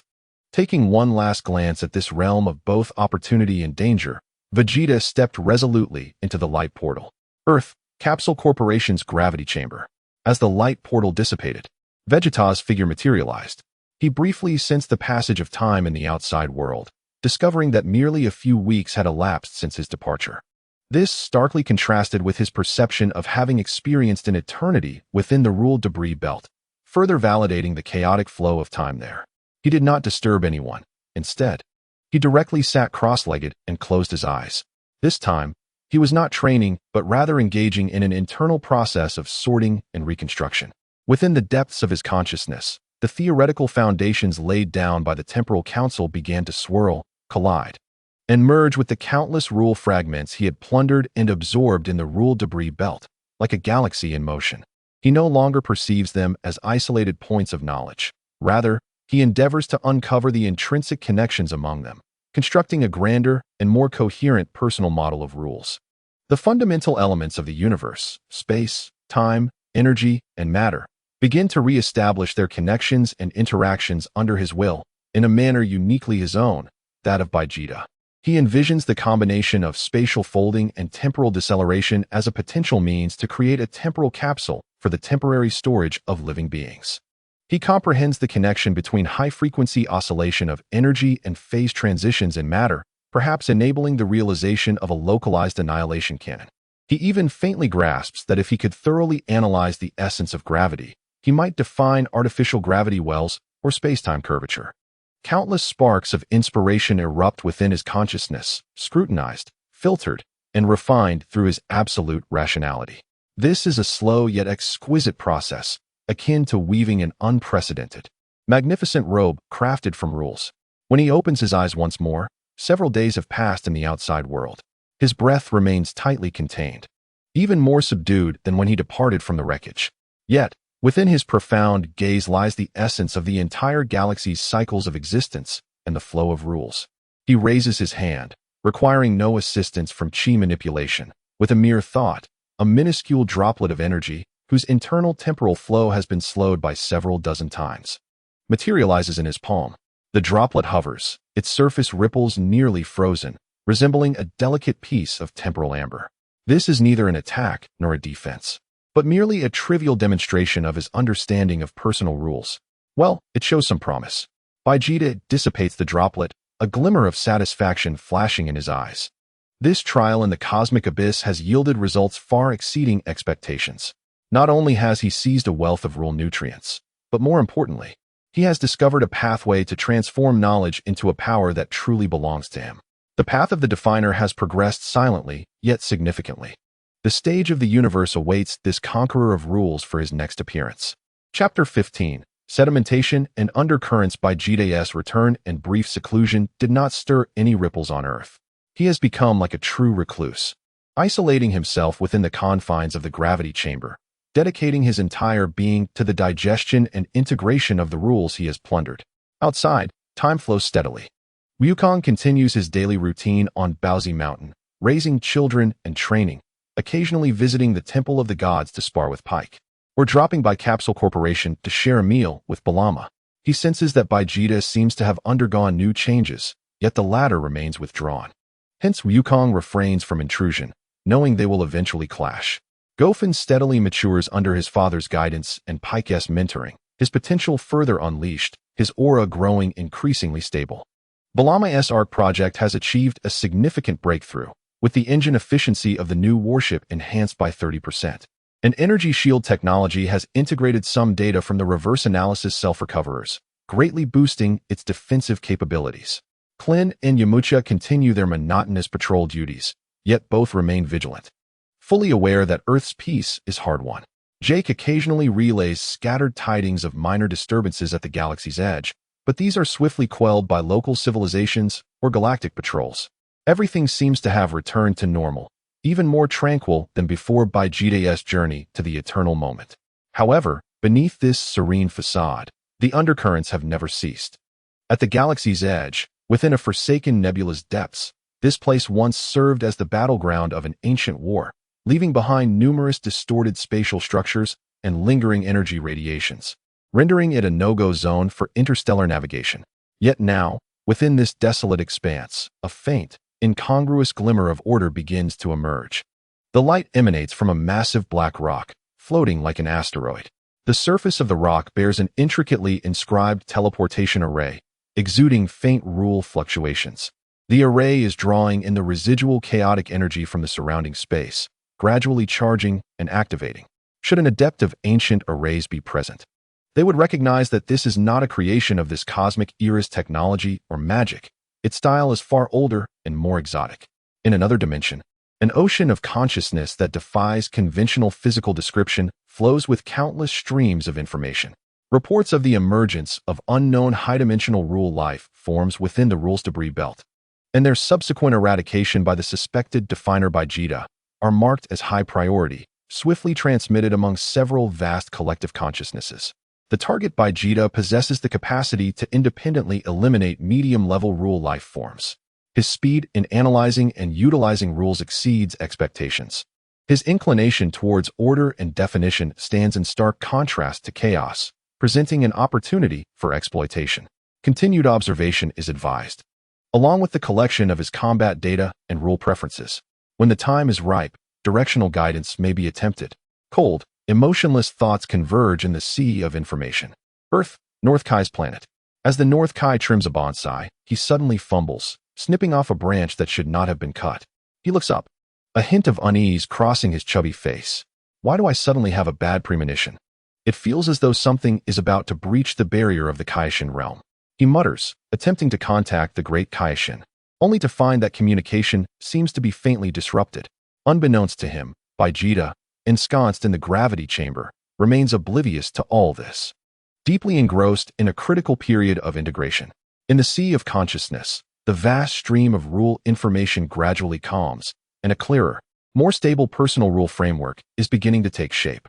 This framework centers around his defining will, constructing an internal system that operates coherently based on the three foundational laws of space, time, and energy. Though still far from complete, with many details yet to be filled and verified, the establishment of this framework signifies a solid foundation for his power, enabling future enhancements to be more systematic and efficient. He slowly opens his eyes, sensing a deepening resonance with the underlying rules of the universe. The foundation has been laid. Vegeta murmurs to himself. Now comes the time to continuously enrich, verify, and genuinely showcase its power. He requires practical experience, the clash with sufficiently formidable adversaries, to hone his defining force and refine his rule framework through true encounters with rules. He rises, the door of the gravity chamber sliding open silently. It is time to once again cast his gaze upon the vast starry sky, where a stage awaits him to unleash his full potential. Along with challenges and opportunities that lie in wait, He senses that the dark currents of the universe are gradually converging towards Earth. A storm may be imminent, and this time, he shall confront it with a renewed demeanor.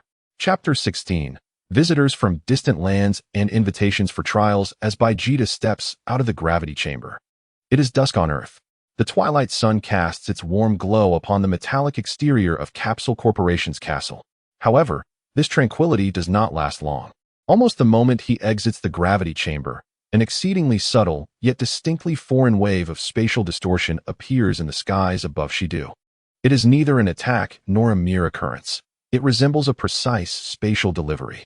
A humming noise accompanies the emergence of a diamond-shaped spatial rift, its edges shimmering with ominous purple-black light, resembling a torn scar.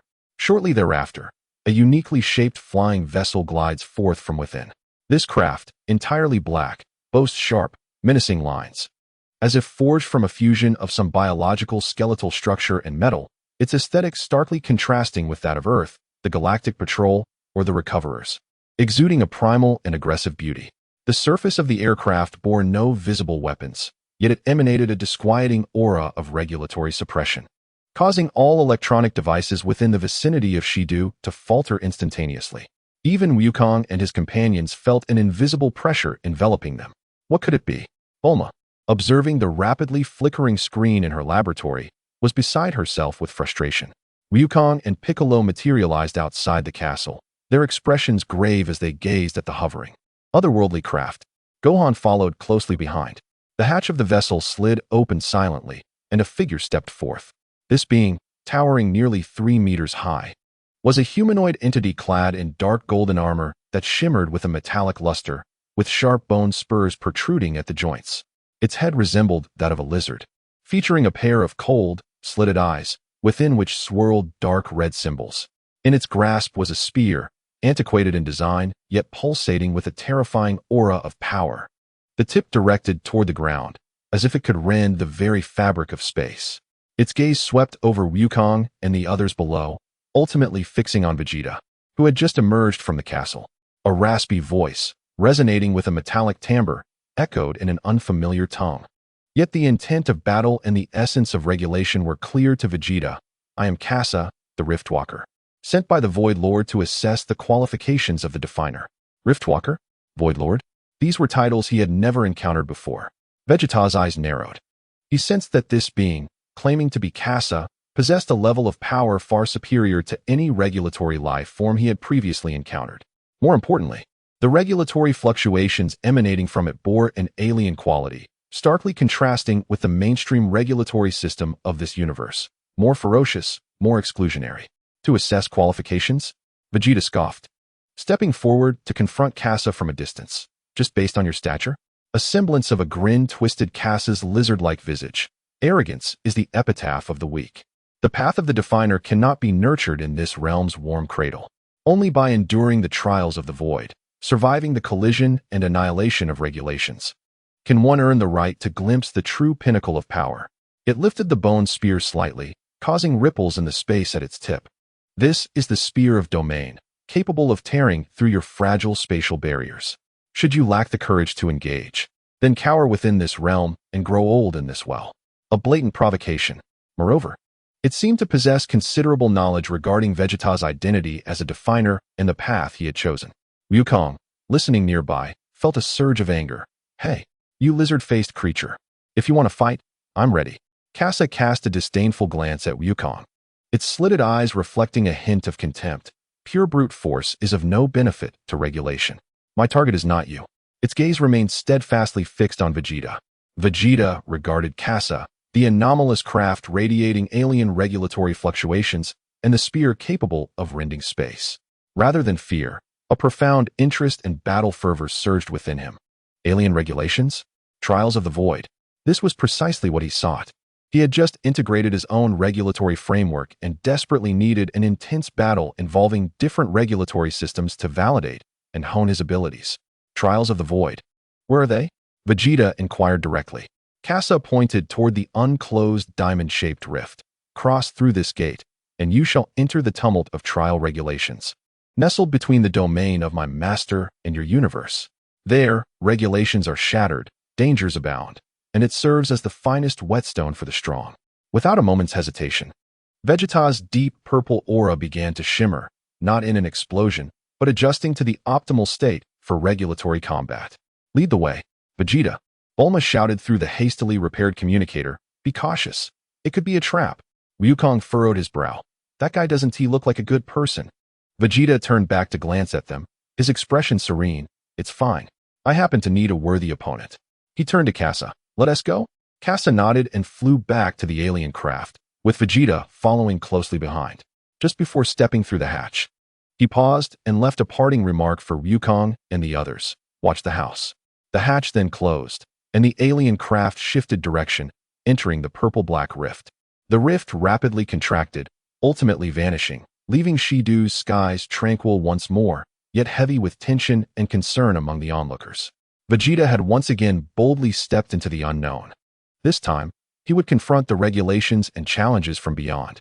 The trials of the void had officially commenced, and the outcome of this trial might determine his eligibility to venture into the broader and more terrifying domain of the Void Lord, to uncover the deeper secrets of the cosmos. Chapter 17. Regulatory turbulence and the battle from beyond. The alien craft traversed the purple-black rift, as if squeezing from one world into another. Outside the porthole, the familiar starry sky was replaced by a bizarre realm, filled with countless fractured colors and distorted lights, a chaotic domain. This was the turbulence of regulations, the interstice between two disparate regulatory systems. There existed no stable spatial structure, no constant physical laws, only countless fragments of regulations from different universes colliding, annihilating, and regenerating like uncontrollable wild stallions. Violent regulatory storms were omnipresent, tearing apart anything that dared to establish stability. Yet, within this chaos, the craft maneuvered with ease, its bone-like structure radiating a soft, dark, golden glow, creating a unique regulatory force field that deftly avoided or deflected the most perilous points of regulatory conflict. Vegeta sensed that this vessel itself contained the same exclusionary and violent alien regulations as Kasa. The trial grounds lie ahead, Kasa's raspy voice resounded. Before them appeared a relatively calm area. However, it was not true tranquility, but rather a dynamic and highly unstable equilibrium where countless regulatory turbulences converged, forming a vast arena akin to a vortex of regulatory struggle. The craft hovered at the edge of this arena. As the hatch opened, Kasa emerged first, spear in hand. Standing proudly amidst the chaotic regulatory storm, its bone armor glinting with a cold sheen in the tumult. Vegeta followed closely, stepping out of the craft. Instantly, a myriad of chaotic regulatory forces surged toward him from all directions, akin to sharks drawn by the scent of blood, seeking to erode and assimilate him as an intruder. Humph! Vegeta snorted, and without any conscious effort to activate it, his established personal regulatory framework began to operate autonomously, centered around the will of definition. The three pillars of space, time, and energy emitted stable regulatory fluctuations, forming an invisible, resilient domain around him. The encroaching chaotic regulatory forces collided against this domain, most being redirected or deflected, while a small fraction was forcibly parsed and absorbed, nourishing the growth of his framework. He floated steadily within the turbulence, facing Kasa from a distance. To stabilize oneself so swiftly amidst regulatory turbulence, you are not without merit, Kasa acknowledged with a glimmer of respect in its slitted eyes. But more so, it was brimming with fervent battle intent. Now let us begin. Show me, Definer, what abilities you truly possess. It ceased its words and thrust the spear of domain forward. This was not a physical thrust. The bone-white spear tip, upon being launched, seemed to meld with the surrounding regulatory turbulence, invoking a ferocious regulation representing spatial rending and material deconstruction, transforming into an invisible, twisted torrent of regulatory force, sweeping toward Vegeta. Where it passed, even the chaotic regulatory backdrop was forcibly torn asunder. This was a pure regulatory assault, taking the chaotic regulatory forces from the outside and turning them to its advantage. Vegeta's gaze sharpened, and he did not dare to underestimate the threat. He chose not to confront it head-on, but instead concentrated his will on the spatial pillar. Here, the spatial folding barrier, the space before him, under the influence of his will, did not merely solidify. Instead, it began a complex, multi-layered folding. It resembled repeatedly folding a sheet of paper, forming a buffer zone composed of countless subtle spatial layers. The invisible torrent of rules collided with this folded barrier, its inherent power of tearing and deconstruction continuously dispersed, weakened, and guided by the overlapping spatial layers. By the time it finally penetrated the barrier and reached Vegeta, its might had diminished to almost nothing, and with a mere wave of his hand, he utterly obliterated it. The manipulation of space is indeed ingenious. Kase appeared somewhat astonished, yet his assault grew fiercer. He wielded the spear of dimensionality, and with each strike, he invoked chaotic currents of rules of varying natures, sometimes the absolute zero rule that freezes souls, sometimes the entropy surge that accelerates the decay of all things, and at times even paradoxical spikes that disrupt causal logic. He resembled a masterful conductor, precisely guiding the most discordant and destructive notes in this chaotic symphony of rules, directing them towards Vegeta.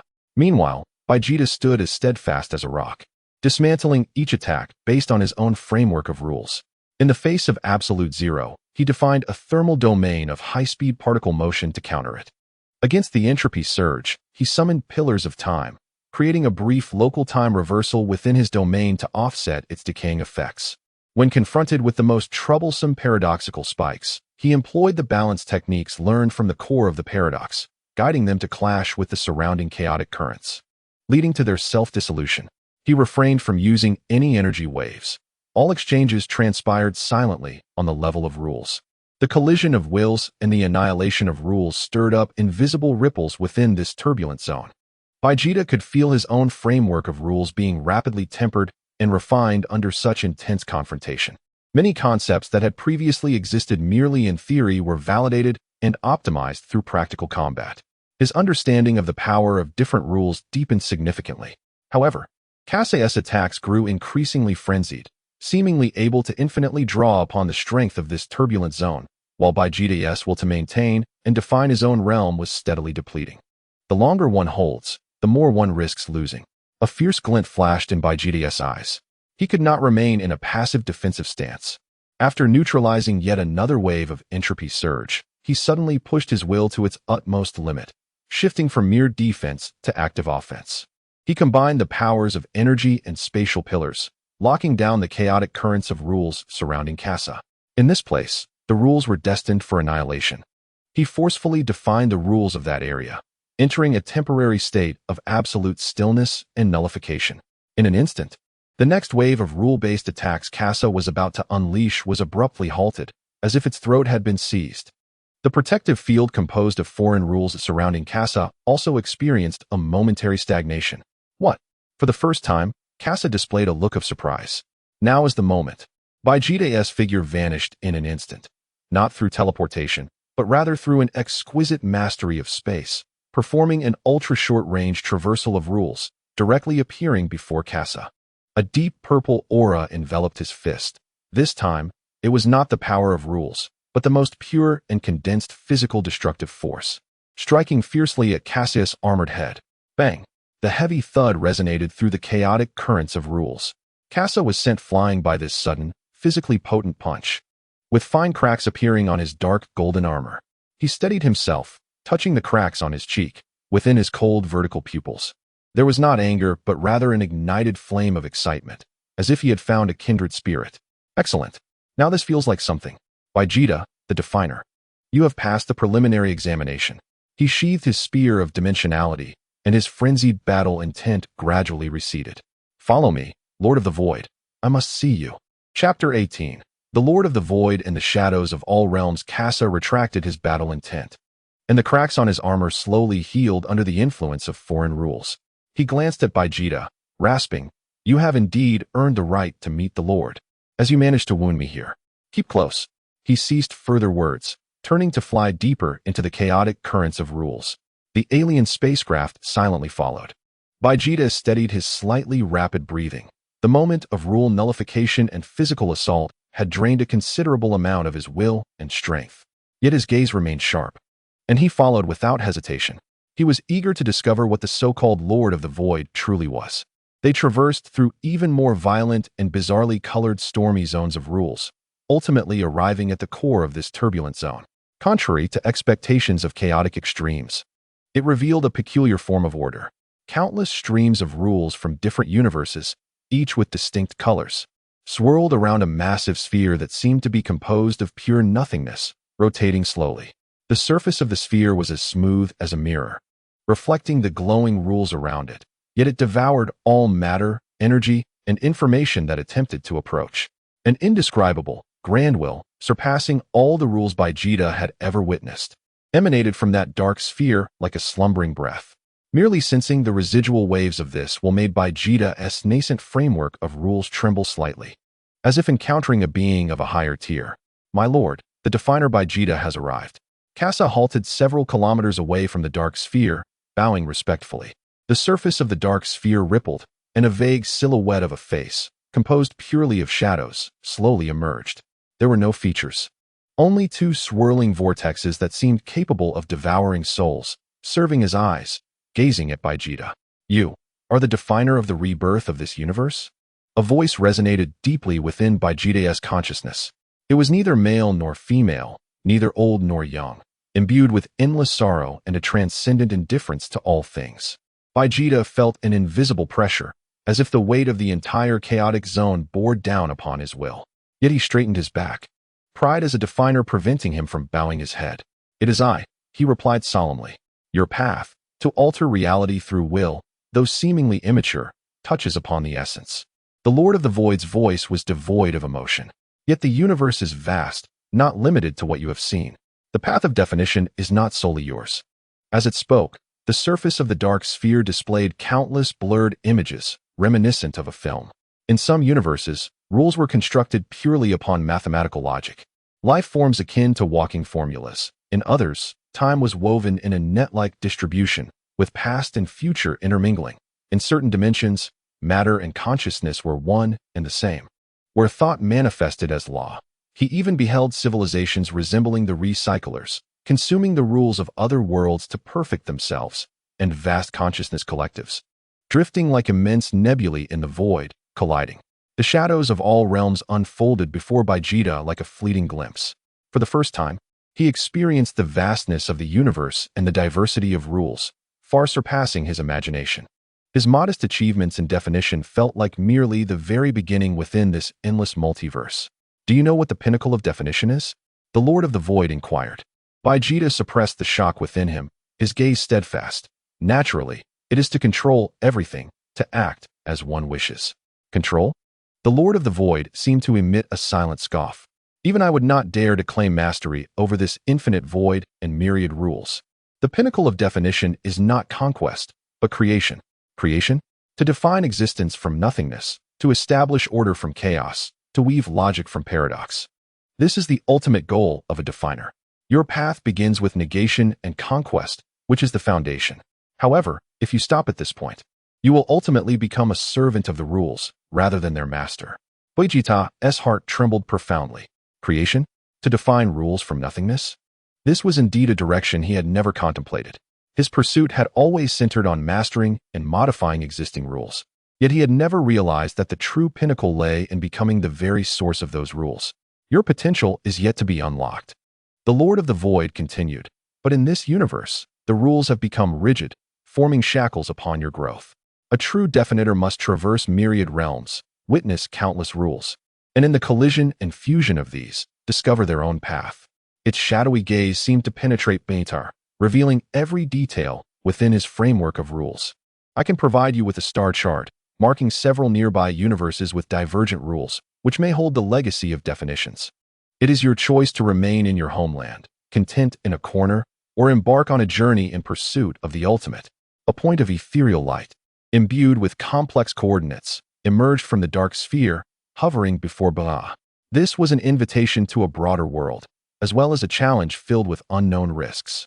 As Baitar gazed at the light, then at the unfathomable Lord of the Void and the silent Tasa beside him, he understood. The so-called trial of the Void was not merely a battle, but an assessment of his character and potential. This star chart was the reward for passing that assessment. Should he remain on the relatively safe Earth, gradually honing his strength? Or should he step into the perilous multiverse, seeking the pinnacle of creation amidst countless rule collisions? The answer for him had always been singular. He reached out, grasping the point of ethereal light, and incorporating it into his consciousness. I shall go. The shadowy visage of the Lord of the Void flickered slightly. Good. I look forward to your growth. Perhaps in the future, we may meet on a higher plane. Go forth. The face upon the dark sphere slowly faded, and that grand will vanished along with it. Kasar nodded at Vegeta. Until we meet again, definitor. The foreign spacecraft reopened its hatch. Vegeta took one last glance at the all-consuming dark sphere before turning to board the vessel. The journey home would be unlike any other. His gaze was already set upon the vast multiverse marked by the star chart. The path of the definitor had welcomed a new chapter, and this time, his expedition was toward the sea of stars and the myriad rules of the worlds. Chapter 19. Choices and Journeys. The foreign spacecraft carried Binga through the turbulent currents of rules, once more passing through the purplish-black rift in space. Returning to the universe where Earth resided, the spacecraft hovered above the city of Shidu, and the hatch opened. Stepping out, Vegeta felt the familiar and stable environment of rules surrounding him, a stark contrast to the chaotic currents he had just traversed. He held in his hand the star chart bestowed by the Lord of the Void, containing coordinates to several alternate universes, with the echoes of creation and the multiverse resonating in his mind. This brief excursion into the other world had impacted him far more profoundly than a century of training during the eternal moment or the trials of the star abyss. For the first time, he had glimpsed a mere fraction of the multiverse and recognized the limitations of his own path and the direction of his future. He landed on the lawn of the Capsule Corporation. Wukong, Bulma, and others quickly surrounded him. Vegeta, are you all right? What about that lizard-faced one? Wukong asked anxiously. Resolved. Vegeta replied tersely, his gaze sweeping over the group before settling on Bulma. I must leave for a time. Leave? Where are you going now? Bulma felt a tightening in her chest, sensing an ominous premonition. Vegeta did not conceal the truth, briefly recounting the Lord of the Void, the turbulent currents, and the star chart, omitting many details, merely indicating that a more powerful presence in a broader universe awaited exploration. So, you're going to those alternate universes? Bulma's voice trembled. That's too dangerous. Even that lord said it was perilous. Wukong frowned. It sounds impressive, but Vegeta, we know nothing about those places. Piccolo remained silent. Understanding Vegeta's pursuit of power, yet recognizing that interdimensional travel bore immeasurable risks. Vegeta looked at them, his eyes calm and resolute. Staying here. I can already see the end of my path. Only by venturing into worlds with divergent rules can I continue to grow stronger. He raised his hand, and the star chart glimmered faintly in his palm. This is my choice. The atmosphere became momentarily stagnant. Everyone understood that once Vegeta made a decision, it was unchangeable. After a long pause, Bulma took a deep breath, forcing down her worries, and said, You can go, but you must take this. She dashed back to the lab and quickly returned with a modified universal capsule the size of a button. Inside is a prototype of my latest interdimensional communicator. Theoretically, it can penetrate the barriers of different universes for short-range communication, but it consumes enormous energy, only capable of sending the simplest location signals and preset messages. If you encounter insurmountable trouble, activate it. We will find a way to at least know where you are. Bulma pressed the capsule into Vegeta's hand, her eyes glistening with unshed tears. Vegeta regarded the capsule in his hand, then looked at Bulma's face, which was feigning calmness, and after a moment of silence, he accepted it. All right. Wukong patted Vegeta on the shoulder, forcing a smile, albeit strained. Hey, Vegeta, don't lose to those strange beings over there. When you return, we'll have a good fight. Humph, take care of yourself. Kakarot, Vegeta scoffed, but did not shake off Wukong's hand. Piccolo spoke solemnly. Be careful. Earth will be safe with us here. Goten nodded vigorously. Uncle Vegeta, you must come back safely. Vegeta's gaze swept over these companions and family members, though he would never admit it, intertwined with his fate, before he turned away, facing the open lawn. He no longer needed the foreign spacecraft. Guided by the star chart and his understanding of his own rules, he began to construct a more stable interdimensional path toward the nearest coordinate marked on the star chart with his will. This time, it was not a milky white portal, but a swirling passage emanating chaotic colors, as if countless galaxies were being born and extinguished within. The waves of rules emanating from the other end of the passage were distinctly different from Earth, imbued with a heat and aura of destruction. I am leaving. Vegeta took one last look at the blue sky of Earth, his hesitation dissipating, and leaped into the chaotic passage. At the moment his figure vanished, the passage shrank rapidly, ultimately condensing into a minuscule spatial singularity, flickering once before vanishing entirely. He was gone. This time, it was no longer the Milky Way, nor the known universe, but a journey toward an unknown alternate world. On the lawn remained only the silent companions, alongside a heavy sense of worry and hope.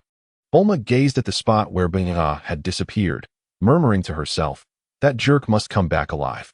The unknown alternate universe, codenamed the Ruins of Ashes. When Mihar emerged from the interdimensional passage, a scorching, tempestuous aura of rules that seemed capable of igniting the very soul rushed toward him. Before his eyes lay a world reminiscent of a hellscape. The dark red sky flowed with magma-like clouds, the earth cracked and dotted with volcanoes spewing destructive energy. The rules here were filled with extreme heat, tendencies of combustion and annihilation, starkly contrasting with the universe he was accustomed to. Vegeta inhaled the searing air, feeling the impact and friction of the divergent rules upon his own framework. Instead of discomfort, excitement ignited within his gaze. This will be my first target. He adjusted his rule domain, beginning to adapt, analyze, and prepare to conquer this world suffused with destruction. The journey of the Definitor across the myriad realms had officially commenced. His legend will continue to be inscribed on an even grander stage. Chapter 20. The Ruins of Ashes and the Law of Destruction. The environment of the Ruins of Ashes is nothing short of merciless for the uninitiated Vegeta. The air is thick with not only searing heat, but also a destructive law that tends toward material disintegration and energy dissipation. Ordinary life forms here would likely be ignited and vaporized in an instant, unable to maintain even their atomic structure. The domain of rules surrounding Vegeta subtly oscillates, instinctively adjusting to counteract this ubiquitous disintegration effect. He resembles a metal immersed in a strong acid, constantly eroded, yet forcefully repaired and adapted by his formidable will. How aggressive is even the environment? Vegeta hovers in midair, surveying the molten rivers and erupting volcanoes below. He senses that the core laws of this world are in stark opposition to creation and order, favoring instead a return to the most fundamental energy particles, embodying utter annihilation. To him, this presents both a challenge and an opportunity. His framework of rules lacks a profound understanding of such extreme laws of destruction. He identifies a massive volcano, violently erupting and pulsating with intense destructive rule fluctuations. That place may serve as an entry point to comprehend the laws of this world. He descends, disregarding the terrifyingly high temperatures that could melt starship alloys and the splattering magma, heading directly towards the volcano's mouth. As he approaches the volcano's interior, the aura of destruction intensifies. The very fabric of space becomes unstable, as if it could collapse into the basic flow of energy at any moment. Vegeta even observes some rocks and metals that, unable to escape, disintegrate into nothingness upon contact with the dark red energy of destruction, akin to snow melting away. Intriguing. Vegeta halts at the edge of the destructive energy, refraining from plunging deeper. He condenses his will into the most delicate probe, cautiously engaging with and analyzing the rule information embedded within that dark red energy. Decomposition returns to nothingness. Purification of order's flaws. Burning is eternity. Fragments of chaotic and obsessive thoughts flood his consciousness. The laws of this world seem to regard destruction as the ultimate purification and return, believing that all orderly structures are flaws that must be consumed by flames. This extreme law sharply conflicts with Vegeta's core ideals of control and definition. Absurd. Vegeta snorts derisively, forcefully repressing the destructive thoughts attempting to erode his will. If destruction were eternal, why would this world still exist? It is merely an excuse crafted by the inept. He no longer merely analyzes. He begins to confront and master. He mobilizes the energy pillars within his framework of rules, not for creation or defense, but to simulate rule fluctuations that oppose the nature of that destructive energy, representing cohesion and stability, shielding him like a bulwark. The two opposing forces of rules collide with a violent, corrosive sound at the level of rules. The dark red energy of destruction relentlessly assaults Vegeta's stabilized rules, seeking to dismantle them. Yet, Vegeta's stable rules stand firm like a reef, persistently resisting while continually analyzing and understanding the structure and weaknesses of the opponent. This is a perilous tug of war. Vegeta's will rapidly depletes. Yet his comprehension of the law of destruction expands at an astonishing rate. He discerns the runes of disintegration that forcibly sever the forces between materials within the destructive energy. He comprehends the combustion matrix that accelerates entropy and promotes energy dissipation. He even vaguely touches upon the core of annihilation that seeks to reduce all information to nothingness. Time slips away, and just as Vegeta feels his will nearing exhaustion, a glimmer of resolve ignites in his eyes. Enough. He abruptly retracts his stable rules, and the dark red energy of destruction surges towards him, unimpeded, like a flood breaching its dam. Yet, in the instant before it reaches his body, Vegeta raises his hand, not in defense, but to assert a new definition against the oncoming tide of destructive energy. This force shall be mine to wield. He no longer seeks to resist or deny this law of destruction. Rather, based on his recent understanding, he forcibly guides and reconstitutes a portion of the destructive energy's flow and nature. The once indiscriminate force of annihilation, under his precise control, transforms into a concentrated beam of dark red destruction, bypassing him and crashing violently against the inner wall of the volcano. Boom! The struck rock face vanishes silently, leaving behind a vast, smooth pit, as if erased by an eraser. Vegeta exhales lightly, observing his accomplishment, a smile curling at the corners of his mouth. He has taken a small yet significant step.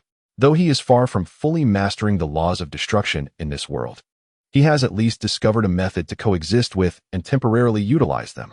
He no longer lingers, turning to soar out of the volcano's mouth.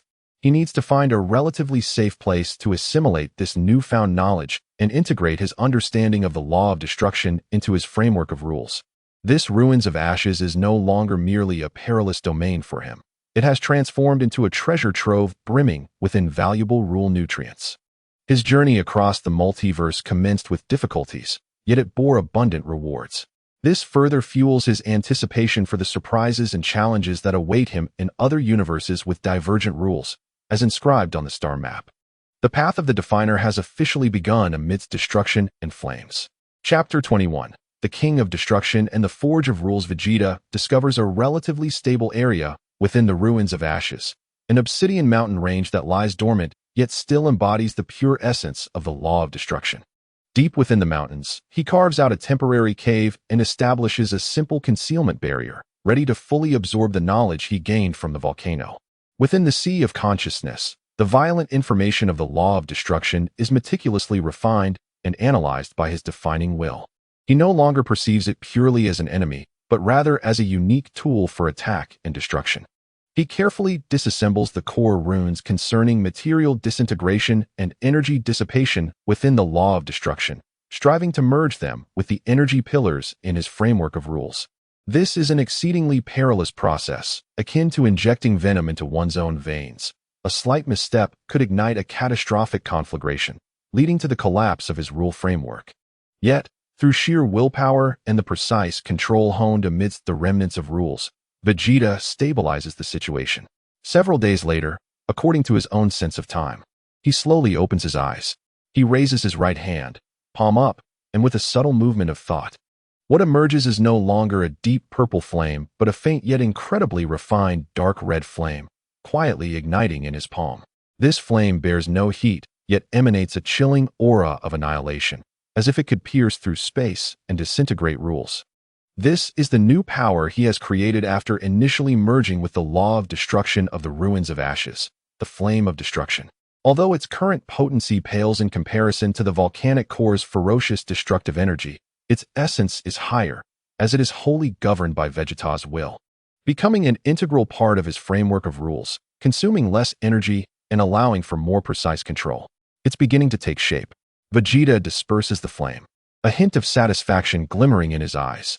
This proves that his path is correct, absorbing and merging rules from different universes, enriching and strengthening his defining system. However, just as he prepares to leave the cave in search of deeper mysteries of the law of destruction, a powerful and hostile will suddenly locks onto his concealment barrier. An intruder, dare to steal the secrets of annihilation. You shall suffer the flames of punishment. A voice, akin to the roar of magma, shatters the barrier he has erected. Outside the cave, a colossal figure, radiating an overwhelming aura of destruction, hovers in midair. It was a colossal elemental giant, entirely composed of burning obsidian and solidified magma. Towering at a height of 100 meters, its head was engulfed in a massive dark red flame, within which a grotesque visage could be faintly discerned. In its grasp, it wielded a colossal sword forged from pure destructive energy, the very tip of which distorted the fabric of space itself. Was it the indigenous guardian of the ruins of Rongjin? Or perhaps a life form born from the very laws of annihilation? Vegeta could sense that this giant, proclaiming itself the king of destruction, possessed a power level far surpassing that of the previous Kasa, nearly merging with the annihilation laws of this realm. Stealing it, Vegeta soared out of the cave, confronting the king of destruction from a distance, his eyes aflame with battle intent. This power now belonged to me. Arrogance. The king of destruction roared, striking down with its fiery sword. This was not a mere physical strike. As the sword descended, it invoked the laws of annihilation across dozens of miles, transforming into a cataclysmic torrent of dark red destruction that barreled towards Vegeta. Its might was far more concentrated and terrifying than the energies within a volcano.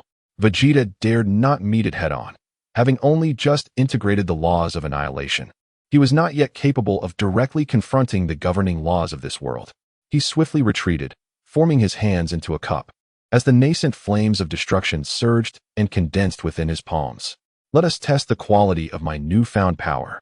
He transformed the highly compressed flames of destruction into dozens of slender beams, resembling dark red lightning, not aimed at the main body of the destructive torrent, but precisely targeting its most unstable nodes. Hiss! The beams of destruction penetrated the torrent, causing no explosion, but swiftly disintegrating the runes that maintained the energy's stability at those nodes. The entire energy structure of the torrent became imbalanced in an instant, descending into chaos and sluggishness. Its power significantly diminished. Seizing the opportunity, Vegeta darted through the gaps in the torrent, pouring more of his will into analyzing and guiding the surrounding laws of annihilation. Here, the power of destruction, heed my command. He endeavored, much like when he had battled Kasa amidst the chaotic currents of rules, to forcibly define the laws of annihilation within a small area around him, temporarily liberating it from the king of destruction's control. An invisible field of rules radiated from Vegeta, and within its range, the active energies of destruction seemed to encounter a higher-level existence, becoming docile and obedient, even beginning to push back against the external torrent summoned by the king of destruction. What? You can harness destruction? The flame-wreathed visage of the king of destruction displayed an expression of disbelief. In this world, the laws of annihilation were supreme, an inviolable will. How could an outsider achieve such mastery in such a brief time? Its fury intensified, and its massive form erupted with even more terrifying waves of destruction, causing the entire obsidian mountain range to melt and boil. It sought to reduce this blasphemer of the laws of annihilation to ash. Vegeta felt the overwhelming pressure of destruction bearing down upon him, as well as the rapid depletion of his will, yet he wore an excited smile. Yes, just like that. Let it come even fiercer. He regarded this battle as the finest crucible for refining his mastery over the laws of annihilation, accelerating his integration process. No longer merely evading, he began to take the initiative, armed with his newly acquired flames of destruction as a spear and his own framework of rules as a shield. He engaged this embodiment of annihilation in a cataclysmic clash within this burning world. The dark red torrent of destruction collided violently with the more refined beams of annihilation. Vegeta's domain of rules shattered and reformed under the onslaught. The furious roars of the king of destruction reverberated throughout the ruins of Rongjin. This was an ultimate contest of will and law. Vegeta, teetering on the brink of life and death, fervently tapped into his potential, applying the recently grasped laws of annihilation with remarkable finesse, while struggling to integrate them with his existing frameworks of space, time, and energy. His framework of rules underwent a subtle, yet crucial metamorphosis amid this intense crucible, when he finally executed a surprise attack, merging the flames of destruction with spatial folding. Piercing through the fiery core of the king of destruction, the giant emitted a reluctant final roar. Its massive form collapsed, reverting to burning rocks and magma, scattering across the earth, leaving only a pure essence of destruction suspended in midair. Vegeta, gasping for breath and bearing numerous scars from the corrosive energies of destruction, nonetheless possessed a gaze that shone with terrifying brilliance. He reached out to absorb the essence of destruction. Within it lay the King of Destruction's entire comprehension of the laws of annihilation, an invaluable source of nourishment. The first, he gazed upon the still-burning world. His eyes set farther afield, towards regions radiating even stronger waves of destruction. His journey of conquest was far from over, and this ruins of Rongjin would serve as the foundation for the rise of the Pillar of Destruction within his framework of rules. Chapter 22. The Return and Transformation. After absorbing the essence of the King of Destruction, Vegeta lingered in the ruins of the Obsidian Mountain Range for an extended period. He required time to fully digest this substantial gift of rules and to seamlessly integrate it into his framework. The essence of destruction contained not merely pure energy, but also the profound understanding and experiential knowledge accrued by the King of Destruction regarding the laws of annihilation over countless ages. Vegeta, like a voracious scholar, eagerly absorbed the mysteries within, deconstructing, analyzing, and then refining them, melding them with his core philosophies of definition and control. No longer content with merely simulating and guiding destructive energies, he began to attempt reconstruction and optimization. He endowed the straightforward and brutal aspects of the laws of destruction with greater precision and controllability. He could direct the flames of destruction to incinerate only specific substances or energies, leaving all else unscathed. He could compress destructive energy into extremely stable crystals, either as one-time rule bombs or as reserves of his own power. More importantly, he began to explore linking the laws of destruction with the already mastered laws of space and time. He created destruction spatial traps that suffused a small area with highly concentrated laws of annihilation, ensuring that any intruder would be disintegrated in an instant. He studied the acceleration of destruction in localized areas, enhancing the speed at which destructive effects manifested exponentially.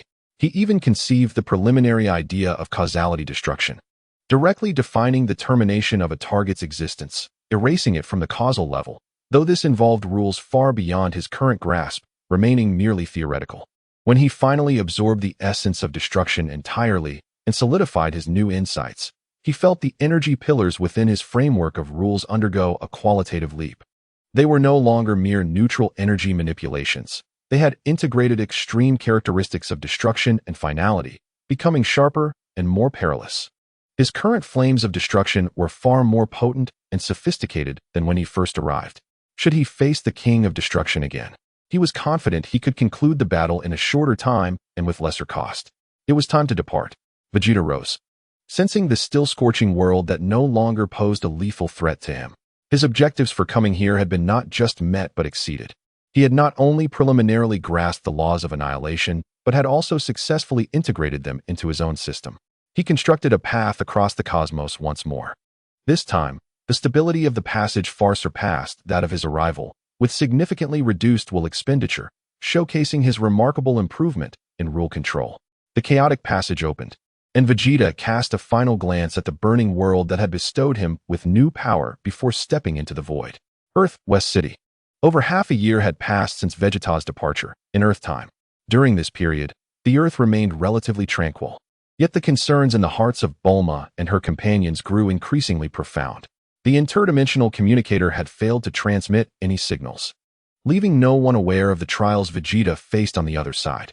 One day, a familiar chaotic hue re-emerged above Capsule Corporation as a swirling interdimensional portal slowly opened, revealing a figure stepping forth. It was none other than Vegeta. Clad in the same attire as when he departed, his aura, however, had undergone an earth-shattering transformation.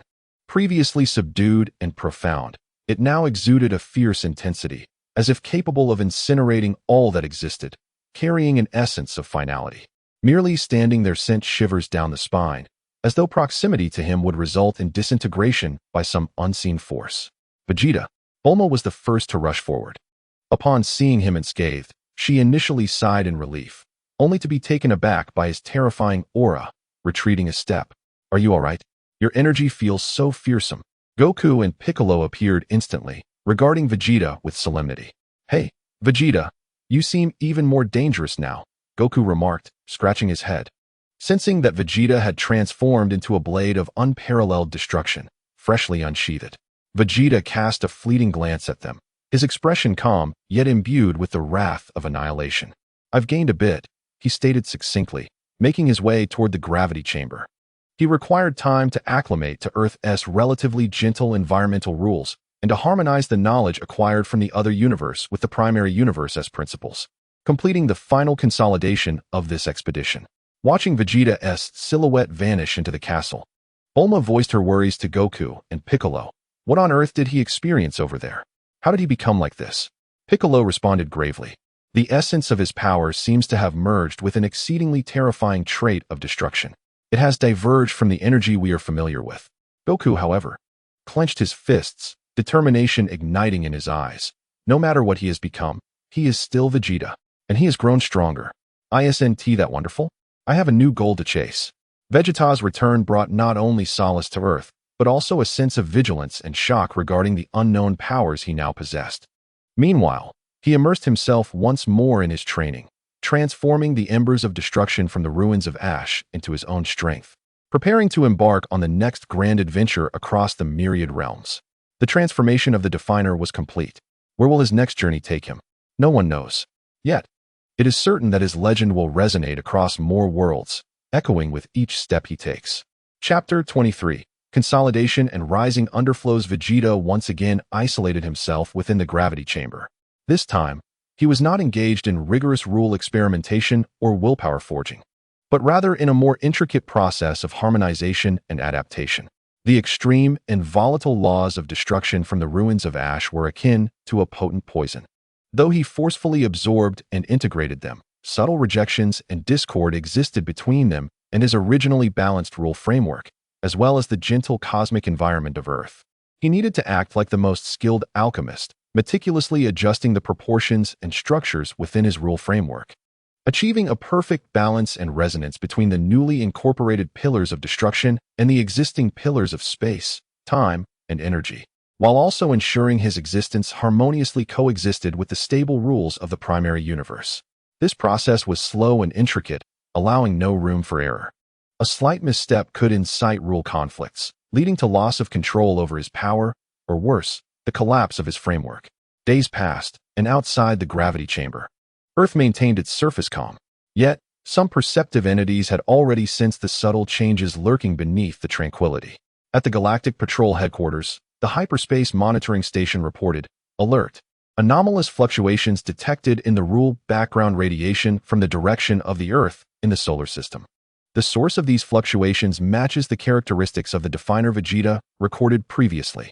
The nature of the fluctuations indicates a high concentration of information annihilation and entropy increased tendencies. This is essentially a walking rule disaster. Immediately elevate the risk level to maximum. Notify Minister Eve." At North Kai's planet, North Kai anxiously tugged at his thinning hair, shouting into the communicator, "Great Lord Kaioshin, have you sensed it? That brat Vegeta has returned, and his aura has become even more terrifying. It's as if he is a miniature black hole ready to explode. Shouldn't we do something? Perhaps strengthen the seals?" On the other end of the communicator, the calm voice of Great Lord Kaioshin responded, "Do not panic, North Kai. His power has indeed changed, but there are no signs of it being uncontrollable. Continue to observe, and unless necessary, do not intervene." In the depths of the cosmos, within a hidden dimension composed purely of light and shadow, a report emerged. Target Vegeta has returned from the alternate universe designated as the Ruins of Ash. It has been detected that his rule composition has now stabilized with a high purity of destructive traits, and compatibility assessments are favorable. The growth rate exceeds expectations. His existence poses a potential impact on the current local rule balance of the universe. Recommendation: initiate Phase 2 of the Observer Protocol, intensify monitoring efforts, and assess the risk level of him becoming an unstable variable. The proposal was seconded. Simultaneously, information was to be shared with other potential collaborators. Invisible eyes once again turned from all corners of the universe towards that blue planet. Within the gravity chamber, Vegeta slowly opened his eyes. After a period of meticulous harmonization, he felt the subtle stagnation within his rule framework had vanished, allowing the flow between the pillars of destruction and the others to circulate seamlessly, becoming one. The fierce aura surrounding him had also subsided considerably, no longer as aggressive as it had been upon his return, but rather becoming more profound and restrained, akin to the calm surface of a sea before a storm. He raised his hand, and a dark red flame of destruction quietly materialized in his palm, burning silently without any energy leakage. Yet, the ultimate sense of annihilation caused the space within the gravity chamber to subtly distort. Finally stabilized, Vegeta extinguished the flame, a glimmer of satisfaction flickering in his eyes. The gains from this journey to the alternate universe far exceeded expectations. Not only had his offensive capabilities significantly increased, but more importantly, he had glimpsed the infinite possibilities of rule fusion, solidifying his resolve to continue exploring the myriad realms. He rose to his feet, and the door of the gravity chamber slid open silently. It was time to plan the next expedition. The star map provided by the Void Lord still held several coordinates awaiting his exploration. Each coordinate could lead to a world governed by rules distinctly different, brimming with opportunities and challenges.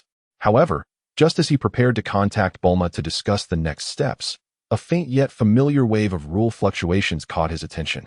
Akin to a stone cast into a lake, stirring ripples. This fluctuation did not emanate from any coordinates on the star map, but rather from within the solar system itself. More precisely, it originated from a small asteroid belt near the orbit of Mars. The wave was subtle, imbued with a coldness and silence that clashed with the prevailing rules of the current universe, yet bore a resemblance to the style of the recycler technology he had previously encountered, albeit older and more profound. Were there remnants yet to be found? Vegeta's expression hardened. He had assumed the recycler and the impending Omega threat were relics of the past. Or perhaps it was a new, unknown presence hidden within the solar system? Regardless of which it was, his interest was piqued. In an instant, he vanished from West City, and the next moment, he found himself in the vastness of space surrounding Earth. His gaze sharpened towards Mars, where the faint rule fluctuations, though weak, stood out like a beacon in the darkness. Unmistakable, he did not inform anyone. This minor matter, he could handle alone. His figure flickered once more, transforming into a streak of light as he sped towards the asteroid belt. The brief calm following his return had been shattered once again. New mysteries and potential threats had already emerged. Vegeta, the ever-evolving harbinger of transformation, shall once again unveil the truth in his own formidable manner, clearing all obstacles in his path. His journey knows no cessation. Chapter 24. The whispers of the asteroid belt. Vegeta's silhouette flickered through the frigid void, each instantaneous shift traversing hundreds of thousands of kilometers. Earth rapidly receded behind him, transforming into a distant azure speck, while ahead, the rusted contours of Mars and the dense asteroid belt surrounding its orbit magnified astonishingly within his field of vision. The closer he approached, the more palpable the chilling, lifeless fluctuations of the rules became. This was not a mere radiation of energy. Rather, it was a fundamental distortion and overlay of the very fabric of spacetime. Akin to ink diffusing into clear water, gradually yet resolutely expanding its essence. Were it not for Vegeta's acute sensitivity to these rules and his first-hand experience with the technology of the Reclaimers, he might have struggled to perceive it. Humph. Lurking in the shadows, Vegeta scoffed, increasing his velocity, resembling a comet of flesh and blood as he boldly plunged into the vast expanse composed of countless fragments, ice, and dust. Contrary to expectations, the interior of the asteroid belt was not as congested as imagined. The distances between celestial bodies were generally vast. Yet, within Vegeta's perception, the density of rules in this region was exceptionally thin, as if something was persistently siphoning or suppressing it. He navigated through the various celestial bodies with precision, tracing the source of those fluctuations. Moments later, his gaze settled upon an unremarkable asteroid, approximately 100 kilometers in diameter. Its surface riddled with impact craters and composed of mundane materials, insignificant among billions of its kind. Yet, the chilling rule fluctuations emanated from its core. Vegeta hovered above the asteroid, refraining from descending recklessly. His eyes narrowed, and the faint golden patterns of rules within his irises began to swirl, altering his perception instantaneously. Beneath his penetrating view of the rules, the internal structure of the entire asteroid unfolded in exquisite detail. At its core, an extraordinary entity, roughly the size of a house. Neither metallic nor stony, with flowing azure energy patterns on its surface, pulsed gently like a heartbeat. The logic governing those azure energy lines shared a lineage with the technology of the Reclaimers, yet its structure was far more intricate and ancient, imbued with a sense of profound antiquity. Moreover, The inclinations of the rules within its core lean not merely towards decomposition and reclamation, but rather towards silence and oblivion. Not standard equipment of the Reclaimers, Vegeta mused. Was it an ancient relic or perhaps another branch? He extended his palm, making a feigned grasp towards the asteroid below. There was no cataclysmic explosion, nor a surge of energy beams. Under his precise manipulation of the rules, the entire asteroid began to silently disintegrate from within, crumbling into the most fundamental streams of particles, dissipating like a sandcastle in the void. Only the azure entity at its core remained intact, suspended in its original position, its surface energy patterns seemingly quickening in response to external stimuli, emitting a more pronounced, chilling fluctuation. Just as the asteroid fully disintegrated, a resonating pulse emanated from the azure entity, unleashing an invisible yet palpable scanning wave that acted directly upon the layer of rules, expanding outward at the speed of light. Brushing past Vegeta's form, Vegeta's brow furrowed as he sensed a frigid intent attempting to penetrate his protective rules and glean his existential information. The framework of rules surrounding him trembled slightly, effortlessly isolating the scanning wave. Unknown high authority entity intervention. Rule characteristic analysis and database record matching with the identifier Vegeta registered at 99. 7. An emotionless, metallic tone reverberated through Vegeta's consciousness, transmitted not through the air but across the layer of rules. Threat level reassessed as exceedingly high. Initiating silence protocol. Before the words had fully resonated, the patterns upon the surface of the azure entity erupted in blinding radiance, while at its core, a point of absolute darkness began to coalesce. This was not merely an absence of light. It was a void at the level of rules, a terrifying force capable of erasing existence itself, plunging it into silence. The surrounding space of the asteroid belt seemed to have instantaneously drained of all vitality, becoming viscous and oppressive. Even the distant stars appeared dimmer in their luminance. Silence protocol? A smirk of disdain curled at the corners of Vegeta's mouth. With such dilapidated remnants, do you presume to define my silence? He no longer awaited the completion of his adversary's accumulation of power. With a firm clench of his right fist, dark red flames of annihilation enveloped his hand. Devoid of searing heat, yet embodying the absolute intent to terminate all existence and shatter all laws. Allow me to instruct you on what true silence entails. In an instant, Vegeta transformed into a dark red comet, tearing through the silence of the rules and charging towards the azure entity.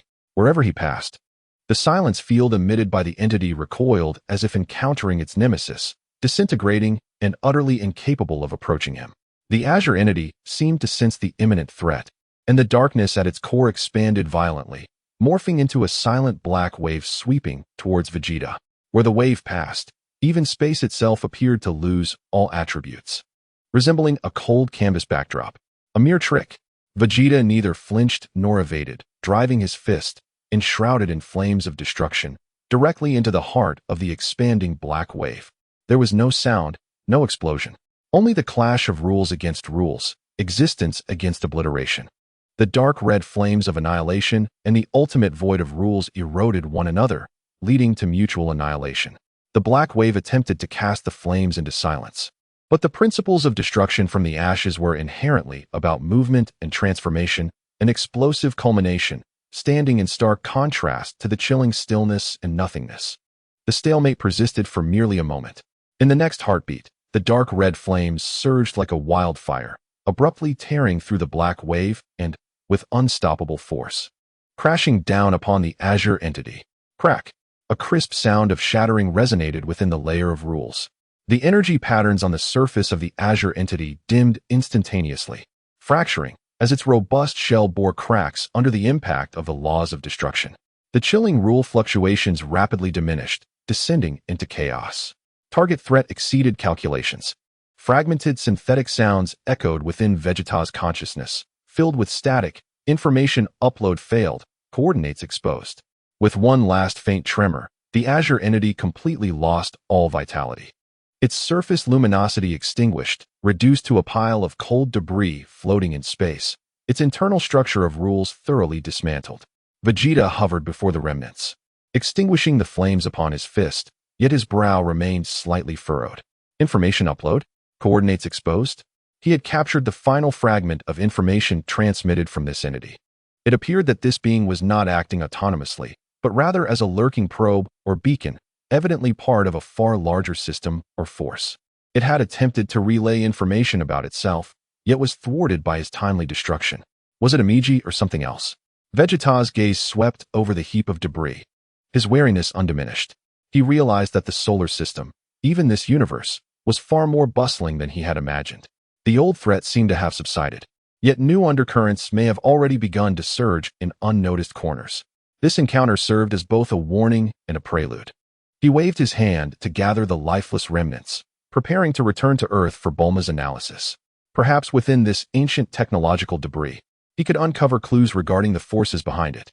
Turning his gaze towards Earth, a solemn glint flickered in Vegeta's eyes, yet more prominently, a desire for action gleamed.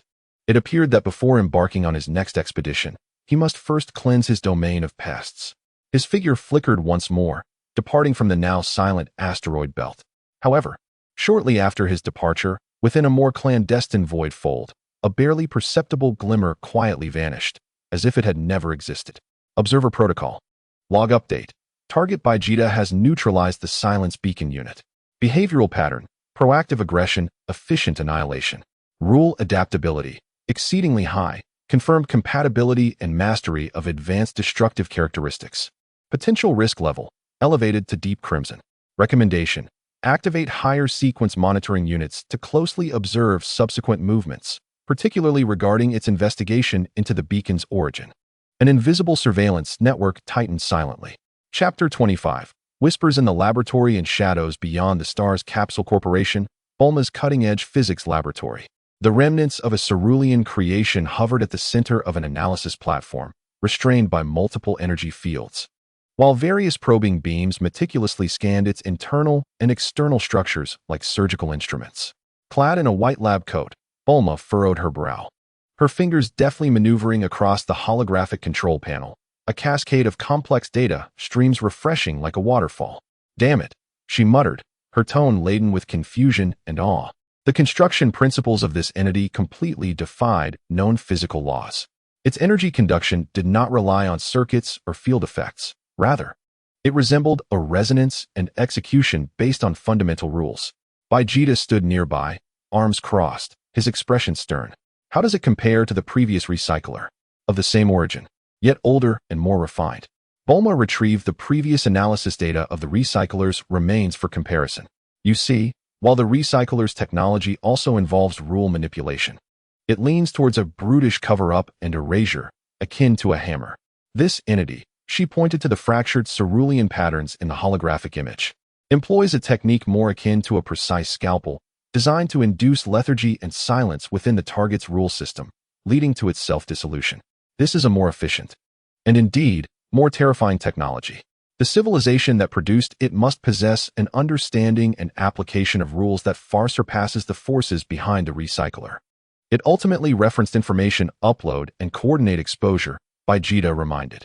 I am attempting to recover its core log fragments, but its self-destruct mechanism is remarkably thorough, leaving almost nothing behind. Bulma typed rapidly on the keyboard, striving to unearth clues from the sea of data debris. However, from the minuscule residual energy characteristics, it was evident that it sent signals towards deep space with a distinct focus, not broadcasting, but aimed at specific coordinates. A holographic star map unfurled in the laboratory center, representing potential signal transmission directions with faint red dashed lines, winding like venomous serpents until they vanished against the backdrop of the vast sea of stars, pointing towards several distant celestial regions yet to be thoroughly explored by the Galactic Patrol. The records of these areas were nearly blank. Bulma's expression turned grave. Even the Galactic Patrol's database contained only ancient, unverified legends suggesting the possible existence of extremely ancient lost civilizations, or, worse, something more sinister. Vegeta gazed intently at the vanishing dashed lines, his eyes sharp. So, there may be more of these entities lurking in the solar system, perhaps even closer? That possibility cannot be dismissed, Bulma sighed. The concealment technology of this entity is highly advanced, had it not actively emitted that unique rule fluctuation. Our current detection methods would have failed to uncover it. The solar system is vast. Who knows how many similar beacons, or even more advanced entities are hidden in its corners? At that moment, A secondary detector on the analysis platform emitted a faint alert tone. Bulma glanced down to find a preliminary analysis report regarding the age of the wreckage material. Wait, this isotope decay measurement. Her eyes widened in disbelief, her voice trembling slightly. The estimated age of this material's composition exceeds 100 million years. 100 million years. This figure astonished Vegeta as well. It implied that this creation could have been placed in the solar system during the age of dinosaurs, or even earlier. It had silently lurked, observing, until it was discovered and activated. An ancient surveillance system that had been monitoring Earth and the solar system for over 100 million years? The implications behind this were chilling. This is getting interesting. Instead of fear, Vegeta exhibited a hint of excitement. Unknown formidable adversaries. Hidden colossal secrets. This was precisely the challenge and refinement he craved. Interesting? I think it's terrifying. Bulma shot him a disapproving glance. What kind of civilization can sustain a surveillance system for over 100 million years? We may have been targeted from the very beginning. So what? Vegeta replied with a calm tone, imbued with undeniable confidence. Whoever they are, and whatever their purpose, if they dare to come, they shall be crushed. He looked towards the star map marking the distant celestial regions, his eyes ablaze with combat spirit. Did the star map bestowed by the Void Lord bear any connection to these ancient beacons? What other secrets lay hidden in the depths of this universe? Simultaneously, in the depths of the cosmos, a realm known as the Eternal Silence, an absolute void devoid of stars, nebulae, and even dark matter, existed, a desolate land where even light felt weary. Yet, amidst this profound nothingness, a colossal structure defying conventional physical description floated. It was not composed of matter, but rather seemed to be a nest woven from countless solidified strands of rules, its form constantly shifting, sometimes resembling multifaceted crystals, at other times appearing as a neural net, and yet again transforming into an abstract interplay of geometric light and shadow. This was one of the core nodes of the silent resonance. Inside the node, a cold, vast collective consciousness flowed like a frigid river of stars. The silence beacon numbered 73489 was deployed in the solar system 1.2 billion years ago and had just lost contact with standard chronology. The last transmitted data fragment encountered the high authority entity defined as Vegeta, with rule characteristics containing a high concentration of destructive traits, threat level assessed, deep crimson. Information upload attempt failed. Analysis. The target's growth rate exceeded expectations, now capable of perceiving and neutralizing the silence beacon. Its understanding and application of rules are gradually approaching a critical threshold. Assessment. The target poses a risk of becoming an uncontrollable variable. Its potential interference with the silent resonance plan has been elevated to the highest level. Resolution. Initiate the scavenger protocol. Authorize the mobilization of nearby sector resources to form a purification fleet. Mission. Proceed to the solar system to thoroughly eliminate the target entity defined as Vegeta and any potential rule contamination it may cause. Silent commands traversed through the invisible network of rules. Across several desolate star systems countless light years from the solar system, entities that had lain dormant for millions of years or even longer began to awaken. Enormous vessels, akin to moving star fortresses, emerged from stardust. Their exteriors adorned with intricate energy patterns originating from the same source as the cerulean beacon, yet far more complex and profound. Cold mechanical legions rose from the depths, their eyes gleaming with the same cerulean light as the silence beacon. A fleet composed of silence and death commenced its assembly, adjusting its course towards the solar system, embarking on a lengthy journey across the starry seas. What they brought forth would not be war, but the end of all things, the extinction of rules. A storm was brewing at the unknown depths of space, and Earth, this seemingly tranquil blue planet, was about to once again become the epicenter of the vortex. Chapter 26. Ripples Before the Storm. Vegeta did not disclose all the details of the silence beacon, particularly the alarming 100 million year latency. He merely utilized the channels of the Galaxy Patrol to inform the core combatants of Earth, including Suin Wukong and Bike, as well as the Kaishin realm, about the potential existence of unknown ancient surveillance devices within the solar system, emphasizing their distinct and perilous technology. Unnecessary panic is devoid of meaning, yet essential vigilance must be heightened. The information rippled through various layers, akin to stones cast into a tranquil lake. In Baozishan, Suin Wukong had just concluded his sparring session with Suin Wufan. Upon hearing the account relayed by the Galaxy Patrol's Jake, after being simplified by Vegeta, he scratched his head, his face not betraying any worry but instead radiating excitement. Oh, there are such formidable entities lurking nearby? Even Vegeta is taking it seriously? Splendid. I can't wait to test my strength against them. Beside him, Bite crossed his arms and huffed, Kakarado, temper your battle frenzy. To remain undetected for an extended period, he keenly noted the vague time scale in Jake's account, signifies that the existence behind this is far from trivial. We must devise a strategy, rather than indulge in blind optimism. Klin, Tianjin fan, and others, upon learning of the situation, felt the weight of pressure and subsequently increased their training intensity. The Guardians of Earth, after a brief period of tranquility, once again tightened their nerves. In the Kaioshin realm, the ancient Kaioshin, who had been monitoring for over 1 billion years, set down the artifact in his hand, his expression unusually grave. This matter had transcended the scope of the Omega incident. Such an ancient creation suggests that the civilization behind it might belong to an archaic lineage that existed since the dawn of the universe. Jibite Shin expressed his concern. My lord, even Mr. Vegeta places great importance on this matter, should we not? The ancient Kaioshin pondered for a moment before shaking his head. The power of the Kaioshin lies in maintaining creation and balance, rather than directly intervening in such conflicts. We shall observe the developments quietly and provide support at the rule level if necessary. Moreover, that lad Vegeta may not wish for our interference. At the Galaxy Patrol headquarters, the atmosphere grew increasingly tense. Minister Ifu gazed at the technical brief sent by Vegeta, which had undergone preliminary analysis by Buerma, her fingers trembling slightly.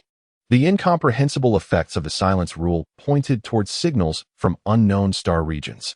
She took a deep breath and immediately convened a high-security meeting, initiating a deep scan across the galaxy for similar rule anomalies, with the highest priority assigned. The vast machinery of the Galaxy Patrol organization commenced its rapid operation, revolving around this newly emerged potential threat, one that could far exceed that of the Frisia force. Meanwhile, Vegeta, at the eye of the storm, maintained an unusual calm. Rather than plunging into frenzied training as was his custom, he reduced his time in the gravity chamber and began to spend more time in various locations on Earth, even making brief stops at other planets within the solar system. He was not sightseeing, he was attuning himself. He stood on the streets of Shidu, absorbing the vibrancy of urban life. He hovered above the vast Pacific Ocean, sensing the currents and the proliferation of life. He stood on the desolate surface of Mars, contemplating the planet's silence and the passage of time. In his own way, he deepened his affinity for the cosmic rules and the anchoring of existence in this realm he had chosen to temporarily inhabit. The essence of the resonating silence returns to nothingness. Thus, he needed to profoundly comprehend what constitutes being, what embodies life, and the weight of existence within this universe. His destruction serves to protect his own existence, rather than succumb to pure void. This subtle distinction will determine his fundamental stance when confronting that unknown enemy. Simultaneously, he meticulously studied the remnants of the Silence Beacon, attempting to reverse engineer more insights into the power attributes and operational patterns of the civilization behind it. To know oneself and the enemy is to ensure victory in countless battles. In Buerma's laboratory, the lights blazed brightly. She nearly resided within, mobilizing all company research resources and collaborating with the finest physicists and cosmologists on Earth, after they had signed stringent confidentiality agreements, to tackle the advanced technology contained within that ancient artifact.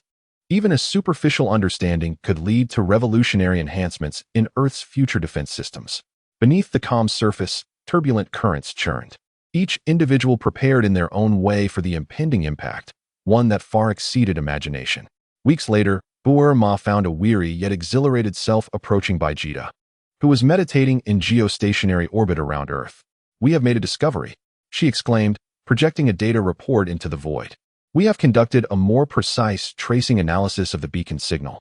And in conjunction with the star map you brought back and the ancient star region data provided by the Galaxy Patrol, we have identified a region that is relatively the most likely source. On the holographic star map, a dim area at the edge of the galaxy's spiral arms, marked as the Kuardua Dead Zone, was highlighted. It harbored almost no active stars, and data from probes had long indicated a void, a desolate expanse even interstellar pirates avoided. Various models suggested the presence of an ultramassive gravitational source, but all conventional observational methods failed to capture it, aligning with the characteristics of self-concealment at the rule level. Furthermore, the oldest archives of the Galaxy Patrol contained a vague record mentioning that approximately 150 million years ago, an exploratory fleet had completely vanished in that region, with the last fragments of their signal alluding to eternal slumber. Kur-Dua Dead Zone, eternal slumber. Vegeta gazed intently at the dim star region, a golden light swirling in his eyes. His instincts told him that this was the origin of the storm. It seemed there was no need to wait for them to arrive. Vegeta slowly stood, his aura harmonizing even more with the surrounding cosmic space, yet harboring the power to rend the stars asunder. "Are you going to take the initiative?" Bulma exclaimed in surprise. "Should we wait for them to set the fires of war upon Earth?" Vegeta retorted, his tone calm, yet resolute. "Passive defense has never been my style. Since we have discerned the potential direction of their lair, we must naturally eliminate it." He required greater pressure, an environment of unknown rules to temper the newly acquired strength and validate his path. This resonating silence was the perfect whetstone. "Prepare the spaceship for an optimized long-distance jump," Vegeta commanded. "This time, I shall go alone." "But there are no buts," Vegeta interrupted her, his gaze fixed on the distant Dead Star region, his battle intent burning silently like a flame in the night. "Guard this place until I return." The storm had not yet arrived, but the Definer had decided to swim upstream, heading straight for the eye of the storm. Chapter 27. Alone into the Dead Silence. Bulma's objections were met with Vegeta's near-cold resolve. She understood that when he displayed such an expression, any attempts at discouragement would be futile. All she could do was expedite the modifications of Vegeta's private spaceship, the Challenger, to its utmost limits. A substantial amount of resources was poured into this vessel. Based on preliminary research on the remnants of the Silence Beacon, Bulma's team outfitted it with multi-layered composite rule interference coatings. While it could not provide complete immunity against the silence effect, it would at least offer some buffer time. The energy core was overloaded and optimized to support an ultra-long-distance space jump to the edge of the Kur-Dua Dead Zone, with some emergency energy reserves allocated. Life support and defensive systems were also maximally reinforced. A week later, in outer space, the silver-gray Challenger floated against the black backdrop, its streamlined hull reflecting distant starlight, with newly added indigo energy patterns subtly visible beneath the hull. Vegeta did not inform anyone. Only Bulma communicated with him through the control center of the space station for their final correspondence. "The ship is in excellent condition. All systems are online. The jump coordinates have been set. Destination: the outer observation point LY01 of the Kur-Dua Dead Zone." The voice of Bulma resonated through the communicator, laced with unmistakable concern. "Vegeta, remember, this is not a tournament, it is war. If the situation becomes untenable, retreat immediately. We have the Z-Warriors and the Kaioshin. You are not the only one capable of bearing this burden." Vegeta stood in the cockpit, gazing at the azure planet at the horizon, his expression betraying no emotion. Verbose, he replied coolly, "Guard the home and await my return." With no further farewells, he severed the communication. The rear of the Challenger emitted a ghostly blue tail flame, and the vessel began to tremble slightly. The space ahead rippled like the surface of water. In the next moment, the spacecraft transformed into a streak of light, plunging into the warped expanse, vanishing completely. The hyperspace jump commenced. Inside the cabin, Vegeta closed his eyes and settled into a meditative position, his consciousness delving into the framework of his own rules.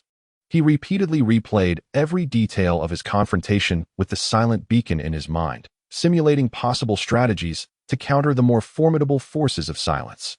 The law of destruction flowed slowly within him, resonating with the three pillars of space, time, and energy, exuding a contained yet overwhelming majesty.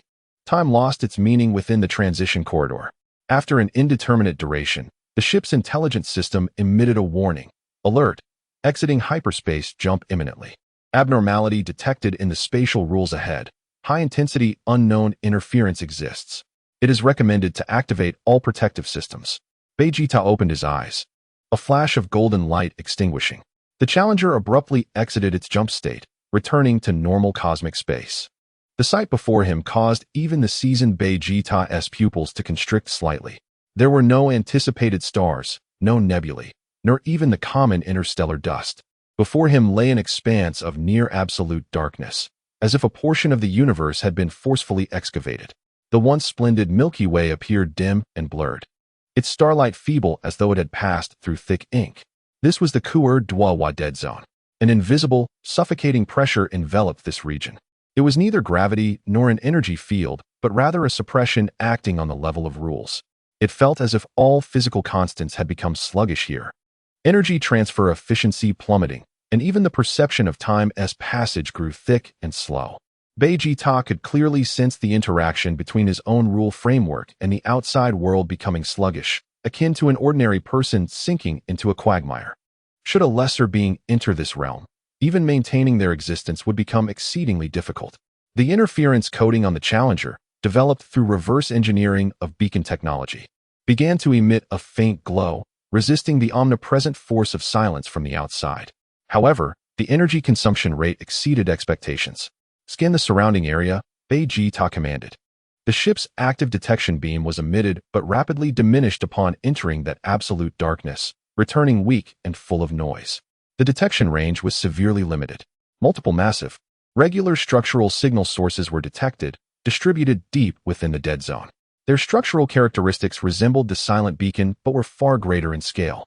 On the holographic star map, several vague, galaxy-like shadow outlines were marked, quietly suspended in the central region of the dead zone. There lay the node of the echo of silence. Vegeta felt an intangible, cold gaze directed at him and his vessel from that direction, indicating that the presence was already aware of his arrival. No warnings. No communication requests. Just as Vegeta locked onto one of the massive structures, preparing to approach for investigation, a hum resonated. The void to the side of the ship silently split open, revealing 3 vessels of a menacing design, entirely azure, resembling magnified silent beacons. They glided forth soundlessly, devoid of thrusters or visible weapon platforms, moving as if gliding on the level of rules, instantly forming a triangular formation around the Challenger. Their size rivaled that of small moons, and the force of silence they emitted surged forth like a tangible tide, pressing down relentlessly. The shield energy readings of the Challenger plummeted instantaneously, and the hull emitted a faint hum under the strain. High concentration of rule erosion detected. Shield failure rate at 67. Hull integrity compromised. The intelligence system issued a frantic alarm. Vegeta's gaze grew cold. Scavengers? Just in time. He had no intention of stepping out of the ship. With a thought, a tremendous force of rules surged forth from his body, disregarding the physical barriers of the spacecraft, coalescing directly in the void outside. In an instant, a colossal hand formed entirely of dark red flames of destruction appeared in the cosmos, its size rivaling that of the 3 scavenger ships. The fingers spread wide, and within the palm, the law of destruction intertwined, creating a miniature vortex that devoured all. The 3 scavenger vessels seemed to sense the threat. Their hulls glowed with an intense azure light, and 3 concentrated beams of black light, capable of extinguishing stars and silencing rules, silently shot towards the hand of destruction and the Challenger behind it. Vegeta snorted coldly. The hand of destruction did not flinch or evade, boldly reaching forward. Dark red collided with absolute black once again. This time, it was no longer a mere test at the level of beacons. The tidal wave of destruction clashed fiercely with the void of silence, creating an invisible storm in this already desolate space. There was no sound, yet the hull of the Challenger trembled violently, its protective shield flickering erratically. After a moment of stalemate, the dark red hand suddenly closed. Crack, crack, crack.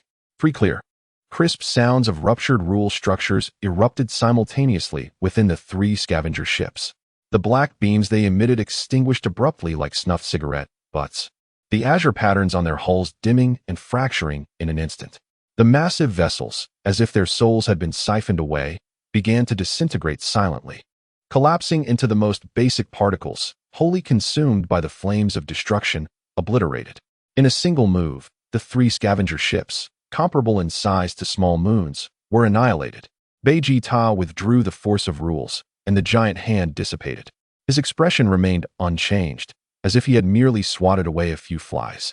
Yet through this encounter, he keenly felt the troublesome nature of the echo of silence's power. Had he not recently acquired the law of destruction, which fortuitously formed a certain opposition, dispatching them so cleanly would have required considerable effort. He glanced at the Challenger, which had expended a significant amount of energy. then turned his gaze toward the enormous shadow outlined deep within the dead zone. He could no longer rely on the spacecraft. Vegeta opened the hatch and stepped out, directly exposing himself to the suffocating rule environment of the Kuer Dwa dead zone. His rule framework operated autonomously, forming a small, stable domain that repelled the external force of silence. The dark red aura flickered around him, resembling an eternal flame ignited in this absolute darkness. He turned back and issued a command to the Challenger: activate autopilot mode and await outside the dead zone. Having spoken, he ignored the ship, turning to face the enormous shadow, transforming into a dark red meteor and charging directly into the absolute darkness where even light succumbed to silence. Alone, he charged toward the ancient terror of the unknown. Chapter 28. The Heart of Silence. Upon entering the depths of the Kuer Dwa dead zone, the sense of suppression at the level of rules intensified exponentially. It felt as though every inch of space was filled with an invisible, cold gelatin, obstructing the flow of energy, slowing the workings of thought, and even attempting to seep into the rule framework, inciting inertia and silence from within. The dark red flames on Vegeta's surface burned steadily, isolating the incessant encroachment of silence, emitting faint sounds akin to cold water splashing into hot oil. His speed inevitably slowed, not due to a lack of power, but because the rules of this space themselves repelled and dragged down all active existence. In the enveloping abyss of absolute darkness, the brilliance of his own aura seemed to be devoured, illuminating only a limited vicinity around him. His perception was severely restricted, as if the rules governing sight were shrouded in a thick layer of dust, allowing only a hazy awareness of the colossal structure ahead, radiating a silent resonance akin to that of a frigid star.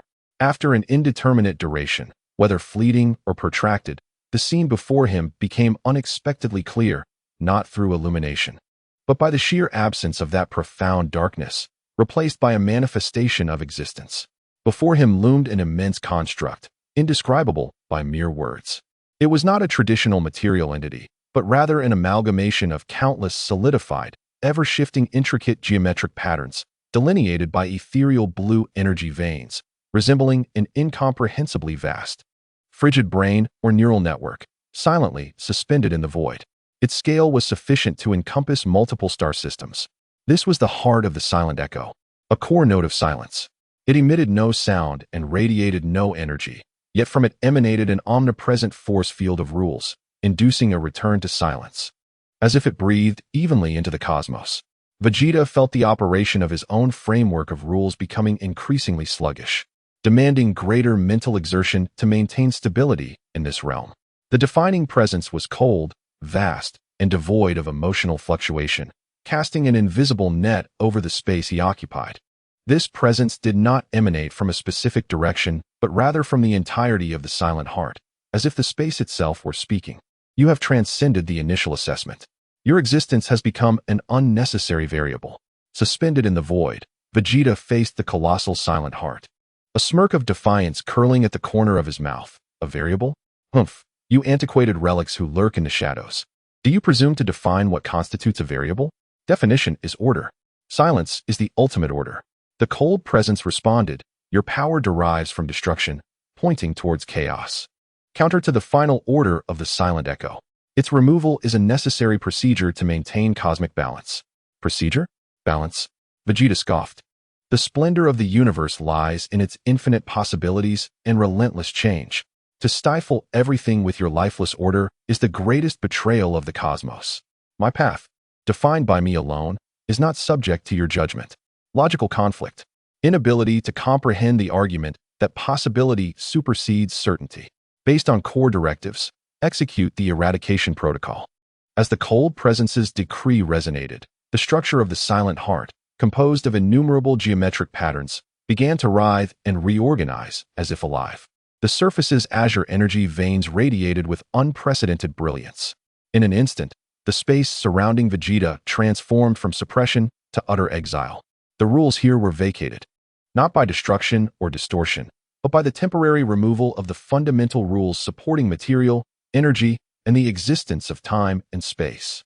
This area instantaneously became a void more profound than vacuum, rendering even the concept of existence itself nebulous. Vegeta's dark red aura flickered violently, as if it might extinguish at any moment.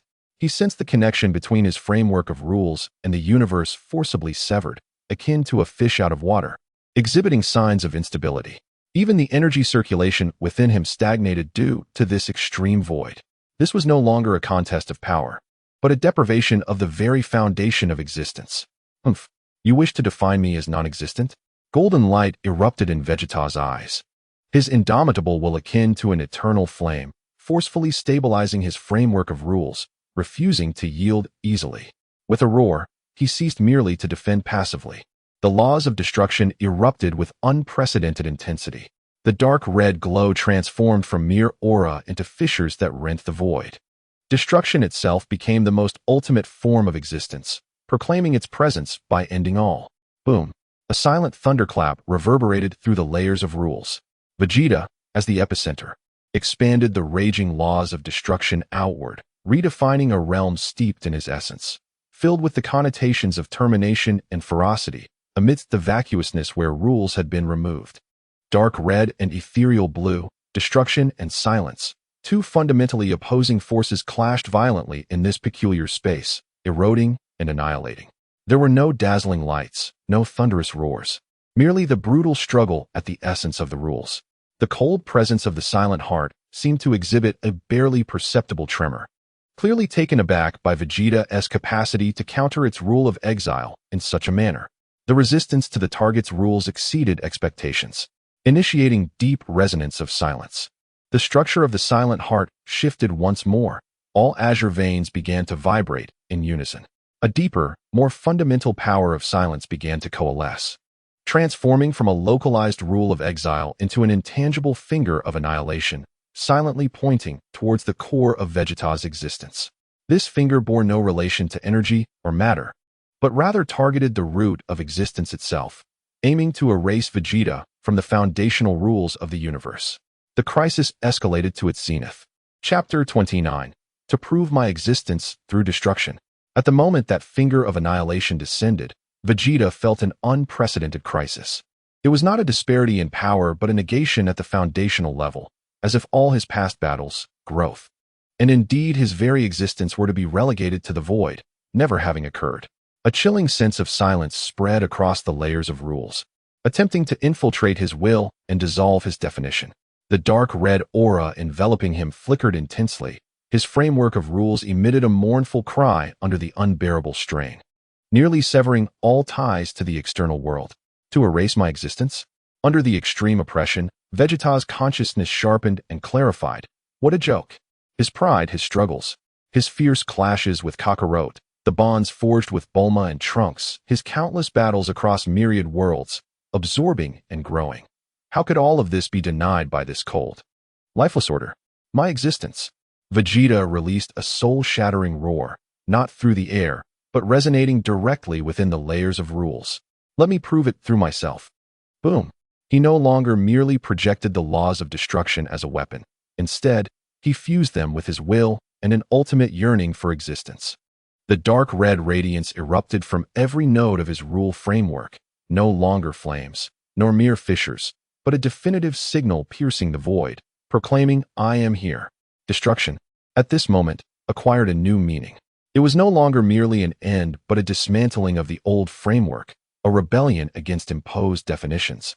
A force that birthed life from silence and established existence from the void.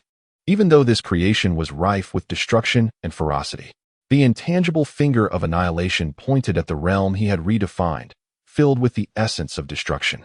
There were no explosions, no shocks, only the ultimate collision of two fundamental rules. One side was cold, seeking to return all to eternal silence. The other was fervent, proving existence by annihilating all obstructions, including the void itself. Zzz.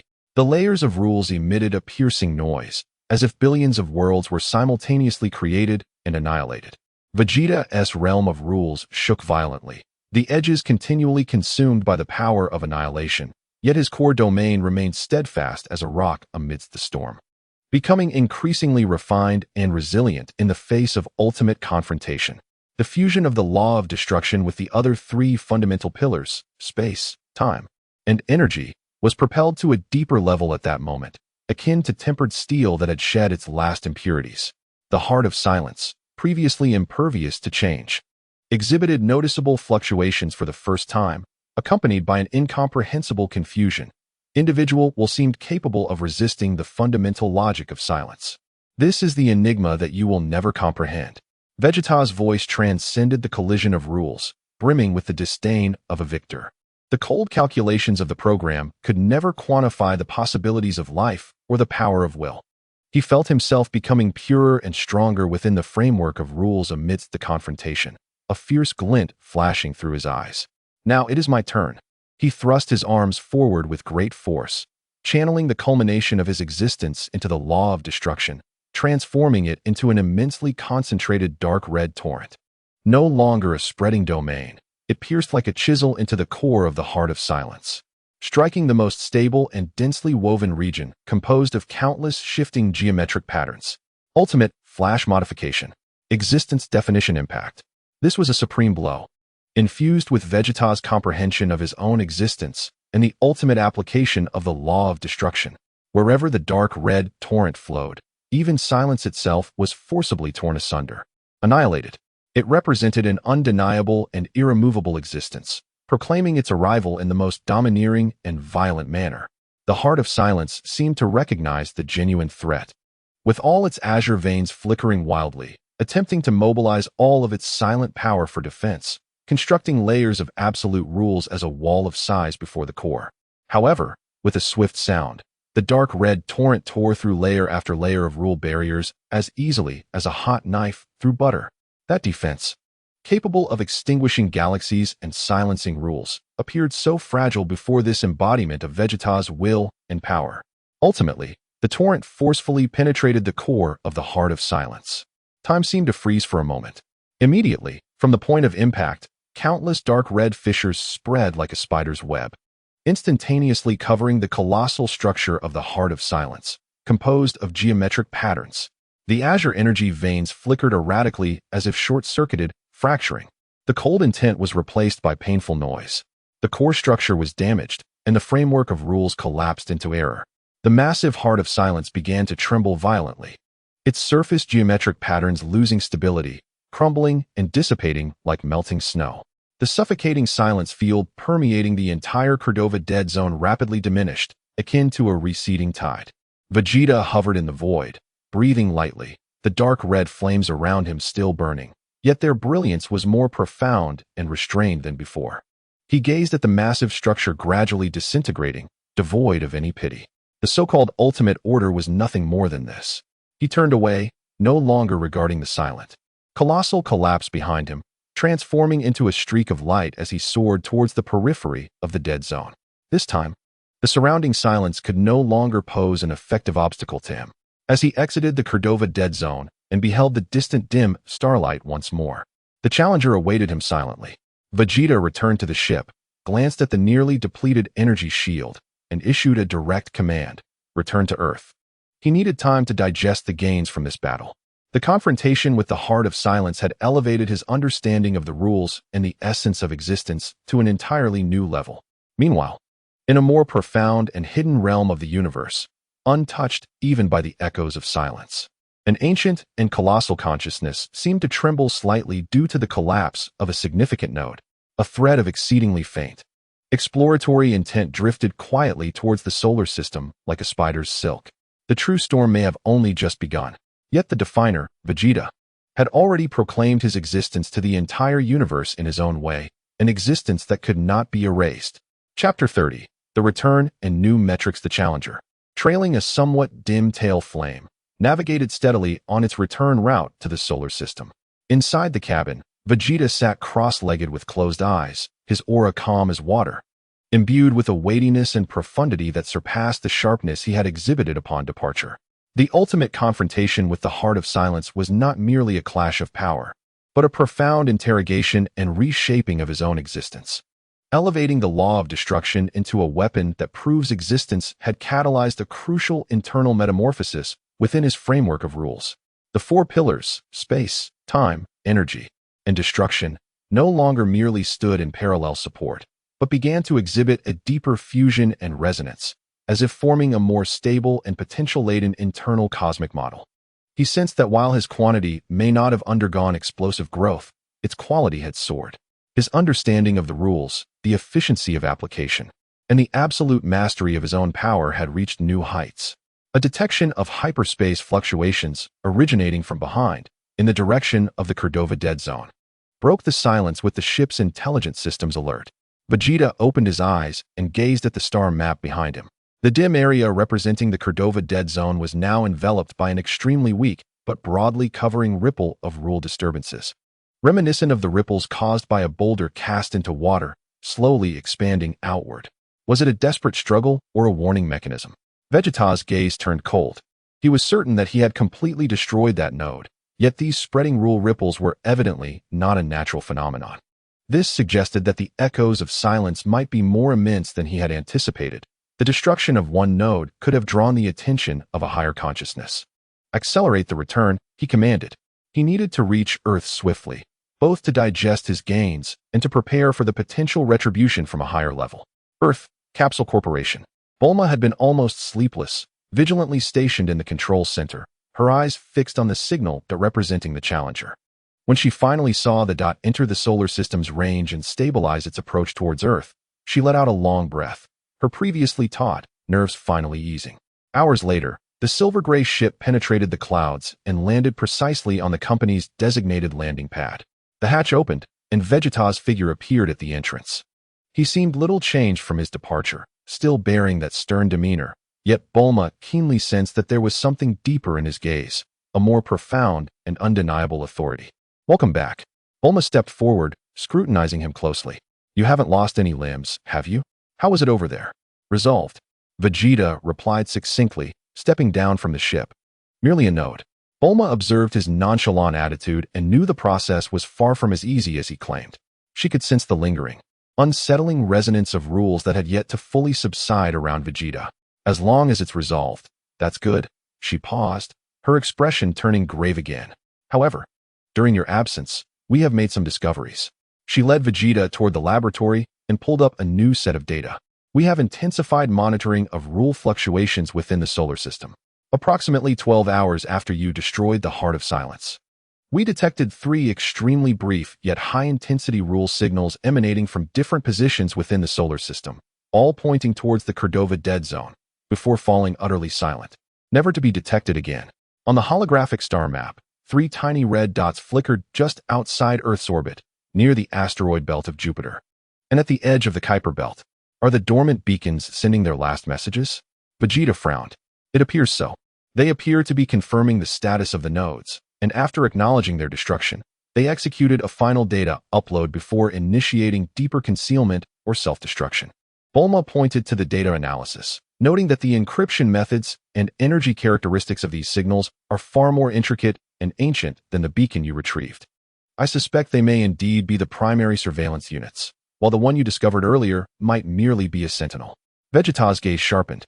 If Bulma's conjecture holds true, it implies that the surveillance network hidden within the solar system is more profound and covert than anticipated. They lie in wait like slumbering serpents, silent until disturbed, at which point they can transmit intelligence instantaneously before vanishing once more. Is it possible to pinpoint their exact location?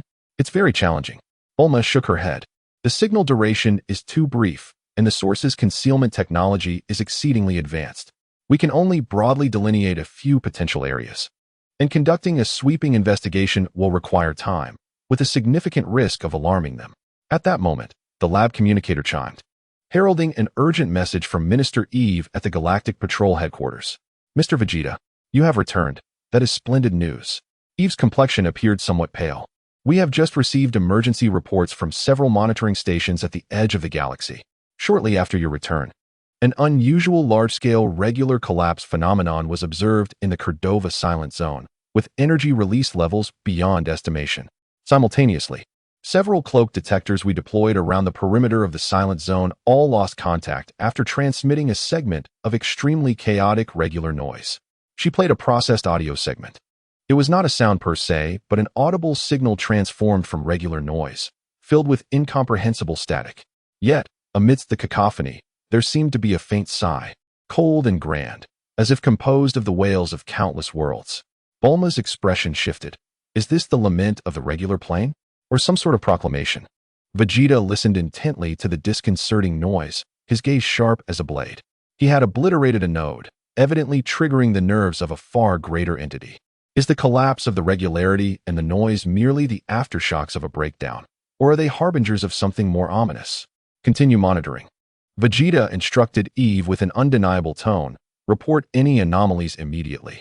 After severing the communication, he gazed out at the azure sky.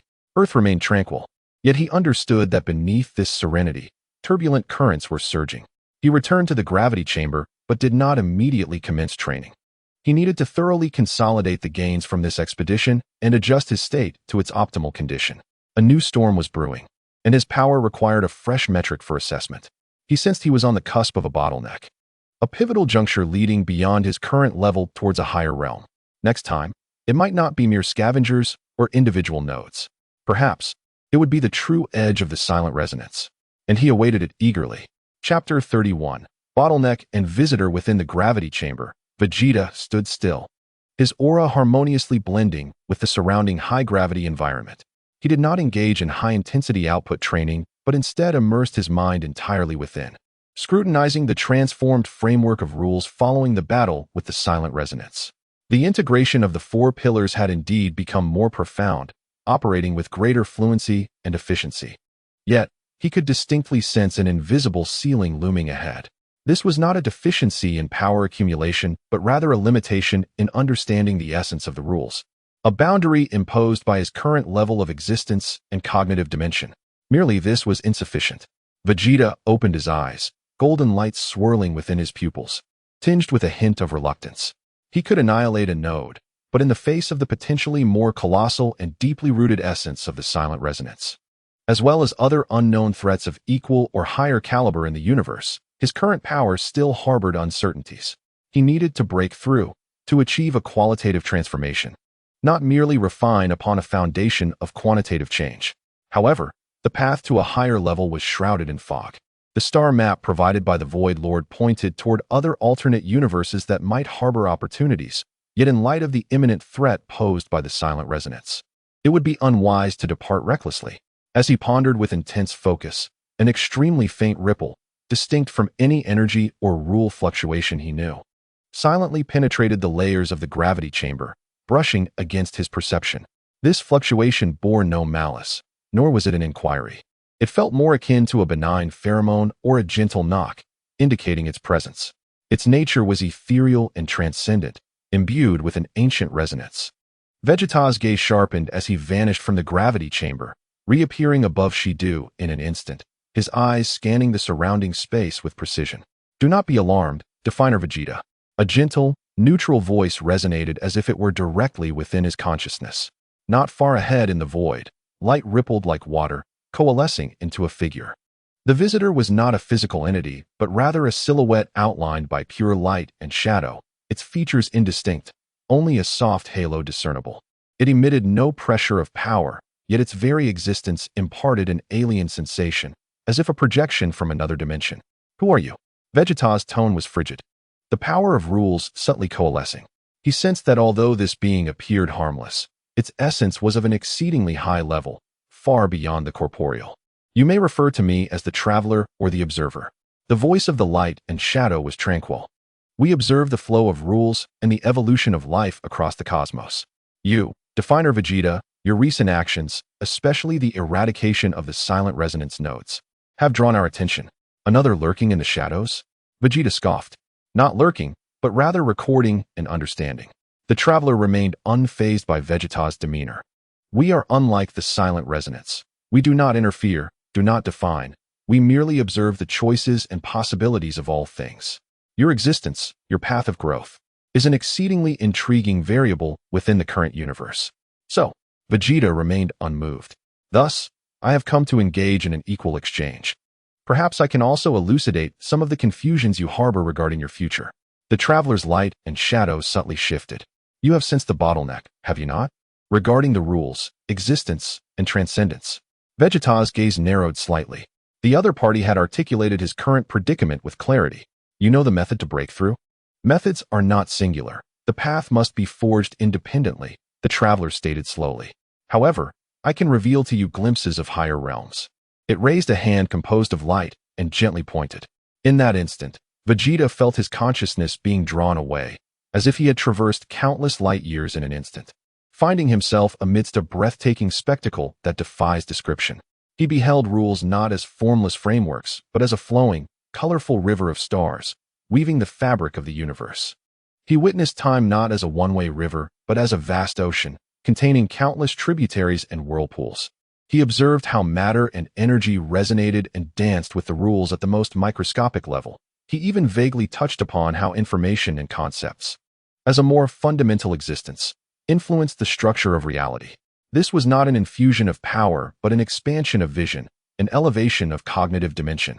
Many previously obscure mysteries of the rules seemed to gain new interpretive angles in that moment. The vision lasted but an instant before Vegeta's consciousness returned to his body. Yet, his eyes brimmed with astonishment and contemplation. The traveler had unveiled a glimpse of the cosmic reality far beyond his current level. Beyond the rules lies the law, beyond dimensions. There are layers. The traveler's voice pulled him from his astonishment. The pure power you seek does not culminate in destruction, but rather in the authority of definition. Yet, to wield this authority, one must first comprehend the meaning it bears. Meaning? Vegeta furrowed his brow. You demonstrate existence through destruction, which is commendable. Yet, does the essence of existence solely lie in the confrontation against annihilation? The words of the traveler resonate like the morning bell and evening drum. Your framework of rules. The 4 pillars, why are they these 4? What do they symbolize? Where shall their ultimate convergence lead? A series of inquiries pierces the very core of the path of Vegeta. These questions necessitate your own quest for answers. The light and shadow of the traveler begin to wane, and the silence is not the only ancient existence. Within the profound waters of the universe lie more secrets and dangers. Your journey is destined to be fraught with challenges. Why share this with me? Vegeta inquired gravely. Because possibilities are worthy of anticipation. The traveler's voice, tinged with a sense of ethereality, observes and awaits the new vistas brought by change. Farewell, definer Vegeta. When you truly reach that threshold, perhaps we shall meet again.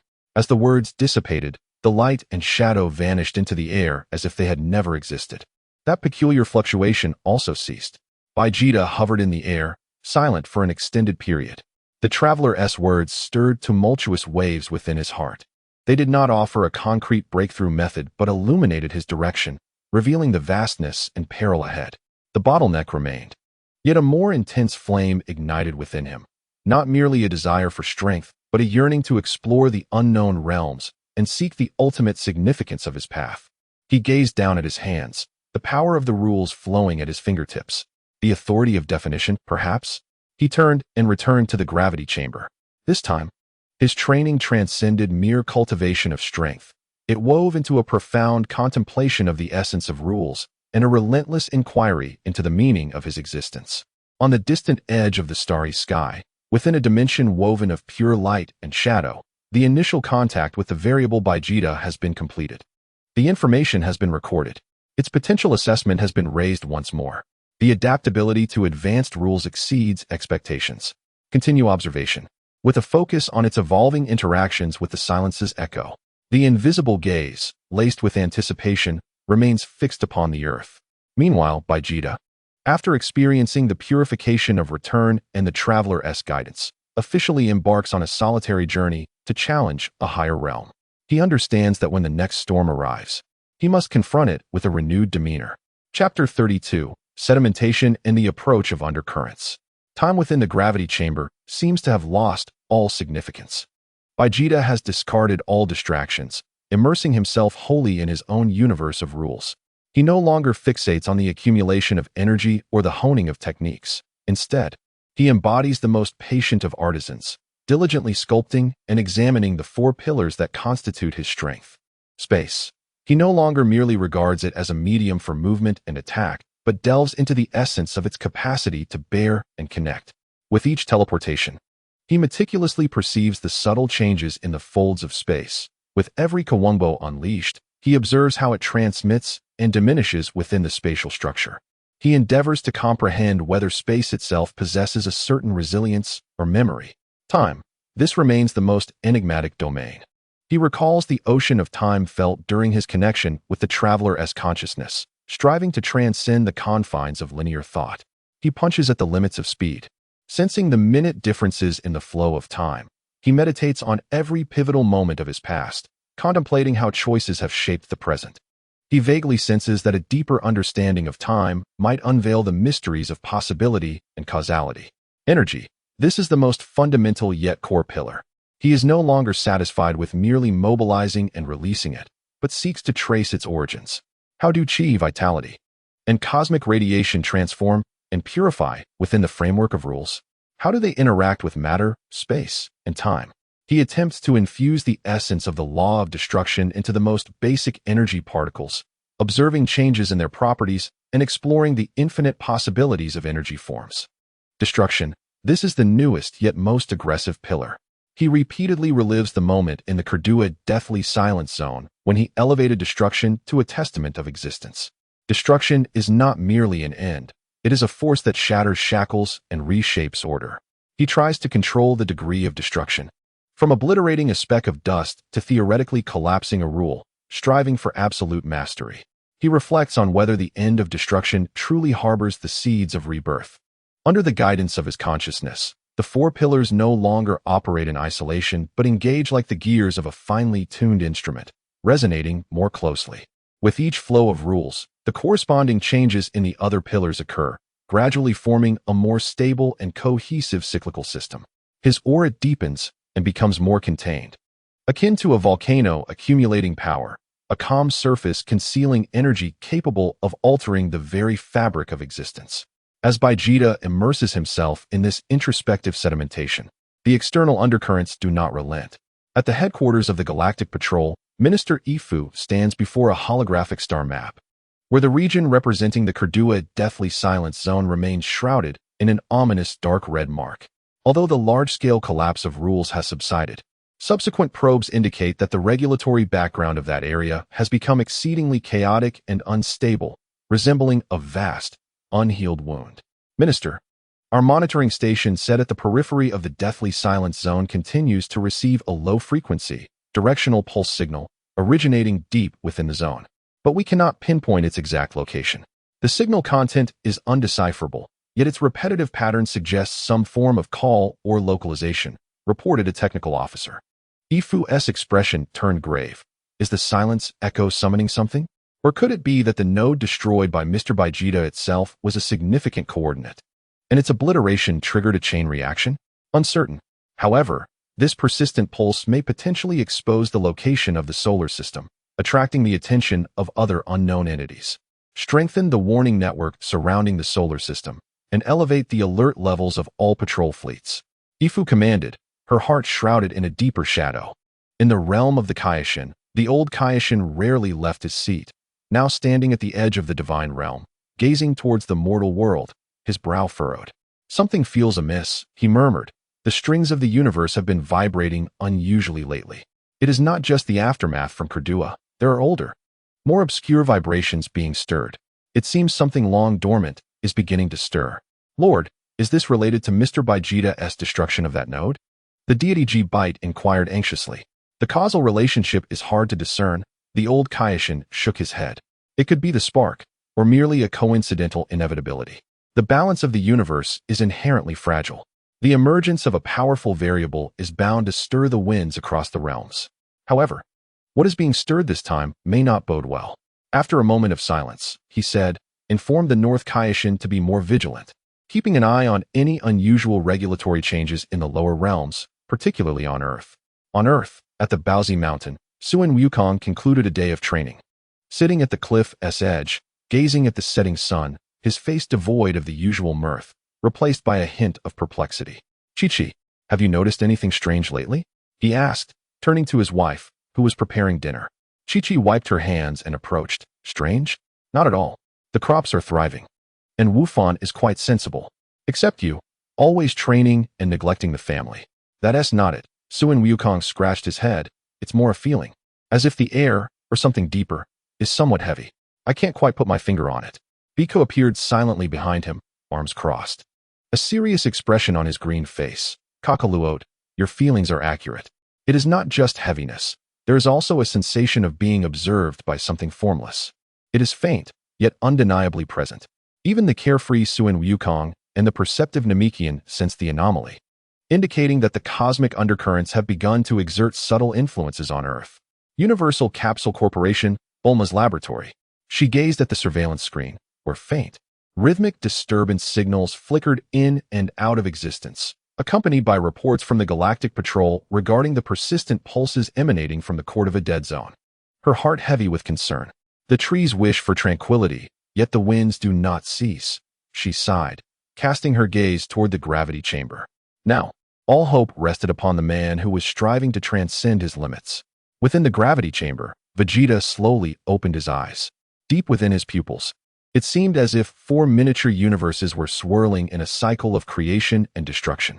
He raised his hand, palm upward, as the power of the 4 pillars coiled around his fingertips like a gentle dragon, intertwining and merging until it transformed into a chaotic, glimmering orb imbued with infinite possibilities. With a gentle clench, the glimmer faded. Not yet perfect, he murmured to himself, though his eyes blazed with a fiercer flame. The bottleneck remained steadfast, yet he could discern the faint cracks upon its surface. He required a genuine battle, one that transcended limits, to utterly detonate all that had accumulated within him, culminating in his ultimate transformation. He understood that this battle would not keep him waiting for long. The dark undercurrents of the universe were converging toward the solar system. Chapter 33, The Shattered Frontier. The first anomalous signal originated from the outskirts of the Oort cloud, a deep space monitoring station codenamed Sentinel-7. The readings indicated inexplicable periodic decay in gravitational parameters, accompanied by intermittent distress signals that abruptly ceased upon reaching headquarters, along with the station's energy signals, vanishing entirely into the cosmic background noise. Minister Eve gazed at the Sentinel-7 icon that had turned to gray, her face paling. That location was already the frontier of the solar system, where, apart from the frigid comets and sparse interstellar dust, there should have been nothing. Immediately dispatch the nearest response fleet for investigation. Order all peripheral units to enter a state of maximum readiness. Her voice trembled ever so slightly. Yet, before the response fleet could even finish assembling, the second, third, and fourth signals fell silent, like a cascade of toppled dominoes. 7 frontier monitoring stations and patrol outposts situated in the Kuiper Belt, the outer asteroid belt, and near Jupiter's orbit lost contact within a mere 3 hours of Earth time. The fragments of data relayed before their disappearance pointed to a singular phenomenon, the sudden failure or distortion of local regulations, leading to equipment malfunctions and energy dispersal, as if an invisible giant hand had gently erased their existence. There were no explosions, no energy shocks, only an utterly chilling silence. Panic spread like a plague within the Galactic Patrol headquarters. Who was the enemy? Where were they? What weapons were being utilized? They were utterly uninformed. This unknown, precise eradication of regulatory layers was far more terrifying than an overwhelming fleet. The news could not be entirely contained and soon reached Earth.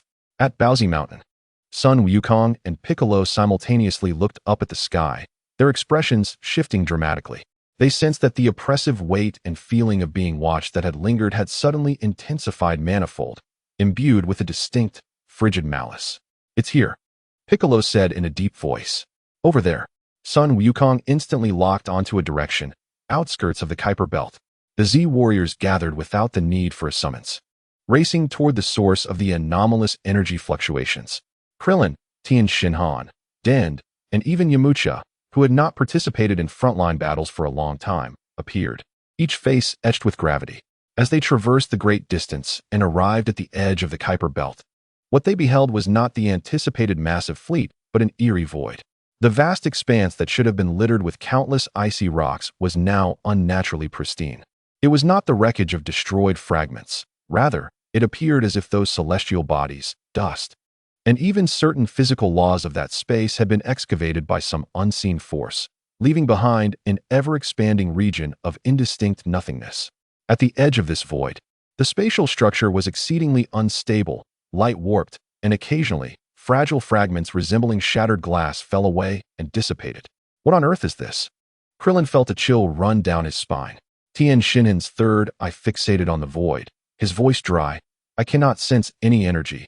There is nothing there." not even a concept of space. At that moment, a point of deep blue light ignited in the depths of the void. Following that, a second, third, and thousands of points blazed to life, resembling countless cold eyes suddenly opening in the night sky. Subsequently, ships of various forms, all adorned with flowing blue energy patterns and emanating a field of utter silence, began to emerge from the void like apparitions. Their scale far surpassed that of the cleansers previously obliterated by Vegeta, with some of the flagship vessels even comparable to small planets. There were no roaring engines, no violent energy fluctuations. They merely floated there, exuding an icy aura that commanded all to return to stillness. Leading this vast fleet of silence were three remarkably large flagships, shaped like abstract tridents. In front of the central flagship, space warped slightly, and a figure composed entirely of deep blue light and shadow. Its specific visage obscured but radiating a terrifying pressure far beyond that of the heart of silence, gradually coalesced. Its gaze swept over the poised Z warriors, and a chilling intent surged like a cold tide, resonating in each individual's mind. I am the seventh purifier of silence echo, here to execute the final cleansing of the variable known as Vegeta and the regions tainted by its regulatory pollution. No living beings shall be spared, they will be eradicated. There was no declaration of war, no warning, only a frigid proclamation and execution. At the instant those words fell, the countless eyes of the silent fleet ignited with deep blue energy cannons simultaneously. Destructive black beams, potent enough to silence the regulatory framework of planets, rained down upon the Z warriors and the inner solar system, engulfing them in a barrage. Engage! Sun Wukong bellowed, instantly entering the state of ultra instinct. Silver-white energy soaring into the sky as his figure transformed into afterimages, attempting to intercept the black beams. Piccolo, Krillin, Tien Shinhan, and the others unleashed their full power without reservation, various energy waves, special beam cannons, and new ki blasts soaring toward the torrent of death. Boom! The annihilation of energy and regulations erupted at the edge of the Kuiper Belt, a splendid clash of light and absolute darkness interweaving. Silent explosions sending visible ripples through the vacuum. The Z warriors exerted every ounce of strength to intercept the majority of the attacks, yet some black beams penetrated their defenses, racing toward the inner solar system. Earth, along with countless lives upon it, hung in the balance. In this critical moment, a stream of dark red light, akin to a meteor tearing through the heavens, surged forth at a speed surpassing all reactions, boldly crashing into the torrent of death beams. It was Vegeta. He hovered in the void, facing the onslaught capable of plunging multiple planetary systems into silence, his expression utterly unperturbed. He did not even assume a defensive posture. His dark red aura merely flowed gently around him. Those black beams, capable of silencing regulations, disintegrated and dissipated upon nearing his vicinity, as if snow met the blazing sun, leaving not even a ripple in their wake. Having just emerged from his seclusion, he required a substantial sharpening stone. Vegeta's gaze transcended the chaotic barrage, locking directly onto the shadowy figure before the Trident flagship. Finally, a worthy opponent, he remarked, his voice low yet imbued with an authority that silenced the entire battlefield. Let me see how substantial your final cleansing truly is. The Definer Vegeta formally engaged the Purifier of Silence Echo. The battle for the survival of the solar system has commenced, ushering in a bloody prologue. Chapter 34, The Definer Versus. The Purger. The arrival of Vegeta was akin to tossing a blazing volcano into the cold, silent tide of death. He hovered effortlessly, enveloped in a swirling dark red aura that forcefully dispelled the suffocating silence of the End Whisper fleet, creating a realm uniquely his own, brimming with fierce vitality.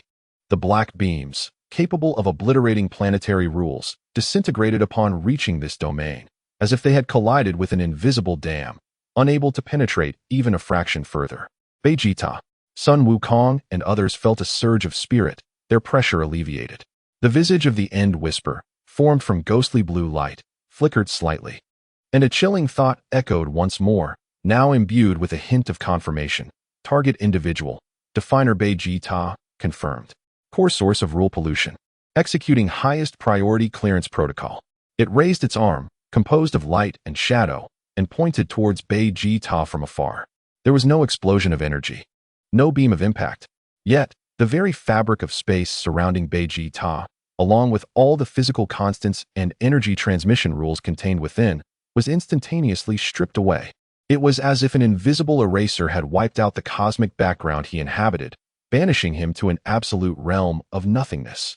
This maneuver was reminiscent of the rule banishment employed by the Heart of Silence, yet its power and scope were incomparable, nearly encompassing tens of thousands of kilometers around Vegeta. Even the Z fighters, far from the epicenter, felt their powers becoming exceedingly obscure, as if they were being assimilated by the expanding concept of nothingness. Yet again this move, Vegeta, situated at the core of nothingness, merely scoffed. His experiences within the Koljuo Silent Zone had granted him profound insight and countermeasures against such attacks. He did not unleash a destructive domain as before. Instead, he stood calmly, his own rule framework operating with unprecedented efficiency. The four pillars, space, time, energy, and destruction, no longer merely supported him in parallel. They formed a flawless internal circulation system, firmly anchoring his very existence.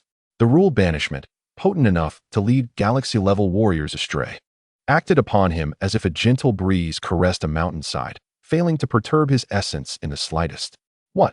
This time, the thought of the end whisper finally exhibited a clear fluctuation, an unexpected deviation from its logical calculations.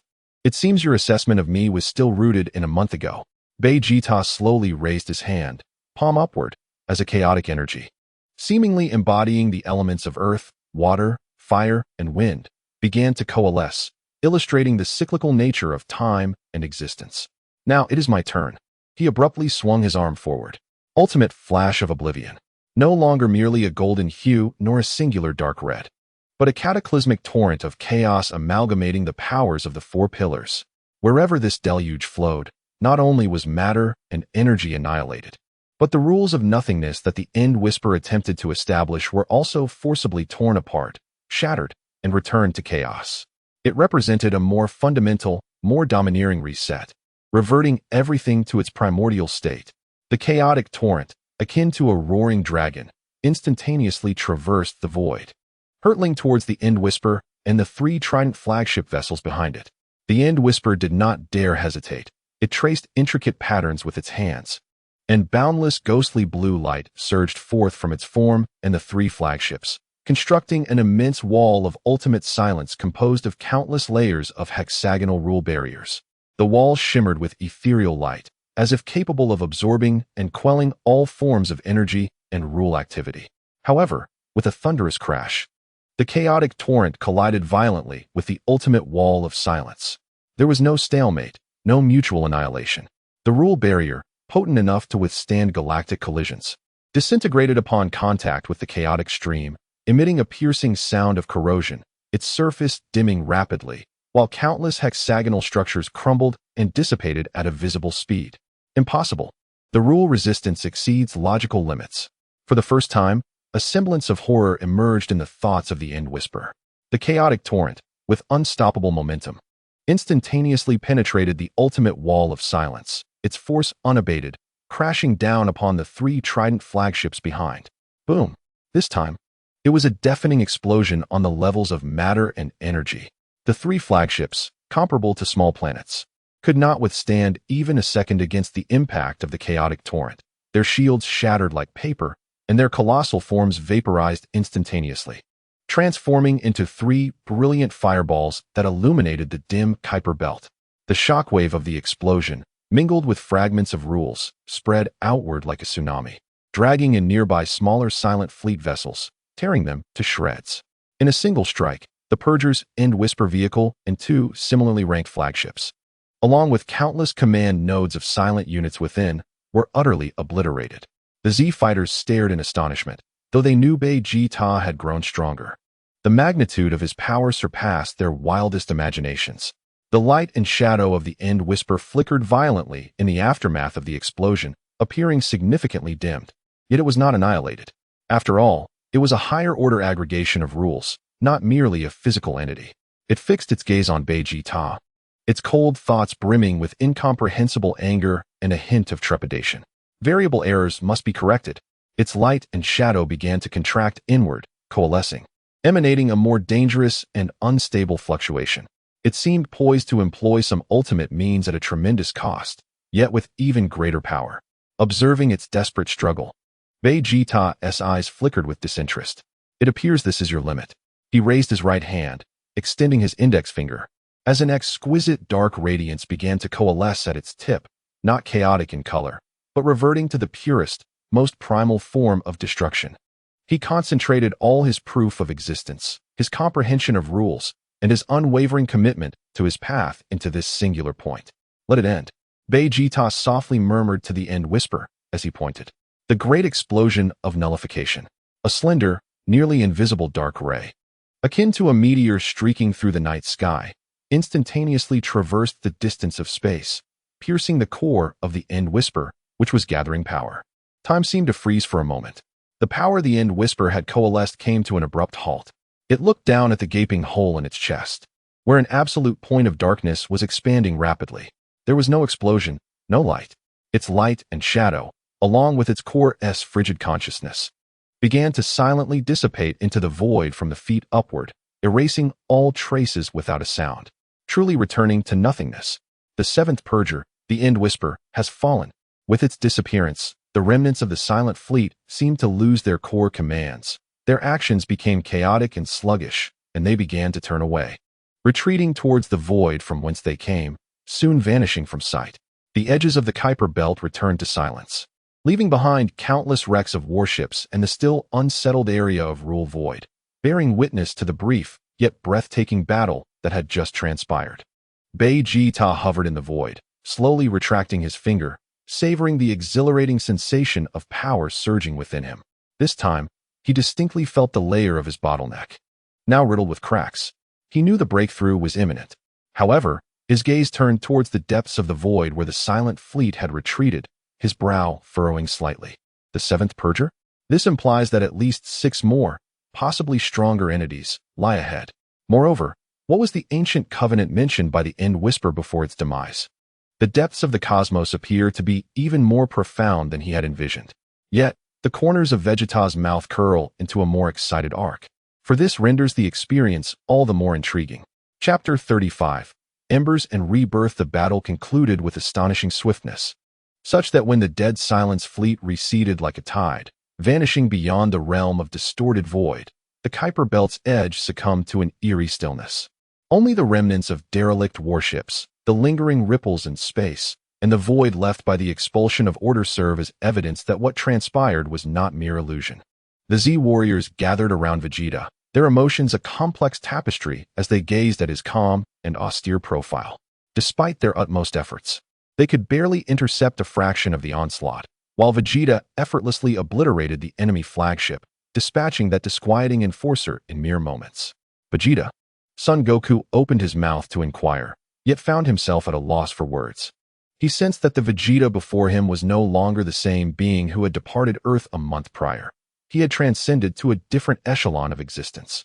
Vegeta cast a glance at him, disregarding the awe in his tone, his gaze fixed on the void from which the dead silence fleet had retreated. His perception of order functioned like the most precise radar, meticulously scanning every inch of that space. The passage was closing. Suddenly, he spoke, his voice shattering the silence, clarifying that they did not arrive through conventional navigation, but rather utilized a temporary wormhole in the fabric of order to traverse vast distances. Now, the wormhole was losing stability and would soon collapse entirely. A wormhole of order? Piccolo furrowed his brow, contemplating the notion of instantaneous travel on such a grand scale. The principles differ, yet the effects are similar, Vegeta succinctly explained, noting their peculiar utilization of space.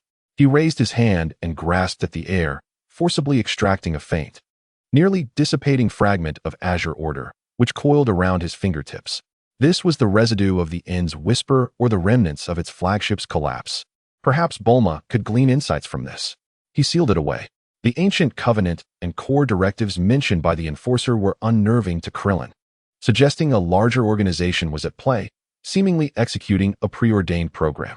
Merely a group of pitiful creatures bound by ancient commands, Vegeta remarked with disdain, though his gaze remained sharp.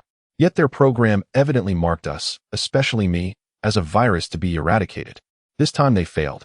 Next time, they will return even stronger. He turned to Son Goku and Piccolo, Do not expect me to arrive in time, every time. If you wish to survive, grow stronger. Son Goku clenched his fists, excitement mingling with solemnity on his face. You need not say, I have glimpsed further horizons. Next time, I shall not lag behind. Piccolo added in a grave tone. We cannot afford to be complacent against such foes. Vegeta ceased further discussion, turning his gaze towards Earth. He could feel that after the recent battle, particularly during that final moment of convergence, the solid barrier within him had developed cracks, teetering on the brink of breakthrough. He needed to return to the gravity chamber for his final push. Handle things here, he stated tersely, his form blurring into a streak of light as he sped towards Earth. Upon returning to West City, Vegeta directly handed the fragment of order to a visibly anxious and curious Bulma, providing her with a brief explanation before retreating into the gravity chamber once more. This time, he did not engage in any form of energy output training, nor did he consciously operate the framework of order. Instead, he sat quietly in the center, immersing his mind entirely within, reflecting on every detail of his encounter with the End's Whisper, particularly the ultimate coordination achieved during that moment of convergence. The four pillars were no longer independent supports. They had fused into a complete, self-consistent, internal cyclic system. Space was the vessel, time the variable, energy the driving force. And destruction the direction? No, it was more than just a direction. Destruction was the force that shatters the old equilibrium, paving the way for new realms. It was the litmus test for the resilience of existence. It was the genesis of rebirth amid the end. He recalled the traveler's words. You prove existence through destruction. This is commendable. But does the significance of existence lie solely in the confrontation with destruction? The significance of existence. His consciousness seemed to transcend time and space. Witnessing his younger self struggling for survival amid the brutal competition on planet Vegeta, witnessing his defiance and rage against Frieza on Namek in the face of despair, witnessing his frenzied training within the room of spirit and time, witnessing his furious yet hopeful self after countless battles with Kakarot, witnessing the unfamiliar softness in his heart while holding young Trunks, witnessing himself battling across countless alternate universes, absorbing and evolving. His existence was defined by countless battles, choices, steadfastness, and transformations. His power was meant to protect all that he acknowledged, to continuously surpass himself, and ascend to unparalleled heights. His destruction was to clear every obstacle in his path, to safeguard the life that belonged to him. In an instant, it felt as if a thunderclap resonated deep within his soul. The barrier within him, now riddled with cracks, shattered explosively. A vast, profound, and introspective aura, far greater than before, began to awaken from within Vegeta. The space within the gravity chamber subtly warped, and the flow of time seemed to undergo a delicate shift. The dark red aura surrounding him did not surge wildly. Rather, it retreated completely into his being. Yet his presence felt as solid and radiant as the core of the universe. He slowly opened his eyes, and within the depths of his pupils, there were no longer four miniature universes swirling, but a chaotic starry expanse, seemingly imbued with the power of creation. He had succeeded. He had transcended his current level, stepping into a wholly new domain. His understanding of the framework of order and mastery over the essence of power had reached unprecedented heights. Now, if he were to face the End's Whisper again, he could easily suppress it without even invoking the ultimate convergence. He raised his hand, his thoughts stirring, revealing a sphere of chaotic energy in his palm, within which stars flickered and rules manifested. This was his new power. He named it the realm of order sovereignty. However, just as he reveled in the immense strength brought forth by his transformation, an exceedingly faint yet distinctly marked fluctuation of order emerged at the periphery of his perception, akin to a festering wound, quietly surfacing from the deepest recesses of his own framework of order. This fluctuation did not originate from the external world, but stemmed from within himself, triggered and marked by some higher-level mechanism at the moment of his breakthrough. Was it a contingency left by the echo of silence? Or was it a form of attention mechanism set by other ancient existences in the universe? As mentioned by the traveler, Vegeta's gaze turned cold. It seemed that this breakthrough did not signify the end of troubles. Rather, it might indicate that he had officially entered a broader and more perilous stage. But so what? Vegeta's journey would forever be one of forward and upward momentum. Regardless of what adversaries or dangers lay ahead, he would pave his own path. The Order's sovereign Vegeta had officially arrived. His gaze was already directed towards the deeper realms of the cosmic sea, towards the ancient secrets hidden within the shadows of the universe. Chapter 36. The Sovereign's Vision and the Invisible Mark. The ascension to the realm of order sovereignty brought Vegeta not only a surge of power, but also a profound elevation at the essence level. His perception felt as though a veil had been lifted, revealing a more authentic and intricate tapestry of the universe. Within the gravity chamber, he no longer needed to consciously project his awareness. The intricate patterns of order in the surrounding space became as clear as the lines on his palm.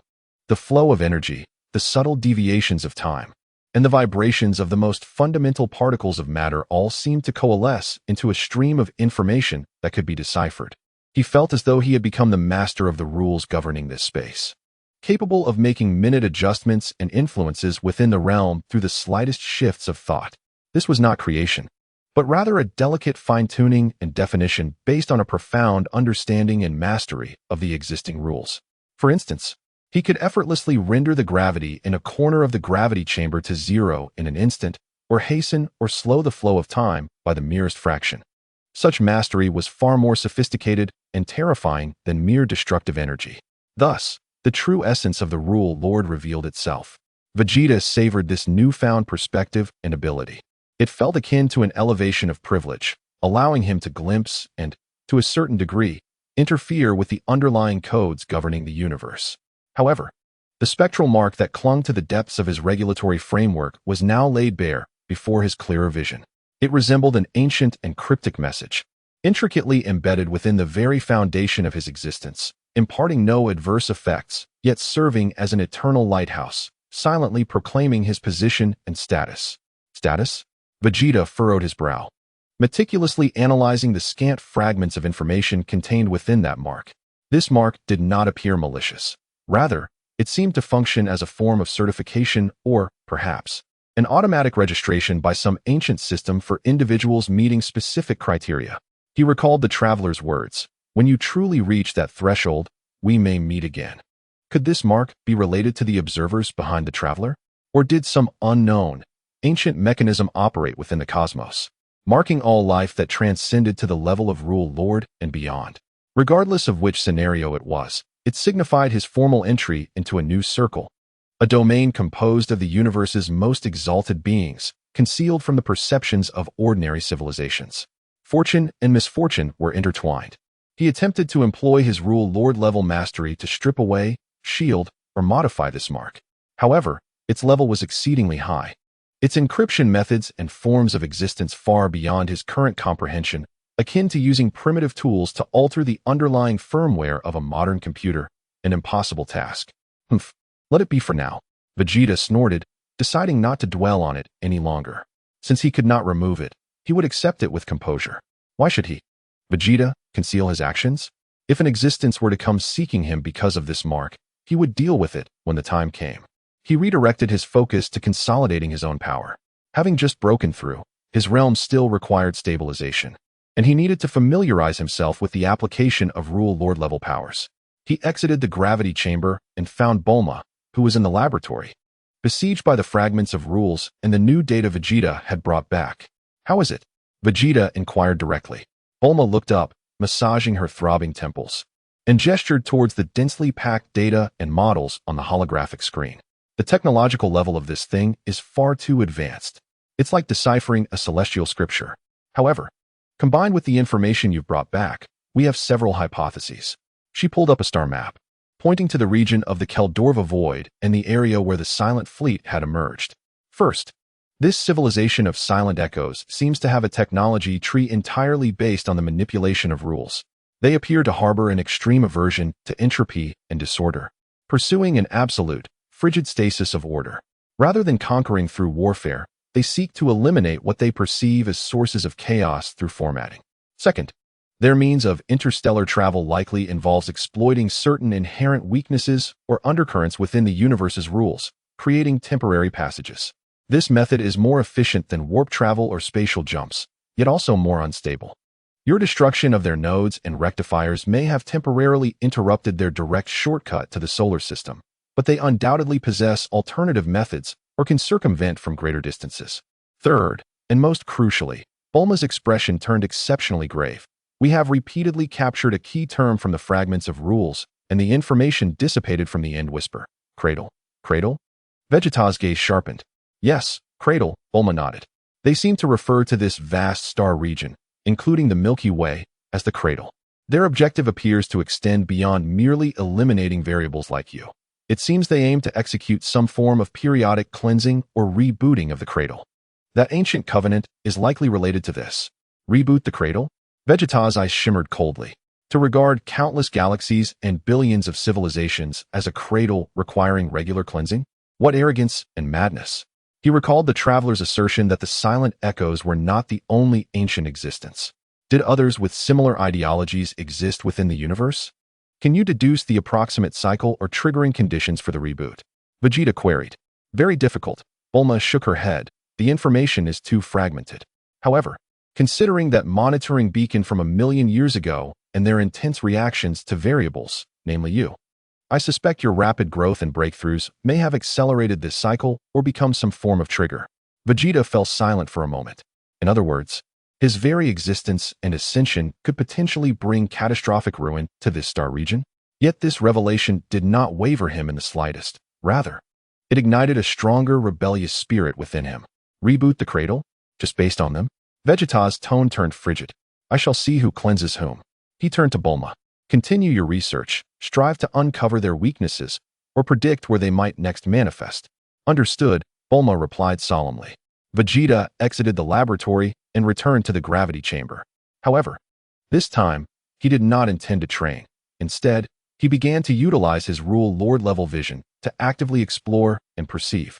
He sought to understand what further secrets lay concealed within this universe, this cradle, beyond the silent echoes. Where was the existence that had marked him? His consciousness, like invisible tendrils, started to extend from Earth towards the depths of the cosmos, reaching for the foundational layers of rules. For the first time, the vision of Rule Lord Vegeta proactively cast its gaze upon the vast star seas and the endless unknown. He distinctly sensed that as he engaged in this deep perception, the mark within the depths of his regulatory framework seemed to emit a faint warmth, resonating ever so slightly with certain distant existences within the universe. A new journey lay before him. Chapter 37. The resonance and whispers of the star see Vegeta's consciousness, enhanced by the newly acquired Rule Vision, spread into the depths of the universe in a manner transcending light speed and conventional spatial dimensions. He was not aimlessly scanning. Rather, he followed the faint resonance emanating from the mark deep within his regulatory framework, akin to tracing a beacon in search of its corresponding source. This was a marvelous experience. His perception penetrated nebulae and dust, traversed the event horizons of black holes, and glided past numerous galaxies, both thriving and desolate. He witnessed stars born and dying within the threads of rules, glimpsed the flickering sparks of civilizations across the continuum of time, and observed dark matter flowing like tides between the bones of the universe. However, in most regions, he encountered only the grand and monotonous white noise of cosmic background rules. The resonance of the mark remained faint, pointing to an obscure direction, as if those corresponding existences were hidden within exceedingly distant or profoundly secret realms. Time passed, though he could not ascertain how long, when his consciousness swept across an area known as the ancient Echo Starfield, a perilous region filled with ancient pulsars and chaotic rule currents. Suddenly, a clear and discernible resonance, akin to a plucked string, echoed within his consciousness. It was older and deeper than the fluctuations of his own mark, imbued with the weight of countless ages and an air of solemnity. Almost in the same instant, a stream of information, not conveyed through language but rather directly impacting the comprehension of rules, flowed through the resonant channel. The mark of the newborn Lord has been recorded. Born from the cradle, transcending boundaries, such a feat is indeed arduous. This thought was tranquil, yet bore an air of indifference as it surveyed the multitude. Vegeta's heart skipped a beat, and he immediately focused his consciousness, attempting to send a message back through the resonant channel. Who are you? After a brief silence, the thought returned, tinged with an imperceptible scrutiny. We are the Watchers, the maintainers of order, the weavers of rules. It is our duty to oversee the balance of the cradle, to eliminate excessive growth of branches, and to ensure the purity of the nursery. The term Watchers? The maintainers of order? The elimination of excessive growth? The tone resonated eerily with the silent echo. Yet, it felt distinct. The silent echo embodied a cold, lifeless order, whereas the Watcher's thought seemed to carry a hint of vitality. Despite this vitality, it still bore an implication of lofty pruning. Is the silent echo also one of you? Vegeta inquired coldly. The echo? Ah, those zealots who pursue absolute stasis. A semblance of disapproval flickered in the Watcher's thought. They have gone to extremes, equating order with death. What we seek is a dynamic, vibrant balance, not a stagnant pool. They are another extreme we must be wary of. Thoughts raced through Vegeta's mind. It appeared that these ancient beings hidden behind the scenes were not monolithic. Differing ideologies and factions seemed to exist. When you speak of eliminating branches, do you mean to annihilate civilizations and live such as ours? When the flame of civilization burns too brightly, when individual power begins to distort the fabric of rules, it poses a threat to the overall stability of the cradle. Necessary pruning is to ensure the survival of more life. The Watcher's thought remained calm, as if stating an obvious fact. Your growth rate has reached the warning threshold. Your existence is, in itself, an unstable factor. Vegeta sensed an invisible pressure, not one of force, but a feeling of being locked within a certain set of rules, as if he had been incorporated into a vast surveillance network. So, you intend to eliminate me as well? Observation is still ongoing. The Watcher replied, your conflict with the Echo demonstrates both your value and threat. The cradle requires variables to break the stalemate, yet those variables must remain controllable. Take care of yourself. The resonance began to wane, and the thought gradually receded. Wait, what exactly is the cradle? What are you guarding? Or rather, what are you guarding against? Vegeta pressed immediately. The time has not yet come. The Watcher's thought became ethereal. When you are truly qualified to step into the courtyard, you will understand. Until then, survive and grow stronger, newborn lord. Whether you become the nourishment for the cradle or the hammer to break the shackles depends upon your own fate. As the words faded, the resonance vanished completely, and the feeling of being locked dissipated. Vegeta's consciousness returned to his body, his brow furrowed. The Watchers, the silent echo, the cradle. These terms held immense weight, yet brought forth even more enigmas. These ancient beings seemed to regard this star domain as a nursery that required meticulous management or control, viewing rapidly growing individuals like him as branches in need of pruning or variables to be utilized. This deeply unsettled him. Vegeta's fate would not be dictated or manipulated by others. Yet, he also gleaned a crucial piece of information. The silent echo seemed to be at odds with the Watcher's ideology, belonging to another extreme. This indicated that the enemy was not a monolithic entity, perhaps presenting an opportunity for exploitation. Furthermore, the Watcher's mention of stepping into the courtyard raised the question of whether there existed a higher tier above the Rule Lord. What, then, was this so-called courtyard like? The mark deep within his framework of rules began to radiate warmth, as if reminding him that he had officially entered this game concealed beneath the cosmic facade, composed of ancient beings. At that moment, the communicator in the gravity chamber chimed, relaying Bulma's urgent voice. Vegeta, come out quickly.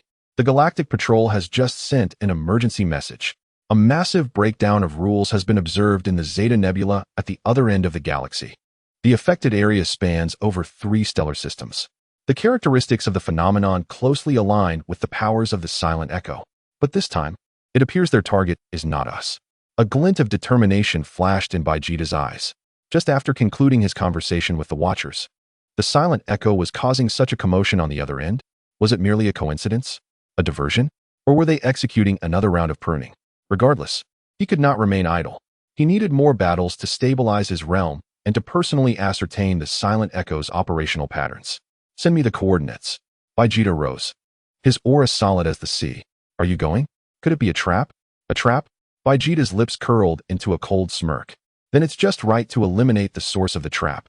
No matter what schemes or formidable foes lay ahead, he would crush them with absolute power.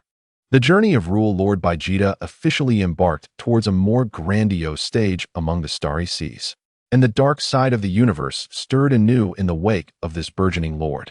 Chapter 38. The Dirge of the Zeta Nebula, the Challenger. Having undergone urgent repairs and optimizations by Bulma, once again bore Vegeta, transforming into a streak of light as it burst through the atmosphere, heading straight for the Zeta Nebula at the opposite end of the galaxy. This time, Vegeta did not engage in deep meditation. Instead, he stood within the cockpit, the perception of the Rule Lord spreading like an invisible web towards the destination. He could vaguely sense that in that extremely distant star domain, the fabric of cosmic rules was being violently torn and smoothed by a familiar, yet cold force of stasis. Hours later, the ship exited hyperspace, and the sight before Vegeta made his gaze sharpen. The Zeta Nebula, which should have been a splendid expanse of colorful gases and dust, nurturing countless young stars, now lay shrouded in dullness and death. Vast regions of the nebula had lost their original hues and vitality, becoming gray and lifeless.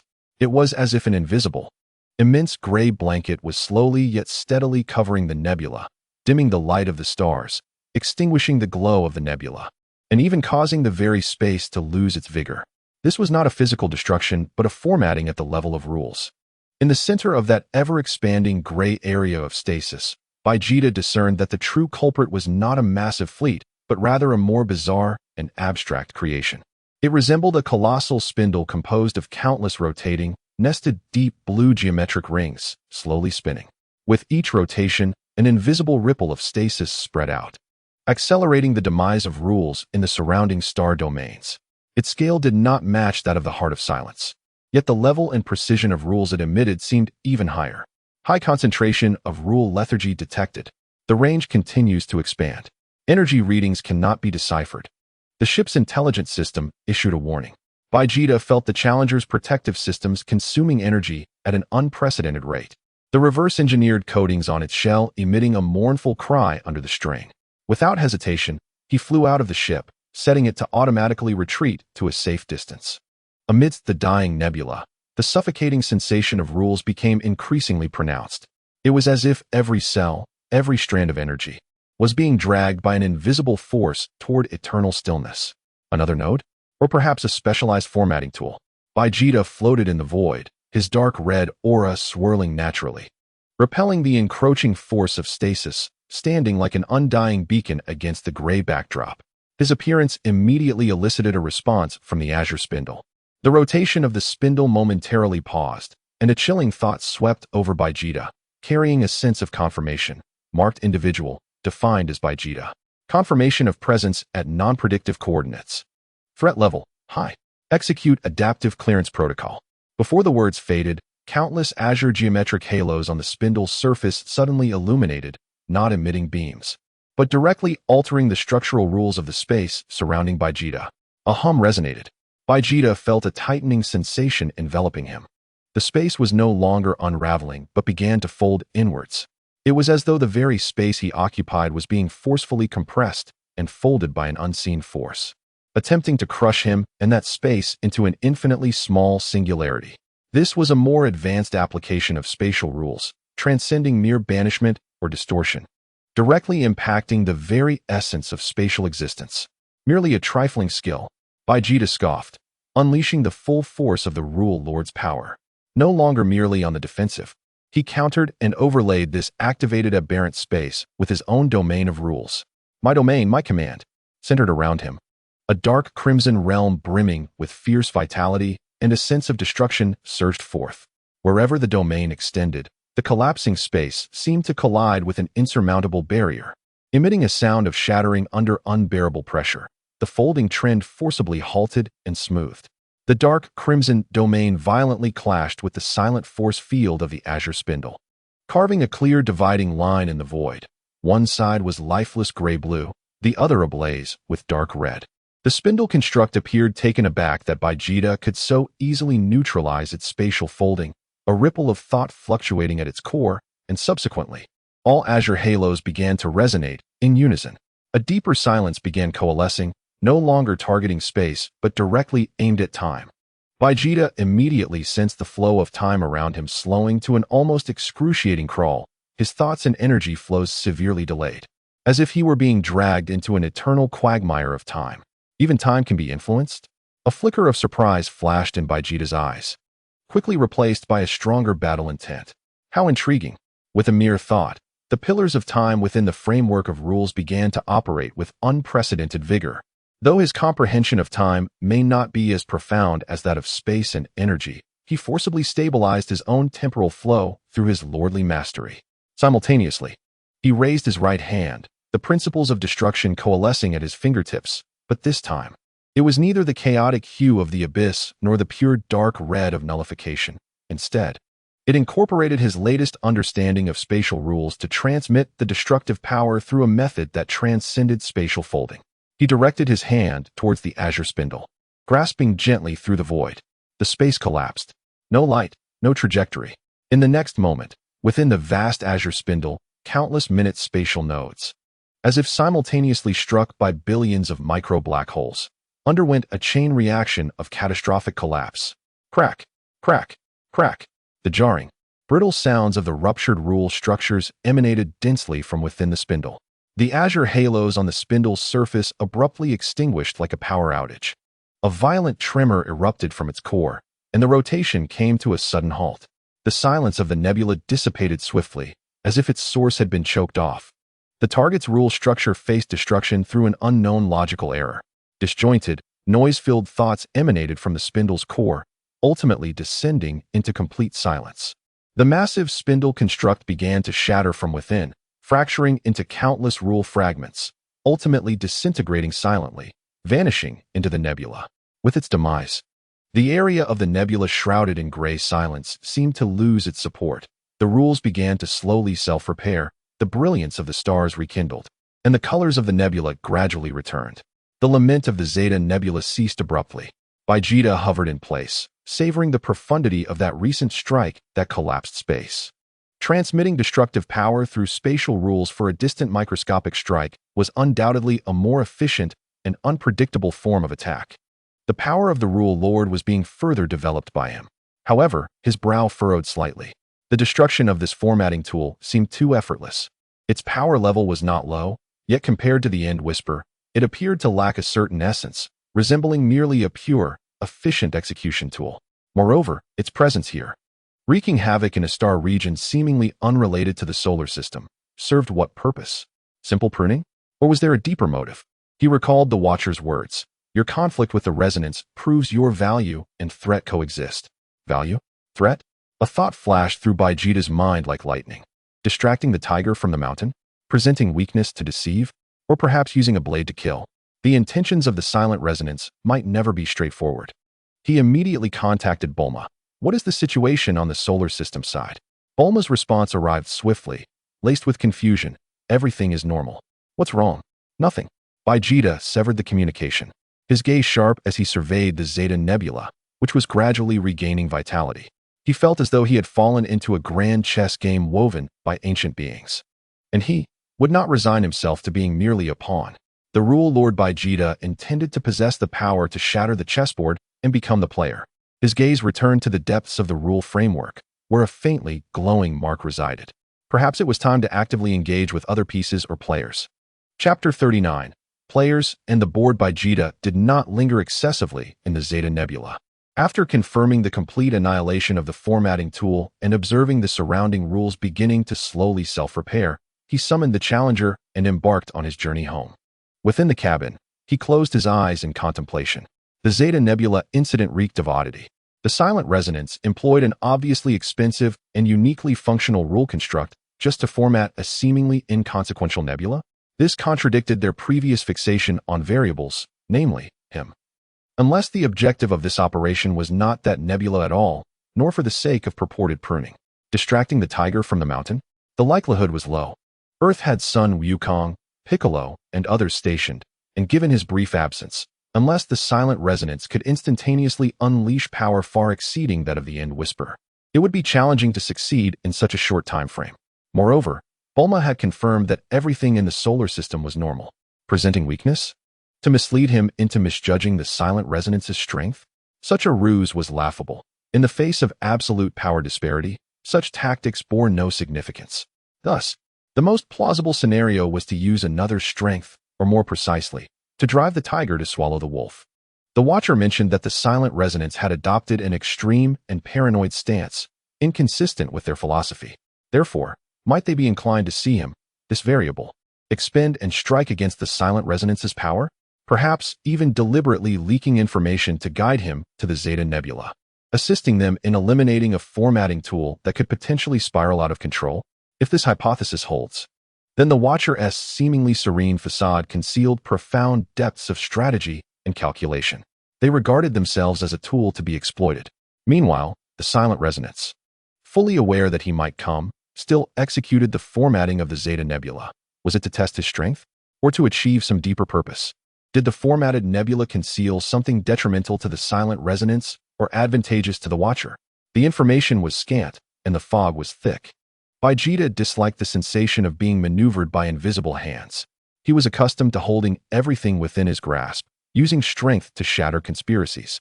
However, the adversaries he faces today, or rather, the chessboard he confronts, have transcended mere displays of power, delving into deeper rules, philosophies, and the intricate stratagems of the cosmos. He requires information and must escape his current perspective, examining everything from a more elevated vantage point. He recalls the mark deep within the framework of rules. This is not merely a monitor for the observers. Perhaps it serves as an interface to access a higher tier of informational networks? He resolves to make a proactive attempt. Upon returning to Earth, Vegeta disturbs no one and directly enters the innermost isolation layer of the gravity chamber. He sits cross-legged, fully immersing his mind within the framework of rules, no longer resisting the mark, but instead cautiously probing it with his mental strength and perception of rules. Initially, he encounters chaos, with only the ancient and obscure vibrations of the mark itself. Yet, when he infuses his will, imbued with the essence of existence and annihilation, into it, a hum resonates as if a key has been inserted into a lock. His consciousness seems to be instantaneously drawn into a torrent of vibrant information and data. This information is not comprised of words or images, but directly influences the cognitive realm with fragments of rules, cosmic insights, ancient historical shards, and even remnants of thoughts from various existences. The information stream is vast, chaotic, and fragmented, resembling an unmanaged, boundless cosmic database. Vegeta steadies his mind, akin to seeking a foothold amidst the rushing waters. He endeavors to filter and focus his perception on fragments of information related to the silent resonance, the Watcher, the cradle, and the courtyard. In an instant, the pertinent fragments seem to be drawn forth, separating from the torrent of information and coalescing around his consciousness. He perceives some indistinct images, an ineffable realm composed entirely of pure rules, akin to the control center of the universe. Could this be the courtyard? Numerous colossal consciousnesses, each radiating distinct rule-based auras and varying forms, flicker in and out of visibility within the courtyard, seemingly existing in a relationship that is both tacit and detached. One emits a gentle yet undeniable vitality reminiscent of the Watcher's essence. Another, a chilling hue of deep blue, continuously striving for absolute stillness, embodies the characteristics of silent resonance. A fragment of an exceedingly ancient contract at the level of rules flashes by, indicating that participants include not only the Watcher and silent resonance, but also several other uniquely resonant beings. The core content of the contract appears to pertain to the joint management and risk control of the cradle, referring to the star domain where Vegeta resides, though the specific terms remain murky. Records of variables indicate that certain entities, which once rapidly rose within the cradle, even reaching or surpassing the tier of rule lords, either mysteriously vanished, were pruned, or assimilated. Finally, a relatively clear segment emerges, seemingly an internal communication among the Watchers. The actions of resonance within Zeta have overstepped boundaries. Deep within that nebula lies the legacy of the era of spiritual energy, which they wish to cleanse in advance. The intervention of the Definer is anticipated. His destructive traits are precisely capable of countering the stillness of resonance. It is advantageous to continue observing and appropriately guiding the situation. Attention should be paid to resonance's subsequent reactions and whether the Definer can touch the boundaries of authority. The information stream abruptly ceases, and Vegeta's consciousness is ejected, returning to his corporeal form. He opens his eyes, glinting with cold resolve. Indeed, the Zeta Nebula event was orchestrated by the Watchers to utilize him as a means to eliminate the transgressions of silent resonance, while testing his capabilities and value. He has truly been regarded as a tool against silent resonance. The so-called contract and joint management are fundamentally nothing more than a group of ancient administrators suppressing and manipulating the beings within the cradle to maintain the balance they have defined. And the rule lord appears merely to be a threshold. Beyond it lies the so-called authority. Those variables that disappeared or were pruned must have violated the rules set by the administrators. Humph, a collection of self-righteous relics. Fury surges within Vegeta, yet more than that. A resolute determination to break free from these shackles. He shall never become a branch pruned, nor shall he willingly remain a mere tool. He aims to become the player, even to overturn this chessboard. And power is the sole passport. Authority, Vegeta murmurs to himself, feeling the strength of the rule lord within his being. This is insufficient. Far from enough. He needs to grow stronger more rapidly, to comprehend what authority truly is, and to possess the strength necessary to engage in equal dialogue with those ancient existences, even to overpower them. His gaze shifts once more to the star map bestowed by the Void Lord. Those realms of divergent rules may harbor opportunities to transcend the rule lords and touch authority. But before departing, he must ensure the safety of Earth and the solar system and issue a clear warning to those administrators lurking in the shadows. He rises, exits the gravity chamber, and seeks out Bulma. Help me send a message to the Galactic Patrol and all higher civilizations I can reach. What message? Bulma inquires, puzzled. Vegeta's eyes glimmer with an imperious authority as he declares, announcement. The solar system and its territories are defined and guarded by me, Vegeta. Any external forces are strictly prohibited from interference, surveillance, or intrusion without my explicit permission. Violators will be deemed as declaring war against the Rule Lord, Vegeta, and their existence shall be utterly eradicated. He intends to draw a line, clearly informing the Watchers, Silent Resonance, and all hidden existences that this is his domain. If they wish to play, they must adhere to his rules. And this is merely the first step toward a higher stage. The declaration of Rule Lord Vegeta, akin to a stone cast into the tranquil lake, will undoubtedly stir unprecedented waves in this star domain known as the Cradle. Chapter 40. The Lord's Declaration and the Shift of Undercurrents. Through the network of the Galactic Patrol and the interstellar communication channels built by Bulma's Universal Capsule Company, Vegeta's declaration resonates across the known universe like a super bomb dropped into the sea of multidimensional information, instantly creating unprecedented ripples. Its impact far exceeds any prior event. At the Galactic Patrol headquarters, Minister Eve gazes at the brief yet overwhelmingly authoritative statement, rendered speechless. Ultimately, she lets out a wry smile and commands her subordinates. Mark this message with the highest priority and include it in Appendix 1 of the Inter-Civilization Communication Prohibitions. Notify all allied civilizations and patrol fleets. The solar system and its surrounding star domains are designated as forbidden zones for definers. No military, scientific, or even exploratory actions are permitted without explicit permission from Mr. Vegeta or his designated representatives. Violators shall bear the consequences. She understands well that this declaration serves more as a warning than a notification. The intended audience of this warning is likely not the ordinary civilizations within the Milky Way. The higher civilizations of the known universe, be they technologically advanced mechanical empires, psychically potent spiritual races, or ancient beings hidden within the depths of nebulae.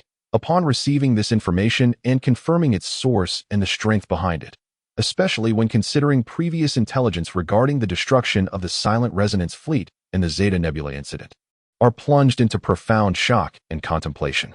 An independent, individually defined forbidden zone has emerged.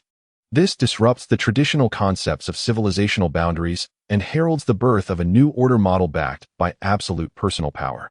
Many civilizations immediately adjusted their diplomatic strategies toward the solar system and Earth civilization, shifting from observation and probing to cautious respect and even consideration of how to establish some form of contact with this newly ascended rule lord. In the realm of the Kaioshin, the old Kaioshin strokes his beard, his expression complex, dividing territory and making a domineering declaration. This young man truly is unafraid to escalate matters. Nonetheless, it is advantageous that he stands at the forefront. Those old schemers lurking in the shadows will think twice before attempting to disturb the earth. The deity Jebite expressed concern. My lord, might this render Mr. Vegeta the target of public scorn? He has long since been that, sighed the old Kaioshin. From the moment he transcended to that level and was marked, he was destined to confront such challenges. Now, it merely brings the conflict into the open. Whether it be a blessing or a curse, it is contingent upon his own fate. In the depths of the cosmos, within the realm of the dimensional observer composed of pure light and shadow, The target individual by Jita proclaimed a territorial declaration. Behavioral pattern, actively delineating his sphere of influence, exhibiting strong autonomy and defensiveness. This posed a direct challenge to the authority of the overseers. Assessment, his growth trajectory and willpower align with the characteristics of a critical variable. The potential for utility has increased, and the corresponding risk has escalated. Resolution, adjust the observation strategy from passive recording to limited interaction. Attempt to redirect his attention toward echoes and other potential threats. Direct intervention will not be executed at this juncture. In the core domain of the silent echo, a cold torrent of consciousness converged within the network of rules. The declarant by Jita announced his exclusive claim over a localized region of the cradle. Behavioral logic, protective defense. Containing an inclination for expansion, his existence has severely obstructed the absolute stasis of order. The confirmation of Zeta node loss is linked to him. Evaluation, the priority for elimination has been escalated to the highest level. The efficiency of conventional rectification agreements is insufficient. An application to initiate the joint adjudication procedure for uncontrollable variables within the ancient pact has been made. The invisible undercurrents began to surge and shift toward a more perilous direction, spurred by Baijita's thunderous declaration. On Earth, in West City, Bulma approached Baijita with some trepidation after handling the information release. Are you not being too ostentatious? It is tantamount to announcing your presence and stance to all unknown entities. Ostentatious? Baijita stood on the balcony, gazing at the city's nightscape, his tone unperturbed. I merely state a fact. Concealing oneself does not eliminate troubles. It only invites them to perceive you as an easy target. He turned, his eyes glinting with sharpness. I want all those who covet this place to understand that if they extend their claws, they must be prepared to have them severed. But what if stronger foes are drawn to us? Perhaps a higher existence behind the silent echo or that watcher. Let them come, Baijita replied indifferently. I have been lamenting the lack of suitable opponents to hone my strength. He paused, gazing at the starry sky. Do you think that if I refrain from making a declaration, they will not come? From the moment I transcended, this game has already commenced. I am merely placing the chess pieces in plain view, informing them that I, Baijita, am entering the fray. Bulma observed his confident and resolute profile, understanding that further persuasion would be futile, and she sighed. Very well, I shall do my utmost to support you here at home. Technology, intelligence, logistics, whatever you need, I shall procure for you. Baijita nodded slightly, acknowledging her support. At that moment, his perception of the rules shifted slightly. Detecting an extremely subtle and probing fluctuation in the rules, cautiously approaching the solar system from the distant starry expanse. The source was neither the silent echo nor the watcher, but another unfamiliar entity, bearing the characteristics of a merchant. It appeared that the first visitor had arrived. A knowing smile graced Baijita's lips. His declaration had not only attracted enemies and observers, it seemed to have also drawn in visitors with ulterior motives. The cosmic stage was slowly unveiling a more grand and perilous act, all due to the forceful entrance of the rule Lord Baijita. His journey was destined to be intricately linked with the grand tapestry of the universe. Chapter 41. Visitors from the Star Sea and the temptation of authority. The rule fluctuation imbued with the essence of commerce lingered cautiously at the periphery of the solar system for several days, seemingly confirming the seriousness of Baijita's declaration and evaluating the associated risks. Ultimately, it appeared to have made a decision, retracting most of its fluctuations and retaining only the most basic signals of rule recognition, akin to a messenger bearing a white flag, slowly advancing toward Earth. Baijita did not impede this approach. Instead, he observed with a cold gaze, eager to discern the intentions of this first visitor, unable to restrain their desire to make contact. The newcomer was not a vast fleet, nor even a corporeal spacecraft, but a small, exquisitely crafted vessel made of a semi-transparent crystal resembling a teardrop in shape. It traversed the atmosphere silently, hovering above the headquarters of the Capsule Corporation without triggering any air defense alarms, clearly demonstrating its advanced stealth technology. The hatch opened soundlessly, and a figure floated down. It stood approximately 2 meters tall, humanoid in shape, yet its skin exhibited a gentle pearlescent white, adorned with subtle golden circuit-like patterns that flowed naturally across its surface.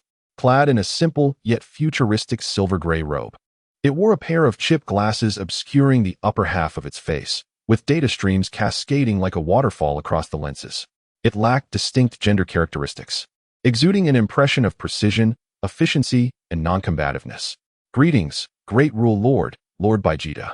The visitor inclined slightly, its voice resonating directly within the minds of Baijita and Bulma. Utilizing the universal language, with a tone both humble and smooth. "I am Murphy, a commercial consultant from the Interdimensional Merchants Guild, 7-Star District." The Interdimensional Merchants Guild? Bulma echoed curiously, having never heard of such an organization. Baijita narrowed his eyes, sensing that this entity, identifying itself as Murphy, possessed relatively weak personal power, likely comparable to the Namekian warriors on Earth. However, it carried several items that emanated potent rule fluctuations, evidently advanced creations.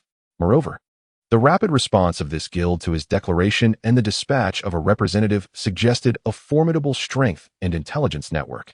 "Our guild is a neutral organization dedicated to trade and communication across dimensions and rule systems," Murphy explained, maintaining a demeanor that was neither obsequious nor arrogant. "We have heard your declaration, Lord Baijita, and believe this to be a burgeoning market brimming with potential. Thus, we have come to seek a mutually beneficial commercial relationship with you." "Commercial relationship?" Baijita's tone was frosty. "I have nothing here that you would desire. Your statement is misguided, my lord." Murphy's smile remained unwavering. "You, along with the star domain you protect, are the most valuable commodities. I beg your pardon for my choice of words. What I mean is, the power, knowledge, and unique rule environment of your domain are resources of immense worth. Our guild can provide you with services and goods you may find beneficial."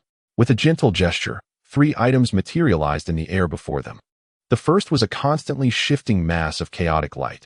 This is a rule imprinter, capable of recording and analyzing specific rule phenomena, and can even simulate their operation to assist the user in comprehending deeper rule mysteries.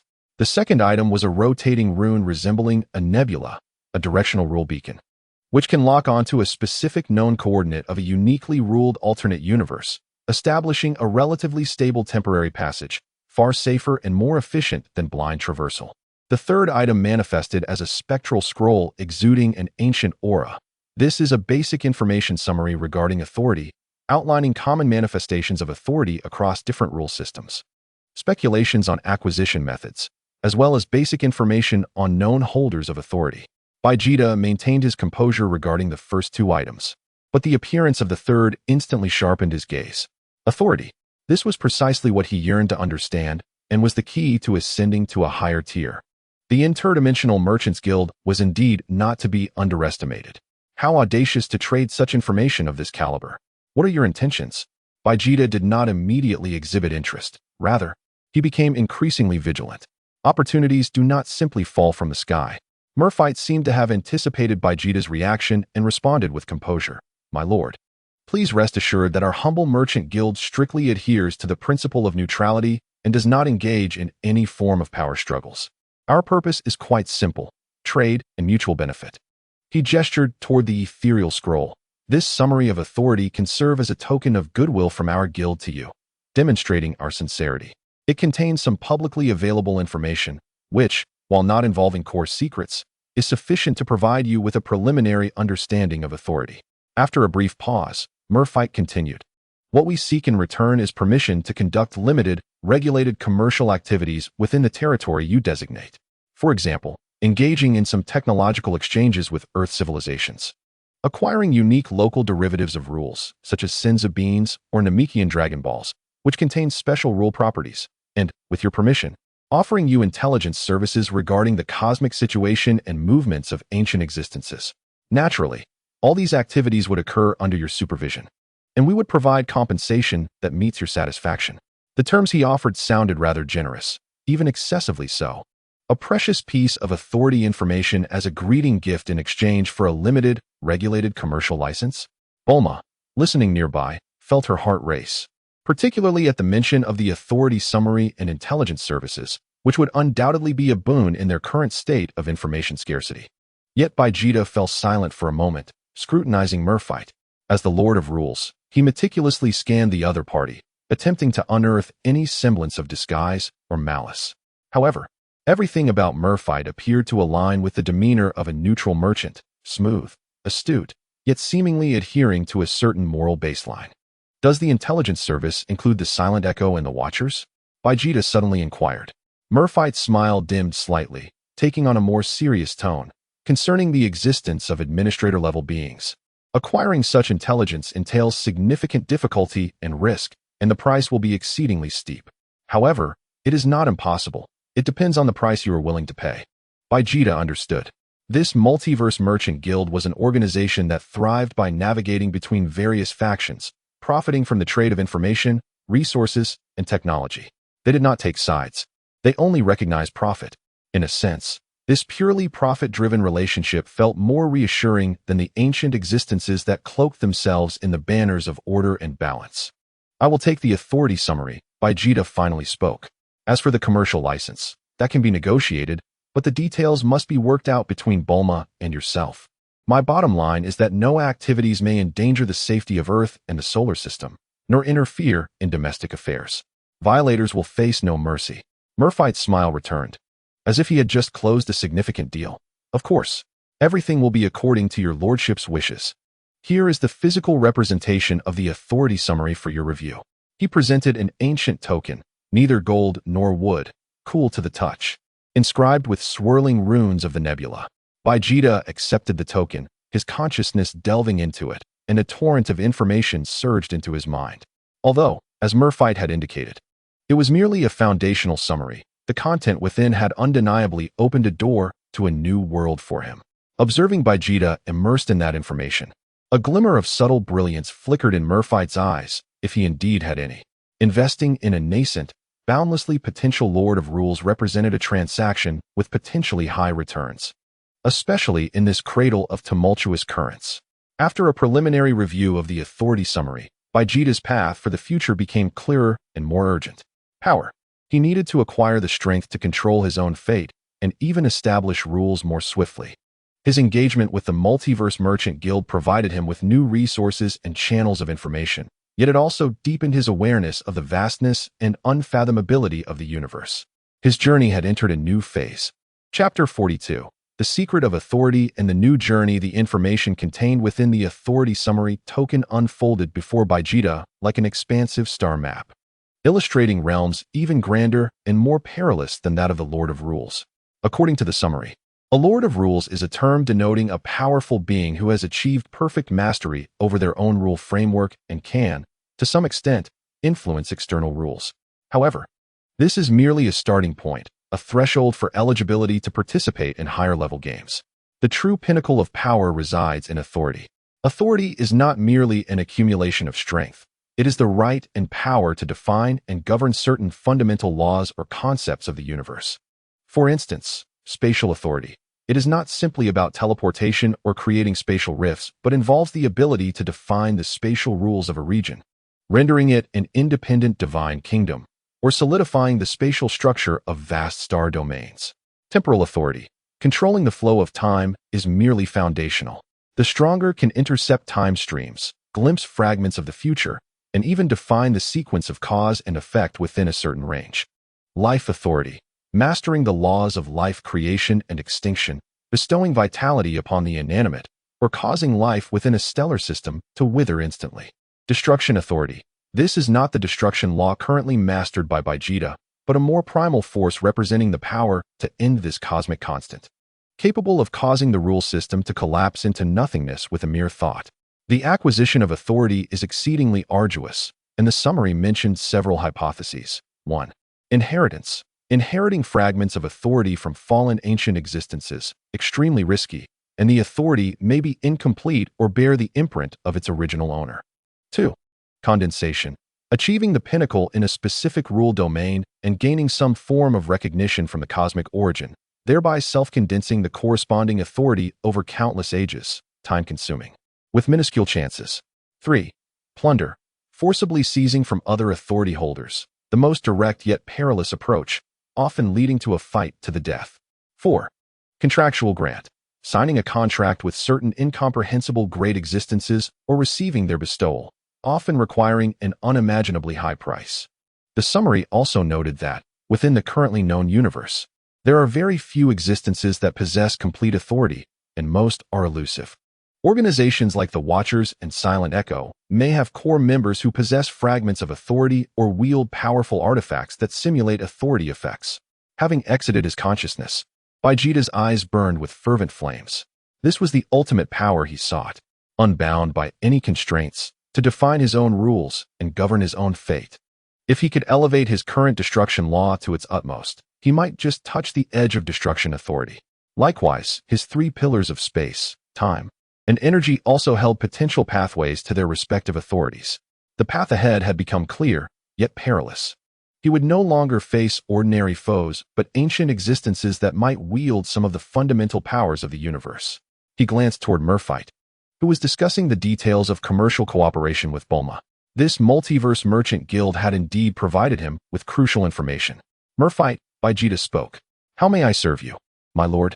Murphyte immediately ceased his conversation and turned respectfully toward Vegeta.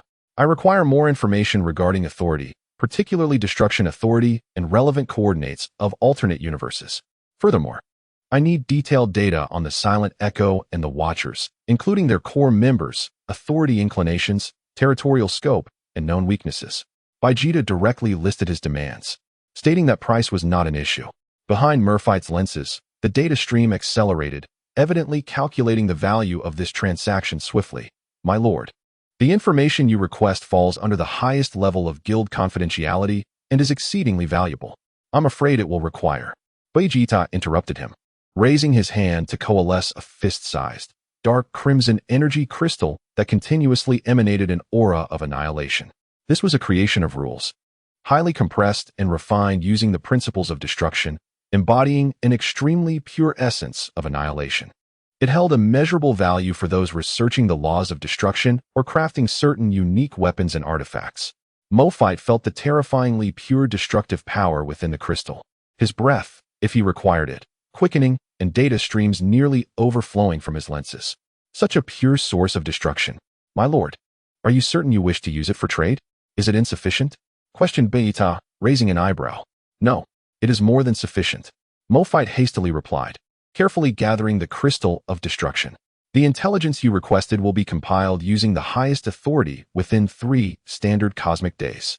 Additionally, as a supplementary service, I will provide you with a report on the most frequently fluctuating areas of rule anomalies in the universe, which may harbor opportunities or dangers, free of charge. Vegeta nodded. This transaction was mutually beneficial. Days later, Murphyte delivered a thick stack of virtual data, far exceeding the previous summary in detail, containing a wealth of confidential information urgently needed by Vegeta. However, it also brought unsettling news. My lord, according to the latest intelligence network from the Merchant Association, the Silent Echo appears to have allied with another signatory of the contract, the Void Bacterium. They are mobilizing their forces, with a high probability of targeting the solar system. The Watchers remain silent for now, but their covert movements are frequent. The Void Bacterium? Vegeta gazed at the description of this entity within the data, a primordial calamity that thrives on devouring rules, energy, matter, and even information. Where it passes, all things dissolve into the most fundamental nothingness. Although it seems different from the Silent Echo's return to silence, the consequences are equally terrifying. The Silent Echo has actually allied with such a creature? It seems they are truly willing to go to any lengths to eliminate this variable. How long until they arrive? Vegeta inquired calmly. It is impossible to accurately predict, but based on energy accumulation and rule trajectories, they may arrive as soon as 1 year. But no later than 3 years, Murphyte responded gravely. This time, it is unlikely that the envoy will be of the same level as the previous one. 1 year to 3 years. Vegeta clenched his fists. Time remains of the essence. He glanced at the coordinates of several high-potential, high-risk alternate universes in his hand, one of which, named the Goku Sea, is said to be an extraordinary world where even rules and time gradually dissolve, capturing his attention. There, perhaps lies the opportunity to elevate his destruction principles to their utmost, and even touch the edge of the authority of annihilation. Bulma, he turned to his wife. How long will it take to complete the final modifications on the Challenger? Bulma understood his decision, taking a deep breath. Give me 2 months, and I can enhance it to the current technological limits. Very well, Vegeta nodded. In 2 months, I shall set off for the Goku Sea. He must elevate his strength as much as possible within this limited time. Remaining in the solar system to passively await developments was never his style. Taking proactive measures to seek breakthroughs is the true path of a king. This time, he would venture into a realm more perilous than the ruins of embers, yet closer to the mysteries of the cosmic origin. The new journey of Rule Master Baha is set, aimed at grasping authority, to confront the impending destructive impact initiated by the alliance of two ancient entities. Chapter 43. Preparations before departure. 2 months swiftly elapsed amidst intense preparations. Bulma practically resided in the laboratory and the ship modification workshop, exhausting Earth's and portions of Namek's advanced resources provided by the Galactic Patrol to conduct a transformative overhaul of the Challenger. Based on research into the silent beacon and the rule fragments brought back by Baha, a new generation of rule interference coatings was applied. The energy core utilized a fusion of Senzabine technology and certain fusion techniques provided under strict supervision by Dr. Kuroto, significantly enhancing energy output and stability. The life support system also integrated the essence of Namekian plant life, boasting remarkable resilience. This vessel, affectionately dubbed Challenger Plus by Bulma, far surpassed the technological level of most civilizations within the galaxy, ready to withstand the harsher environments of alternate universes. During this time, Vegeta consolidated his mastery of the Rule Master realm, familiarizing himself with the more intricate control of his own rules while delving deeply into the data provided by Mophite regarding authority and the Goeshu Sea. The Goeshu Sea, a bizarre and chaotic dimension of rules. According to the descriptions, it lacks traditional matter and energy, resembling an ocean composed of countless fragments of rules, streams of information, and remnants of concepts. Time and space there are distorted and rendered meaningless, with conventional physical laws completely failing. Most terrifyingly, there exists a phenomenon known as the Goeshu power, which slowly dissolves all rule structures entering it, including the very definition of living existence. For the vast majority of life forms, the Goeshu Sea is an absolute forbidden zone. Yet for those seeking the pinnacle of rules, particularly those attempting to comprehend the essence of conclusion and nothingness, it is an unparalleled treasure trove. It is said that if one can maintain their self amidst the erosion of the Goeshu power and understand its mechanisms, they may touch the edge of the authority of destruction, or even more mysterious powers. Risks and opportunities coexist. Vegeta is acutely aware that this journey is fraught with peril, yet he has no other choice. Remaining in the main universe, methodically training, would render it impossible to gain the strength needed to confront the joint efforts of two ancient beings within a year. Only by taking risks and seeking breakthroughs in desperate circumstances can he hope to prevail. He must go. During this time, he also restructured Earth's defense systems. He imparted some of his understanding of rules, particularly regarding how to utilize his own aura to construct rudimentary rule defenses and methods for identifying anomalous fluctuations at the rule level. To core Z fighters such as Son Goku and Piccolo, although they cannot manipulate rules as he does, they can at least enhance their perception and resistance to such attacks. He entrusted Bulma with an energy crystal infused with a trace of his destruction rule's essence, as a trump card for critical moments. Additionally, he communicated with the North Kai and Old Kai, hoping they would look after the Earth during his absence. The Old Kai's response was somewhat ambiguous, merely stating he would do his best to maintain balance. But Vegeta discerned the implication that the Kai realm would not directly intervene in such conflicts unless they threatened the fundamental balance of the universe. This was within his expectations. Finally, he found Trunks. The young Trunks seemed to sense his father's impending departure and the grave situation concealed beneath the calm surface, appearing more obedient than usual. Vegeta regarded his son, pausing for a moment, unusually refraining from urging him to train, and instead spoke solemnly. "Trunks, after I leave, protect your mother and safeguard this family." Trunks nodded earnestly, his small face filled with seriousness. "I will, Dad. I will become stronger." Vegeta reached out, ruffling his son's hair, a rare display of affection that momentarily startled Trunks. Remember, the pride of a scion lies not in senseless destruction, but in protecting what is worthy of protection and the will to continually surpass oneself. This was the first time he had spoken such words to Trunks. Trunks grasped it somewhat, but etched the sentiment deeply in his heart. The day of departure finally arrived. Challenger Plus hovered above West City, its streamlined hull reflecting a cold metallic sheen in the sunlight, the newly installed azure rule patterns pulsating beneath the ship's shell like a breath. Bulma, Trunks, Son Goku, Piccolo, Krillin, and others had come to see him off. The ship was in perfect condition, all systems operational. The coordinates for the Goeshu Sea had been input, and the adaptive rule navigation system had been activated.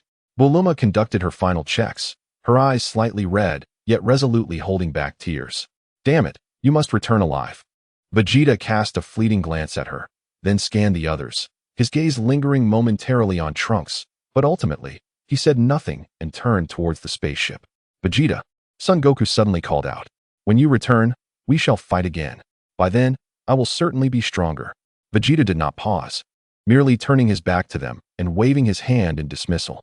The cabin door sealed shut, and the Challenger Plus's rear emitted a ghostly blue flame as it ascended slowly, then accelerated abruptly, transforming into a streak of light that pierced the clouds and vanished from sight. This time, he was not venturing to some corner of the known star map, but rather heading towards an unknown realm where even the very rules would dissolve, the Goeshu Sea. Buluma gazed at the sky until that streak of light completely disappeared, then gently leaned against Trunks, whispering to herself, "You must come back." The fate of Earth, the future of the solar system, and even the configuration of this cradle star region all hinged upon the outcome of this expedition. Meanwhile, in the dark recesses of the universe, some entities took notice of Vegeta's departure. Observer Domain. Target Vegeta has left the cradle, heading towards the high-risk alternate dimension of the Goeshu Sea. Behavior pattern. High-risk pursuit of breakthrough. Observation priority elevated. Silent resonance core. Variables have entered the Goeshu Sea. Initiate contingency plan. Accelerate coordination with the void-devouring bacteria. Complete the cleansing of the contaminated area before his return. In the multiverse chamber of commerce, Murphy observed the intelligence data flowing across his lenses. The investment target has entered a high-risk, high-reward phase. Continue monitoring and increase investment if necessary. Rule Master Vegeta, alone, embarked on the perilous trial towards the path of power. Awaiting him in the Goeshu Sea were challenges and opportunities beyond imagination.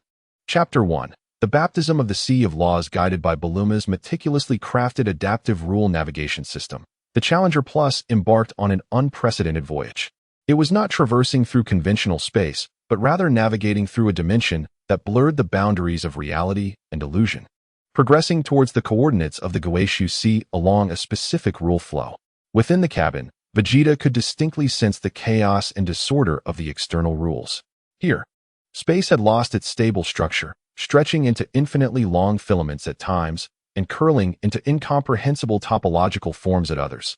The passage of time also became peculiar, sometimes cascading like a waterfall, at other times stagnating like a swamp.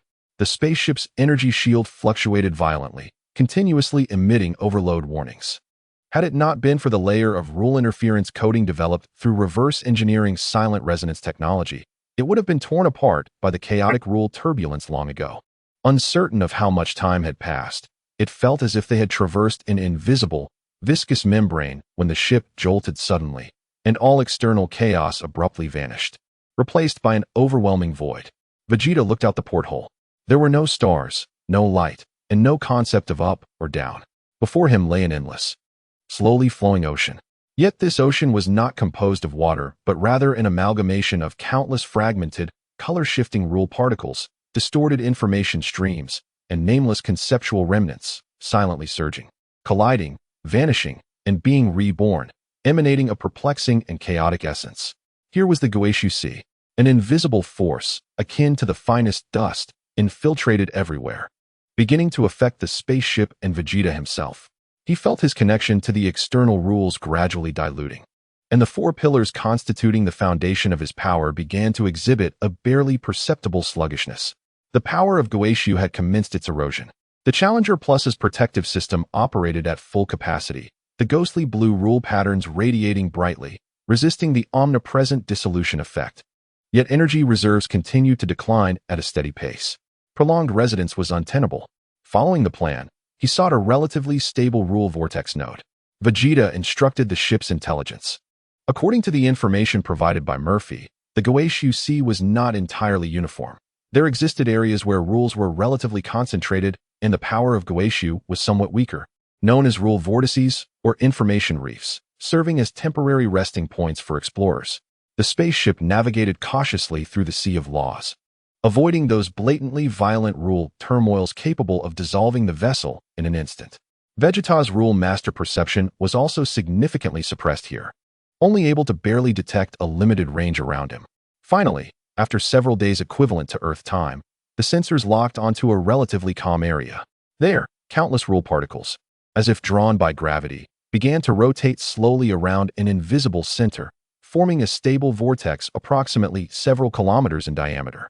Vegeta hovered the ship at the vortex's edge, set the alert protocols, and then took a deep breath before opening the cabin door. There was no airflow, no change in temperature. The moment he stepped out of the ship and truly immersed himself in the Goku Sea, the invisible dissolving force surged dramatically, increasing by tenfold, 100-fold. It felt as though countless cold, formless files began to grind against him at the most subtle levels, eroding his body, his energy, his will, and even the very rule framework upon which his existence relied. The operation of the four pillars emitted a faint lament, and his connection to the external world was nearly severed. He felt like a drop of ink falling into the ocean, rapidly diluting and assimilating. Humph, Vegeta grunted, unleashing the full power of the Rule Master. Crimson flames erupted, no longer expanding outward but tightly enveloping him, forming a highly concentrated realm fiercely resisting the annihilation brought by the power of Goku. Sizzle! At the realm's edge, the dark red flames clashed violently with the formless force of Goku, producing a faint yet chilling sound of annihilation. Every second, he had to expend immense mental and energy reserves to maintain the existence of the realm. This was merely at the edge of a relatively stable rule vortex. Vegeta sat cross-legged in the void, if this could even be called a void, forcing himself to stabilize his mind and began to actively perceive the power of Goku. The law of destruction accelerated within him, attempting to analyze and comprehend the essence of a force capable of dissolving existence itself. He discovered that the power of Goku was not merely destructive. It seemed more like a reset. It dismantled all that was complex, orderly, and tangible, reverting it to the most fundamental, meaningless background noise, akin to grinding a beautiful sculpture into stone powder. His law of destruction represented ultimate motion, a violent conclusion, whereas the power of Goku embodied ultimate stillness, a cold return. The two appeared contradictory, yet on a higher plane, they seemingly pointed toward a common end. To understand it, to master it, Vegeta immersed himself in this perilous realization, continuously adjusting the operational frequency of his law of destruction, attempting to simulate, adapt, and even guide a sliver of the power of Goku. This was an extremely dangerous process, with even the slightest misstep. His rule framework could be tainted by the power of Goku, collapsing, and he could become utterly lost in this sea of loss. Time lost its meaning here. Uncertain of how long it had been, perhaps a moment, perhaps a millennium, Vegeta's dark red realm began to change color, the edges gradually tinged with a shade of void-like gray, signifying a minuscule adaptation to the power of Goku. The mental effort required to maintain the realm also slightly diminished. At that moment, a low, mournful sound, reminiscent of the universe's primordial wail, suddenly resonated throughout the entire rule vortex. The previously calm vortex began to tremble violently. Countless rule particles and information streams crashed into one another as if startled. A surge of colossal and pure Goku power erupted from the very center of the vortex, akin to an undersea current, instantly engulfing the area where Vegeta stood. The Challenger No. Plus's shield emitted a piercing alarm as the energy readings plummeted. Vegeta abruptly opened his eyes, his pupils swirling with dark crimson and gray hues. The baptism of the Goku Sea proved to be far more ferocious than he had anticipated. The true peril had only just begun. Chapter 2. Whispers from the depths of the vortex. The pure Goku power that erupted from the heart of the rule vortex was akin to an invisible tsunami, swallowing Vegeta whole. The dark red domain surrounding him, now tinged with gray, trembled violently, its edges dissolving and disintegrating as if immersed in a potent acid. A sensation of dissolution, tenfold stronger than before, surged through him, blurring not only the framework of rules, but also his consciousness, memories, and self-awareness. As if this power sought to forcibly erase him, returning him to the state of nothingness before existence itself. Not on my watch. Vegeta let out a soul-stirring roar. The power of the rule sovereign was pushed to its zenith, the four pillars operating with unprecedented speed, desperately stabilizing the impending collapse of his domain. The law of destruction transformed from mere resistance into countless intricate blades of rules, actively cleaving towards the encroaching Goku power. The sound of the ruled dimension erupted into a cacophony, reminiscent of countless worlds simultaneously approaching their demise. The dark red and gray of the void clashed violently, annihilating each other. Vegeta's domain teetered on the brink of collapse and reconstruction, his will akin to a solitary vessel amidst a storm, enduring tremendous shocks. Yet, in this ultimate confrontation, he keenly sensed that deep within the pure Goeshu power lay a faint, yet ancient, idea, perhaps a mark of some kind of rule. This notion was not the consciousness of a living being. It felt more like a fragment of residual information regarding endings and returns. It was cold, silent, yet bore a profound understanding of the cycles of existence.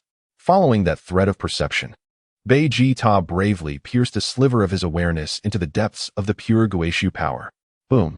His consciousness seemed to be drawn into a bizarre and surreal mirage. He witnessed the birth and demise of stars, transforming into a handful of stardust. The rise and fall of civilizations, leaving only ruins behind.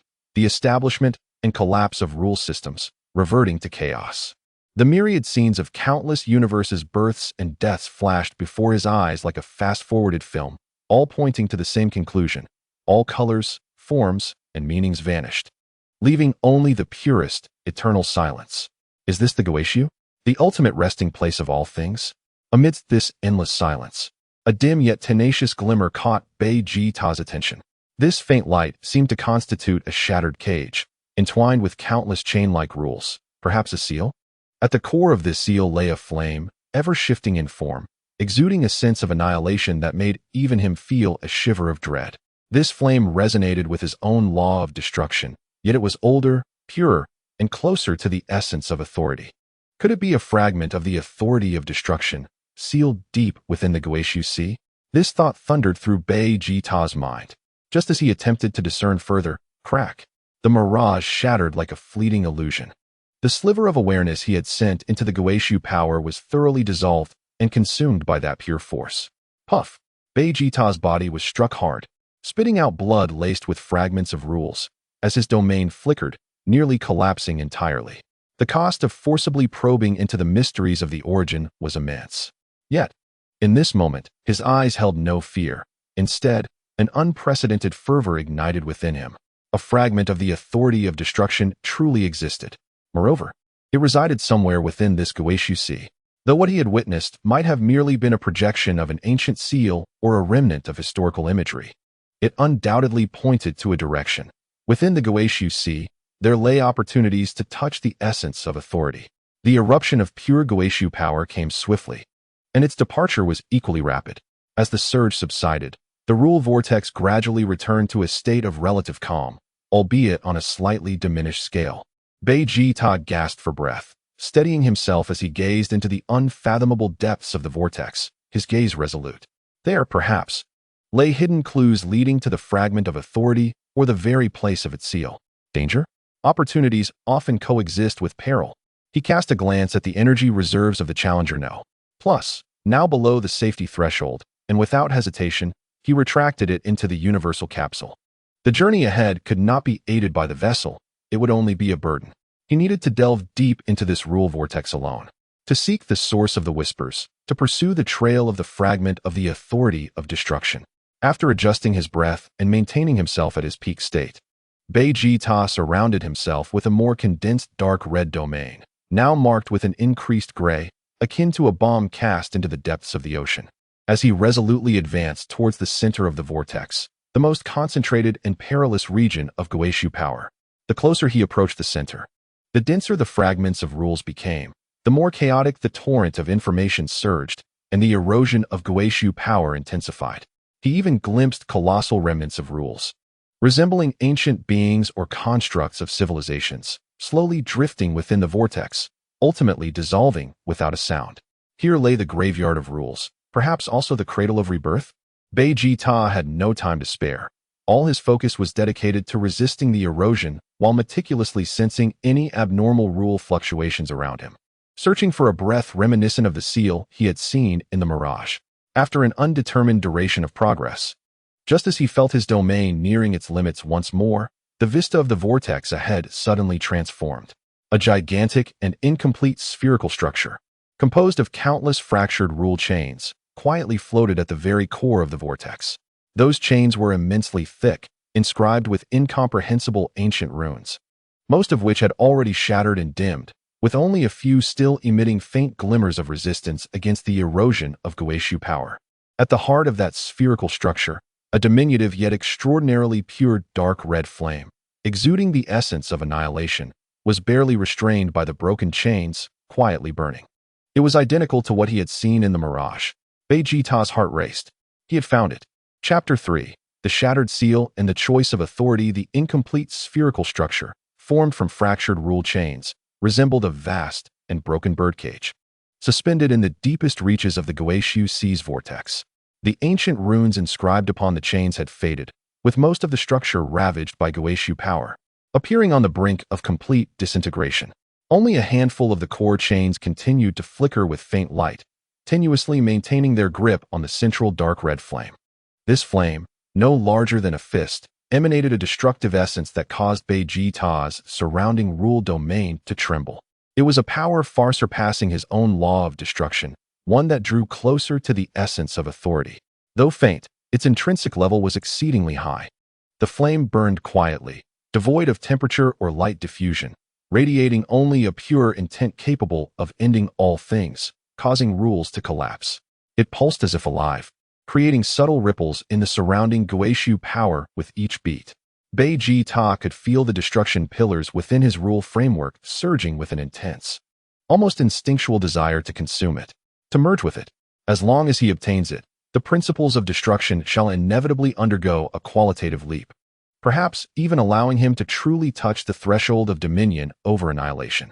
Yet, an overwhelming sense of peril cascades over his soul like ice water. This seal, though fragmented, still emanates an unsettlingly ancient aura. The power of its complete form is likely beyond imagination. Who, and for what reason, has sealed a fragment of authority here? What other traps might lie hidden beneath this seal? More importantly, what of that fragment of authority itself? It is too silent, unnervingly so. Such elevated power, even if merely a shard, could never exhibit such docility. Is it waiting? Waiting for a suitable vessel or an opportunity for liberation? To approach it directly would be akin to grasping fire with bare hands, potentially becoming a sacrificial offering for the release of this fragment. However, opportunity lies before him. How could he retreat out of fear? Vegeta hovers at the periphery of the fragmented seal, his perception as the Lord of Rules heightened to its absolute limit.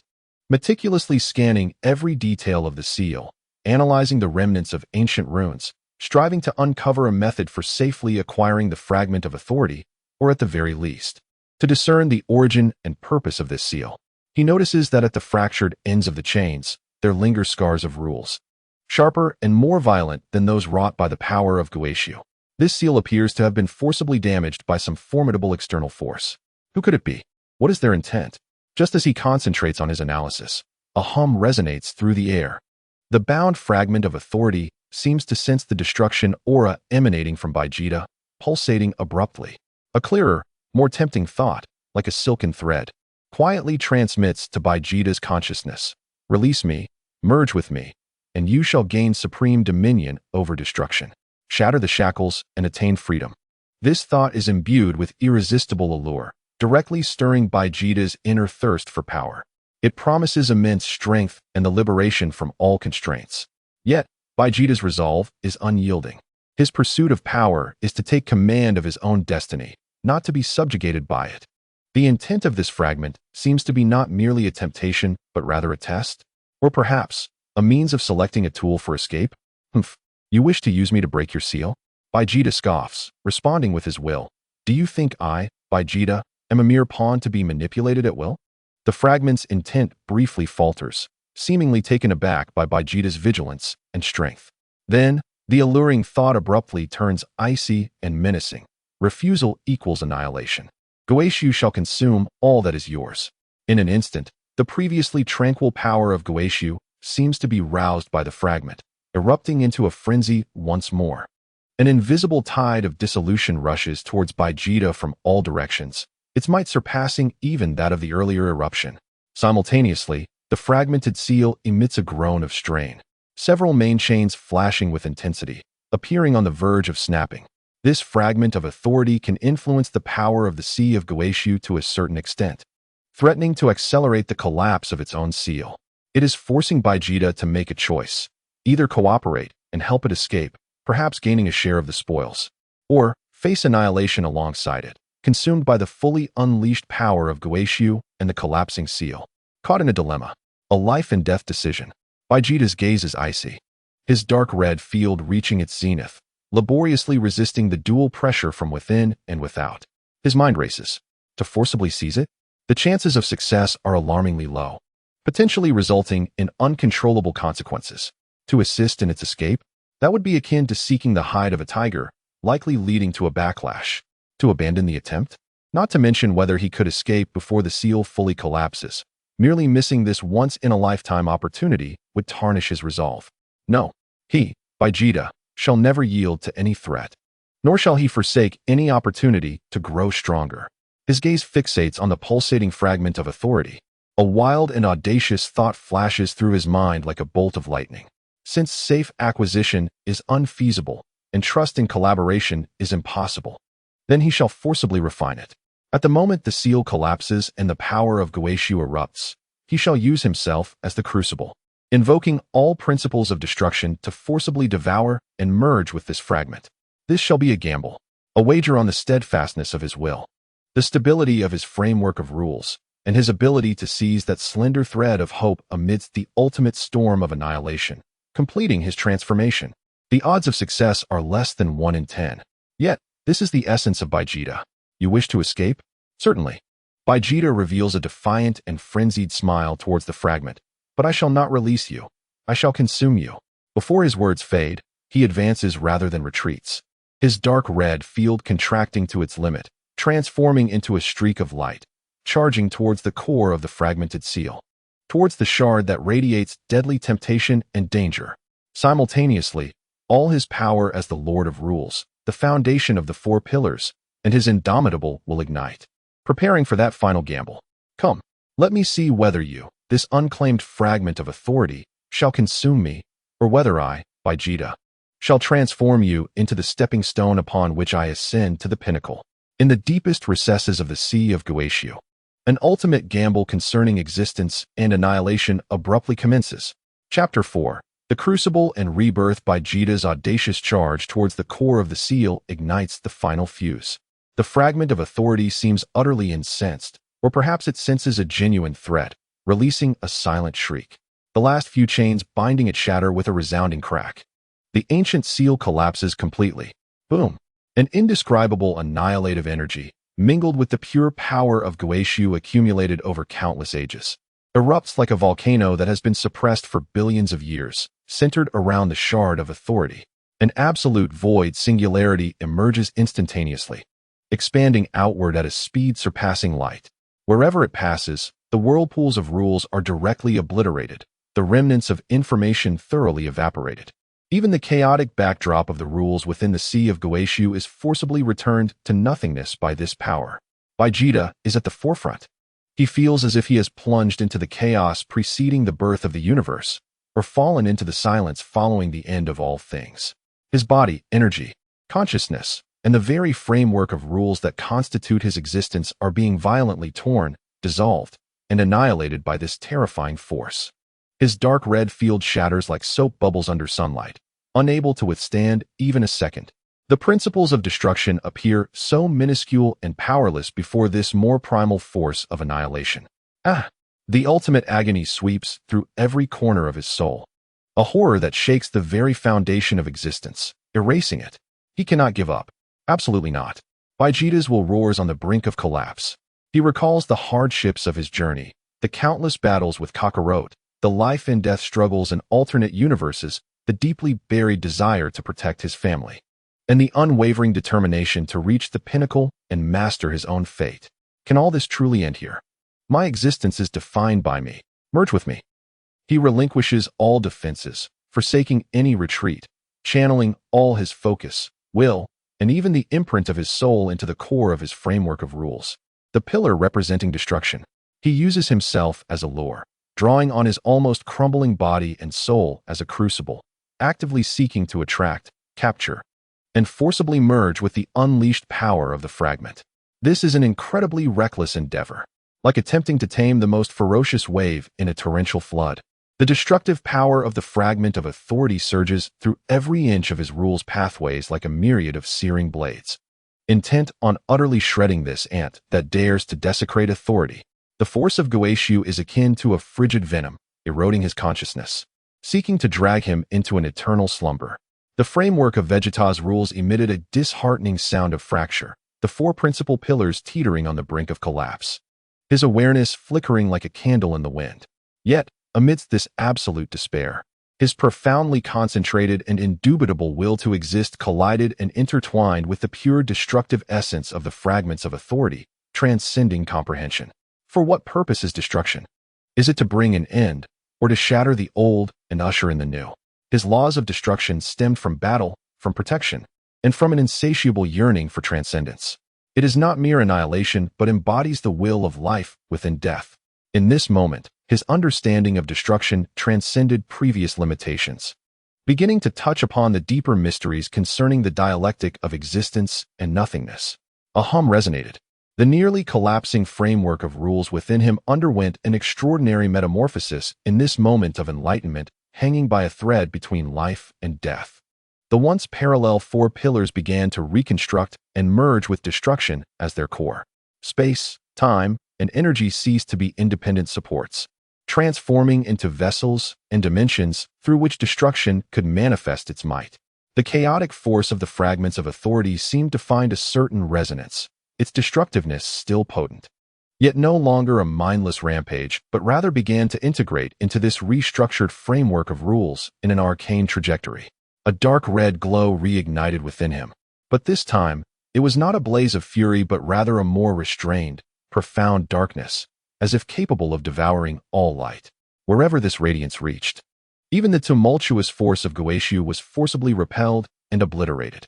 His body cycled through fragmentation and reassembly, the threads of rules becoming more resilient and expansive amid collapse and reconstruction. An aura of majesty, imbued with a sense of definition that transcended the rulers of rules, began to emanate from him. Time passed, and the explosive energy of destruction gradually subsided, the expanding singularity of nothingness slowly contracting and dissipating. The remnants of the rule vortex had entirely vanished, leaving behind an even more hollow absolute void, where the force of Goku had thinned considerably. Vegeta's figure remained suspended in the center of this void. He was enveloped in a thin layer of dark aura, seemingly capable of absorbing all light. With his once dark red hair now tipped with a hue reminiscent of ashes, deep within his pupils, there were no longer stars but two fathomless pools, embodying the essence of great destruction and profound silence. He slowly raised his hand, a flicker of thought stirring within him. The minuscule void before his fingertips, along with the concepts of rules, energy, and even existence itself, instantaneously reverted to absolute nothingness, forming a transient micro-black hole, which then quietly sealed itself. This was not a mere energy attack, but rather a manifestation of definitional intent. Had he succeeded? He sensed a transformative power system within him operating in an entirely new mode. The fragments of authority of destruction had not been wholly consumed, for they represented a higher order of power. However, he had successfully fused a portion of its essence with his own laws of destruction, and from this foundation, he reconstructed his framework of rules, stepping into an entirely new realm, a realm that surpassed the rulers of rules, where he had touched the edges of authority. He termed this state the Lord of Annihilation. Although this was merely a preliminary fusion, and the true complete authority of destruction remained a distant aspiration, his power and essence had undergone a profound transformation. He lifted his gaze, as if penetrating the barrier of the Goku Sea, looking toward the direction of the main universe. It was time to return and settle all accounts. The Lord of Annihilation, Vegeta, emerged from the deathly confines of the Goku Sea, carrying with him rebirth and an even mightier force, poised to return. Chapter 5. The Journey Home and the Intensification of Undercurrents. Having achieved the status of Lord of Annihilation, Vegeta no longer needed to rely on a spacecraft within the Goku Sea. With a mere flicker of thought, the dark aura surrounding him swirled, effortlessly repelling the encroaching thin force of Goku. His adaptability to this sea of rules had reached an entirely new zenith. He discerned the direction not through sight or coordinates, but by following the invisible connection and bond between himself, the main universe, and Earth. That was the anchor point of his existence. Without any grandiose display, he simply took a step forward. The bizarre scenery around him instantly blurred and elongated, akin to pigments cast into a whirlpool. The rules, space, and time around him retreated wildly, as the chaotic laws of the Goku Sea were forcibly repelled by the essence of destruction emanating from him, forming a relatively stable temporary passage. This was the convenience brought about by his preliminary touch upon the edges of authority. His understanding and application of the rules were no longer comparable to the past. The journey home was far smoother than the initial voyage. Just as Vegeta completed his metamorphosis in the Goku Sea and embarked on his return, the situation in the main universe was deteriorating at an alarming rate. In the solar system, on the outskirts of the Kuiper Belt, the battleground remnants once cleared by the Z warriors were now overshadowed by an even larger and more despairing presence. On one side loomed the endless silent Echo Fleet, no longer merely cold and blue.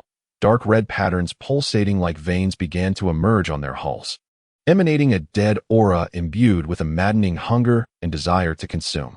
This was the manifestation of the void bacterium's power. On the other side lay a constantly writhing and expanding void. This was not emptiness, but rather a living disaster composed of countless minuscule, microbe-like rule-devouring units. Wherever it passed, even light, spatial folds, and subtle fluctuations of rules were entirely consumed, leaving behind a void more complete than vacuum itself. Two forces representing different extremes of annihilation now united, firmly sealing off the solar system. Earth and its inner planets swayed like solitary boats in a storm. Son Goku, Piccolo, Gohan, Krillin, Tien, and all the Z warriors, alongside the makeshift fleet of galactic patrolmen, struggled at the forefront of the defense. The battle reached an extreme level of ferocity. Son Goku was covered in wounds. The silvery aura of his Ultra Instinct dimmed considerably. He had just endured a rule invasion, obliterating a silent Echo mothership comparable to the moon into fragments. Yet more enemies surged forth like a tide. Piccolo's Mekankasapo pierced through a massive amalgamation of bacterium the size of a mountain. But the amalgamation instantly split into countless smaller units, attacking anew. This could not go on. Their numbers were overwhelming, and there was no end to the slaughter. Krillin gasped for breath. His Kienzan, though sharp, proved limited against such rule-level erosion and consumption. When would Vegeta return? Tien's 3 eyes were bloodshot, the light of his new energy wave exploding time and again amidst the tide of foes, yet it felt like stones thrown into the ocean. On Earth, in the command center, Bulma watched the retreating defense line and the rapidly declining energy readings on the monitor, her face pale. Trunks clenched his fists tightly, standing beside his mother, his small face filled with an uncharacteristic resolve and worry. Has there been no response from Lord Kaishin? Bulma anxiously contacted North Kaishin. The voice of North Kaishin was filled with helplessness and fear. No. Lord Daikaishin said this is a cleansing operation within the framework of the contract. As long as it does not jeopardize the fundamental balance of the universe, the Kaishin realm cannot intervene directly. Furthermore, it seems the Watchers have tacitly approved of this operation. Even the Kaishin and the Watchers chose to stand by. Bulma's heart sank to the depths. Could it be that Earth truly faced unavoidable calamity? Just then, the battlefield situation took a dramatic turn. The fleet of Silence, Echo, and the torrent of Void Devourers abruptly parted, revealing 3 figures exuding an overwhelming aura of dread far surpassing that of the End's Whisper. On the left stood a colossal silhouette composed entirely of perpetually flickering azure ice crystals, the third arbiter of Silence, Echo, Yongji Han Yuan. On the right loomed a constantly shifting mass, radiating a voracious desire to consume, known as the Great Devourer under the banner of the Void Devourers, Shihua Jiko. In the center was an enigmatic entity, its form obscured as though crafted from a multitude of fissures in reality, emanating both a nauseating stillness and an insatiable hunger. This was evidently a fusion of the two powers, or rather, the true orchestrator of this joint operation.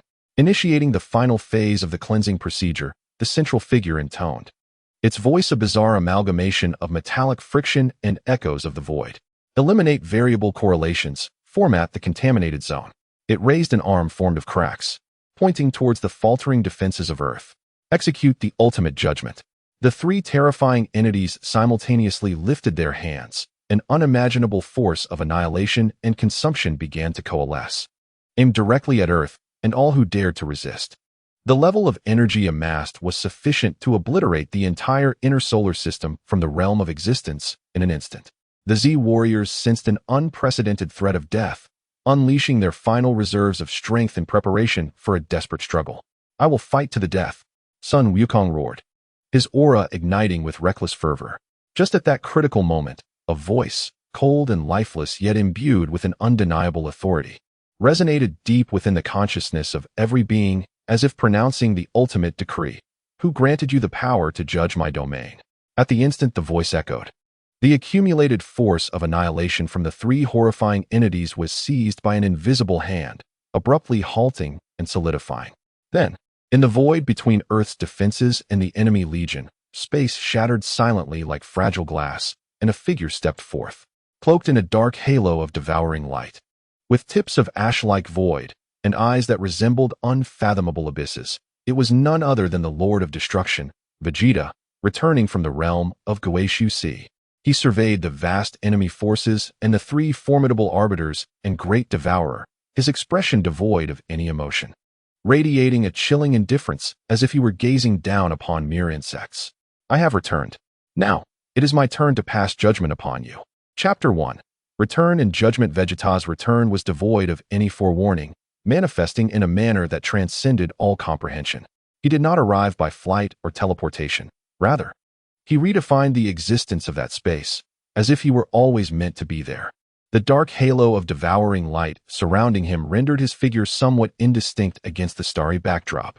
Yet the essence of destruction emanating from him weighed heavily upon the entire battlefield. The once chaotic and tumultuous battlefield fell into an eerie silence at that moment. "Vegeta!"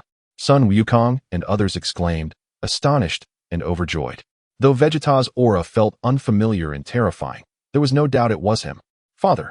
Trunks could not contain his excitement from the command center. Bulma tightly covered her mouth, her eyes turning red, a mix of exhilaration and fear.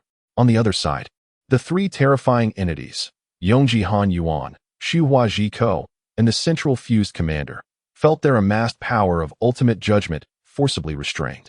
For the first time, a clear wave of emotion, named horror, surfaced within their inhuman consciousness. Impossible. Yongji Han Yuan's thoughts shattered like ice. The rules of existence were being forcibly solidified. What kind of power is this? The great devourer, Shuhua Ji Ko, unable to consume the void devourers, emitted a confused and agitated screech. Realizing that as it approached the dark halo, its strength was rendered impotent, like a cow sinking into the sea. The central fused commander, constructed from cracks in reality, trembled violently, its gaze fixated on Vegeta, filled with disbelief, the aura of authority. Though faint, it is indeed a trace of authority. "You have touched the forbidden." Vegeta paid no heed to their shock and inquiries. His indifferent gaze swept across the boundless enemy forces as if regarding a mere nuisance. "It is you who nearly obliterated what was mine." His voice, though not raised, possessed a peculiar penetrating quality that resonated within the realm of existence, each syllable seemingly infused with the power of definition. He slowly raised his right hand towards the colossal united fleet, his fingers gently curling. There was no brilliance, no explosion, no surge of energy. Yet at the moment his fingers closed, a fan-shaped expanse, vast enough to encompass several asteroid belts, emerged from his palm. Within this area, everything, be it the chilling vessels of silence echo, the consuming units of the void devourers, or the drifting cosmic dust, had its definition forcibly altered. From existence, they were redefined to non-existence. Silently, all enemies within that fan-shaped region, along with the very space they occupied, vanished instantaneously as if erased by an eraser, leaving no remnants. No energy dissipated, as though they had never existed at all. In a single strike, merely with a clasp of his hand, billions of enemy units and the vanguard legions of two ancient existences evaporated into thin air. Silence. An oppressive stillness enveloped the battlefield. Both the Z warriors and the remaining enemies, as well as the watchers from afar and the spies of other concealed existences, were thoroughly stunned by this incomprehensible spectacle. This was not destruction. This was obliteration, an absolute negation at the level of existence. The peculiar creature Klin gaped, murmuring to himself. Sun Wukong's eyes burned with an unprecedented battle spirit, yet he felt an overwhelming gravity, realizing he could no longer comprehend Vegeta's current level. The three terrifying entities stood frozen, as if encased in ice, sensing that the recent strike was not merely an energy-level onslaught, but involved a higher tier of authority they could not fathom.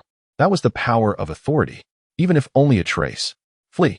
For the first time, fear emerged within Yongji Han Yuan's thoughts, and its crystalline body was about to transform into a fleeting shimmer, retreating into deeper space. Space transfer prohibited here, Vegeta spoke calmly, his words manifesting as law. Instantly, the space surrounding Yongji Han Yuan became as solid as steel, disrupting its escape and reflecting the backlash force, causing cracks to appear in its icy form. Devour him. Shuhua Jiko howled madly, its enormous dark form morphing into a colossal mouth, wielding the power of consumption, descending upon Vegeta. Vegeta did not even glance at it, casually raising his left index finger towards the approaching maw and gently tapping Goetsu, wherever his fingertip pointed. The massive mouth, composed of countless devouring units, seemed to encounter its nemesis, rapidly losing vitality, disintegrating into the most fundamental particles, then drawn by an invisible force back into absolute nothingness. The massive dark maw dissolved like a sandcastle blown away by the wind. Shuhua Jiko emitted a piercing wail, its core consciousness severely wounded by that single fingertip. Finally, Vegeta's gaze settled upon the central figure, the fused commander. Its body, formed from cracks in reality, trembled violently, filled with a mix of despair and insanity. You cannot kill me. I am the executor of the contract. If you kill me, the arbitration court will not spare you. The arbitration court? Vegeta's lips curled into a cold smirk. Then let them come. He ceased to engage in unnecessary dialogue, extending his palm toward the fusion commander before gradually closing it into a fist. The annihilation was swift and devoid of any cataclysmic spectacle. The fusion commander emitted a final, unwilling shriek, its corporeal form succumbing to the invisible force that forcibly smoothed out its structural fractures, erasing its very existence from the essence of reality. The three formidable adversaries, born from ancient entities, were effortlessly crushed before the might of the Annihilation Lord, Vegeta, rendered as inconsequential as mere dust. The remnants of the enemy forces, having lost all will to fight, scattered in disarray like headless flies. Vegeta did not pursue them. He merely hovered in the void, surrounded by a dark aura that swirled around him, reminiscent of a deity presiding over life and death. He turned slowly, gazing towards Earth and the astonished Z warriors. The vermin have been eradicated, he declared in a tone that remained calm, yet resonated with an undeniable authority. In that moment, all present comprehended that an era had concluded, and a new epoch, defined by the Annihilation Lord Vegeta, had indeed commenced. Chapter 2. Aftermath and a new paradigm. Vegeta's effortless obliteration of the three mighty foes and the dispersal of the vast coalition unfolded with the ease of brushing dust from a sleeve. He floated at the edge of the now tranquil Kuiper Belt, his dark aura retracting as the overwhelming dignity that transcended all laws left a profound imprint on the souls of every living being who witnessed the spectacle. The battlefield fell into a brief silence before erupting into a euphoric celebration of survival, accompanied by an indescribable shock. Is it truly over? Clint wondered, still in disbelief as he surveyed the vast, once encompassed star domain now devoid of enemy presence. Son Goku flew to Vegeta's side, his expression a complex blend of joy, combativeness, and a profound confusion in the face of unfamiliar strength. He realized the chasm between himself and Vegeta had widened to an unfathomable extent. Vegeta cast him a sidelong glance, his tone remaining flat. It seems you remain stagnant, Kakarot. In the past, Son Goku would have vehemently countered this, but at that moment, he merely clenched his fists in silence, acknowledging the truth. He had indeed been left far behind. Piccolo, Gohan, and the others gathered around Vegeta, their expressions filled with reverence. They sensed that, although Vegeta's appearance remained unchanged, his essence had transformed, as if he had ascended to a higher plane of existence. At the Earth Command Center, Bulma gazed at the familiar yet unfamiliar silhouette on the screen, tears streaming down her face, a mix of joy and relief. Trunks excitedly waved his tiny fists, exclaiming, "Dad is incredible."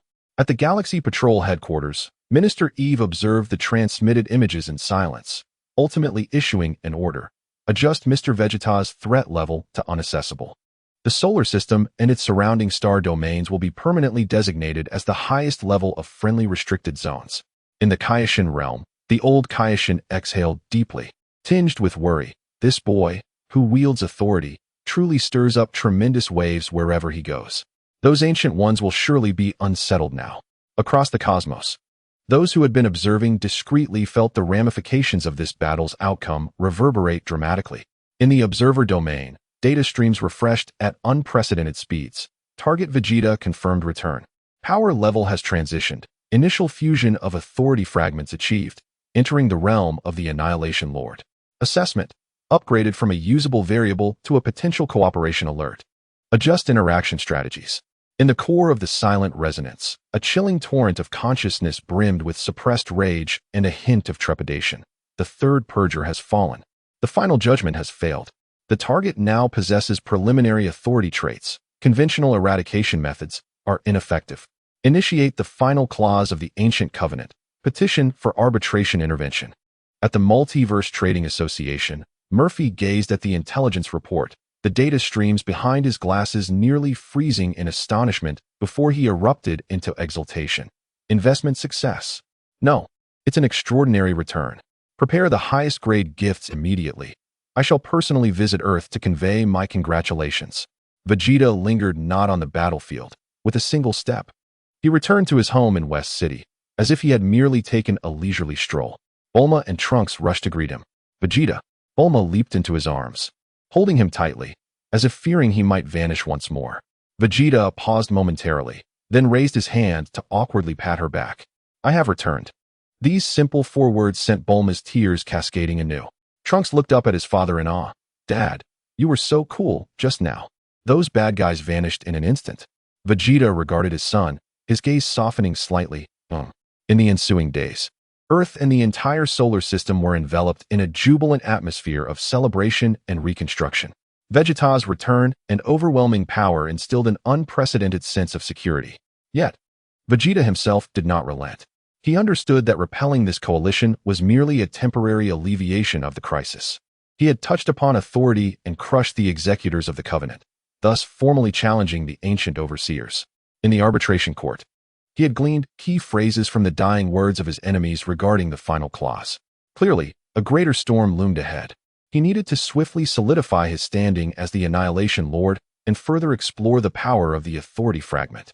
He isolated himself in the gravity room. But this training differed significantly from his previous endeavors.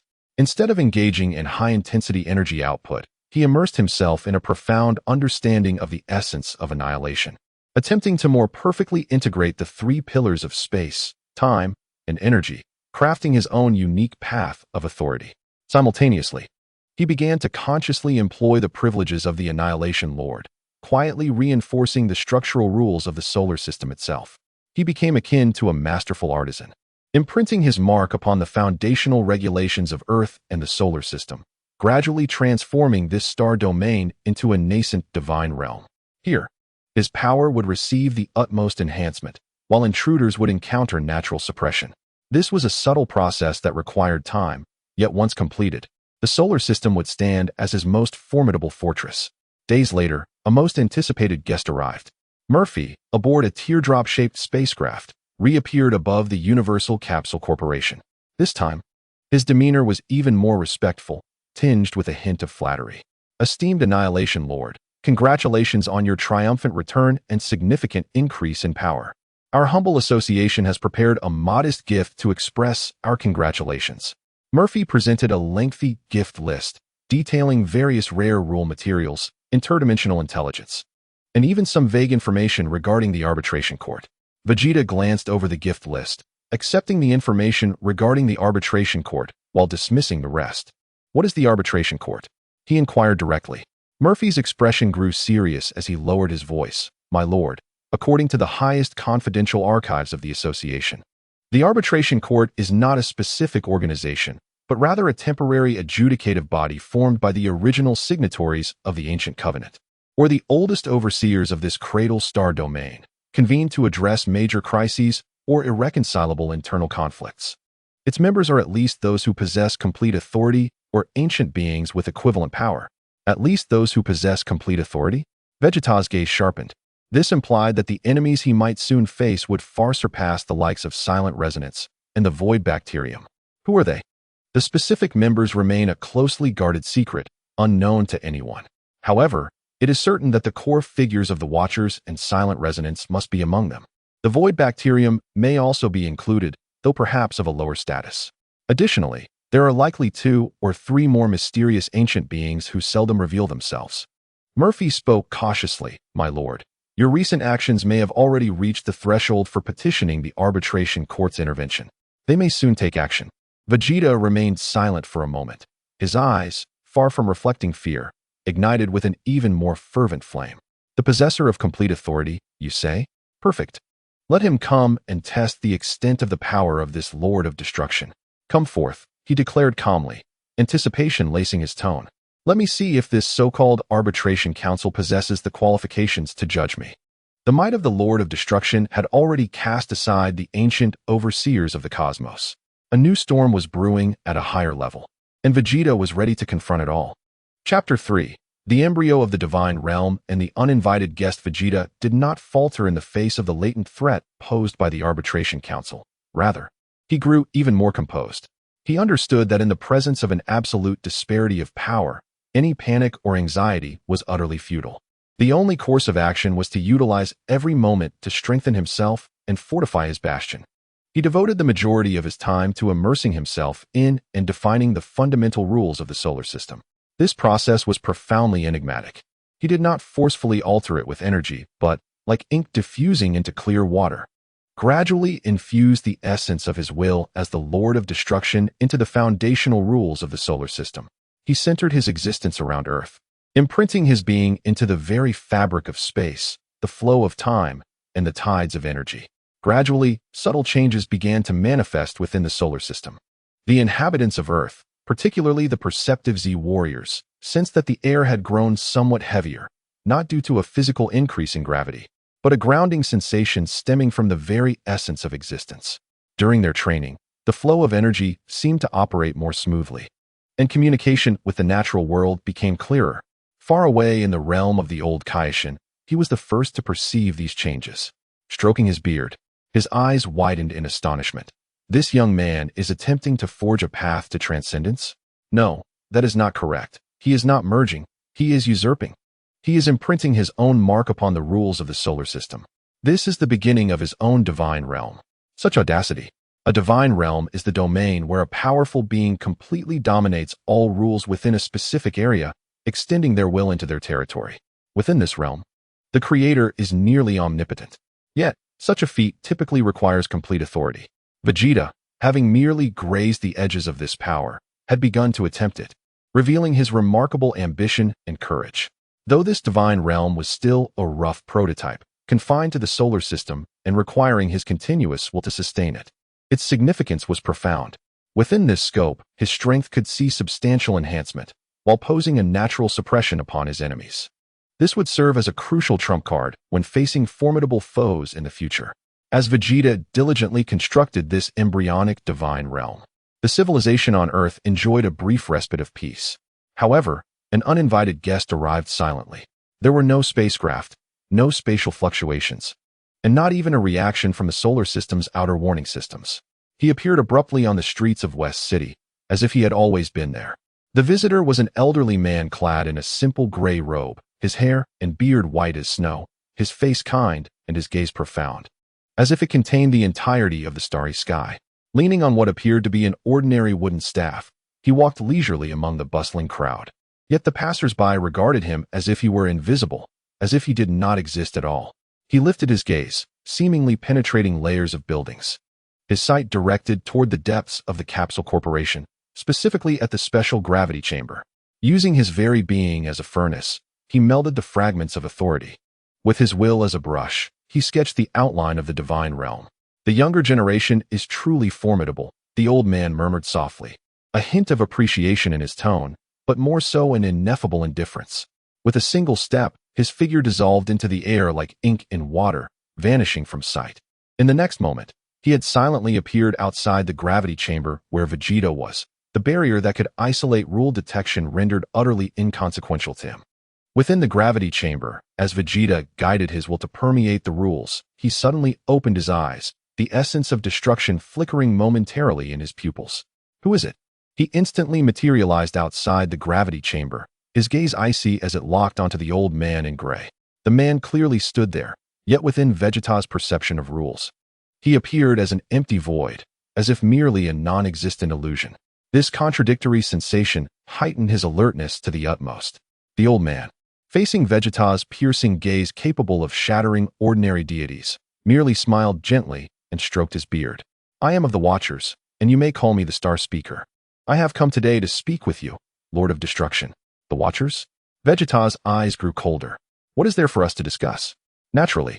We must discuss the future of this cradle and your choices, esteemed sir, the Star Speaker replied in a placid tone, as if engaged in casual conversation. Are you aware that your recent actions have severely disturbed the balance of the cradle, even encroaching upon the ancient covenant's bottom line? A summons from the Arbitration Council will soon be issued. And so what? Vegeta stood with his hands clasped behind his back, the aura of the Lord of Destruction emanating from him, causing the surrounding space to subtly distort, yet it failed to affect the old man in the slightest. Your youthful ambition is commendable. I greatly admire it. However, youth is often fragile, the Star Speaker said slowly. The Arbitration Council does not solely resort to iron-fisted suppression. For individuals with potential and value, there is often room for leniency, even the possibility of inclusion. Vegeta scoffed derisively. Like absorbing those previous variables to become your pruning shears? The Star Speaker shook his head. Tools and players are ultimately distinct, given your presently exhibited potential and strength.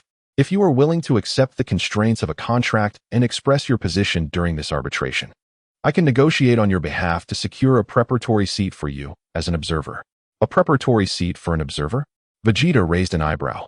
Indeed, becoming an observer allows you to stand apart, monitoring the cradle and maintaining balance, free from the threat of elimination, while gaining access to the deeper mysteries of the universe. Is that not wiser than opposing the entire administrative system as you currently are? The Star Speaker's words were laden with temptation, as if he were guiding Vegeta down a broad path of opportunity. Were he an ordinary warrior, hearing of a chance to join such a high-level organization and escape the fate of being eliminated, he would likely be intrigued. Yet Vegeta merely regarded the Star Speaker with the gaze of one who perceives a fool. Join you, only to watch you arbitrarily decide the fates of countless civilizations in the name of balance, stifling individuals like me who once pursued breakthroughs? My tone is frigid. And when more uncontrollable variables emerge in the future, will I become that pair of shears? He stepped forward, the will of destruction pressing forward like a palpable force. Though it could not sway the old man, it clearly conveyed his stance. Listen closely, old man. My destiny is mine to command. What I wish to protect and what I wish to destroy is determined solely by my heart. The Arbitration Council, the ancient covenant, merely shackles binding the weak in my eyes. Do you think you can make me bow? Then do so with strength. Otherwise, get out of my territory. The smile on the Star Speaker's face gradually faded, and within the depths of his gentle gaze, a hint of unnoticeable coldness flickered. It seems you are intent on walking the most arduous path, he sighed, seemingly filled with regret. In that case, I have said all I can. I hope you will take care of yourself. With that, his figure dissipated like a bubble, leaving no trace behind, as if he had never existed. Vegeta stood there, his eyes sharp as blades. The personal invitation from the Watcher appeared to be an olive branch. Yet in reality, it was a test and pressure from a higher level. It seemed that the summons from the Arbitration Council was unavoidable. He clenched his fists, feeling the surging power of destruction within him and the resonance of the star domain beneath his feet. Come forth. Let me witness the true measure of you antiquated self-proclaimed custodians of the cosmos. A tempest approaches, and the Lord of Annihilation stands ready. Chapter 4. The Call for Arbitration. All realms in anticipation after the departure of the Star Speaker. No further Watchers or other forces sought to make contact. The solar system fell into a brief calm before the storm, yet beneath this tranquility lay an increasingly suffocating oppression.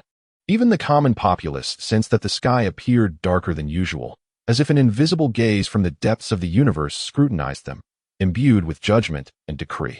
Vegeta remained immersed daily in the fusion of rules and the construction of his divine realm, his aura growing ever deeper and more reserved. He no longer confined himself to the gravity chamber. He sporadically manifested in Earth's majestic mountains, hovered at the core's depths, or strolled near the edges of solar flares. He was not merely exploring. He resonated with every corner of this star domain, hastening the solidification of his divine realm's nascent form. Bulma and Trunks sensed the increasingly profound gravitas emanating from Vegeta, as if he were merging with the very fabric of the cosmos, instilling both comfort and worry within their hearts. Meanwhile, Sun Wukong and the others trained with fervor, acutely aware of the vast chasm that may lie between them and the impending adversary, yet the Scion blood coursing through their veins and the dignity of warriors forbade retreat. Days turned into weeks. At last, on an ordinary day about a month after the Star Speaker's visit, an extraordinary event transpired. It was neither an attack nor the arrival of a fleet. It was a grander, more fundamental upheaval. An indescribable wave of regulatory fluctuation enveloped the entire solar system, akin to a boulder cast into a tranquil lake, causing ripples to surge forth.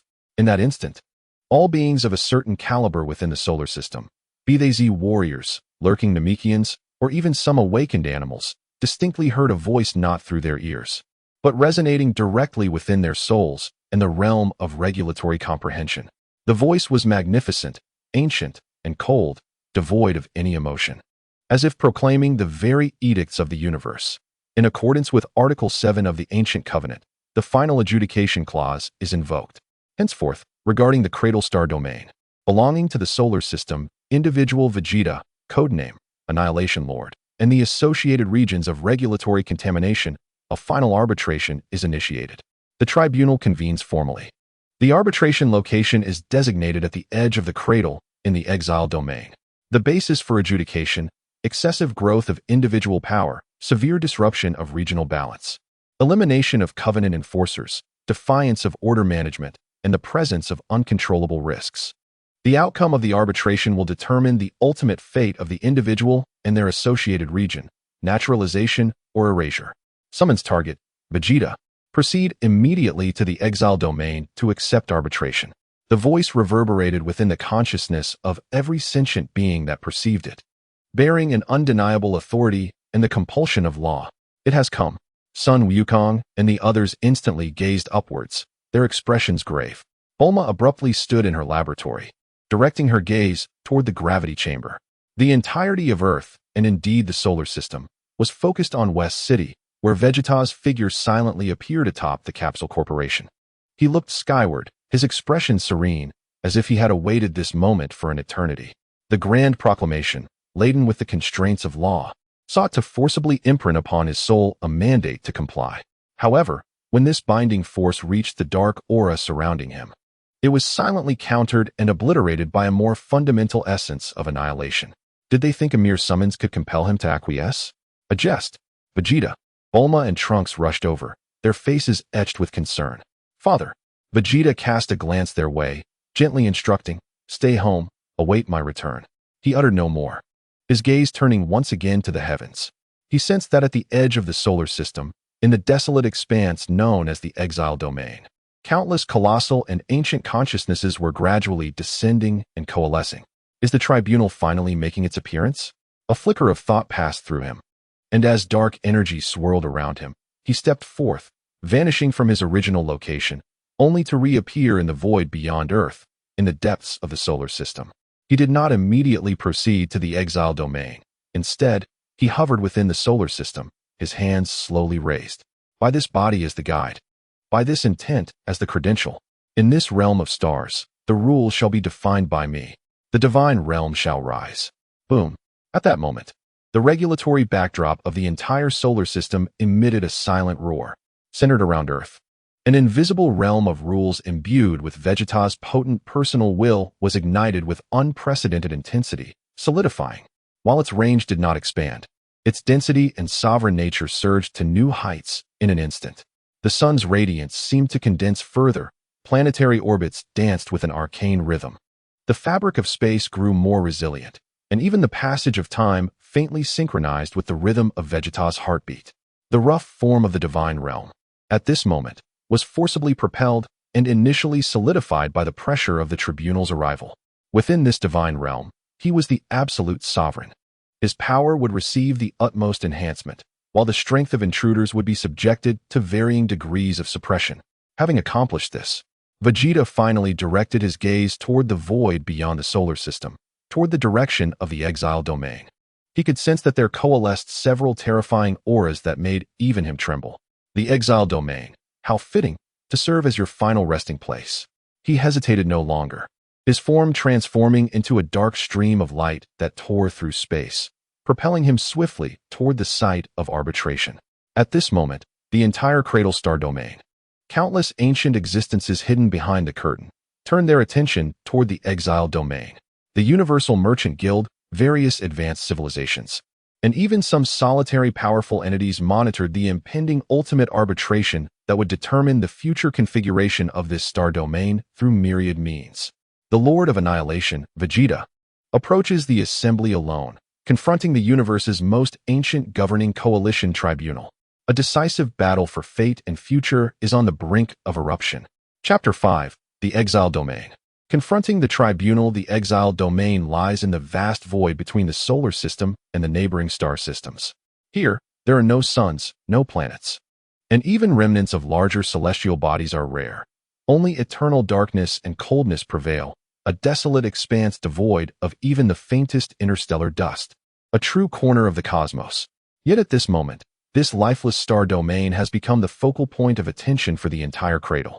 As Vegeta tore through space and stepped into the exile domain, the sight before him made him narrow his eyes. In the void, 5 colossal thrones, formed from pure regulatory energy, floated in a circular formation. These thrones varied in shape, exuding distinct yet equally boundless majestic auras. The Eastern Throne, woven from countless vibrant green vines and brilliant stars, emanated a gentle yet resolute essence of life and order. Seated upon it was a blurred silhouette, the very star speaker with whom Vegeta had previously interacted, representing the Watchers. The Western Throne was composed of ever-dying azure ice crystals and absolute stasis, a cold void that seemed capable of freezing souls. No one occupied the throne, yet a silence more profound than the eternal abyss enveloped it, representing the will of profound stillness. The Southern Throne appeared as a dark seat, constantly writhing, as if formed from numerous gluttonous mouths, radiating a terrifying hunger to devour all and return to the void. This symbolized the void devourer's essence. The Northern Throne was the most peculiar, seemingly crafted from flowing glass reflecting a kaleidoscope of colors, exuding an aura of chaos, distortion, and mental disarray. A presence, indistinct in form and seemingly composed of countless overlapping phantoms, languidly reclines upon the throne. This is Qianhuan Jizhu, embodying the authority of chaos and illusion. The throne itself, simple yet imposing, is hewn entirely of grayish-white stone, as if carved from the most primordial rock, lacking any adornment. It emanates an absolute authority that dictates rules and adjudicates all matters. Upon this throne sits an entity shrouded in a hazy radiance, its visage obscured and its breath as profound and vast as the cosmos itself. It is the presiding arbiter of this tribunal, the chief among the 5 seats of power. The 5 thrones are occupied by ancient beings, each possessing complete dominion or equivalent power. Their mere presence exudes an intangible pressure that causes the very space of this exiled domain to wail, with the threads of rules becoming starkly visible, as if forcibly materialized. At the center, surrounded by the 5 thrones, lies a relatively flat platform composed of solidified rule power. This is the designated position of the arbiter. Vegeta's figure materializes upon this platform. The dark aura enveloping him flows naturally, dissipating the suffocating weight of the 5 vast pressures, while he stands tall like a pine, his gaze calmly sweeping over the 5 thrones, lingering momentarily on the chief and the vacant throne that represents the resounding silence. The sinner, Vegeta, has arrived. The chief's grand and cold voice resonates, akin to the clash of cosmic laws. The arbitration commences. Sinner? Vegeta scoffs. What sin do I bear? You disrupt the balance, defy order, and slay executors. That is but one charge. The Xingyu's Watcher speaks slowly, maintaining a calm tone yet imbued with undeniable authority. The second charge.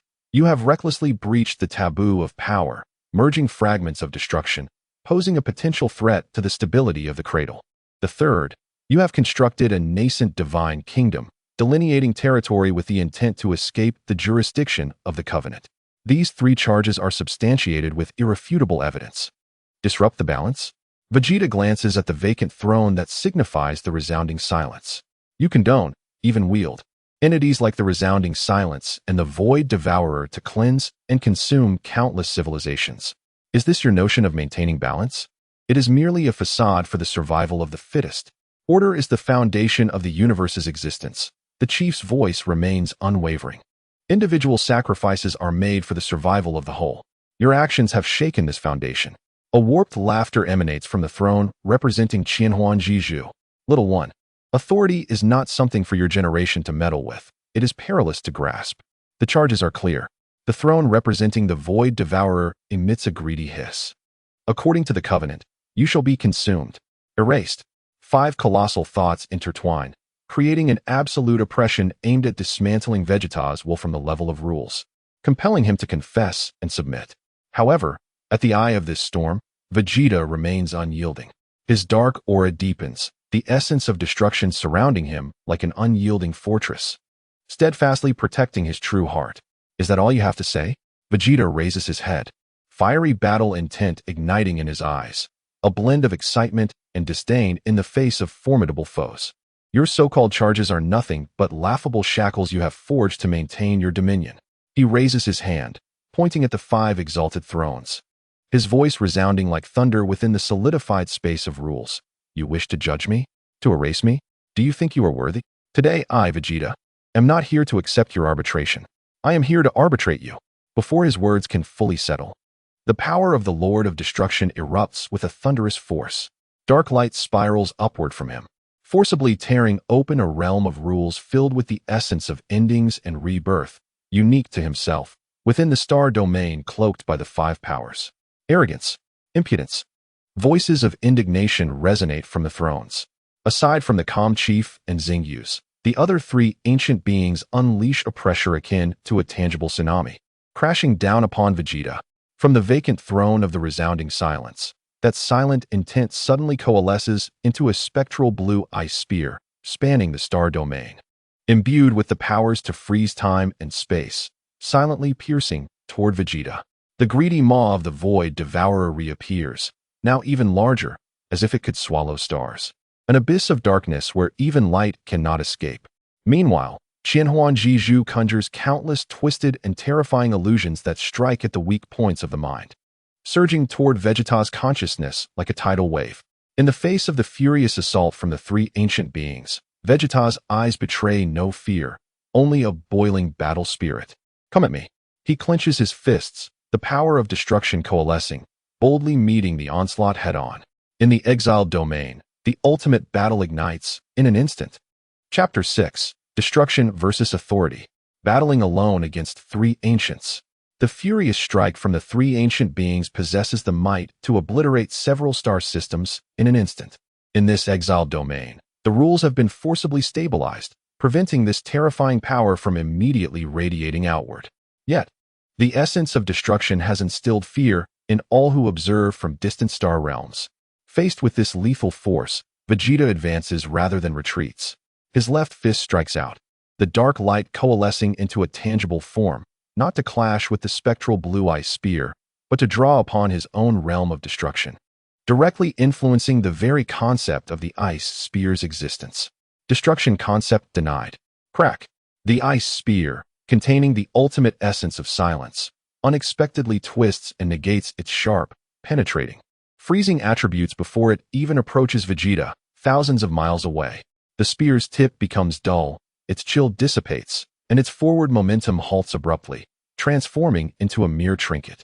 Subsequently, in the conflict of rules, it shatters into countless fragments, dissolving into nothingness. What? The vacant throne of the resounding silence trembles, its silent intent vibrating violently, clearly taken aback by Vegeta's unexpected method of countering its attack. This is no mere clash of power. It involves the very essence of defining the rules. Simultaneously, Vegeta opens his right palm toward the devouring maw of the void. A miniature singularity forms within, radiating a purer essence of destruction than the Goku Sea.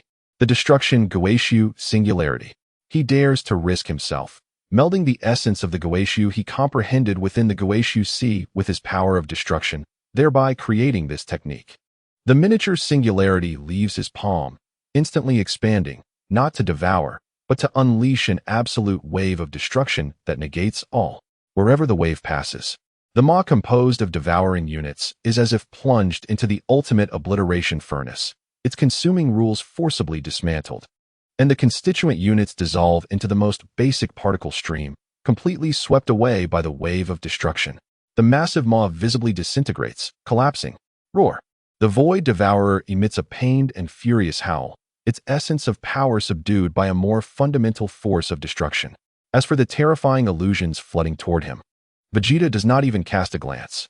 The abyss of destruction in his pupils spins gently, a steadfast while asserting that all laws are illusory. Yet he remains the sole truth, like an undying lighthouse. All approaching illusions melt away like snow in sunlight, failing to stir him even slightly. Trivial tricks. Daring to show off before me? Vegeta snorts coldly, his gaze electrifying as it locks onto the throne representing Qianhuan Jizhu. His fingers, poised like a sword, point through the air. The destruction true spike.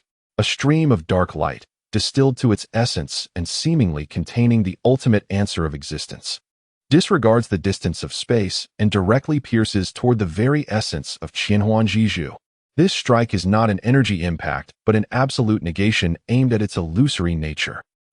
The form of Qianhuan Jizhu, layered with countless phantoms, trembles violently as if struck by some nemesis, emitting a shriek of shock and rage, the colors of the throne momentarily spiraling into chaos.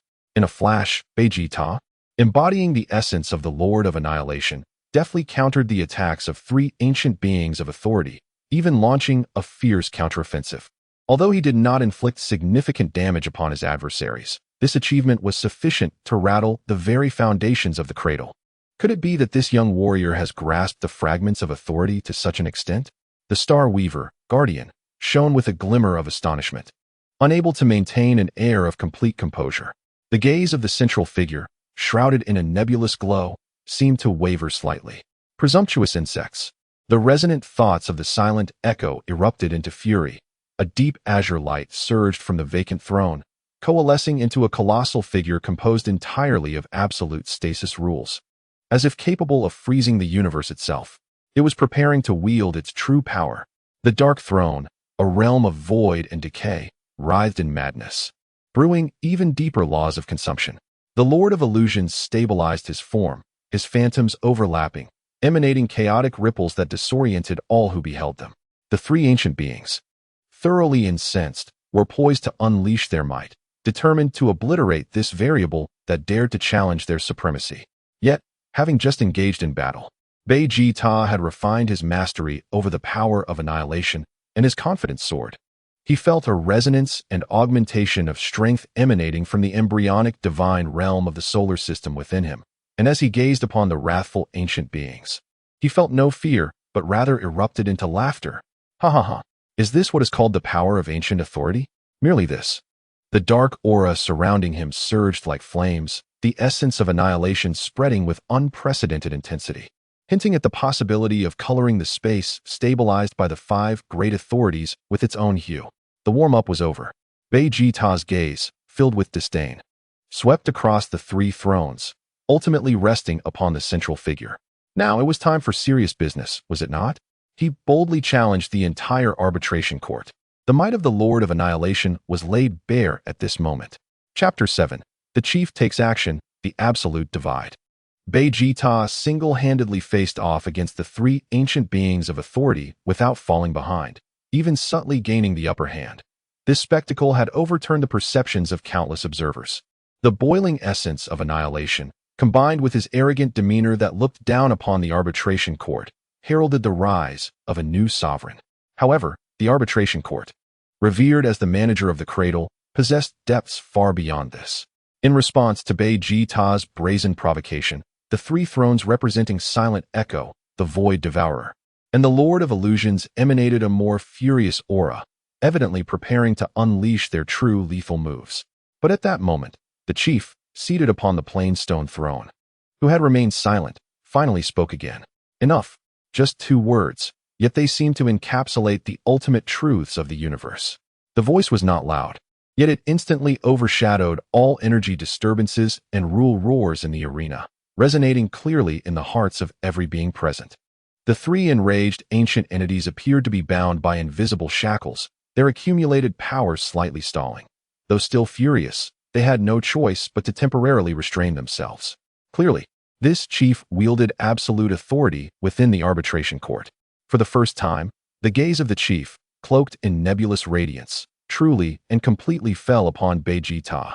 The gaze was not sharp, yet it seemed capable of penetrating all facades, gazing into the deepest recesses of Vegeta's rule framework, even catching a glimpse of the fragment of authority intermingled with the power of annihilation, as well as the intangible connection he had with the divine realm of the solar system. Your talent and will are indeed rare. The chief's voice remained placid, devoid of discernible emotion. From a humble foundation, you merge the fragments of authority to forge the embryonic divine realm.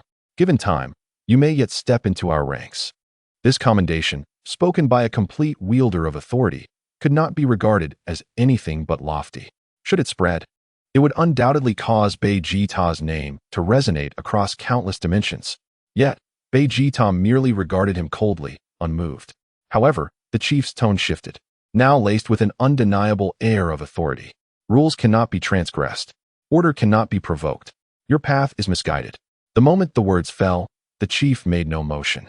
His luminous figure merely seemed to gaze intently at Vegeta for an instant. Boom!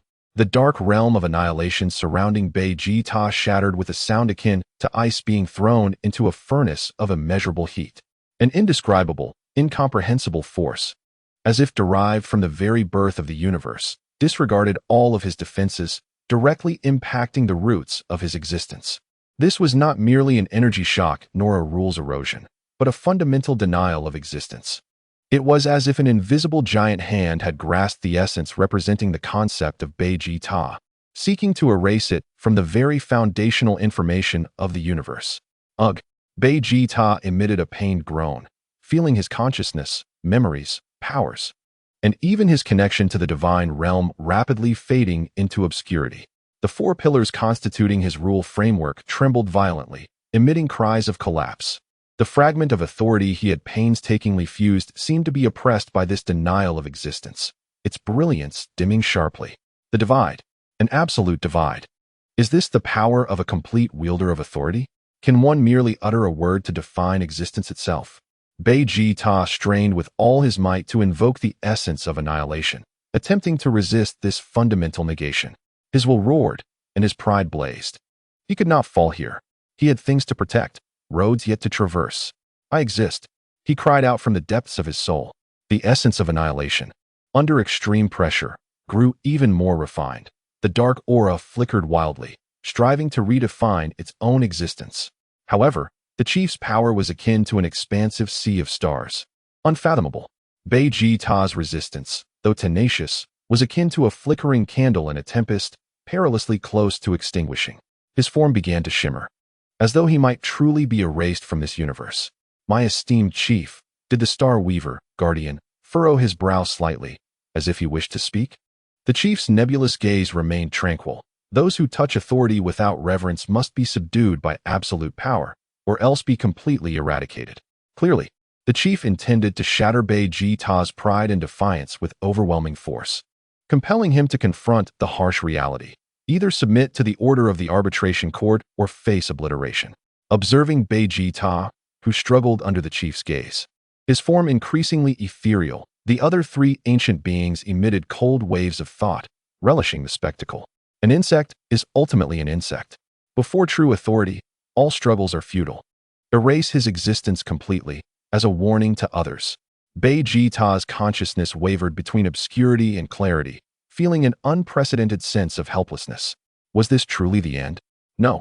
He suddenly raised his head, and within his soon-to-be dissipated pupils ignited a flame of unyielding defiance once more. He had one last card to play, a card he had yet to fully master himself, fraught with both peril and opportunity. His gaze seemed to pierce through the endless void, once again glimpsing the depths of the ruined sea, where the fragment of authority pulsated within a shattered seal, and within that fragment lay a more obscure, more violent instinct. seemingly sealed away by layers upon layers. It was the most primal, untamed will of destruction contained within the fragment of annihilation. You wish to emerge, do you? Then as you desire. At the precipice of his existence being entirely negated, Vegeta made a reckless decision. He no longer suppressed the fragment of authority within him, instead choosing to release his constraints upon it, using his nearly shattered will as a guide to communicate with and awaken the most primal instinct of destruction deep within that fragment. He intended to invite the wolf into the fold, to leverage strength against strength, even if it meant risking eternal damnation. Come, destruction. As his consciousness guided him, the fragment of authority, originally subdued and merged within him, suddenly erupted into a torrent of destruction infused with chaos and brutality, far surpassing anything seen before. An ultimate, frenzied will, seemingly intent on annihilating everything, including itself, roared forth, propelled by the chief's power of existence negation. For the first time, the chief's previously tranquil and hazy glow displayed a noticeable fluctuation. Chapter 8. The frenzied counterattack and variables. Vegeta's nearly self-destructive frenzy surpassed all expectations. He not only relinquished resistance against the chief's negating power, but actively released the suppression on the fragments of authority within him, even using his own crumbling will as fuel to ignite and detonate the primal, ferocious instinct of destruction lurking deep within those fragments. This was akin to pouring oil onto an already explosive powder keg. A roar erupted, a mad will, filled with absolute chaos and brutality, intent on dragging all things, even itself, into the abyss of ultimate destruction, surged forth with pure and unparalleled force, like a rampaging primordial beast, fiercely rebounding against the chief's power of existence negation. This force was no longer under Vegeta's control. It possessed only one primal objective: annihilation, the destruction of everything before it, the obliteration of the oppressive existence. Even the destruction of Vegeta himself. The vessel, the chief, shrouded in a hazy glow, trembled violently. For the first time, its aura, which had remained as calm as a deep well, akin to the embodiment of cosmic laws, manifested a clear disturbance. Its power of existence negation was fundamentally a high-level operation based on the underlying rules of the universe. However, the primal torrent of destruction that Vegeta had unleashed was more akin to the chaos and end that existed before the birth of these rules. Imbued with the characteristic of negating all rules, including negation itself, a fierce collision occurred between two forces, both rooted in the essence of existence. There was no sound, no light. Yet, within the perception of all beings at a certain level, the background rules of the exiled domain emitted a silent, crumbling lament. The space, forcibly stabilized by the five great authorities, rippled violently as if stones had been cast upon its surface, creating waves of distortion within the rules. Even the five towering thrones trembled slightly. Madman, the Lord of Illusions, let out a furious shriek, its phantom form wavering under the impact of this pure force of destruction. The devouring power of the void bacteria attempted to engulf this force, but found that the torrent of destruction sought to obliterate even the concept of consumption, causing its dark throne to dim slightly. The silent echo of death's power appeared somewhat pale and powerless in the face of such extremity and frenzy. The chief bore the brunt of the impact, its hazy glow flickering violently, reminiscent of a candle in the wind. The power of existence negation exerted upon Vegeta was forcibly interrupted by this frenzied counterattack, showing signs of being eroded in reverse. The primal instinct of authority had been entirely set loose, and the star-seer, watcher, paled, losing its composure. Such a situation was exceedingly rare in the annals of the cradle. Every being that had acted thus had ultimately led to catastrophic consequences. Meanwhile, as the vessel, Vegeta was in a state of utter despair. His body, battered by the primal torrent of destruction, was like shattered porcelain, riddled with cracks. The framework of rules on the verge of complete collapse. His consciousness, buffeted by the onslaught of frenzied destruction, resembled a fragile boat amid a raging sea, at any moment on the verge of being engulfed and assimilated. He was gambling, betting that the primal instinct of destruction posed a greater threat to the chief, wagering that the chief would be distracted, even compelled to retract its power, betting that he could grasp a sliver of hope for rebirth amid the ultimate annihilation. The chief must be suppressed immediately. This child must be thoroughly purified. The cold, echoing voice held an urgent tone. For the first time, the chief's gaze, cloaked in hazy brilliance, revealed a weighty seriousness. It sensed that this primal instinct of destruction was exceedingly troublesome, if not handled properly. It could cause damage to itself and potentially affect the entire Cradle Star domain. Just as the chief weighed the pros and cons, preparing to employ greater power to suppress and eradicate both Vegeta and the uncontrollable fragments of authority at any cost, an anomaly arose. A gentle yet unwavering emerald light, not emanating from any present party, unexpectedly appeared above Vegeta's near-shattered form. This light radiated vitality and a sense of protection akin to the softest spring rain, nourishing Vegeta's withered and collapsing network of rules, forcibly stabilizing his last thread of existence and forming a thin barrier that temporarily shielded him from the primal torrent of destruction. The aura of the Life Authority? Who is it? The Star Seer turned abruptly, looking toward a certain point in the void. There, at the edge of the exile domain, an ethereal wreath woven from verdant branches appeared, seemingly out of nowhere. The wreath spun slowly, emanating a wave of authority imbued with compassion and protection, starkly different from that of the chief and others. Is it her? She has intervened. The Lord of Illusions seemed to recognize the newcomer, surprise evident in its tone. This sudden third-party intervention rendered the impending destruction even more enigmatic. The chief's movements hesitated slightly, its luminous gaze sweeping across the emerald wreath before returning to the struggling Vegeta, who, thanks to the life force, momentarily gained a breath of respite. The situation, due to this unexpected variable, underwent yet another shift. The Lord of Destruction, Vegeta, in an absolute crisis, had, by wagering himself, truly stirred a glimmer of hope. Or rather, had he summoned forth a more complex game of chance? Chapter 9. Unexpected assistance and the maze. The appearance of the emerald wreath acted as a stabilizing anchor amidst the tide of destruction. Its emanating aura of life authority was not domineering but remarkably resilient and pure, firmly safeguarding Vegeta's last vestige of existence, preventing him from being entirely consumed by the primal torrent of destruction, while providing his crumbling consciousness with a precious moment to breathe. Lord of Abundance, you have overstepped. The cold, echoing voice brimmed with anger, clearly recognizing the origin of the wreath. Lord of Abundance? Another ancient being wielding complete authority? Moreover, seemingly aligned with life and protection? Vegeta, amidst his muddled consciousness, grasped this information, thoughts racing. He had never interacted with this Lord of Abundance. Why would they choose to assist him at this moment?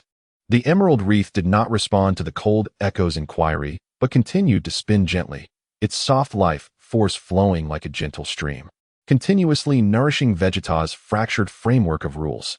Although it could not immediately restore him, it successfully maintained his existence and established a delicate balance with the raging primal torrent of destruction. The chief's hazy gaze shifted between the emerald wreath and Vegeta, halting its previously intended forceful suppression. Its voice remained flat, but now carried an undercurrent of subtle significance. Abundance, what do you intend to do? From somewhere in the void, a gentle, maternal voice, reminiscent of the essence of all things, slowly responded to the chief. Although this child treads perilously and transgresses taboos, his spirit is resilient, and his desire to protect remains unextinguished. Furthermore, he bears both destruction and the essence of rebirth, having glimpsed the truth within the abyssal sea. To obliterate him would be a regrettable loss and not in the best interest of the Cradle's long-term future. The words of the Lord of Abundance clearly advocated for Vegeta, asserting that he still held salvable value.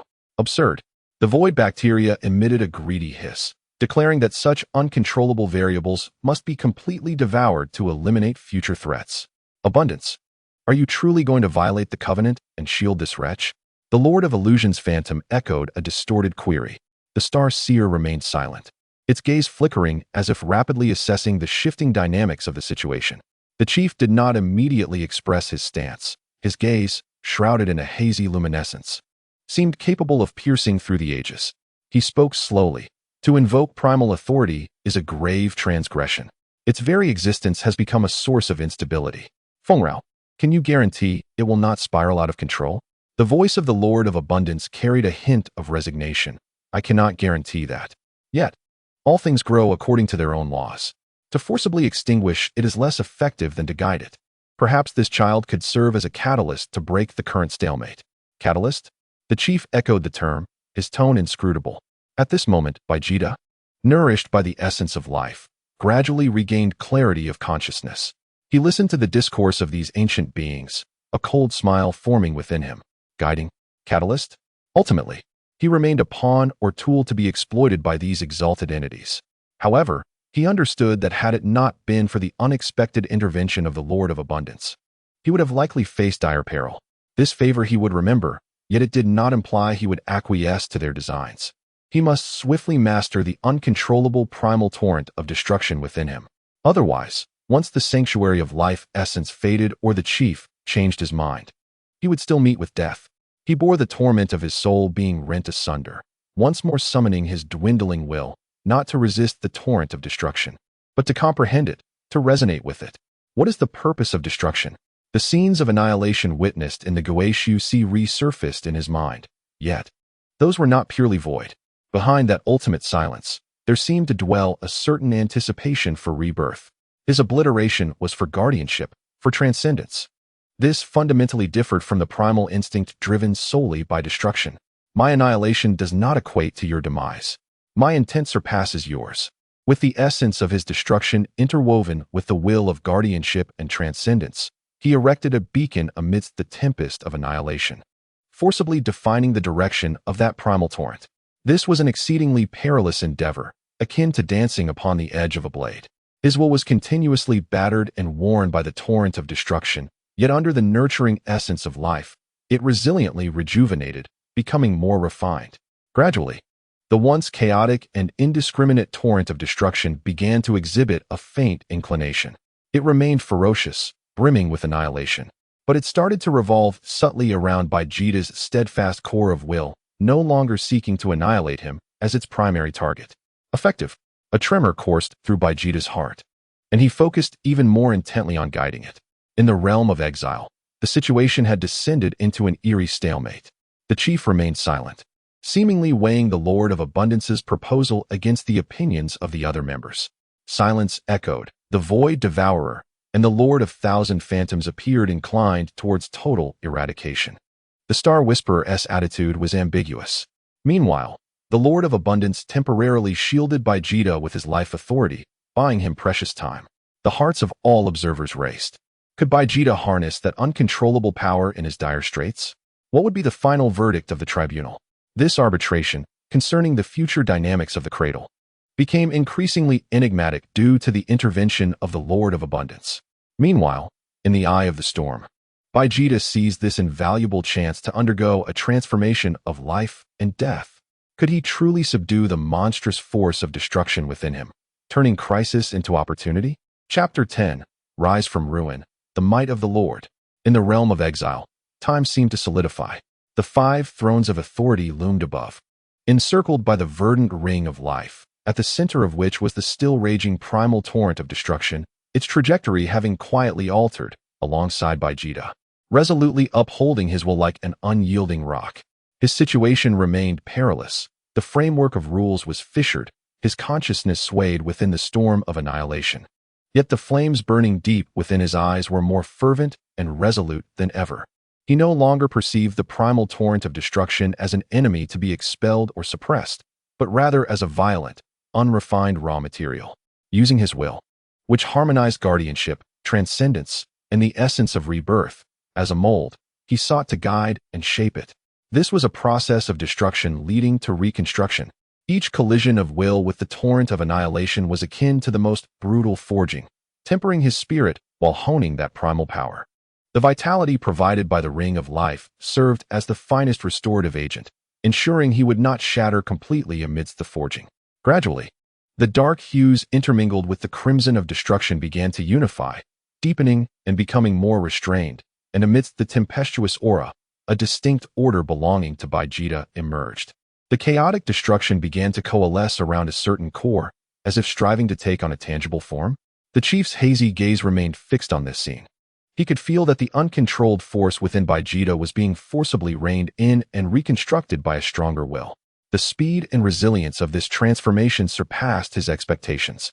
Remarkable, the Star Whisperer murmured, disbelief flickering in his eyes. We can no longer wait. Chief, while he has not yet fully mastered it, we must suppress him immediately. The thoughts of the silent echo resonated with urgency. The Void Devourer and the Lord of Thousand Phantoms also stirred restlessly once more. Yet, just as they prepared to apply further pressure, a resonant hum erupted. A presence far more refined and terrifying than before surged forth from Vegeta. As the once chaotic torrent of destruction suddenly contracted, ultimately coalescing behind him into a towering, nebulous dark red apparition. The visage of this specter remained obscured, yet it emanated an overwhelming authority, one that transcended all existence, commanding both demise and rebirth. The avatar of the Lord of Annihilation, a nascent form, though merely a prototype. Its aura of oppression caused even the three ancient beings of authority to feel a twinge of trepidation. Vegeta suddenly opened his eyes, now transformed into two swirling vortexes of chaos embodying both destruction and rebirth.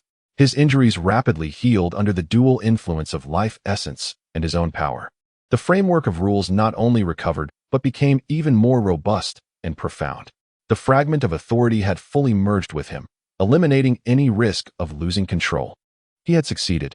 In the absolute abyss of death, through a reckless gamble, unexpected aid, and his indomitable will, he not only withstood the chief's annihilation but also subdued the primal instinct of destruction.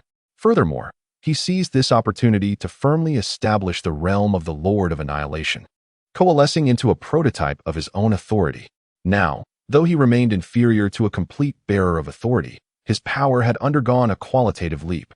He had genuinely crossed the threshold into the realm of the universe's elite. He slowly raised his head, his gaze calmly sweeping across the five thrones, ultimately locking onto the chief once more. Now, Vegeta spoke, his voice imbued with a peculiar magnetism born of destruction and rebirth. As if imbued with the essence of rules, we can discuss matters anew. He was no longer the judged sinner, but had become the Lord of Annihilation, equipped with the right to engage in equal dialogue. The situation had shifted in an instant. The chief's hazy gaze met Vegeta's chaotic vortex-like pupils. After a prolonged silence, his grand voice resonated once more, yet this time, it bore a hint of diminished absolute authority, tempered by an air of equal appraisal. You have proven your worth and potential. The tribunal acknowledges your status as the Lord of Annihilation. However, the constraints of the covenant remain. This signified that the tribunal no longer insisted on erasing Vegeta or forcibly assimilating him, recognizing his position as a sovereign entity. Yet, he still needed to adhere to the ancient covenant-s framework to some extent, refraining from wantonly disrupting the overall balance of the cradle. This was the best outcome attainable under the current circumstances. Vegeta remained non-committal regarding the so-called covenant. When he possessed sufficient power, he could naturally redefine it. Now, what he requires is time and space. The solar system, my divine realm, is inviolable. He has presented his own conditions. However, the chief has consented. Yet thou must not initiate expansion nor provoke large-scale disputes. Vegeta nodded in agreement. Thus, an ultimate arbitration affecting the entire Cradle Star domain has unexpectedly drawn to a temporary close in this manner. Vegeta, embodying the Lord of Destruction, has officially ascended to the highest stage of the universe, gaining the right to converse equally with those ancient entities. He cast a glance at the still slowly rotating ring of verdant life, nodding slightly in acknowledgement. Though no words were spoken, his gratitude was conveyed. Subsequently, he did not linger, turning to step forward, his figure melding into the void, vanishing from this realm of exile. As he gazed towards the direction of his disappearance, several ancient beings harbored varied thoughts. The variables were beyond the control of the star speaker's sigh. May he not become a greater calamity, echoed the cold silence. The chief's hazy gaze peered into the depths of the universe, and none could fathom what he was contemplating. Yet, the legend of Lord Vegeta has only just begun. His return shall undoubtedly usher in new patterns and storms for this star domain. Chapter 1. The Returning King. In a new beginning, Vegeta stepped out of the realm of exile, not directly returning to Earth, but rather hovering at the periphery of the solar system. He closed his eyes, and the perception of the Rule Lord spread like quicksilver, instantly enveloping the entire solar system. Compared to his departure, this perception was markedly different. He could clearly see that, centered around Earth, an invisible and intangible network of rules, intertwined with his very essence, had already begun to take shape. The threads of space, the tides of energy, and the subtle ripples of time all resonated faintly with his will. This is the embryonic form of his divine realm, Although still far from complete, its foundation had been laid, akin to a newborn brimming with potential. During his absence, Bulma and the Galactic Patrol had evidently not been idle. The early warning and defense systems at the solar system's periphery had been further strengthened. Though their efficacy against such high-level adversaries was limited, this effort elicited a slight nod of approval from him. His gaze pierced through space, settling upon his home in West City. Bulma was busily engaged in her laboratory, a hint of fatigue etched across her brow, yet her focus remained unwavering. Trunks was drenched in sweat within the gravity chamber, his small figure embodying remarkable determination and potential. A sensation of belonging quietly flowed through his heart. With a thought, his form vanished from the spot, and the next moment, he appeared silently in the living room of his home. Bulma, who was preparing tea, sensed something and turned abruptly, her eyes widening in disbelief as she beheld the familiar figure, nearly dropping the teacup from her hands. "Be Vegeta?" Her voice trembled, seemingly unable to believe that he had returned so suddenly. Vegeta regarded her and nodded. "Yes, I have returned." There was no grandiose show of force, no recounting of the perils faced in the arbitration court, simply 3 words, yet they caused Bulma's anxiously suspended heart to finally settle, tears welling up in her eyes. "You jerk. If you dare to disappear like that again, I'll elope with Trunks." She rushed forward, pounding his chest with all her might, incoherently venting her worries and grievances. Vegeta allowed her to strike him, neither avoiding nor speaking, merely raising his hand to awkwardly embrace her. At that moment, the door to the gravity chamber swung open, and a sweat-drenched Trunks dashed out, his eyes lighting up instantly upon seeing Vegeta. "Dad." Vegeta released Bulma and turned his attention to his son, feeling the noticeably stronger aura emanating from him. A flicker of satisfaction passing through his eyes. "It seems you have not been slacking off." Trunks nodded vigorously, curious. "Dad, did you win? What about those bad guys?" "Not for now," Vegeta replied vaguely, but the certainty in his tone reassured both Trunks and Bulma. News of Vegeta's return spread like wildfire. Goku, Piccolo, and others arrived promptly, sensing the profound and unfathomable aura surrounding Vegeta, all feeling a chill in their hearts. "Vegeta, just how strong are you now?" Goku could not help but inquire, his eyes brimming with combativeness and curiosity. Vegeta glanced at him and replied coolly, "Strong enough to protect this place." He did not boast or compare himself, yet the natural confidence and authority that emanated from him made it clear to all that Vegeta now stood at a height they needed to look up to. Subsequently, Minister Eve of the Galactic Patrol, King of the North, and even the Grand Elder of Namek, who contacted him through special channels, all extended their greetings and congratulations. It was evident that Vegeta's feats of battling the arbitration court alone in the realm of exile had circulated on some level.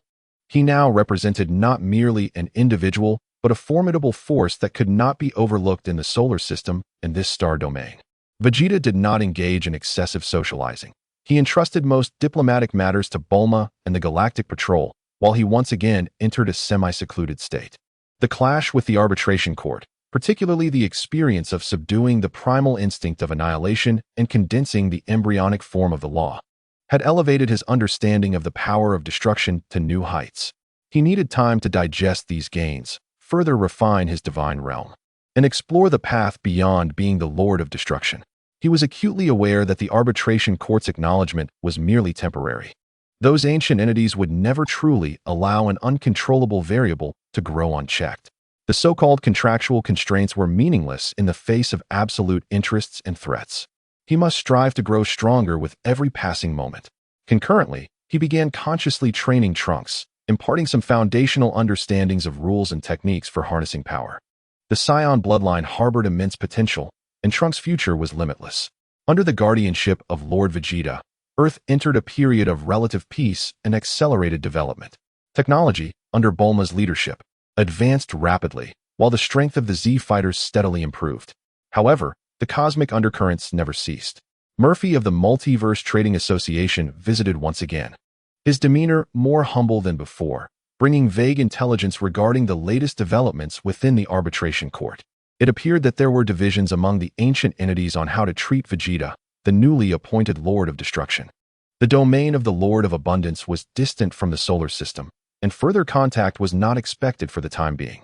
Meanwhile, the Silent Echo and Void Bacterium, among other hostile forces, despite ostensibly complying with the arbitration results, were engaging in subtle machinations, seemingly amassing strength in the shadows or searching for new agents. Vegeta was fully aware of this, but remained unconcerned. In the face of absolute power, all schemes and conspiracies are futile.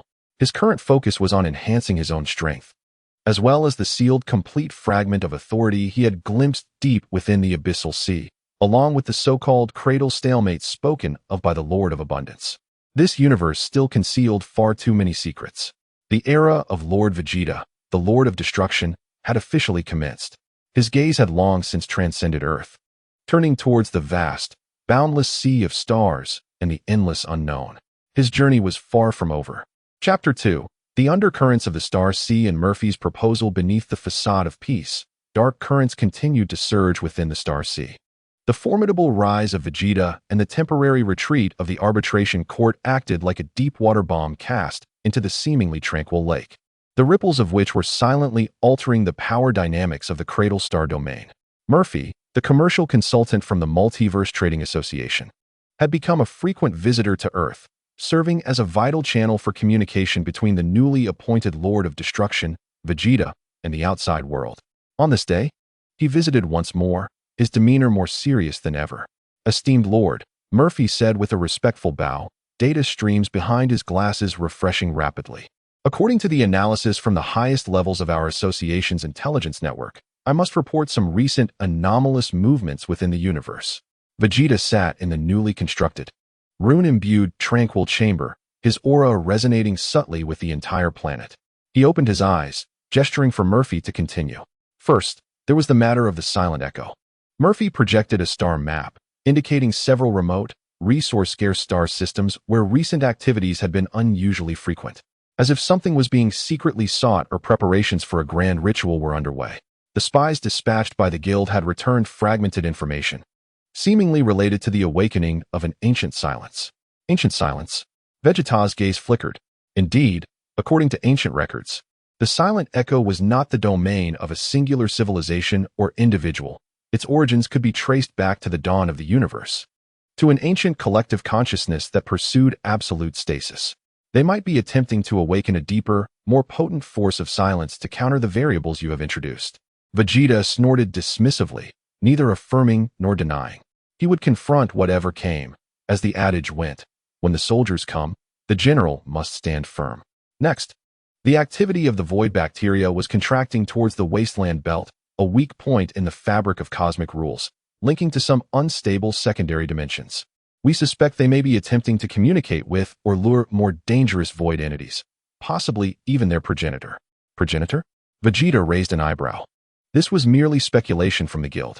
The void bacteria itself appeared to be a vast collective consciousness, and whether there existed a more fundamental progenitor that wielded the power of consumption remained a mystery. If such a progenitor truly existed and was awakened, Murphy did not continue. Yet the implication was clear. Vegeta's gaze sharpened. This was indeed noteworthy information. Finally, regarding the internal affairs of the tribunal, Murphy lowered his voice, stating that reliable sources indicated the chief had once again fallen into silence following the conclusion of the arbitration, seemingly engaged in some deep deliberation or slumber. Meanwhile, the Master of Illusions had been behaving mysteriously, frequently interacting with several ancient civilizations known for chaos and deception. Only the Star Whisperer, the Watcher, maintained a semblance of balance. Yet divisions regarding your existence seemed to be emerging within. The intelligence was convoluted, but all pointed to one fact. Beneath the surface calm, a storm was brewing. His enemies had not given up. Rather, they were likely preparing for a more ferocious counterattack. "What do you wish by telling me this?"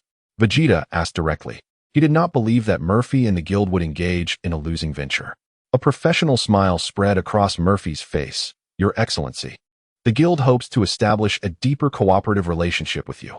This would entail not only the sharing of intelligence, but also the exchange of resources, technological collaboration, and, in certain specific circumstances, limited military assistance." "Be more specific." "The guild seeks to obtain greater commercial autonomy within the realm of your divine domain and hopes you will permit the establishment of a small, regulated interdimensional trade transit station within the solar system. In return, the guild will provide you with access to its intelligence repository, excluding core secrets, and offer all cultivation resources and technological blueprints it can gather at cost price. Moreover, should you or your forces encounter external threats, the guild promises to provide whatever intelligence support it can, and under specific conditions, may deploy its armed forces for deterrence or defensive assistance. The terms were exceedingly generous, nearly binding Vegeta and the solar system to the chariot of the guild. Vegeta pondered for a moment. The guild was spread across numerous dimensions, and its networks of intelligence and resources were indeed what he currently required. Establishing a trade transit station would also facilitate communication between Earth's civilization and the outside world, accelerating development. As for military assistance, while he did not rely entirely on it, having it was better than not. Very well, Vegeta nodded, but the location, scale, and regulatory details of the transit station will be negotiated between Bulma and you. Any unauthorized activities will be deemed an invasion. Of course, everything shall be in accordance with your lordship's will. Murphy rejoiced, for this investment promised returns far exceeding expectations. Additionally, Vegeta suddenly recalled a matter. How much information does the guild possess regarding the Master of Abundance and the so-called Cradle Stalemate? Murphy's data stream accelerated once again, and after a moment, he replied, information about the Master of Abundance is classified as a top secret. The guild's knowledge is limited. It is known that he belongs to an extremely ancient pantheon of benevolent deities, presiding over life and creation, yet his movements are unpredictable, and he rarely intervenes directly in conflicts. As for the Cradle Stalemate, this appears to pertain to the most fundamental mysteries of the universe. Within the guild, there are only vague ancient legends mentioning that the cradle was seemingly not naturally formed. Its very existence might represent a significant seal or experimental ground. More specific information would likely require high-level clearance, perhaps necessitating your personal exploration of ancient relics not even recorded by the guild. Seal? Experimental ground? A glimmer of insight flashed in Vegeta's eyes. This aligned with some of his previous speculations. It seemed that the depths of this universe were even more profound than he had imagined. The so-called ancient covenants and the tribunal may not be the true supreme authority after all. After bidding farewell to Murphy, Vegeta fell into contemplation. His enemies were gathering strength, and the universe concealed deeper secrets. He could not merely be content with guarding the solar system. He must take proactive measures to acquire more power and information. His gaze once again fell upon the star map provided by the Void Lord, along with the coordinates of the high-risk and unknown alternate universes indicated by Murphy. It was time to embark on another expedition. However, this time, his objectives would be much clearer: to seek opportunities for enhancing the power of annihilation and to unveil the truths behind the cradle. The journey of the Lord of Destruction would venture into even more tumultuous cosmic seas. Chapter 3. Preparations for the journey and Trunks trials. Vegeta resolved to embark on another journey, aiming directly for the unknown alternate universes brimming with danger and opportunity.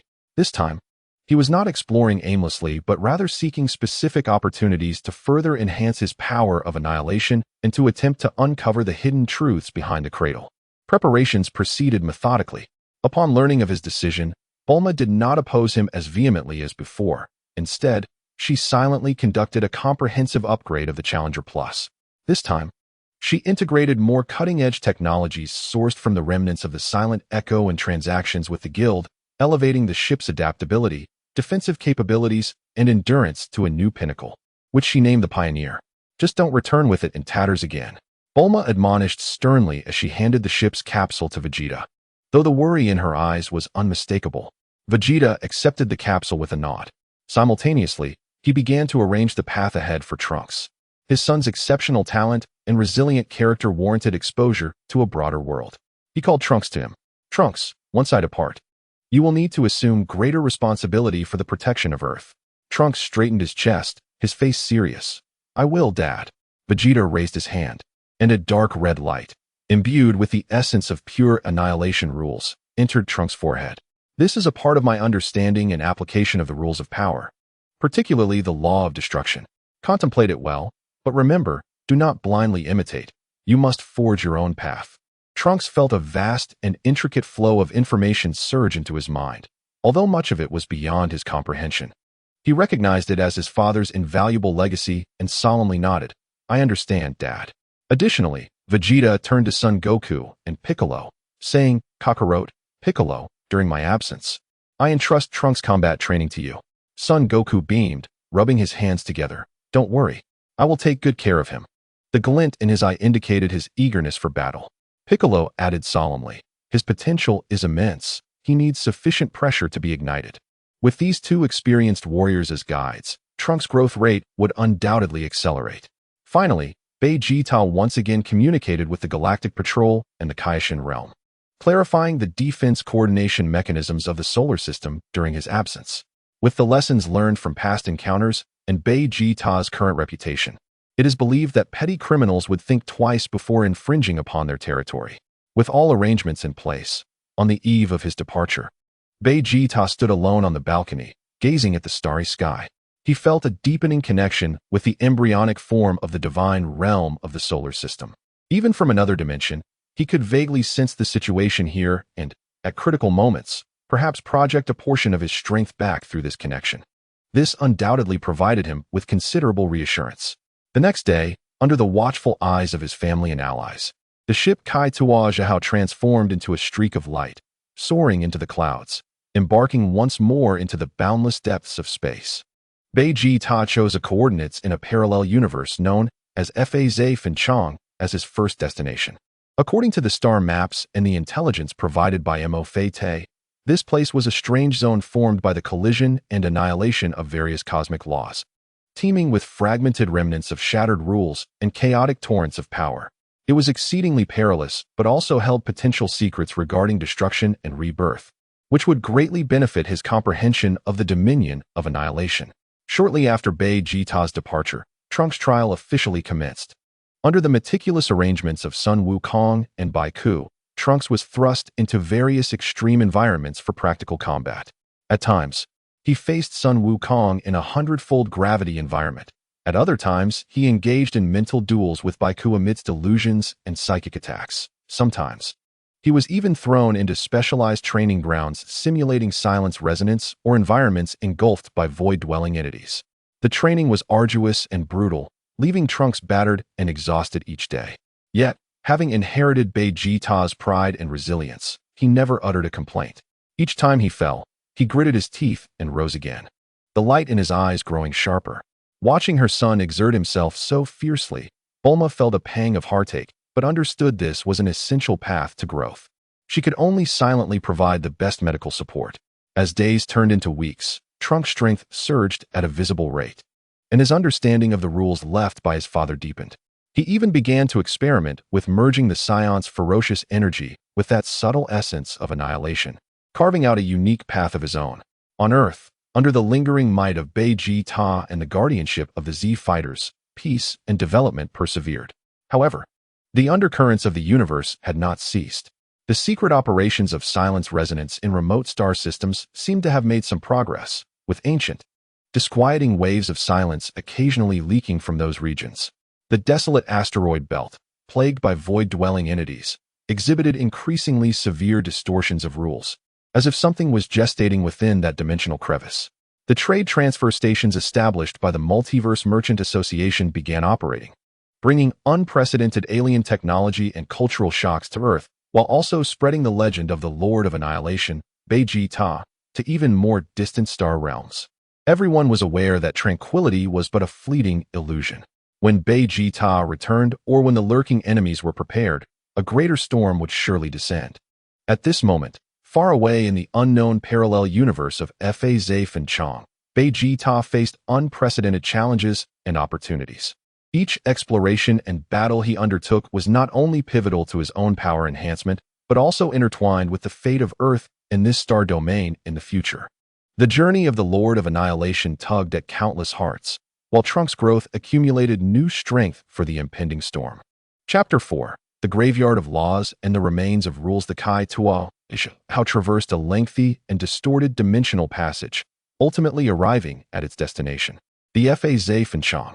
Beyond the porthole lay not the fragmented stars or chaotic nebulae one might expect, but an extraordinary spectacle, defying conventional description.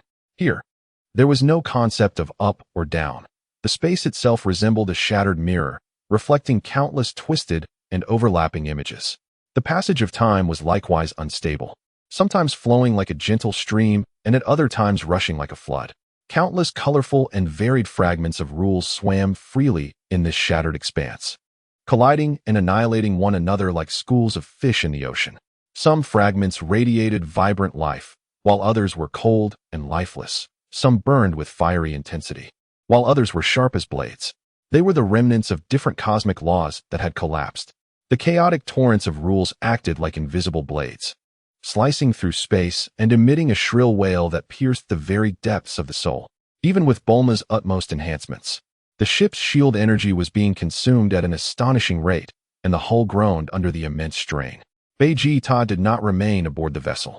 He directly manifested within the graveyard of laws, surrounded by a dark aura that naturally circulated, effortlessly dispersing the encroaching torrents of rules and fragments. The realm of the Lord of Annihilation granted him considerable adaptability to such extreme environments. He floated upon a relatively stable rock formed by some solidified temporal and spatial rules. His perception as a ruler of rules fully extended, meticulously scanning this chaotic domain. His objective was clear: to seek out powerful law fragments related to destruction and endings, or to observe the complete process of rules transitioning from order to collapse, in hopes of deepening his understanding of the dominion of annihilation. This graveyard of laws truly lived up to its name, containing an overwhelming wealth of rule-related information. Vegeta absorbed and analyzed the mysteries embedded within these unclaimed rule fragments like a parched sponge. His understanding of space, time, and energy rapidly ascended. Although this did not directly enhance his annihilation power, it allowed for a more refined application of his strength, laying a more solid foundation. Days later, he discovered a peculiar fragment at the edge of a vortex formed by countless intertwined causal lines. This fragment, dark and unremarkable, concealed within it an extremely subtle yet profoundly pure essence of finality. Unlike other fragments that were agitated, it was eerily calm, as if it had already reached the terminus of destruction, with even destruction itself on the verge of silence. Vegeta attempted to make contact with it through his divine sense. Suddenly, his consciousness seemed to be pulled into a vision of decay and the twilight of deities. Stars extinguished, dimensions collapsed, and even the rules themselves wailed as they approached their ultimate silence. This was not a violent destruction, but an irresistible, cold, and absolute end. Was this a fragment of the law of finality that surpassed mere annihilation? Vegeta's heart trembled. The essence of finality contained within this fragment bore some resemblance to what he had felt from the ocean of return, yet it was more concrete, closer to the demise at the level of rules. If he could comprehend it, perhaps he could imbue his annihilation power with a terrifying characteristic that compelled all things to conclude themselves. He immediately drew this fragment of finality near the framework of his own rules, cautiously guiding a thread of annihilation power to make contact and resonate, beginning the process of analysis and absorption of its mysteries. However, just as he immersed himself in this insight, a strong sense of danger abruptly surged. He snapped his eyes open, only to see the immense causal line vortex in front of him suddenly convulsing violently. From the center of the vortex, a colossal entity composed of countless broken chains of rules and twisted remnants of laws, resembling a humanoid form, was slowly emerging. This being exuded no life force or conscious thought. It appeared merely as a conglomeration of pure chaos and deathly rules. Its eyes, formed from shattered laws, hollowly gazed at Vegeta, or more accurately, at the fragment of finality he was attempting to comprehend. It seemed to be drawn to the aura of that finality fragment. The remains of rules captured Vegeta's attention. According to Mo Fei's intelligence, the most dangerous aspect of the graveyard of laws was not the environment, but these mindless entities, naturally formed from dense rules of death and chaos, that existed solely to consume and assimilate other rule fragments. The waves emitted by this skeletal embodiment of rules are immensely powerful, rivaling those ancient entities he faced in the exiled domain. It lets out a silent roar, shattering the surrounding space as if it were glass. Its colossal arm, formed of broken chains, carries with it a terrifying force that disrupts causality and shatters laws, reaching fiercely towards Vegeta and the fragment of the end beside him. Without hesitation, Vegeta unleashes the power of the Lord of Annihilation. The shadowy figure of his dark law manifests behind him, and with a single punch, he strikes, infusing his fist with the essence of denial, aiming directly at the approaching giant arm of rules. The clash reverberates throughout the law graveyard. igniting an intense battle concerning existence and oblivion between the skeletal embodiment of rules and the Lord of Annihilation. The violent energy and clash of laws caused the already chaotic region to fragment further. Chapter 5. Insights from the bones and the call to return. The colossal arm of the skeletal embodiment collides fiercely with Vegeta's annihilative punch. There is no material explosion, only the direct annihilation and conflict of rules. The dark power of destruction intertwines with the chaotic, lifeless torrent of rules, producing a soul-chilling shriek. The surrounding fragments of law are swept away by the shockwave, instantly reduced to dust, and even the whirlpool of causality twists violently, nearly collapsing entirely. Vegeta's figure trembles slightly as he feels an overwhelming, chaotic force, laden with the scent of death, pervading his arm, attempting to dismantle his framework of rules. The power level of this skeletal embodiment is indeed remarkably high. Vegeta forces it back with a punch, dimming the arm formed of shattered laws. Yet it appears to feel no pain, its hollow gaze still fixated on the fragment of the end, emitting an even more frenzied, invisible roar, lunging again. Its attacks lack coherence, yet they embody the primal destructive power of rules, each strike targeting the very foundation of existence. This troublesome foe, Vegeta's gaze turns cold, no longer holding back. The manifestation of annihilation solidifies further as he forms seals with his hands, dark light radiating from his body. Annihilation returns all to the void. Centered around him, a miniature domain, exuding an aura of absolute annihilation, abruptly expands. Within this domain, all active, orderly rules are forcibly suppressed, gravitating towards stillness and nothingness. The skeletal embodiment enters the domain, its movements instantly slow, and the chaotic, agitated light of rules upon it dims swiftly, as if doused with cold water. This technique, the return to the void, is born of his insights from the void, combined with his power of destruction, proving extremely effective against entities dependent on the vitality of rules. The skeletal embodiment emits a reluctant shriek, struggling madly, stirring more lifeless rules to assault the domain. Yet before this absolute essence of annihilation, its struggles prove futile. Seizing the opportunity, Vegeta points his finger like a sword, a dark stream of light condensed to its utmost. Imbued with the essence of existential denial, piercing instantly through the core of the skeletal embodiment, a mass of ever-twisting energy composed of the most concentrated lifeless rules. The sound of melting erupts from its core, akin to a red-hot iron piercing ice and snow. Its massive body trembles violently. The chains and remains forming its body begin to disintegrate and dissipate, ultimately transforming into pure, masterless energy of lifeless rules, slowly absorbed and assimilated by Vegeta's domain of annihilation. Having vanquished this formidable skeletal embodiment, Vegeta exhales lightly. Although the battle was brief, the peril it posed was no less than that of confronting an ancient entity's avatar. He has expended considerable mental energy. He gazes at the still quiet fragment of the end. After the recent battle, its connection to him seems to have tightened. He calms his mind, absorbing the pure lifeless rules left behind by the vanquished skeletal embodiment while continuing to ponder the fragment of the end. Stimulated by the battle and replenished by the energy of the skeletal embodiment, his understanding of the end deepens rapidly. Annihilation is not merely a form of fury. This silence that allows all things to descend into stillness, returning to eternal quietude, is equally terrifying, perhaps even more insidious.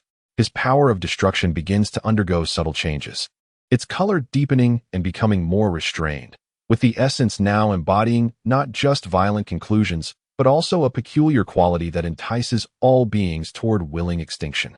Time passes, and he finally fully absorbs and digests the fragment of the end, though it does not grant a qualitative leap to his power of destruction. Its essence becomes purer and its applications more diverse. He senses he is another step closer to consolidating a true manifestation of the power of destruction.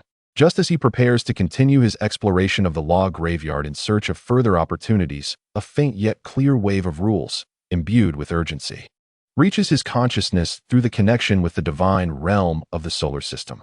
It is an urgent message from Bulma through the divine realm. Vegeta, hurry back. Trunks is in trouble.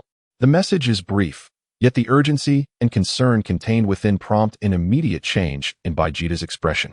Trunks is in trouble? Without a moment's hesitation, he halts his exploration, his form flickering as he returns to the explorer. Immediately, return to base. Maximum power jump. He commands the ship's intelligence, his tone betraying a sense of urgency he himself is unaware of.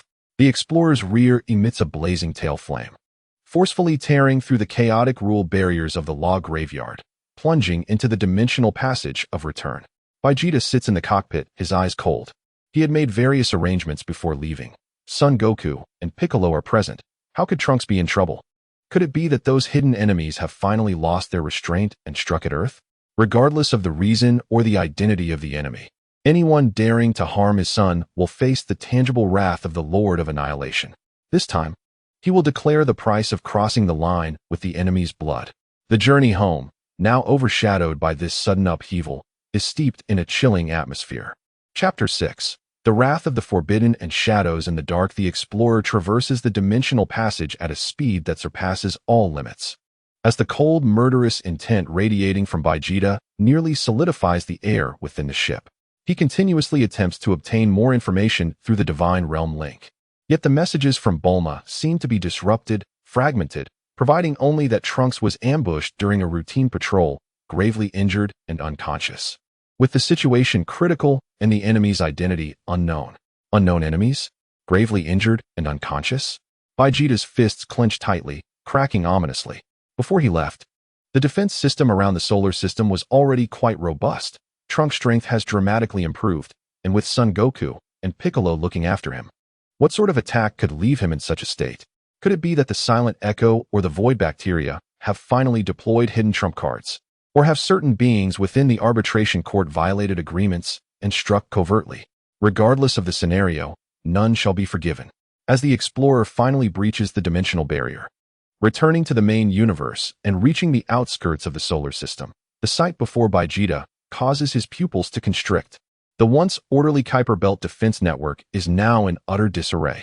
Numerous monitoring stations and automated turrets lie destroyed. Remnants of warships float in the cold void of space, some still exuding familiar lifeless auras, Silent Echo, and signs of devouring, void bacteria. But more troubling is a form of rule pollution he has never encountered. Imbued with a sense of decay and depravity, this pollution gnaws at the spatial structure like a parasite, even dimming and distorting the light passing through. There are multiple enemies. Moreover, this decaying rule brings an incredibly uncomfortable sensation, as if it embodies a deeper malice. Vegeta does not linger, instantly materializing in the West City home on Earth. Inside the medical room, the atmosphere is grave. Trunks lay unconscious in the healing pod, his complexion pale. He was enveloped by a peculiar, dark gray energy that incessantly sought to erode his vitality and disrupt the laws governing him. It was indeed the essence of decay. Bulma, Son Goku, Piccolo, and Krillin gathered around, their expressions grim. When Bulma spotted Vegeta, it was as if she had found her anchor. With a voice tinged with tears, she exclaimed, "You have finally returned." Vegeta did not respond, instead walking directly to the front of the healing pod, where the perception of the ruler of laws instantly enveloped Trunks. His expression darkened with a palpable severity. Trunks bore grave injuries, his body ravaged by the decaying rules, with his life force slowly ebbing away. More troubling was that his framework of laws had also been tainted, rendering it unstable. This was the fundamental cause of his unconsciousness. The current technology of Earth and the Senza beings could only barely sustain his life, but could not expel this root source of rule pollution. What has happened? Vegeta's voice was as cold as eternal ice. Son Goku replied gravely, "It was an ambush. While we were patrolling, we were suddenly attacked by the forces of Silent Echoes and the Void Bacteria remnants. Initially, we could manage, but then an unfamiliar group emerged. They wielded this insidious power. To protect Krillin's retreat, Trunks was struck by a peculiar curse from one of their leaders." Piccolo added, "These new foes call themselves the Decaying Whispers. Their power is bizarre, capable of contaminating rules and weakening our strength. They do not seem to be allied with Silent Echoes or the Void Bacteria. Rather, they appear to be taking advantage of the chaos." Decaying Whispers. Vegeta repeated the name, his eyes ablaze with murderous intent. "Regardless of what you are, daring to harm my son shall result in your utter annihilation." He raised his hand, and dark destructive power, akin to the most precise surgical blade, carefully delved into Trunks' body, beginning to touch, analyze, and attempt to expel the decaying rules. However, these decaying rules were exceedingly stubborn. as if they possessed a life of their own, tightly entwined with Trunks' framework of laws, even attempting to reverse corrupt Vegeta's destructive power. The essence of this decay even brushed against the edge of authority. Though not as pure as his destructive power, the characteristics of decay and corruption, which lead all things to wither, proved to be exceptionally troublesome. Humph! Vegeta snorted coldly, transforming the nature of his destructive power to incorporate a strand of the stillness and finality he had recently comprehended from the Endes fragments. This time, the results were significant. The once stubborn decaying rules, upon encountering this more fundamental essence of finality, reacted as if confronted by a nemesis, emitting a faint, almost mournful hissing sound as they began to slowly disintegrate and dissipate. Effective, yet the progress was slow, requiring time, and it would impose a certain burden on Trunks' fragile framework of laws. As Vegeta continued to channel his power to expel the pollution from his son, he instructed Bulma, "Contact Murphy immediately. I need all intelligence regarding the decaying whispers. Now, at once." He then turned to Son Goku and Piccolo. "Eliminate all remaining enemies within the solar system. Leave none alive." His command was succinct and laced with lethal intent. Bulma promptly reached out to the Multiverse Trading Association. Son Goku and Piccolo wasted no time turning away, their hearts brimming with fury. Vegeta gazed at his son's pale face within the healing pod, his anger and guilt entwined. He had underestimated the shamelessness and ruthlessness of those enemies, as well as overestimated the so-called restraints of the Arbiter's court. This time, he would not hold back. Regardless of where the decaying whispers originated or who was behind them, he would uproot them completely, employing the most ruthless methods to ensure the entire universe understood that those who provoke the ruler of destruction shall face nothing but endless annihilation and finality. Chapter 7. Thunderous Purge, and the tidings of the corrupted swamp Vegeta's command echoed like a death sentence. Son Goku and Piccolo, fueled by immense rage, surged forth from Earth like two cannonballs. At this moment, remnants of silent echoes, void bacteria units, and the newly emerged followers of the decaying whispers were still attempting to expand their gains, corroding defensive nodes. However, they soon encountered the essence of despair. Son Goku entered the perfect state of the Ultra Instinct, his silver-white aura bursting forth like a supernova, tearing apart the cold, silent echo ships as if they were mere paper, while the greedy devouring units were obliterated by the torrent of pure power. His attacks were unreserved, with each punch and kick imbued with the might of collapsing stars. Piccolo showcased the ruthless efficiency of the Mechikabura combat genius. His special beam cannon struck with deadly accuracy, piercing the cores of enemy ships. Simultaneously, he conjured large-scale magic, creating massive energy fields to trap those decaying whisper followers attempting to scatter and flee, allowing Son Goku to deliver devastating strikes. The two operated in perfect harmony, akin to an effective broom, unleashing a storm of destruction across the Kuiper Belt and beyond. The remaining enemies could not mount an effective resistance. In the face of overwhelming power, they disintegrated into cosmic dust. On Earth, Murphy arrived at incredible speed after receiving Bulma's urgent communication, utilizing a precious rule-transmitting artifact. "My lord." Upon seeing Vegeta's icy demeanor and Trunks within the healing pod, Murphy's heart sank, fully aware of the gravity of the situation, and he wasted no time in beginning his report. "The Decaying Whispers is an ancient and highly secretive cult," Murphy stated gravely as he pulled up records. "They worship what they term the Lord of Decay and Finality, believing that the ultimate fate of the universe is not silence or nothingness, but rather a descent into eternal decay and corruption. Their power core is derived from this authority of decay, capable of polluting and distorting the rules, leading all things toward withering and decline." "Where is their stronghold?" Vegeta asked directly, his tone dripping with lethal intent. "According to the limited intelligence held by the Association, their base is likely located at the cradle's edge, in a peculiar star domain known as the Corrupted Star Swamp. It is saturated with potent decaying rules, a forbidden zone for normal life," Murphy quickly replied. "However, my lord, the Corrupted Star Swamp is extraordinarily dangerous. Even the Association's advanced exploration teams dare not venture deep within. Moreover, the simultaneous emergence of the decaying whispers with silent echoes and void bacteria suggests that there might be collusion among multiple factions." Murphy did not finish his thought, but the implication was clear. This attack was likely not a coincidence, but rather a tentative alliance among various forces, or at the very least, a tacit coordination. Behind it all, there might be the tacit approval or even encouragement of certain existences within the Arbiter's court. Vegeta's gaze turned frosty. He had long anticipated that those ancient relics would not remain docile.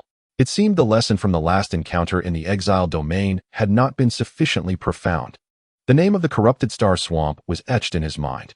Regardless of whether it was a den of dragons or a lair of tigers, he would go there. At that moment, Trunks within the healing pod emitted a faint groan, his eyelids fluttering, indicating signs of awakening. The decaying rules within him had been largely expelled under Vegeta's relentless effort. Trunks! Bulma exclaimed joyfully, rushing to the pod's side. Vegeta also slightly restrained his murderous intent, focusing more intently on channeling his power to expedite the removal of the remaining pollution. Moments later, Trunks slowly opened his eyes, his gaze still somewhat dazed and weak. Mom. Dad, upon seeing Vegeta, he paused for a moment, then recalled something and struggled to sit up. Those enemies, stay down, Vegeta commanded, his voice still flat, yet unmistakably authoritative. The enemies, I will resolve. Trunks gazed into his father's deep, yet seething with fury, eyes and nodded obediently, lying back down. He understood that his father was genuinely enraged this time. Once he confirmed that Trunks' condition had stabilized, Vegeta rose and instructed Bulma, take good care of him. He then said to Malphite, prepare a detailed star map and all known intelligence on the corrupted star swamp. Finally, he glanced out the window at the starry sky. Now calm, but still bearing the marks of battle. Wait for me to return. With that, he took a step and vanished. The next moment, he appeared before Goku and Piccolo, who had just finished their cleanup mission. Kakarot, Piccolo. Goku and Piccolo sensed the almost tangible killing intent emanating from Vegeta, and both tensed. The solar system. I'll leave it to you for now. Vegeta looked at them. Guard this place until I return. Are you going to find those guys there? Goku asked, his fighting spirit ignited. Yes. Vegeta didn't say more, but his eyes said it all. Don't worry. Goku clenched his fist. Leave this to us. Go ahead and wreak havoc. Piccolo also said in a deep voice, we'll hold it. Vegeta nodded, saying nothing more. His figure transformed into a dark streak of light, speeding directly towards the forbidden star system beyond the solar system, the corrupted star swamp. The wrath of the Lord of Destruction is about to descend upon the corrupted star swamp. A bloody storm is inevitable. Chapter 8. The corrupted star swamp and the decaying temple. The corrupted star swamp, located at the very edge of the known territory of the Cradle Star System, is an absolutely dark region where even starlight cannot penetrate. When Vegeta arrived at the outer edge of this star system, even with his Lord of Destruction level, he felt a strong sense of unease. What lay before him was not the traditional starry sky, but an endless, slowly writhing swamp composed of viscous, dark green mist. This mist was not simply gas, but a highly concentrated manifestation of decaying rules. It eroded space, corrupting and absorbing even light that approached, shrouding this region in a suffocating darkness. Occasionally, enormous, twisted remnants of celestial bodies, resembling rotting viscera, would appear and disappear in the swampy mist, emitting a nauseating stench. Some bizarre creatures, seemingly pieced together from mud and bones, swam through the swamp, devoid of reason, filled only with hatred for all living beings and order. This was a paradise of decay and depravity. A dark aura swirled around Vegeta, repelling the corrupting mist that attempted to encroach, emitting a faint hissing sound. This mist was indeed troublesome, carrying a strong polluting quality. If an ordinary rule lord were here, they would likely be assimilated within a short time. Following the star map provided by Malphite and his own sense of that corrupting rule, he flew towards the deepest part of the swamp. The deeper he went, the denser the corrupting mist became, and the more severe the rule pollution. The spatial structure became extremely unstable, sometimes distorting, sometimes forming strange folds. The flow of time was chaotic, and fragmented images of the past or future could be seen flashing by in the mist, fragments of corrupted timelines. Vegeta even saw planets utterly corrupted, their ancient ruins twisted into indescribable, horrific forms, as if proclaiming some ultimate blasphemy. After flying for an unknown amount of time, the mist suddenly thinned, revealing a relatively open area. At the center of that area floated an enormous, awe-inspiring structure. It was not a traditional building, but rather a living, pulsating organ, forcibly pieced together from countless writhing, twisted, dark green tumors, broken bones, pus-draining blood vessels, and metallic remnants shimmering with malevolent runes. Countless thick, tentacle-like chains of rules extended from the depths of this organ, rooted in the surrounding corrupted swamp, seemingly drawing nourishment. This was the core of the decaying whispers, the decaying temple. Surrounding the temple were countless fanatical, corrupt cultists, each with their own unique form, but all exuding a thick, decaying aura, chanting blasphemous prayers that distorted the mind. Further out, corrupted creatures of the rules and twisted creations patrolled the periphery. Vegeta's arrival was like a boulder thrown into a calm, if this place could be called calm, quagmire, instantly drawing attention. Intruder, it's that Lord of Ruin. Desecrator of the sanctuary, die? A maddening thought surged forth like a tidal wave. Countless corrupt cultists and creatures of the rules, like sharks smelling blood, swarmed towards Vegeta. They unleashed various corrupting rays, decay curses, and rule-based contamination, attempting to overwhelm and assimilate this uninvited guest. Vegeta's eyes were icy as he looked at the surging tide of enemies and the corrupt temple that emanated an aura he loathed. The killing intent within him could no longer be suppressed. A bunch of scum. He didn't even use any techniques, simply unleashing the overwhelming pressure of his destruction lord power without reservation. Boom! From him, a dark ripple containing absolute annihilation and a new realm of life swept outwards like a destructive storm. Where the ripple passed, the charging corrupt cultists and creatures of law were thrown into an invisible meat grinder, not even having time to scream before instantly disintegrating, shattering, and turning into the most basic particles, then being completely annihilated by the power of destruction. Their corrupting attacks, upon contact with the dark ripple, melted and dissipated like snow meeting the sun. With just a release of pressure, a large portion of the temple's outer defenses was cleared. The remaining corrupt cultists screamed in terror and began to retreat frantically. Vegeta ignored these minions. His gaze pierced through the barriers of space, locking onto the deepest part of the pulsating, corrupt temple. There, he sensed a powerful, ancient consciousness, imbued with an aura of decadence and decay, awakening. You destroyed my sacred domain, wounded my followers, and annihilated the Lord. You deserve to die? A strange voice, a mixture of countless dying wails and blasphemous whispers, rumbled from the depths of the temple, carrying a chilling malice. Immediately afterward, the temple's massive, tumor-like organ throbbed violently, and a dark green beam of light formed from pure, decaying rules, a beam seemingly capable of corrupting the entire galaxy, slammed towards Vegeta like a venomous dragon unleashed.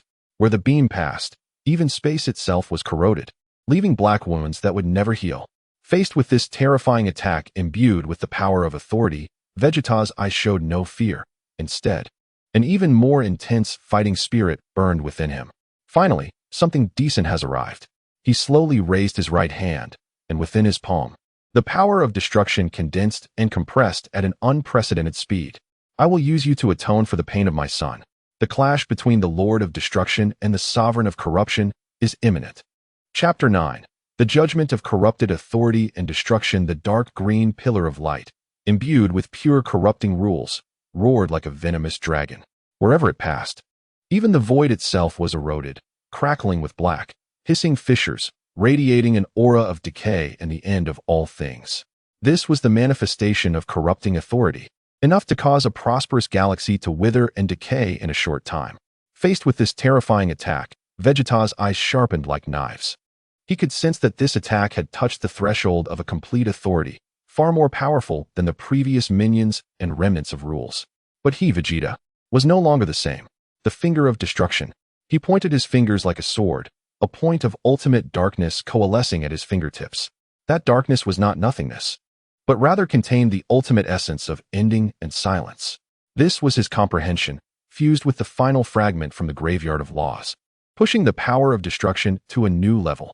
With a flick of his fingertip, there was no grand display, only a thin, dark thread, seemingly capable of absorbing all light, meeting the massive, decaying pillar of light head-on.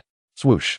Like a red-hot knife cutting into solidified grease, the seemingly insignificant dark thread, upon making contact with the decaying light pillar, astonishingly divided it asunder with an unstoppable force. The immense, decaying rules encapsulated within the dark green light pillar, upon encountering that thread, emitted a mournful wail of despair, as if meeting its natural nemesis, quickly disintegrating and collapsing into chaotic energy, which was then completely devoured and obliterated by the dark thread. The annihilation marked the end of decay, the conclusion of corruption. In the face of a more fundamental termination, even decay itself became an entity destined for eradication. The dark thread, undeterred, surged forth like the scythe of death, retracing the trajectory of the light pillar and swiftly piercing into the depths of the pulsating, decaying temple. From the temple's depths came the anguished and furious roar of that ancient consciousness. It was evident that Vegeta's gesture not only thwarted its attack, but also struck at its very foundation. Impossible. How can your power subdue my decay? The eerie voice was filled with disbelief. Vegeta stepped forward, appearing like a specter before the temple, the domain of annihilation fully unfurling, repelling the surrounding swirling miasma of decay once more. He gazed upon the temple, which convulsed and oozed more pus. His tone icy. Decay is merely an ugly form leading to extinction. What I wield is the end of all things, the ultimate destination of everything. The moment you chose to strike at my son, your demise was already sealed. Without further ado, he brought his hands together before his chest, the towering figure of the domain of annihilation becoming clearer. Endless power of destruction coalesced and compressed within his palms, ultimately transforming into a dark energy sphere, collapsing inward and emanating a destructive wave that caused the entire miasma of decay to tremble.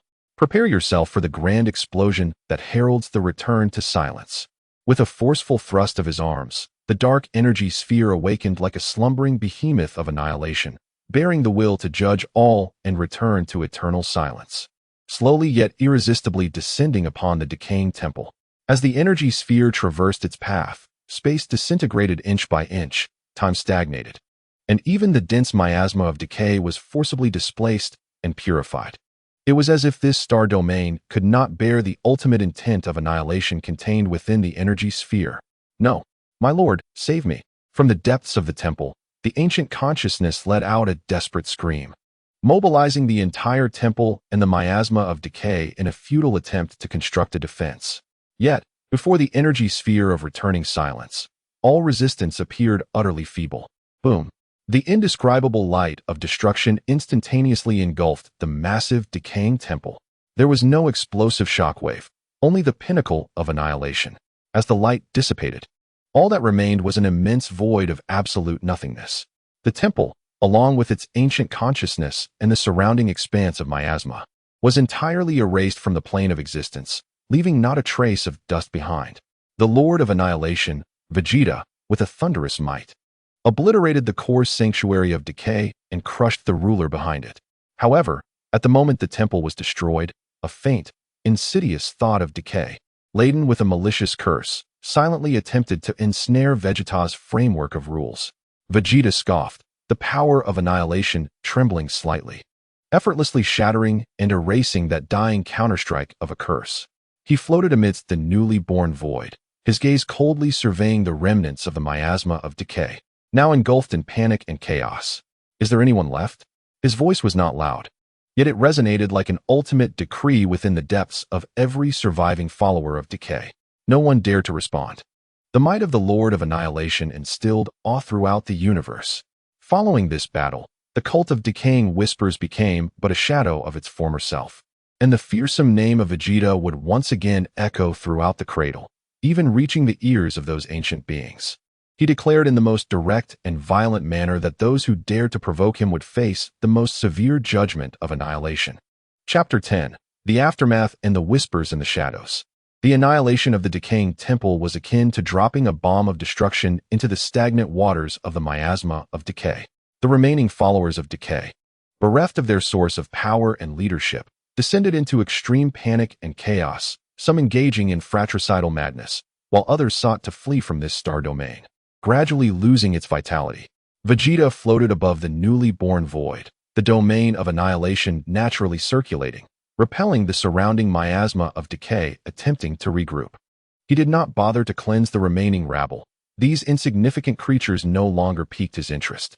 His gaze turned toward the deeper recesses of the miasma of decay, as well as other entities that might be connected to the decaying whispers. Destroying a temple and slaying a ruler was merely the beginning. He intended to make all those who participated or condoned this assault pay a price. Not lingering longer, he confirmed that the source of the decaying rules within Trunks had been thoroughly severed, then stepped forward, leaving the forbidden star domain that was beginning to slowly collapse. When Vegeta's figure reappeared on the outskirts of the solar system, the eyes of the entire Cradle Star domain focused once more on this place due to the upheaval in the miasma of decay. The speed of information transmission far surpassed light. The intelligence network of the Multiverse Trading Association promptly disseminated the news of the Lord of Annihilation, single-handedly destroying the decaying temple and crushing the decaying ruler throughout the known advanced civilizations. Accompanying this was Vegeta's cold declaration, "Is there anyone left?" The shock was profound and unparalleled. Although the cult of decaying whispers operated covertly, its existence and danger were not secrets among the upper echelons. A nest cultivated by an ancient being who had brushed the edges of power had been uprooted by a single individual in such a short time. The power of the Lord of Annihilation, Vegeta, once again reset the limits of perception for all observers. At the headquarters of the Galactic Police, Minister Eve gazed at the information in silence for a long while, ultimately issuing a command: elevate diplomatic relations with Earth civilization to the highest level of friendship. Any matters involving the solar system must receive explicit permission from the Lord of Annihilation or his representatives. In the realm of the Kaioshin, the old Kaioshin stroked his beard, his expression complex. This lad, with his decisive killings and relentless retribution, is increasingly resembling those dominators who once stirred the cosmic winds. However, one must be cautious of being too aggressive. The reactions of the hidden forces lurking in the shadows varied. In the realm of echoing silence, the cold currents of consciousness fell into a brief stillness, followed by more subtle maneuvers, seemingly accelerating the awakening of long-dormant plans, but their actions became noticeably more cautious. In the desolate asteroid belt infested with void-eating bacteria, the writhing darkness receded slightly, as if its desire to consume was suppressed by a sentiment known as trepidation. Within the Arbiter's court, behind several thrones, the Star Speaker, Watcher, regarded the incoming information with furrowed brows. Such ruthless tactics have intimidated the petty, yet they may also provoke a more intense backlash. Is the chief still silent? The Illusion Master Spectre let out a distorted laugh. How intriguing, ever more intriguing. This cradle is finally no longer so dull. Meanwhile, on Earth, there was a jubilant uproar. After Vegeta's return, Trunks had completely purged the decaying rules from his body. Under the influence of the Senzu beans and his own formidable vitality, his injuries healed rapidly, and he even benefited from the ordeal. As the framework of rules grew more resilient under the baptism of annihilation power, Son Goku and Piccolo looked at the intact Vegeta and the terrifying feats that had spread across the universe, filled with profound emotions. They understood that the gap between them and Vegeta had widened to an insurmountable extent, yet this did not dampen their fighting spirit. Rather, it ignited an even stronger fervor for training. Bulma, on the other hand, felt an unprecedented sense of relief, gazing at her husband and son, who were both safe and sound. The home front has temporarily regained its tranquility, even surpassing the safety of bygone days. The infamous name of the Ruin Lord serves as the finest talisman. Yet, the esteemed Vegeta has not relaxed his vigilance. He is acutely aware that vanquishing a decaying whisper does not address the fundamental issues at hand. Ancient adversaries still lurk in the shadows. The stance of the Arbiter remains ambiguous, and the secrets of the cradle itself remain undisclosed. He returned to the gravity chamber, preparing to assimilate the experiences gleaned from the recent expedition to the corrupted star swamp. Although his confrontation with the decaying sovereign was brief, it afforded him a more intuitive understanding of battles at the level of authority. His ruinous power was honed in combat, particularly the technique known as the End's Embrace, whose potency exceeded even his expectations. Yet, it was still insufficient. Vegeta felt the surge of power coursing through him, and his gaze turned once more to the infinite expanse of the cosmos. Power. He craved a mightier strength, one robust enough to crush all conspiracies, shatter every chain, and safeguard all that he wished to protect with absolute authority. His next expedition may well lead him to those forbidden realms that even the multiversal merchants dare not mention, places that touch the very essence of the universe. Meanwhile, in the unfathomable depths of the cosmos, more ancient and indescribable entities seem to stir, subtly agitated by the demise of the decaying whisper and the assertiveness of the Ruin Lord. Echoes from the primordial whispers begin to resonate quietly at the foundations of reality. The era of the Ruin Lord is destined to be anything but tranquil. A greater storm may be brewing in corners unknown. Chapter 1. Sedimentation and the Covenant of Primordiality. The battle at the corrupted star swamp became infamous far and wide. In the ensuing months, the solar system and its surrounding vast star realms fell into an eerie calm. No matter the lingering remnants of the void-devouring forces or other nefarious civilizations, all withdrew their claws, hesitating to provoke the Ruin Lord's brilliance. Vegeta welcomed the serenity, dedicating most of his time to profound cultivation and introspection. Within the gravity chamber, he subtly adjusted the flow of time with his command over the rules. He was not engaged in high-intensity energy output, but rather immersing his mind deeply into the core of his own framework of rules, repeatedly contemplating and refining the fragment of authority intertwined with the ruinous power. His encounter with the decaying sovereign, particularly the rule resonance evoked during the execution of the End's embrace, deepened his understanding of the essence of termination. Ruin is not merely destruction. It resembles a reset, an ending of an old cycle, harboring the potential for a new one to commence. This aligns subtly with the insight he gleaned from the abyssal sea, finding rebirth within the end. His nascent form of ruinous dharma became increasingly solid within the sea of consciousness, its dark radiance both restrained and profound, as if containing the boundless mysteries of creation and chaos. He sensed that he was on the cusp of truly coalescing a complete manifestation of ruinous authority, merely a pivotal opportunity away, or perhaps a layer of understanding yet to be pierced.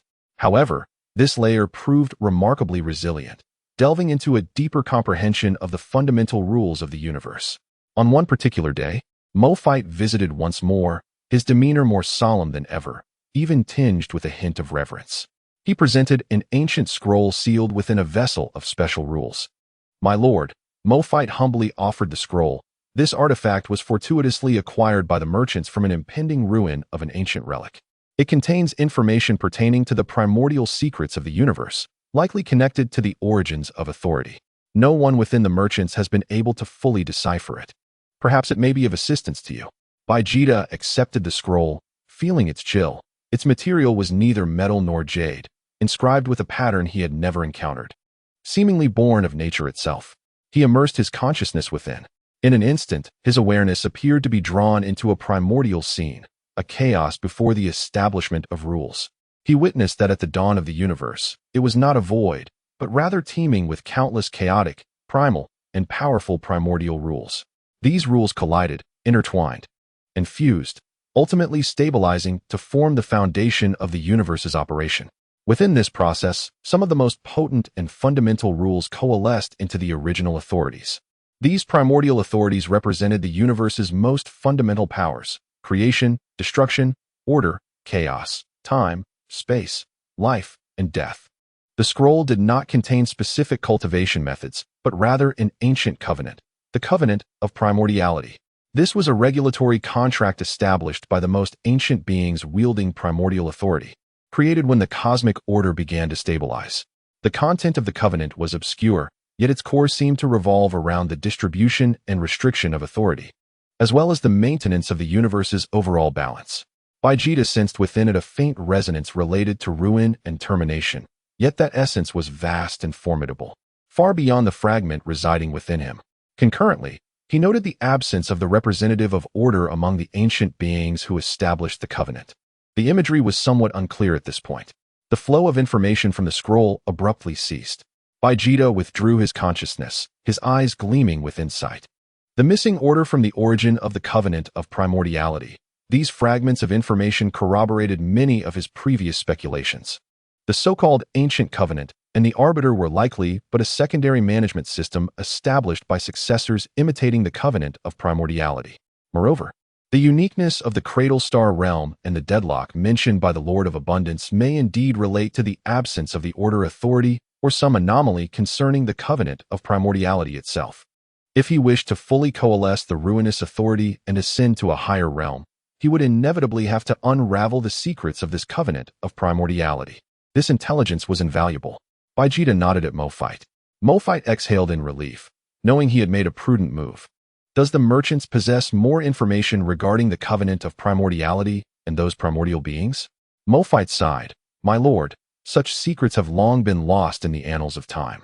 It is sheer fortune that the merchants obtained this fragment. Perhaps only those ancient beings who have survived since primordial times know the complete truth. Surviving beings from primordial times? Vegeta immediately thought of the Arbiter's chief and the enigmatic Lord of Abundance.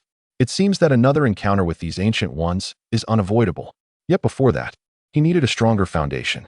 He turned his gaze once more to the star chart, ultimately fixing upon a legendary location marked by the multiversal merchants as the source of rules.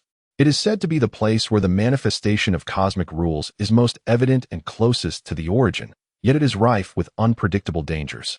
A domain even complete authority holders must approach with caution. The source of rules may hold the opportunity he seeks. Just as Vegeta was strategizing his next, perhaps final expedition, an exceedingly faint yet undeniably authoritative wave of rules passed through the solar system, akin to a stone cast into a lake, precisely reaching his perception. The wave emanated from the Arbiter's chief. No words were spoken, only a simple message. The time has come, within the depths of the abyssal sea. The covenant of primordiality reveals hints anew. Do you wish to join? The message carried an invitation of equality. Vegeta's gaze sharpened. The depths of the abyssal sea? Hints of the covenant of primordiality? The chief's invitation? Was this all mere coincidence or part of a preordained chess game? A cold, resolute smile graced his lips. Regardless of what it may be, he had resolved to wade into this murky water. The plan for the source of rules would be temporarily set aside. His next objective pointed directly towards the depths of the abyssal sea, a forbidden realm that may conceal the ultimate mysteries of the universe. The path of the Ruin Lord's authority is about to take its most critical step. Chapter 2. Returning to the Abyss. The invitation of the deep, the chief's invitation, came unexpectedly, yet it bore a sense of inevitability. Vegeta did not hesitate long before making his decision. Accompanying an entity of such paramount stature as the chief undoubtedly harbors unpredictable risks. However, it equally presents an unparalleled opportunity to glimpse the very essence of the cosmos and pursue the ultimate authority. Within the depths of the Goku Sea lies a realm he has yet to truly explore, concealing secrets that may far exceed imagination. He did not disturb anyone, merely informing Bulma of his impending journey. The return date unspecified. Bulma, accustomed to his ventures, silently inspected the status of the pioneer and advised him to exercise utmost caution. This time, Vegeta did not board a spacecraft. Having attained the realm of the Destruction Lord, particularly after establishing a preliminary stability in the divine realm, his comprehension and application of the rules had reached a profound level. Thus, traversing the vastness of space was no longer a formidable challenge for him. With a single step, he exited West City, and in the next moment, he found himself at the edge of the solar system. After orienting himself, a dark aura enveloped him as he tore through the fabric of space, following the faint connection to the Goku Sea and the vague coordinates accompanying the chief's invitation. Embarking on his journey, the path was long, crossing countless desolate star fields and chaotic currents of rules. Vegeta's velocity surpassed that of light as he navigated through dimensional seams, experiencing the intricate interweaving and collision of diverse cosmic rules, which deepened his understanding of their multiplicity. Time became an abstraction as he traversed the familiar, oppressive absolute darkness once more. He had arrived at the Goku Sea. In contrast to his previous visit, Vegeta's sensations were radically transformed. The Goku power that once required vigilant resistance now felt like a gentle breeze brushing against him, effortlessly dissolved by the aura of destruction surrounding him. He could even sense the pervasive essence of dissolution within the Goku Sea resonating subtly with his own destructive force. Without lingering at the periphery, he advanced into the depths of the Goku Sea, heading towards its core, a region more enigmatic and perilous than the graveyard of laws. The deeper he ventured, the more refined and potent the Goku power became, even beginning to exhibit a liquid-like quality, as if he were navigating through an endless ocean composed of the void. Here, fragments of rules were nearly non-existent, for any rule lacking resilience would swiftly be assimilated and dissolved upon entering this domain. Occasionally, he glimpsed ancient islands emanating a faint luminescence, not material entities but rather rule singularities formed from exceptionally stable, nearly primordial rules, valiantly resisting the encroachment of Goku power like coral reefs amidst the sea. Guided by the coordinates provided by the chief, Vegeta approached one of the largest rule singularities. As he drew nearer, he felt a familiar and imposing presence. The chief had indeed arrived first. The rule singularity was not spherical, but rather a complex polyhedron constantly morphing, composed of countless basic rule runes. Its scale comparable to that of a stellar system. On one facet of the singularity, the chief's silhouette, shrouded in a hazy glow, floated serenely, seemingly merging with the entirety of the singularity. Vegeta landed upon the surface of the singularity, feeling a solid yet frigid sensation beneath his feet, akin to treading upon the very skeleton of the universe. "You have arrived," the chief's voice resonated, still calm but devoid of the absolute authority he had wielded during their last arbitration, infused now with an ineffable gravity. Vegeta regarded him directly. Where lies the clue to the original contract? The chief's nebulous gaze turned towards the deeper darkness of the Goeishu Sea, in that domain of absolute nothingness, where even the Goeishu power tends towards stillness. Recently, anomalous ripples of rules have emerged from there, bearing characteristics reminiscent of the remnants of the original contract. Absolute nothingness. Vegeta's brow furrowed slightly. That was a realm even deeper than his current location, where the very concepts of rules and time were said to lose all significance. A true terminus of existence. "Why summon me?" Vegeta inquired, skeptical that the chief's invitation stemmed solely from faith in his potential. The chief paused thoughtfully before responding. That region possesses a formidable repulsion and dissolution effect on powers of authority. The more complete the authority, the greater the suppression experienced. Should we force our entry, the cost would be substantial, and it may invoke unpredictable consequences. He turned his gaze towards Vegeta.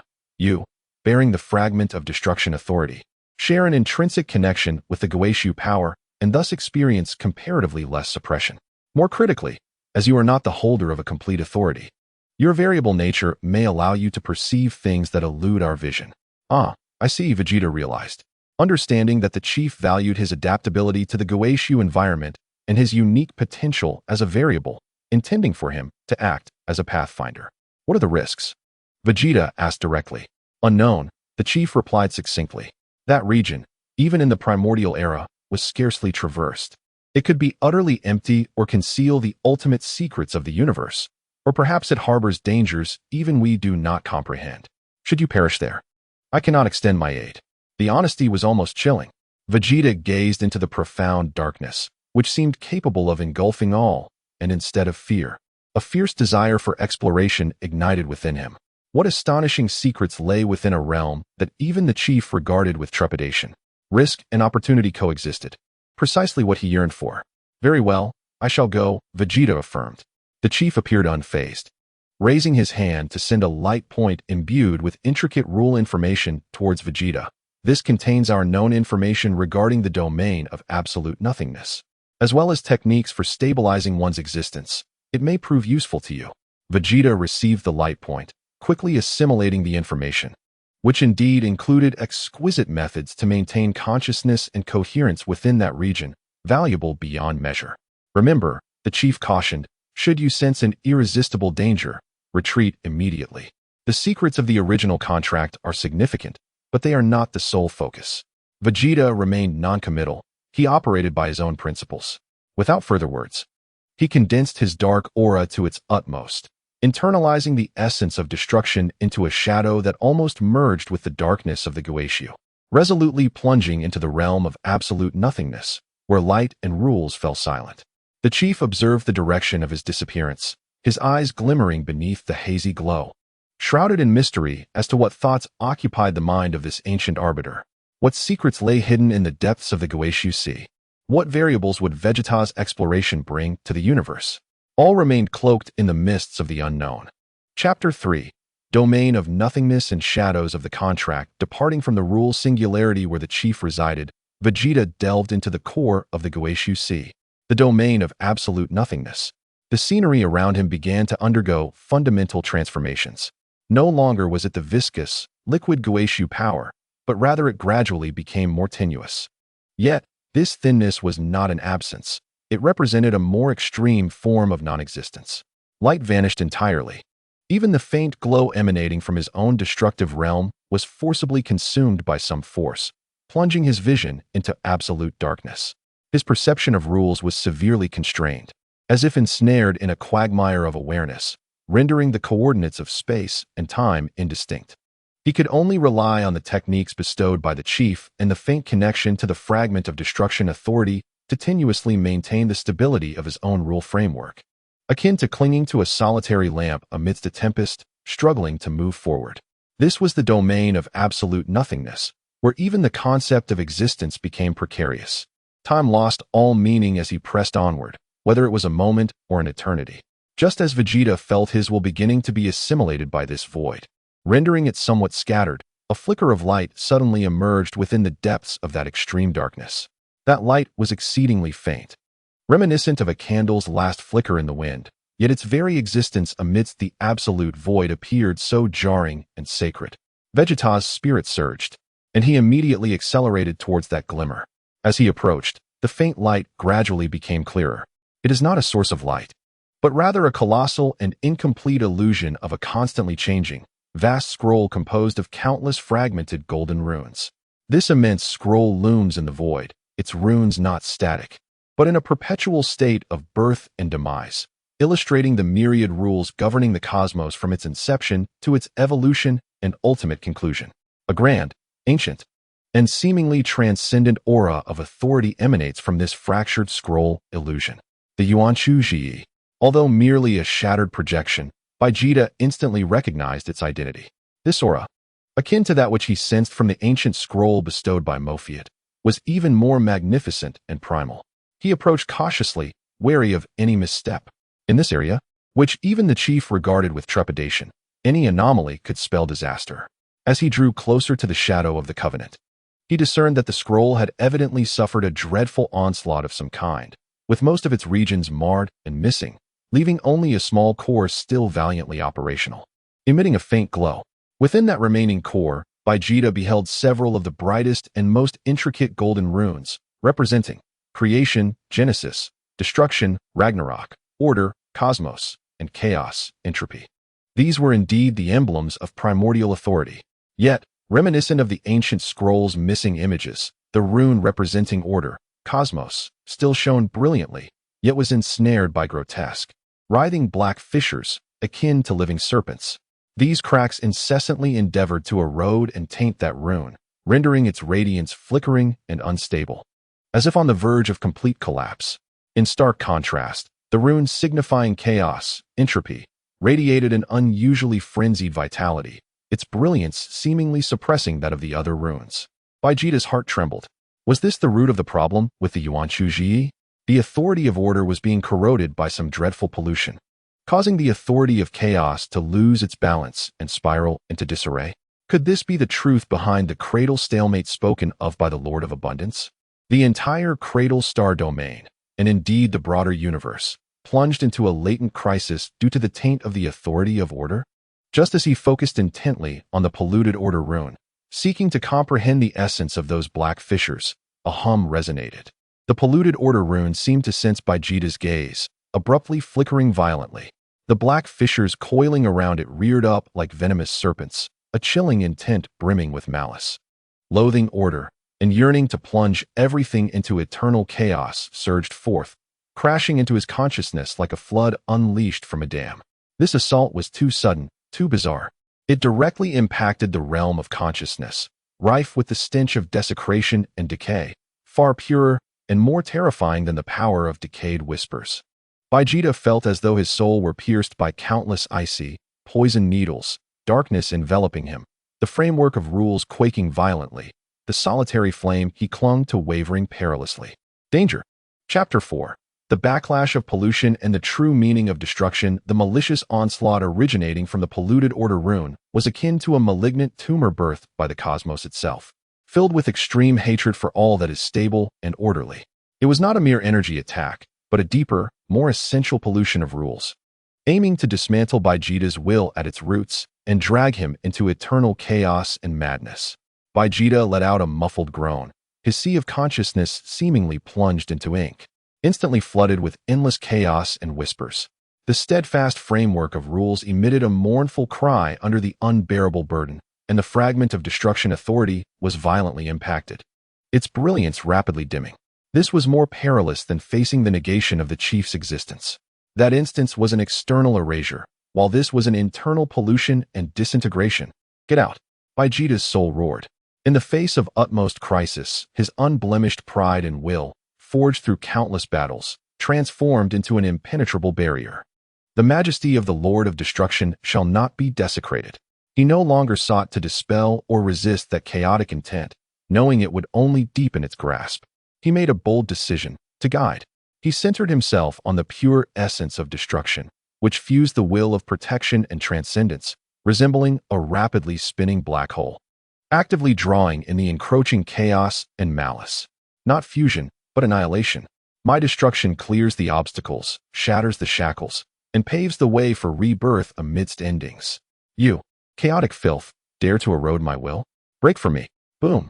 Deep within his consciousness, the fragment of destruction authority ignited with an unprecedented brilliance. The dark light transcended mere termination, embodying a pure intent to negate all filth and cleanse all chaos. Destruction is also the genesis of new beginnings. It is the force that breaks the old and welcomes the new order. The chaotic malice that had been drawn in faced this ultimate purity of destruction as if encountering its nemesis, letting out a silent, heartrending wail, forcibly decomposed, stripped away, and obliterated. This was an exceedingly perilous process, akin to dancing on the edge of a blade or strolling along the precipice. Yet Vegeta's will remained as unyielding as a mountain, and under his guidance, the essence of destruction completed a crucial sublimation. He no longer wielded destruction merely as a weapon. He began to truly comprehend its profound truth as one of the fundamental laws of the universe. Uncertain how long it passed, the chaos and whispers in the sea of consciousness completely dissipated, replaced by an unprecedented clarity and focus. Although the fragment of destruction authority had consumed immense energy, becoming somewhat dimmer, its essence had grown purer, as if the last impurities had been removed, and its fusion with Vegeta's will was now more perfect. He could even sense a faint resonance between himself and the rune of destruction, Ragnarok, on the Yuanshu Ji. Vegeta slowly opened his eyes in this void.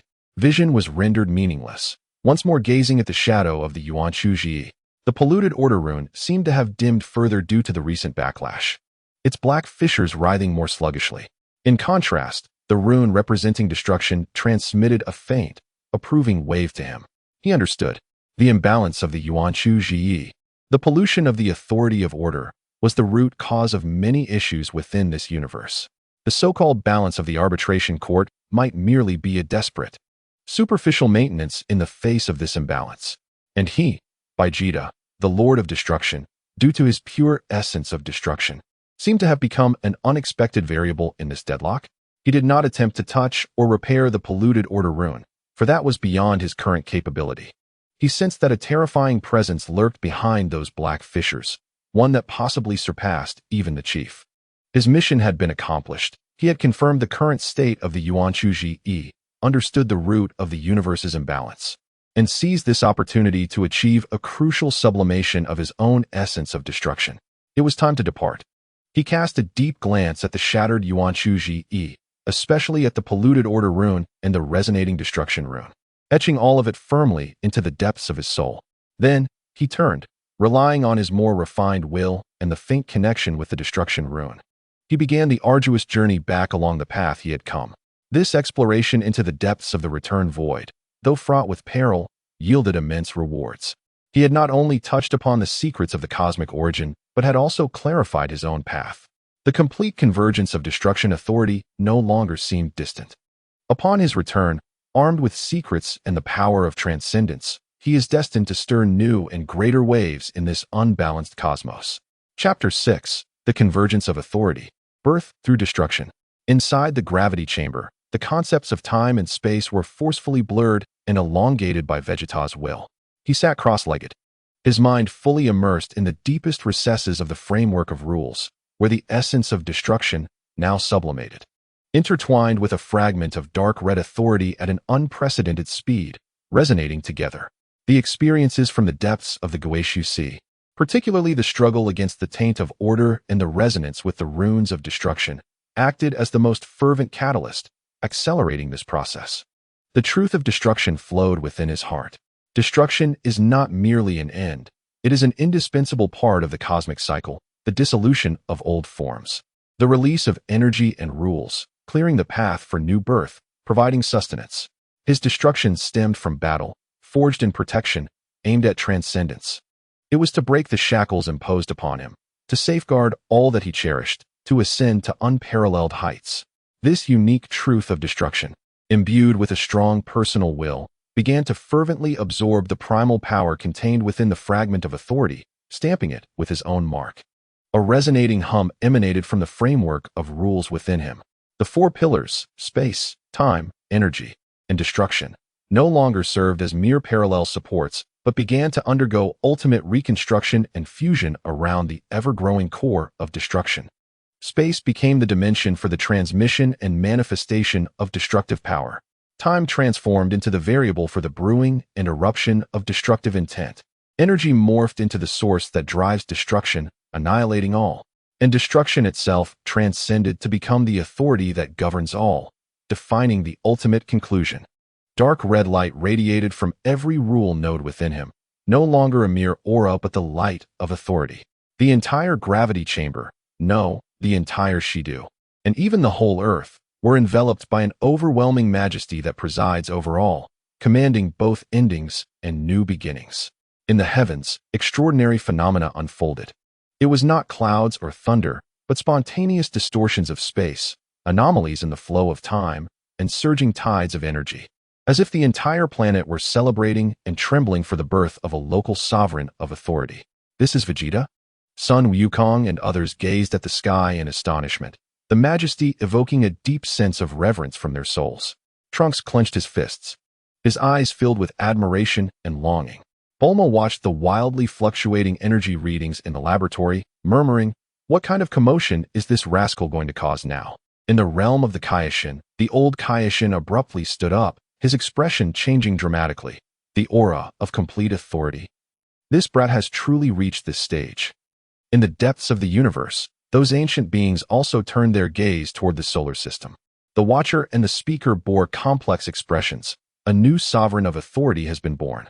Deep within the cold, echoing thoughts, a profound sense of dread emerged. The dark writhing of the void devourers grew increasingly agitated. The illusion master's specter emitted a laugh of ambiguous meaning. Meanwhile, the mysterious Lord of Abundance cast a gaze imbued with anticipation from a distant starfield. Within the gravity chamber, Vegeta's transformation reached a critical moment.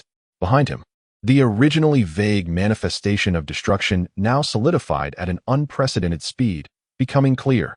Ultimately, it transformed into a majestic figure that stood tall, bearing an identical visage to Vegeta. Surrounded by dark red runes of destruction, with eyes containing the awe-inspiring imagery of creation and the return to chaos. The manifestation of the authority of destruction was complete. Simultaneously, Vegeta's true form suddenly opened his eyes. His pupils had transformed into two slowly rotating dark red whirlpools of chaos, and wherever his gaze fell, the rules bowed in submission. And all fell silent. He slowly raised his hand, feeling the continuous flow of complete destructive authority within him, as if he had become the embodiment of the universe's destruction and conclusion, capable of invoking the rules and defining the ultimate end with but a thought. He had succeeded. After enduring trials and tribulations, living through countless deaths, he had finally broken through the most crucial threshold, consolidating the complete authority of destruction, officially becoming another sovereign of authority in the universe. Henceforth, among the ranks of the universe's top powers, a new name emerged, the Master of Destruction, Vegeta. He stood up. His aura reined in, yet the natural majesty radiating from him slightly distorted the space within the gravity chamber. With a single step, he appeared above Shidu. His gaze swept over the city beneath him, across the distant Baozi Mountain, over the entire Azure planet, and upon the sun radiating light and warmth. A profound sense of absolute control surged within him. In this divine realm, he was the ultimate sovereign. His gaze then turned toward the vast starry sea. With order in disarray, chaos was on the rise, and the ancient covenant had been broken. This universe needed a new order. And he, the Master of Destruction, Vegeta, would partake in this ultimate game concerning the future of the cosmos in his own way. The authority established, the winds of change began to rise. The era of the Master of Destruction has officially arrived. Chapter 7. establishing authority in the covenant of all realms. Having consolidated the complete authority of destruction and achieved the title of Master of Destruction, the cosmic waves he stirred had yet to settle before he commenced his actions. Establishing authority was a necessary means to solidify his position and proclaim the dawn of a new era. His target was aimed squarely at those who had once bared their fangs at the solar system or lurked in the shadows, poised to strike. He did not mobilize armies, nor did he even leave the solar system. His first destination was the core domain of the Silent Echo. That cold starfield, shrouded in absolute stasis rules, now reverberated with the will of the Master of Destruction. The past causality is concluded today. Without unnecessary words, Vegeta pointed from afar, not targeting any individual. He aimed at the very source of the stasis rules that allowed that starfield to exist. In an instant, centered around the core node of Silent Echo, the stasis rules of vast starfields began to violently tremble and fracture, like a stone thrown into ice. Countless silent ships silently disintegrated amid the turmoil of the rules, and the cold thoughts emitted terrified wails. The entire sphere of influence of Silent Echo saw a drastic decline in rule stability, its foundation shaken. Vegeta did not seek total annihilation. After the strike, his will receded like the tide. Yet the warning left behind rendered all remnants of Silent Echo mute, unable to pose a threat for the foreseeable future. The second stop directed his gaze toward the desolate star belt occupied by the Void Devourers. The writhing darkness sensed a lethal threat, emitting a shriek of greed and fear. Vegeta did not even need to strike. He merely enveloped that star belt with the pressure of his destructive authority, like an invisible net. In an instant, all Void Devourer units attempting to consume and expand became frozen in place, their core desires suppressed by a more fundamental essence of conclusion, rendering them incapable of acting recklessly. The erosion phenomena within the desolate star belt significantly slowed. Again, this was a warning, not an extermination. These two acts of distant authority were remarkably effective. The title of Master of Destruction was no longer merely a title, but had become the Damocles sword hanging over the heads of many hostile forces, representing absolute power and inviolable majesty. Having accomplished these feats, Vegeta did not pause. Through the Multiverse Merchant Guild, he sent a stream of information to all known high civilizations, powerful individuals, and secret organizations within the universe, not as an invitation, but as a declaration. The stream contained partial truths regarding the imbalance of the Yuanshu Covenant and the pollution of the Authority of Order, processed to obscure the details. Clearly stating that the old balance had already failed, the authority of the arbitration court was built upon a fractured foundation, and the universe was sliding into unknown chaos. Finally, he proposed his own assertion, the Covenant of all realms. The core tenets of the Covenant consist of three fundamental principles. 1. Territorial autonomy. Each civilization and ethnic group shall enjoy the highest degree of self-governance within their legitimate territories, free from unwarranted external interference. 2. Collaborative order. Abandoning the predatory law of the jungle, we shall collectively uphold a relatively peaceful cosmos conducive to communication and development. Any act that incites widespread exterminatory warfare or recklessly disrupts the balance of established rules shall be regarded as a challenge to the Covenant. 3. Collective crisis management. In the face of potential threats that may jeopardize the existence of the cosmos, such as the spread of order pollution, members of the Covenant are obliged to share intelligence and collaborate in response. This is not a coercive, centralized organization, but rather a loose alliance framework based on mutual interests and fundamental rules. It acknowledges differences and respects autonomy while delineating non-negotiable red lines. The initiator of the Covenant, the Lord of Destruction, Vegeta, shall serve as the first guardian of the Covenant, responsible for overseeing its execution and meting out punitive measures against blatant violators. The news reverberated through the cosmos, tantamount to a brazen challenge to the existing order, particularly the authority of the arbitration court. It seeks to establish a novel set of cosmic rules under the aegis of the Lord of Destruction. Many civilizations, weary of the oppression from ancient powers or yearning for peaceful development, were stirred. However, some civilizations adopted a wait-and-see attitude, fearing this might be another form of hegemony. Those accustomed to profiting in chaos or harboring their ambitions were resolutely opposed to the Covenant. The response from the arbitration court was subtle. The chief remained silent, offering no commentary. The Star Whisperer, representing the arbitration court, issued a statement acknowledging the challenges facing the cosmos and calling for restraint and dialogue, yet refrained from directly commenting on the covenant, maintaining an ambiguous stance. The Lord of Illusions dismissed it with scorn, viewing it as mere childish play. Yet, unexpectedly, the first to publicly respond to the covenant was the enigmatic Lord of Abundance. Through a spokesperson from a prosperous star system, he expressed his endorsement of the covenant's ideals, announcing that several civilizations under his aegis, which uphold life and order, would voluntarily join the covenant and offer their support. The declaration from the Lord of Abundance cast a monumental stone into the tranquil waters, significantly enhancing the initial influence of the covenant. On Earth, in the West Capital, Vegeta observed the various reactions compiled by Mofiat, his demeanor calm. He did not expect all factions to immediately embrace the covenant. This was merely a commencement, a wedge to fracture the old paradigm. The ensuing period, he feared, would not be tranquil. Bulma expressed her concerns. The introduction of the covenant effectively thrust Vegeta and the solar system into the spotlight. It matters not, Vegeta replied nonchalantly. The storm will come in due time.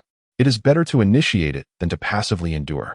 He needed to consolidate forces willing to adhere to order to jointly confront a potentially greater crisis, stemming from the pollution of the authority of order, which could sweep across the cosmos. The establishment of the covenant marked the moment when Vegeta, the Lord of Destruction, officially transitioned from a formidable guardian to a remaker of cosmic order.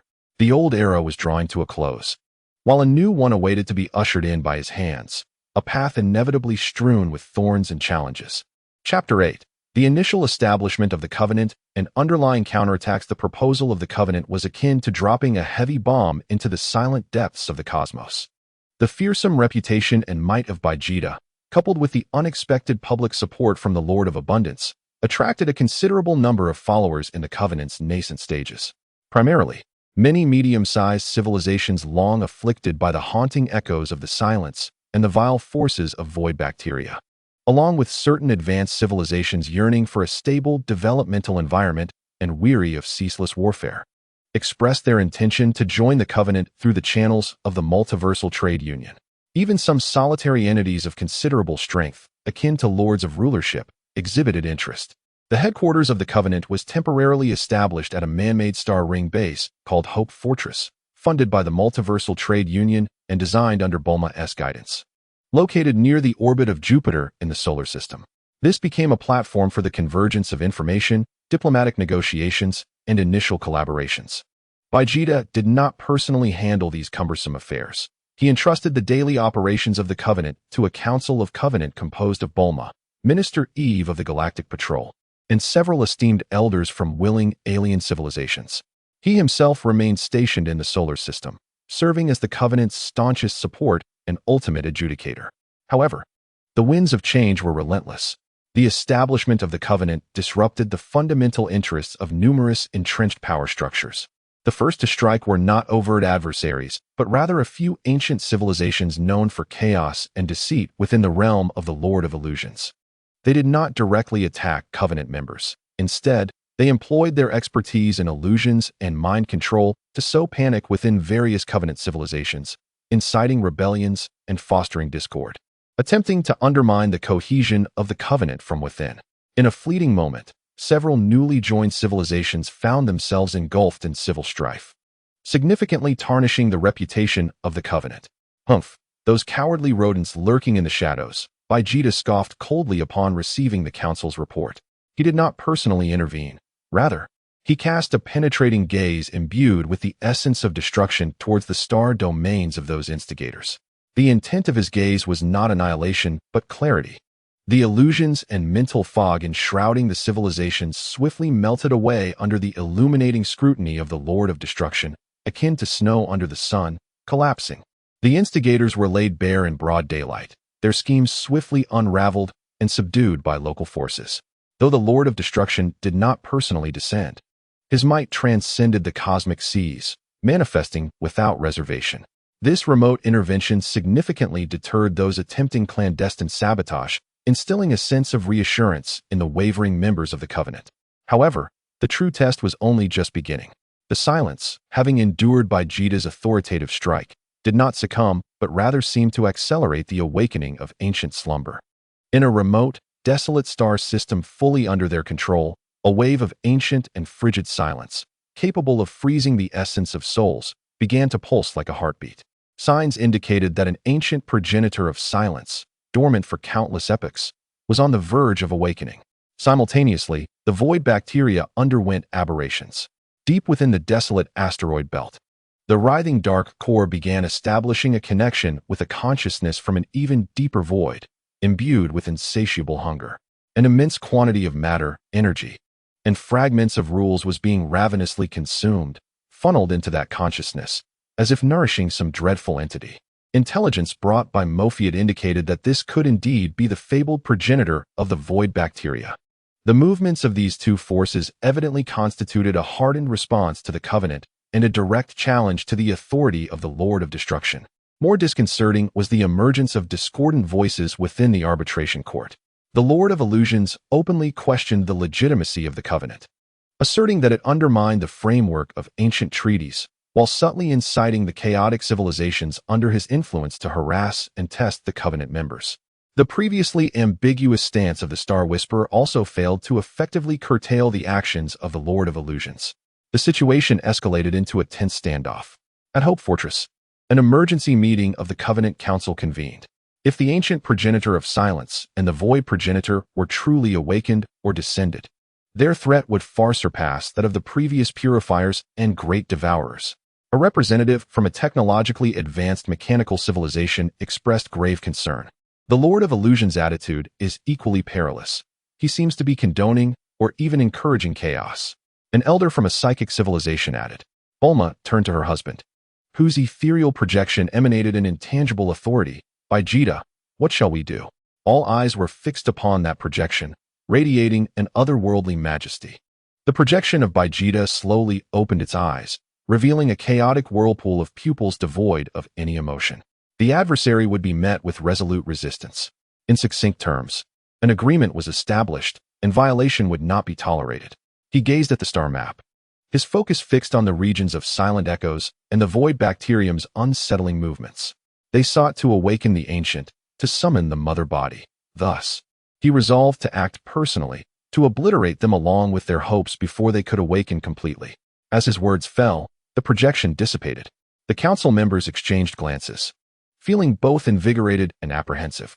Was the Lord of Destruction preparing to take the initiative, to strike at the heart of the matter? Meanwhile, within the gravity chamber of Earth, Vegeta's corporeal form gradually stood upright, the power of destruction swirling around him, resonating with the entirety of the solar system's divine realm. He realized that the true war was only just beginning. This time, he would not hold back. With a thunderous force, he would utterly crush those who dared to challenge the Covenant and threaten the stability of the universe. The campaign of the Lord of Destruction was about to commence anew, targeting the silent ancestors' incubation site and the arrival point of the void mother body. Chapter 9, Thunderous Assault, Dual Fronts of War. Vegeta's decision was resolute and unwavering. After issuing an order to the Covenant Council to maintain their defensive lines and remain vigilant against the disturbances caused by the Lord of Illusions, his corporeal form had vanished from the solar system. He chose not to engage in piecemeal destruction, but made an audacious, even reckless decision to wage war on two fronts simultaneously. He would head to the silent Echo's desolate star system to awaken the ancient ancestors, as well as the barren star belt where the void bacterium called forth the mother body. This required absolute confidence in his own powers and mastery over the authority of destruction. The first destination, the frozen tomb of the dead silent star system. This region had long been transformed into a complete dead zone by the silent echoes, with even the stars forcibly extinguished, turned into cold remnants of celestial bodies. At the core of the star system, a massive object, enveloped in countless azure ice crystals, pulsated slowly and powerfully, each beat emanating a chilling terror that froze the very laws of existence. The ancient and silent intent had begun to take shape. Vegeta's figure disregarded the layered fleets and regulatory barriers surrounding him, appearing directly above the heart of ice crystals. The dream disruptor would be punished. A frigid thought, intermingled with the wails of countless lost souls, emanated from the heart, attempting to freeze Vegeta's soul and the laws themselves. Vegeta could scarcely be bothered to respond. He merely lifted his foot and gently stomped down. Destruction's pulse, not aimed at the icy heart, but targeting the very foundation of the silent rules that composed this dead star system. Crack! From the center of his foot, dark fissures containing the true essence of destruction rapidly spread throughout the entire star system like a spider's web. All creations, fleets, barriers, and even the cold remnants of stars that depended on the silent rules shattered under the tremors of these laws, disintegrating and vanishing as if they were mere glass. The pulsating icy heart faltered, its surface flickering with azure light, its intent filled with rage. How dare you disturb the silence? Vegeta pointed his finger like a blade towards the icy heart and made a sweeping motion in the air, severing the source of destruction. A thin, dark beam of light, seemingly capable of severing causal connections, flashed forth.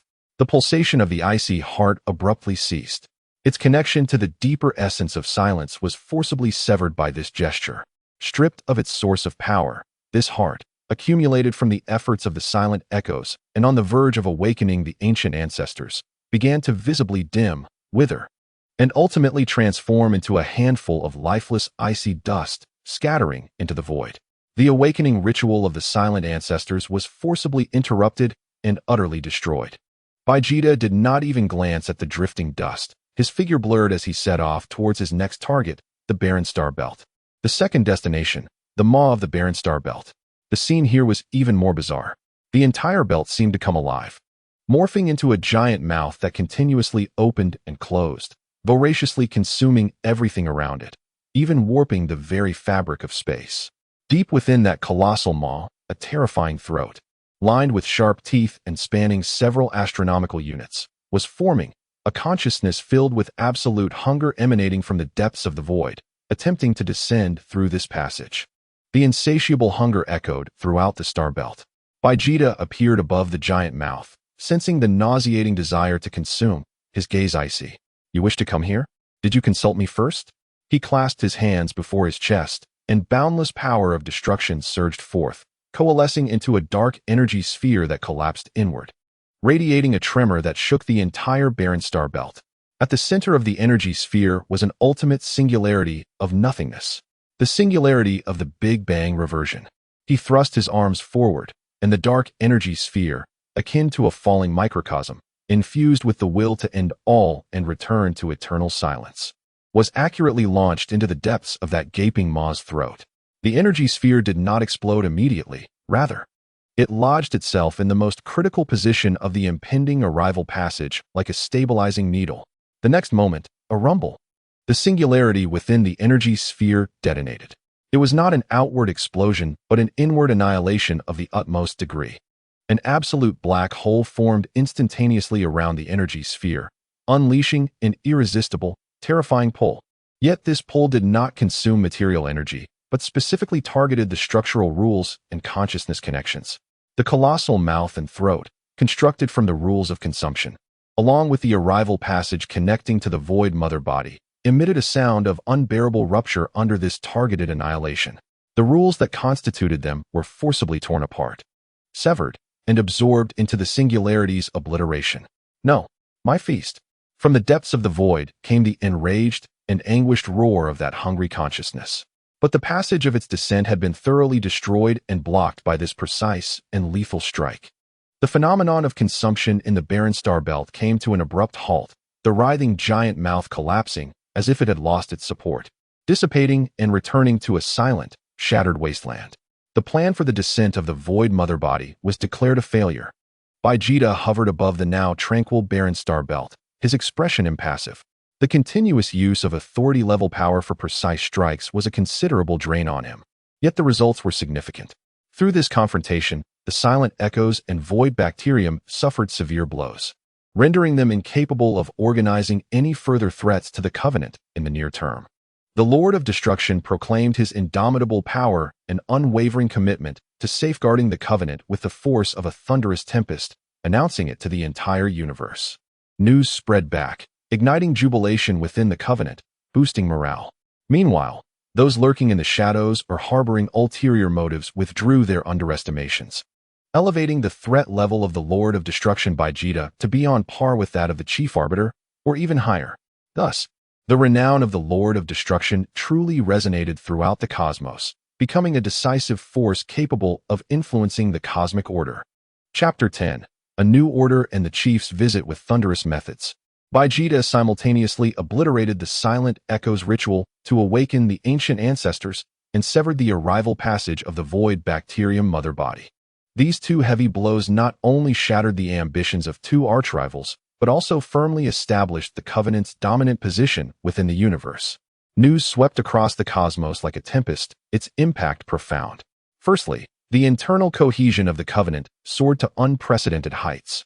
Those member civilizations that had previously been wavering now solidified their confidence, actively engaging in various collaborations within the Covenant framework. The Hope Fortress became increasingly lively, with technological exchanges, resource swaps, and joint defense exercises flourishing, and the embryonic form of a cosmic community based on peace and development began to emerge. Secondly, the external environment significantly improved. The chaotic civilizations under the Lord of Illusions noticeably restrained themselves, no longer daring to provoke the members of the Covenant lightly. Other once neutral powerful individuals or civilizations have begun to seriously contemplate the prospect of joining the Covenant. The fearsome reputation of the Lord of Annihilation has become the Covenant's most effective talisman. Yet, the Scion Prince, Vegeta, has not allowed himself to become complacent. He is acutely aware that beneath the surface tranquility, tumultuous currents still surge. Although the echo of stillness and the Void Devourer have suffered severe blows, their roots have not been entirely eradicated. The existence behind the tainted authority of order remains a colossal and unknown threat. Within the arbitration court, the chief's stance remains ambiguous. The Lord of Illusions harbors unresolved hostility, and the Star Weaver's position is shrouded in ambiguity. Not to mention the potential existence of even older primordial secrets. Power. He craves a more formidable power, not solely in terms of destructive capability, but a deeper understanding and mastery of the cosmic laws. He has once again entered a profound retreat. Not to break through the recently consolidated authority, there will be no qualitative leap in the short term, but to solidify his realm and unearth the potential of his authority. He must fully harness the power of the authority of annihilation, developing more intricate applications, and strive to further perfect the divine domain of the solar system, transforming it into an impregnable fortress. Shortly after his retreat, an unexpected yet somewhat anticipated visitor arrived in the solar system. The newcomer did not arrive by any means of transportation, but appeared silently at the doorstep of Shidu, Vegeta's home, as if merging with the very fabric of the rules. It was none other than the chief of the arbitration court. Cloaked in an ethereal radiance, the glow seemed more subdued than before, devoid of the suffocating absolute majesty it once bore, now tinged with a hint of tranquility. Both Boerma and Terlank felt the vast, starry aura and became tense. Suin Wukong and Bika also appeared nearby, as if bracing for an imminent confrontation.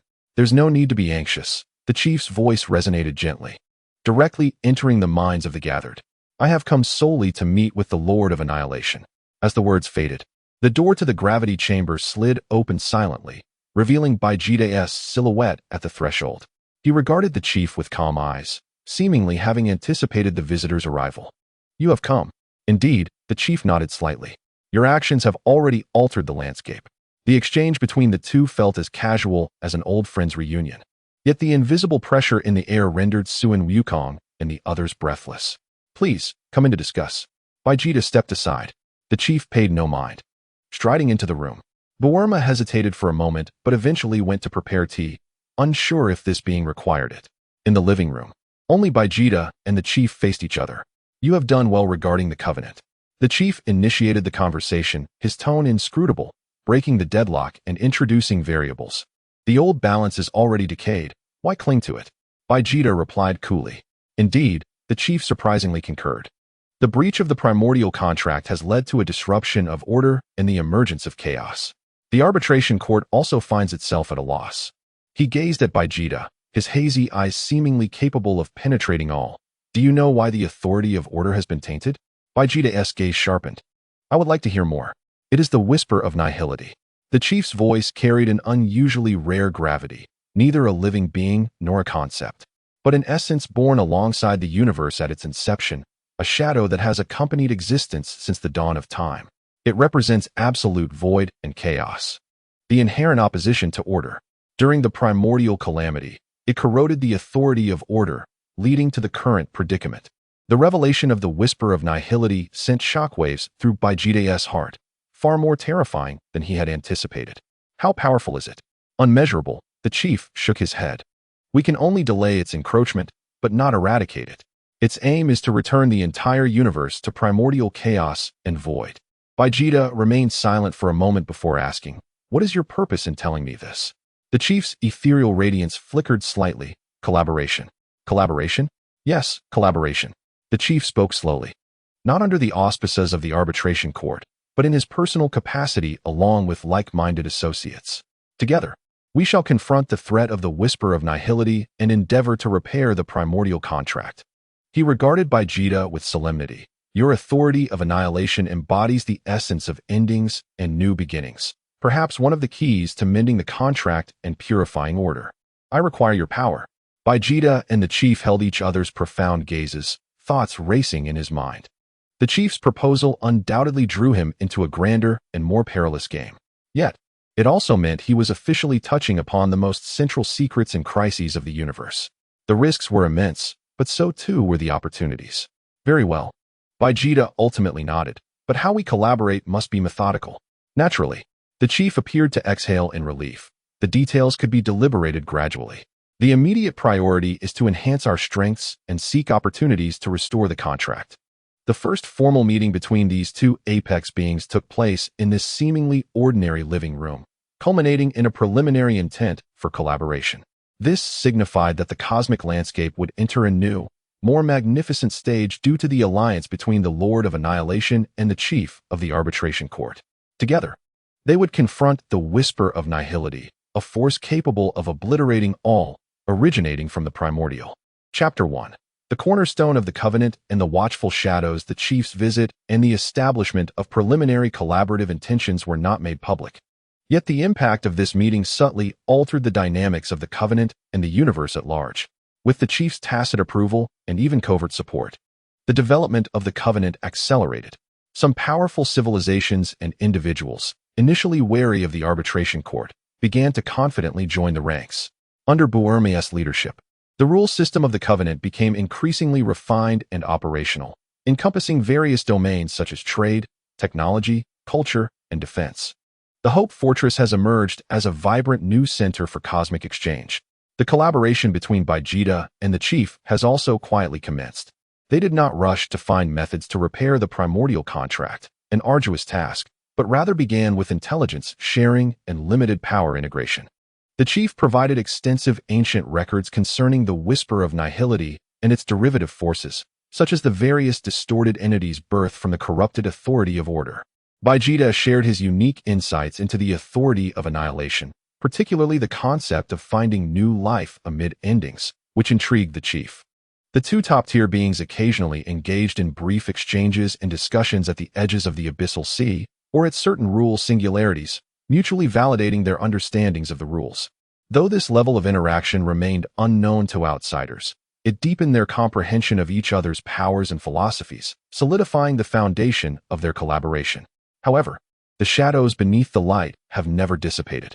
The Lord of Illusions seems to have sensed the interactions between the Chief and Vegeta. As the chaotic forces under his command have become increasingly secretive and cunning, no longer directly challenging the covenant.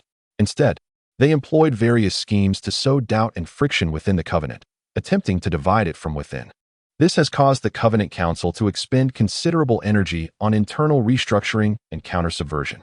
The Echo of Stillness and the Void Devourer, though severely weakened, have not been entirely silenced.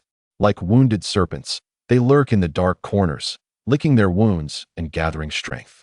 Occasional intelligence reports suggest they are attempting to establish connections with areas directly tainted by the whisper of nihility, seeking more perilous powers. Most unsettling are the twisted entities known as the Shadows of Order that have begun to sporadically appear across the universe. They are not natural beings, but monsters resulting from the corruption of the authority of order, born from the distortion of rules. They despise all forms of order and life. Wherever they tread, rules collapse, and civilizations wither.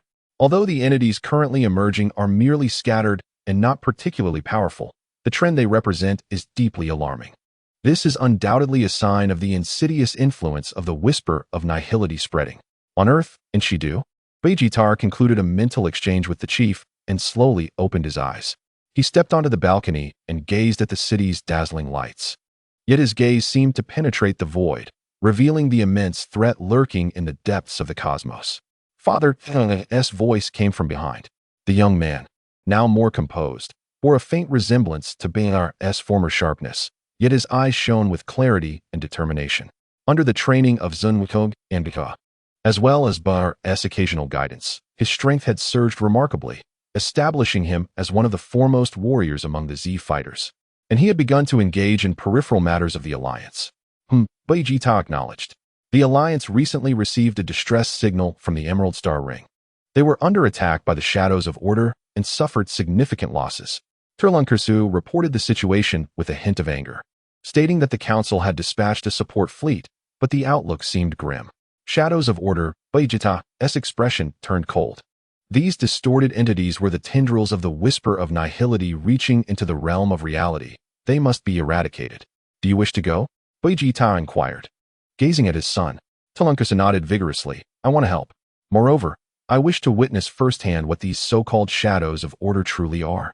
Observing the burning fighting spirit and sense of responsibility in his son's eyes, fell silent for a moment. A flower in a greenhouse cannot endure the storms. True strength must be forged through blood and fire. Go, Vegeta finally consented, bringing Wufan and Bikuro along. Remember, prioritize your safety. If the situation becomes untenable, retreat immediately. Understood. Turlunkersu's face lit up with excitement as he swiftly turned to prepare. Watching his son's departing silhouette, Vegeta's gaze deepened. Allowing Turlunkersu to confront the Shadows of Order was both a trial for him and a clear stance from the Alliance against such threats. He lifted his gaze to the starry sky, sensing that within the endless depths of darkness, the shadows of the whisper of nihility were slowly and resolutely spreading.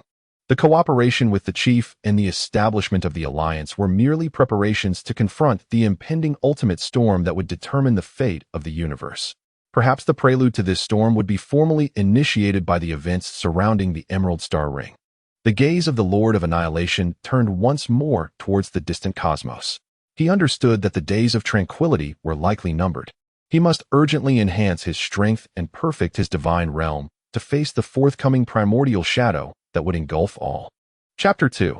The Trial of the Emerald Star Ring. The Emerald Star Ring, a medium-level civilized star domain renowned for its rare crystals that nourish the soul. Turlunkersu, Wufan, and Bikuro arrived aboard the Alliance's high-speed assault ship. The sight before them weighed heavily on their hearts. The once vibrant, verdant star ring was now shrouded in a layer of ominous gray-black mist. Wherever the mist spread, the plants withered swiftly, and even the crystals that emitted a soft glow lost their luster, becoming dull and lifeless. The air was thick with a nauseating sensation, as if the very fabric of order was being forcibly distorted. Several wrecks of the Alliance's advanced rescue ships floated in the outskirts of the star ring, clearly having endured fierce battles. What a terrifying aura, Wufan remarked, sensing the coldness and silence within the gray mist, his expression grave. This power was unlike any adversary they had encountered before, filled with pure malice towards life and order. Bikuro's third eye fixated on the depths of the mist. There are entities within, many of them, and they are altering this star domain. Turlunkersu clenched his fists, feeling the presence of the Shadows of Order as his father had described. We must go in. Stay vigilant. The assault ship activated its maximum power shield, cautiously navigating into the gray fog. Upon entering the mist, various electronic devices and detection instruments were severely disrupted, and communications became intermittent. Visibility was heavily obstructed, forcing them to rely on their senses and Bikuro's mental scanning. Soon, they encountered their first wave of enemies. These were grotesque creatures, formed from viscous shadows and shattered rules, lacking any fixed shape. At times they flowed like sludge, at others, they manifested as sharp shadowy spikes, emitting a disorienting hissing whisper. They disregarded energy attacks. Only assaults imbued with the power of order could inflict effective damage. Molgang Gangsapao, Bikuro was the first to strike, unleashing a beam infused with his pure energy and will, which instantly pierced one of the approaching Shadows of Order. The creature emitted a sharp wail as its form rapidly dissolved, like ice in strong acid. Goipai Chi Gongbo. Wufan unleashed his full power. A massive torrent of energy engulfed and purified several shadows of order. Turlunkersu showcased his unique fighting style, combining the Scion's ferocious energy with a hint of the annihilation intent inherited from Vegeta. His strikes not only carried immense physical destructive power, but also instilled a sense of disorder, leading towards termination. His attacks were notably effective against the shadows of order, often directly dismantling their core rules. The trio coordinated seamlessly, making arduous progress through the gray mist, rescuing some trapped survivors of the Emerald Star Ring along the way. From them, they learned that the core of the shadows of order seemed to be concentrated near the life source of the Star Ring's largest crystal vein. The closer they approached the life source, the denser the gray mist became, and the number and strength of the shadows of order intensified. They even began to encounter larger, more stable entities capable of casting simple rule-corrupting spells. The battles grew increasingly brutal. Wufan Mbiker sustained some minor injuries, while Liu was grazed on the arm by a shadowy spike, feeling a chilling corrosive sensation at the wound, which he forcibly expelled with his energy. Ultimately, they broke through numerous obstacles and arrived at the planet housing the life source mine. The sight before them drew gasps of astonishment. The entire surface of the planet was enveloped by a colossal nest composed of countless writhing shadows. At the center of the nest pulsed a dark purple heart, formed from pure corrupted orderly rules. Countless shadows of order emerged from the heart like worker bees, merging into the nest or soaring into the starry sky. Above that heart hovered a humanoid shadow, its form obscured, seemingly constructed from countless twisted symbols. The pressure it exuded surpassed all previous encounters with the shadows of order, almost reaching the level of a rule lord. It is orchestrating all of this, Beaker stated solemnly. The shadow appeared to sense their arrival, slowly turning its head, its hollow eyes glowing with a dark purple, malicious light. Order shall not tarnish. Life will inevitably wither and merge into eternal silence. A chaotic and frigid notion surged like a tide. Nonsense. Tungusu roared, his aura erupting, infused with a hint of annihilation intent as he charged ahead. Return the Emerald Star Ring. Wufan Mbiker followed suit without hesitation. The three engaged in a desperate battle against the commander of the shadows of order atop this polluted planetary nest. This marked the first direct confrontation between the new generation's power and the primordial shadows derivatives, as well as the inaugural significant trial for Kaisu and his companions amidst a genuine cosmic crisis. The aftermath of the battle reverberated through the gray mist, intermittently relaying energy fluctuations and the mixed feelings of anger and resolve from his son back to Ba, who remained in the solar system. Vegeta, feeling the energy waves transmitted from afar, maintained a calm demeanor. The fledgling must eventually spread its wings. What he could do was to support them from behind, ready to obliterate any entity that dared to pose a true threat to them. Chapter 3. The fledgling spreads its wings, and the whisper of shadows. The battle on the nest planet of the Emerald Star Ring had reached a fever pitch. The commander of the Shadow of Order possesses formidable strength, not relying on brute force, but instead manipulating the surrounding tainted principles of order to unleash a variety of bizarre attacks. At times, it conjures twisted chains of rules that ensnare and bind. At other moments, it releases negative auras that cause energy to dissipate and will falter. And it can transform into myriad shadows, launching ambushes from all directions. Sun Wukong and Bic exert every ounce of their strength to barely withstand its onslaught, while fending off the incessantly emerging ordinary shadows of order. Their energies are in disarray, and their bodies bear numerous wounds. The primary offensive task falls upon Trunks. Trunks accelerates to the utmost, surrounded by a silvery aura, a hint of dark red annihilation energy weaving through like a wandering dragon. He no longer confronts force with force, but begins to apply his father's teachings on understanding the rules to dismantle the opponent's attacks. When the chains of rules approach, he extends his fingers like a blade, the energy blade imbued with the essence of negation, precisely striking the most vulnerable nodes of the chains, shattering them. When the negative aura envelopes him, he steadfastly guards his mind, using his untainted pride and will to protect as a shield, enduring the mental erosion, and retaliating with a Kamehameha that obliterates the aura. He rapidly matures in battle, his comprehension and application of the annihilation concept becoming increasingly refined. Although he is still far from the effortless prowess of Vegeta, he undeniably showcases unique potential. Embrace the void, bothersome ants. The commander of order emits a piercing shriek. Its dark purple heart pounding violently, a more potent wave of tainted rules, imbued with an overwhelming sense of utter desolation, surges toward Trunks like a colossal tidal wave. This strike contains a significant portion of its primal power, vowing to completely annihilate this nuisance who repeatedly thwarted its plans. Faced with this lethal blow, Trunks' pupils constrict, sensing the mortal threat. Yet he does not retreat. Rather, a fiercer flame ignites in his eyes. He recalls his father's protective visage beneath that cold exterior, his mother's concerned yet supportive gaze, and the countless lives on Earth that require safeguarding. My annihilation is for the sake of protection. He unleashes a thunderous roar, channeling every ounce of energy along with that flicker of annihilation into his fists. The intertwining silver and dark red radiance soars into the sky, faintly outlining a diminutive, blurred shadow of annihilation behind him. Ultimate annihilation flash. He thrusts both fists forward, a stream of energy, refined to the utmost, intertwining silver and red, crashes against the wave of death like the dawn's first light. Boom. The two opposing yet equally powerful forces collide violently above the lair. The clash at the level of rules triggers intense spatial distortions and the rampant obliteration of energy. The blinding light instantly engulfs all. Trunks, Sun Wukong, and Bick exclaim in astonishment. As the brilliance gradually dissipates, Trunks is seen half kneeling on the ground, gasping heavily, his arms trembling slightly, clearly exhausted. Yet he remains resolutely standing. Opposite him, the commander of order is riddled with cracks, its dark purple glow flickering erratically, its aura diminished to the utmost. The strike that consolidated its primal power has been directly shattered by this apparently youthful scion. Impossible. The commander of order emits an incredulous wave of thought. It is over.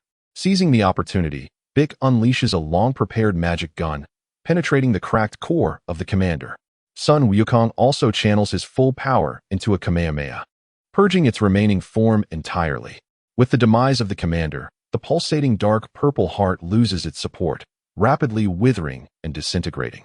The vast layer covering the planet begins to collapse, and countless shadows of order scatter like headless flies, dissolving. The gray-black mist enveloping the Emerald Star Ring begins to gradually dissipate. They have succeeded. We did it.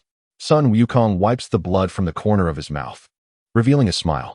Bick observes Trunks, who is diligently recovering, a trace of barely perceptible approval appearing on his green visage. Trunks lifts his head, gazing at the gradually clarifying starry sky, filled with a sense of accomplishment and enlightenment. Is this the battle my father has always faced? Protection requires strength, but it also demands unwavering will. The news returns to the Covenant, sparking considerable excitement. The triumphant trio of Trunks, Sun Wukong, and Bick clearing the lair of the shadows of order and saving the Emerald Star Ring greatly boosts the morale of the Covenant and showcases the power of its new generation to the entire universe. However, in an absolute darkness within the cosmos, where even the rules tend toward stagnation, a pair of eyes seemingly composed of solidified void slowly opens. It gazes toward the direction of the Emerald Star Ring, piercing through endless time and space, landing upon Trunks, whose essence embodies a unique annihilation concept. Seeds of change. Inheritance of annihilation, how intriguing. A cold, hollow whisper, as if originating from the realm of all endings, quietly reverberates in this absolute silence, before once again succumbing to stillness. This whisper goes unnoticed by any existing being. Yet, a deeper, more lethal undercurrent seems to be subtly stirred as a result, though the fledgling eagle has spread its wings. A more severe storm awaits them. The shadow of primordial chaos has already taken note of this faint yet unique light of annihilation. Chapter 4. Commendations and Undercurrents. The victory at the Emerald Star Ring serves as a powerful stimulant in the somewhat subdued cosmic landscape. The Covenant is abuzz with joy, and for the first time, the names of Trunks, Sun Wukong, and Bick resonate across the vast expanses of the starry realms. They are hailed as outstanding representatives of the Covenant's new generation, the beacon of hope against the shadow of primordial chaos. A grand celebration is held at the Hope Fortress. Envoys from various civilizations extend their highest respects to the three heroes, and precious gifts and resources flow in as tokens of gratitude. Bulma, as a core member of the Covenant Council and Trunks' mother, is naturally beaming with pride. Vegeta does not attend the public ceremony, but at home, he he watches his son, who has evidently matured and whose gaze has become steadier, and for the first time, he nods slightly. Well done. These simple words ignite a tremendous warmth and motivation within Trunks. Gaining his father's recognition brings him more joy than any accolade. However, do not become complacent. Vegeta's tone turns cold. That was merely a trivial lair. The true threats are far more formidable and insidious than you can imagine. I understand, father. Trunks replies solemnly. Through this practical experience, he has deeply comprehended the tenacity and terror of the shadows of order and recognized his own inadequacies and strength. Following the celebration, the operations of the Covenant do not cease. The issues revealed by the Emerald Star Ring incident need addressing, such as the establishment of early warning mechanisms against new threats like the Shadows of Order, the construction of rapid response teams, and research and treatment regarding rule contamination. Among others, the Council becomes increasingly busy. Meanwhile, the undercurrents of the universe intensify due to this incident. Firstly, the chaotic forces under the Lord of Illusions seem to have escalated their infiltration within the Covenant. They are no longer merely sowing chaos, but are attempting to steal the Covenant's technological secrets, sow discord among core members, and even covertly support some extreme elements dissatisfied with the Covenant's rules. An invisible war of intelligence and counter-infiltration quietly unfolds within the Covenant. Secondly, the remnants of the Echoing Silence and the Void Devourers display increased signs of activity.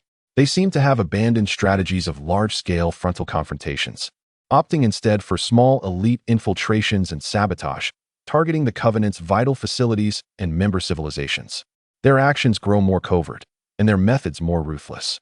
Most unsettlingly, based on intelligence shared through clandestine channels by the Chief, regions directly tainted by the Whispers of the Void have recently exhibited abnormal activity of rules. Shadows of ancient and formidable orders, suspected to possess projections of the true power of the Void, have begun to manifest in certain remote, utterly corrupted dead star systems. This indicates that the Void seems no longer content with gradual erosion. It has commenced actively projecting its power into the realm of reality. The situation is sliding towards a more perilous direction. On this day, Vegeta was in the gravity chamber, attempting to achieve a deeper integration of the rule network of the solar system's divine realm with his own dominion of destruction, hoping to unleash greater power at a critical moment. Suddenly, he sensed a disturbance and halted his actions. A hazy brilliance coalesced before him, transforming into the ethereal visage of the Chief. The circumstances had changed. The Chief's voice bore a rare urgency. An important avatar of the Void was coalescing deep within the Forgotten Galaxy. Its target was likely to annihilate the last remaining fragment of relatively intact Order authority there. Vegeta's gaze sharpened. A fragment of Order authority? If even this last relatively intact fragment were to be tainted or destroyed, the hope of restoring the original Covenant would become even more elusive, and the universe would plunge into chaos at an accelerated rate. The area of the Forgotten Galaxy, where even time was in disarray. Vegeta spoke in a low tone. Yes, the rules there are extraordinarily unique, exerting a stronger suppression on complete authority. If I were to go in person, my strength would be severely limited, making it difficult to intervene. The Chief's silhouette wavered. Yet your dominion of destruction shares a connection with that of the ruins, which may counteract some of the suppression. Moreover, you are not a complete authority, referring to other authorities, so you are less affected. Once again, the Chief had targeted his uniqueness and adaptability to extreme environments. How formidable is that avatar? Vegeta inquired. Far beyond the backlash of pollution you encountered in the Sea of Ruins, the Chief replied gravely. It possesses the essence of the Void, capable of distorting reality, defining falsehoods, and even to a certain extent, altering causality. Altering causality. Vegeta's eyes sharpened. This had already touched upon the fundamental operations of the universe's rules. I need you to venture into the Forgotten Galaxy, to stop it and to seize or protect that fragment of Order authority as much as possible. The Chief articulated the purpose, emphasizing the perilous nature of this journey, far exceeding any previous ones. Do you consent to this? Vegeta gazed at the Chief's silhouette. Images of Trunks in battle flashed through his mind, along with the lights of Earth and the flourishing of the Covenant. This sky he chose to protect would never be allowed to be dragged into eternal nothingness by the shadow of primordial origins. Coordinates, Vegeta succinctly stated. The Chief's silhouette transmitted a complex spatio-temporal coordinate. Be cautious. If circumstances become dire, Prioritize your own safety, the chief warned as the silhouette gradually dissipated. Standing in place, Vegeta felt the surging power of destruction within him, igniting an unprecedented battle intent in his eyes. Altering causality? An avatar of the void. Perfect. Let him verify whether his dominion of destruction is more resilient or if the tendrils of that primordial shadow are sharper. Without a moment's hesitation, he stepped out of the gravity chamber, merging into the void, racing towards the forgotten galaxy, where even time and space were in chaos. Another battle concerning the fate of the universe was about to unfold in dimensions beyond ordinary comprehension. And this time, the Lord of Destruction would face alone the true power of shadow emanating from the primordial void. Chapter 5. The Forgotten Galaxy. Battle of Causality. The Forgotten Galaxy. An extraordinary realm where even the river of time twists, bifurcates, and flows backward.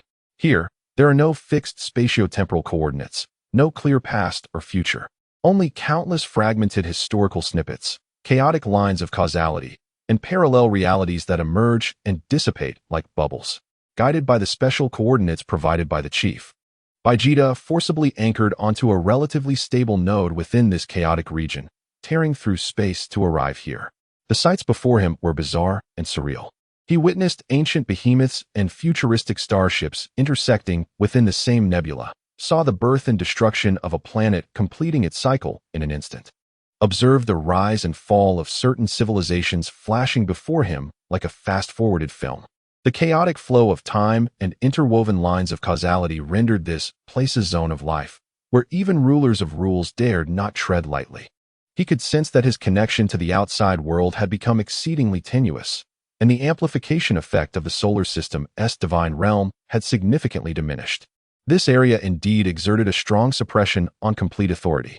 Without wasting time, the power of destruction flowed steadily within him, aiding him in stabilizing his own time flow and lines of causality, while attentively sensing the source of the vibrations emanating from the coalescing avatar of the void. Following the repugnant, utterly void-like vibrations, Vegeta traversed through the chaotic spatio-temporal fabric. He skillfully avoided perilous temporal whirlpools and traps of causality, ultimately arriving at a relatively tranquil expanse. The tranquility here was not one of silence, but rather an eerie, defined stillness. It felt as if invisible hands had forcibly smoothed the folds of time and chaos in this place, shaping a realm in accordance with its will. At the center of this domain, a formless entity, perpetually shifting in shape, seemingly composed of solidified darkness and fragmented symbols of rules, hovered. It bore no features, no fixed form, yet its very existence exuded a negation of all meaning, a profound malice desiring all to return to the void. Beneath it, a crystalline fragment, approximately the size of a fist, radiating a soft yet resolute pure white light, was ensnared by countless dark purple tendrils resembling tentacles of causality, eroding it. Although the pure white light valiantly resisted, it was visibly dimming under the suppression of the dark avatar. That was the relatively intact fragment of order authority. Another moth drawn to the flame, the dark avatar emitted an echoing whisper, seemingly composed of the wails of numerous worlds. It did not even glance at Vegeta, merely raising a hand formed of darkness, casually waving it in his direction. There was no energy shock, no rule-less oppression. Yet Vegeta suddenly felt that his connection to the causality he sought to obstruct had grown exceedingly faint, as if his presence here was merely a trivial coincidence. His purpose and will were being forcibly erased from the layers of causality. Is this the power to alter causality?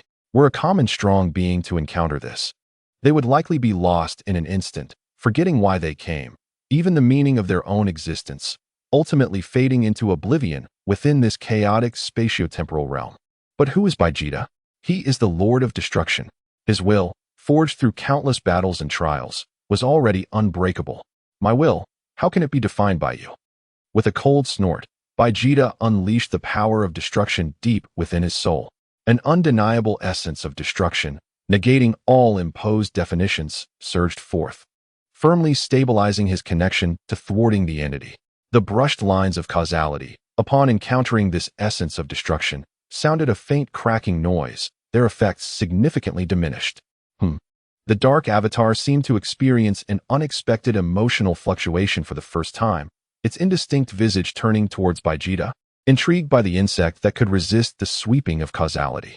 It raised its hand once more. This time, it was not a wave, but a gentle grasp directed at Vegeta's past.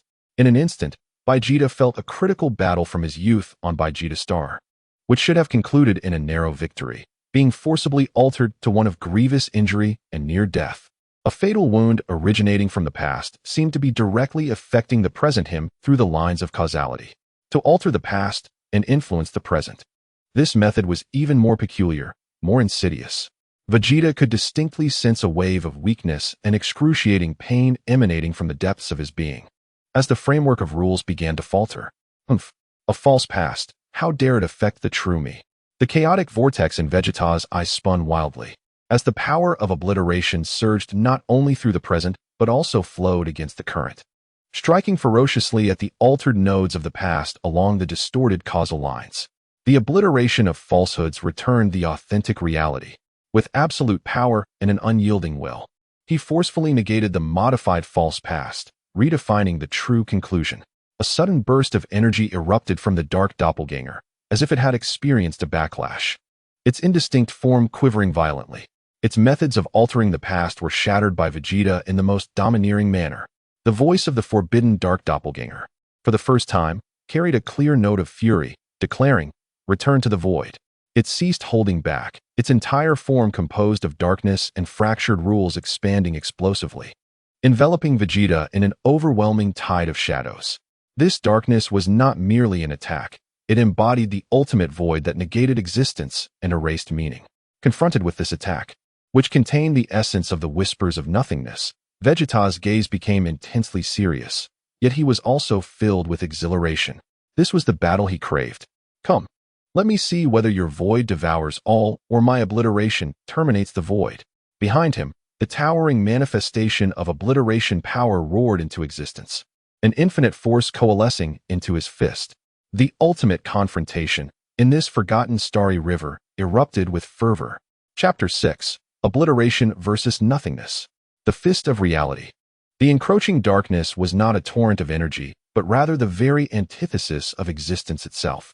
Wherever it passed, even the disordered manifestations of time and space began to fade and vanish, as if erased from the canvas of reality by an eraser. Causal lines fractured. Concepts of rules collapsed, leaving only an ultimate silence that gravitated towards absolute void. This was the essence of the power of the Whispering Void's doppelganger, aimed at returning Vegeta and his significance to nothingness. Faced with this attack that transcended conventional energy and rules, Vegeta felt unprecedented pressure. His obliteration power screamed in alarm, warning him that should he be completely enveloped by this darkness, even with his authority as a ruler, he could be utterly annihilated, leaving no trace of existence. There was no retreat, nor any path to retreat. Vegeta's pupils, swirling like a chaotic vortex, suddenly constricted to their utmost limit, casting aside all distractions, leaving only the purest intent of obliteration and indomitable fighting spirit. His obliteration was to break free from shackles, to safeguard existence, to define his own reality. How could he allow this so-called void to consume him? My existence is truth. My will cannot be denied. My obliteration ends the illusion. He let out a roar that resonated from the very essence of his soul. The manifestation of obliteration behind him merged completely with his being. All power, all will, all understanding of rules coalesced upon his right fist. No longer did the fist radiate a dark red glow. Instead, it emanated a primordial, chaotic hue. It contained the tumult of creation and the serenity of returning to chaos. This was the ultimate manifestation of obliteration, a denial of denials, forcibly defining reality within the ultimate void. He did not resist the encroaching darkness. Rather, he unleashed a fist, embodying all his power and will, disregarding spatial barriers, temporal distortions, and causal entanglements, directly and purely striking at the core of the dark doppelganger, that ever-shifting essence comprised of solidified darkness and fragmented rules. This punch was named the Fist of Obliterating Reality. Upon its release, all phenomena became illusory, with only me standing true. The pervasive darkness, seeking to erase everything, seemed to encounter its natural nemesis before this punch, imbued with absolute intent of reality, emitting a piercing wail at the level of rules, parting like a tide. Too fearful to confront its edge, the fist, without flourish, struck directly at the core of the dark doppelganger. Time seemed to freeze at that moment. There was no explosion, no scattering of light, only a fundamental collision of rules. The obliteration of reality clashed directly with the negation of nothingness in the depths of this forgotten starry river. Crack. A sound akin to the very foundation of the universe fracturing emanated from the core of the dark doppelganger. The solidified darkness and fragmented rules twisted violently, collapsing and dissipating under the impact of the fist of reality, as if thrown into the crucible of reality, becoming ephemeral illusions. The impossible dark doppelganger emitted one last wave of thought, filled with disbelief and extreme resentment. The ruler will not let this go, before the words could fully escape. Its core exploded into countless black specks of light, swiftly consumed by the surrounding chaotic time and causal flow, annihilated without a trace. The suffocating aura of nothingness that enveloped the surroundings also dissipated into thin air. Vegeta maintained his punching stance, breathing lightly. That last punch had nearly drained him of half his spirit and strength, serving as an ultimate test and elevation of his obliteration intent. He had succeeded. With pure and genuine intent, he wielded the power of obliteration to shatter the doppelganger of nothingness. He slowly retracted his fist, his gaze falling upon the pure white fragment of the order authority below. The dark purple causal tendrils entwined upon it withered and dissipated rapidly with the demise of the doppelganger. The fragment seemed to sense the unique obliteration aura emanating from Vegeta, imbued with notions of protection and reality, gently vibrating, its emitted light becoming soft and steady, as if expressing gratitude. Vegeta reached out, retrieving the fragment of order. It felt cool to the touch. Its contained power of order, though weak, was remarkably pure and resilient. He stored it safely away. Perhaps this was the key to mending the primordial contract in the future. Glancing around, the forgotten starry river remained chaotic, yet the loathsome aura of nothingness had vanished. He did not linger. Ascertaining his direction, he tore through space once more, embarking on his return journey. This trip not only thwarted the conspiracy of the whispers of nothingness and safeguarded a crucial fragment of order, but also further honed and elevated his obliteration power through the trial of life and death. His comprehension of reality and nothingness had reached an entirely new zenith. However, he was acutely aware that a score had been added to his account with the essence of the whispers of nothingness. That primordial ruler would never let this matter rest. A greater storm was brewing. Yet the Lord of Obliteration, Vegeta, remained undaunted. Armed with his spoils and newfound strength, he returned to the Covenant. His next strike would undoubtedly resound with unprecedented ferocity. Chapter 7. The Return's Dread and the Elevation of the Covenant. Vegeta returned from the forgotten starry river, his arrival unheralded. Yet the lingering essence of the battle with the doppelganger of nothingness, along with the fragment of authority radiating pure order, served as silent thunder, stirring colossal waves in the hearts of those in the know. The chief sensed his return and success immediately. The ethereal glow within the depths of the Arbiter's court flickered slightly, conveying an ineffable complexity of emotions, relief, gravity, and perhaps a hint of anticipation.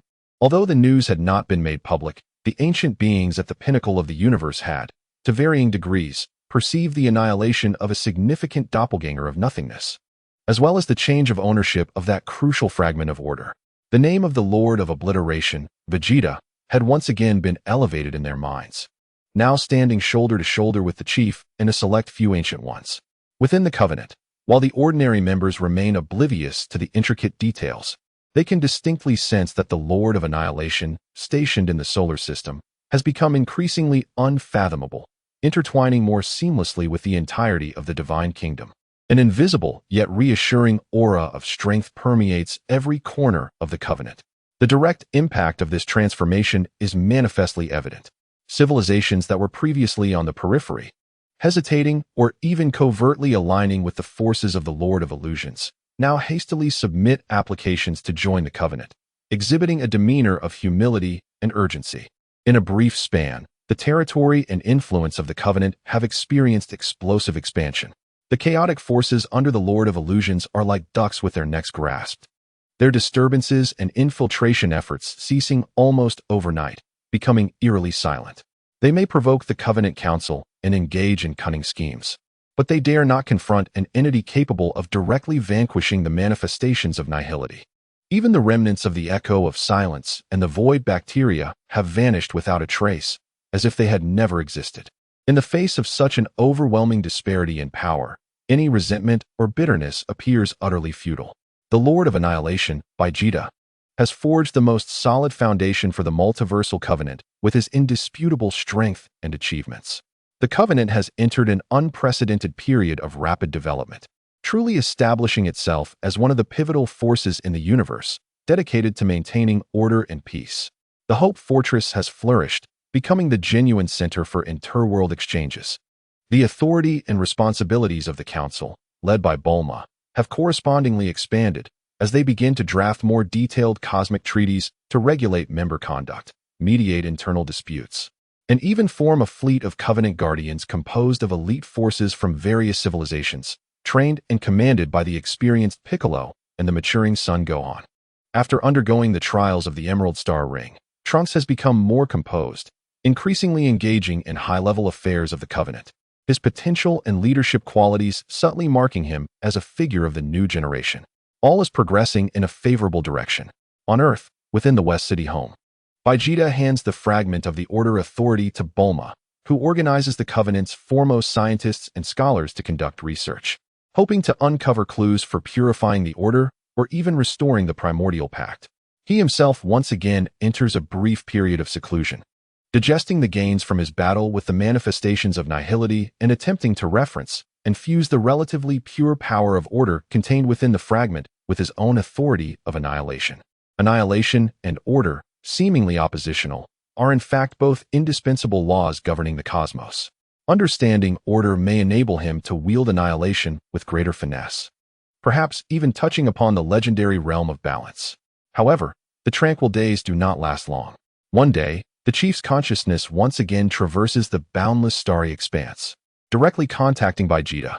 This time, the message conveyed by the Chief is briefer yet far more grave. The essence of nihility has awakened from its long slumber. Its will directed toward the cradle, and the final moment is imminent. Prepare for the ultimate battle. Vegeta slowly opens his eyes, and within the chaotic whirlpool of his pupils, there is no surprise, only a chilling calm. What is destined to come has finally arrived. He rises, his aura resonating with the entire solar system's divine kingdom. A resolute battle intent surging forth. The final confrontation? He has awaited this moment for far too long. The Lord of Annihilation shall wield the might of thunder, confronting the primordial shadow in order to secure a future for the starry expanse he protects. Chapter 8. The Final Mobilization. The Divine Kingdom's bastion. The message from the Chief resonates like the final war drum, echoing within Vegeta's heart, heralding the impending storm that will sweep across the universe. The essence of nihility has awakened.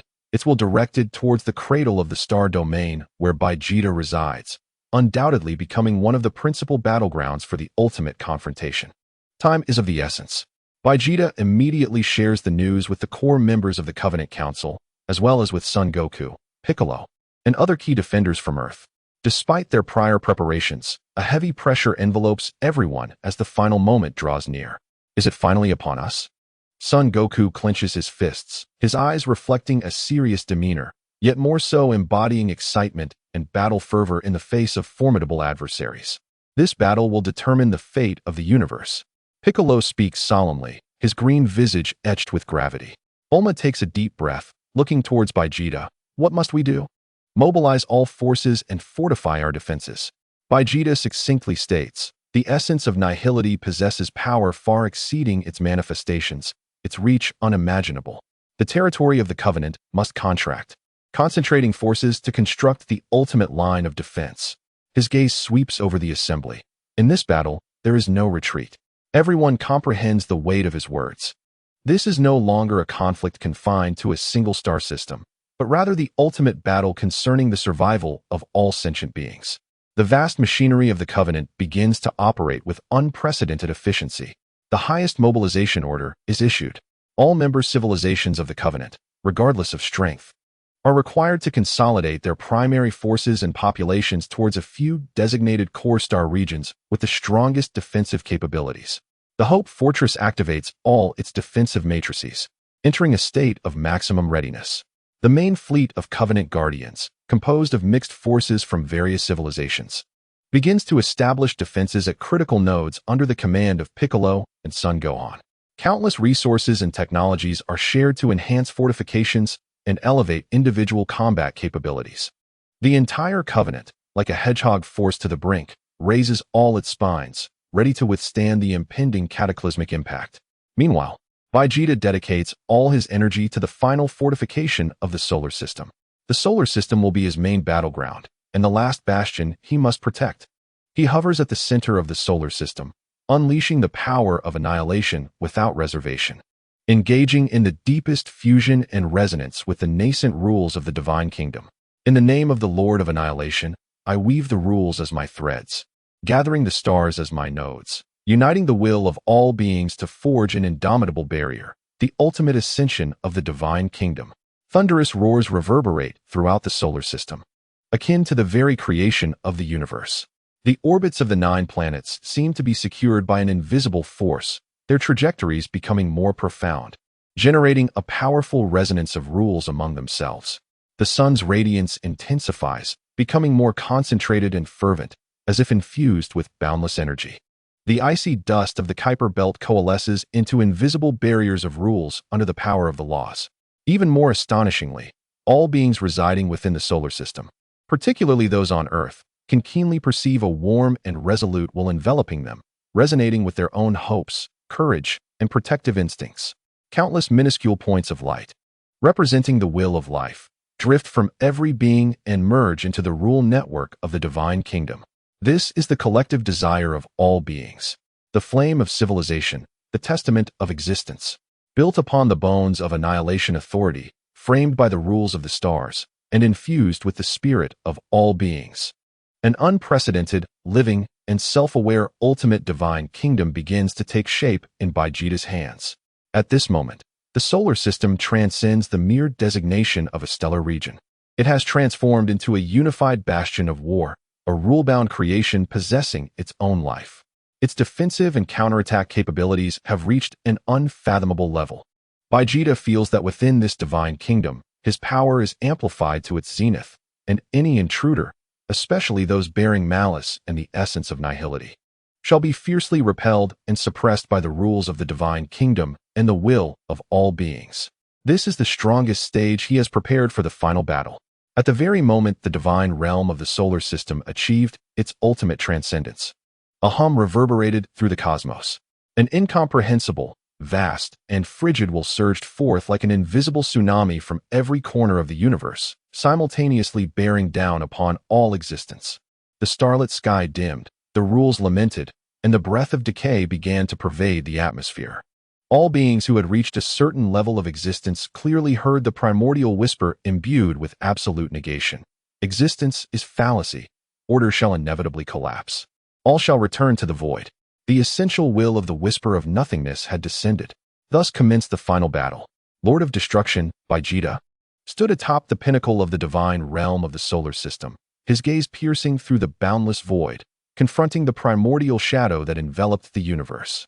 The decisive battle for the fate of the cosmos was on the verge of ignition. Chapter 9. The Arrival of Shadows. The initial clash of barriers, the will of the essence of nothingness, did not concentrate its effect on a singular point. Rather, it permeated the universe like a noxious gas, infiltrating every corner without exception. Wherever it passed, the vitality of the rules diminished, energies grew silent, and even the slightest spark of life began to flicker and wane. This was a denial at the root level, aimed at conceptually dismantling existence itself. The first to suffer were those realms with relatively weak defenses or those already mired in chaotic regulations. Some small civilizations located at the fringes of the Covenant territories, which had yet to fully evacuate, found their flames of civilization extinguished in an instant upon contact with that intangible will. Planets lost their luster, life turned to dust, and even the traces of history were erased, as if they had never existed. More terrifying still were those areas long polluted by the whisper of nothingness, which now seemed to respond to a call. Countless powerful shadows of order and even more bizarre entities, seemingly composed of pure nothingness, surged forth like a flood unleashed, rushing toward the star systems that still harbored life. The external defenses constructed by the Covenant instantly bore tremendous pressure. Report. The seventh sector is under heavy assault from numerous shadows of order. The energy of the rule shield is plummeting. The ninth defense fleet has lost contact. High-intensity corrosion of nothingness detected. The chaotic legion under the command of the Lord of Illusions has appeared on the flanks, attacking our supply lines. In the command center of the Hope Fortress, urgent messages flooded in like snowflakes. Bulma, Minister Eve, and others wore grave expressions as they swiftly issued commands, mobilizing all the forces of the Covenant to resist. The Guardian fleet led by Piccolo and Son Gohan acted like a firefighting brigade, providing support everywhere, engaging in fierce battles against the shadows of order and the wanderers of nothingness. Son Gohan unleashed his full power, his mysterious aura blazing like a supernova, purifying swathes of shadows. Piccolo exhibited the qualities of a tactical master, expertly directing the fleet to withstand the tidal wave of attacks with minimal cost. However, the enemy numbers seemed endless, and with the ongoing infiltration of the will of nothingness, the pressure on the Covenant's defenses continued to mount. The entire Covenant territory resembled a solitary boat amidst a storm, on the verge of being engulfed by the waves of shadows. In this dire moment, a hum resonated. A resolute, grand will, embodying both destruction and rebirth, surged forth from the solar system, akin to a colossal beast awakening, boldly confronting the encroaching void. It was Vegeta. It was the transcended divine realm of the solar system. Two wills, representing the extremes of the universe, collided for the first time on an intangible plane. There was no sound, no light. Yet all beings of a certain level felt a muffled roar resonate deep within their souls. The will of nothingness, spreading toward the solar system, seemed to crash against an invisible yet indomitable wall upon encountering the barrier of the divine realm, forcibly repelled and kept at bay. Within the divine realm, the rules regained their stability, and the sparks of life reignited with fervor. The divine realm of the Lord of Destruction successfully withstood the initial wave of the will of nothingness. However, this clearly enraged the primordial shadow. Resistance is futile. The barrier shall ultimately shatter. The cold whispers echoed once more. The next moment, a more concrete and terrifying assault descended. The void surrounding the solar system began to twist and fold violently, as if being manipulated by an unseen hand. The structural integrity of space emitted groans under the strain, and colossal fissures spanning astronomical units appeared out of thin air, resembling gaping maws that devoured everything in their path, advancing toward the heart of the solar system. This was no longer merely a will-based erosion, but a direct assault utilizing the foundational forces of the universe for physical annihilation.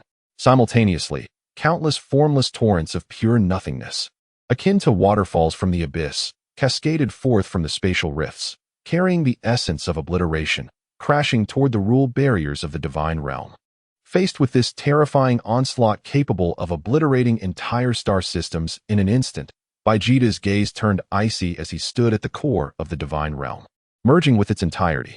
The barrier of divine will retaliated. As he summoned forth his thoughts, the entire divine realm of the solar system came to life. The 9 planets radiated brilliantly, resonating with the rules, forming interwoven chains of order that forcefully smoothed and reinforced the distorted space. The spreading fissures, upon contacting the chains of order, shattered and healed as if they had struck an impenetrable wall. The torrents of nothingness collided with the divine realm's rule barriers, producing a deafening sound of annihilation. The barriers trembled violently, yet bolstered by the power of the stars within, the firmness of the rules, and the collective will of all beings, they steadfastly resisted this wave of destructive impact. Moreover, the divine realm began its counterattack. The sun's radiance suddenly coalesced into a beam of annihilation that traversed the starry sea, defying the torrents of nothingness, and struck deep into one of the largest fissures. Boom! From beyond the fissure, a silent roar of some existence being struck echoed. The cascading torrents of nothingness momentarily paused. In the first exchange of offense and defense, the divine realm of the solar system, under the command of Lord of Destruction Vegeta, successfully held its ground. But this was merely the beginning. Vegeta could sense that the true power of the whispering essence of nothingness, hidden behind the endless void, had yet to be fully revealed. The brutality of the final battle far exceeded imagination. He took a deep breath. The power of destruction surged within him, roaring in anticipation of the next, even more ferocious onslaught. The barrier of the divine realm stood resolute, and the battle had only just entered its fervent climax. Chapter 10. The Will of All Beings. The light of hope, the divine realm of the solar system, successfully withstood the first wave of the assault from the whisper of nothingness. Igniting a beacon of light in the endless darkness, its significance extending far beyond a mere localized victory. That steadfast and monumental will of the divine realm, radiating the essence of destruction and rebirth, pierced through the shadow-cloaked starry sky, clearly reaching every faction of the Covenant still engaged in fierce combat, as well as all the beings in the universe still resisting. Hope. A force called hope began to sprout and spread within the hearts of all those resisting. The Lord of Destruction has held the line. The solar system endures. We are not fighting alone. For survival. For the future. We shall fight to the end. The Covenant's defense is stabilized. The warriors who had been teetering on the brink under the erosion of the will of nothingness and the assault of the Shadow Army seemed to be infused with vigor, unleashing even more tenacious fighting spirit. The fleets led by Son Gohan, Piccolo, and others even launched a localized counteroffensive, forcibly repelling the shadows of order and wanderers of nothingness that had breached their lines. In the command center of the Hope Fortress, Bulma and others observed the stabilizing battlefield, exhaling a sigh of relief, yet their expressions remained grave. They understood that the true test lay beyond the solar system. Meanwhile, a wondrous resonance began to spread throughout the universe. Those civilizations and individuals, valiantly resisting the encroachment of the void within their respective star realms or witnessing the splendor of the sovereign of annihilation, have their hopes, courage, and attachment to existence transforming into faint yet resolute intentions. These intentions flow like gentle streams, spontaneously converging across the vastness of the cosmos towards the solar system. These thoughts are neither energy nor rules. They are the very essence of the collective will of all beings. They encapsulate the yearning for life, the aspiration for order, and the anticipation for the future shared by countless sentient beings. When these pure emotional wills, emanating from different civilizations, races, and individuals, encountered the regulatory barriers surrounding the divine realm of the solar system, they were not rejected. Instead, they were naturally absorbed and embraced by the divine realm. Like droplets merging into the ocean, the entire divine realm of the solar system resonated magnificently once more. The barrier, originally structured on the authority of annihilation and the rules of the stars, now appeared to be coated in a warm and resplendent light of hope. The resilience of the barrier was further enhanced, emanating a will that not only conveyed the majesty of the sovereign of annihilation, but also embraced the vastness of all existence and harbored hope. Vegeta stood at the core of the divine realm, acutely sensing this transformation. He could feel countless unfamiliar yet profoundly familiar intentions surging from all corners of the universe, merging into the divine realm, becoming another formidable force to sustain the realm against the void. Is this the power of all beings? He was not fighting alone. Behind him stood countless beings yearning for survival and light. The whispers of the dying void echoed once more, yet there seemed to be a barely perceptible irritation within them.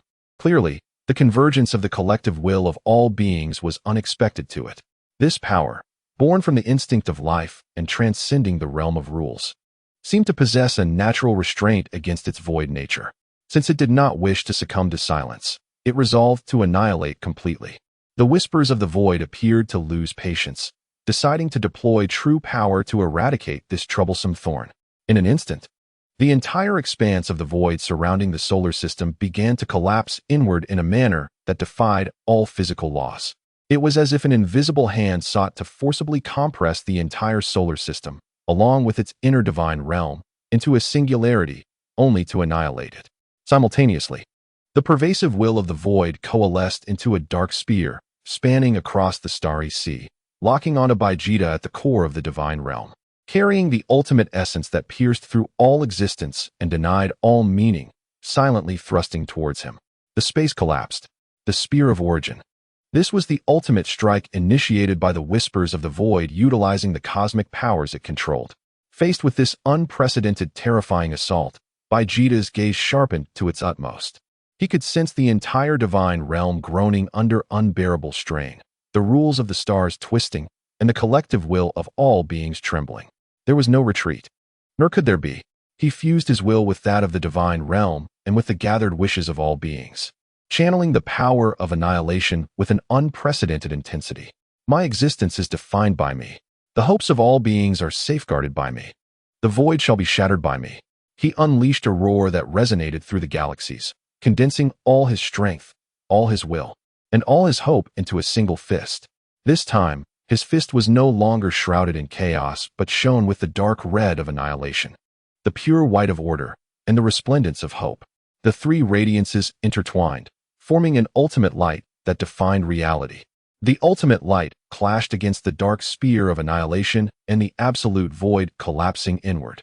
The blow that determined the fate of the universe collided with a thunderous roar. Chapter 1. The Fist of Hope, the Void Retreats. Vegeta concentrated the ultimate fist of his annihilation authority, the stellar power of the divine realm, and the collective hopes of all beings against the ultimate strike initiated by the whispers of the void that invoked the cosmic powers, resulting in one of the most intense collisions since the birth of the universe at the periphery of the solar system.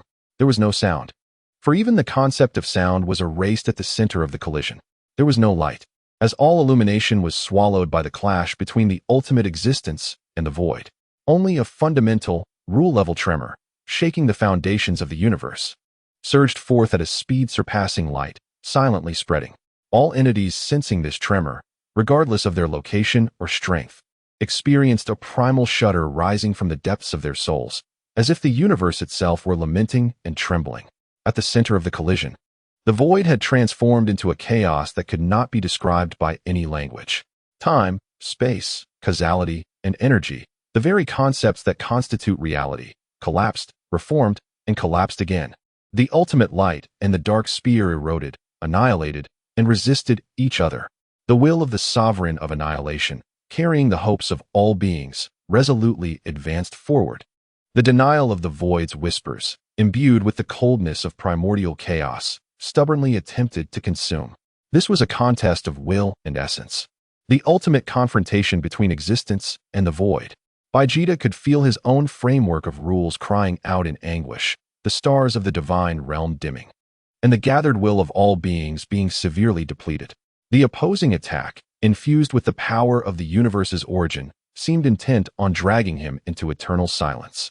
Yet he clung to the last vestige of clarity, held tight to that untainted pride, and the hopes entrusted to him by countless beings behind him. I cannot be defeated. He released a soul-stirring roar, transforming the guardianship of his family, the recognition of his companions, the yearning for transcendence, and the affection for all that is beautiful in this starry sky into the purest and most fervent power of existence, pouring it unreservedly into that ultimate fist.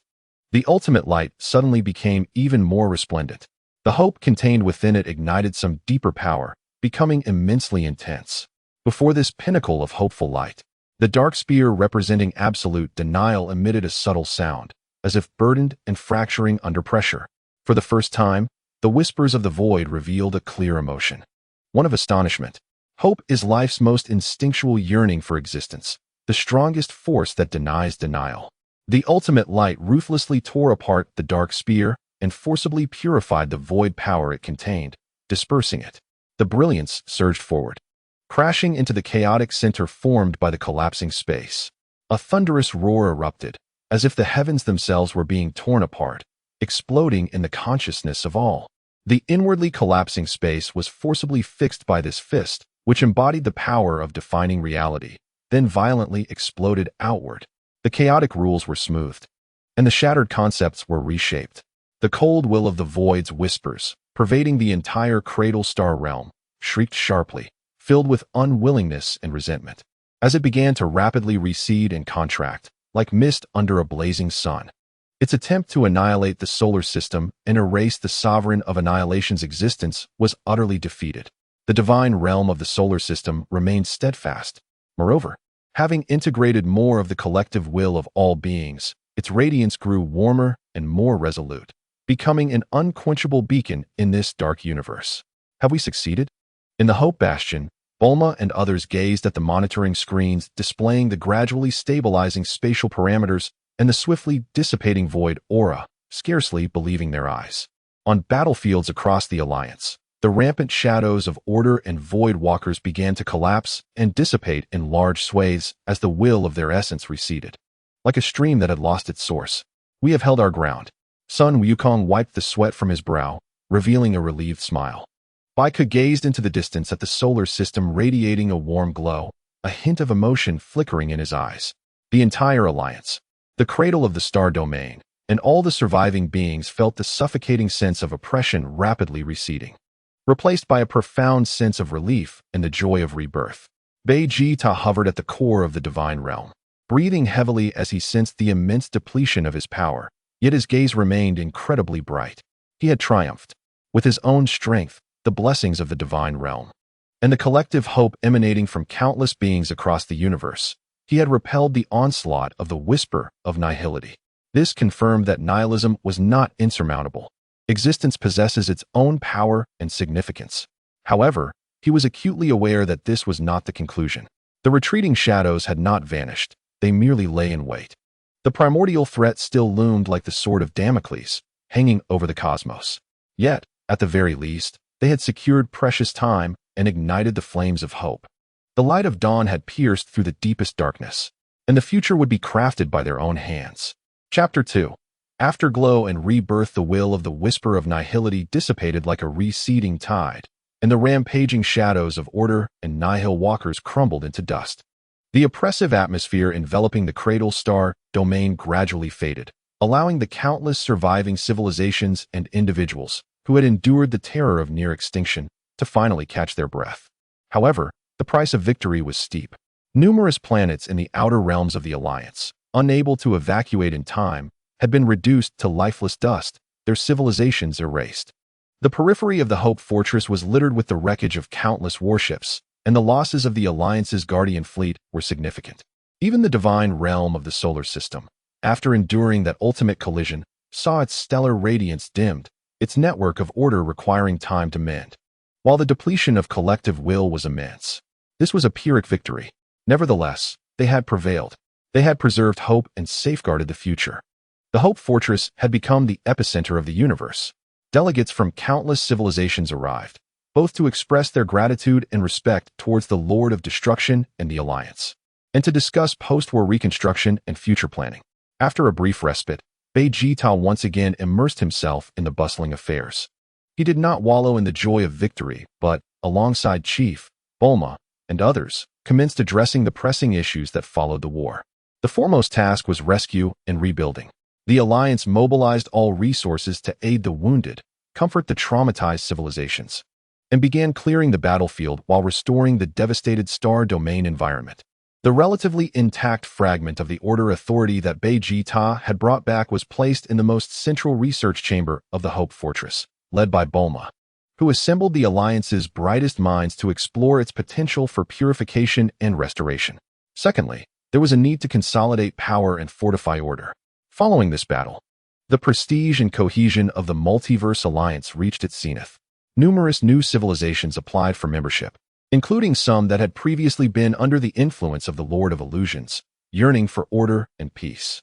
The rules and framework of the Alliance required further adjustments and enhancements to accommodate a larger scale and more complex internal relationships. The Lord of Illusions had adopted an ambiguous stance during the final battle. Although his forces ceased their attacks in the later stages, they offered no assistance.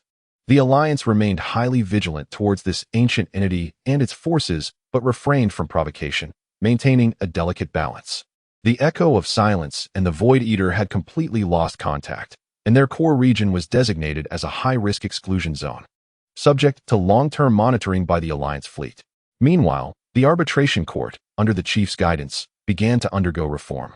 It no longer positioned itself as a distant overseer, but gradually transformed into a role akin to that of an advisor and coordinator, acknowledging and respecting the Alliance's dominant role in maintaining cosmic order. The Star Speaker, Watchers, publicly expressed support for the Alliance, while the Lord of Illusions continued to maintain a distance.